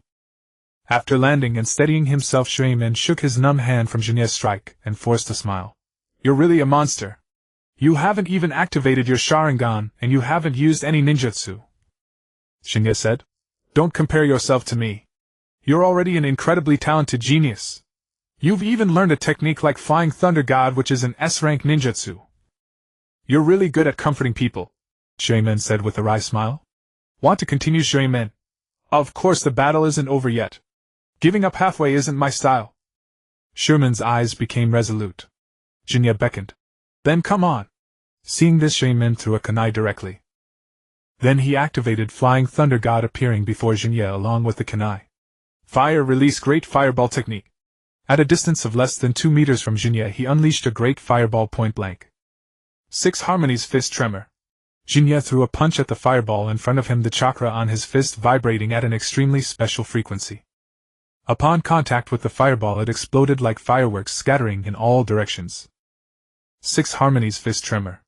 This was a taijutsu developed by Shin'ya, combining the characteristics of the 6 Harmony's fist with the principles of Tsunade's strength of 100, and his research on meridian knowledge. As for inspiration, it came from the double lightning tremor used by Kakashi in the original story. The effect was simple: output chakra at a special frequency to cancel out the opponent's ninjutsu with minimal consumption. The effect was cancellation, but visually it looked like Shin'ya had blown up Shuimen's great fireball. Shuimen was forced back half a step by the suddenly exploding fireball, and Shin'ya immediately closed in. One finger dream. Then Shin'ya extended 2 fingers in a sword gesture, and quickly tapped Shuimen several times. Instantly Shuimen felt he could no longer mobilize the chakra in his body. Acupoint blocking. Shuimen was surprised Shin'ya didn't have the Byakugan, yet he could perform acupoint blocking like the Hyuga clan. Moreover, he felt that his chakra was being stimulated and was running wild uncontrollably. This meant that not only could he not use ninjutsu, but even basic actions like tree climbing and water walking would become extremely difficult. Although this effect was not irreversible, one could forcibly mobilize chakra to break through the meridian restrictions. This was almost impossible to do in the midst of battle. This technique was also developed based on the meridian theory of the Mingwang Sutra. With Shin'ya's level of chakra control, he could perform acupoint blocking at close range, and at medium to long range he could also do it by projecting chakra externally. Want to keep fighting? Shin'ya asked with a grin, looking at Shuimen. Shuimen gave a bitter smile. I think I can't fight anymore. Then let's form the seal of reconciliation. It was the 41st year of Konoha, 1.5 years since the war ended, and Konoha had enjoyed a year and a half of peace. At least in the minds of ordinary villagers, the Second Shinobi World War from over a year ago was almost forgotten. After all, the war wasn't fought in Konoha, and Konoha's losses were not significant. Actually, among the 5 great nations, the one that suffered the most losses from the war was Sunagakure. Awagakure, after some initial entanglement, quickly chose to withdraw and not get involved in the muddy waters of the Rain Country. Actually, if Sunagakure hadn't provoked Konoha at the very end, they wouldn't have suffered such heavy losses. It was because Sunagakure conspired with the Rain Ninja to backstab Konoha, but their intelligence work was so poor that it was virtually transparent to the root. Such a big secret was actually discovered by the root. What happened next was known to all. Shin'ya led 7 clan members, 8 in total, and they slaughtered through the main forces base camp of Sunagakure, wiping out the puppet masters of Suna to the point of generational extinction. At 13 years old, he led a few clan members to annihilate Suna's signature puppet masters, leaving them without successors. This feat was certainly dazzling enough in the ninja world. Unfortunately, Shin'ya did not receive the same level of recognition from the other 4 great ninja villages, such as a rule that if you encounter Uchiha Shin'ya, you may abandon your mission without penalty. And the future Yellow Flash had already learned the Flying Thunder God technique, and would shine brilliantly on the battlefield. Master Gate put some effort. I can take it. Master Gate, didn't you eat? Kongren Village. Shin'ya stared at the report handed over by the Umbu, stunned. He had some recollection of this village. It seemed to have played a minor role in his past life. A village located in the primeval forest on the border of the Land of Fire. Yes, during the war Konrin village attempted to join the battle alongside Banzong but was casually wiped out by the border forces, Byumbu said. Shin'ya was speechless, his face darkening. What kind of joke was that? Casually wiped out. Indeed, he recalled that the village head of Konrin couldn't even defeat the rookie ninjas of Mai during Gongsho's era, let alone the ninjas at their peak now. The mid and low-level ninjas of Mai were no different from cannon fodder when facing a powerful enemy. But when confronting a force like Konrin village, the disparity became immediately apparent. Are there still people in Konrin village? Shin'ya asked. There should be some remnants hiding in the jungle, Byumbu replied. Send some people to capture as many villagers as possible. Also dispatch Ambu to enter the ruins of Konrin village and bring back some of their ninja tools, Shin'ya ordered. Although Konrin village was weak in strength, they had developed technology. The glider was quite useful for most people in the ninja world. If Mai could gain air superiority, they would truly have a decisive advantage in future wars. Yes, Byumbu acknowledged, then vanished with a body flicker technique. Shin'ya recalled the moment he had been giving orders, feeling a secret thrill. As a Jonin, he had the authority to deploy Ambu for non-war operations. Sending them to retrieve items from the abandoned jungle was well within his power. You seem quite interested in that insignificant village, Shin'ya-kun. Dashawan, having overheard Shin'ya's orders, approached curiously. Weakness is a matter of people and resources, but that doesn't mean the village has no merits. In fact, every country and every ninja village in this world has its strengths, doesn't it? Shin'ya said with a smile. Dashyuan also smiled. Except for Sha'in. Shin'ya paused for a moment, then said. Even Sha'in. This time it was Dashawan's turn to be stunned. He pondered Shin'ya's words carefully in his mind. Everyone has different talents, but no matter who they are, their physical bodies have limits. However high that limit may be, it still exists. Shin'ya looked at Dashyuan and said, Dashawan, do you know what distinguishes humans from other animals? Dashawan. Of course, wisdom. Then how is wisdom manifested? Shin'ya continued. Dashyuan frowned. What do you mean? Shin'ya said. Human wisdom is embodied in the creation and use of tools. Konrin village has almost no ninjutsu heritage, and its ninjas are extremely weak. To compensate for this gap, they chose to develop technology. I've heard that Konrin village has a ninja tool that can carry a person into the sky. If we can bring back some, we might be able to research them. Dashawan's heart skipped a beat. Are you thinking of using it in war? Shin'ya smiled. That's the idea. Seeing how much you support Master Yuanfei, I thought you were a pacifist like him. I underestimated you, Shin'ya-kun. Dashyuan said. Shin'ya shook his head. No, I am indeed a pacifist. True peace is built upon formidable strength. If the ninja world is ever to achieve peace, it will be under the leadership of Mai. Therefore I will try any means that can strengthen Mai. As he spoke, he noticed a gleam in Dashawan's eyes and quickly added. Of course, provided there are no adverse consequences. Your human experiments have too many side effects, and since they involve humans, the third Huiying will soon put an end to them. Dashyuan was startled. But if you become Huiying? Even if I become Huiying, I won't allow you to conduct human experiments, so you'd better give up that idea. Shin'ya said bluntly, laying his cards on the table. The purpose of science is to serve humanity. Therefore, developing science cannot come at the cost of harming others. To be honest, even if the third Huiying doesn't plan to stop the experiments, I will advise him to do so. Dashyuan heard this and felt disappointed. He had thought Shin'ya was quite compatible with him, but unexpectedly Shin'ya not only didn't support his experiments, but was even opposed to them. But don't be pessimistic. The path of science doesn't only involve human bodies. For example, those ninja tools from Konrin village. Are you interested in changing your research subject? Shin'ya said. Dashyuan sneered. What value is there in studying a pile of scrap metal? Shin'ya smiled. That's why I said don't be so pessimistic. Have you heard of mechanical ascension? Mechanical ascension? Dashyuan was taken aback. Shin'ya said. Exactly.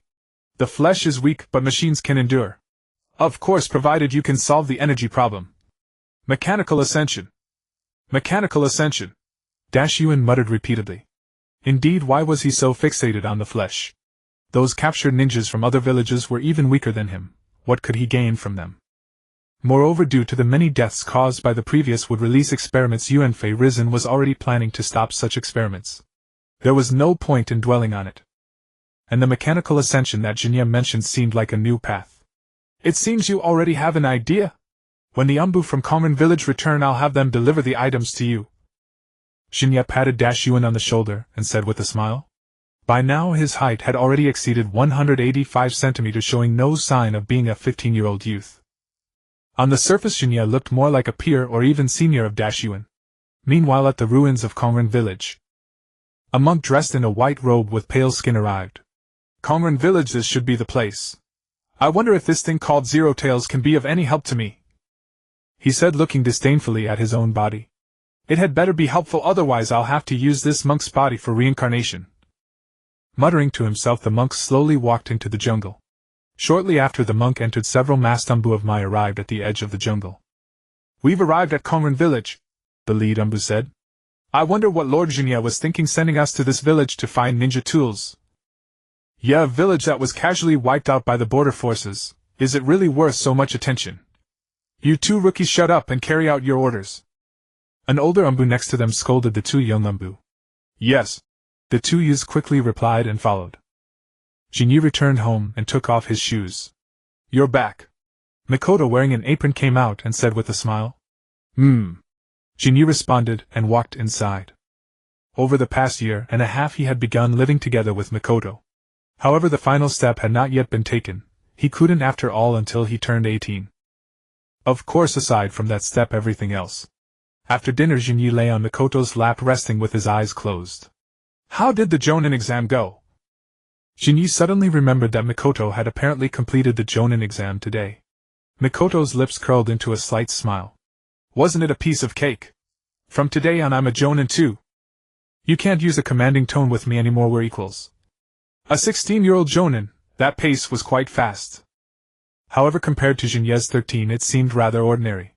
Moreover, there were differences among Jonin as well. Shin'ya's record at 13 would be broken in a few years by that little brat from the Hokage Tsukumo family. At 12 he became the youngest Jonin in history. But Shin'ya didn't care, such titles were merely icing on the cake with little practical use. After all, if things followed the original plot, Kakashi's brilliant achievements would end there. Then Kenji gave him a Sharingan, and from then on he began his days of chakra deficiency. Was Kakashi really lacking in chakra? Of course not. Without the Sharingan, Kakashi could use lightning release as freely as play and one dog head wall.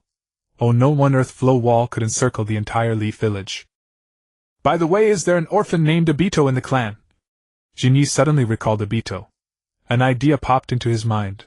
The abilities of the Mangekyo Sharingan to some extent reflected the true heart of its owner. Just like Obito's dual kamui, which represented his disappointment with the real world and his longing to reverse it. Itachi's Tsukuyomi symbolized his escape from reality, while Amaterasu represented his twisted obsession with peace and extreme way of doing things. Shursui's Tsukodo Amatsukami represented his inner conflict over resolving the issues between the clan and the village, a conflict so deep that he had to resort to such extreme measures. And Sasuke's left eye held Amaterasu, his right eye Kagetsuchi. Amaterasu represented his love for Itachi, while Kagetsuchi represented his desire to break free from Itachi's control even as he loved him. The abilities of the Uchiha's Mangekyo Sharingan were either a reflection of the owner's innermost heart, or the most urgent need of the owner under the current circumstances. In other words, if he changed Obito's tragedy, then his abilities might no longer be dual kamui. Of course, these were all just Shin'ya's conjectures. To confirm them, further verification was needed. Currently, the only Uchiha clan member who had revealed Mangekyo abilities seemed to be the one Obito himself could contact. After all, the other three were nowhere to be seen yet. Especially Itachi and Sasuke, since he himself had stolen Fuyue's wife, they were naturally even more distant. There is such a person quite famous in the clan and the village, a very warm-hearted child. What's up? Mitokado said. Shin'ya replied. Nothing, just very interested in him. To be honest, before Obito's fall you couldn't see any trace of the Uchiha clan's nature in him. You might mistake him for a descendant of the Senju clan. But his later fall proved that he was indeed a member of the Uchiha. The degree of his darkness was so deep that no other clan could match it. Kushina sent a letter today. Mitokado took out an envelope. Shin'ya was startled. What did it say? I didn't read it, you see for yourself. Mikoto's voice remained gentle. Jinyi tore open the envelope, read the contents, and fell silent. His expression turned solemn, and soon after an Anbu arrived. "You're here to notify me about this, aren't you?" "I already know," Jinyi said.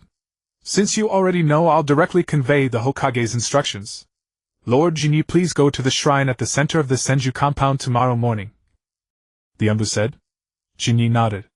"Understood. Then I take my leave." With that, the Anbu vanished in a flicker. Jinyi entered the house again, and found it hard to sleep. Mito Uzumaki was nearing her end. Although he had mentally prepared, Jinyi still felt a sense of unreality. After all, a year and a half ago Jinyi had seen Mito Uzumaki in fairly good health. Now suddenly hearing that she was failing, Jinyi still hadn't fully processed it. The replacement of a Jinchuriki was a major event. After a while, Fugaku Uchiha came looking for him. "Jinyi, I heard that Lady Mito is on the verge of death," Fugaku said. Jinyi frowned. "Who told you?" Fugaku sighed. "Father told me he learned it from Elder Ryosuke's report." Elder Ryosuke, along with a group of clansmen, is inciting Father to seize the opportunity to control the new Jinchuriki. The replacement of a Jinchuriki should be top secret. Our Uchiha clan should be the primary target for surveillance. Who would tell us? And it was leaked to the radical faction's Uchiha Ryosuke. Danzo. Jinyi pondered for a moment, and thought of Danzo. Could it be that Danzo wanted to use this opportunity to incite the Uchiha into causing trouble, giving him a reason to advise Hiruzen Sarutobi to suppress the Uchiha? Hachi Danzo, has he finally started to exert his influence? Before this, Danzo hadn't done anything to him. Jinyi thought that although Danzo held hostility toward him, it hadn't reached the point of scheming. And indeed, over the years Danzo had not plotted against him, or the Uchiha. What is clan leader Fingen's stance? Jinyi asked. Fugaku said. Father, of course, is unwilling, but Ryosuke has coerced too many clansmen and Father can barely hold the line. Honestly, I'll go over there. Jinyi sighed. He hadn't expected the internal strife script to start so soon. But fortunately, he now had the power to overturn the script directly. Mikoto, I'm stepping out for a bit. Jinyi called out to Mikoto inside the house, then followed Fugaku to his home, arriving at Fugaku's residence. At that moment, Uchiha Ryosuke was leading a large group of clansmen surrounding Fugaku's house with a somewhat coercive posture. Why did this scene feel familiar? It seemed like in the original story several clansmen had blocked Fugaku's door and directly accused Itachi of being a murderer right in front of him, the same scene. But back then it was just a few young clansmen acting on their own. Now it was an elder leading radical clansman to pressure the clan leader. Father and son Fengyan and Fugaku were indeed pitiful. Being clan leaders didn't save them from the fate of being besieged by their own people. Clan leader, now is the perfect opportunity for our Uchiha clan to rise. Make a move! Yes, clan leader, while Hiruzen Sarutobi and the advisory council are at Mito's side, let's strike. We ambush near the Senju compound, and when the sealing is over we suddenly attack, seize the new Jinchuriki and control her for our use. Clan leader, this is the Uchiha's best chance. Do you want the Uchiha to be subordinates of others forever? Fengyan sat in his seat looking at the clansmen surrounding him and sighed helplessly. Uchiha Ryosuke looked at Fengyan with a dark expression. Uchiha Fengyan, you actually disregard the interests of the clan. You are truly unworthy to be the clan leader. As he spoke, he activated his three-tomoe Sharingan. The clansmen behind him also activated their Sharingan, all two-tomoe, a total of over 20 people. Uchiha Fengyan looked at the crowd and sighed. Everyone, this matter. Boom. Before he could finish, a powerful surge of chakra mixed with killing intent filled the entire room, making the temperature seem to drop by several degrees. Uchiha Ryosuke felt locked onto by a killing intent and could not move at all. Jinyi walked slowly into the room, his face indifferent, as he looked at the clansmen before him. A bunch of fools used by others and you don't even realize it. All of you get back to your own homes. I'm not like clan leader Fengyan, who is too gentle to bring himself to harm you. Shin'ya. Uchiha Lianjia broke out in cold sweat, turning his head with difficulty. The moment Shin'ya appeared, the once aggressive clan members fell into utter silence. A mob, nothing more. That was why Shin'ya said no one understood the Uchiha better than he did. For clan leader Fengyan, subduing insignificant troublemakers like Uchiha Lianjia was a trivial task. The reason he had been so hesitant was that he knew the Uchiha were prone to extremes. He feared that pressing the radical faction too hard would provoke them into reckless actions. But Shin'ya knew that most Uchiha members simply hadn't been humbled by the harsh realities of society. His approach toward the Hokage faction was the same. He had to demonstrate both loyalty to the village and his own value as a political asset. For the Uchiha clan, he had to make them believe he could truly restore their greatness, but when some members acted foolishly, they also needed to taste the iron fist of the will of fire. Thus, compared to clan leader Fengyan, most clan members felt affection without reverence. Toward Shin'ya, however, they felt both affection and awe. You let yourself be used as a pawn without even realizing it, thinking you'd found a golden opportunity. Uchiha Liangjie, what can I say about you? Shin'ya's chakra continued to press down on Uchiha Liangjie. You even dared to rally the clan to surround the clan leader's home. You truly overestimate yourself. Bang. Uchiha Liangjie was forced to his knees, then prostrate on the ground. He tried to struggle up, but his limbs felt as heavy as lead, completely immobile. Answer me, Uchiha Liangjie. Who told you about the Jinchuriki replacement? That information should have been beyond your clearance. Shin'ya looked down at the prostrate Uchiha Liangjie and asked. What's wrong? I didn't hear your answer, Uchiha Liangjie. Boom. Pfft. Uchiha Liangjie instantly spat out a mouthful of blood and fell unconscious. Shin'ya then withdrew his pressure, and no one in the room dared to make a sound. Clan leader Fengyan and Fuyue were stunned, never expecting Shin'ya to be so forceful. When he had been surrounded by the clan, Fengyan didn't dare go too far, only shouting to his son, "Go fetch Buddha Shin'ya quickly!" Both father and son thought Shin'ya would reason with them, but instead he overpowered Uchiha Liangjie with chakra pressure until he coughed blood. Shin'ya swept his gaze across the gathered clan members. No one is to speak of what happened today. If anyone dares to leak it, I'll gouge out their eyes. Understood. The crowd exchanged uneasy glances, unwilling to agree but too afraid to refuse. Shin'ya kicked Uchiha Liangjie out of the house. Get lost. The clan members, relieved, carried Uchiha Liangjie away and scattered like birds. Honestly, Shin'ya, you were too impulsive, clan leader Fengyan said, wiping his brow. Shin'ya smiled. Clan leader, it seems you still don't fully understand your own people. Fengyan chuckled and shook his head. He was from the same era as Hiruzen Sarutobi, even a few years older. Growing old had made him indecisive. I think the police force captain should be replaced, Shin'ya said. Clan leader Fengyan nodded. Yes, it's time for a change. Who do you think is up to the task? How about Elder Uchiha Junli Liuhua's father? Shin'ya thought for a moment, deciding to give his good friend's father a chance. Though Uchiha Junli had once been a radical, he was different from the likes of Uchiha Liangjie. As the teacher said, we must identify who our friends are and who our enemies are. We should make enemies few and friends many. The savages of the ninja world hadn't even achieved a family-ruled dynasty, let alone grasp the teacher's theories. Shin'ya's expectation for the ninja world was at least to usher it into an advanced era of absolute monarchy under his own hand. Indeed, absolute monarchy was already a progressive theory for this world. Junli is indeed capable. Let's do as you suggest, Fengyan said. Since the matter is settled, I'll take my leave. Shin'ya gave a slight bow and left Fengyan's home. The succession of the Jinchuriki was a major event. Hiruzen Sarutobi took it very seriously, summoning everyone with passable sealing skills. When Shin'ya arrived, he saw not only the Konoha F5 but also himself, Qianshou Yanjie, and Yuanfei Shinji. Lady Shehu. Hiruzen Sarutobi looked at Uzumaki Shehu, who sat in the center of the sealing array, his eyes reddening. Don't grieve, Hiruzen. We all knew this day would come, said Uzumaki Shehu. Yes, I know. Hiruzen lowered his head. After his parents died, he was raised by Hashirama Senju, and Uzumaki Shehu had taken care of him as well. Almost all the sealing techniques he knew were taught by her.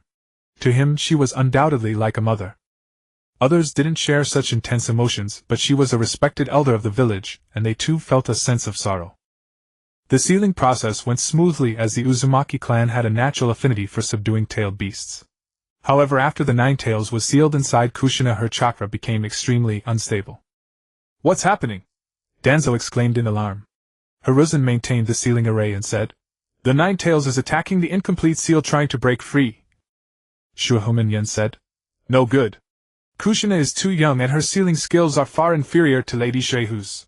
An ordinary 4-symbol seal can't contain the 9 tails. Then what? Should we add a 5-element seal on top of the 4 symbols? Asked Xuanqin Xiaochen. No, the 5-element seal would disrupt the 4-symbol seal, causing Kushina's chakra to run wild. Shuhominyan frowned.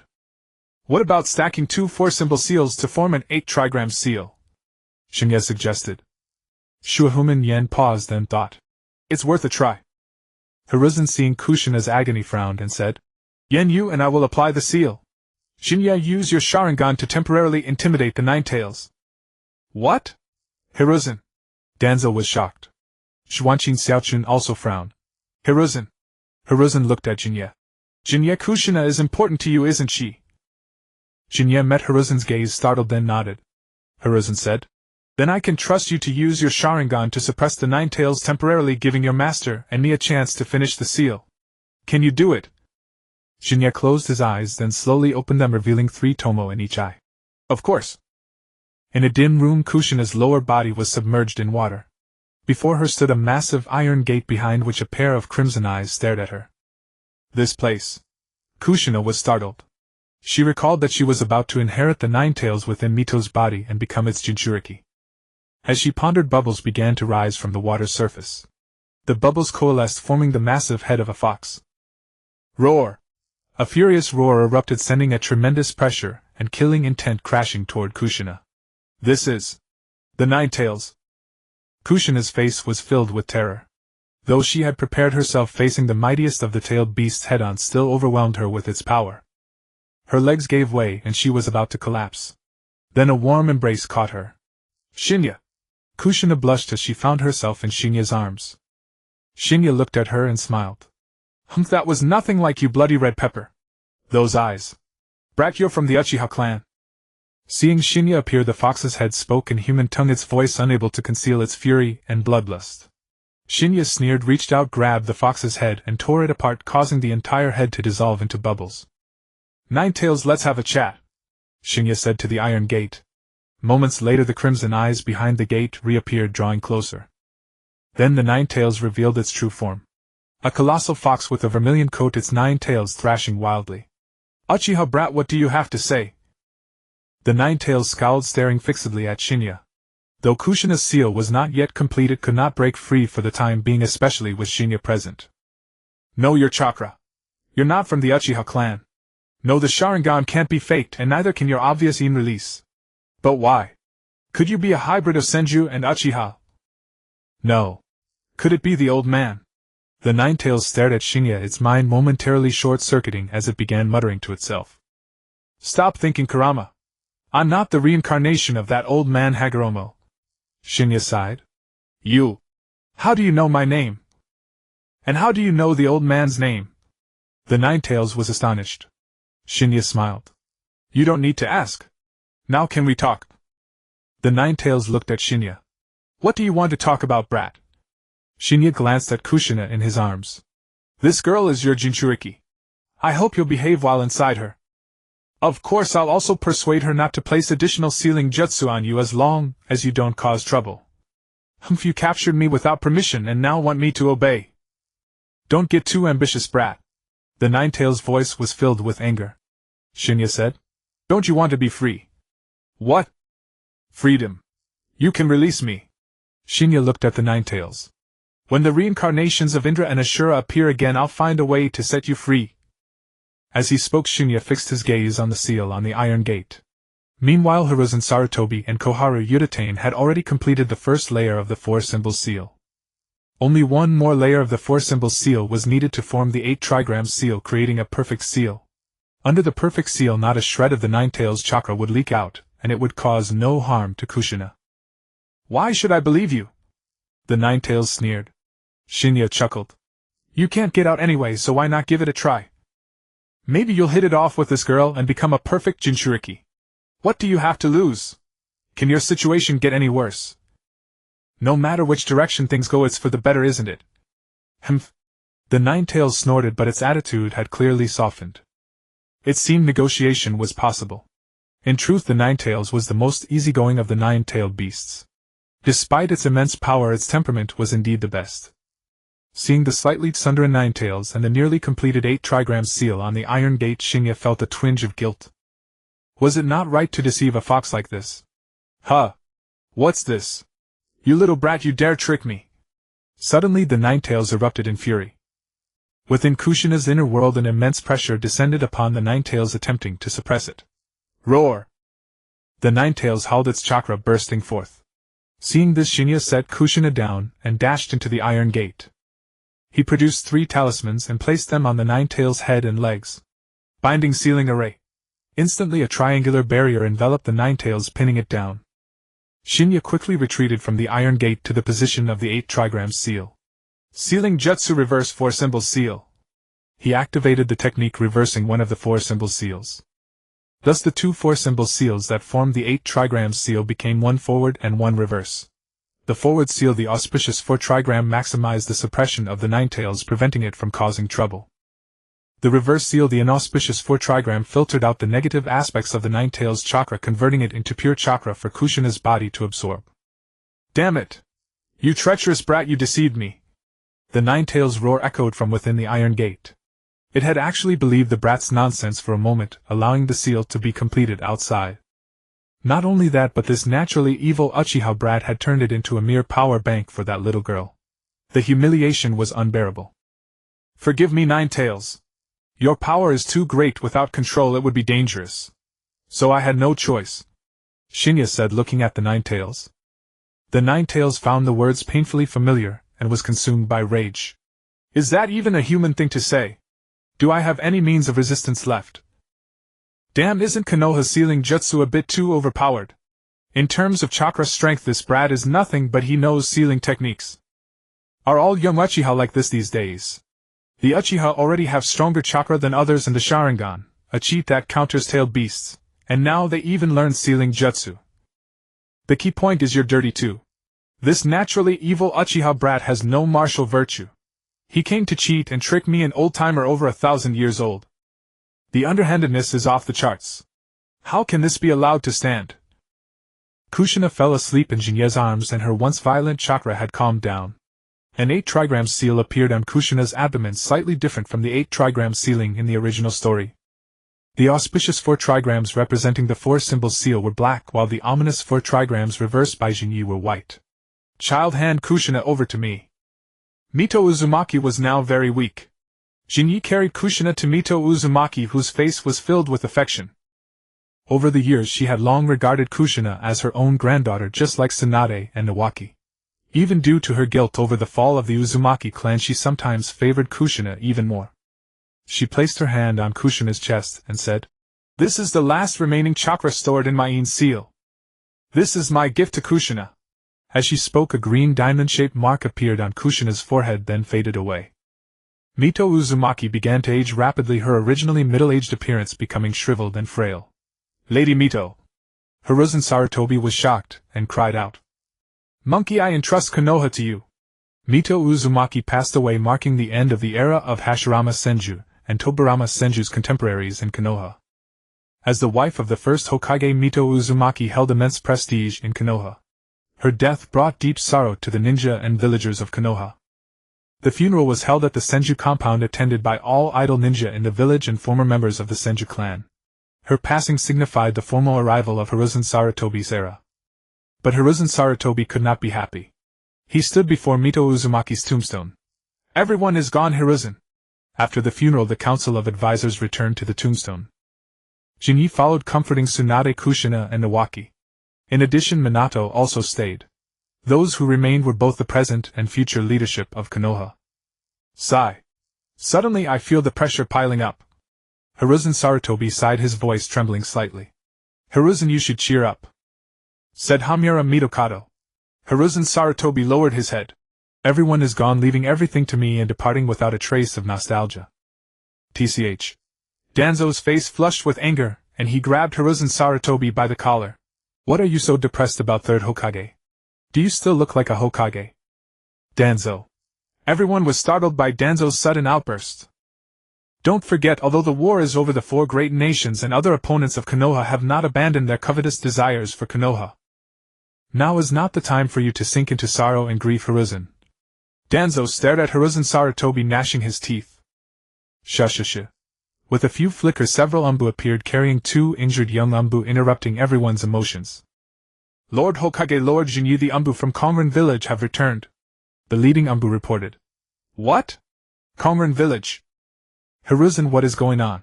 The advisors exchanged bewildered glances, completely unaware of this matter. The Umbu reported directly to Hiruzen Sarutobi and Jinyi.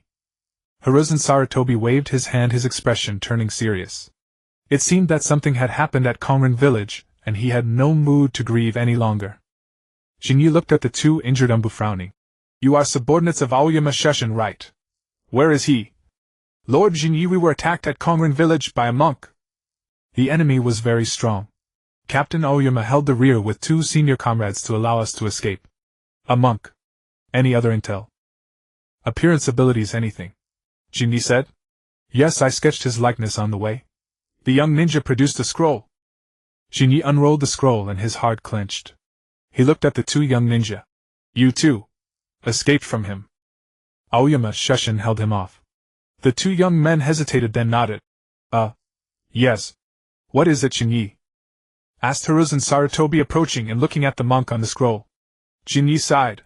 Lord Hokage, if the enemy's target is also Konrin village, then this mission is essentially doomed to fail. I can only try my best to rescue the Umbu provided they are still alive when I arrive. Since you say so, proceed as you see fit. I told you from the start you have full authority. Hiruzen Sarutobi nodded. Jinyi looked at Minato and said, Minato, I need your help. Minato saw Jinyi's expression and nodded. Of course, what should I do? Jinyi said. Place the Flying Thunder God mark on me. If an extreme situation arises, bring me back.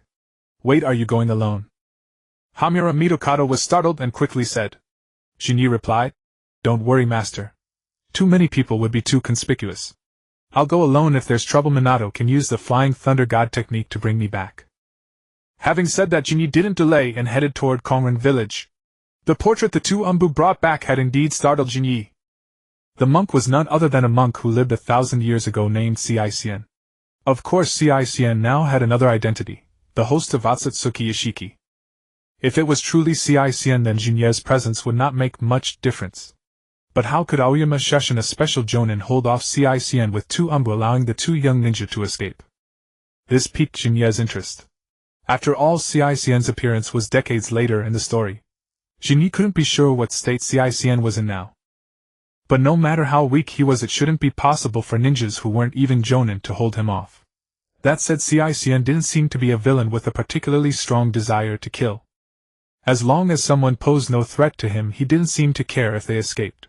The Konrin village was located in the primeval forest on the border of the Fire Country, and Jinyi arrived there in less than half a day. Soon he reached the outskirts of Konrin village.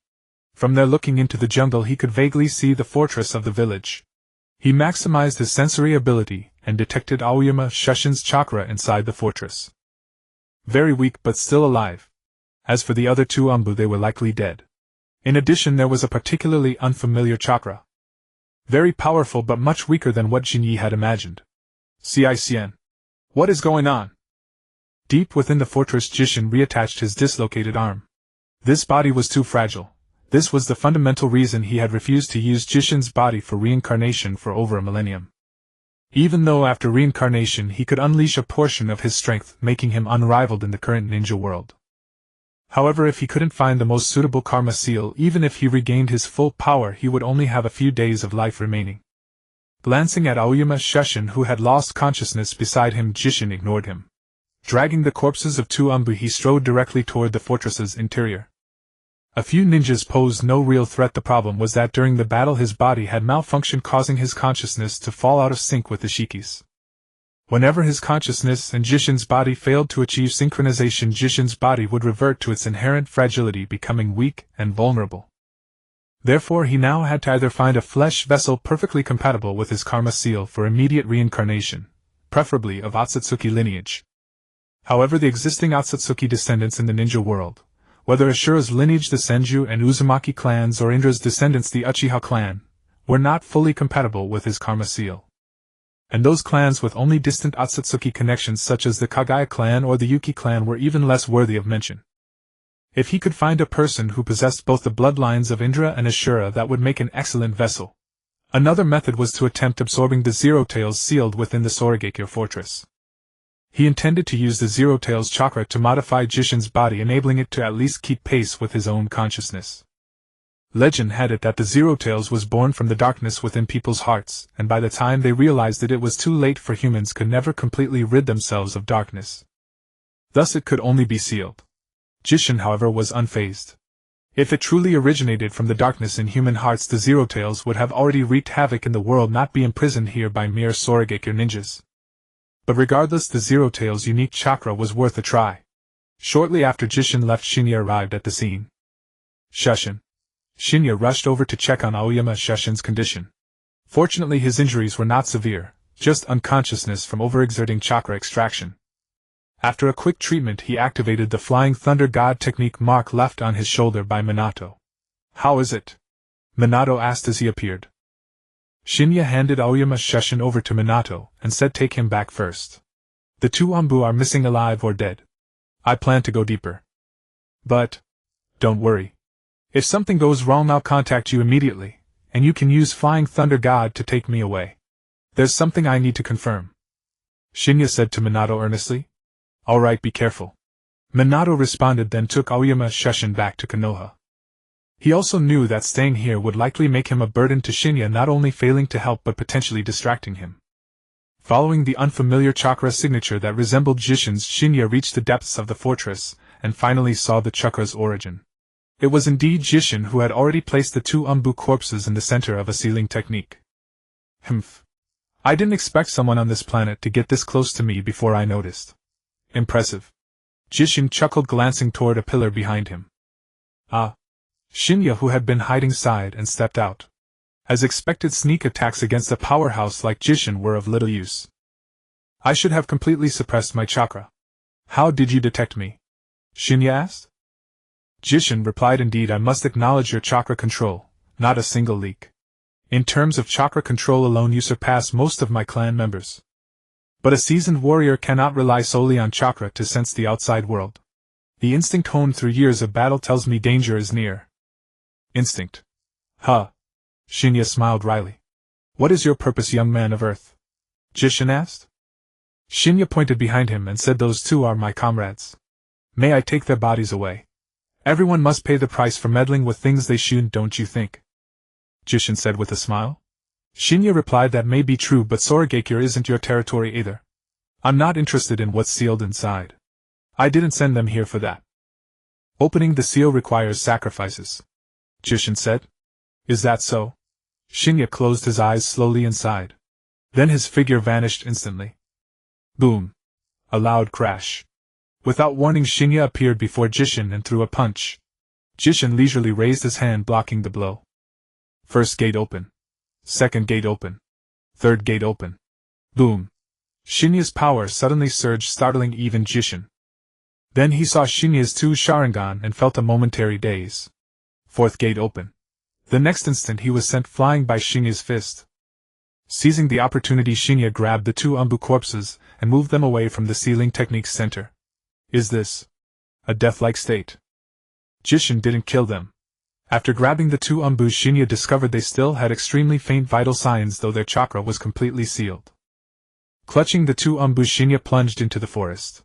After running a distance, he contacted Minato again. "Shin'ya. No time for anything else. Take them away quickly." But before he could finish, Shin'ya felt a surge of primal fear. Instantly he drew his sword and slashed behind him. Clang! Jishin, now the size of a palm, effortlessly blocked Shin'ya's strike. A faint glint of Byakugan and Shin'ya's limbs were instantly impaled by countless black rods. Then, ignoring Shin'ya, Jishin flew toward Minato. Wind-style violent wind palm. Minato reacted quickly, attempting to form hand seals for an attack. Instead, Jishin charged straight through Minato's violent wind palm, returned to normal size, and sent Minato flying. Minato! Shin'ya's eyes widened in fury, rage burning within him. The Yin release on his left hand seemed to sense his emotions rapidly spreading. Soon the black rods binding Shin'ya were destroyed by this Yin release energy, and he regained his freedom. "Minato, you? Before Shin'ya could vent his anger, he saw Minato crawling out of the rubble, coughing up a few mouthfuls of blood. Wait, what's going on? A 15-year-old Minato, after being punched by Jishin, suffered only minor injuries. Is that right? This is 6 paths Minato. Looking back at Jishin, he was now covering his eyes, seemingly out of breath. Due to overusing his abilities, Jishin's body and Ishiki's consciousness had fallen out of sync again, requiring time to synchronize. Shin'ya looked at the current Jishin, a thought rising in his mind. The boss is heavily wounded, he can fight. A surge of excitement rose in Shin'ya's heart, and his Sharingan began to change. His left eye transformed into the 4 ominous trigrams of the 8 trigrams, while his right eye became the 4 auspicious trigrams. The Mangekyo Sharingan had finally awakened. After activating the Mangekyo Sharingan, Jinyi felt a terrifying enhancement in all aspects of his power. Although he was still uncertain about the abilities of his eyes, the improvement was tangible. Facing Cai Xian in his current state, he should be able to put up a fight. Jinyi couldn't help but marvel. Who said the ninja world of Season 2 was cruel? This world was magnificent. The top-tier combatants were either dead or severely wounded. Even someone of Cai Xian's level had weakened to the point where Jinyi could contend with him. As the saying goes, strike while the iron is hot. It was the perfect moment to kill Cai Xian while he was at his weakest. Minato acted decisively, grabbing 2 Anbu members and using the Flying Thunder God technique to teleport away. With Minato and the others gone, Jinyi had fewer concerns. 5th gate. 6th gate. Open! He unleashed the 8 gates up to the 6th, and his chakra began to surge. Seeing Jinyi's power skyrocket again, Cai Xian immediately leaped to a higher vantage point. Then he summoned several black rods to restrain Jinyi. This time Jinyi was prepared. He used his yin-yang release to dissolve the restraints. At that moment Cai Xian appeared before him. Cai Xian kicked at Jinyi's head. Unable to dodge in time, Jinyi could only shield his head with both arms, getting sent flying. The force of the kick nearly made him vomit his internal organs, and a wave of nausea surged within him. He crashed through the fortress's interior structures, hurtling all the way into the jungle outside. On a lake surface, Jinyi finally managed to absorb the impact and steady himself. Yet the next moment Jinyi was dumbfounded. He saw that Cai Xian at some point had severed a section of the fortress, and was holding it aloft. A structure as large as a cruise ship came crashing down directly at Jinyi. Boom! He was slammed into the lake, and the lake's surface erupted into a tsunami-like wave. Cai Xian's expression was grim. This kind of battle did not suit his style. If not for his physical condition, he would never have engaged in such an undignified fight. Boom! Seconds later, a colossal figure burst from the lake, startling even Cai Xian. A golden silhouette soared into the sky facing him. This was a giant with a red face, flowing beard, golden armor, and 3 glaring eyes. In his left hand he held a golden seal, and in his right a golden rod. Behind him a burning red wheel of fire blazed. Golden lightning flickered around the giant. Susanoo! Cai Xian's expression turned serious. He activated his karma, which spread across his face. Ishiki took complete control of Cai Xian's body, allowing him to regain some of his power, albeit at a great cost. Now Cai Xian's body was enhanced in every way, and he flew toward the Susanoo. Jinyi showed no fear and charged forward. With a flicker of his black eyes, his Susanoo vanished, or rather it shrank to the size of a palm. Jinyi drew his blade and swung it rapidly. The sound of metal clashing echoed. Several black rods, as if appearing out of nowhere, were knocked down by Jinyi. This guy. He saw through Sukuna Hikona. Terrifying earthlings. Cai Xian thought, startled. What? How is that possible? To Cai Xian's shock, the Susanoo that had been shrunk to palm size returned to its full height, detached from Jinyi, and flew toward him. The golden rod in the Susanoo's hand swung at Cai Xian, who immediately raised a black rod to block. Bang! The force sent Cai Xian flying, and the black rod snapped. How is that possible? The chakra rod made with yin-yang release. And Cai Xian recalled the moment when the golden rod grazed his arm. Now there was a bruise on his arm. The Susanoo can actually injure me. Is it Sage Chakra? And this guy hasn't used any ninjutsu against me at all. Could it be that he knows I can absorb ninjutsu? How is that possible? How could anyone on Earth know so much about the Otsutsuki? Then, to Cai Xian's astonishment, Jinyi's Susanoo flew toward the falling Jinyi and wrapped around him like armor. Jinyi wasted no time. He flew forward, brandishing the golden rod. TCH. Cai Xian activated his eye power, shrinking the Susanoo back to the size of a palm. But before he could throw a black rod, golden light flashed on Jinyi's body, and the Susanoo armor covered him again. Bang! This time the golden rod struck Cai Xian square in the face. He staggered back a few steps, then punched Jinyi in the abdomen. Bang! The Susanoo armor cracked under the force of his fist. Cai Xian activated his ability again, shrinking the Susanoo. Then he punched Jinyi into the ground, followed by a kick that sent him flying through several buildings. Directly hit Shin'ya felt his insides churn and he was battered and disoriented. Cai Xian's condition seemed not yet to have recovered to the level of the later Boruto era, so even against Shin'ya he couldn't achieve a quick victory. In fact, Shin'ya, relying on his knowledge advantage, could even trade blows with him. But the Otsutsuki clan's physical superiority over Earthlings remained. Even though Shin'ya was incredibly tough, a direct punch and a kick broke 2 of his ribs.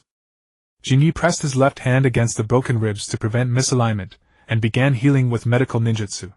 Suddenly he felt a sharp pang in his heart. Lightning crackled in his right hand, forming a tiger that lunged forward. Thud. A muffled sound and several black rods appeared, blocked by the lightning and falling to the ground. Cai Xian was surprised by Jinye's reaction speed and also grew puzzled. From the moment they met, Jinye's intent to kill him was unmistakable. If it was to avenge his comrades, but his comrades weren't dead and his eyes showed little anger or hatred. It was a pure, raw, undisguised desire to kill him.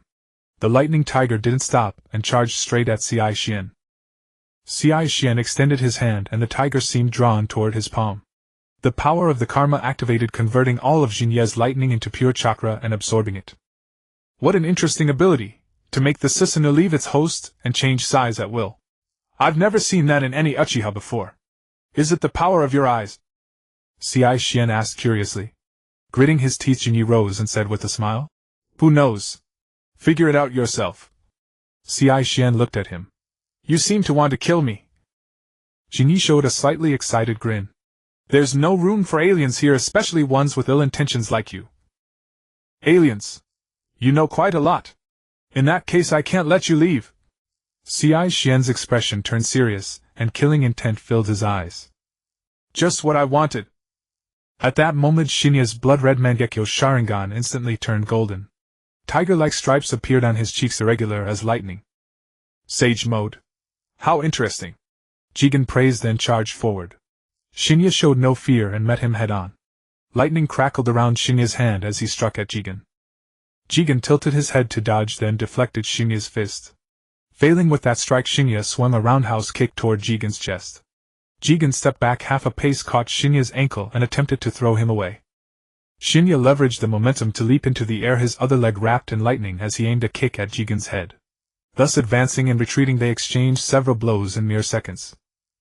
Undeniably, Jigen's strength far surpassed Shinya's. With every clash, Shin'ya had to dissipate the force to hold his ground. Yet perversely, he was forced into close combat. Releasing ninjutsu from a distance would be easily absorbed by Jigen. Boom!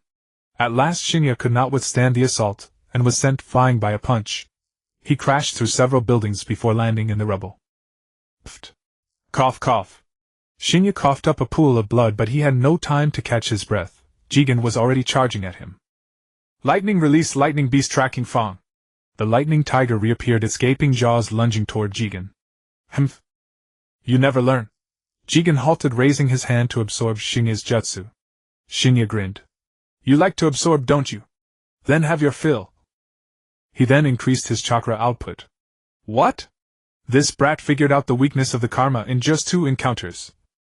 Jigen's heart jolted as he saw the full-body Susanoo materialize beside him. The Susanoo hurled the golden seal on its left hand into the air, where it rapidly expanded and descended like a mountain.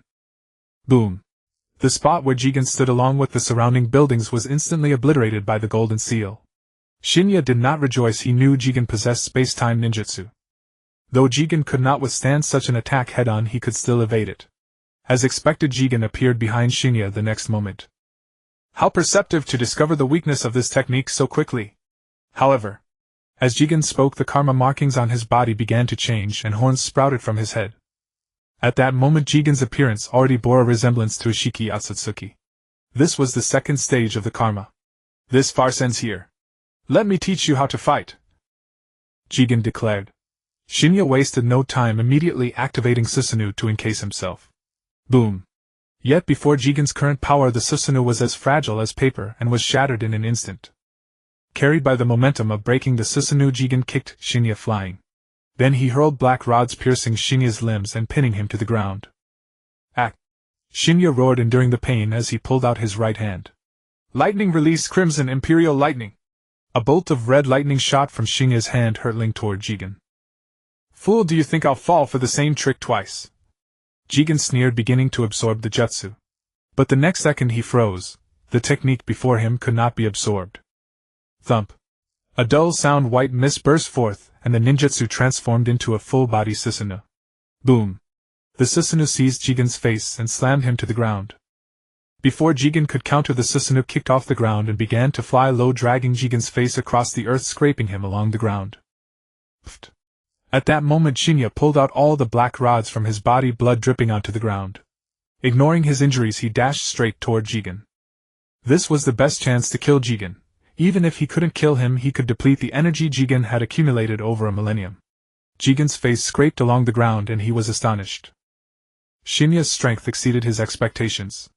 In his view, even in his weakened state, aside from the 5 Kage who could cause him minor trouble, no one in the ninja world should have stood a chance against him.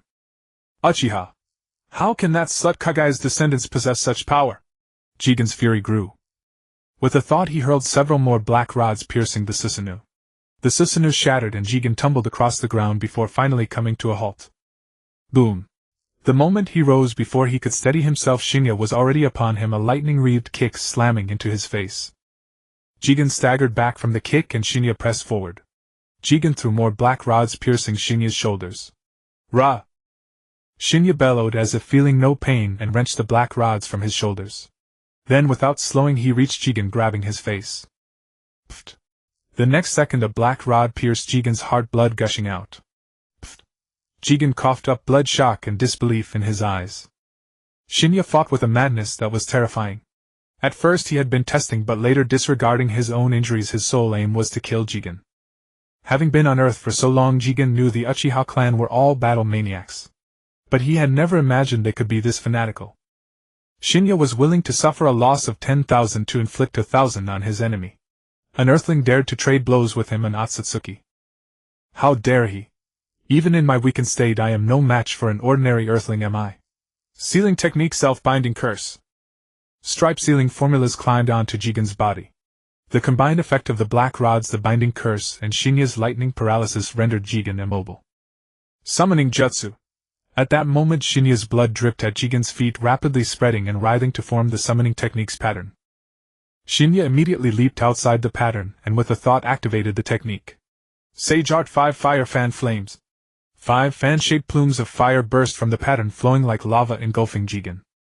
After swallowing Jigen, the flames continued to spread quickly, consuming the entire ruins and a third of the fortress. But then an anomaly occurred. The once vast sea of fire suddenly began to shrink. Within 2 seconds the flames were nearly extinguished. In the smoke a figure began to emerge. Shin'ya watched the gradually revealing figure and smiled.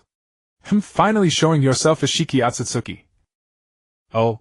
It seems you know me quite well. No wonder if you weren't so familiar with me you wouldn't have been able to fight me to that extent. Although Jigen's body was extremely fragile, not everyone could defeat him. Jigen, no Ishiki Otsutsuki, emerged from the smoke, gazing at Jinyi and speaking indifferently. Though his tone was calm, his murderous intent toward Jinyi had reached its peak. This human brat had actually forced him to the point of using Jigen's body to complete the reincarnation. Jigen was originally just an ordinary monk, one who lived before the era of the Sage of Six Paths and had no chakra in his body at all. Therefore, controlling Jigen's body cost Ishiki much more effort than controlling others.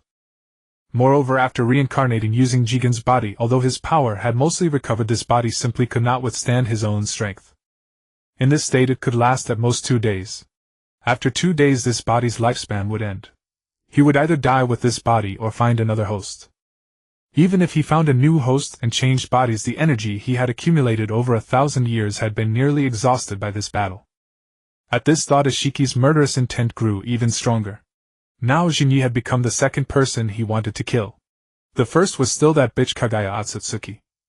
If she hadn't betrayed him he wouldn't have ended up in such a state.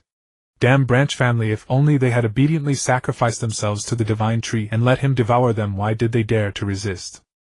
That bitch was eventually sealed by her own 2 sons, which was well deserved. Seeing Ishiki appear, Jinyi didn't dare to slack off and immediately activated Susanoo, wrapping it around himself. At this moment the fire wheel behind Susanoo was only half left, and was slowly extinguishing. Oh. It seems that although your Susanoo's ability is powerful, it has a time limit. Ishiki looked at the countdown-like fire wheel and chuckled lightly. Although I only have 2 days to live, it's a pity that you might not last until then. As soon as the words fell, Jinyi leaped away from his spot. Boom! A building almost appeared out of thin air where he had just stood and crashed down. Jinyi didn't dare to be careless, manipulating Susanoo to fly into the sky. However, the next second the buildings in the Sky Ninja Village fortress kept disappearing, and then reappearing above Jinyi. They were first shrunk by Ishiki, then thrown upward, and then restored to their original size. These buildings rained down like a meteor shower, crashing toward Jinyi. Boom! Countless buildings smashed directly onto Jinyi, driving him into the ground. When Jinyi reappeared, he was panting heavily. His injuries had worsened and blood flowed all over the ground. Half of Susanoo's armor was shattered and the fire wheel behind it was only a tiny flicker. It's time to end this, young Uchiha. I don't know why you know so much about me and my clan, but I admire you for being able to fight me to this extent. Ishiki stepped forward and said, Young Uchiha, tell me your name. Jinyi looked at Ishiki, smiled, and said, Uchiha Jinyi. Jinyi, is it? I see. Rest in peace. Ha! What nonsense are you talking about? The real battle is just beginning. Jinyi struggled to stand up and smiled. Ishiki frowned. How can you, covered in wounds, fight me? Jinyi smiled and said, You guessed right. The ability of my Mangekyo's Sharingan is quite monotonous. The left eye's ability allows Susanoo to act independently of my body, while the right eye's ability can freely change Susanoo's size. A boring ability, right? It should be said that it's hard to be effective against you. Hearing this, Ishiki's brows remained furrowed because Jinyi clearly had more to say. But Ishiki, have you forgotten? I still have another eye. Another eye. Could it be? Ishiki was startled and looked up at Susanoo. At this moment the eye in the middle of Susanoo's forehead was fully open, unmistakably a Mangekyo Sharingan. That eye seemed to be a combination of Jinyi's left and right eyes, with the bagua around the pupil and the Taiji yin-yang fish in the center. To be honest, the ability of this third eye is also quite boring. Jinyi laughed as if mocking himself. You're right. The fire wheel behind Susanoo is indeed a countdown, but it's not a countdown to Susanoo's disappearance. Damn it! Ishiki felt a palpitation in his heart and leaped backward. Then he activated his ability, shrinking countless buildings and hurling them at Jinyi. In an instant, Jinyi's figure was swallowed by the buildings again. When the fire wheel behind Susanoo completely disappears, Jinyi's voice rang out again and his figure emerged from the dust. Ishiki's pupils contracted. What? How is that possible? I'll become a little older. Jinyi's figure reappeared. On the surface, Jinyi's height had increased to about 1.9 meters. His body was more robust, and his face had become much more mature. What is going on? Who are you really? Ishiki completely lost his composure. Jinyi looked at him and smiled. Uchiha Jinyi, the name I just told you. How could you forget so quickly? Are all you Otsutsuki clan members so forgetful? This form. I already said it. Jinyi said. When Susanoo's fire wheel completely extinguishes, I become a little older. As he spoke, he slowly raised his hand and extended a finger. In an instant, a golden laser shot from his fingertip. Boom! Ishiki hurriedly raised his hands to block the laser. Damn! Cannot absorb. His hands blocking the laser trembled continuously, and his feet involuntarily began to retreat. Finally, using all his strength, Ishiki forced himself to dodge to the side. The laser struck the fortress behind him, instantly causing a violent explosion. The explosion almost covered half the fortress, and the area engulfed by the blast was reduced to rubble. Huff! Huff! Ishiki panted, looking at his nearly pierced palms, feeling a hint of panic. Ishiki watched Jinyi slowly approaching, his mind racing with thoughts of escape. Then, without a sound, he opened a spatial tunnel, preparing to flee. Boom! However, Jinyi suddenly appeared in front of him and punched him, flying. And before he could land, Jinyi was already ahead of him. Boom! Another kick brutally stomped him, still in flight, into the ground. Hard to understand, isn't it? This state of mine. To be honest, I don't quite understand it either, Jinyi said, looking at him. Then he extended his finger again, and golden light began to gather at the tip. Jinyi gathered light once more between his fingers. With a grand wave of his hand, countless black boxes materialized above his head and descended rapidly. Boom! A cascade of boxes fell, burying Jinyi beneath them in an attempt to crush him. Yet a flash of golden light shattered every black box instantaneously. Jinyi emerged unscathed before Ishur. Observing Ishur's crumbling composure, Jinyi smirked and beckoned with his fingers. What's the matter? Is this all the power of the Otsutsuki? Don't look down on me, inferior creature! Ishur erupted in fury. Shin'ya reached out and seized several black rods, gripping them firmly. What had previously been barely trackable rods now appeared sluggish and fragile. With a firm squeeze, the black rods snapped in his grasp. Ishur was stunned and attempted to activate his ability again. However, he saw a colossal golden hand hurtling toward him. Though it seemed slow to the eye, he could not evade it. Boom! Ishur was struck head-on and sent flying backward. During his flight, he found himself utterly incapable of any movement. His capacity for action seemed sealed. Whoosh! Shin'ya flashed above him, matching his speed as they flew. What's wrong? Can't move. You're not so impressive after all, superior creature. Shin'ya taunted, delivering another palm strike. The golden hand reappeared, slamming Ishur into the ground like a mountain. Tough flesh. Shin'ya frowned as he watched Ishur struggle to rise. He himself was uncertain how long this state would last, but Ishur's resilience was indeed astonishing. He had to kill Ishur before this form faded. With that thought, Shin'ya charged at Ishur. They engaged in close quarters taijutsu combat. Seizing an opening, Ishur launched black rods at Shin'ya's face. But Shin'ya was prepared. He caught the rods, and before Ishur could activate his black eye technique, spun around and drove the rod into Ishur's shoulder. Then he kicked Ishur in the abdomen, sending him staggering. Raising his finger, he aimed at Ishur. One finger ephemeral bloom. A sharp finger force like a laser pierced Ishur's abdomen and exploded inside. Ishur coughed up blood mixed with fragments of internal organs. He glared at Shin'ya, his fists trembling. Cunning, far too cunning. He had thought that after reincarnation he could turn Shin'ya into a dog. Yet unexpectedly the bastard had a second phase as well. And this second phase was even stronger than his own. Damn, author, come out and explain, how can this be balanced? However, the situation left no room for such complaints. Shin'ya had already closed in and Sishien could only barely defend. I can't comprehend. I can't comprehend the true power of the Mangekyo Sharingan. What is this? Why did I suddenly age? Why did the body grow? Why are there so many strange abilities, as if specifically designed to counter the Otsutsuki? While blocking Shin'ya's attacks, Ishur's mind raced. 1,000-mile heavenly palm. The golden hand appeared again, sending Ishur flying upward. As Ishur ascended, he saw Shin'ya's figure flickering, rapidly closing in. In all the passionate hero stories, aliens like you always meet their downfall on Earth. Shin'ya flashed above Ishur. Reflect well on why you lost to me, alien. Shin'ya struck down with his palm. Slammed into the ground from the air, Ishur's vision went dark and he nearly lost consciousness. He never imagined that he, a noble of the Otsutsuki main house, could be beaten nearly unconscious by a human. He was no pampered brat like Tauscher, who relied solely on abilities to bully the weak. In his campaigns across other planets, he had encountered many strong opponents. Yet he never expected Earth to be his bane. First, his guardian Kagaya betrayed him, stole the divine tree fruit, and fed his lower body to the Ten-Tails, forcing him to choose a lowly earthling as a vessel. Shin'ya landed, slowly surveying the ruins around him. Really, I had wanted to bring back some of the Sky Ninja Village's technology for research. He glared at the prone Ishur, eyes gleaming with murder. It's all your fault. Ishur. Huh. No more words, die, inherently evil Otsutsuki clan. With a roar, Shin'ya instantly appeared before Ishur. His left hand shot out, grabbing Ishur's face. The Yin release fluid coiled around his hand, spreading from Shin'ya to Ishur's body. What is this? Ishur screamed in agony.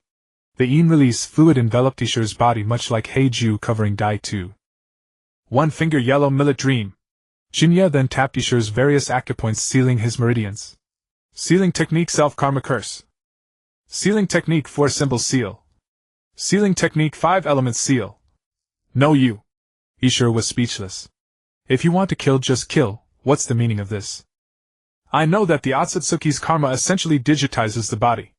As long as the data remains, it can resurrect through a host. Shin'ya said calmly. So even if I kill you here, it may not truly end you. You. Ishur was furious. All his secrets were laid bare. What could he say? Pfft. At that moment, Shin'ya spat out a mouthful of blood. His body began to revert to its original form, and wounds started bleeding again. Cough. Cough. That was quite a battle. I almost lost my life. Shin'ya twisted his neck and used medical ninjutsu to treat his injuries briefly. Arguably, this was the moment Shin'ya was most vulnerable to ambush. Yet Ishur's movements were completely sealed, preventing any attack. Ishir stared at Shin'ya, who had reverted to a youthful state, shock and doubt swirling in his mind. Shin'ya's chakra also weakened to a level Ishir could crush with a flick. But Shin'ya's weakening did not diminish the sealing techniques binding him. He remained utterly helpless. Seeing Shin'ya's enigmatic gaze, Ishir felt a surge of anger. What do you mean? Shin'ya wiped the blood from his lips and smiled. I'm thinking about how to deal with you. Without the power of the future, I'm incapable of killing you. Power of the future? Ishir frowned. Shin'ya. Oh. I let that slip. Doesn't matter. Intelligence is useful in most battles, but for you and me it's of little consequence. After all, even if I knew everything about you now, I wouldn't be a match for you. Conversely, just a moment ago the situation was reversed. As he spoke, Shin'ya activated Susanoo. The majestic giant divine as a deity appeared once more, and the vertical eye on its forehead stared intently at Ishiki, making him feel the seal on his body strengthen even further. Not only that, the eye itself exerted a pressure on Ishiki, dissolving his will to resist. In terms of the intimidation and oppression it caused, even the legendary Otsutsuki god might be no more than this. The flaming wheel behind the giant did not appear, instead only two small flames burned on either side. Ishiki, actually I've thought it over carefully. In some ways our goals are quite aligned. Shin'ya looked at Ishiki and said. Ishiki paused for a moment, then sneered. Align? Shin'ya smiled. That's right. Kaguya reduced you to this state. Don't you want revenge at all? Kaguya was defeated by her two sons, and it serves her right. I have nothing to discuss with a lowly creature like you. Ishiki maintained his supposed superiority as a higher being. Shin'ya, for his part, was not angry.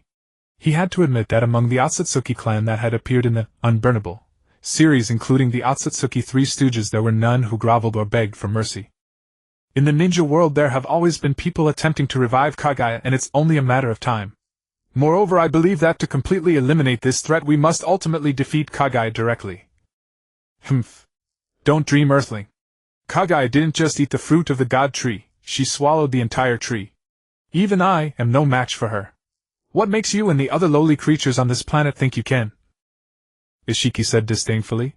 The power I used to defeat you just now came from me 40 years later. The flaming wheel is a countdown. When it completely goes out, it means my battle has reached its critical moment. I have encountered an unbeatable opponent. Shin'ya said slowly. And the power of the third eye is to, at the moment the countdown ends, summon a portion of my power from 40 years later. What? Ishiki was even more shocked. If what Shin'ya said was true, then it meant that Shin'ya 40 years later would have reached an extremely terrifying level of power. That power was only a part of his strength. Of course, Shin'ya's words were a half-truth revealed to Ishiki. The true ability of the third eye was to forcibly elevate Shin'ya's power to the peak of a certain future timeline of his. The flaming wheel was the timer. Its complete extinguishment meant fully unleashing his peak power. After use, the flaming wheel would turn into two small flames. Only when those flames spread to form the wheel again could the ability be reactivated. Ishiki, either we cooperate, or you will be annihilated in 2 days. The choice is yours. Shin'ya looked at Ishiki and said. Ishiki looked at Shin'ya and said calmly. Jigen was a human who existed before that boy Hagoromo connected chakra, and he never received Hagoromo's chakra. This body simply cannot withstand my power. Even if you do nothing, I'll die in 2 days. Why not find another person to reincarnate into? Shin'ya asked. Ishiki smiled helplessly. I've tried. No one can withstand my karma seal. These people either die instantly or, like Jigen, last at most a few days. Shin'ya said. Don't worry. The future me still left some power in the eye. With that power it's easy to keep you alive, but you'll have to endure a bit of hardship. What hardship? Ishiki frowned. Shin'ya grinned, and with a thought the eye on Susanoo's forehead flashed with golden light. What? Wait, you bastard! The golden light enveloped Ishiki and absorbed him. The hardship is that you'll temporarily let me become your Jinchuriki. Shin'ya murmured. Then the golden light enveloped Shin'ya and absorbed him as well. After that, Susanoo disappeared. In a dark space, Ishiki was bound all over. Damn it! Let me out, you lowly creature! Didn't you say we'd cooperate? You don't keep your war. Before he could finish his sentence, Ishiki noticed something was wrong. He was speaking slower and slower, his thoughts becoming sluggish, his vision blurring. Then everything went black and he lost consciousness. Honestly, not killing you is already a good outcome. Instead of showing gratitude, you dare to curse at me. Shin'ya sighed. It wasn't that he didn't want to kill Ishiki, the truth was that with his current strength he simply couldn't. Theoretically, if he left Ishiki there he would die in 2 days. But no one knew if Ishiki had left any contingency plans or if something might change in those 2 days. In the Boruto series, Naruto used Baryon mode to reduce Ishiki's lifespan from 1 day to 5 minutes. Genya didn't have such a targeted ability, and the unknowns in 2 days were too great. So using the remaining power, Genya directly created a space within the central eye of Susanoo. In this space all living beings except himself would be forced into a state of hibernation. All life activities would approach zero, including the consumption of Ishiki's body. With Ishiki in hibernation, Jigen's body could probably last another 30 to 40 years without issue. Having become Ishiki's Jinchuriki, Genya's chakra now established a connection with Ishiki's chakra, allowing him to use some of Ishiki's abilities. In theory, once Genya's chakra connected with Ishiki's, Ishiki could use the karma seal to take over Genya's consciousness. Although it would also require a period of hibernation, it would be a very short one. But in this space Ishiki was forcibly put into hibernation. Thus with the chakra link between them, Ishiki could not inscribe the karma seal on Genya's body.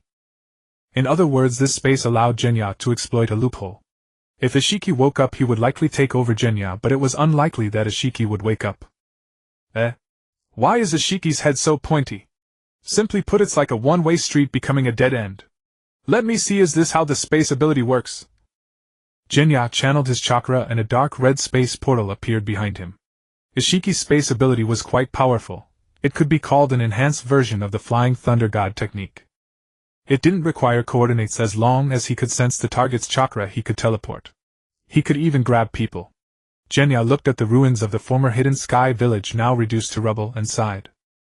Truly, you gain some and lose some. Although he hadn't achieved his goal, he had gained a helper, like Ishiki. Touching the Flying Thunder God mark on his shoulder and sensing Minato's chakra, Genya stepped into the space portal. Ugh! Shui Men was so startled by Jinye's sudden appearance that he nearly leaped into the air. Jinye! How did you appear out of nowhere? Are you okay with your injuries? Blood is flowing out. Stop yelling. This little wound is nothing. Jinye's tone carried a hint of exhaustion. Your words are utterly unconvincing. Shui Men's face darkened with exasperation. Jinye used medical ninjutsu to stop the bleeding and asked, "Have you told the old man and the others about that monk?" "No, Lord Hokage hasn't inquired yet," Shui Men replied. Then he looked at Jinye. "Should we conceal it?" Jinye pondered for a moment. "Forget it, it doesn't matter. Just tell them whatever you know." Deliberately hiding something like this would only make things worse. After all, Shui Men didn't know Cicien, and he could easily brush it off by saying he had encountered him during a mission. Ishire's nature was different from Uchiha Ban's. The reason for hiding Uchiha Ban was that no one outside the Uchiha clan had ever seen him, whereas if he told the Leaf Village's high-ranking officials it would only create countless complications. Especially that old codger Tuanzong, who knew if he'd use it as an excuse to apply pressure. Even Yuan Fei Rijan, who had always trusted him, might begin to harbor doubts. Ishire's situation was different. He was a man with no identity in the ninja world and had no connection to the Uchiha clan. Naturally, it was fine to speak of him, since even if they investigated they would find nothing. As for whether it would be taken seriously, there was no need to think about it. It was impossible. Before the alien crisis emerged, the ninja world would still focus primarily on guarding against other nations. To Yuan Fei Rijan, aliens were something he had never seen, but he knew that Di Yi Mu and the Reikage were itching for his death. Therefore, even if Xingyi told Yuan Fei Rijan everything about the Datong Mu clan, setting aside the trouble of explaining his information sources, Yuan Fei Rijan could never give high priority to an unsubstantiated matter.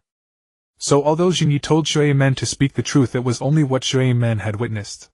Naturally, Xingyi would only selectively reveal what he himself had seen. After all, how did he know all this? That question was too troublesome to explain. By the way, what was that just now?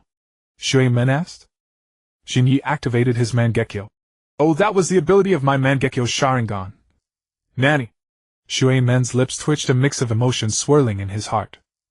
He had thought that learning the Flying Thunder God technique would at least give him an edge over Xingyi.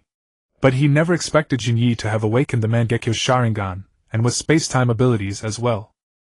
From the looks of it, it seemed even more convenient than his own Flying Thunder God. Don't be sour. I'm off to report at the Hokage building. Xingyi tapped Shui Men on the head. Shouldn't you go to the hospital first? Shui Men was taken aback. Are you kidding? The medical ninjas at the hospital aren't as skilled as I am. With that, Jinyi opened the window and leaped down from Shui Men's house. Jinyi, how did you get so badly injured? As he landed, he saw Gangsho. Gangsho was shocked by Jinye's condition. She was well aware of his strength. Who could have wounded him like this? Yi Mu or the Third Raikage? In the current world, she couldn't think of anyone else capable of causing such injuries. Oh, it's just a minor wound. No big deal. Jinyi waved his hand, though his face remained pale. Minor wound? Your complexion is far from fine. Come with me, Gangsho said, and without waiting for Jinye's consent, she pulled him toward her home. Jinyi was still very weak at the moment, and found it hard to break free. A dozen minutes later. What? He's seriously injured. In the Hokage's office, Yuan Fei Rijan and Shui Humenyan rushed to the Senju clan's compound upon hearing the news. After learning of it, clan leader Feng Yan, ignoring the objections of his clan members, brought Fuyu to the Senju compound. Jinye's importance to the village now surpassed even that of Uchiha Kagami in his time. Jinye's current array of credentials was stacked to the brim. The rising star of the Uchiha clan, a candidate for future Hokage, the bridge between the village and the Uchiha clan, the sole disciple of Shui Humenyan, and so on. With so many identities, neither the Hokage faction nor the moderates within the clan wished to see Jinyi come to harm. I say you're all making a mountain out of a molehill. Jinyi looked at the crowd that had gathered, his expression helpless. I never thought even you would be wounded so badly. The enemy you faced must have been powerful. Yuan Fei Rijan's face was grave. What about the Kongren village? Jinyi replied helplessly. Sorry, I fought too fiercely. The fortress has been completely destroyed. But it should be safe there now. Sending someone over might recover some scrap. Forget it. As long as you're safe. Yuan Fei Rizan sighed. From the moment the Umbu returned and reported, Yuan Fei Rizan had given up hope on the Kongren village. He was already satisfied that Jinyi had managed to rescue all the Umbu members and returned safely. Shui Men said you awakened the Mangekyo Sharingan. Shui Humenyan spoke. Yes. Jinyi nodded. What? This. Clan leader Feng Yan was the most excited, his words failing him and his steps faltering. He was so overjoyed that he nearly choked and started to fall backward. Father! Feng Yan, calm down! Yuan Fei Rijan and Shui Humenyan quickly supported him while Fuyu came forward to soothe his father. Haha, by the six-paths sage, this is truly wonderful news. Feng Yan recovered and laughed heartily. Yuan Fei Rijan carefully observed Jinyi and found no signs of excessive emotional fluctuation or madness. It seemed that awakening the Mangekyo had no negative effects on Jinyi. Seeing this, Yuan Fei Rijan temporarily set aside his worries. Still, he remained cautious, knowing that the onset could occur at any time. With Jinye's strength, if he were to go mad, no one in the village could stop him. As for himself, before Jinyi awakened the Mangekyo, their power was already close. Now that he had the Mangekyo, he likely surpassed him. Not to mention that Jinyi also mastered Sage Art and the unique Susanoo of the Mangekyo. Truth be told, he might not even be a match for Jinyi now. Shui Humenyan, however, didn't overthink it. After all, Jinyi was still his disciple. The stronger the disciple, the happier the master.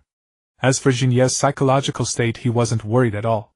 A Uchiha who could get along so well with the Senju, what psychological issues could there be? If he were prone to madness, wouldn't he have gone mad long ago? Therefore Shui Humenyan was completely at ease. Moreover, Jinye's chakra had been certified by Uzumaki Mizuho as extremely gentle and substantial, with no trace of coldness. After resting for 3 days at Tsunade's residence, Jinye's injuries had largely healed. To be honest, he could hardly imagine Tsunade tending to someone with such meticulous care. After all, Jiraiya's broken ribs were no mere fabrication. Could you leave while I get dressed? Jinyi said as he pulled up his pants. Tsunade leaned in, pinching Jinye's ear. Are you embarrassed? I've already seen everything I needed to during your treatment. It's a bit late to be shy now, little brother. Calling me that suggests there are still parts you haven't seen. Jinyi chuckled. Tsunade released him. Fine, I won't push you. If I did anything to you, your little girlfriend would be heartbroken. Jinyi was taken aback.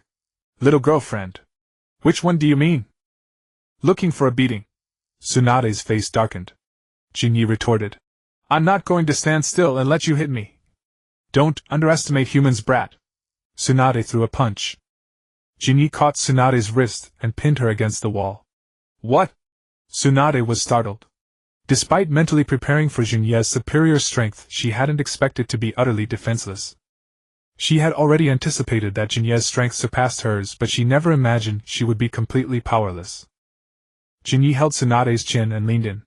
Tsunade's face flushed with panic, instinctively turning away to avoid him. And pretending to be a mature woman, Shin'ya sneered.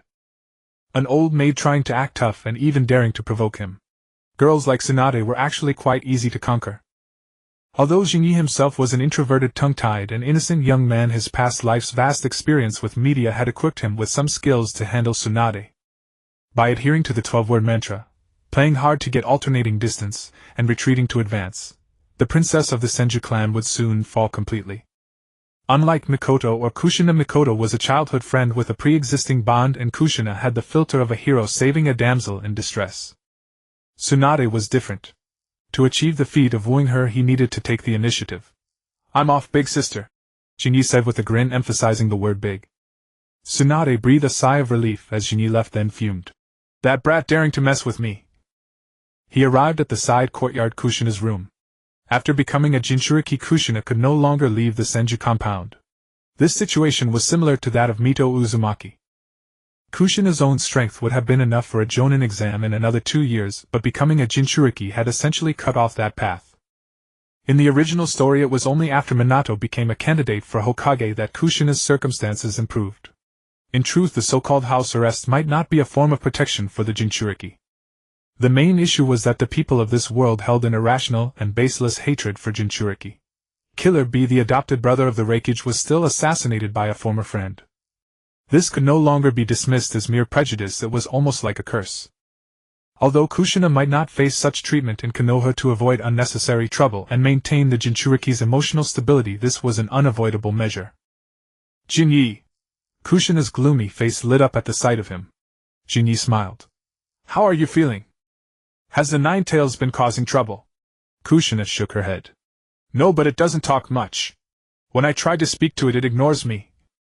Jinyi sighed. "That's normal. After all, he had deceived the Nine Tails quite badly back then, nearly earning its trust. Plus, given Kushina's personality, she probably hadn't been kind to the Nine Tails lately. "I just came to check on you. Seeing you in good spirits, I should head back," Jinyi said. "Huh?" Kushina was startled, then asked. "Jinyi, do you prefer bigger ones?" "Jinyi." Kushina blushed, looking dejected. "Don't comfort me. I know you like that type." "Jinyi. Why would you ask that?" Kushina. "You and Tsunade just now." Jinyi covered his face and sighed. "Kami no kokoro." He had forgotten this Senju clan technique, but Kushina using it to spy was rather hard to bear. In any case, Jinyi still had to report his mission, so he didn't linger with Kushina. However, he made sure to comfort her adequately. A girl like Kushina was easy to soothe. 3 months later, on a mountain outside Konoha, Jinyi sat cross-legged at the summit. Natural energy swirled around him, entering his body with each breath to achieve balance. Merging with chakra, it formed Sage Chakra. Soon Jinyi opened his eyes, his pupils turning golden. No other patterns or eyeshadows appeared on his face. Only his pupils had changed to gold. "Finally, I've achieved the perfect Sage mode," Jinyi murmured. In some respects, his Sage mode was even more perfect than Naruto's. Naruto's still had eyeshadow, while Jinye's only had a change in pupil color. According to the principles of Sage training, the fewer changes, the higher the level of mastery. "Good, now I can try to achieve permanent Sage mode," Jinyi thought.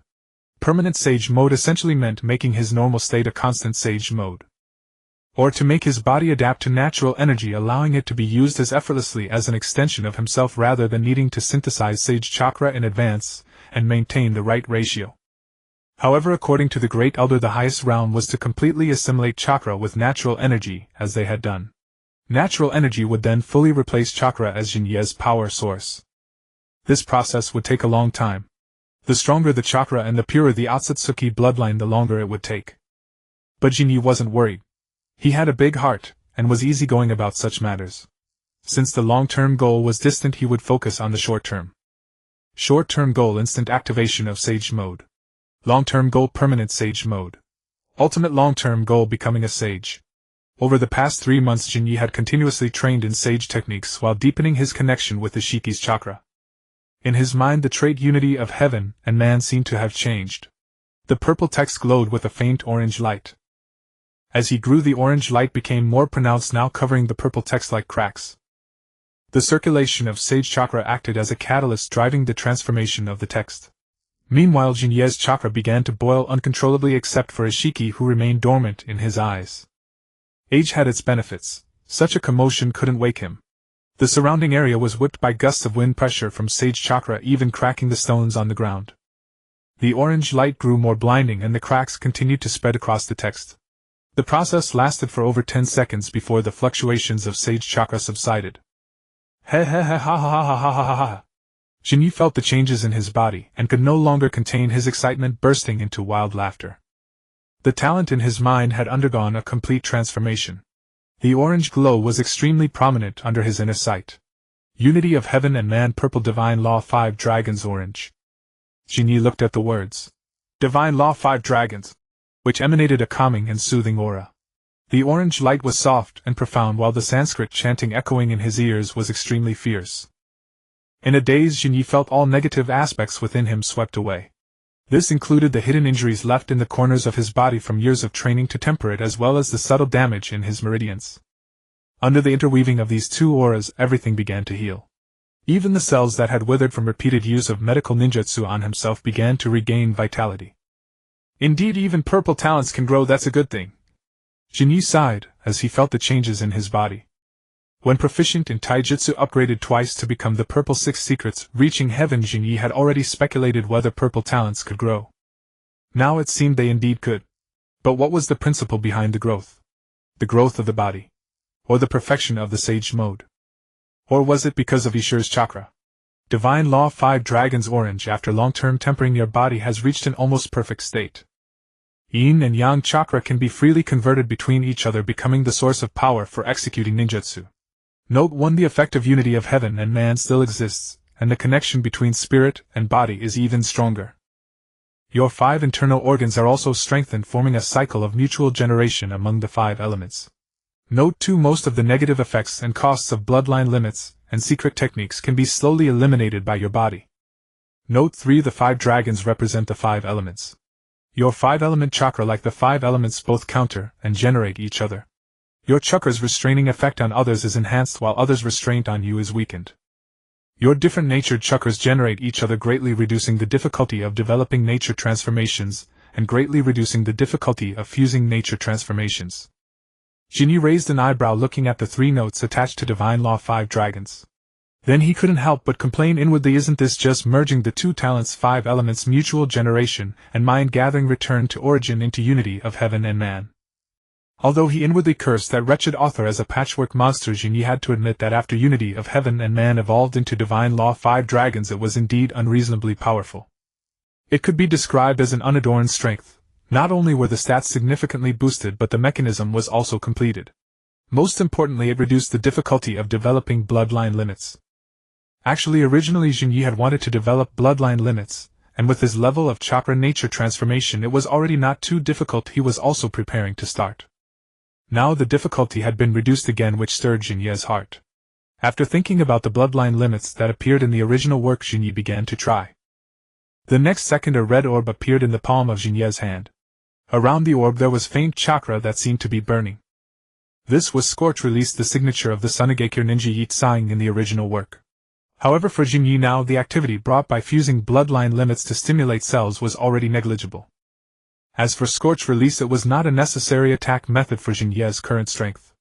However, the success of the Scorch Release experiment would help Shin'ya understand its principles, making it easier to deal with if encountered later.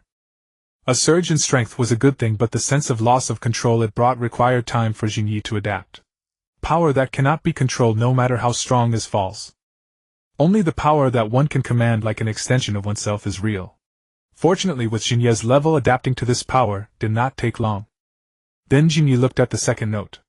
This note was the effect of the talent mind-gathering return to origin that Shin'ya had seen in the Rain Country. It could eliminate the costs of bloodline limits and secret techniques, but looking at this effect now, death, after fully opening the 8 gates, could certainly not be prevented. But now this effect was an attached effect within a talent, so what more could one ask for? Then came note 3. The 5 elements are the 5 natures. The 5 natures both counter and generate each other. That is to say, could the two natures he originally lacked, water and earth, also be supplemented? Although a ninja at a certain level could also develop the chakra natures they lacked through later learning. But both the difficulty of development and the effect were certainly inferior to the natures one was born with. And this note could allow Jinyi to become a true ninja with all 7 natures. What is this? Yuan Fei risen Sharingan third rated Jinyi. Finally Jinyi turned his gaze to the other 3 purple talents. 100 Meridians Unification, Mystic Heaven, 1 Chi and 6 Secrets, Reaching Heaven. Unlike Unity of Heaven and Man, which was his foundation, these 2 talents were obtained later. It seemed influenced by divine law. 5 dragons, the 2 purple talents revolved around the orange talent. He could even feel that his suppression of Ishur, who was sealed in his own eyes, had increased by a notch. Ishur, oh Ishur, just obediently become my skill slot. Thinking of this, Jinyi couldn't help but hum softly. However, Jinyi also knew that his current strength was only ahead of the current S2 version. If placed in the 4th Great Ninja War, he might still be outmatched. Not to mention, besides the ninja world, there was three-tomoe Shirin on the moon, and the 6 paths old geezer sleeping in the Pure Land. There were also the 3 fools of the Otsutsuki clan, three-tomoe Tao Shur, three-tomoe Jin Shur, and three-tomoe Pu Shur, who might notice Earth at some unknown time in the future. Although Ishur was sleeping in his eyes, he was ultimately not dead yet. With his current strength, he really didn't dare to just leave Ishur somewhere to let him die naturally after 2 days. As the saying goes, 2 days is too long. Who knows what changes might happen with Ishur. Now, sealing Ishur in his own eyes like this, at least he could perceive Ishur's state. Although Ishur was the strongest Otsutsuki clan member that appeared in the plot aside from Ruyi and the 6 paths old geezer. However, Jinyi knew that the Otsutsuki clan also had a three-tomoe Ji-Ju whose strength was unfathomable. Not to mention the mysterious Otsutsuki god. His strength was still insufficient to deal with all possible emergencies. Year 42 of Konoha, 5 years since the start of the 2nd Great Ninja War. Chimu Sho Mao Sun Ka Ka. She was born in year 37 of Konoha and was now 5 years old. And this year even 2.5 years had passed since the end of the 2nd Great Ninja War. In fact, even after the end of the 2nd Great Ninja War, the ninja world was not very peaceful. Only the 5 great nations were peaceful. Or rather, only the fire, earth, and lightning countries were peaceful. The blood mist of Kirigakure still hadn't ended and was even showing signs of expanding. The entire Kirigakure, even the entire water country, was a scene of thriving vitality and fierce competition. As for Sunigakure, no need to mention, their environment forced them to either fight to the death with other countries or with the daimyo. It was quite funny to say, Sunigakure seemed to be the only ninja village that couldn't defeat the daimyo's government. But thinking about it, it made sense. The few quality resources of the Wind Country were monopolized by the daimyo's government. If they still couldn't handle the ninja village, they would have lived in vain. Even the Fire Country, though the daimyo's strength was inferior to Konoha, still had its own military forces. Shwa. A figure appeared on the mountaintop at that moment. Lord Jinyi, the Hokage, is convening a Jonin meeting. Oh. Jinyi frowned. The Umbu said. It seems there is an urgent mission. I understand, I'll go right away. Jinyi nodded. Lord Ban, I have returned. A cheerful voice echoed through the underground cave. A white Setsu slithered in through the wall carrying a black box in its hands. This thing called the Zero Tails, I brought it for you. I took a long time to break the seal, but fortunately I am a genius of sealing techniques. The white Setsu chattered on incessantly. Shut up. Hand it over. Uchiha Setsuna, somewhat impatient, snatched the box from the white Setsu's hands. He then walked before Uchiha Ban, knelt down and said, Lord Ban, the item has arrived. Uchiha Ban slowly opened his eyes and reached for the box. 3 months earlier, the battle between Jinyi and Ishiki had dealt him a tremendous shock. What exactly is that creature? Uchiha Ban recalled Ishiki's appearance in his mind. It seems Jinyi has already acquired that creature's power, so he no longer sees the Zero Tails as worthy. Pushing aside those distracting thoughts, Uchiha Ban fixed his gaze on the box sealing the Zero Tails. Hungry Ghost Path.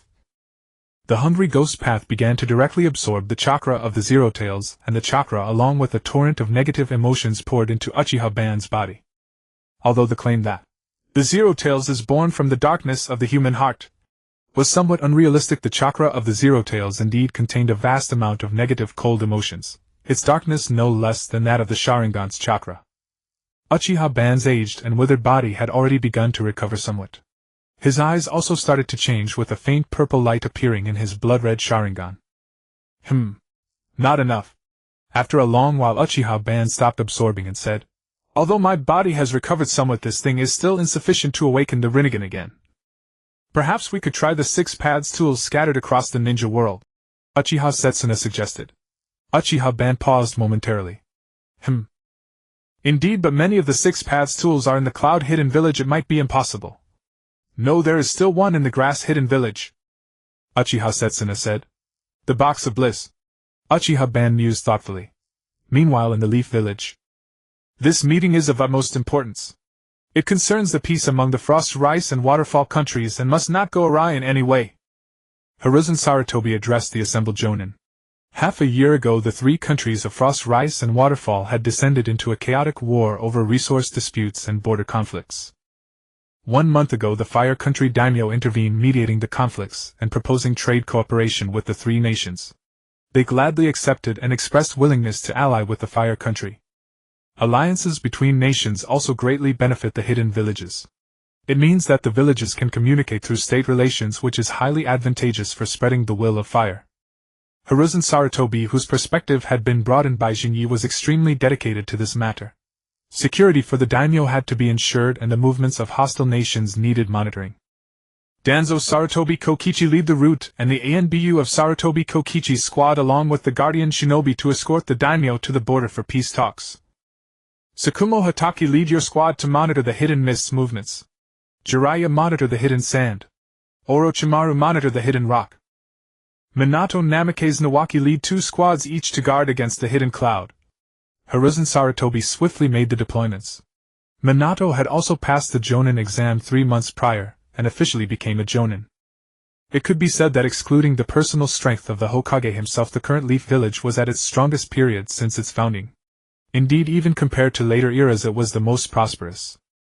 After all, both the first Hokage and the 7th Hokage relied on the individual prowess of Hashirama and Naruto to elevate the village's overall strength. According to the classification by Jinya's past life netizens, the so-called Kage-level fighters aside from Hiruzen Sarutobi and the 4 advisors also included Jinyi Tsukumo Hatake Sarutobi Kokichi and Uchiha Fuin, the seldom-seen clan leader. Moreover, Jiraiya had already begun his training at Mount Myaboku. Tsunade had also completed the development of the Yin Seal, and was now training in the 100 Healings technique and creation rebirth. Although Orochimaru had abandoned human experiments, he had turned to research on the energy conversion of machinery and chakra. As for Jonin, there were even more. Over 20 ninja had passed the Jonin exam. Furthermore, because Jinyi had led clan members into several battles, many of the younger Uchiha had awakened their Sharingan, with quite a few reaching the three-tomoe stage, all meeting the Jonin standard in combat capability. All these clan members had undergone Jinye's iron-fisted education of love. Those afflicted had recovered, and those yet to be affected were prevented from falling ill. Moreover, due to the Leaf Village's policy of elite selection each year, many children who failed the academy exams were deemed unfit to become ninja. In other words, the Leaf Village's civilian population included a large number of people who possessed basic ninja skills but lacked official ninja status. The village's war potential and overall strength had reached unprecedented levels. It could be said that if not for the Nine-Tails rampage, which claimed a large number of elites, the Leaf Village's normal development would have allowed it to overwhelm the 4 great nations. Unfortunately, the Nine-Tails rampage in the original story was a massive misunderstanding. Kakashi was selected as a guard during Kushina's childbirth. Before executing the mission, he went to the memorial stone to pay respects to his comrades as always and told the graves of Obito and Rin about his selection. He happened to be overheard by Obito, who had returned to the Leaf Village to see Rin. Obito then began to plan the Nine-Tails rampage. One could only say that some things were truly fated.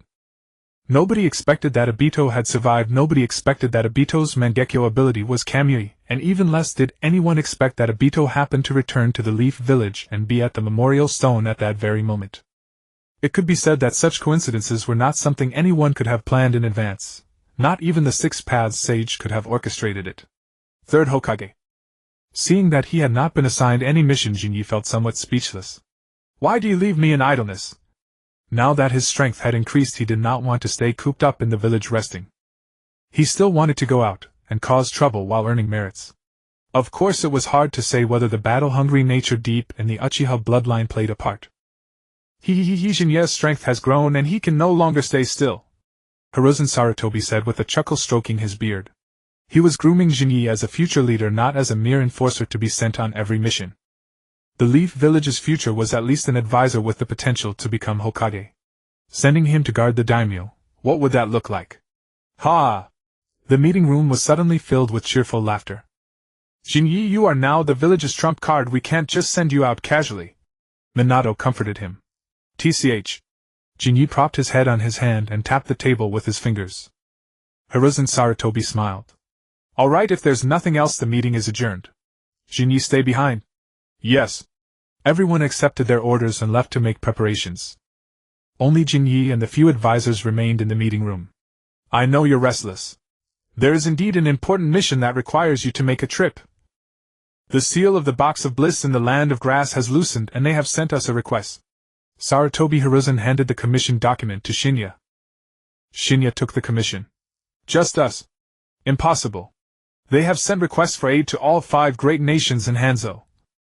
However, Hanzo is overwhelmed with his own affairs and the new generation of Sunigakure has been annihilated by you. Those 2 will likely not dispatch forces. But the others? One cannot be certain. Sarutobi Hiruzen said. Mitokado Homura took over. Your mission, aside from reinforcing the seal of the Box of Bliss, is to prevent others from other villages from laying hands on it. We have no interest in the power of the Box of Bliss, but we cannot allow others, especially the other 4 nations, to seize it. Mitokado Homura's words were not false. For Konoha, currently the strongest, the allure of the Box of Bliss was not great. Although legend claimed this artifact left by the Sage of 6 Paths could grant wishes, Sarutobi Hiruzen and the others were not convinced. Disbelieving the wish-granting rumor did not mean Sarutobi Hiruzen underestimated the Box of Bliss. After all, they had witnessed the might of the 6 Paths tools. At the peak of his power, Senju Tobarama, leading the 20-something them, was surrounded by Ginkaku and Kinkaku wielding 6 Paths tools and 20 ninjas. In the end, Teacher Tobarama could only stay behind to buy them a chance to survive. Without those 6 Paths tools, Tobarama and the 6 of them could have broken through together without issue. Now that the 6 Paths artifact in the Land of Grass has shown anomalies, if other nations seek to claim the Box of Bliss, it would inevitably bolster their strength. That would be extremely disadvantageous for Konoha. It must be prevented. We have no interest in the Box of Bliss, but other great nations cannot have it either. It epitomizes the principle I may not want it, but neither shall you have it. Any questions? Sarutobi Hiruzen asked. No, none. Shin'ya shook his head. Then he tucked away the commission, rose and left. After assigning the task to Shin'ya, the advisors also filed out of the meeting room. Shin'ya waited downstairs. Seeing Danzo emerge, he approached. Something. Danzo was cold. Shin'ya smiled. It's not easy to get an audience with Lord Danzo. Danzo frowned. What exactly do you want? Shin'ya said. 3 months ago, someone leaked to some of my Uchiha clansmen the news that Lady Mito was nearing her end. Those clansmen immediately surrounded the home of clan leader Fugen, demanding action. Lord Danzo, who do you think was behind it? How would I know? Danzo snorted. Shin'ya said. It doesn't matter. If anyone again tries to sow discord between the Uchiha and the village, I will automatically assume it was you. Last time it caused no real harm. I'm just warning you. If there is a next time, I will make you understand whether anyone in this village can stop me. Danzo suddenly felt as if he had fallen into an ice cellar, as if a blade was pressed against his throat. Looking at Shin'ya before him, his Sharingan was not activated, nor was his chakra released. It was pure killing intent that made Danzo's skin crawl. The gap between you and the 3rd Hokage is not just that you fear death. Go back to the Ninja Academy for retraining a third-rate scum. Shin'ya tossed the words at Danzo and walked away triumphantly. Danzo finally breathed a sigh of relief and wiped the cold sweat from his brow. That little brat. Upstairs, Sarutobi Hiruzen and Mitokado Homura had witnessed the entire scene. That kid, what a reckless one. Mitokado Homura smiled helplessly. At the root of it, Danzo was in the wrong first. We have little deterrence over him. Letting Shin'ya handle this is fine. Sarutobi Hiruzen took a sip of tea and said with a chuckle. Having someone to keep Danzo in check was exactly what he wanted. He and Mitokado Homura lacked the authority to intimidate Danzo. They couldn't truly fight him, could they? He was his childhood friend after all. Unless he committed a cardinal error, Sarutobi Hiruzen found it hard to punish him. By the way, issue a Hokage order. From this moment on, all human experimentation is forbidden. Experimental data and equipment must be destroyed. After screening, the researchers shall be handed over to Orochimaru for a shift to mechanical and energy research. Sarutobi Hiruzen said to Mitokado Homura. Mitokado Homura raised an eyebrow. The original intention of human experiments was to replicate the first Hokages would release all experiments were based on his cells. Since we are now banning it, that means... Sarutobi Hiruzen's lips curled slightly. Exactly. There is no longer any need for such inhumane experiments. Nawaki's training succeeded. Yes. Though it cannot yet rival Lord Hashirama's would release, Nawaki is still young and has much room to grow. Sarutobi Hiruzen continued. Moreover, in the current shinobi world there is no Uchiha Mudan as an enemy to force Nawaki to grow to Hashirama's level quickly. That is good news. Oh, by the way, Fugen submitted a request to remove Uchiha Ryosuke from the post of police force captain, replacing him with the former vice captain Uchiha Makiri and appointing his son Uchiha Fugaku as vice captain. Mitokado Homura said. Sarutobi Hiruzen sighed somewhat impatiently. Didn't we agree they would handle police force affairs themselves? Why submit a request for such a trivial matter? Let them decide on their own. Since Shin'ya became a jonin, the relationship between the Uchiha and the village had indeed improved, and Uchiha clansmen were actively integrating into the village. But a problem arose. Police force affairs began to be submitted to the Hokage's office. Only then did Sarutobi Hiruzen realize, damn, there were that many police force matters. Almost as much as his own Hokage workload. After handling them for a while, Sarutobi Hiruzen found that his already heavy pressure increased, leaving him no free time at all. His second son Asuma was almost old enough to start school, but he hadn't even properly taught him yet. With all these duties, how could he go home and spend time with his son? So Sarutobi Hiruzen threw the police force affairs back to the Uchiha, telling them to handle it themselves as long as the village's security was good. Nevertheless, Fugen believed that for such major personnel changes they should report to the Hokage and obtain his approval before deciding. Delegating authority was wonderful. Sarutobi Hiruzen felt he preferred being a teacher nurturing the next generation of ninjas. Handling administrative affairs was truly not his forte. Shin'ya is now 16. He is strong and has enough merits, but he is a bit young. Wait a few more years. At most 5 more years. No 4. No 3. 2 years. At 18 he should take over. Sarutobi Hiruzen thought, nodding to himself. All Shin'ya lacked now were seniority and age. Once Shin'ya was old and experienced enough, he would hand over the power and become a teacher at the academy. How wonderful that would be. Finally he would be liberated. Thinking of this, Sarutobi Hiruzen couldn't help but feel dissatisfied with his 3 disciples. If any one of them had been reliable, why would he still be unable to retire? And that rebellious son of his, what kind of monster was the Hokage position? Why did he dodge so quickly? Not a single one gave him peace of mind.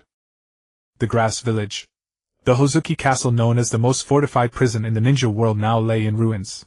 A colossal azure giant stood atop the debris, gazing down upon the wailing grass ninjas. To guard Hozuki Castle, the Grass Village had dispatched a full 20 jonin. Combined with the castle's own forces, there were no fewer than 50 jonin. The lord of Hozuki Castle, Mu, believed this, but his understanding of their strength was somewhat skewed. The Grass Village's jonin were barely qualified to serve as chunin in the hidden villages of the 5 great nations. In the movie, Kakashi, a jonin led Team 7, 3 genin with roughly chunin-level abilities, and directly overthrew the Kazuhana Fubuki regime of the Land of Snow. The strength of the Land of Grass was only marginally greater than that of the Land of Snow. Such a method of counting, which merely inflated military numbers for show, offered no real benefit to the village's combat power. Instead, it led people like Mu to misjudge the true strength of the Grass Village and Hozuki Castle. Within the azure giant stood a man in a long robe wearing a spiral-patterned mask. It was Uchiha Setsuna. Setsuna was quite frustrated at the moment. Perhaps after being beaten twice by Shin'ya, he had learned to be cautious. Seeing the enemy deploy over 40 jonin, even Uchiha Setsuna was startled. Though each of these jonin had chakra levels barely reaching that of a chunin, and the strongest 2 barely qualified as special jonin.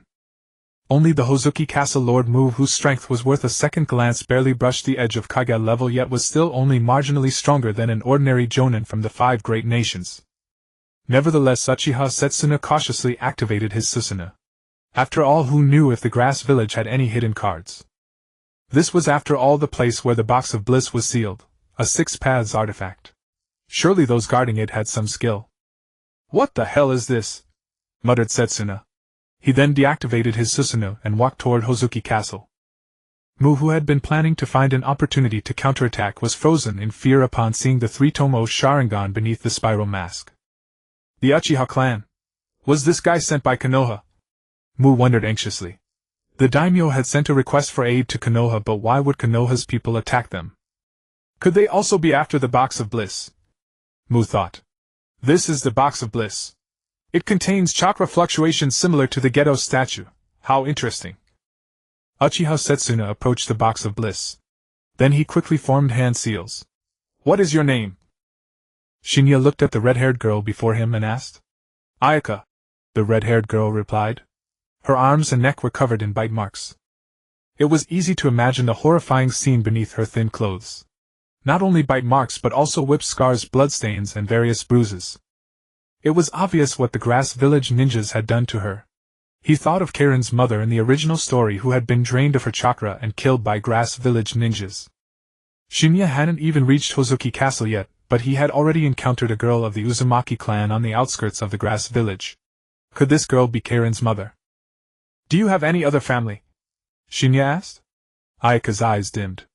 They bit my mother to death. Is that so? I'm a Konoha ninja.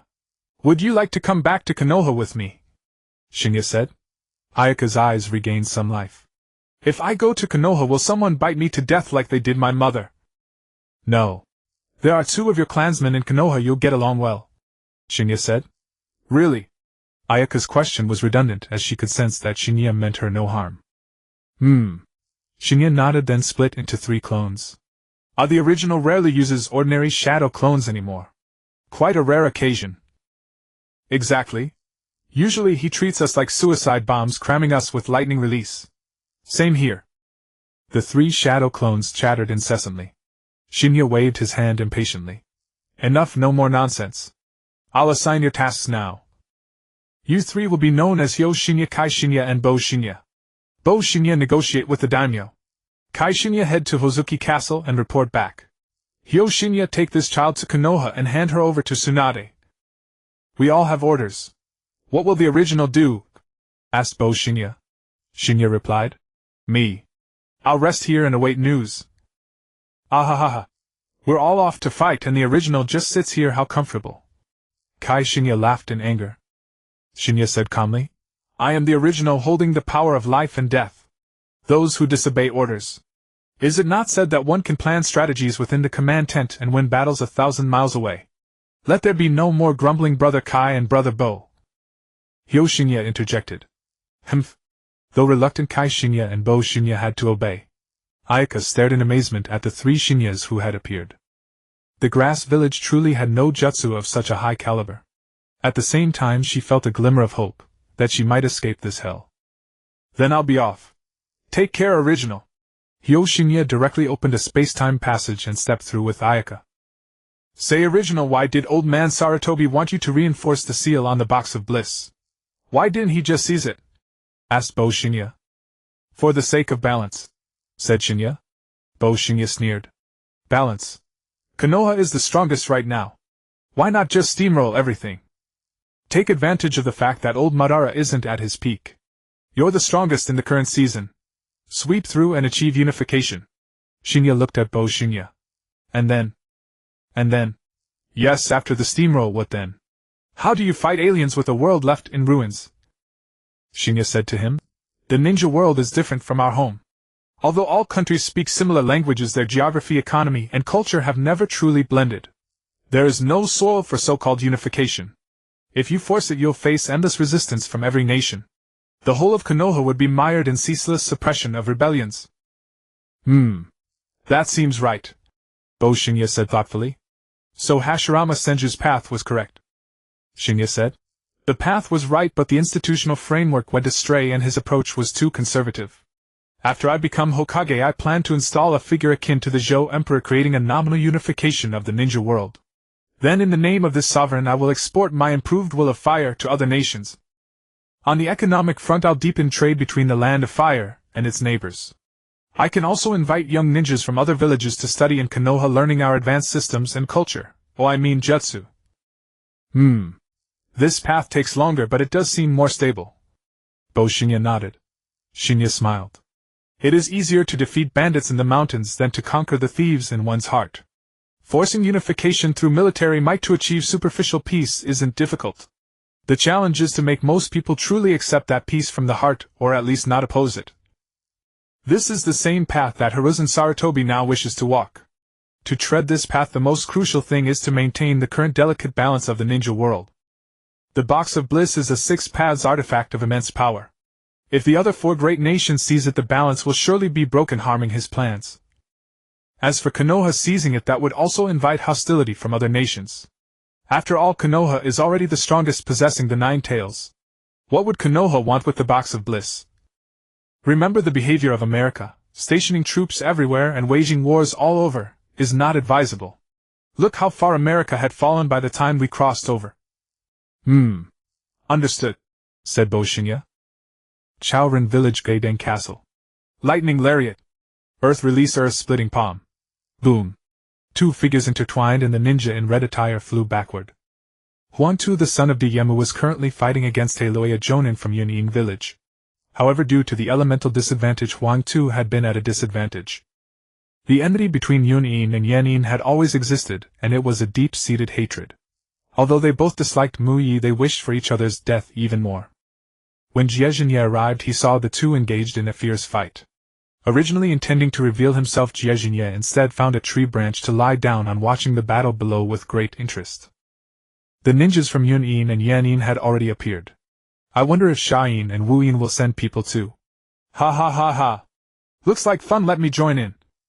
3 ninjas from Wuyin appeared, the legendary 3 treasures.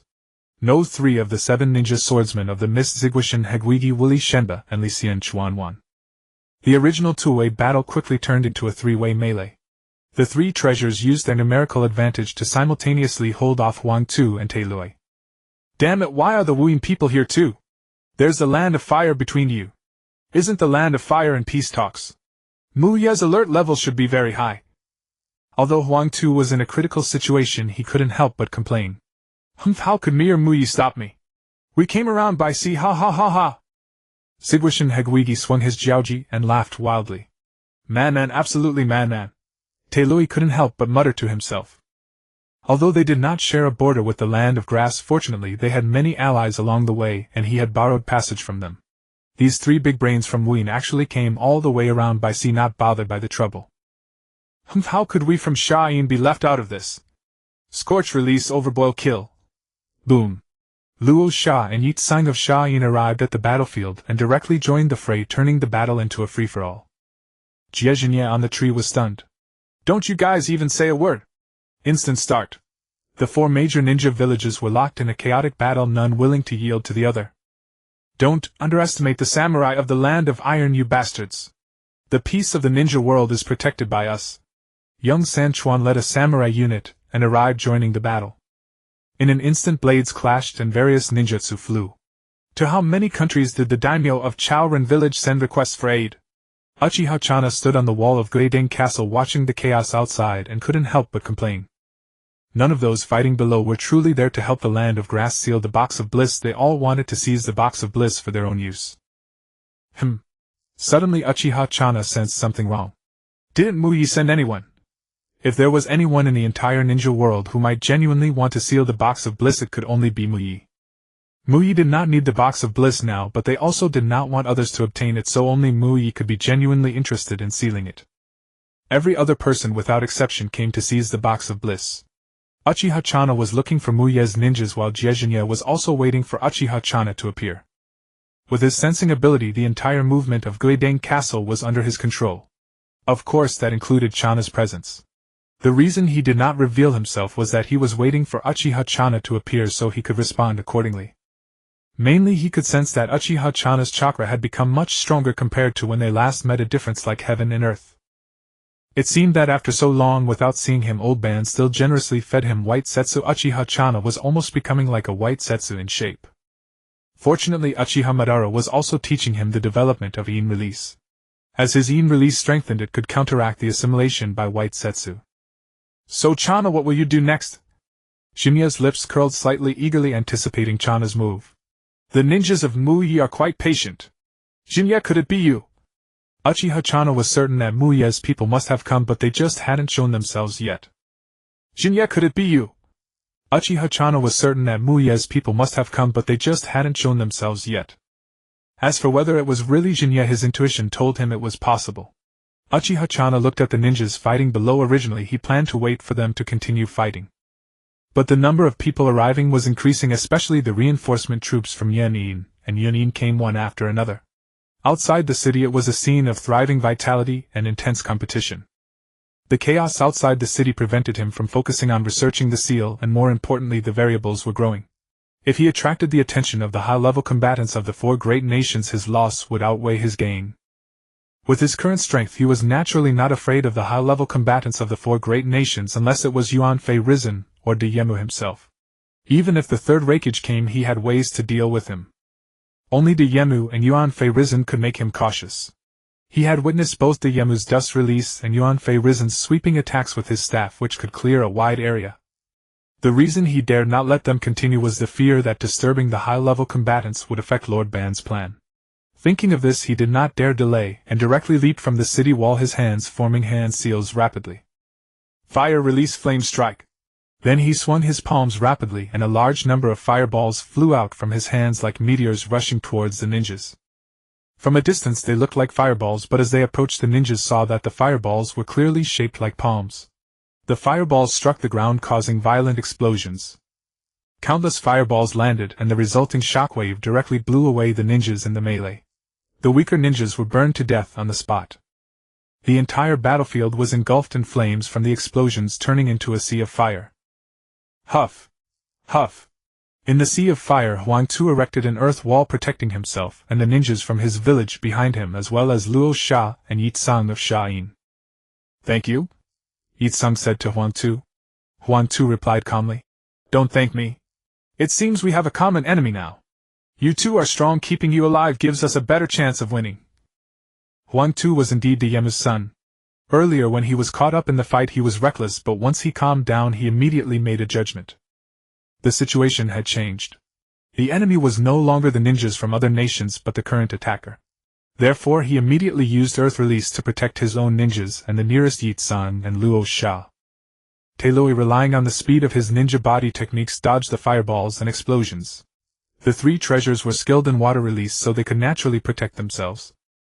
However, the samurai of the Land of Iron were not so fortunate. Except for San Chuan, who could protect himself, most of the other samurai were killed or injured. Everyone looked up and saw a man in a robe with a swirl mask standing on the ruins looking down at them. How ugly ninjas! Uchiha Channa said calmly, his tone devoid of emotion. Who are you? Sigwashin Hitengui demanded loudly. Uchiha Channa did not answer. He leaped down from the city wall and walked toward the shinobi. Despite their numerical advantage in jutsu, the group of shinobi was cowed by Uchiha Channa alone. How useless! Shin'ya, perched on a tree branch, watched the shinobi and samurai with exasperation. What are you afraid of? Why don't you just fight him? Charge at him and take him down. But he's just a shadow clone now. He's not sure he can beat Uchiha Channa either. The main reason was the alarmingly high yang release chakra within Uchiha Channa, which made him uncertain. So he opened a spatial channel and contacted Shin'ya. I understand the situation. Shin'ya stepped out of the channel and nodded. Then I'll leave this to you. With that, Shin'ya dispelled his shadow clone. By now Shin'ya's chakra had recovered from a quarter to a third.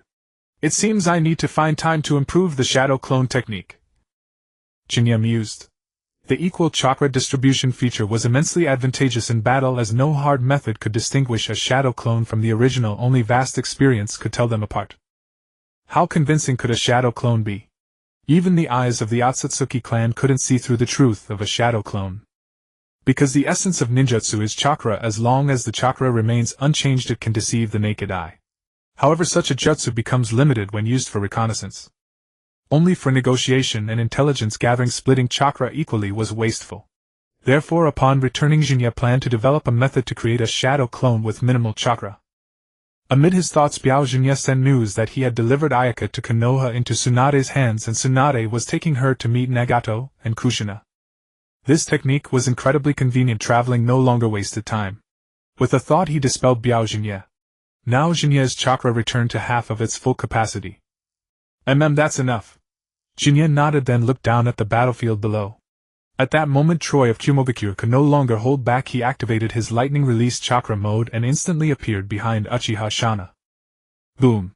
Yet the next second Troy felt a blur before his eyes and was kicked away by Uchiha Shin'ya. Earth release, earth flow river. Huan Tu immediately stepped forward and slammed his hands onto the ground. The earth churned like a mudslide engulfing Uchiha Shin'ya. Scorch release, scorching steam kill. Yugura also acted instantly, hurling her scorch release chakra toward Uchiha Shin'ya's position. Shine! Mabushi Jinba swung his explosive blade splash, sending countless explosive tags as if appearing from thin air toward Uchiha Shin'ya's location. The violent explosion shook the ground. Water release, water formation pillar. Zigwishin Hitengui quickly formed hand signs and a torrent of water submerged Uchiha Shin'ya. Water release, water dragon bullet. He then changed his hand signs and a water dragon surged from the mass of water, biting Uchiha Shin'ya and slamming him into the ground. Gold dust, great burial. Countless golden sands appeared under Raza's control, tightly enveloping Uchiha Shin'ya and forming a pyramid. Boom! Before the shinobi could breathe a sigh of relief, a cyan arm emerged from the pyramid. With a forceful slap, Raza's gold dust great burial was shattered. Uchiha Shin'ya was encased in a cyan giant formed of chakra, completely unharmed. Impossible! The shinobi exclaimed in shock. That was the Uchiha Susanoo, Huan Tu said in astonishment. What? The Uchiha? Could this be a Konoha conspiracy? Damn it, I knew it! Konoha lured us here with the Paradise Box to wipe us out. Impossible, absolutely impossible. Are you saying we're foolish enough to fall for Konoha's scheme? Deactivating Susanoo, Uchiha Shin'ya felt helpless. He must have been too intimidated by Shin'ya, always misjudging the shinobi's strength. Meanwhile, Troy, who had been sent flying, pushed aside the rubble and stood up. TCH. Whether you're Konoha or Uchiha, stay out of our business. Troy's eyes gleamed with malice as he lunged at Uchiha Shin'ya, lightning crackling around him. But Uchiha Shin'ya vanished. Bang!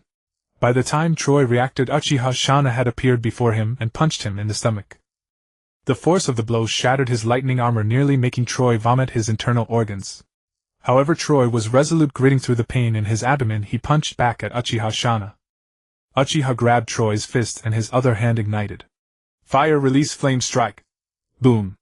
Troy was blasted away by flames thrown back into the rubble and engulfed in an explosion. Shin'ya watched Uchiha Shin'ya's performance and couldn't help but frown. This Uchiha Shin'ya was cheating too much. He was older than Sarutobi, and the others not even in his prime. He should be in decline by now. But compared to the first time they met, Uchiha Shin'ya's strength had improved dramatically. Based on Shin'ya's estimation, Uchiha Shin'ya's current stats were probably close to his own base form. Yet his fighting style remained straightforward, full of flaws in Shin'ya's eyes. He could only dominate these shinobi because of the Sharingan's suppression and his vastly superior base strength. Simply put, he was bullying the weak. After being hit, Troy spat blood, his body charred, severely injured and effectively incapacitated. Lord Troy! A few Kumogakure shinobi, seeing their jonin defeated, erupted in fury and prepared to charge. Boom! A wall of earth instantly rose before them, enraging the Kumogakure shinobi. Boom, boom, boom! But before they could curse, several fireballs shattered the wall. The flying debris forced them to roll and dodge, scrambling in disgrace. Fools, charging in like that would be suicide, Huan Tu said grimly. Uchiha Shin'ya was somewhat surprised. You saved the Kumogakure shinobi even though they're your sworn enemies. As expected of Inoki-san. I appreciate the compliment. It seems you know us well, but we know nothing about you. That's unfair, Huan Tu replied. Uchiha Shin'ya formed hand signs as he spoke. You don't need to know. Both hands blazed with fire, aiming at the shinobi. This time I won't hold back. Huan Tu's pupils contracted. Even without direct contact, he could sense the heat from those hands. Without a doubt, one touch meant death or crippling injury. He swallowed, focusing all his attention, not daring to slacken. The other shinobi were in a similar state, having already witnessed Uchiha Shin'ya's power. Pfft! Blood sprayed. What? What happened? This is... The shinobi were stunned by the sudden change, and Uchiha Shin'ya was equally shocked. He looked down at the blade protruding from his chest, blood slowly trickling from the corner of his mouth. He turned his head and saw that familiar face. Uchiha Shin'ya!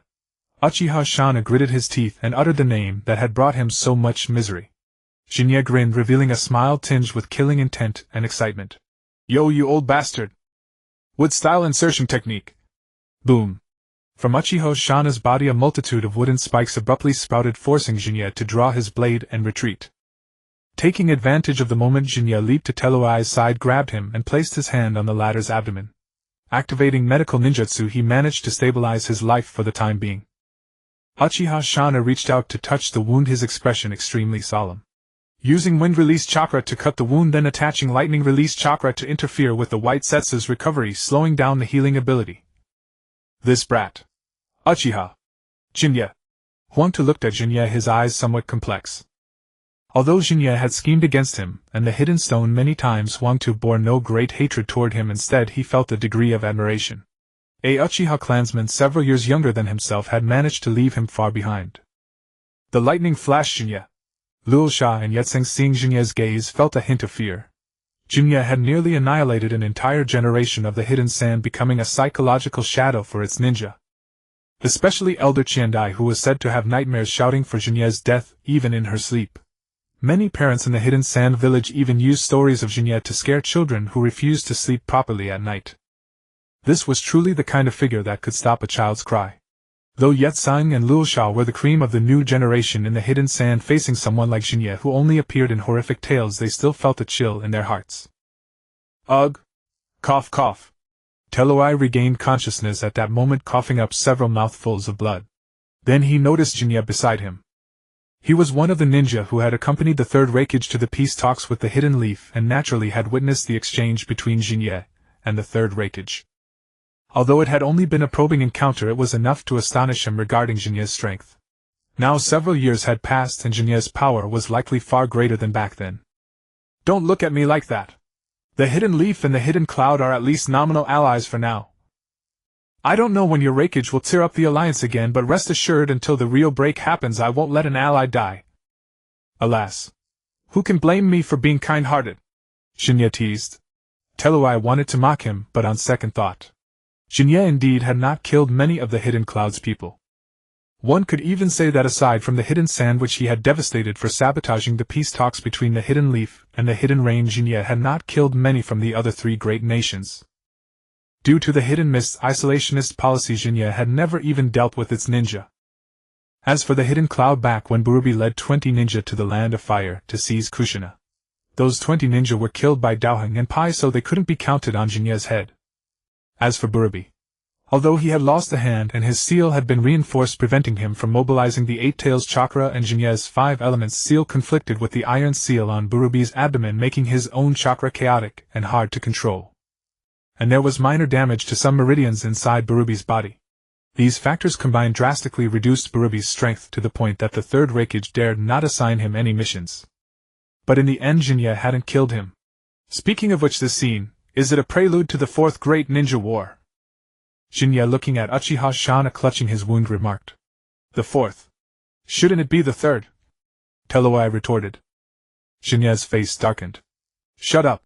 Then he increased the output of the chakra, healing Telloai, nearly making the latter cough out his lungs. Then Shin'ya casually tossed him. Whoosh. He threw Telloai like trash toward the Hidden Cloud side. Lord Telloai. The Hidden Cloud ninja rushed forward. Telloai's mouth twitched. Damn it! He was about to curse, but then remembered that Shin'ya had saved his life, so he reluctantly shut his mouth. Shin'ya, what is your purpose here? Huangtu asked, looking at Shin'ya. Shin'ya smiled. To help the Land of Grass seal the box of ultimate bliss, of course. Could it be that I'm here to seize it? After all, the Hidden Leaf is one of the 5 great ninja villages. How could we stoop to such a lowly act of taking advantage of others' misfortune? Shin'ya's words left the assembled ninja and the samurai of the Land of Iron somewhat embarrassed. After all, they all knew in their hearts what they were really here for. Very well, since our goals are the same, let's cooperate. Huangtu's expression unchanged, he continued. This masked man is strong. Let's defeat him together. Shin'ya glanced at Uchiha Shin'ya. I have no objection. Uchiha Shin'ya's wound had now fully healed, and he felt a bit speechless. Is it really okay to conspire so loudly right in front of me? Then, Earth-style earth flow wall. Huangtu slammed his hands on the ground, and the terrain around Uchiha Shin'ya began to warp wildly. The ground cracked and rose, forcing Uchiha Shin'ya to dodge and weave, searching for a foothold. If it were just now, he would have looked down on Huangtu's ninjutsu, and could easily have killed them all. But now it was different with Shin'ya standing nearby. Even if Shin'ya just stood there without attacking, Uchiha Shin'ya had to be on guard against him. After all, if Shin'ya didn't act it was fine, but if he did and Shin'ya failed to dodge, it would mean severe injury or instant death. Haha, perish! Shiba swung his explosive blade named Spray, and countless exploding tags further narrowed Uchiha Shin'ya's evasive space. Lord Telloi, your injury. My injury is nothing to worry about. How can I embarrass the hidden cloud at a time like this? Everyone follow me. Telloi, having recovered his strength, forced his injured body to activate the lightning release chakra mode. Let's go, Yetsang. Luosha, stirred by the scene, shouted loudly. Yetsang nodded and followed. These ants are truly annoying. Uchiha Shin'ya grew impatient. With Shin'ya standing not far behind him, he couldn't fully concentrate on dealing with these ninja. He kicked away two samurai who charged at him, then dodged Yetsang's scorching heat killer. Boom! Then he swung a palm to neutralize the full-force punch of Telloi, who was in lightning mode. Earth-style fist rock. His right hand wrapped in rock, he arrived before Uchiha Shin'ya. Then his left hand began forming hand seals again. One-handed hand seals. This brat. Uchiha Shin'ya was also somewhat surprised by Huangtu's strength. Indeed, among these ninja, Huangtu's overall strength was a cut above. Earth-style weighted rock technique. Boom. Then he threw a full-power punch. The power of this punch surpassed all the ninjutsu used by the ninja present. Even the wind pressure alone caused the ground around to collapse. The nearby ninja almost lost their footing from the tremor. Did it succeed? Telloi asked. Then everyone's expressions changed. A blue skeletal structure appeared enveloping Uchiha Shin'ya. Huangtu's terrifyingly powerful punch was easily blocked by the skeleton. Humph, brats, this farce ends here. Uchiha Setsuna's tone was filled with impatience and a trace of anger. Being driven to such a corner by a group of brats was an insult his Uchiha pride could not endure. Once Susanoo was unleashed, he had no choice but to slaughter them all, otherwise he would be unworthy of being Madara-sama's follower. With that thought, Uchiha Setsuna made up his mind. In for a penny, in for a pound, he activated his complete body Susanoo. A towering azure giant nearly 100 meters tall and clad in armor now stood upon the earth. Hey, are you kidding me? There's no way we can win this. Damn it! As they gazed upon the 100-meter giant before them, despair began to spread among the shinobi. Even Huangtu, who had been the most resolute in battle from the very start, began to waver. The gap in strength was simply too vast. No battle plan could make any difference. Earth release Yominuma. At that moment Masaya made his move. He slammed both hands onto the ground, and the earth beneath Susanoo's feet instantly transformed into a swamp. Uchiha Setsuna's Susanoo staggered and began to sink the mire, swallowing it up past the knees. What? Masaya! Uchiha Setsuna's heart jolted. He hastily turned around only to see 5 shurikens spinning at high speed in Masaya's right hand. As the shurikens spun, wind-released chakra swiftly coiled around the 4 blades of each one, its blade tearing through the air with a shrill, piercing screech. This move again. Uchiha Setsuna still harbored lingering dread over how Masaya had once used this technique to breach Susanoo's defenses. Then he saw crimson flames begin to flicker upon the shuriken in Masaya's hand. Fire release Phoenix Flower Jigaku. Humph, just a cheap trick. As he watched 5 blazing shuriken converge on him from 5 directions, Uchiha Setsuna felt a surge of disdain. Yet at that very moment Masaya clapped his hands together once more. Shuriken Shadow Clone Jutsu. Boom. In an instant those 5 burning shuriken multiplied into hundreds upon thousands, surrounding Uchiha Setsuna from every direction, leaving him completely trapped. Would release wooden golem wall. Susanoo vanished in an instant, and a row of wooden pillars curved forward, encasing Uchiha Setsuna in a protective barrier. Masaya dashed forward in a single stride, a wind blade wrapped around his leg as he kicked toward Uchiha Setsuna. The wind blade instantly sliced through the wooden wall, hurtling straight at him. Uchiha Setsuna raised both arms to block, and the moment their bodies collided, a tremendous burst of wind pressure exploded outwards, sending the nearest shinobi flying. Huangtu, still weighed down by his earth release adding rock technique, managed to steady himself, though he too was forced backward. He knew that a battle of this caliber was no longer something the shinobi present could interfere with. Apart from himself, barely able to hold his ground at close range, the others could hardly even approach. Boom! Boom! The sound of explosions rang out, and Huangtu followed the noise to see Masaya and Uchiha Setsuna locked in fierce combat. Sparks burst from Masaya's fingertips from time to time, and Huangtu could barely make out date-sized fireballs streaking past Uchiha Setsuna's hair at incredible speed. Then they pierced straight through the city wall. He had no doubt that if he were the one struck, that tiny fireball would punch clean through him as well. At this moment Uchiha Setsuna was growing frantic. He had indeed become far stronger. The power of the white Setsu had elevated his baseline abilities to an utterly terrifying degree. Now that he was fighting Masaya, the gap between them was no longer as vast as before. But even so, clashing with Masaya still left him desperately struggling to keep up. Whenever he closed in, Masaya would unleash small-scale jutsu point-blank like fire-release meteor flame.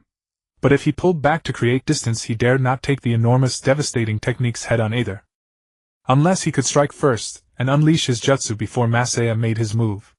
Yet most of Masaya's techniques were cast instantly. It was simply too dirty a trick. Instant cast jutsu. Do you have any idea what that means? Even Hashirama Senju needed to clap his hands together to release a technique, but Masaya could do it on a mere whim. When he was in a good mood, he'd clap his hands together, as a show of respect. But when he was irritated or too caught up in the fight, he just tossed the technique out with a wave of his hand, not a hint of wind-up at all. That was why Uchiha Setsuna could only remain so passive, scrambling to respond. Bang! At last Masaya seized an opening in Uchiha Setsuna's defense, and sent him flying. Uchiha Setsuna slammed straight through a section of the city wall, and was buried beneath the rubble. Ha ha, die! Masaya, now thoroughly caught up in the thrill of battle, punched his fist into the wall. Cracks rapidly spread across the wall before it split apart. Masaya hoisted a chunk of the wall, leaped to a higher vantage point, and hurled it straight down at Uchiha Setsuna's position. Huangtu and the others watching from a distance were utterly dumbfounded. Could this still be called a battle between shinobi? Boom! Uchiha Setsuna burst out from the rubble and leaped toward the descending wall. His fists blurred as he smashed the wall to pieces. Ha ha! See that, Masaya? This is my power! Uchiha Setsuna shouted at Masaya with a maniacal grin. He could feel the changes in his body. He was continuously adapting to the white Setsu's power. Throughout the fight with Masaya he had remained on the defensive. But the immense power that had once been unmanageable was now growing increasingly obedient to his will. Humph. No matter how much of a genius you are, your strength was earned through your own training, hollow and unstable. My power, Uchiha Setsuna's power, was granted by Madara-sama, infusing me with white Setsu. The difference is clear for all to see. Yet Masaya gave him no chance at all. The moment Uchiha Setsuna shattered the wall, Masaya was already charging straight at him. Boom! A single punch was thrown, and Uchiha Setsuna hastily raised both arms to guard his head, blocking the blow. The ground beneath their feet instantly burst apart, sending dirt and stone flying outward. Ugh! Damn it! Uchiha Setsuna winced at the pain surging through his arms, shock and uncertainty churning within him. How was this possible? Why was Masaya's strength still greater than his own? The immense force drove him staggering backward, and only after more than a dozen steps did he manage to steady himself. Splurt. Then he realized a black rod had somehow pierced his shoulder without warning. Uchiha Setsuna's heart seized with alarm, and he hurriedly tried to retreat. But Masaya gave a grand wave of his hand, and in an instant black rods pierced through his limbs and ribs as well. Masaya waved his hand, recalling the feel of the technique, and nodded in satisfaction. Sasuke's assessment of Ishiki was quite fair. The ability was simple, nothing flashy about it, yet it proved to be remarkably effective. Compared to the flashy tricks of the three foolish Otsutsuki, Ishiki's powers didn't seem all that impressive. But each ability could work in perfect synergy with the others. Even if the opponent had gathered intelligence, it was extremely difficult to formulate a counter-strategy. On top of that, Ishiki's taijutsu was exceptionally formidable, making it nearly impossible for anyone to overwhelm him through sheer stats. And the black rods were products of yin-yang release, something Masaya could now also produce. By shrinking a black rod down to the size of a grain of sand, it could pierce an opponent without them ever noticing. Then by restoring the black rod to its original size, he could gravely wound his enemy outright. Moreover, this ability actually complemented Masaya's Mangekyo Sharingan powers remarkably well. Masaya could freely manipulate the size of his Susanoo, and even detach it from his body to act on its own. Ishiki's ability perhaps could be combined with Susanoo in perfect tandem. Though Masaya could still suppress Uchiha Setsuna on all fronts, Uchiha Setsuna simply ripped out the black rods embedded in his body. The wounds immediately healed at a startling speed. Humph. Unfortunately, you cannot kill me, Uchiha Setsuna sneered. Masaya frowned. White Setsu was a product of Hashirama's cells. Someone like Uchiha Setsuna, who had absorbed a vast amount of White Setsu to the point his very body had begun to assimilate with it, was indeed extremely difficult to kill. The pure yang-release chakra granted him immense vitality, and an almost inexhaustible supply of Sharingan ocular power. Just how pure was the yang release of Hashirama's cells? Let me put it this way: Hashirama has been dead for so many years, yet his cells are still teeming with vitality. One could say that Hashirama's life force far surpassed even that of his past incarnation, Otsutsuki Azura. At that thought, a faint smile tugged at Masaya's lips. White Setsu might be a product of Hashirama, but it was not Hashirama Senju himself. It merely possessed Hashirama's vitality, not his combat power. Even though Masaya couldn't kill Uchiha Setsuna, he could still seal him away. The two had been fighting for only a few minutes, yet at least 3/4 of the remaining parts of Guidang Castle had already been demolished by them. If I were to face either of these two alone, I'm afraid I couldn't even last a single move. The ninjas and samurai present, including Huang Tu-Tailoi and Luo Sha, all shared this thought. The masked man's strength was undoubtedly formidable, but his stance remained unknown. What truly made them apprehensive, even fearful, was Jinye's power and his position. Such a powerful ninja was from Mu Yi. Was Mu Yi going to turn the world upside down? If they knew that Jinye had a shadow clone negotiating at the daimyo's mansion in the Land of Grass, who knows what they would think. Meanwhile, as Jinye fought with Yuzhibo Shana, he was contemplating how to deal with him. Killing him was quite difficult as he was possessed by the Baiju, but he could be sealed. The question was whether killing him or keeping him alive would be more beneficial. Yuzhibo Shana had now become a veritable troublemaker in the ninja world. Whenever something happened, his shadow was always there. In fact, he could be used to force the major nations of the ninja world to unite. However, he had Old Ban behind him, so his strength had grown a bit too fast. Under the leadership of the third Hokage Yuan Fei Risen, Mu Yi had always presented itself as the leader of the ninja world. Perhaps due to Yuan Fei Risen's own personality, Mu Ye's style of conduct was also imbued with a pacifist flavor. Simply put, if a problem could be solved without violence, they would avoid using violence. From the perspective of those in power, this mindset was actually not problematic. The Land of Fire, where Mu Yi was located, had the most abundant natural conditions and resources in the ninja world. For both the Land of Fire and Mu Yi, the cost-effectiveness of external expansion was extremely low. If, like Yuzhibo Ban in the original story, one forcibly unified the ninja world through military force, not to mention whether the unification would cause fierce backlash. Just consider that most places in the ninja world the cost of a campaign would not even cover the expense of purchasing ninja tools, utterly uneconomical. It was said that the Land of Earth had legends of stone rain falling from the sky. Although its natural environment was slightly better than the Land of Wind, it was often subjected to nature's harsh tests. Therefore, successive Hokage and the daimyo of the Land of Fire had little desire for external expansion. Even the ninjas and civilians of Mu Yi had no interest in seizing resources from other countries. Only when defending their country and village did they display extremely high fighting spirit. This was also one of the reasons why Jinye abandoned the idea of military unification after understanding the situation of the various countries and the overall atmosphere of Mu Yi. The cost was too high, the benefits too low, not worth the loss. Therefore, expanding Mu Ye's influence was a good choice. And Yuzhibo Shana was indeed a very good pawn. Sealing technique Mahakala. What? Yuzhibo Shana was startled seeing Jinye suddenly activate his Sharingan. He wanted to close his eyes or look away, but it was already too late. Jinye's fighting style was too cunning. He kept all his trump cards hidden. Ordinary Yuzhibo clan members would activate their eyes at the start, then combine fire release with shuriken. Those with Mangekyo would use their abilities after a few rounds. But Jinye refused to do so. He kept fighting in his normal state, and then suddenly activated his eyes to catch you off guard. Combat has a rhythm. When Yuzhibo Shana fell into the rhythm of fighting against Jinye in his normal state, Jinye could easily put him on the defensive by suddenly using one or two of his trump cards. Coupled with Mahakala, a sealing technique specifically developed against the Yuzhibo Shana had no time to react.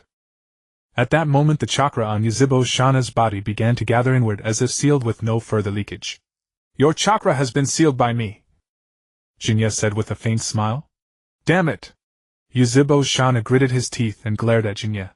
At that moment, Luo Sha, who was among the crowd, suddenly made a move and charged toward Yuzhibo Shana. Jinye's words were loud and he heard them. "Secret technique. Golden sand?" Boom. Before he could finish forming hand seals, Yuzhibo Shana charged in front of him, and slammed him into the ground with a palm strike.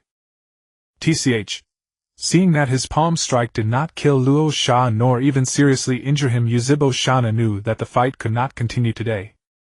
6 Harmony's strong fist flying bear. Roar.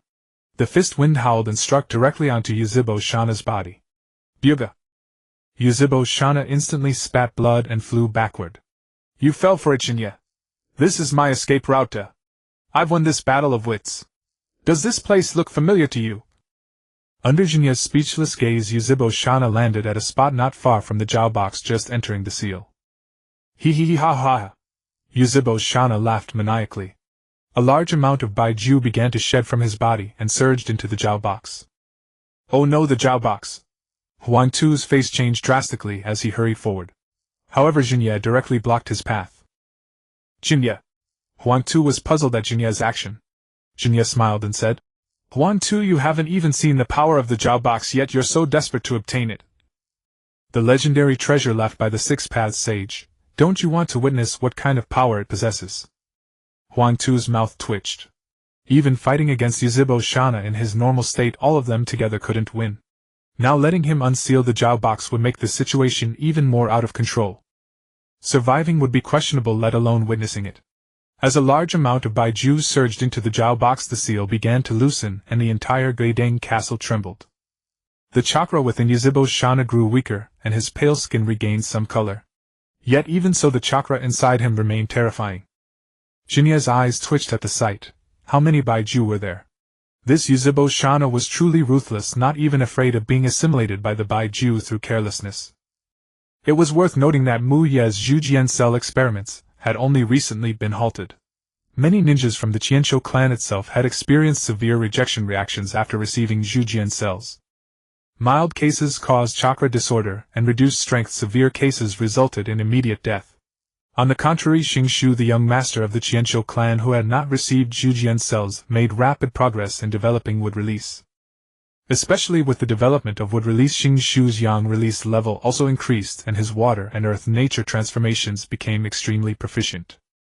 Even members of the Qianqiu clan could not withstand the erosion and assimilation of Zhujian cells, yet this Yuzhibo clan member before them had actually endured it. Could it be that the Yuzhibo whose yin release is strong due to the bloodline of Yinchualuo happened to have an extremely high adaptability to Zhujian cells? Boom! As the Baiju entered, the seal of the Jiao box was finally broken and the Jiao box was opened. A wave of aura colder and more sinister than the Yuzhibo's dojutsu power swept over them. Everyone felt as if the temperature of the entire Guidang castle had dropped significantly. The castle lord Wu Wei looked at the open Jiao box and collapsed to the ground. It's over. Everything is over. In Jinya's view, the ghost face on the Jiao box had its mouth curled up to the highest point. Then the ghost face fell off, revealing the entrance to the Jiao box. At the same time, in the Pure Land, an old man sitting cross-legged in midair holding a staff opened his eyes. The Pure Land, a crevice in time and a place where souls slumber. The souls of the departed ultimately arrive here, entering a deep sleep, awaiting their awakening once more. The Six-Paths Sage Daitangmiyui slowly opened his eyes. The long-stilled Pure Land stirred with a faint ripple and light began to emerge around him. All around him countless luminous orbs floated, the souls of the deceased. This was the realm of soul slumber, and the place of reincarnation. When his 2 sons had died one after another, their souls had reincarnated here. As if by fate, every generation of Yinchualuo and Axiliuo's reincarnations were destined to battle to the death. Fate, is it? Yinchualuo, you still refuse to let go? Daitangmiyui's tone carried a hint of helplessness and a sigh. He slowly descended and walked toward a luminous orb. The orb gently swayed, transforming into a sleeping youth. Are you still unwilling to leave Axiliuo? Even after what your elder brother has done, you still insist on waiting for him? The Six-Paths Sage gazed at the slumbering soul of his younger son, his heart a tangled mess. Yinchualuo and Axiliuo, these brothers had loved and fought each other for over a millennium. Each reincarnation saw them locked in bloody conflict, yet after every death they would wait for the other to be reborn together. Every time Yinchualuo was born only a few months before Axiliuo, never changing. The Six-Paths Sage arrived at the water's surface and looked into the vortex. There in the Chao country, the Jiao box was being opened. Is that a descendant of Yinchualuo? The Six-Paths Sage furrowed his brow. This scene was indeed beyond his understanding. A descendant of Yinchualuo flanked by shinobi from various nations was taking a stance against the Jiao box. No, he doesn't carry Yinchualuo's stubborn aura nor Axeluo's indecisiveness. Could he be the offspring of a union between Yinchualuo and Axeluo's descendants? There's also a faint Daitangmu aura. This. The old man, once a savior revered as a deity, could now scarcely comprehend what had transpired with Shin'ya. Whether Shin'ya was a descendant of Yinchualuo or Axeluo mattered little to the six-paths sage. What truly unsettled him was the elusive Daitangmu aura emanating from Shin'ya. After sealing Kagaya, he and his brother Yutsuin had discovered their mother's scroll. Only then did the brothers learn the reason for their mother's madness in sacrificing ordinary people to the divine tree to create the Baiju. Their mother hailed from an alien race known as the Daitangmu clan, whose members roamed the cosmos planting divine trees on various planets, and consuming the fruits to strengthen themselves.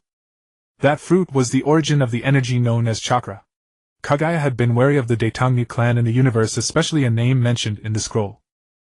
Daitangmu Jijua being second only to their clan's god. Though his mother had never met him and few Daitangmu members had seen him, he was a legend among the clan. The reason the six-paths sage sought to connect with the three holy lands was to break free from the limitations of chakra. The Daitangmu clan's power source was chakra. Playing with chakra in the ninja world offered no advantage. Only by harnessing the natural energy of the earth could a breakthrough be found. Now discovering a pure-blooded Daitangmu aura in Shin'ya inevitably put the six-paths sage on high alert. Could there be a rogue Daitangmu in the ninja world? Then the six-paths sage saw Shin'ya's pupils turn golden, and the surrounding natural energy began to churn. This is the sage mode of Laojun Mountain. What exactly is this child? In the eyes of the six-paths sage, Shin'ya had become a patchwork, an earthling, a descendant of Yinchualuo, possibly with Axeluo's bloodline, bearing a Daitangmu aura and proficient in sage mode. Yet seeing the shinobi united behind Shin'ya, the six-paths sage felt a measure of relief. After centuries of conflict in these young people, he glimpsed the hope of solidarity once more. Meanwhile, in the Chao country, Shin'ya was well aware he had caught the attention of the six-paths old man, but his focus was on the open Jiao box. A pale-faced youth, tattered and ragged, stumbled out of the box. In that moment, everyone was stunned. Even Yuzhibo-chana was dumbfounded. After the youth emerged, he deliberately peered into the box. Wugo! Wu-wei rushed forward as he saw the youth stepping out. This was his son Wugo, whom he had sacrificed to the Jiao box half a year ago. Yes, half a year ago, driven by greed for the Jiao box's power, Wu-wei had offered his own son to it. He had assumed Wugo would be utterly annihilated inside the box, yet today he simply walked out. Yuzhibo-chana had no interest in the father-son reconciliation. He reached toward the Jiao box and a torrent of malevolent chakra surged toward him. Bang! The seal was shattered and the shadow-attributed chakra saturated with evil began to merge with the remaining Baiju within him. He could feel himself gradually regaining control of his body, and the Baiju's power was rapidly transforming into his own. Within a dozen seconds his pallid skin faded and Yuzhibo-chana reverted to his original appearance, looking even younger. Indeed, as Lord Ban said, the mere fusion of yin and yang releases may not grant the six paths power, but it can replenish the body's vitality. Though not yet at peak condition, it's enough. Yuzhibo-chana mused inwardly, feeling the changes in his body. Meanwhile, Wu-wei, seeing his son emerge from the box, was overwhelmed by regret and grief, moving toward Wugo as if losing his reason. Stop! Huangtu immediately stepped forward and grabbed Wu-wei. Let me go, that's my son! Wu-wei shouted. Huangtu retorted. Look closely. Is he really your son? Wu-wei came to his senses. Though grief-stricken and remorseful, he had been about to recklessly advance. Realizing this, Wu-wei broke out in a cold sweat. Had Huangtu not stopped him, he dared not imagine what would have become of him. You're surprisingly soft-hearted, Shin'ya remarked to Huangtu. Huangtu released Wu-wei and said, It's not about soft-heartedness. I was commissioned by the daimyo of the Chao country, and he is still the lord of the Kitora castle. Dying here would make my report difficult. It seems we might have a lot in common. Shin'ya appreciated Huangtu's calm rationality. Amid the ninja world's madness, Huangtu's temperament was indeed noteworthy. At least among the shinobi present, only Huangtu and Yetsun could be considered normal. Teluai of Cloud embodied the pure reckless brute of Kumogakure. Luo Sha of Sand was a man more twisted and insane than a darkened Hajichuan. As for the three from Mist, they were utter scum. Only Yetsun, though her role in the original story was minor, seemed mentally stable. Glancing at Luo Xiao beside Yetsang, Shin'ya began to consider backing Yetsang as the fourth Kazekage, which would surely be better than Luo Xiao. Huangtu was also being groomed as the fourth Tsuchikage, but Inoki's extended tenure meant that by the time he retired, Huangtu would be nearing retirement age, leaving the position to his daughter Tuiying. Wugo scanned the crowd, his gaze passing over Wei as if he were a stranger. But when his eyes fell on Shin'ya, he froze. Then his expression twisted with fury. Malignant chakra surged from his body. Xishian. Wugo roared the name. Shin'ya was startled. At the same time, Ishur sealed within Shin'ya's eye slowly opened his own. He remained bound and immobile. The Susanoo deity above him seemed to exert immense pressure, with the third eye on its forehead directly sealing his movements. He could not even break the seal, let alone seize Shin'ya's body. Had he not heard the name Xishian, he would have continued to slumber. TCH. The air reeks of unpleasant chakra. So that's the monster from Yui's box escaped, Ishur muttered to himself. Cicn. Who is he talking about? Huangtu looked at Jinyi. Jinyi smiled. Just a bald-headed fool who likes to show off and has no taste. Don't mind him. Then the Mangekyo Sharingan activated. At the same time, Ashiki inside Jinya's eyes felt a wave of drowsiness. Damn it, this kid is too cautious. Ashiki cursed and fell back into slumber.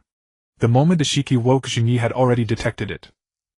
Unexpectedly, Ashiki had once come into contact with the box of bliss, causing the monster now controlling Muko's body to call out the name Cicn. Moreover, this chakra was sensed by Ashiki, leading to his awakening. After confirming that Ashiki had no means to resist, Jinyi increased his ocular power output, suppressing Ashiki's self-will once again. Ashiki and the Ninetales were different. The Ninetales harbored hostility toward humans because of their actions, but it was communicable and the conflict could be resolved. Ashiki, however, was different. He had always regarded humans as mere materials for cultivating the divine tree, inferior beings. Although Jinyi found Ashiki's abilities useful, he dared not truly treat Ashiki as a being like the Ninetales. Just like Sukuna inside Yuji Itadori, they had no aligned interests, so naturally they could never become comrades. If it were the Ninetales inside him, Jinyi would not mind building a rapport and striving to become a perfect Jinchuriki, perhaps even unlocking the Sage Fox mode. But inside him was Ashiki, an alien. Jinyi fought against aliens. As far as Jinyi was concerned, Ashiki could only serve as a skill card and a power bank. Once he figured out the principle of the Kama, he would directly seize the power and erase Ashiki. Cicn, you deserve to die. Muko stared at Jinyi, suddenly stunned. Indra. Know this Densyang release. Ashura. No, what exactly are you? He is a descendant of Indra, and of course so am I. Uchiha Shun stepped forward and said. Muko looked at Uchiha Shun. I didn't expect that after all these years the chakra of his descendants would still be so nauseating. You have no right to say that. I can smell the stench of your chakra from afar. Uchiha Shun sneered. Weren't you enjoying that absorption earlier, Junior? Muko said.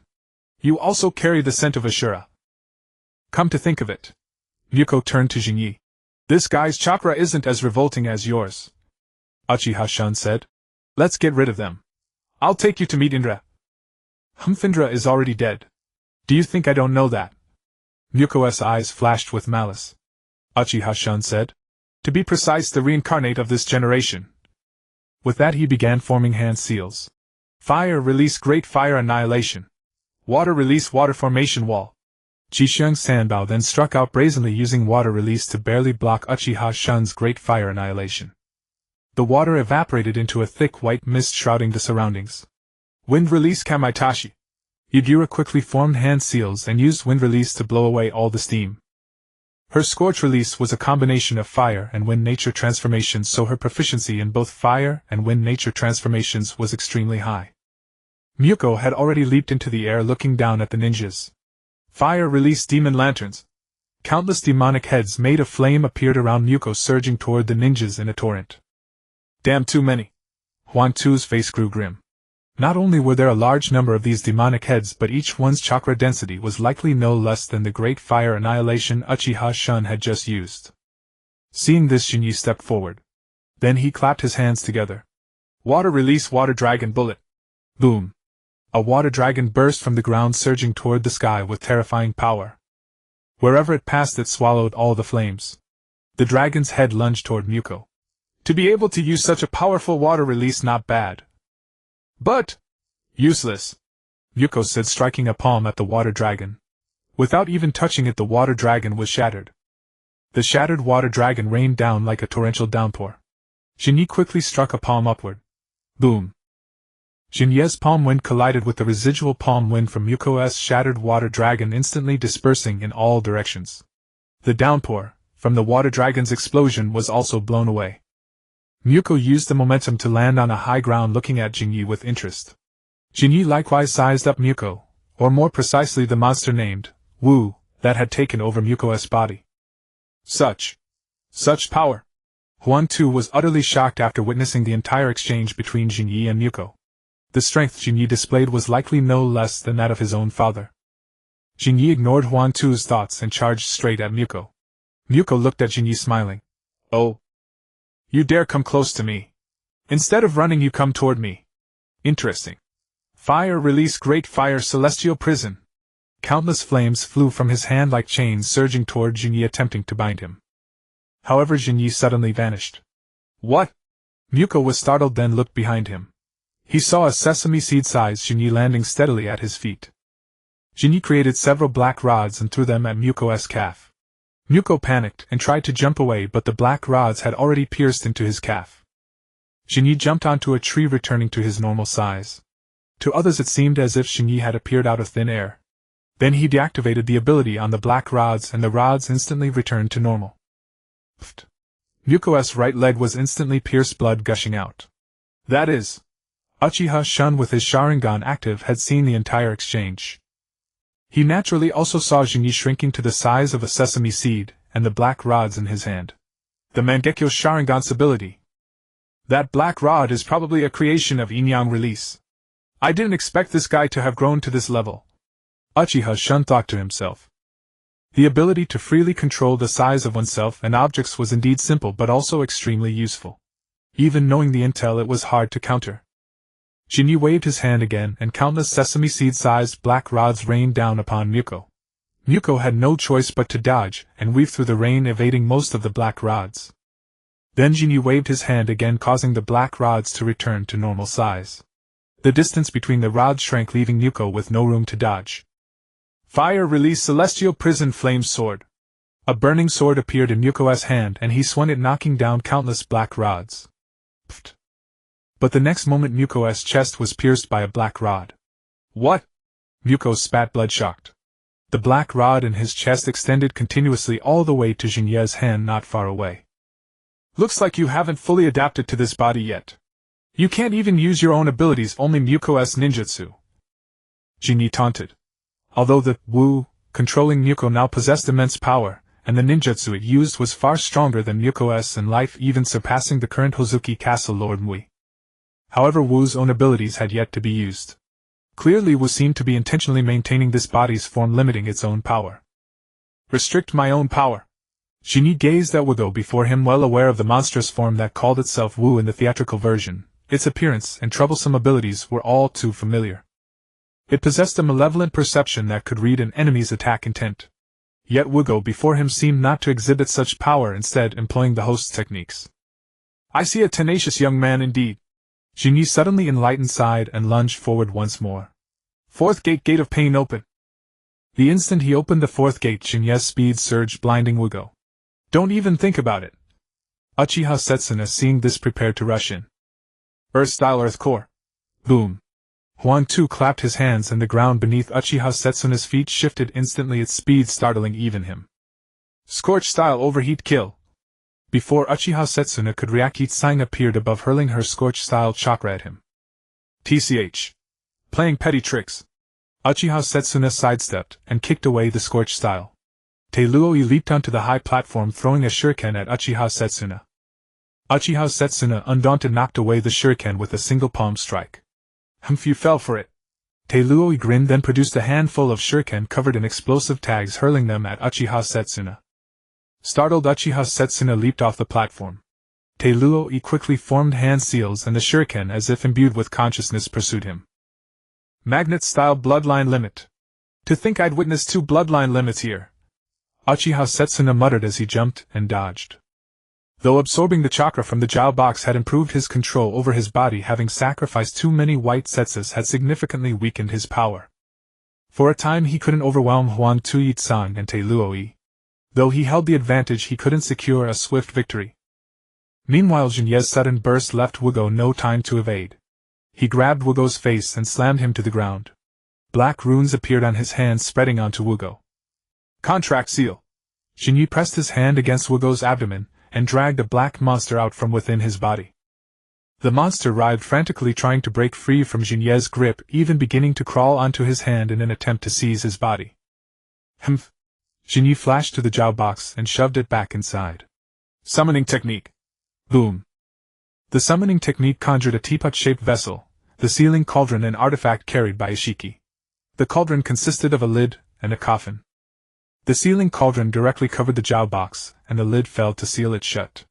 Then Jinye used his ability to shrink the cauldron to the size of a palm and held it in his hand. Arriving at the original seal of the Jiao box, Jinye tossed the cauldron into the depths. With a clap of his hands he restored the seal. Thus the Jiao box was once again sealed. Turning his gaze to Uchiha Setsuna, who was still locked in stalemate with Huan Tu's trio, Jinye shook his head and looked at the unconscious Wugo. After extracting Wu from Wugo's body, Wugo did not experience a rapid decline in vitality like a Jinchuriki. Instead, his life force gradually restored. Seeing this, Uchiha Setsuna knew the plan had failed and decided not to linger. Relying on the power of the Jiao box to regain control of his body and harness the white setsu's power was enough. Though the power had weakened, he now fully controlled what remained. With this thought, Uchiha Setsuna resolved to disengage. He forced back Huan Tu's trio and created distance. At that moment, a white setsu emerged from the ground. "What is it?" Uchiha Setsuna asked. The white setsu said, "Lord Madam wants you back immediately.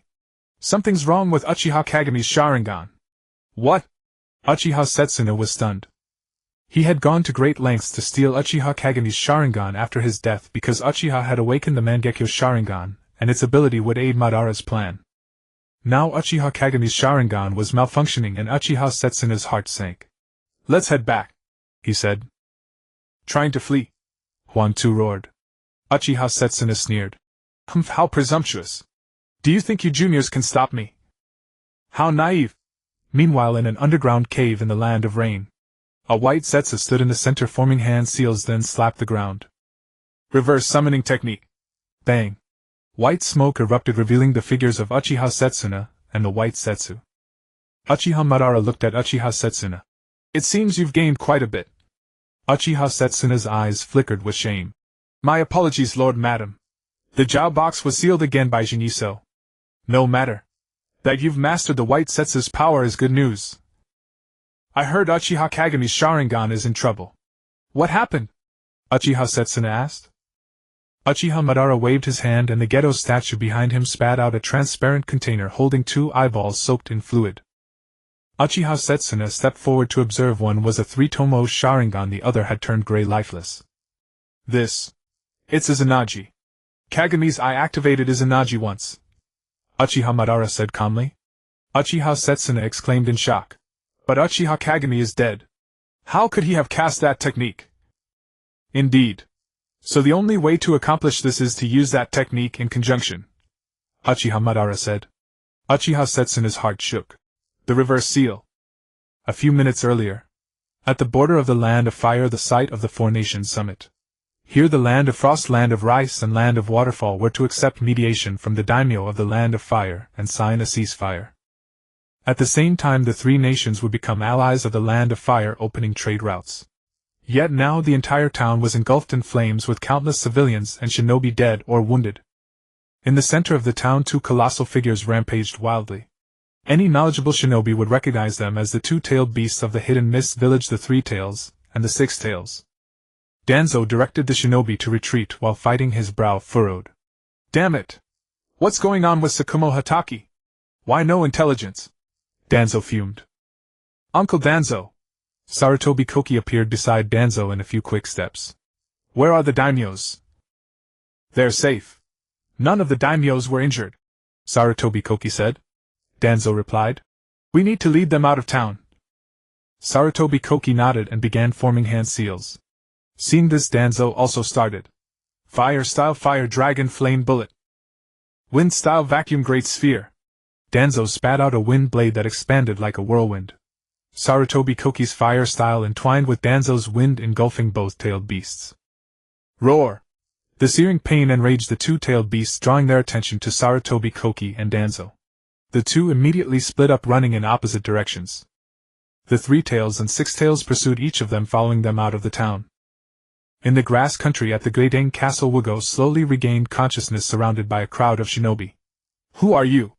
We were commissioned by the grass country's daimyo to help seal the box of bliss, said Shin'ya. Wugo rose in bewilderment, glanced around, and spotted Wu-Wei not far away. A glimmer of light sparked in his eyes, and he walked toward his father with excitement. Seeing his son approach, Wu-Wei felt a surge of guilt and joy, and he moved forward as well. As his son drew nearer, he extended his arms to embrace him. But the smile that had just formed on his face froze.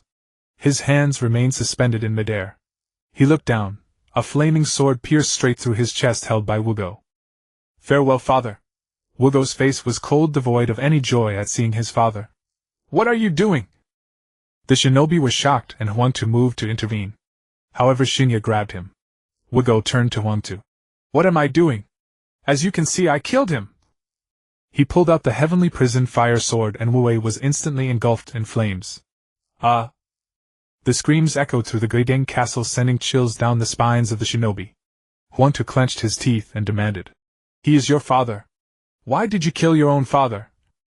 Wugo said calmly. Father. A father who sacrificed his own son to the box of bliss for power, allowing his son to be tormented and controlled by a monster. Huangtu was left speechless. Shin'ya released Huangtu and walked slowly toward Wugo. Impressive jutsu. It seems your strength now surpasses your father's. Yes. Although you extracted Wu from my body, I have inherited part of his power, Wugo said with a slight bow. His attitude toward Shin'ya became noticeably more respectful. Shin'ya smiled and said, The Greydane Castle needs a warden. Wugo, can I trust you? Wugo paused, then knelt on one knee. What are your orders? Shin'ya said. I will recommend you to the daimyo of the grass country as the new lord of the Greydane Castle to guard it and the box of bliss. Wugo looked up at Shin'ya's smile, momentarily stunned. Shin'ya chuckled. You don't need to answer right away. I will recommend you to the daimyo, and you can decide for yourself then. If you agree, we can discuss future cooperation. Wugo lowered his head, still silent. Strictly speaking, Shin'ya was his savior. Without Shin'ya extracting Wu from his body, he would soon have been completely controlled by Wu and become its puppet. Thus Wugo was naturally grateful to Shin'ya. But gratitude and direct allegiance were two different things, especially since Shin'ya was from Konoha. He couldn't make a decision immediately. Shin'ya understood Wugo's thoughts. If Wugo had sworn loyalty on the spot, he would have suspected ulterior motives. Now Wugo's silence meant he was seriously considering the proposal. What Shin'ya needed to do was give the young man enough time to decide. Shin'ya turned to the shinobi. Everyone come with me to the capital to meet the daimyo. I have some proposals to discuss with you. Proposals? The group exchanged glances. Lord Shin'ya. At that moment several ANBU emerged from the forest and hurried to Shin'ya. What's wrong? The ANBU whispered in his ear. Shin'ya's expression changed, darkening. He turned to the mist trio. Suikazan Hebijito. Suikazan Hebijito was startled. Huh! Shin'ya's smile grew deeper. The next second a dozen black rods pierced through his body. Ah! Suikazan Hebijito couldn't believe Shin'ya had attacked him so suddenly, aiming to kill. Bastard! Onryo Jinpachi and Kanetsu Tsumuri immediately drew their blades to attack Shin'ya. But Shin'ya appeared before Onryo Jinpachi and drove a hand through his chest. Kanetsu Tsumuri, seeing his two allies defeated in an instant, tried to retreat. Lightning released Crimson Imperial Thunder. Crimson lightning instantly engulfed Kanetsu Tsumuri. When it cleared, he was charred black and barely alive. Huangtu and the others broke out in cold sweat. Shin'ya had ruthlessly killed the Mist Village's top officials in an instant, making them fear he might turn on them next. Shin'ya ignored the three dead, turned to the ANBU and said to the shinobi, He will explain the rest to you. With a nod to the ANBU, he opened a spatial portal and stepped through. The ANBU addressed the shinobi. Everyone please follow me to the grass country's capital. I will explain the whole story. Meanwhile, elsewhere Danzo was battered and bruised. His left leg had been severely injured by the Six Tails bubble explosion. Damn! Is this the power of a tailed beast? Danzo watched the approaching six tails, his heart pounding. Finally the massive shadow blocked the sun. Danzo looked up with a bitter smile. Is this the end? He glanced at his mangled left leg, felt his depleted chakra, and sighed in despair. Hiruzen, in the end I could never catch up to you. The six tails paid no heed to Danzo's thoughts, and spat a stream of potent acid engulfing him. Amidst Danzo's screams his flesh dissolved, revealing bones. But within seconds the screams ceased. Danzo jolted awake with a scream, gasping for air. What was that? He looked at his intact body, filled with dread. The sensation of being corroded by acid felt far too real to be an illusion. It wasn't a genjutsu either. If it were, he would have sensed it. Suddenly a sharp pain shot through his right eye and blood trickled from the corner. The six tails became even more enraged upon seeing Danzo. It clearly saw that his right eye had turned blood red, with three-tomoes slowly rotating. This feeling. This chakra. Danzo sensed a familiar chakra emanating from his right eye. His thoughts drifted back to years ago, the night he had visited Uchiha Kage. Years ago, inside the Uchiha Kagami residence. You're still here to persuade me to leave, aren't you, Danzo-dano? Uchiha Kagami said with a smile, seated at the table. Danzo leaned against the doorframe, arms crossed. Recently the atmosphere within the Uchiha clan has grown increasingly unsettling, especially those clansmen who hold hostility toward you. I'm worried. Uchiha Kagami smiled. I know my clansmen best. Moreover, the more critical the situation, the less I can leave. I am a member of the Uchiha clan and a trusted confidant of Lord Hiruzen. If I too abandon the clan, who in Konoha would still have faith in the Uchiha? No one is asking you to never return, just temporarily leave the clan to take shelter. Once the turmoil subsides you can come back, said Danzo. Uchiha Kagami shook his head with a smile. I understand Lord Fingen's personality. If I leave he will lose his backbone. I cannot burden him with all the pressure. Danzo wanted to say more, but Uchiha Kagami interrupted him. No need to persuade me further. I will not leave this place. With that he walked to the door, activated his Sharingan, and locked eyes with Danzo. Danzo felt a momentary dizziness, but when he came to, he sensed nothing amiss. In any case, I still wish to remain with my clansmen. That is best for both the village and the clan, said Uchiha Kagami. Danzo said gruffly, I can't talk you into it. I'll have Hiruzen come and persuade you himself. You'll listen to him, won't you? Before Uchiha Kagami could retort, Danzo vanished from the Uchiha compound. Yet on the very next day Uchiha Kagami was found dead in his home. Danzo, returning to the present now, recalled the departed Uchiha Kagami. That chakra just now was undoubtedly Kagami's. Roar! A thunderous bellow interrupted Danzo's thoughts. The three tails chased Sarutobi Kokichi out of the town, while over a dozen ANBU and ninja who had been evacuating civilians within the town also rushed over. Sarutobi Kokichi and Danzo finally reunited. The two began searching for a suitable counterattack spot. But at that moment the three tails opened its mouth. A terrifying chakra was coalescing within the three tails' mouth. A tailed beast ball. Danzo, stricken with panic, grabbed Sarutobi Kokichi and hurled him away. Boom! Danzo was engulfed by the tailed beast ball and vanished. The shockwave of the tailed beast ball leveled the entire surrounding forest. Uncle Danzo! Sarutobi Kokichi rushed over. Then he saw Danzo standing not far away, completely unharmed. This time blood trickled from Danzo's left eye, and his left eye had transformed into a Sharingan. Uncle Danzo, your eye! Sarutobi Kokichi was stunned. Danzo quickly said, No time to explain, it's coming. Sarutobi Kokichi bit his finger and swiftly formed hand seals. Summoning Jutsu. From the smoke a monkey leaped out, transforming into a staff without a word. Meanwhile the tailed beast ball was gathering again in the three tails' mouth. Sarutobi Kokichi immediately aimed the staff at the three tails, and the staff rapidly extended. Boom! The elongated staff pressed against the three tails' lower jaw, lifting its head. Boom! The devastating tailed beast ball shot skyward, the entire earth trembling. The six tails whipped its head, spewing a torrent of highly corrosive acid. Wind-style vacuum great sphere. Boom! An air cannon erupted from Danzo's mouth, dispersing most of the acid. Yet even the remnants forced Danzo and Sarutobi Kokichi to dodge frantically. Sizzle! Eventually a drop of liquid splashed onto Sarutobi Kokichi's right hand. That single drop instantly corroded his entire arm, and the erosion continued spreading upward. Slash! Seeing this, Sarutobi Kokichi without a moment's hesitation drew a kunai, wrapped it with wind-styled chakra, and severed his own arm in one clean cut. Then he quickly fled beyond the range of the acid. Danzo also came flying backward, having been struck by the six-tail's tail.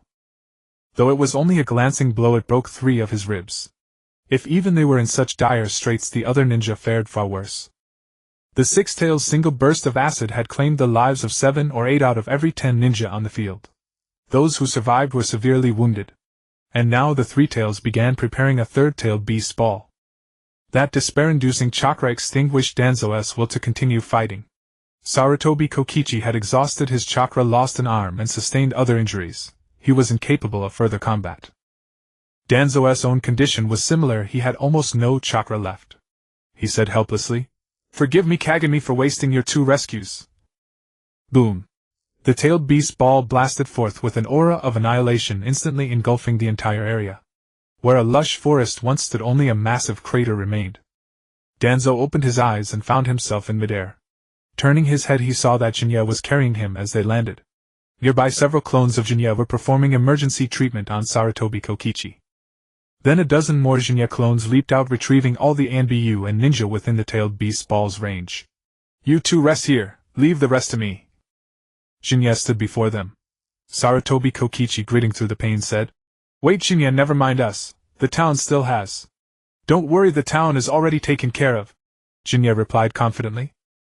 Before arriving, he had sought out Minato and Nawaki and called them back. Inside the town, Nawaki and Minato gazed at the wreckage, the bodies of numerous Konoha ninja and civilians, and then at the 4 figures and dozens of Kirigakure ninja before them. Even Minato, known for his gentle nature, radiated an intense killing intent. "The 7 swordsmen of the mist. I didn't expect 4 of them to show up," Nawaki said, his eyes burning with murderous fury. "Perfect timing. 3 have already been killed by Shin'ya. Killing you 4 now might let you reunite with them below," he declared. Without giving them a moment to react, he slapped his hands together. "With style, Tree World." Meanwhile, back at Shin'ya's location, Shin'ya dispelled all his shadow clones, restoring his full strength, and stepped into the center of the crater. Looking up, he saw 2 colossal beasts gazing down at him. "Roar!" The 3 tails bellowed at Shin'ya. The wind pressure from its roar alone could blow away ordinary ninja or even powerful summon beasts. But Shin'ya stood immovable, completely unaffected. At the same time, one of the 6 tails lashed toward him. Shin'ya leaped straight up, bypassing the tail and charging directly at the 6 tails' head. The 6 tails responded by spewing a massive torrent of bubbles, attempting to envelop Shin'ya. Seeing this, Shin'ya willed himself to shrink to the size of a sesame seed. Then he weaved through the gaps between the bubbles, always dodging just before they detonated. In mere breaths, Shin'ya reached the 6 tails' head. Red lightning crackled in his hand. He resumed his normal size and slammed his palm onto the 6 tails' skull. The red lightning exploded instantly, its immense force leaving the 6 tails dazed. Meanwhile, the 3 tails charged at Shin'ya. Shin'ya hurled 3 black rods, pinning down 3 of the tails. Then he kicked off the 6 tails' body, using it as a springboard to rapidly close in on the 3 tails. "Fire style, great fire annihilation!" A fan-shaped sea of flames erupted from his palm, engulfing the 3 tails' body. Enraged, the 3 tails forcibly pulled its tails free, breaking the restraints. Then the 3 tails continuously lashed at Shin'ya. Yet Shin'ya was so swift that even the simultaneous attacks of the 3 tails and 6 tails could not land a single hit. Instead, Shin'ya bombarded them with a relentless barrage of ninjutsu, wearing them down. Both tailed beasts were baffled. How could this human be so fast and his jutsu so devastating? Shin'ya landed again, facing off against the 2 tailed beasts. He studied them. Despite being weakened by the ninjutsu, they were still tailed beasts, enduring with vast chakra and high defense.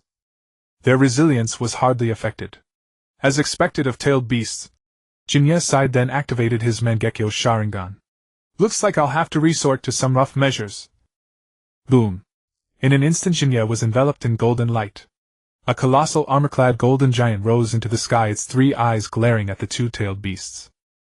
This time it was Shin'ya who looked down upon them. The 3 tails and 6 tails had not yet reacted when a massive golden seal descended from the sky, suppressing the 3 tails. Before the 6 tails could counterattack, it grabbed the 6 tails by the head. The golden whip in his right hand struck down, directly hitting the 6 tails. "Ah!" The 6 tails let out a miserable cry, its massive body writhing continuously, struggling to break free from Shin'ya's control. Instead, it was controlled by the giant hand of Susanoo. As the eye on its forehead opened, the Six Tails felt a wave of pressure greatly weakening its struggling strength. Shinshu and Shui men in the town watched as Jinyi activated Susanoo, casually suppressed the Three Tails and was now suppressing the Six Tails, their mouths twitching slightly. "I've said it before, this guy is beyond human, he's a monster," said Shinshu. "Damn it. An Uchiha clan member has a higher purity of yang release than his own Senju clan, is that reasonable?" "Yeah."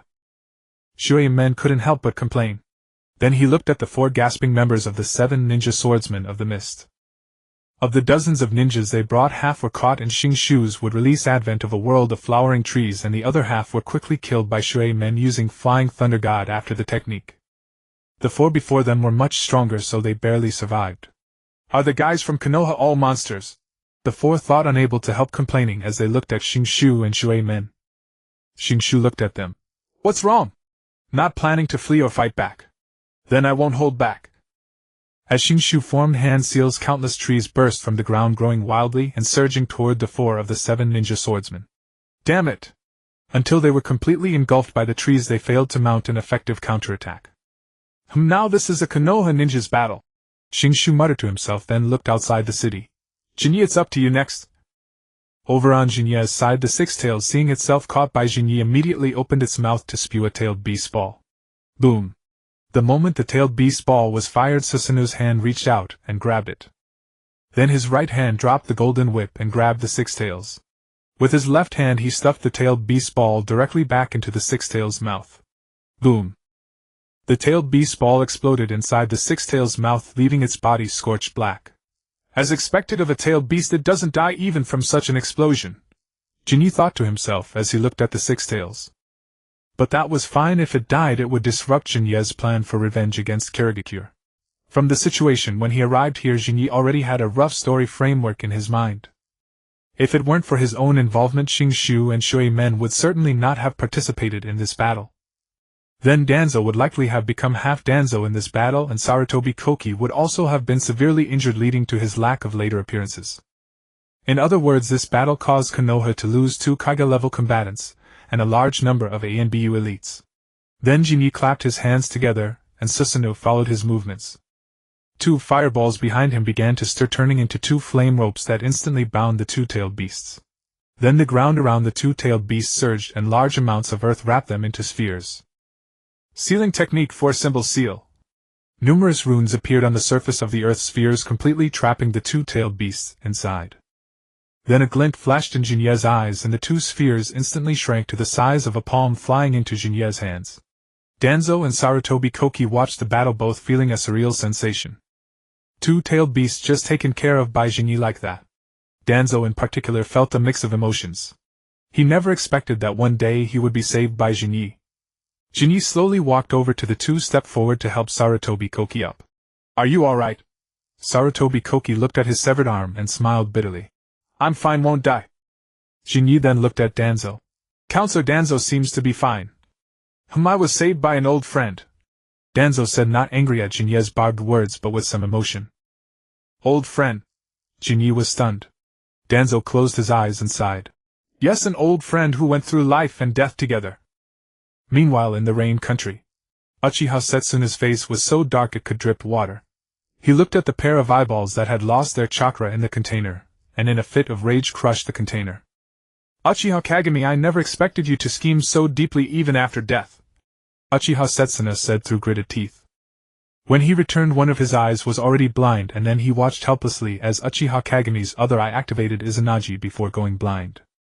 Uchiha Madara looked at the furious Uchiha Setsuna and sighed. "Enough, Setsuna." Uchiha Setsuna, seeing Madara speak, calmed down. "What should we do next?" Uchiha Madara pondered for a moment. "Uchiha Jinyi, if he cannot be used by us, he will eventually be an obstacle. We couldn't eliminate him when he just graduated. Now that he has grown to this level, can we still eliminate him?" Black Zetsu spoke up at this moment. "It seems he is not the type to be restrained by emotions. Attacking those around him will probably be useless." "It's my fault. If only we could use the Box of Bliss to restore Lord Madara to his prime, then mere Uchiha Jinyi would be no trouble at all," Uchiha Setsuna said self-reproachfully. Uchiha Madara said, "Don't blame yourself. The rise of Uchiha Jinyi was something none of us expected. Uchiha Jinyi can actually unite the other 4 great nations. For now let's lie low for a while. Setsuna, we should find some usable people. I understand. I will find excellent subordinates for you, Uchiha Setsuna said with a slight bow. Uchiha Madara sighed. This incident of Shin'ya uniting the ninjas of the other four nations against Uchiha Setsuna gave Madara some new ideas. To realize the Moon Eye plan, he and Uchiha Setsuna alone could not do it. Especially now that the five great nations are beginning to show signs of communication, his plan becomes even more difficult. Therefore, recruiting talent is essential. It seems that hiding down here is not a long-term solution. He must form his own organization. Originally he had his eyes on Nagato, but unexpectedly due to Shin'ya's intervention Nagato's Rinnegan was destroyed and he was taken back to Konoha by Shin'ya. Thus the plan to cultivate Nagato was essentially a washout. He originally thought that with Hashirama dead he could dominate the entire ninja world. But unfortunately he is not in his prime now. In the past, with Uzumaki Mito around, he saw her as a threat even in his old age. Now, although Uzumaki Mito is dead, Uchiha Shin'ya has grown to the point where he can threaten him. At this moment Uchiha Madara felt as if the world was deliberately targeting him. Why does there always appear someone who can threaten him in every era? Damn it, if only he could return to his prime. At the sight of the Leaf Kage peace talks, basic order had been restored. However, reconstruction required time and the shock of several daimyo had forced the negotiations to halt. A day later Hatake Tsukumo arrived with 2 wounded comrades. Gazing at the ruins of the city, he knew he had gravely failed. Originally they had tracked the movements of the Mist Ninja Squad and moved to intercept them. But he never expected the 3rd Mizukage to dispatch over a dozen bloodline limit ninja to annihilate the 3 of them. Yuhi Shinku and Mitarashi Shursho were surrounded, leaving Hatake Tsukumo in a dilemma. He ultimately chose to return and rescue his teammates. By the time he realized the gravity of the situation, the Mist Ninja had already pinned him down. If he tried to withdraw, Yuhi Shinku and Mitarashi Shursho would surely be killed. He led his 2 teammates through the mist jungles, evading the enemy for half a day before escaping. That half-day delay prevented the warning of the mist surprise attack from reaching the venue in time, leaving the site unprepared. Fortunately, Shin'ya arrived just in time to salvage the situation, and the daimyo were safe. Otherwise the consequences would have been catastrophic. Even so, the combined casualties of ninja and daimyo guards from the 4 nations numbered several hundred, and the civilian deaths were countless. Over 30 elite Umbu from Konoha alone had perished. The remaining dozen or so would have been lost as well if not for Shin'ya. Thus Mitokado Homura rushed to the talks venue to take charge. When Hatake Tsukumo appeared, everyone busy at work froze. With a bang, Danzo slammed the table and lunged, grabbing Hatake Tsukumo by the collar. "How dare you come here? Do you know how many died because of you?" "Danzo, calm down." Mitokado Homura intervened, pulling Danzo back. Hatake Tsukumo, cowed by Danzo's roar, dared not meet his eyes and offered no defense. "Wait, Lord Danzo. Tsukumo only came back to save us," Yuhi Shinku tried to explain. "Silence!" Danzo cut him off with a furious shout. "All right, enough. If the daimyo hear this, the consequences will be dire." Sarutobi Koki entered the meeting room, urging peace.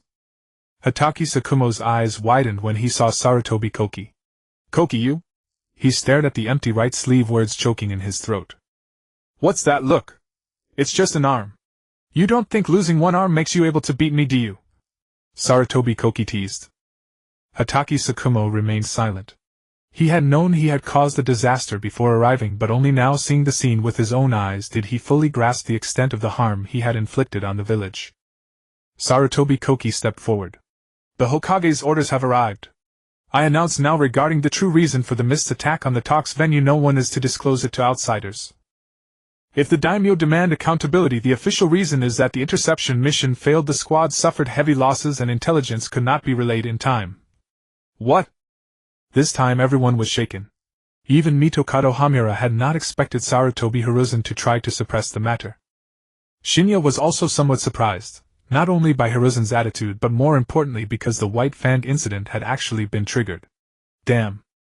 The original story didn't elaborate much on the White Fang incident, it only said, "Both the Land of Fire and Konoha suffered great losses." Now without his intervention the great loss was truly absurd.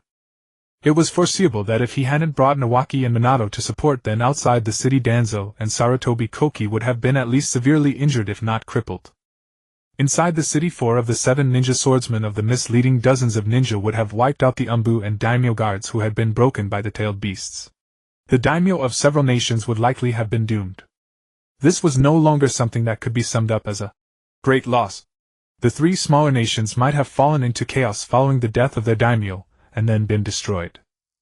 Has Hiruzen lost his mind? Does he know the scale of the damage this man caused? Danzo roared, pointing at Hatake Tsukumo. Sarutobi Koki replied. He knows. But the Hokage's orders have been given. As for the punishment of Hatake Tsukumo, it will be decided after returning to the village. Then what about the mist? Mitokado Homura asked with a dark expression. Sarutobi Koki said. The Hokage says to return the two-tailed beast to the mist. As for the specific method, you decide. As soon as he finished, everyone turned to Shin'ya. Shin'ya spread his hands. Don't worry. Leave it to me. I'll give the mist a huge blessing. To be honest, Shin'ya didn't think much of the 3 tails and 6 tails since Konoha already had the 9 tails. The 9 tails could fight, defend, heal, recover chakra, and even resonate with sage chakra.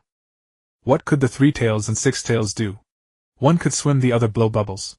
No wonder the mist was willing to use their own Jinchuriki as human bombs. It turned out their tailed beasts were too weak. A tailed beast's strength isn't measured by the number of tails. For example, Shikaku the One-Tail was actually one of the strongest among the 9. Beyond the abilities common to all tailed beasts, Shikaku could also turn into sand and was a master of wind release. The 2 tails Matatabi had magnet release, the 4 tails had lava release, the 5 tails had boil release.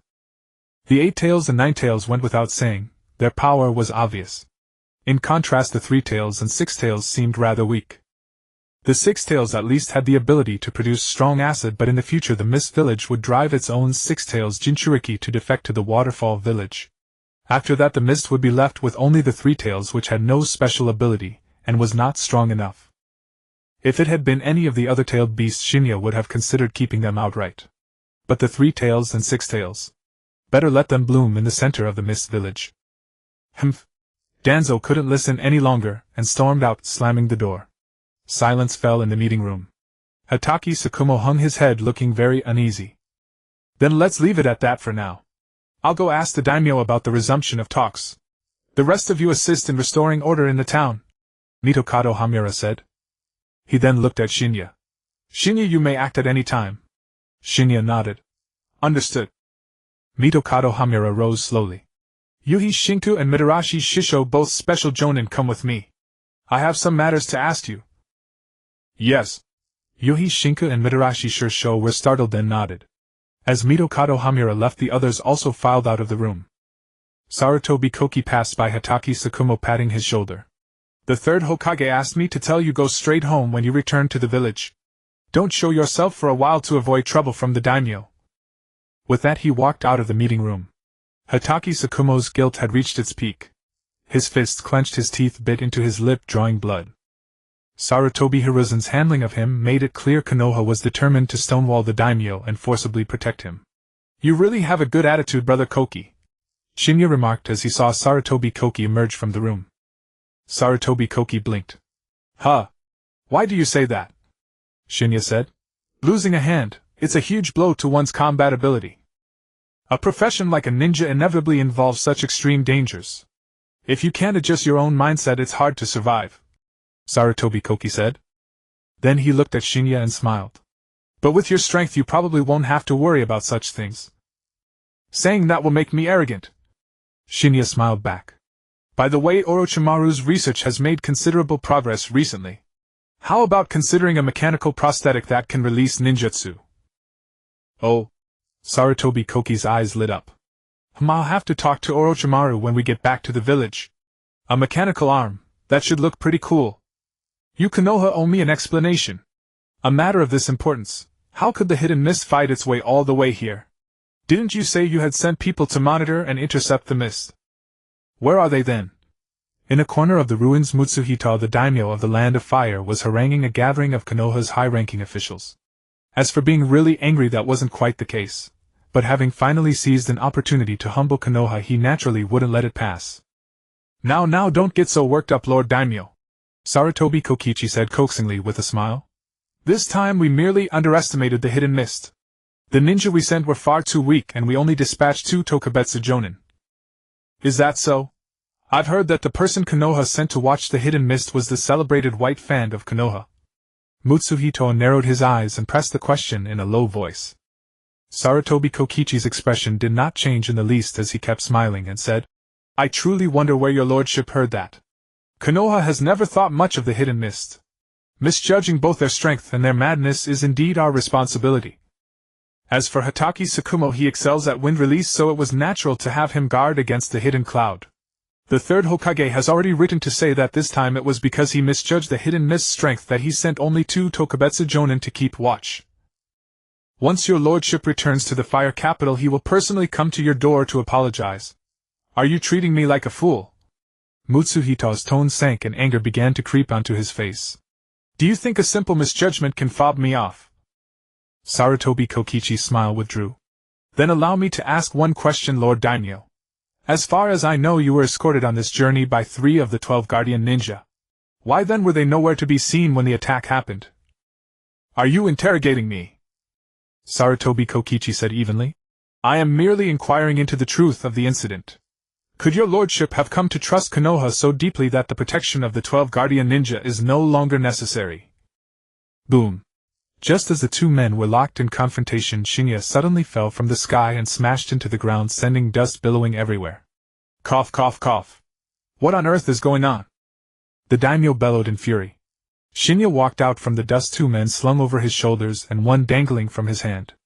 At the sight, the daimyo's pupils contracted abruptly. These 3 were none other than the 3 guardian ninja who had accompanied the daimyo as his escorts. Although none of the 3 guardian ninja was as powerful as the monk Doko, the strongest of the 12, they were all individuals who could stand shoulder to shoulder with the elite jonin of any ninja village. Even serving as the heads of small villages was not out of the question. And yet the 3 of them had been defeated by Shin'ya. Judging by Shin'ya's state, it seemed he had not suffered a single injury. Lord Daimyo, these 3 suspicious figures were skulking about outside the camp and peering in. I suspected they were spies sent by another hidden village, so I apprehended them. Shin'ya said this with a genial smile before tossing the 3 down before Mitsuhito. All 3 guardian ninja were severely wounded. 2 had lost consciousness, while only 1 still retained a shred of awareness, fixing the daimyo with a gaze that pleaded for rescue. He stepped forward and added, These 3 in particular lingered the longest around our Konoha camp. It is very likely they meant to scout out our troop dispositions. This place is the nearest to the hidden cloud. For all we know, they could be cloud spies. With that, he glanced at Mitsuhito.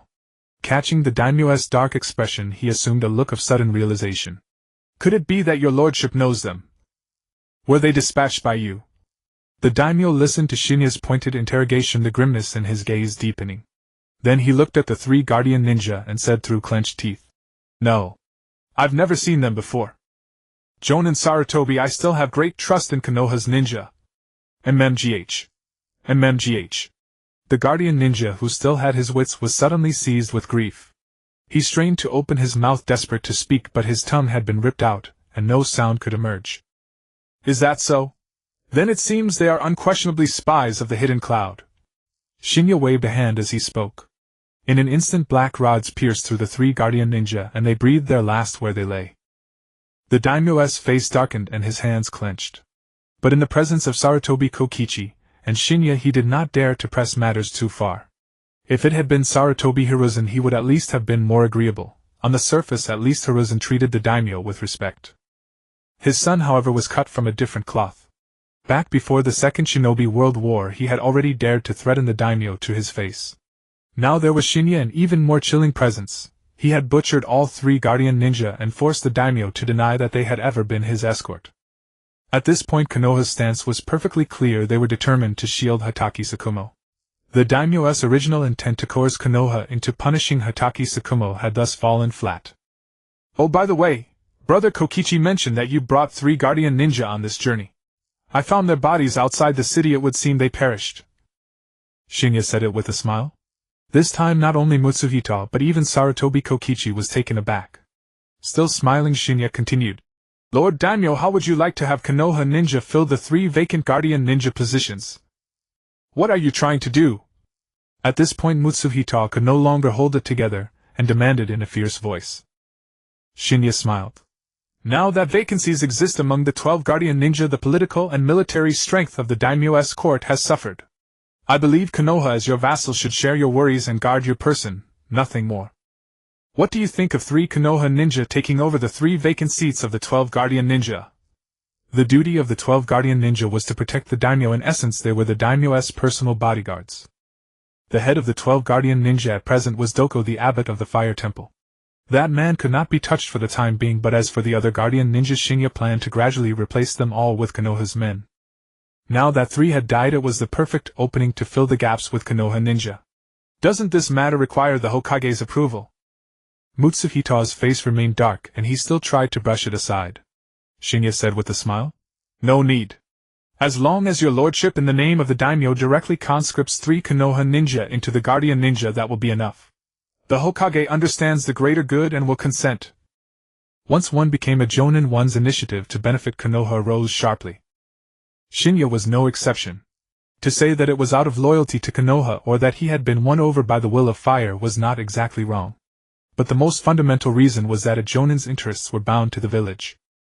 The greater the village's influence, the higher the jonin's status, and the greater his benefits. When an employee becomes a shareholder of the company, the chairman can let go of the reins and stand aside. The employee will find ways to make the company better. Now Shin'ya was not merely a jonin, he had half a foot in the advisory council. Although he had not formally entered the council, he frequently took part in its decision-making. Consequently, his interests were, one might say, extremely deeply interwoven with Konoha's. Konoha expanding its influence in the daimyo's court was beneficial to everyone in the village, so naturally it was worth doing. Most importantly, the gradual infiltration of the daimyo's court was also to ensure that it would not hold Konoha back in the future. If the daimyo was sensible good, Shin'ya did not mind letting him serve as a mascot. If the daimyo was not sensible, then it would simply be a matter of. In the summer, in the 5th month of the Uchiha year, Shin'ya slew his sovereign. Anyway, the daimyo who appeared in the original work had been quite friendly to Konoha. At worst, they could simply switch to another person. Once the day of success arrived, there would naturally be great Confucian scholars to vindicate me. Li Shimin staged the Xuanwu Gate incident, killing his elder brother and imprisoning his father. So what? In 3 years he inaugurated the flourishing era of Zhongguan. In 4 he destroyed the Eastern Turkic Khaganate. During his reign he conquered Tuyuhun, Gaochun, Kucha and Khotan and dealt a heavy blow to Goguryeo. These achievements were more than enough to cover up the stain of the Xuanwu Gate. After all, in the later Song, Yuan, Ming and Qing dynasties, very few regarded Li Yuan as the founding emperor of the Tang.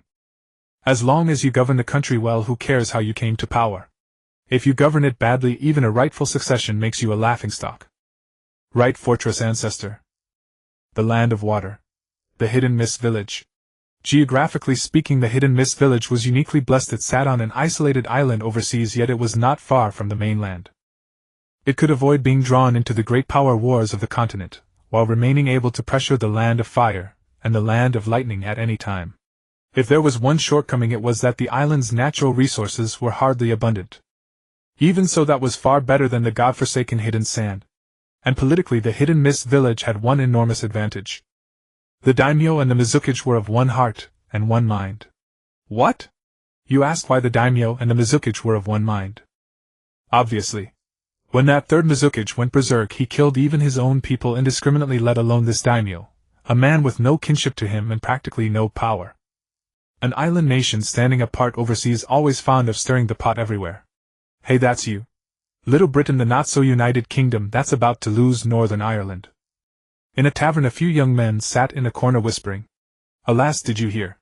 The 7 swordsmen of the mist were annihilated. What? Weren't only 4 of them sent against Konoha? How did the other 3 die? As far as I know, the other 3 went to the Land of Grass on a mission and ran into Uchiha Shin'ya of Konoha. The same Shin'ya whom the Hidden Sand calls the Lightning Flash. Yes. When Shin'ya learned the Lord Mizukage had launched a surprise attack on the Land of Fire's daimyo, he killed Ziguishin and the other 2 on the spot. Huh. Then what about their swords? Swords? You should be thankful they didn't come after you. Konoha naturally took the swords back. Sigh. What was the Lord Mizukage thinking? Why provoke Konoha for no reason? Exactly.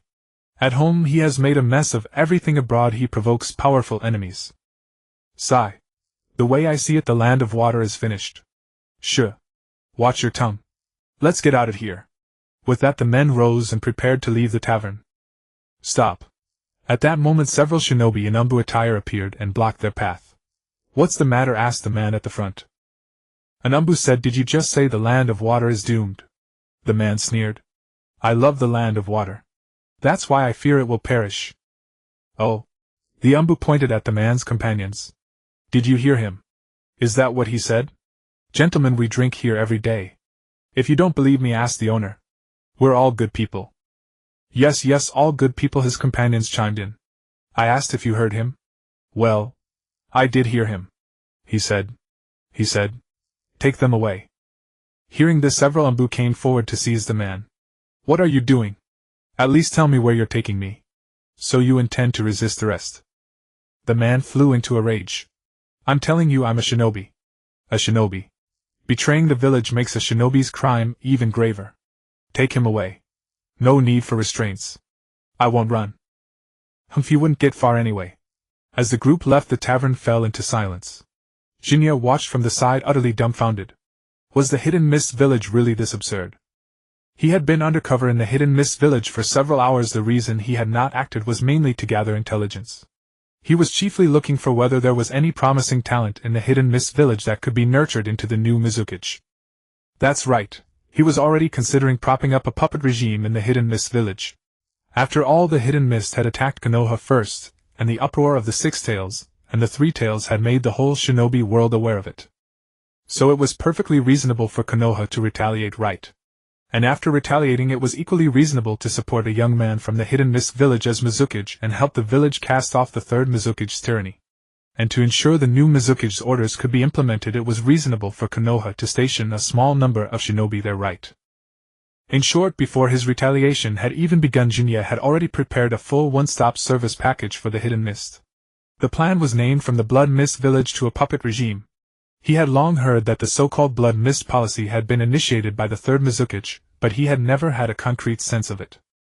Today he had finally seen it for himself. It could even rival the late Qing dynasty. And because the Hidden Mist village was much smaller, the intensity of its enforcement was even more terrifying than the Qing's.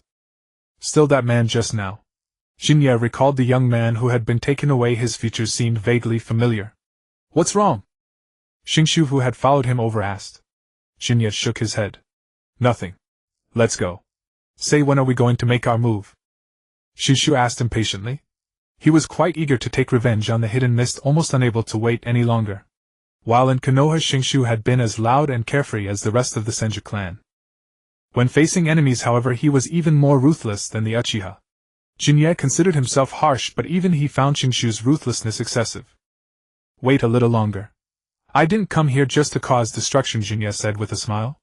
"Huh. Aren't we here to get revenge on the Hidden Mist?" Shinshu looked utterly baffled. Shin'ya glanced at his eyes, untouched by knowledge. "Retaliation is only one part of it. There are other objectives." "Objectives? Fine, I'll tell you." Shin'ya sighed. Although the decision had been made by the advisory council, Shinshu was one of the future council members he had personally chosen. So it was acceptable to let him know some of these plans. Revenge is a must. It is also for the sake of the other four nations to let them know that Konoha and the Land of Fire are not to be trifled with. But more importantly, the aim is to hitch the Hidden Mist to Konoha's war chariot, Shin'ya said slowly. Shinshu's expression changed and turned serious. "Too complicated. I don't understand." Shin'ya fell silent. "In simple terms, choose some young shinobi who are not getting the recognition they deserve in the Hidden Mist village and support them into the village's future leadership." Shinshu seemed to ponder it. "Oh, that's clear if you put it that way, propping up puppets. That's an ugly way to put it. When the will of fire is involved, can you call it propping up puppets?" "It's called righting the wrongs and purifying the source," Shin'ya said angrily. Shinshu's mouth twitched. "You've really learned all of old man Sarutobi's tricks." Shin'ya brushed it off. Honestly, given the Hidden Mist's current state of bursting vitality and cutthroat competition, it might really be a good thing for Konoha to take over. At least old man Sarutobi's methods were far gentler than the third Mizukage's virtuous governance. Was this propping up a puppet regime? Clearly it was the third Mizukage who had kidnapped the daimyo, ruled with cruelty and inhumanity, spurned the worthy, and plagued the people. The state faced imminent peril. The common people were as precarious as a stack of eggs. Now two lords of Konoha raise a righteous army to slay the Mizukage and uphold the daimyo in accordance with the people's hopes. The borders were then opened, the realm unshackled, trade routes broadened, and friendly ties established with neighboring states. Thus the world enjoyed great harvests. Scattered exiles all returned to their native villages. A peck of rice cost no more than 3 or 4 coppers, and at the end of the year only 29 people were condemned to death. From the sea kingdoms in the east to Konoha in the west, outer doors were left unbarred and travelers carried no provisions. They took what they needed along the road. So what Shin'ya and Shenshu were really doing here was essentially bringing two-tailed beasts to the hidden mist village's doorstep. Open the gates. Free trade. Boss, check please. A word of advice: go home now and don't go out. Before leaving, Shin'ya said to the tavern owner. Oh. Watching the two tall youths Shin'ya and Shinshu walk out of the tavern, the owner looked utterly bewildered. It suddenly struck him that he didn't recall their faces at all. When had two outsiders come to the hidden mist village? You're quite merciful, warning him even at the risk of exposure, Shinshu teased as they left the tavern. Shin'ya smiled. It's not about mercy. The truth is, for us there's no risk at all. As for warning the tavern owner, it was just a casual remark. When we cause destruction, remember to give the mist ninjas time to evacuate civilians. That's so troublesome. Shinshu pouted. He was displeased with Shin'ya's mercy, recalling how the mist had attacked them without caring about civilians. Shin'ya said, we need a relatively intact hidden mist village, so we should focus on killing the high-ranking officials. If everyone dies, controlling a ruined village would be meaningless. Our goal is to indirectly control the entire land of water through the hidden mist village. Shinshu scratched his head. So complicated it's a headache. Shin'ya looked disgusted. You're destined to be a thug all your life. Then, stepping into the central street of the hidden mist village, he said, let's begin. Aren't we supposed to find a candidate for the new Mizukage? Shinshu said. Shin'ya sighed. Finding one by one is too troublesome. We'll pick randomly from the survivors. Shinshu felt a twitch. You were just acting all crafty, and now you've lost all patience. As he spoke, both began forming hand seals simultaneously. Summoning technique. Bang. With a burst of smoke, the six tails and three tails appeared on the central street of the hidden mist village. They were only about 200 to 300 meters from the Mizukage's building. What the hell? It's the three tails and six tails. Run! It's Konoha. Konoha has attacked. The civilians on the street immediately began fleeing in all directions at the sight. Shin'ya didn't direct the tailed beasts to attack them, instead he let them escape freely. The tavern owner from before was utterly terrified, realizing that the two men in his tavern were nothing short of slaughterers. So what's next? Shinshu asked. Shin'ya said. We wait. Wait for the mist ninjas to arrive. Shush, shush, shush. As he spoke, countless figures appeared on the rooftops of surrounding buildings. Yet compared to the two-tailed beasts, this height was still insufficient. Shin'ya looked down at the ninjas. Send out the third Mizukage. No sooner had he spoken than a long-robed man with closed eyes and flowing hair appeared on a building in front of Shin'ya. The man's demeanor was somewhat scholarly, making it hard to imagine that this was the third Mizukage who had initiated the Blood Mist village. Of course, even harder to imagine was that this man, who appeared to be around 30, was actually an ancient monster who had attended the first 5 Kage summit. In the late Warring States period, he had accompanied the first Mizukage as a guard at the summit. He was in essence a witness to the transformation from the Warring States era to the 5 Great Nations order. Back then, Hiruzen, Sarutobi, and Inoki were just little kids. Hiruzen was busy boasting on the Hokage rock, with Danzo claiming he would become a ninja like his father Sasuke Sarutobi. And Inoki was staring blankly at his own stone at that time.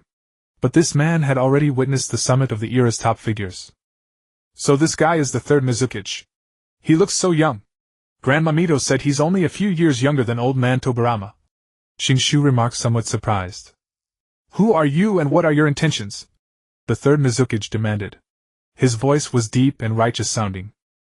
One could only say that appearances are deceiving. A man who seemed so upright and gentle was actually the founder of the Blood Mist tyranny. Or perhaps there was another possibility. He was indeed that upright, only inept at governance. But that possibility was slim, given that he was someone who would use his own Jinchuriki as a human bomb. Shin'ya pointed at his headband. Isn't it obvious? Shinshu also pulled off his cloak's hood, revealing the Konoha headband. This time the third Mizukage fell silent. And some of the elite ninjas present fell silent along with him. This battle. They didn't have much confidence. He had originally thought that even if the surprise attack didn't cripple Konoha, it would at least kill those daimyo, leaving Konoha entangled in a mess and too busy to settle scores with him. After all, Konoha's White Fang had given up the only chance to pass on information to save his teammates, and the third Mizukage had thought it was settled. By the time Konoha freed up, he would have already prepared for war, and then he could appease them with a show of submission. But he never expected that Konoha not only suffered no major losses, but also that the daimyo were alive. Moreover, two-tailed beasts had fallen into their hands and the 7 ninja swordsmen of the mist were wiped out. Looking at it now, his own losses were actually greater than Konoha's. The entire ninja world now knew that Uchiha Shin'ya had almost wiped out the younger generation of the hidden sand village, severing the lineage of their puppet masters.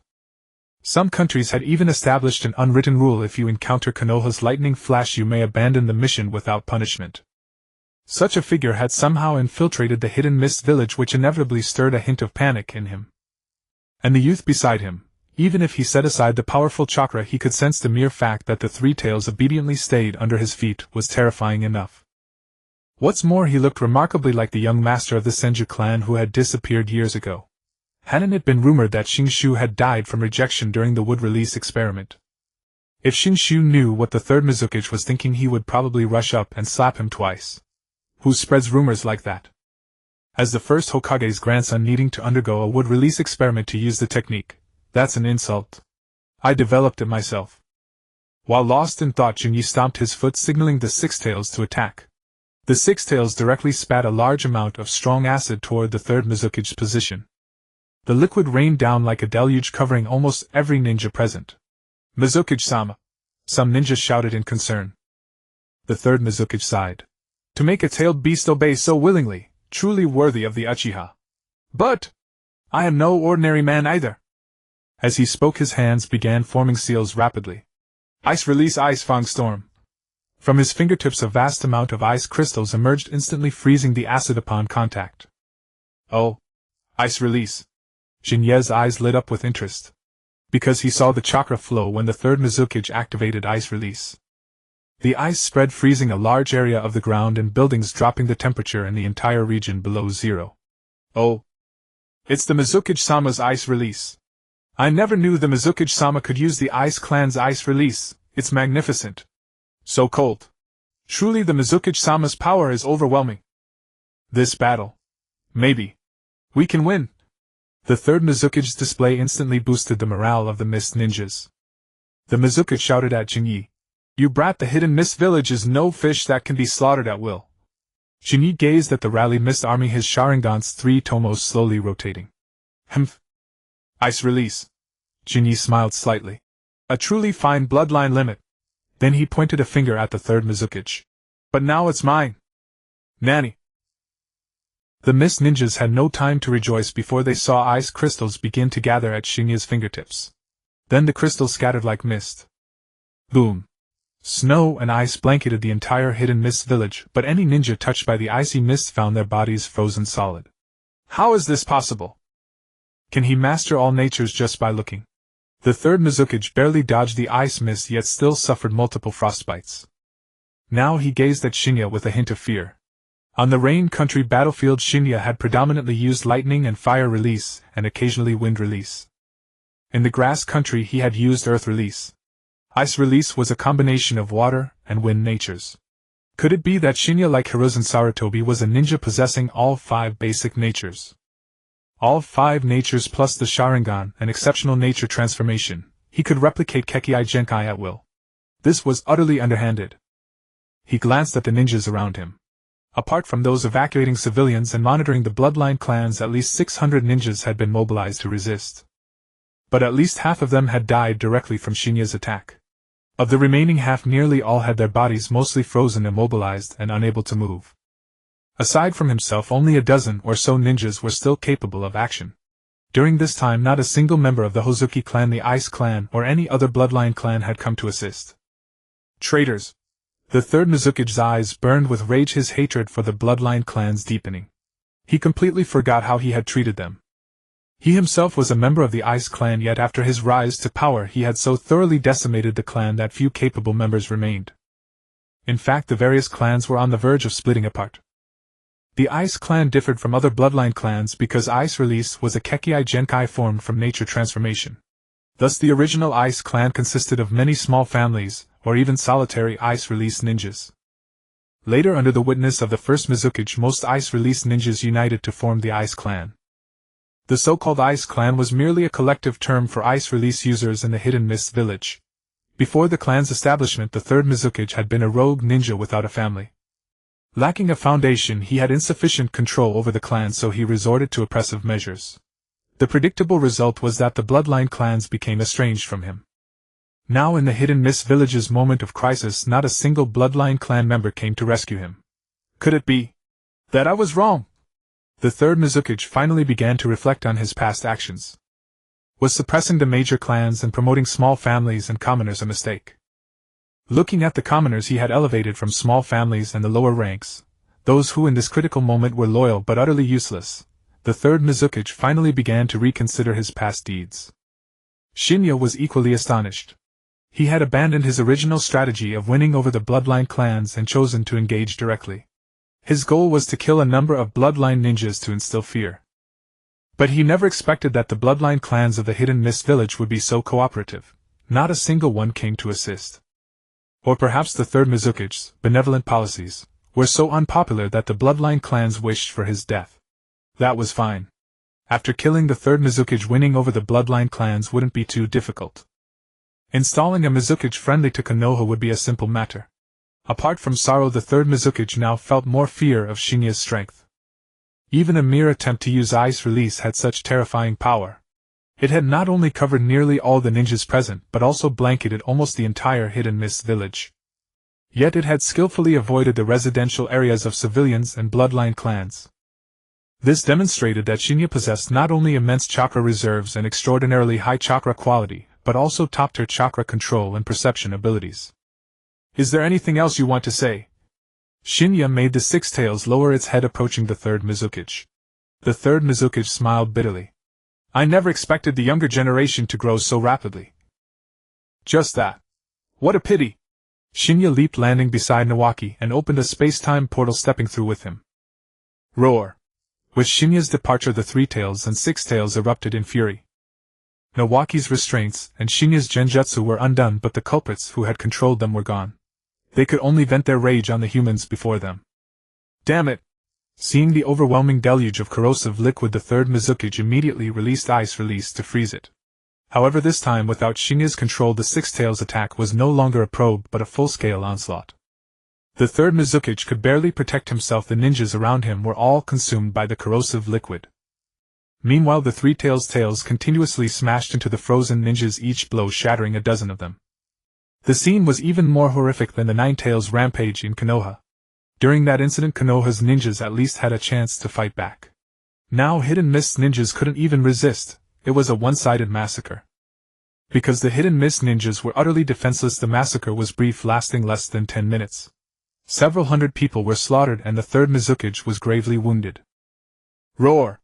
The Three Tails and Six Tails roared again, preparing to head toward the deeper parts of the village where the civilians' shelter was located. Pfft. At that moment, several black rods fell from the sky, pinning the two-tailed beasts to the ground. The third Mizukage coughed blood, half his skin corroded, exposing the flesh beneath. Watching Shin'ya suppress the tailed beasts with such ease, fear surged within him. Shin'ya walked slowly to the third Mizukage, his expression calm. Why? Why stop them? Wouldn't letting them destroy the Hidden Mist village satisfy your vengeance? The third Mizukage said with difficulty. Shin'ya smiled. I had some expectations for you, a veteran who has been active since the era of the first 5 Kage, but I didn't expect such a narrow vision. Our goal was merely to let the two-tailed beasts massacre the high-ranking officials, including you. As for us two, we would naturally stop their rampage at the last moment. Your wish will fail. The fact that I sent the Three Tails and Six Tails out is no secret in the village. You can't fool everyone into thinking you're a savior. The third Mizukage sneered. Shin'ya looked at him and mocked. It seems you truly don't understand human beings. Moreover, you have a huge misconception about your reputation in the village. With a wave of his hand, Shin'ya withdrew the black rods from the two-tailed beasts. Then he cast the genjutsu again, manipulating the two-tailed beasts to head toward the shelter. Just then the terrified civilians of the Hidden Mist village saw a young man wearing a Konoha ninja vest blocking the path of the two-tailed beasts. The young man clasped his hands together, and black markings appeared around his eyes. Would release would human technique. Boom. A wooden giant several dozen meters tall rose from the ground, pressing down on the two-tailed beasts with boundless might. "Three tails, six tails, your power is too terrifying. I won't let you run amok," Nawaki shouted sternly at them. Three tails and six tails. Shin'ya arrived at the encampment of the Ice clan, casting the corpse of the third Mizukage before the entrance. At present the mightiest bloodline clan in the Mist Village remained the Ice clan. For the Ice clan was not defined by a single surname, and thus its membership was vast. As a bloodline limit, the Ice release could be cultivated and also possessed a probability of genetic inheritance which granted most clan members a baseline of strength. Consequently, the third Mizukage dared not press the Ice clan too harshly. Of course, part of the reason was that after the establishment of the Mist Village, the third Mizukage himself had joined the Ice clan, and his ascension to the position of Mizukage was largely due to the clan's support. Thus the Ice clan suffered the least oppression under the Blood Mist policies. Yet even so, the clan members lived in constant trepidation.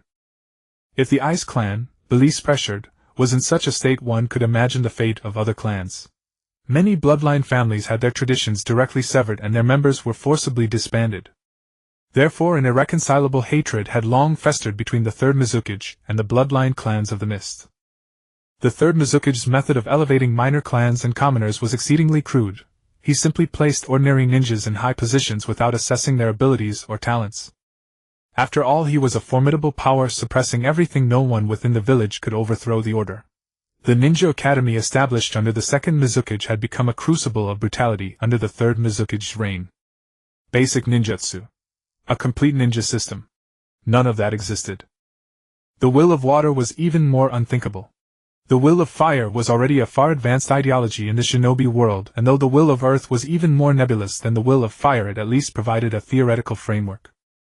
As for the Mist Village, any talk of a will was irrelevant. It was a crucible of survival. Only those who endured could receive training. This pure law of the jungle approach to talent cultivation not only failed to produce many promising ninjas for the Mist, but even those with innate talent who grew up rarely held any gratitude toward the third Mizukage. Those who truly appreciated the third Mizukage were only the mediocre ninjas he had forcibly elevated from the bottom ranks. In comparison, the education system of the Leaf Village was a paradise. The Leaf Village's Ninja Academy at least taught the basic three-body techniques, taijutsu, and methods for refining chakra, and during wartime it also instructed these ninjas on how to increase their survival rate on the battlefield. There is a saying, the farther you leave the village the more you love it. Shin'ya dropped the corpse on the ground and gazed at the gates of the Ice clan. The gates slowly opened, revealing an elderly man leading dozens of clan members standing behind them. "Welcome to the Mist Village, guest from the Leaf." The elderly man bowed and spoke slowly. With a wave of his hand he gestured for his clansmen to clear a path. "Please come inside for tea." Shin'ya smiled faintly, stepping over the corpse of the third Mizukage as he entered the gates. "Please." The elderly man invited Shin'ya inside, then glanced at the corpse by the entrance, a flicker of hatred deep in his eyes. "Humph. Throw it into the sea." "Yes." Two clansmen stepped forward, froze the third Mizukage's body, dismembered it to prevent resurrection, and then carried the pieces to the shore to scatter them in different locations. With such treatment, Shin'ya could think of no one other than the Otsutsuki who could survive. He had anticipated some unpopularity for the third Mizukage, but not to this extent. Thus the third Mizukage, who had no name either in the original work or in this story, ended his life in such a hasty manner without even leaving a complete corpse. "Please have some tea." The clan leader invited Shin'ya inside and ordered tea to be served. Shin'ya took the cup, held it in his hand, and said, "May I ask? I am Hong Lian, the patriarch of the Ice clan." The elderly man said, "Hong Lian. A very fitting name indeed." Shin'ya nodded in admiration. For the patriarch of the Ice clan to be called Hong Lian was quite appropriate for their bloodline limit. However, Shin'ya wondered whether the old man Hong Lian's ice release could reach the level of the Crimson Lotus Hell. If it fell short of his own, the name would be bitterly ironic. "You are called Hong Lian. Your ice release should be capable of covering the entire Mist Village and freezing the tailed beasts, shouldn't it? May I ask why the guest has come?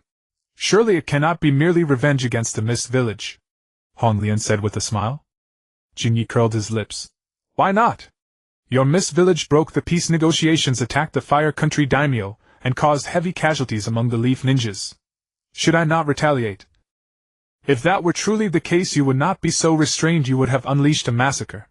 Your ice release far surpasses ours, and yet you have precisely avoided the shelters of the bloodline clans and commoners. This clearly indicates that your purpose here is not merely revenge. Hong Lian smiled faintly. Seeing Hong Lian's perceptiveness, Jin Yi nodded with satisfaction. Then I will speak plainly. I have come on the orders of the Hokage for the sake of peace. At the shelter, Xing Shu's wooden figure sat directly atop the three tails, suppressing it while the wooden dragon bound the six tails. Everyone come out. It's safe now. After finishing this, Xing Shu reverted to his sunny youth image and smiled at the villagers of the mist. The mist villagers still stared at Xing Shu in fear, for his power was terrifying, and he was a leaf ninja. Moreover, it was they who had released the three tails and six tails. Now such a person told them it was safe. Who would believe it? Xing Shu facepalmed at the sight of the still frightened villagers. Sigh.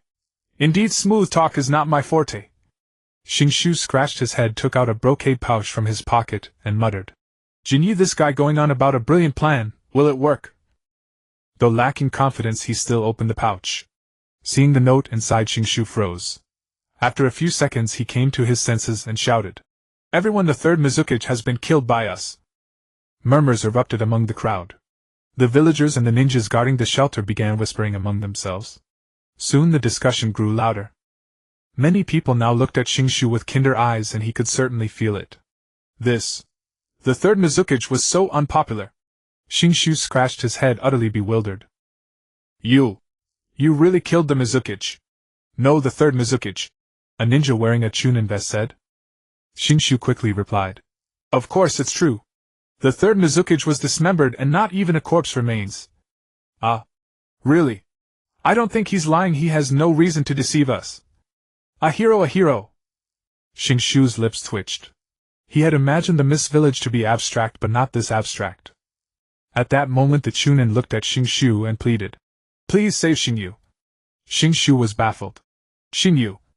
Gui Ding Xingyu, the young man we met at the tavern before. You remember, don't you? The Chunin said urgently.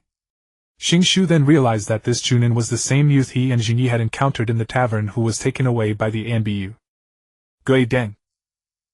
A few days later, in the presence of Genya and Nawaki, the chieftain of the Ice clan officially succeeded as the fourth Mizukage. Her first order in office was to abolish the third Mizukage's blood mist policy.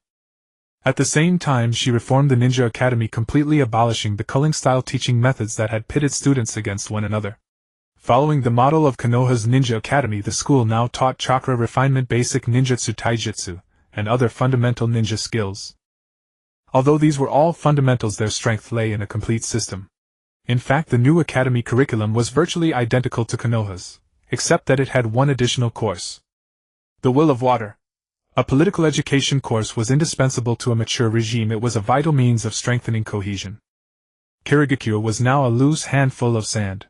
What it urgently needed was a guiding ideology to boost cohesion. It did not matter whether it was vague or empty, as long as there was an overall direction. Speaking of which, Konoha could be said to be deeply favored by fortune. For 3 consecutive generations the Hokage had faced only external threats, and rarely any internal trouble.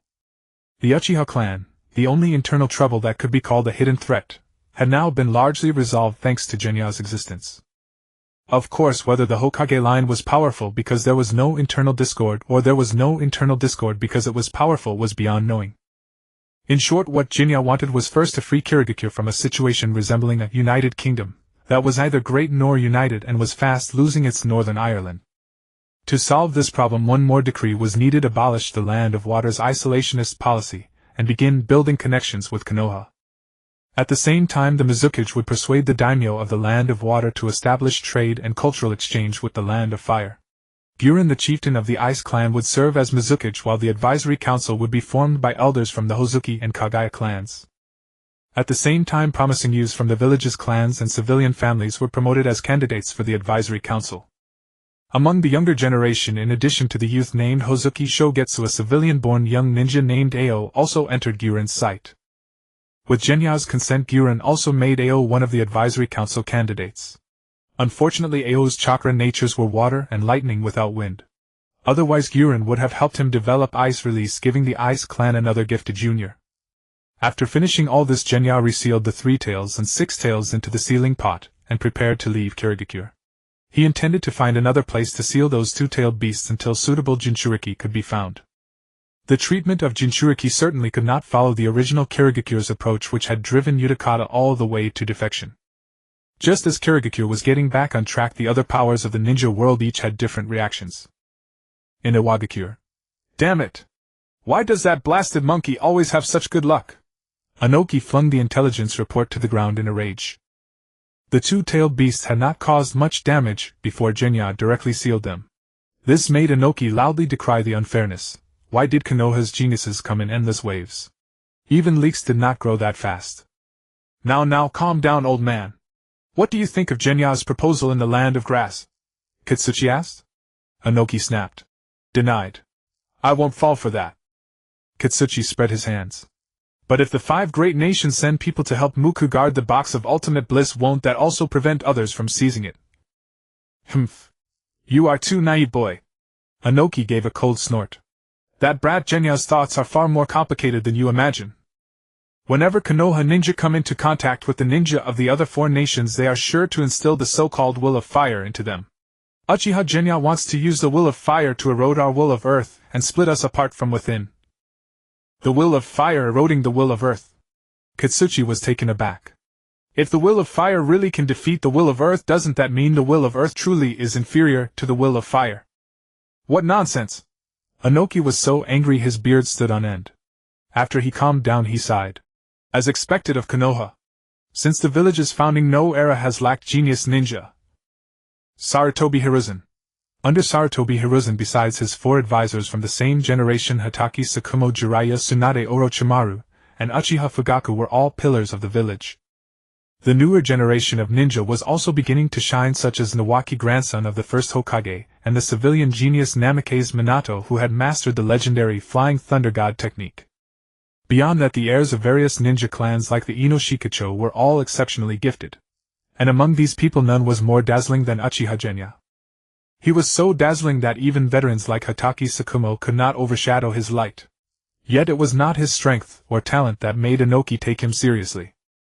What truly unsettled Anoki was the fact that the conflict between the Uchiha clan and Konoha's leadership, which had persisted since the village's founding, actually began to show signs of mending after Uchiha Genya's rise. The Uchiha were no longer limited to the so-called police force, they started participating in the village's missions. Over the past year, the number of Uchiha active in the ninja world had begun to grow. Even more important, Konoha began actively expanding its external influence only after Genya's rise. By combining the timing of Genya's rise with Konoha's recent foreign policy changes, Anoki could roughly guess that all of this was essentially engineered by Genya. Konoha's leadership at the very least held a tacitly approving attitude. No, they gave it vigorous support. Otherwise, how could Genya have directly meddled in Kirigakure's governance?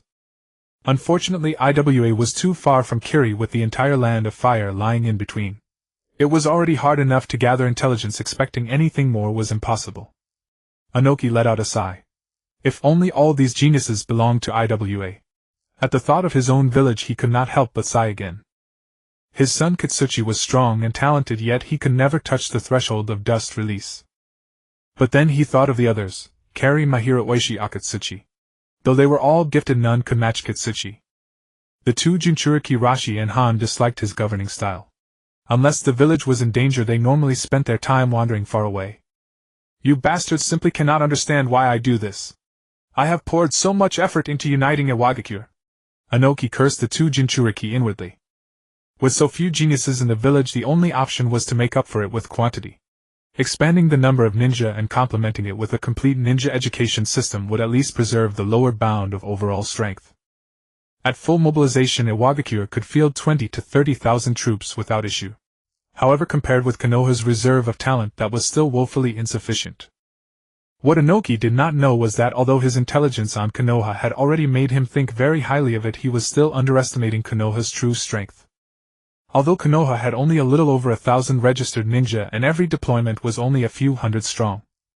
If the village ever fell into a true crisis, it could still raise an army of over 10,000, and their overall quality would definitely outshine Iwa's. Konoha's Jonin and Tokubetsu Jonin surpassed Iwa's in both number and quality, and Konoha's educational system was also more complete than Iwa's. Most importantly, the graduation system of Konoha's academy was something other villages could not uncover. Even if they did uncover it, they lacked the abundant resources and financial power to sustain such a system. In the entire ninja world, only Konoha required ninja to undergo an additional assessment by their team leader after graduating from the academy. Those who failed either stopped being ninja or went back to the academy to repeat. Therefore, even some villagers who seemed harmless and innocent might in the next moment pull out an explosive tag and slap it onto your face. Konoha's villagers could be said to overflow with martial virtue. It was just that Konoha had little desire to expand outward, so there was no need to maintain a powerful army the way IWA did. While Kirigakure underwent earth-shattering changes, the other major powers also received intelligence. However, no one dared to act rashly. The fate of the third Mizukage remained fresh in everyone's minds, so no one dared to oppose Konoha at this moment. Meanwhile, in Konoha, although Konoha suffered no loss of high-level combat power this time, the casualties among mid- and low-level combatants numbered over 100, which was by no means a minor loss. Over 100 more names were carved onto the memorial stone. Consequently, the atmosphere in Konoha grew somber. Above the village, a spatial rift opened. Nawaki and Shin'ya leaped out of it, simultaneously hovering in midair. Why? Nawaki immediately plummeted, screaming in terror. Shin'ya also fell. Grabbed Nawaki, opened another spatial rift, and tossed him inside. Shin'ya then dove in, and the two reappeared on the streets of Konoha. Why? Nawaki. Shin'ya. The villagers were startled by the sudden appearance of the duo. Yo! Shin'ya greeted. Nawaki bent over, vomiting all over the ground. In a flash, a golden figure appeared. Yo, Minato! Shin'ya waved. Minato gave a gentle smile. You're finally back. He glanced at Nawaki, who was still heaving. What's wrong with him? Shin'ya waved dismissively. He gets motion sickness. Don't mind him. Anyway, I've been thinking about developing a new jutsu lately. Let's head to the training ground, Minato said excitedly. Shin'ya's interest was piqued. Could it be that Minato had already developed the Rasengan? At the training ground, he saw Minato gathering chakra, and a rapidly spinning ball of chakra formed in his palm. A few seconds later, it exploded uncontrollably. Well, it's still in its early development stage. I got the inspiration after seeing the tailed beast ball that day, Minato said smugly. Once I perfect this jutsu, you'll never call me Scraper Master again. Shin'ya looked at his triumphant expression with a flat face. He slowly extended his hand, chakra gathering in his palm and spinning at high speed. Instantly, a golden high-speed rotating ball of chakra appeared in Shin'ya's hand. Minato and Nawaki were dumbfounded, eyes wide. You must be cheating, was Minato's thought at that moment. He had only just begun developing his own crude, incomplete version, and Shin'ya had already completed all the subsequent steps.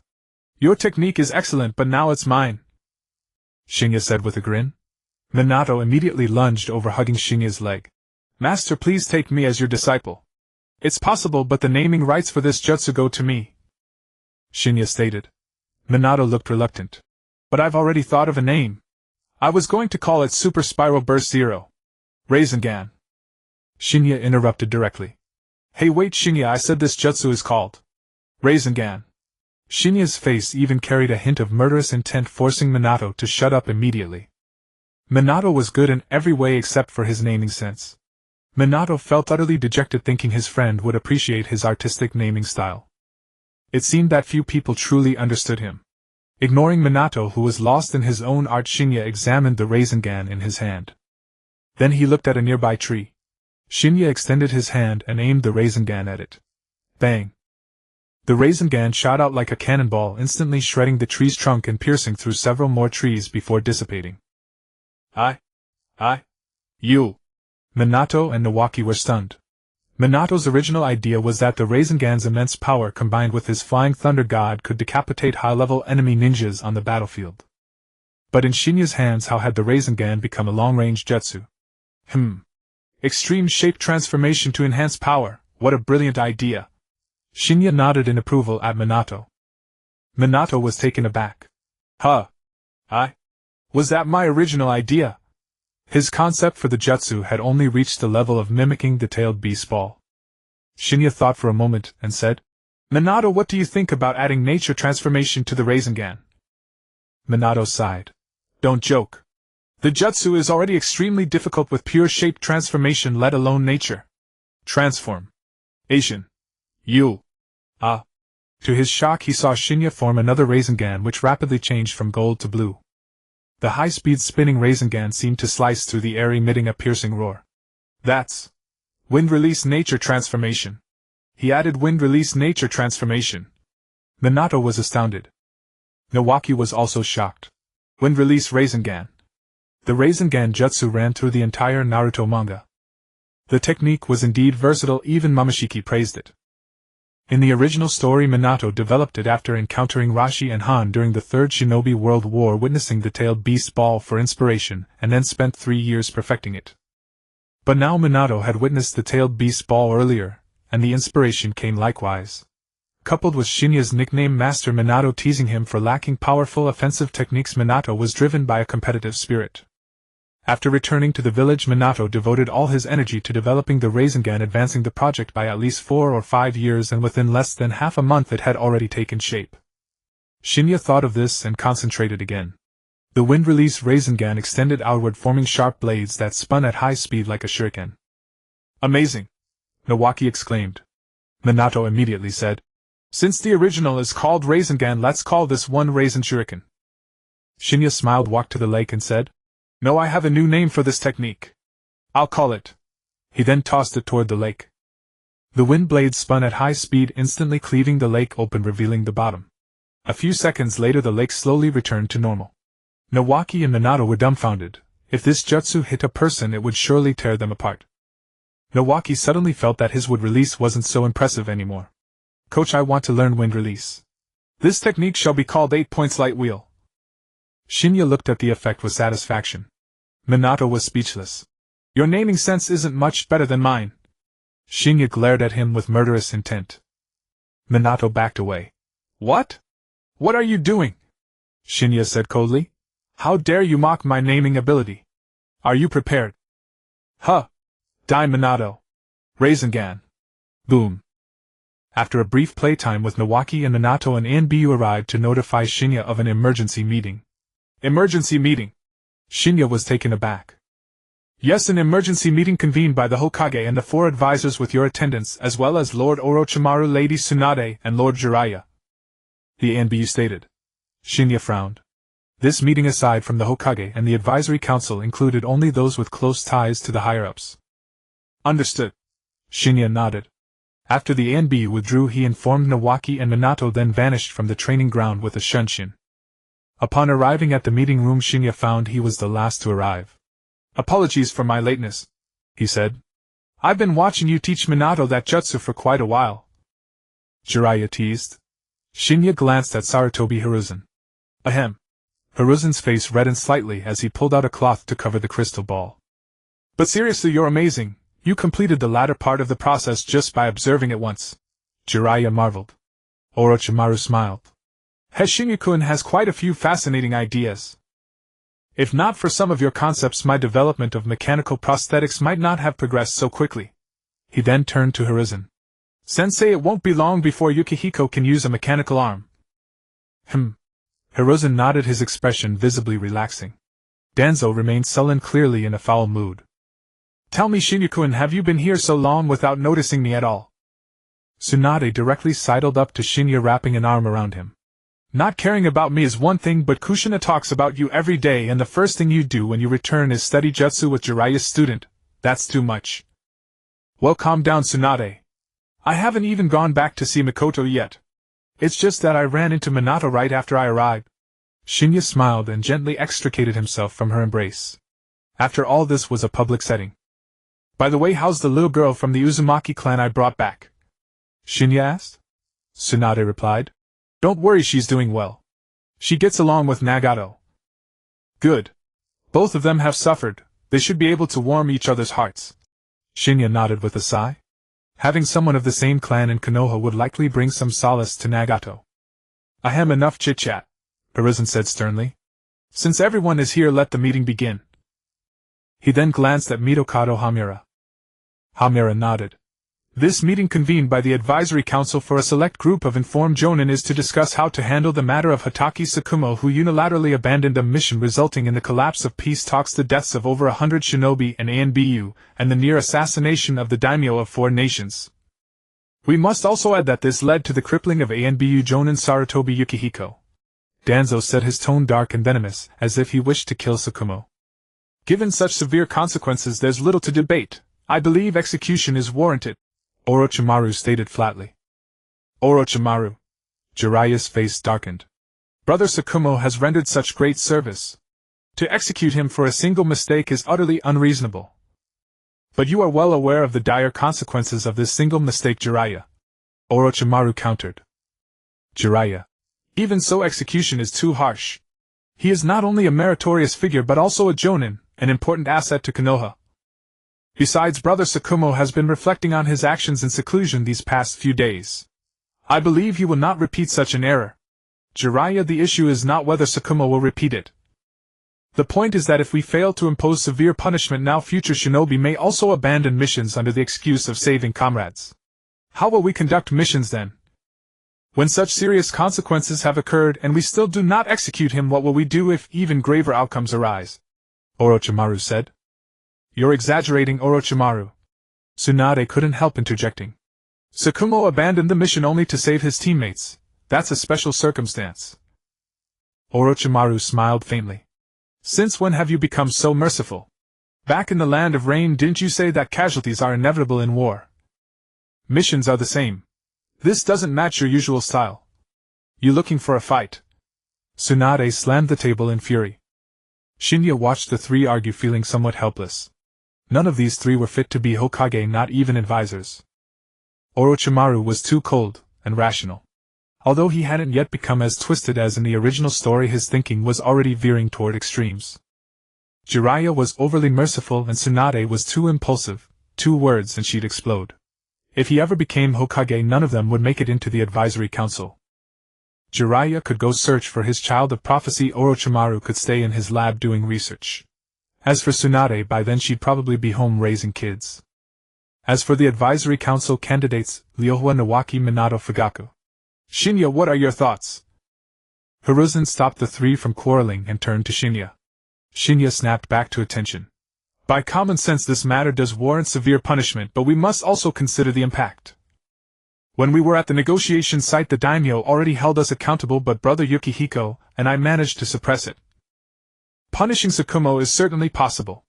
But if outsiders learn that a Konoha shinobi abandoned a mission and caused great harm to the nation, would that really benefit Konoha?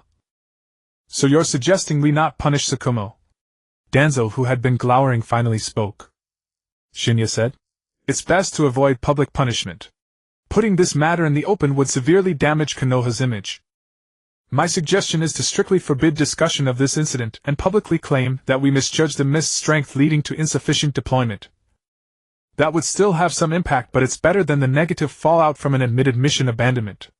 As for Tsukumo, let him retire quietly and never appear as a shinobi again. Too lenient. Danzo snorted coldly, clearly dissatisfied. Alas. If we and the daimyo were of one mind, we could handle this by the book. But the daimyo are waiting to see us fail, so we must handle Tsukumo's case with care. He cannot die, nor can his reputation be tarnished. At the same time, he must never again act as a shinobi. After all, the will of fire acknowledges the importance of comrades, doesn't it? Shin'ya said. Hiruzen frowned, tapping his fingers on the table, mulling over Shin'ya's words. For Brother Tsukumo, being stripped of his shinobi status might be worse than death, Jiraiya said through gritted teeth. Shin'ya spread his hands. This is the best I can do to minimize the negative impact. If Tsukumo cannot accept even this punishment, then he must be the one to take the honorable way out, Jiraiya said. You're stabbing him in the heart. To put it bluntly, over 100 shinobi died because of his actions indirectly. Shin'ya waved a hand. So now is not the time to consider his feelings, we need to think about how to minimize the damage to Konoha. Oh, and Shin'ya turned to Hiruzen. Mitarashi Shisho and Sarutobi Yashihara need psychological counseling. After all, Tsukumo saved their lives. Others among the informed may criticize him, but those too must be told not to reproach him. As for other informed personnel, strict orders must be given not to leak this matter, Hiruzen said. Currently only those present, a few jonin and the 2 special jonin who experienced the incident, know. I have already classified this matter as confidential and forbidden its dissemination. That is my recommendation, Shin'ya said. The final decision rests with the Hokage and the advisors. At the Sarutobi clan compound, Sarutobi Yukiyoshi stood in his room shirtless, gazing at the mirror. The wound on his right arm had healed, yet the area where the bone had snapped remained horrifyingly visible. Extensive burn marks spread from the fracture to his neck. The damage inflicted by the Six Tails chakra far exceeded his imagination. He raised his left hand and crimson arcs of lightning began to crackle around it. That technique was the lightning release crimson imperial thunder developed by his father Sarutobi Hiruzen. Yet unlike the version Shin'ya had wielded, the lightning Uchiha now summoned was extremely unstable, threatening to dissipate at any moment. He had thought it was just a loss of one arm, but in truth part of the Six Tails chakra had invaded his body, not only damaging his meridians but also disrupting the flow of his own chakra. In other words, even if Orochimaru's mechanical arm was fully developed and could be wielded as naturally as his own, Uchiha would never be able to return to his peak condition. Uchiha sighed, an inexplicable wave of irritation rising within him. Bang! As if to vent his frustration, he slammed his left fist into the mirror. Glass cut through his skin and blood trickled slowly down the shards. "Uchiha, what's wrong?" came the voice of his mother Biwako from downstairs. Then came the sound of hurried footsteps. Thump, thump, thump. A knock on the door. Uchiha threw on a shirt and opened the door. A small figure stood outside looking up at him. "Asuma, what is it?" Uchiha's expression softened. 5-year-old Asuma gazed at his brother, his eyes fixed on the bleeding left hand. "Brother," he said, worry etched on his face. "I'm fine. Mother sent me to call you for dinner. I'm not hungry." Uchiha tried to keep his voice calm, then closed the door after answering Asuma. Asuma looked at his brother's door with a hint of disappointment. His brother had never been like this before. Because his brother was nearly 20 years older when their father wasn't around, Uchiha had taken on the role of a father, teaching him the basics of being a ninja. An elder brother is like a father. That was the relationship between Uchiha and Asuma. Closing the door, Uchiha gazed through the window at the distant forest. That was where the Sarutobi clan's training grounds were located. With a leap he jumped out the window and dashed toward the training grounds. At the Hokage household.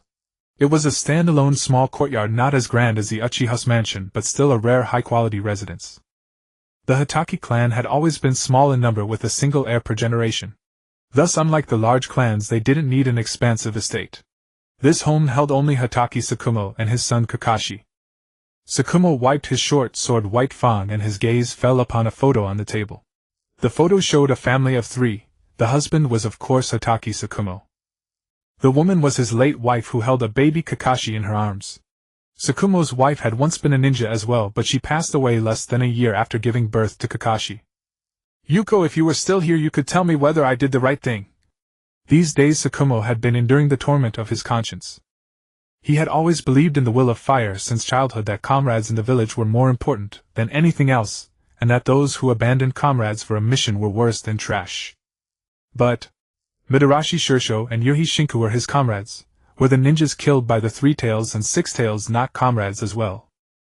By saving 2 comrades he had caused the deaths of nearly 100 Konoha shinobi, and cost his former partner Sarutobi Uchiha an arm. Though Uchiha was 7 or 8 years younger, he had always been the one to guide Tsukumo like a senior. He wanted to ask Uchiha for advice on what to do. But thinking that Uchiha's injury was indirectly his fault, he simply couldn't face him. If he had chosen to ignore Shursho and Shinku back then and rushed to the meeting site to deliver the intel, perhaps Danzo and Uchiha could have been prepared. At least they wouldn't have had to face 2-tailed beasts head-on just to buy time for the daimyo and the civilians to evacuate. But if he had watched Shursho and Shinku be surrounded and killed, would that have been right? Would he have been less tormented? In the end, it was his own weakness. If he had been stronger, able to break through the encirclement with both of them. He sighed, put on his coat, and stepped out of the house. "Yo, Tsukumo-sama. Long time no see you out." As soon as he stepped out, the old lady who sold pancakes at the door greeted him warmly. "Ah. Hello?" Tsukumo's usual enthusiasm was gone. He seemed at a loss. The old lady was taken aback. "What's wrong?" "Nothing. Nothing." Tsukumo was dazed. The village's punishment for him had not yet been handed down, nor had he been assigned any important missions. He was simply told to stay home for a while, and not go out. But he felt suffocated indoors, and Kakashi was still at the academy. He wanted to get some fresh air, and somehow he ended up at the memorial stone. The place was silent, with only a young man dressed like a monk. Tsukumo walked to the center of the memorial stone and prayed before the many tombstones. "Did a friend pass away?" the young monk suddenly asked. Tsukumo was startled, a bit dazed. "Ah. Yes, something like that," the young monk said. My friend is also buried here. He died a month ago during the Four Nations Conference, killed by the Mist's ambush. Is that so? Tsukumo's face involuntarily showed shame upon hearing this. Suddenly Tsukumo frowned. You're not from Konoha, are you? I've never seen you before. That's right, I'm from the land of rain. The young monk smiled faintly at Tsukumo. Tsukumo blinked, studying the monk. Is that so? The young monk smiled and said, Is there anything you want to say to the dead? The spirits of the departed can hear you. Tsukumo looked at the tombstone before him, opened his mouth but hesitated. Seeing that he didn't speak, the monk said slowly, People eventually die, dying alone, vanishing from the world. Their past and present lives as well as their future all disappear at the moment of death. He looked at the tombstone. He was one of them. Many of them also had ideals. Everyone has something they cherish. Parents, siblings, lovers, and comrades. They help and support each other. And from the moment they are born, they are bound to those they love, and such bonds grow stronger with time. He stood up and looked at Tsukumo. Tsukumo-sama, I don't know who your friend was. But from the moment he disappeared, the things he cherished, like his beliefs, have become firmly tied to your soul. So there is no need to grieve, no need to feel guilty. Say what you want to say to him or them, then hold your head high and live well. Listening to the monk's words, tears spilled from Tsukumo's eyes as he looked at the vast expanse of tombstones. After a long silence, he finally spoke. I'm sorry if it hadn't been for me. Thank you. Getting that off my chest makes me feel much better. Hatake Tsukumo's expression had finally lost the dejection of the past few days. He had already decided he would spend the rest of his life atoning for his sins. No, I should be the one thanking you, Jonin Hatake Tsukumo. The young monk removed his straw hat and said, Allow me to introduce myself. I am a monk of the Fire Temple. My Buddhist name is Dawa. At the same time, I am also one of the 12 guardian ninjas serving the daimyo. Wa. Hatake Tsukumo was dumbfounded. He had not expected that the monk before him was actually one of the daimyo's men. No, that's not right. Why had his wariness been so poor?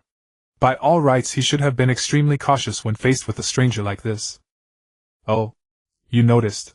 If it weren't for your fragile mental state right now, my genjutsu wouldn't have been cast so smoothly, Dawa said. Hatake Tsukumo gritted his teeth. Everything you said just now, was it all lies woven to make me lower my guard? Dawa smiled. No, everything I said was true. I truly did have a friend who died during the Four Country Summit. He is buried here now. Thank you. If not for you, I might never have learned the truth. As he spoke, the surrounding leaves seemed to be caught up by the wind and whirled wildly. Goodbye, Hatake Tsukumo. The moment the words fell, the monk vanished as if he had been swept away by the leaves. Oh no. These were the only words in Hatake Tsukumo's mind. From the moment he had stepped into this cemetery, every move he had made had been placed within the trap the other man had woven for him. Even though he had not poured out the whole story of abandoning the mission, the mere fact that he had said, because of a mistake I committed I caused a comrade to die, was enough. Dawa belonged to the daimyo, so his words would inevitably reach the daimyo. And once the daimyo learned of it, he would definitely not let the matter rest. Cold sweat kept streaming down Hatake Tsukumo's forehead. As if drained of all strength, he collapsed limply to the ground. Meanwhile, at the entrance to Hatake Tsukumo's house. What? He went out. Shin'ya frowned. Yes, he just left not long ago, the old woman selling rice crackers said. Honestly, he had shut himself in the house for days, and I don't know what happened. When he came out today, he was acting a little off too. These past few days Kakashi hasn't taken his bento out either. I've been giving him rice crackers. Do you know where he went? Shin'ya asked. It seemed he was heading toward the memorial stone, the rice cracker woman said. Thanks. With that, Shin'ya prepared to leave. Hey, Shin'ya-sama, buy a rice cracker. No, maybe next time. I'll take one rice cracker, thank you. At that moment a monk brushed past Shin'ya and came up to the rice cracker stall wearing a gentle smile. Welcome. The rice cracker woman returned a warm smile. Shin'ya frowned and looked at the monk. Without stopping to think, he walked straight up and sidled close to the monk. I'll have a rice cracker too. As he spoke, he reached out to choose the ingredients. As if by accident, his hand touched the monk's hand. The monk's hand instantly jerked back as if struck by electricity. I don't want it. Thank you? The monk's body immediately tensed, and he turned and left. Hey, wait, customer. It'll be ready in a moment. The rice cracker woman called out hurriedly. Shin'ya waved his hand. Forget it, don't mind him. If he doesn't want it, I'll take two. The rice cracker woman's eyes lit up. Great. Outside the third barrier of Konoha. Only after walking out of the barrier did Dao let out a sigh of relief and wipe the cold sweat from his forehead. Uchiha Shin'ya, truly worthy of his reputation. I never expected him to be this perceptive. The instant Shinya's hand touched him, chakra as overwhelming as a mountain seemed to press down on him as if it meant to crush him. I have to return to the capital of the Land of Fire and tell the daimyo what happened. Dao was about to leave, but after only a few steps he was stunned. Shin'ya was eating a rice cracker in one hand and holding another in the other hand. Yo, you forgot your rice cracker. TCH. Dao's face darkened. He cast his straw hat aside, tore off his monk robe and revealed his burly body. Like the monk Doko that Shin'ya had met before, Dao's body had been honed to an extraordinary degree. Golden chakra blazing with Buddha's light burst forth from him, a manifestation of his cultivation of the Wisdom King's Sutra. Ha! Dao roared and charged at Shin'ya, striking out with a palm. This guy's mental fortitude isn't so good either. I thought he'd at least try to come up with a few more excuses. Shin'ya stuffed the rice cracker in his hand into his mouth, then picked up the second rice cracker. He stepped back half a step to dodge the palm strike and took a bite from the second rice cracker in his hand. Seeing this, Dao immediately launched another attack, but every strike was dodged by a hair's breadth. Through all the dodging, the rice cracker in Shin'ya's hand was almost finished. After eating the last bite, he tossed away the wrapper and clapped his hands. The Wisdom King's Sutra. Your level isn't low, but compared with Doko you're still far behind. What? Before Dao could ask further, he saw a huge golden palm rushing toward him. Boom. With no ability to dodge at all, Dao was instantly knocked flying. Shin'ya stamped off the ground, used several body flickers and appeared before Dao, seizing him with one grab. Then he opened a space-time passage and threw the man inside. After that, Shin'ya stepped into the passage as well. When he came out, he had Dao in his grip and stood on the roof of the Hokage tower. Sarutobi Hiruzen, the advisory council, and the Sannin were all waiting there. Shin'ya threw Dao to the ground, then walked over to stand beside Sarutobi Hiruzen. I never expected the daimyo to send you. Sarutobi Hiruzen said with a sigh. It has been a long time, Dao. Sarutobi. When did you discover me? Dao coughed up blood and asked. Sarutobi Hiruzen smiled faintly. I discovered you the moment you entered Konoha. I've also been waiting for you to make contact with three-tomoe. What? Dao was utterly shocked. Sarutobi Hiruzen said you seem to have underestimated Konoha. Did you really think I wouldn't sense you when you entered the barrier? That's why, although I told three-tomoe not to leave his house during this period, I didn't have anyone watching him. I knew three-tomoe had to be living in guilt these days. Sooner or later he would not be able to bear staying shut in, and once he left the house he would definitely go to the memorial stone. So I arranged for someone to lure you to the memorial stone. How could that be? Dao had not expected that every one of his steps had been calculated in advance. It seems you still haven't noticed.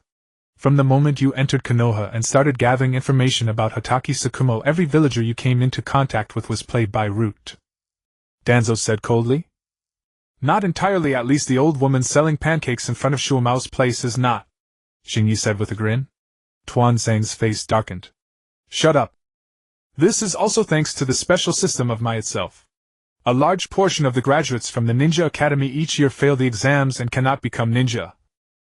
The vast majority of these choose to return to civilian life, and they still possess a considerable level of chakra. The Umbu only need to suppress their own chakra with a special ninjutsu to easily conceal themselves. Xingyi said slowly. It is not difficult to find people with chakra in a crowd, but in my at least half of the entire village possesses chakra. This possession does not refer to the ability to refine chakra, but to whether one has actually performed chakra refinement. The chakra that has been refined but not released does not simply dissipate, instead it participates in the body's metabolism and skill cycles. Thus the uniqueness of my greatly disrupted Dao of He's perception, allowing the root ninja to set a trap for him. But I must say I'm quite surprised. I only learned about the Hokage's plan today. Fortunately I volunteered to intercept you, otherwise I wouldn't have had any sense of involvement.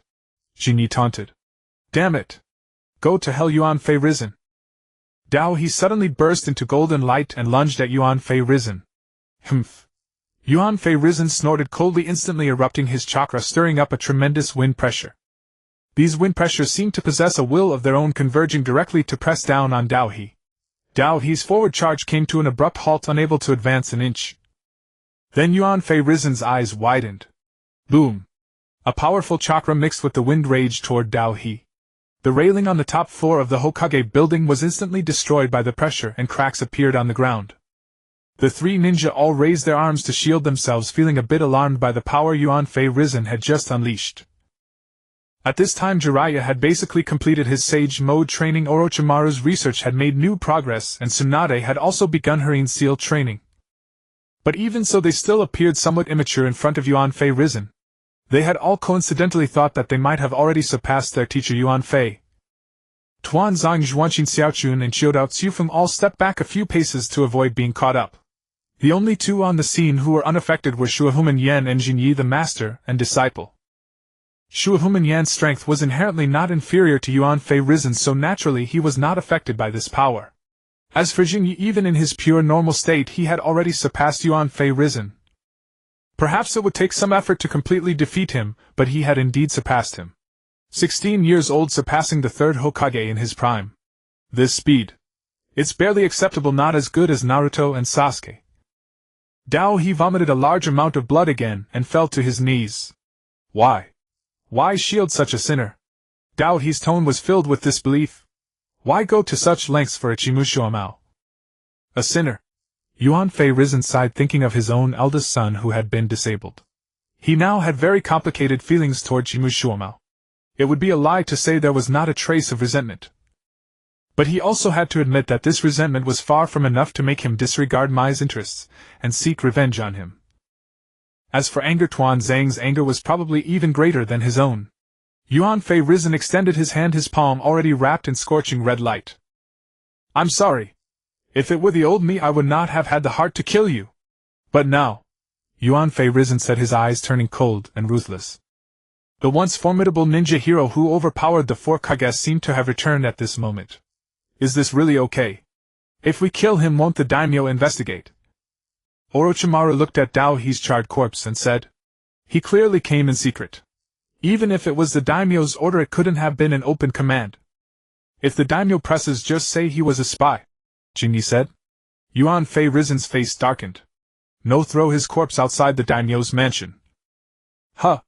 It wasn't just the advisors who were shocked. Jinyi and the three ninja were also startled. When did Yuan Fei Risen become so aggressive? Yuan Fei Risen looked at everyone with an angry expression. We need to give the daimyo a warning. Jinyi was a bit stunned. How come this old man's temper got worse as he aged? What happened to his indecisiveness? What happened to his weakness? But in the end it's a good thing. The tougher Yuan Fei Risen is, the better for Mai, and the better he can protect Mai. Leave it to me. Jinyi raised his hand in a gesture, then grabbed Dao He's corpse. I'll make sure to give that old daimyo a good scare. If he dies of fright, I won't be responsible. Hey Jinyi, wait. Shuahuman Yan was about to speak to stop him, but Jinye's figure had already disappeared. Risen, what exactly are you trying to do? Shuahuman Yan looked at Yuan Fei Risen. Yuan Fei Risen said, the ninja world is not peaceful. I don't have the energy to wrangle with the daimyo over such matters. This is the real you, Risen. This is the third Hokage I can wholeheartedly assist. Tuan Zhang's lips curled up, extremely satisfied with Yuan Fei Risen's attitude. Risen, let Zixiao and Jinhong go talk to Shuamao. His state isn't good right now. After all, Shuamao saved the two of them. I think their words might have an effect on Shuamao. Zhuanqin Xiaochun said. Such a waste. Might as well be dead, Tuan Zhang snorted coldly. Shuahuman Yan pushed up his glasses. The ones who need counseling most right now are Jinhong and Zixiao. These days Shuamao has been staying at home. They thought he was hiding, so they have developed some resentment toward him. How could this happen? Zhuanqin Xiaochun frowned. Tuan Zhang said with a dark face, needless to say, it's because you decided to suppress the matter. Now the ignorant Jonin all say that Jinhong and Zixiao's lack of strength led to this tragedy. At a time like this, the culprit is hiding at home. Anyone would have complaints. Yuan Fei Risen pondered for a moment. He remembered what Jinyi had said, be sure to pay attention to the psychological state of Shiri Jinhong and Yashuxi Zixiao.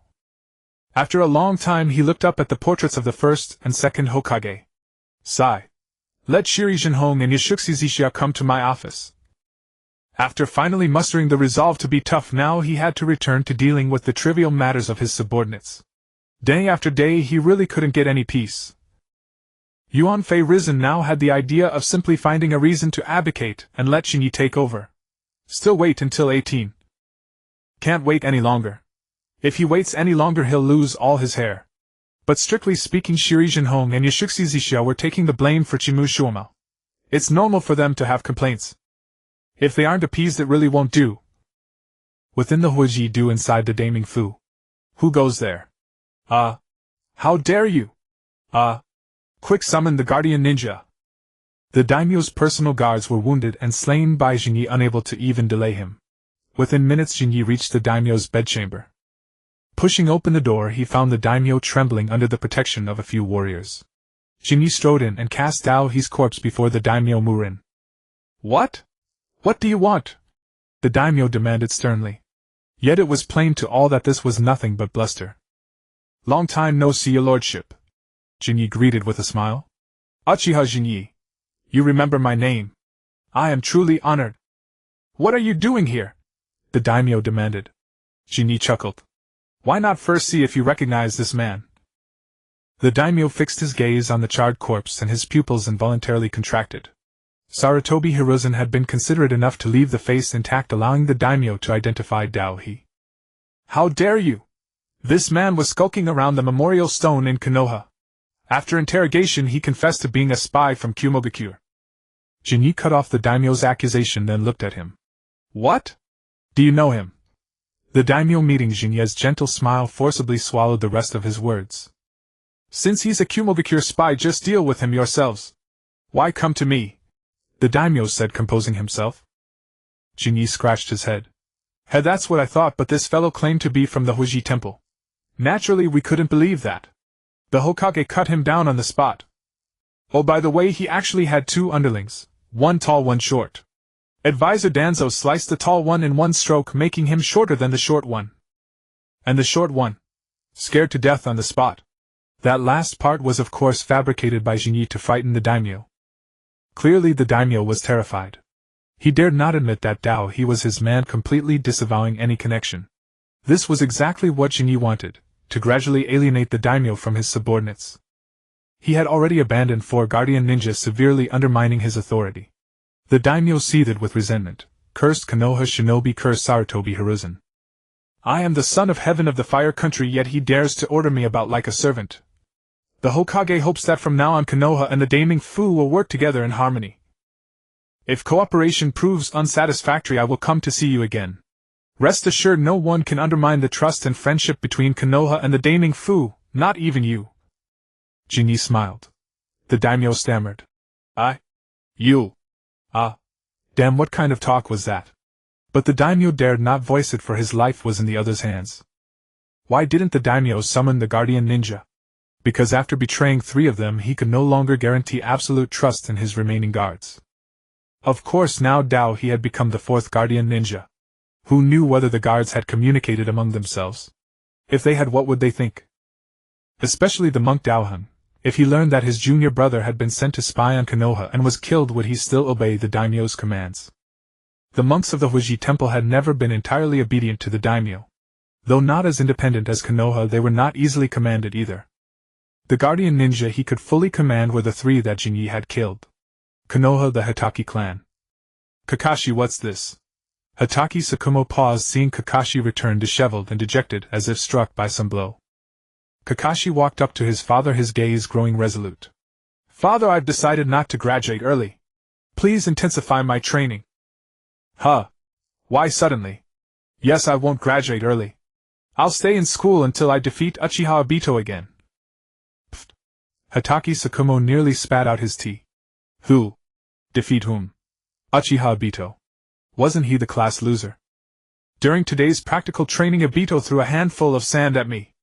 I called him dirty, but he said it's a real battle, anything goes. Damn it, I'm clearly not strong enough, or his underhanded tricks would never have worked. Kakashi fumed. Hitaki Tsukumo's lips twitched. This tactic looked awfully familiar. Could it be that man? The one who was terrifyingly strong yet fought with the dirtiest tricks. That boy Obito is also an orphan. His grandmother took care of him for a while, but she passed away 2 years ago. Hitaki Tsukumo smiled.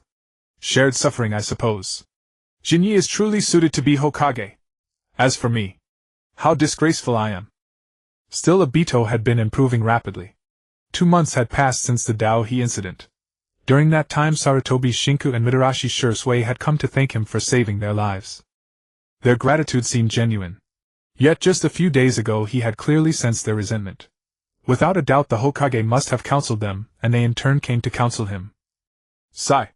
Hatake Tsukumo, who had once entertained thoughts of suicide, now abandoned that notion. The Hokage had gone to such lengths, suppressing the incident, advising those in the know, and even avoiding punishment. If he truly took his own life, would not everyone's efforts be in vain? Kakashi, starting tomorrow I'll teach you our clan's secret nature transformation technique, Hatake Tsukumo said. Really? Kakashi's eyes lit up. Hatake Tsukumo nodded. It's time. You're already outstanding among your peers. It's time to teach you something more profound. Regarding nature transformation, many clans possessed unique techniques with varying effects. Some reduced chakra consumption, others amplified elemental advantages, and some minimized physical strain. The Hatake clan's secret nature transformation technique enhanced the properties effect. Of course, compared to Shin'ya, it was still far inferior. Shin'ya's techniques consumed little, dealt massive damage, had short casting time, and minimal burden. No comparison. The more he compared, the more frustrated he became. Hatake Tsukumo decided that one should not compare with cheaters, it was too infuriating. Father, teach me now. Kakashi was impatient. Hatake Tsukumo smiled. Let's eat first. I'll start teaching you tomorrow. Aura. Take this bastard Nagato. Fire, release great fireball technique. Uchiha Obito, who had just finished Shin's special training and fought Kakashi to a draw in the school sparring match, now began to challenge his next target. That was the only male member of the Uzumaki clan, Uzumaki Nagato. Yes, Uzumaki Nagato. After arriving in Konoha and meeting Uzumaki, Mito Nagato at her suggestion restored the Uzumaki surname. As for Ayaka, who was brought back by Shin, she wasn't so lucky because there was no Uzumaki clan member of sufficient status to witness her. Of course there was another way. Marry Nagato. At least for now, Nagato and Ayaka seemed to get along well, and they were similar in age. In the future they might not be unable to revive the Uzumaki clan. What? You say there's also Kushina. Sorry, Kushina might change her surname to Uchiha in a few years. Shin has already thought of names for the children. The one with Mikoto would be named Sasuke, and the one with Kushina would be named Naruto. What? You say Naruto is the protagonist of Jiraiya's novel? Well, sorry, Jiraiya hasn't written the tale of the gutsy ninja yet. At worst, Shin can submit a novel tomorrow with the protagonist named Naruto. So reviving the Uzumaki clan is still left to Nagato. Although Nagato is blind, through the Kagura mind's eye he can easily detect Obito's location. He casually reached out toward Obito's position, took a deep breath. Wind release gale palm. The gale that burst from his palm directly formed a barrier blocking the fireball Obito had spat out. Amazing. He can use wind release to counter fire release, which is strong against wind. As expected of Nagato, Yahiko exclaimed in admiration. Although Obito was the dead last at school, the foundation of the Uchiha clan was still there. In the original story, with 1 month of training, Sasuke could match Lee's speed and severely injure Gaara, who had the absolute defense. Wait, not Shikaka, but the one with the absolute defense. Leaving aside the identity of Indra's reincarnation, Obito's talent was actually not inferior to Sasuke's, it was just that his personality limited his performance. After a week of brutal training arranged by Shin, Obito could be said to have been reborn. Even Kakashi, the top student of their year, was troubled by Obito's dirty tricks and shameless sneak attacks. However, against Nagato, Obito's little tricks were a bit inadequate. Not to mention that Nagato was 4 years older than them, just the physical development was different. The Uzumaki clan was famous for their thick vitality and abundant chakra. Obito's tricks were nothing in the face of Nagato's stats. Throw sand. Nagato's wind release could directly blow the sand into Obito's face. Use fire release. Nagato's wind release could directly extinguish the fire. Activate the Sharingan. Sorry, seeing with the eyes doesn't mean the body can keep up. What? You ask if Nagato has enough chakra like this. Without the constant drain of the Rinnegan, Nagato finally showed the strength that a member of the Uzumaki clan should have. And most importantly, without the Rinnegan, Nagato seemed less withdrawn and less sensitive to past events. This made Shin fully suspect that Nagato's previous withdrawn and introverted personality, and later obsession, might not be unrelated to the influence of the Rinnegan. The Rinnegan belonged to old Madara, so its power naturally came from him. Since it came from old Madara, it was inevitably influenced by his emotions. Moreover, the Uzumaki clan members who appeared in the original story were all a bit thick-skinned. Seeing his fire release blocked, Obito became a bit unwilling, took out several shuriken, and began forming hand seals. Fire release Phoenix Flower Technique. Several shuriken wrapped in flame flew toward Nagato. Nagato reached out, and grabbed the flames, instantly extinguished, and the shuriken were caught in his hand. The shuriken spun rapidly at his fingertips, and sharp wind blades began to coil around the edge. Ah! Big Brother Shin is biased, he even taught him this technique. Obito instantly broke down, fuming. That's because you never learned the nature transformation of wind release, you idiot, Shin shouted from the sidelines. Shoo! A tuft of hair was cut off by the wind release shuriken. Obito was furious. His hairline was already high. Was this trying to make him bald? Fire release Great Fireball Technique. Water release Water Formation Wall. The two formed hand seals simultaneously, water and fire spewing from their mouths and colliding. Nagato then changed his hand seals Water release Water Dragon Bullet. The water he spat out instantly transformed into a water dragon, engulfing Obito. Boom! The water dragon slammed into the ground, creating a crater. Obito fell into the pit dazed and then fainted. Good, the match is over. The winner is Nagato. Shin clapped his hands, announcing the end of the match. After winning, Nagato let out a long breath, then stumbled to the sidelines, fumbled for his cane, and carefully walked up. Can this guy actually see or not? Nawaki twitched his mouth and complained. As if seeing. Shin said. Nawaki was speechless. Please say something I can understand. As they spoke, a Chunin came to inform Shin that the Hokage summoned him. Shin immediately went to the Hokage building and arrived at Hiruzen Sarutobi's office. Shin, regarding the reform of the Ninja Academy system you submitted last time, after discussion by the Advisory Council, it has been approved. Hiruzen said. Shin's eyes lit up. Excellent. Then he realized his indiscretion, and quickly said, yes, thank you very much. Hiruzen said, then you can arrange it from now on. Change the Ninja Academy to a Ninja Elementary School. And on the basis of the 6-year system, add a 3-year Ninja Middle School system, selecting outstanding talents from elementary school to continue their training in middle school. Students who successfully graduate from middle school can be directly awarded the rank of Chunin. At the same time, open a study abroad program for allied villages, recruiting ninjas from allied villages to study at Konoha Middle School. For foreign ninjas studying abroad, in addition to the middle school curriculum, there is also Will of Fire education. Although there were some doubts about this, after discussion the Advisory Council agreed. However, there is still a small problem.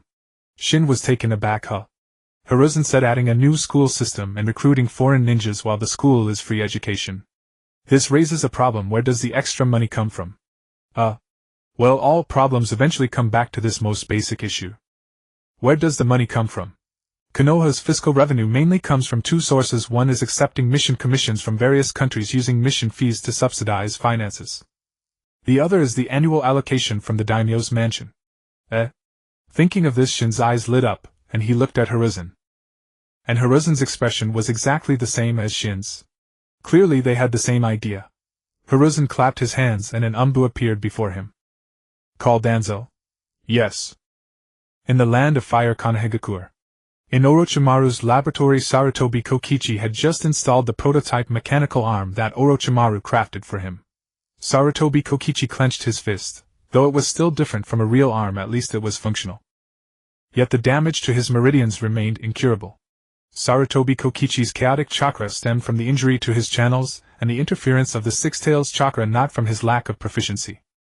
Thus, no matter how Sarutobi Kokichi tried to adapt through practice, the results were negligible. Still can't control your chakra? Orochimaru asked. Sarutobi Kokichi sighed. It's just that. I've gotten used to it by now. Orochimaru looked at him, a tinge of melancholy stirring within. Sarutobi Kokichi was 3 years younger than them, naturally meant to be the younger brother.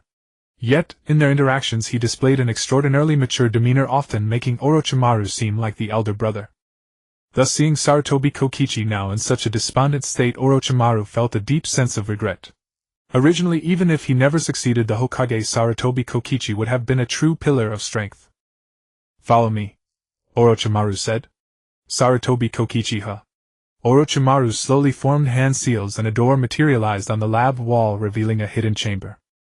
Inside the chamber were vats filled with nutrient fluid, each containing a human body. This is Sarutobi Kokichi was instantly stunned.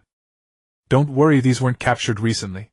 They were experimental subjects the village ordered destroyed and I kept them preserved, Orochimaru said calmly. He wasn't lying because the Leaf's prohibition of human experimentation was also conveyed to him by Shin'ya. Sarutobi Hiruzen told him and Shin'ya told him. In Orochimaru's eyes the deterrence was entirely different. After all, Sarutobi Hiruzen was his teacher. Even if the truth came to light, Hiruzen would not go so far as to kill him. But Shin'ya was different. Shin'ya would really beat him to death, of that he had no doubt. So after the village banned human experimentation, he stopped capturing new subjects. As for these subjects, they were once ordered to be destroyed by the village, he simply hid them away. You really are bold, Sarutobi Kokichi said. Orochimaru smiled. You should thank me. If I hadn't secretly preserved those experimental materials, my research on human meridians wouldn't have advanced so much. There wouldn't be any solution for your problem either. Sarutobi Kokichi's eyes lit up. You mean you can cure me? Orochimaru nodded. I can't regenerate lost limbs yet, but for internal meridian damage with special medicines and treatments there is a chance of recovery. Sarutobi Kokichi's gaze sharpened. What are the odds? Orochimaru 30%, and there may be rejection effects. It's unknown how long it will take to fully adapt. Rejection? You want to perform a transplant on me? Transplant meridians? Is that even possible? Sarutobi Kokichi frowned. Orochimaru said helplessly, that's why I said the odds are only 30%. After all, no one understands meridians better than Shin'ya. When can we start? Sarutobi Kokichi asked. Orochimaru replied, there are some preparations to make. Let's say a week. With that the two exited the hidden chamber, and returned to the lab. Orochimaru's gaze fell on the lab bookshelf and a cold sweat broke out. On the shelf among his experimental data an extra scroll had appeared. On it the name of the scroll was clearly written, The Study of Meridians. In all of Konoha only one person possessed this book. Orochimaru picked up the scroll and opened it. The descriptions and explanations of the meridian system within far surpassed his own understanding. Moreover, many annotations had been freshly written in the margins. The sections with the most notes, and even some proposed hypotheses, corresponded exactly to the locations of Sarutobi Kokichi's damaged meridians. That guy really? Orochimaru smiled wryly. He thought he had been so discreet, but he had been found out long ago. It was only because he hadn't crossed the line, merely secretly preserving old experimental materials, that he hadn't been punished. Meanwhile at Shin'ya's home, Mitokado was tidying up Shin'ya's study, returning a pile of books and scrolls to the shelf. Shin'ya, do you remember that book, The Study of Meridians, you used to read all the time? I can't seem to find it lately, Mitokado said, puzzled. In the living room, Shin'ya, absorbed in a novel, looked up. What's wrong? Do you want to learn about meridians? Mitokado grimaced. You such complicated stuff. No thanks. But I didn't see that book today. Didn't you often flip through it? Shin'ya said casually. Is that so? I haven't looked at it in a long time either. Forget it. If it's lost, it's lost. It was just a handwritten copy I transcribed from the Meridian section of the Mingwan Sutra. Is that so? Mitokado didn't press further, as she rarely questioned Shin'ya's affairs. Shin'ya glanced at Mitokado, who was still cleaning, walked over and pulled her into a hug. Hey! What are you doing? Shin'ya whispered in her ear. I have some new ideas about yin-yang release. I'd like to discuss them with you. What? Yin-yang release. Mitokado looked confused, but the warm breath near her ear made her dizzy. Suppose a jutsu is powered by yang release chakra, its intensity can be pushed to the limit. Powered by yin release chakra, it can produce many special effects. Then if one activates a jutsu using both yin and yang chakra in a 1:1 ratio as the power source, what effect would it produce? Can yin and yang chakra fuse and be used together? I don't know. This problem is too hard, I can't solve it. Mitokado lay there staring blankly at the ceiling, a trace of glistening moisture at the corner of her lips. She had no idea about Shin'ya's questions, she couldn't even remember what the questions were. She only knew that Shin'ya, as a member of the Uchiha clan, possessed a yang release that was terrifyingly powerful. Not only that, his yin release was equally fearsome. Shin'ya's yang release left her limbs weak and aching in battle. His yin release, on the other hand, clouded her mind and short-circuited her brain. And Shin'ya sat beside her, holding her, still looking somewhat unsatisfied.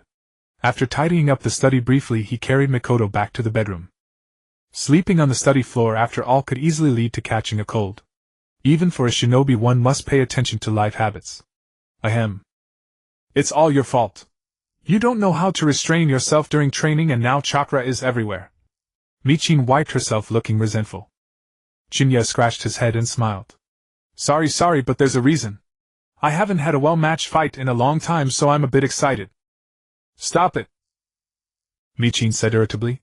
Don't think I don't know. You've coveted Jixinai for a long time and even Gangsho you. Ahem. That's not true. Don't talk nonsense. Impossible. Shin'ya quickly denied it 3 times. Michin rubbed her shoulder. Go find Jixinai or Gangsho. I can't stand you anymore. As she said this, Michin's feet were still slightly trembling. Shin'ya was a very single-minded person. He only liked beautiful women.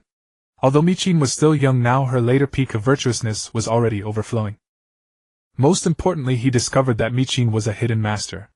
Although her magnitude was not as great as Gangsho's, her endurance was longer. Most importantly, because she had been constantly on missions, Michin had an indescribable heroic spirit. Shin'ya looked at Michin and slightly mobilized his chakra. He decided to use some rough methods. With chakra coating his palms, he resolved to show Michin what taijutsu meant. Originally Michin was very resistant, but unfortunately the rhythm of the fight was controlled by Shin'ya. As her body continuously relaxed, Michin felt as if she were floating on clouds. After a long time, Michin came back to her senses. I say, if we have a child, what should we name him? Michin suddenly asked. Shin'ya thought for a moment. Although it's still a bit early, I've already thought of a name. If it's with you, we'll call him Zuiju. What do you mean with me? Who else do you want to have children with? Michin was furious. Shin'ya. Michin broke down. You don't even bother to defend yourself. Defend, Shin'ya quickly said. After a moment of horseplay, they finally quieted down. Zuiju, you admire the great Yuanfei Zuiju, right? The 3rd Hokage's father is indeed a great ninja, Michin said. Shin'ya's mouth twitched slightly. How could he explain? He could only say that culturally there were many differences between Huaxia and Zairaizi. For example, in naming a child, naming him after a revered person was a tribute to the ancients. Yuanfei Zuiju's son is Yuanfei Risen, who is still alive and well. So naming his son Zuiju had only one meaning, which was, of course, because he also wanted to become the Lu Dao Xianen. Holding Michin, Shin'ya sank into the comfort of the warm bed. He had to admit that his thoughts were beginning to slacken. From the beginning of his transmigration, when he was unfamiliar with the place and helplessly young, to later being drawn into the conflict between Yuzhibo and Konoha. Now it seemed that everything had been perfectly resolved. For Yuzhibo he was an indispensable pillar. For Konoha he was undeniably the strongest combat force and a candidate for future Hokage. If it weren't for those aliens hiding in the shadows, everything seemed to have calmed down. Although among the characters of the Daitangmu clan that have appeared, the strongest is Daitangmu Ishiru, sealed in his own eye. But there are still those who haven't appeared, including the mysterious Daitangmu Jiju. And above them there is an existence called a god. From this perspective, the crisis has not been resolved, only delayed. And the abilities of the Daitangmu clan are very useful, which Shin'ya has personally tested. However, the power of bloodline was not very useful to Shin'ya. Although it was not very useful to him, it didn't mean that the power of Daitangmu was completely useless. Whether Michin or Jixinai, they were all natives of the ninja world, descendants of Yinchualuo and Axiuluo. Even those ninjas who seemed to have no bloodline were actually descendants of those who had once received the chakra connection from Lu Dao Xianen. Their power seemed to be more compatible with Daitangmu. Of course, the new generation of Konoha, now most of them might have more or less the bloodline of the Qianshu clan. After all, dissolving the Qianshu clan was something that started from the first Hokage, and was completed during the second Hokage's time. It is unknown how many in Konoha now are descendants of the Qianshu clan, and those with blood ties to the Qianshu clan are even more numerous. Perhaps the continuous emergence of civilian geniuses in Konoha was not without this reason. Shin'ya speculated that the bloodline of the Qianshu clan was just a stepping stone and the concentration didn't matter. But this bloodline had a certain probability of unlocking a person's potential. Connecting to his earlier speculation about Shuimen, assuming Shuimen was a descendant of the Qianshu clan, then the thin Axiuluo bloodline within him was the key to unlocking his potential, making him the undisputed most dazzling existence of his time in the original story. In the Wuyin village water shadow building. It had been several months since Shin'ya entered Wuyin with two-tailed beasts. Honglian, the new Huiying, had finally gotten used to handling government affairs. No wonder the third Shuying wanted to report the Blood Mist village killing when displeased was indeed the simplest method. But Honglian's mind was clear. He knew very well that if he killed anyone who opposed him, the end result would be more and more opponents. Even if he had Konoha's backing, even if he was currently the strongest combat power in the entire wing, strong strength could only maintain temporary peace. Without soft measures it would collapse sooner or later. And the later the collapse, the greater the backlash, ultimately leading to irretrievable ruin. Honglian wanted to govern Wien well, so he did not choose the simplest and crudest methods due to the complexity of government affairs, but instead took steady steps to handle things one by one. Because of this, under the contrast with the third Shuiying, Honglian the fourth Shuiying quickly surpassed all previous Shuiying in prestige. Nothing else. The predecessor was too terrible, making the current one look good no matter how you looked at it. It was already rumored that the fourth Shuiying was the strongest in history. Honglian did not deny it. To be precise, he had no time to deny it. Just the reform of the Ninja Academy alone made him feel his brain was insufficient. How could he have the energy to deal with these folk rumors? At this moment Honglian looked at the several young people before him, his eyes full of relief and expectation. This exchange student program with Konoha will be handled by you. Remember, don't bring shame to our Wien and let the Konoha ninjas look down on us, Honglian said with great expectation. Yes.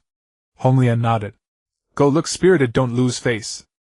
Konoha, the newly established Konoha Middle School. Like the renamed Konoha Shinobi Elementary School, it was situated close to the Hokage building, allowing the Hokage and other high-ranking officials to visit frequently and enhance their prestige. Of course, there was another reason for building it here. The Shinobi Middle School would host many foreign ninjas, mostly of Chunin rank. The minimum entry requirement was Genin, while the maximum was Tokubetsu Jonin. The age limit was set between 12 and 16. For Konoha's own ninjas, the standards were slightly more relaxed. The purpose was clear. The target audience was the new generation of all nations. The fundamental reason for being close to the Hokage building was that the Hokage and the council could observe and monitor the foreign ninjas. Those who came to steal secret techniques or gather intelligence would be dealt with promptly. Those who could be won over or assimilated would be approached as early as possible.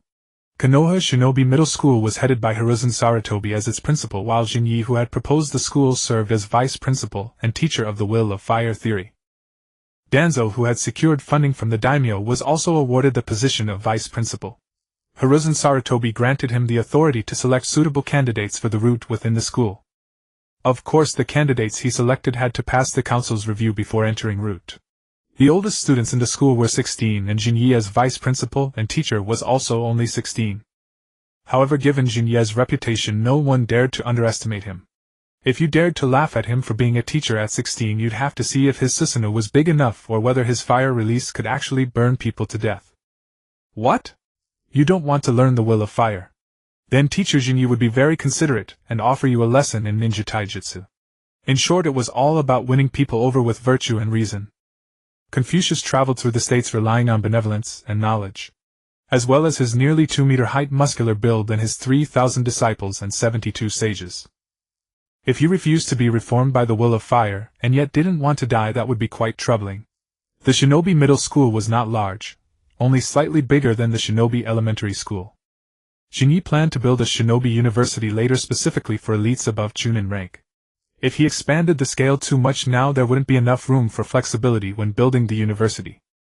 Moreover, much of Konoha's land was still undeveloped, meaning it was still in its original jungle state.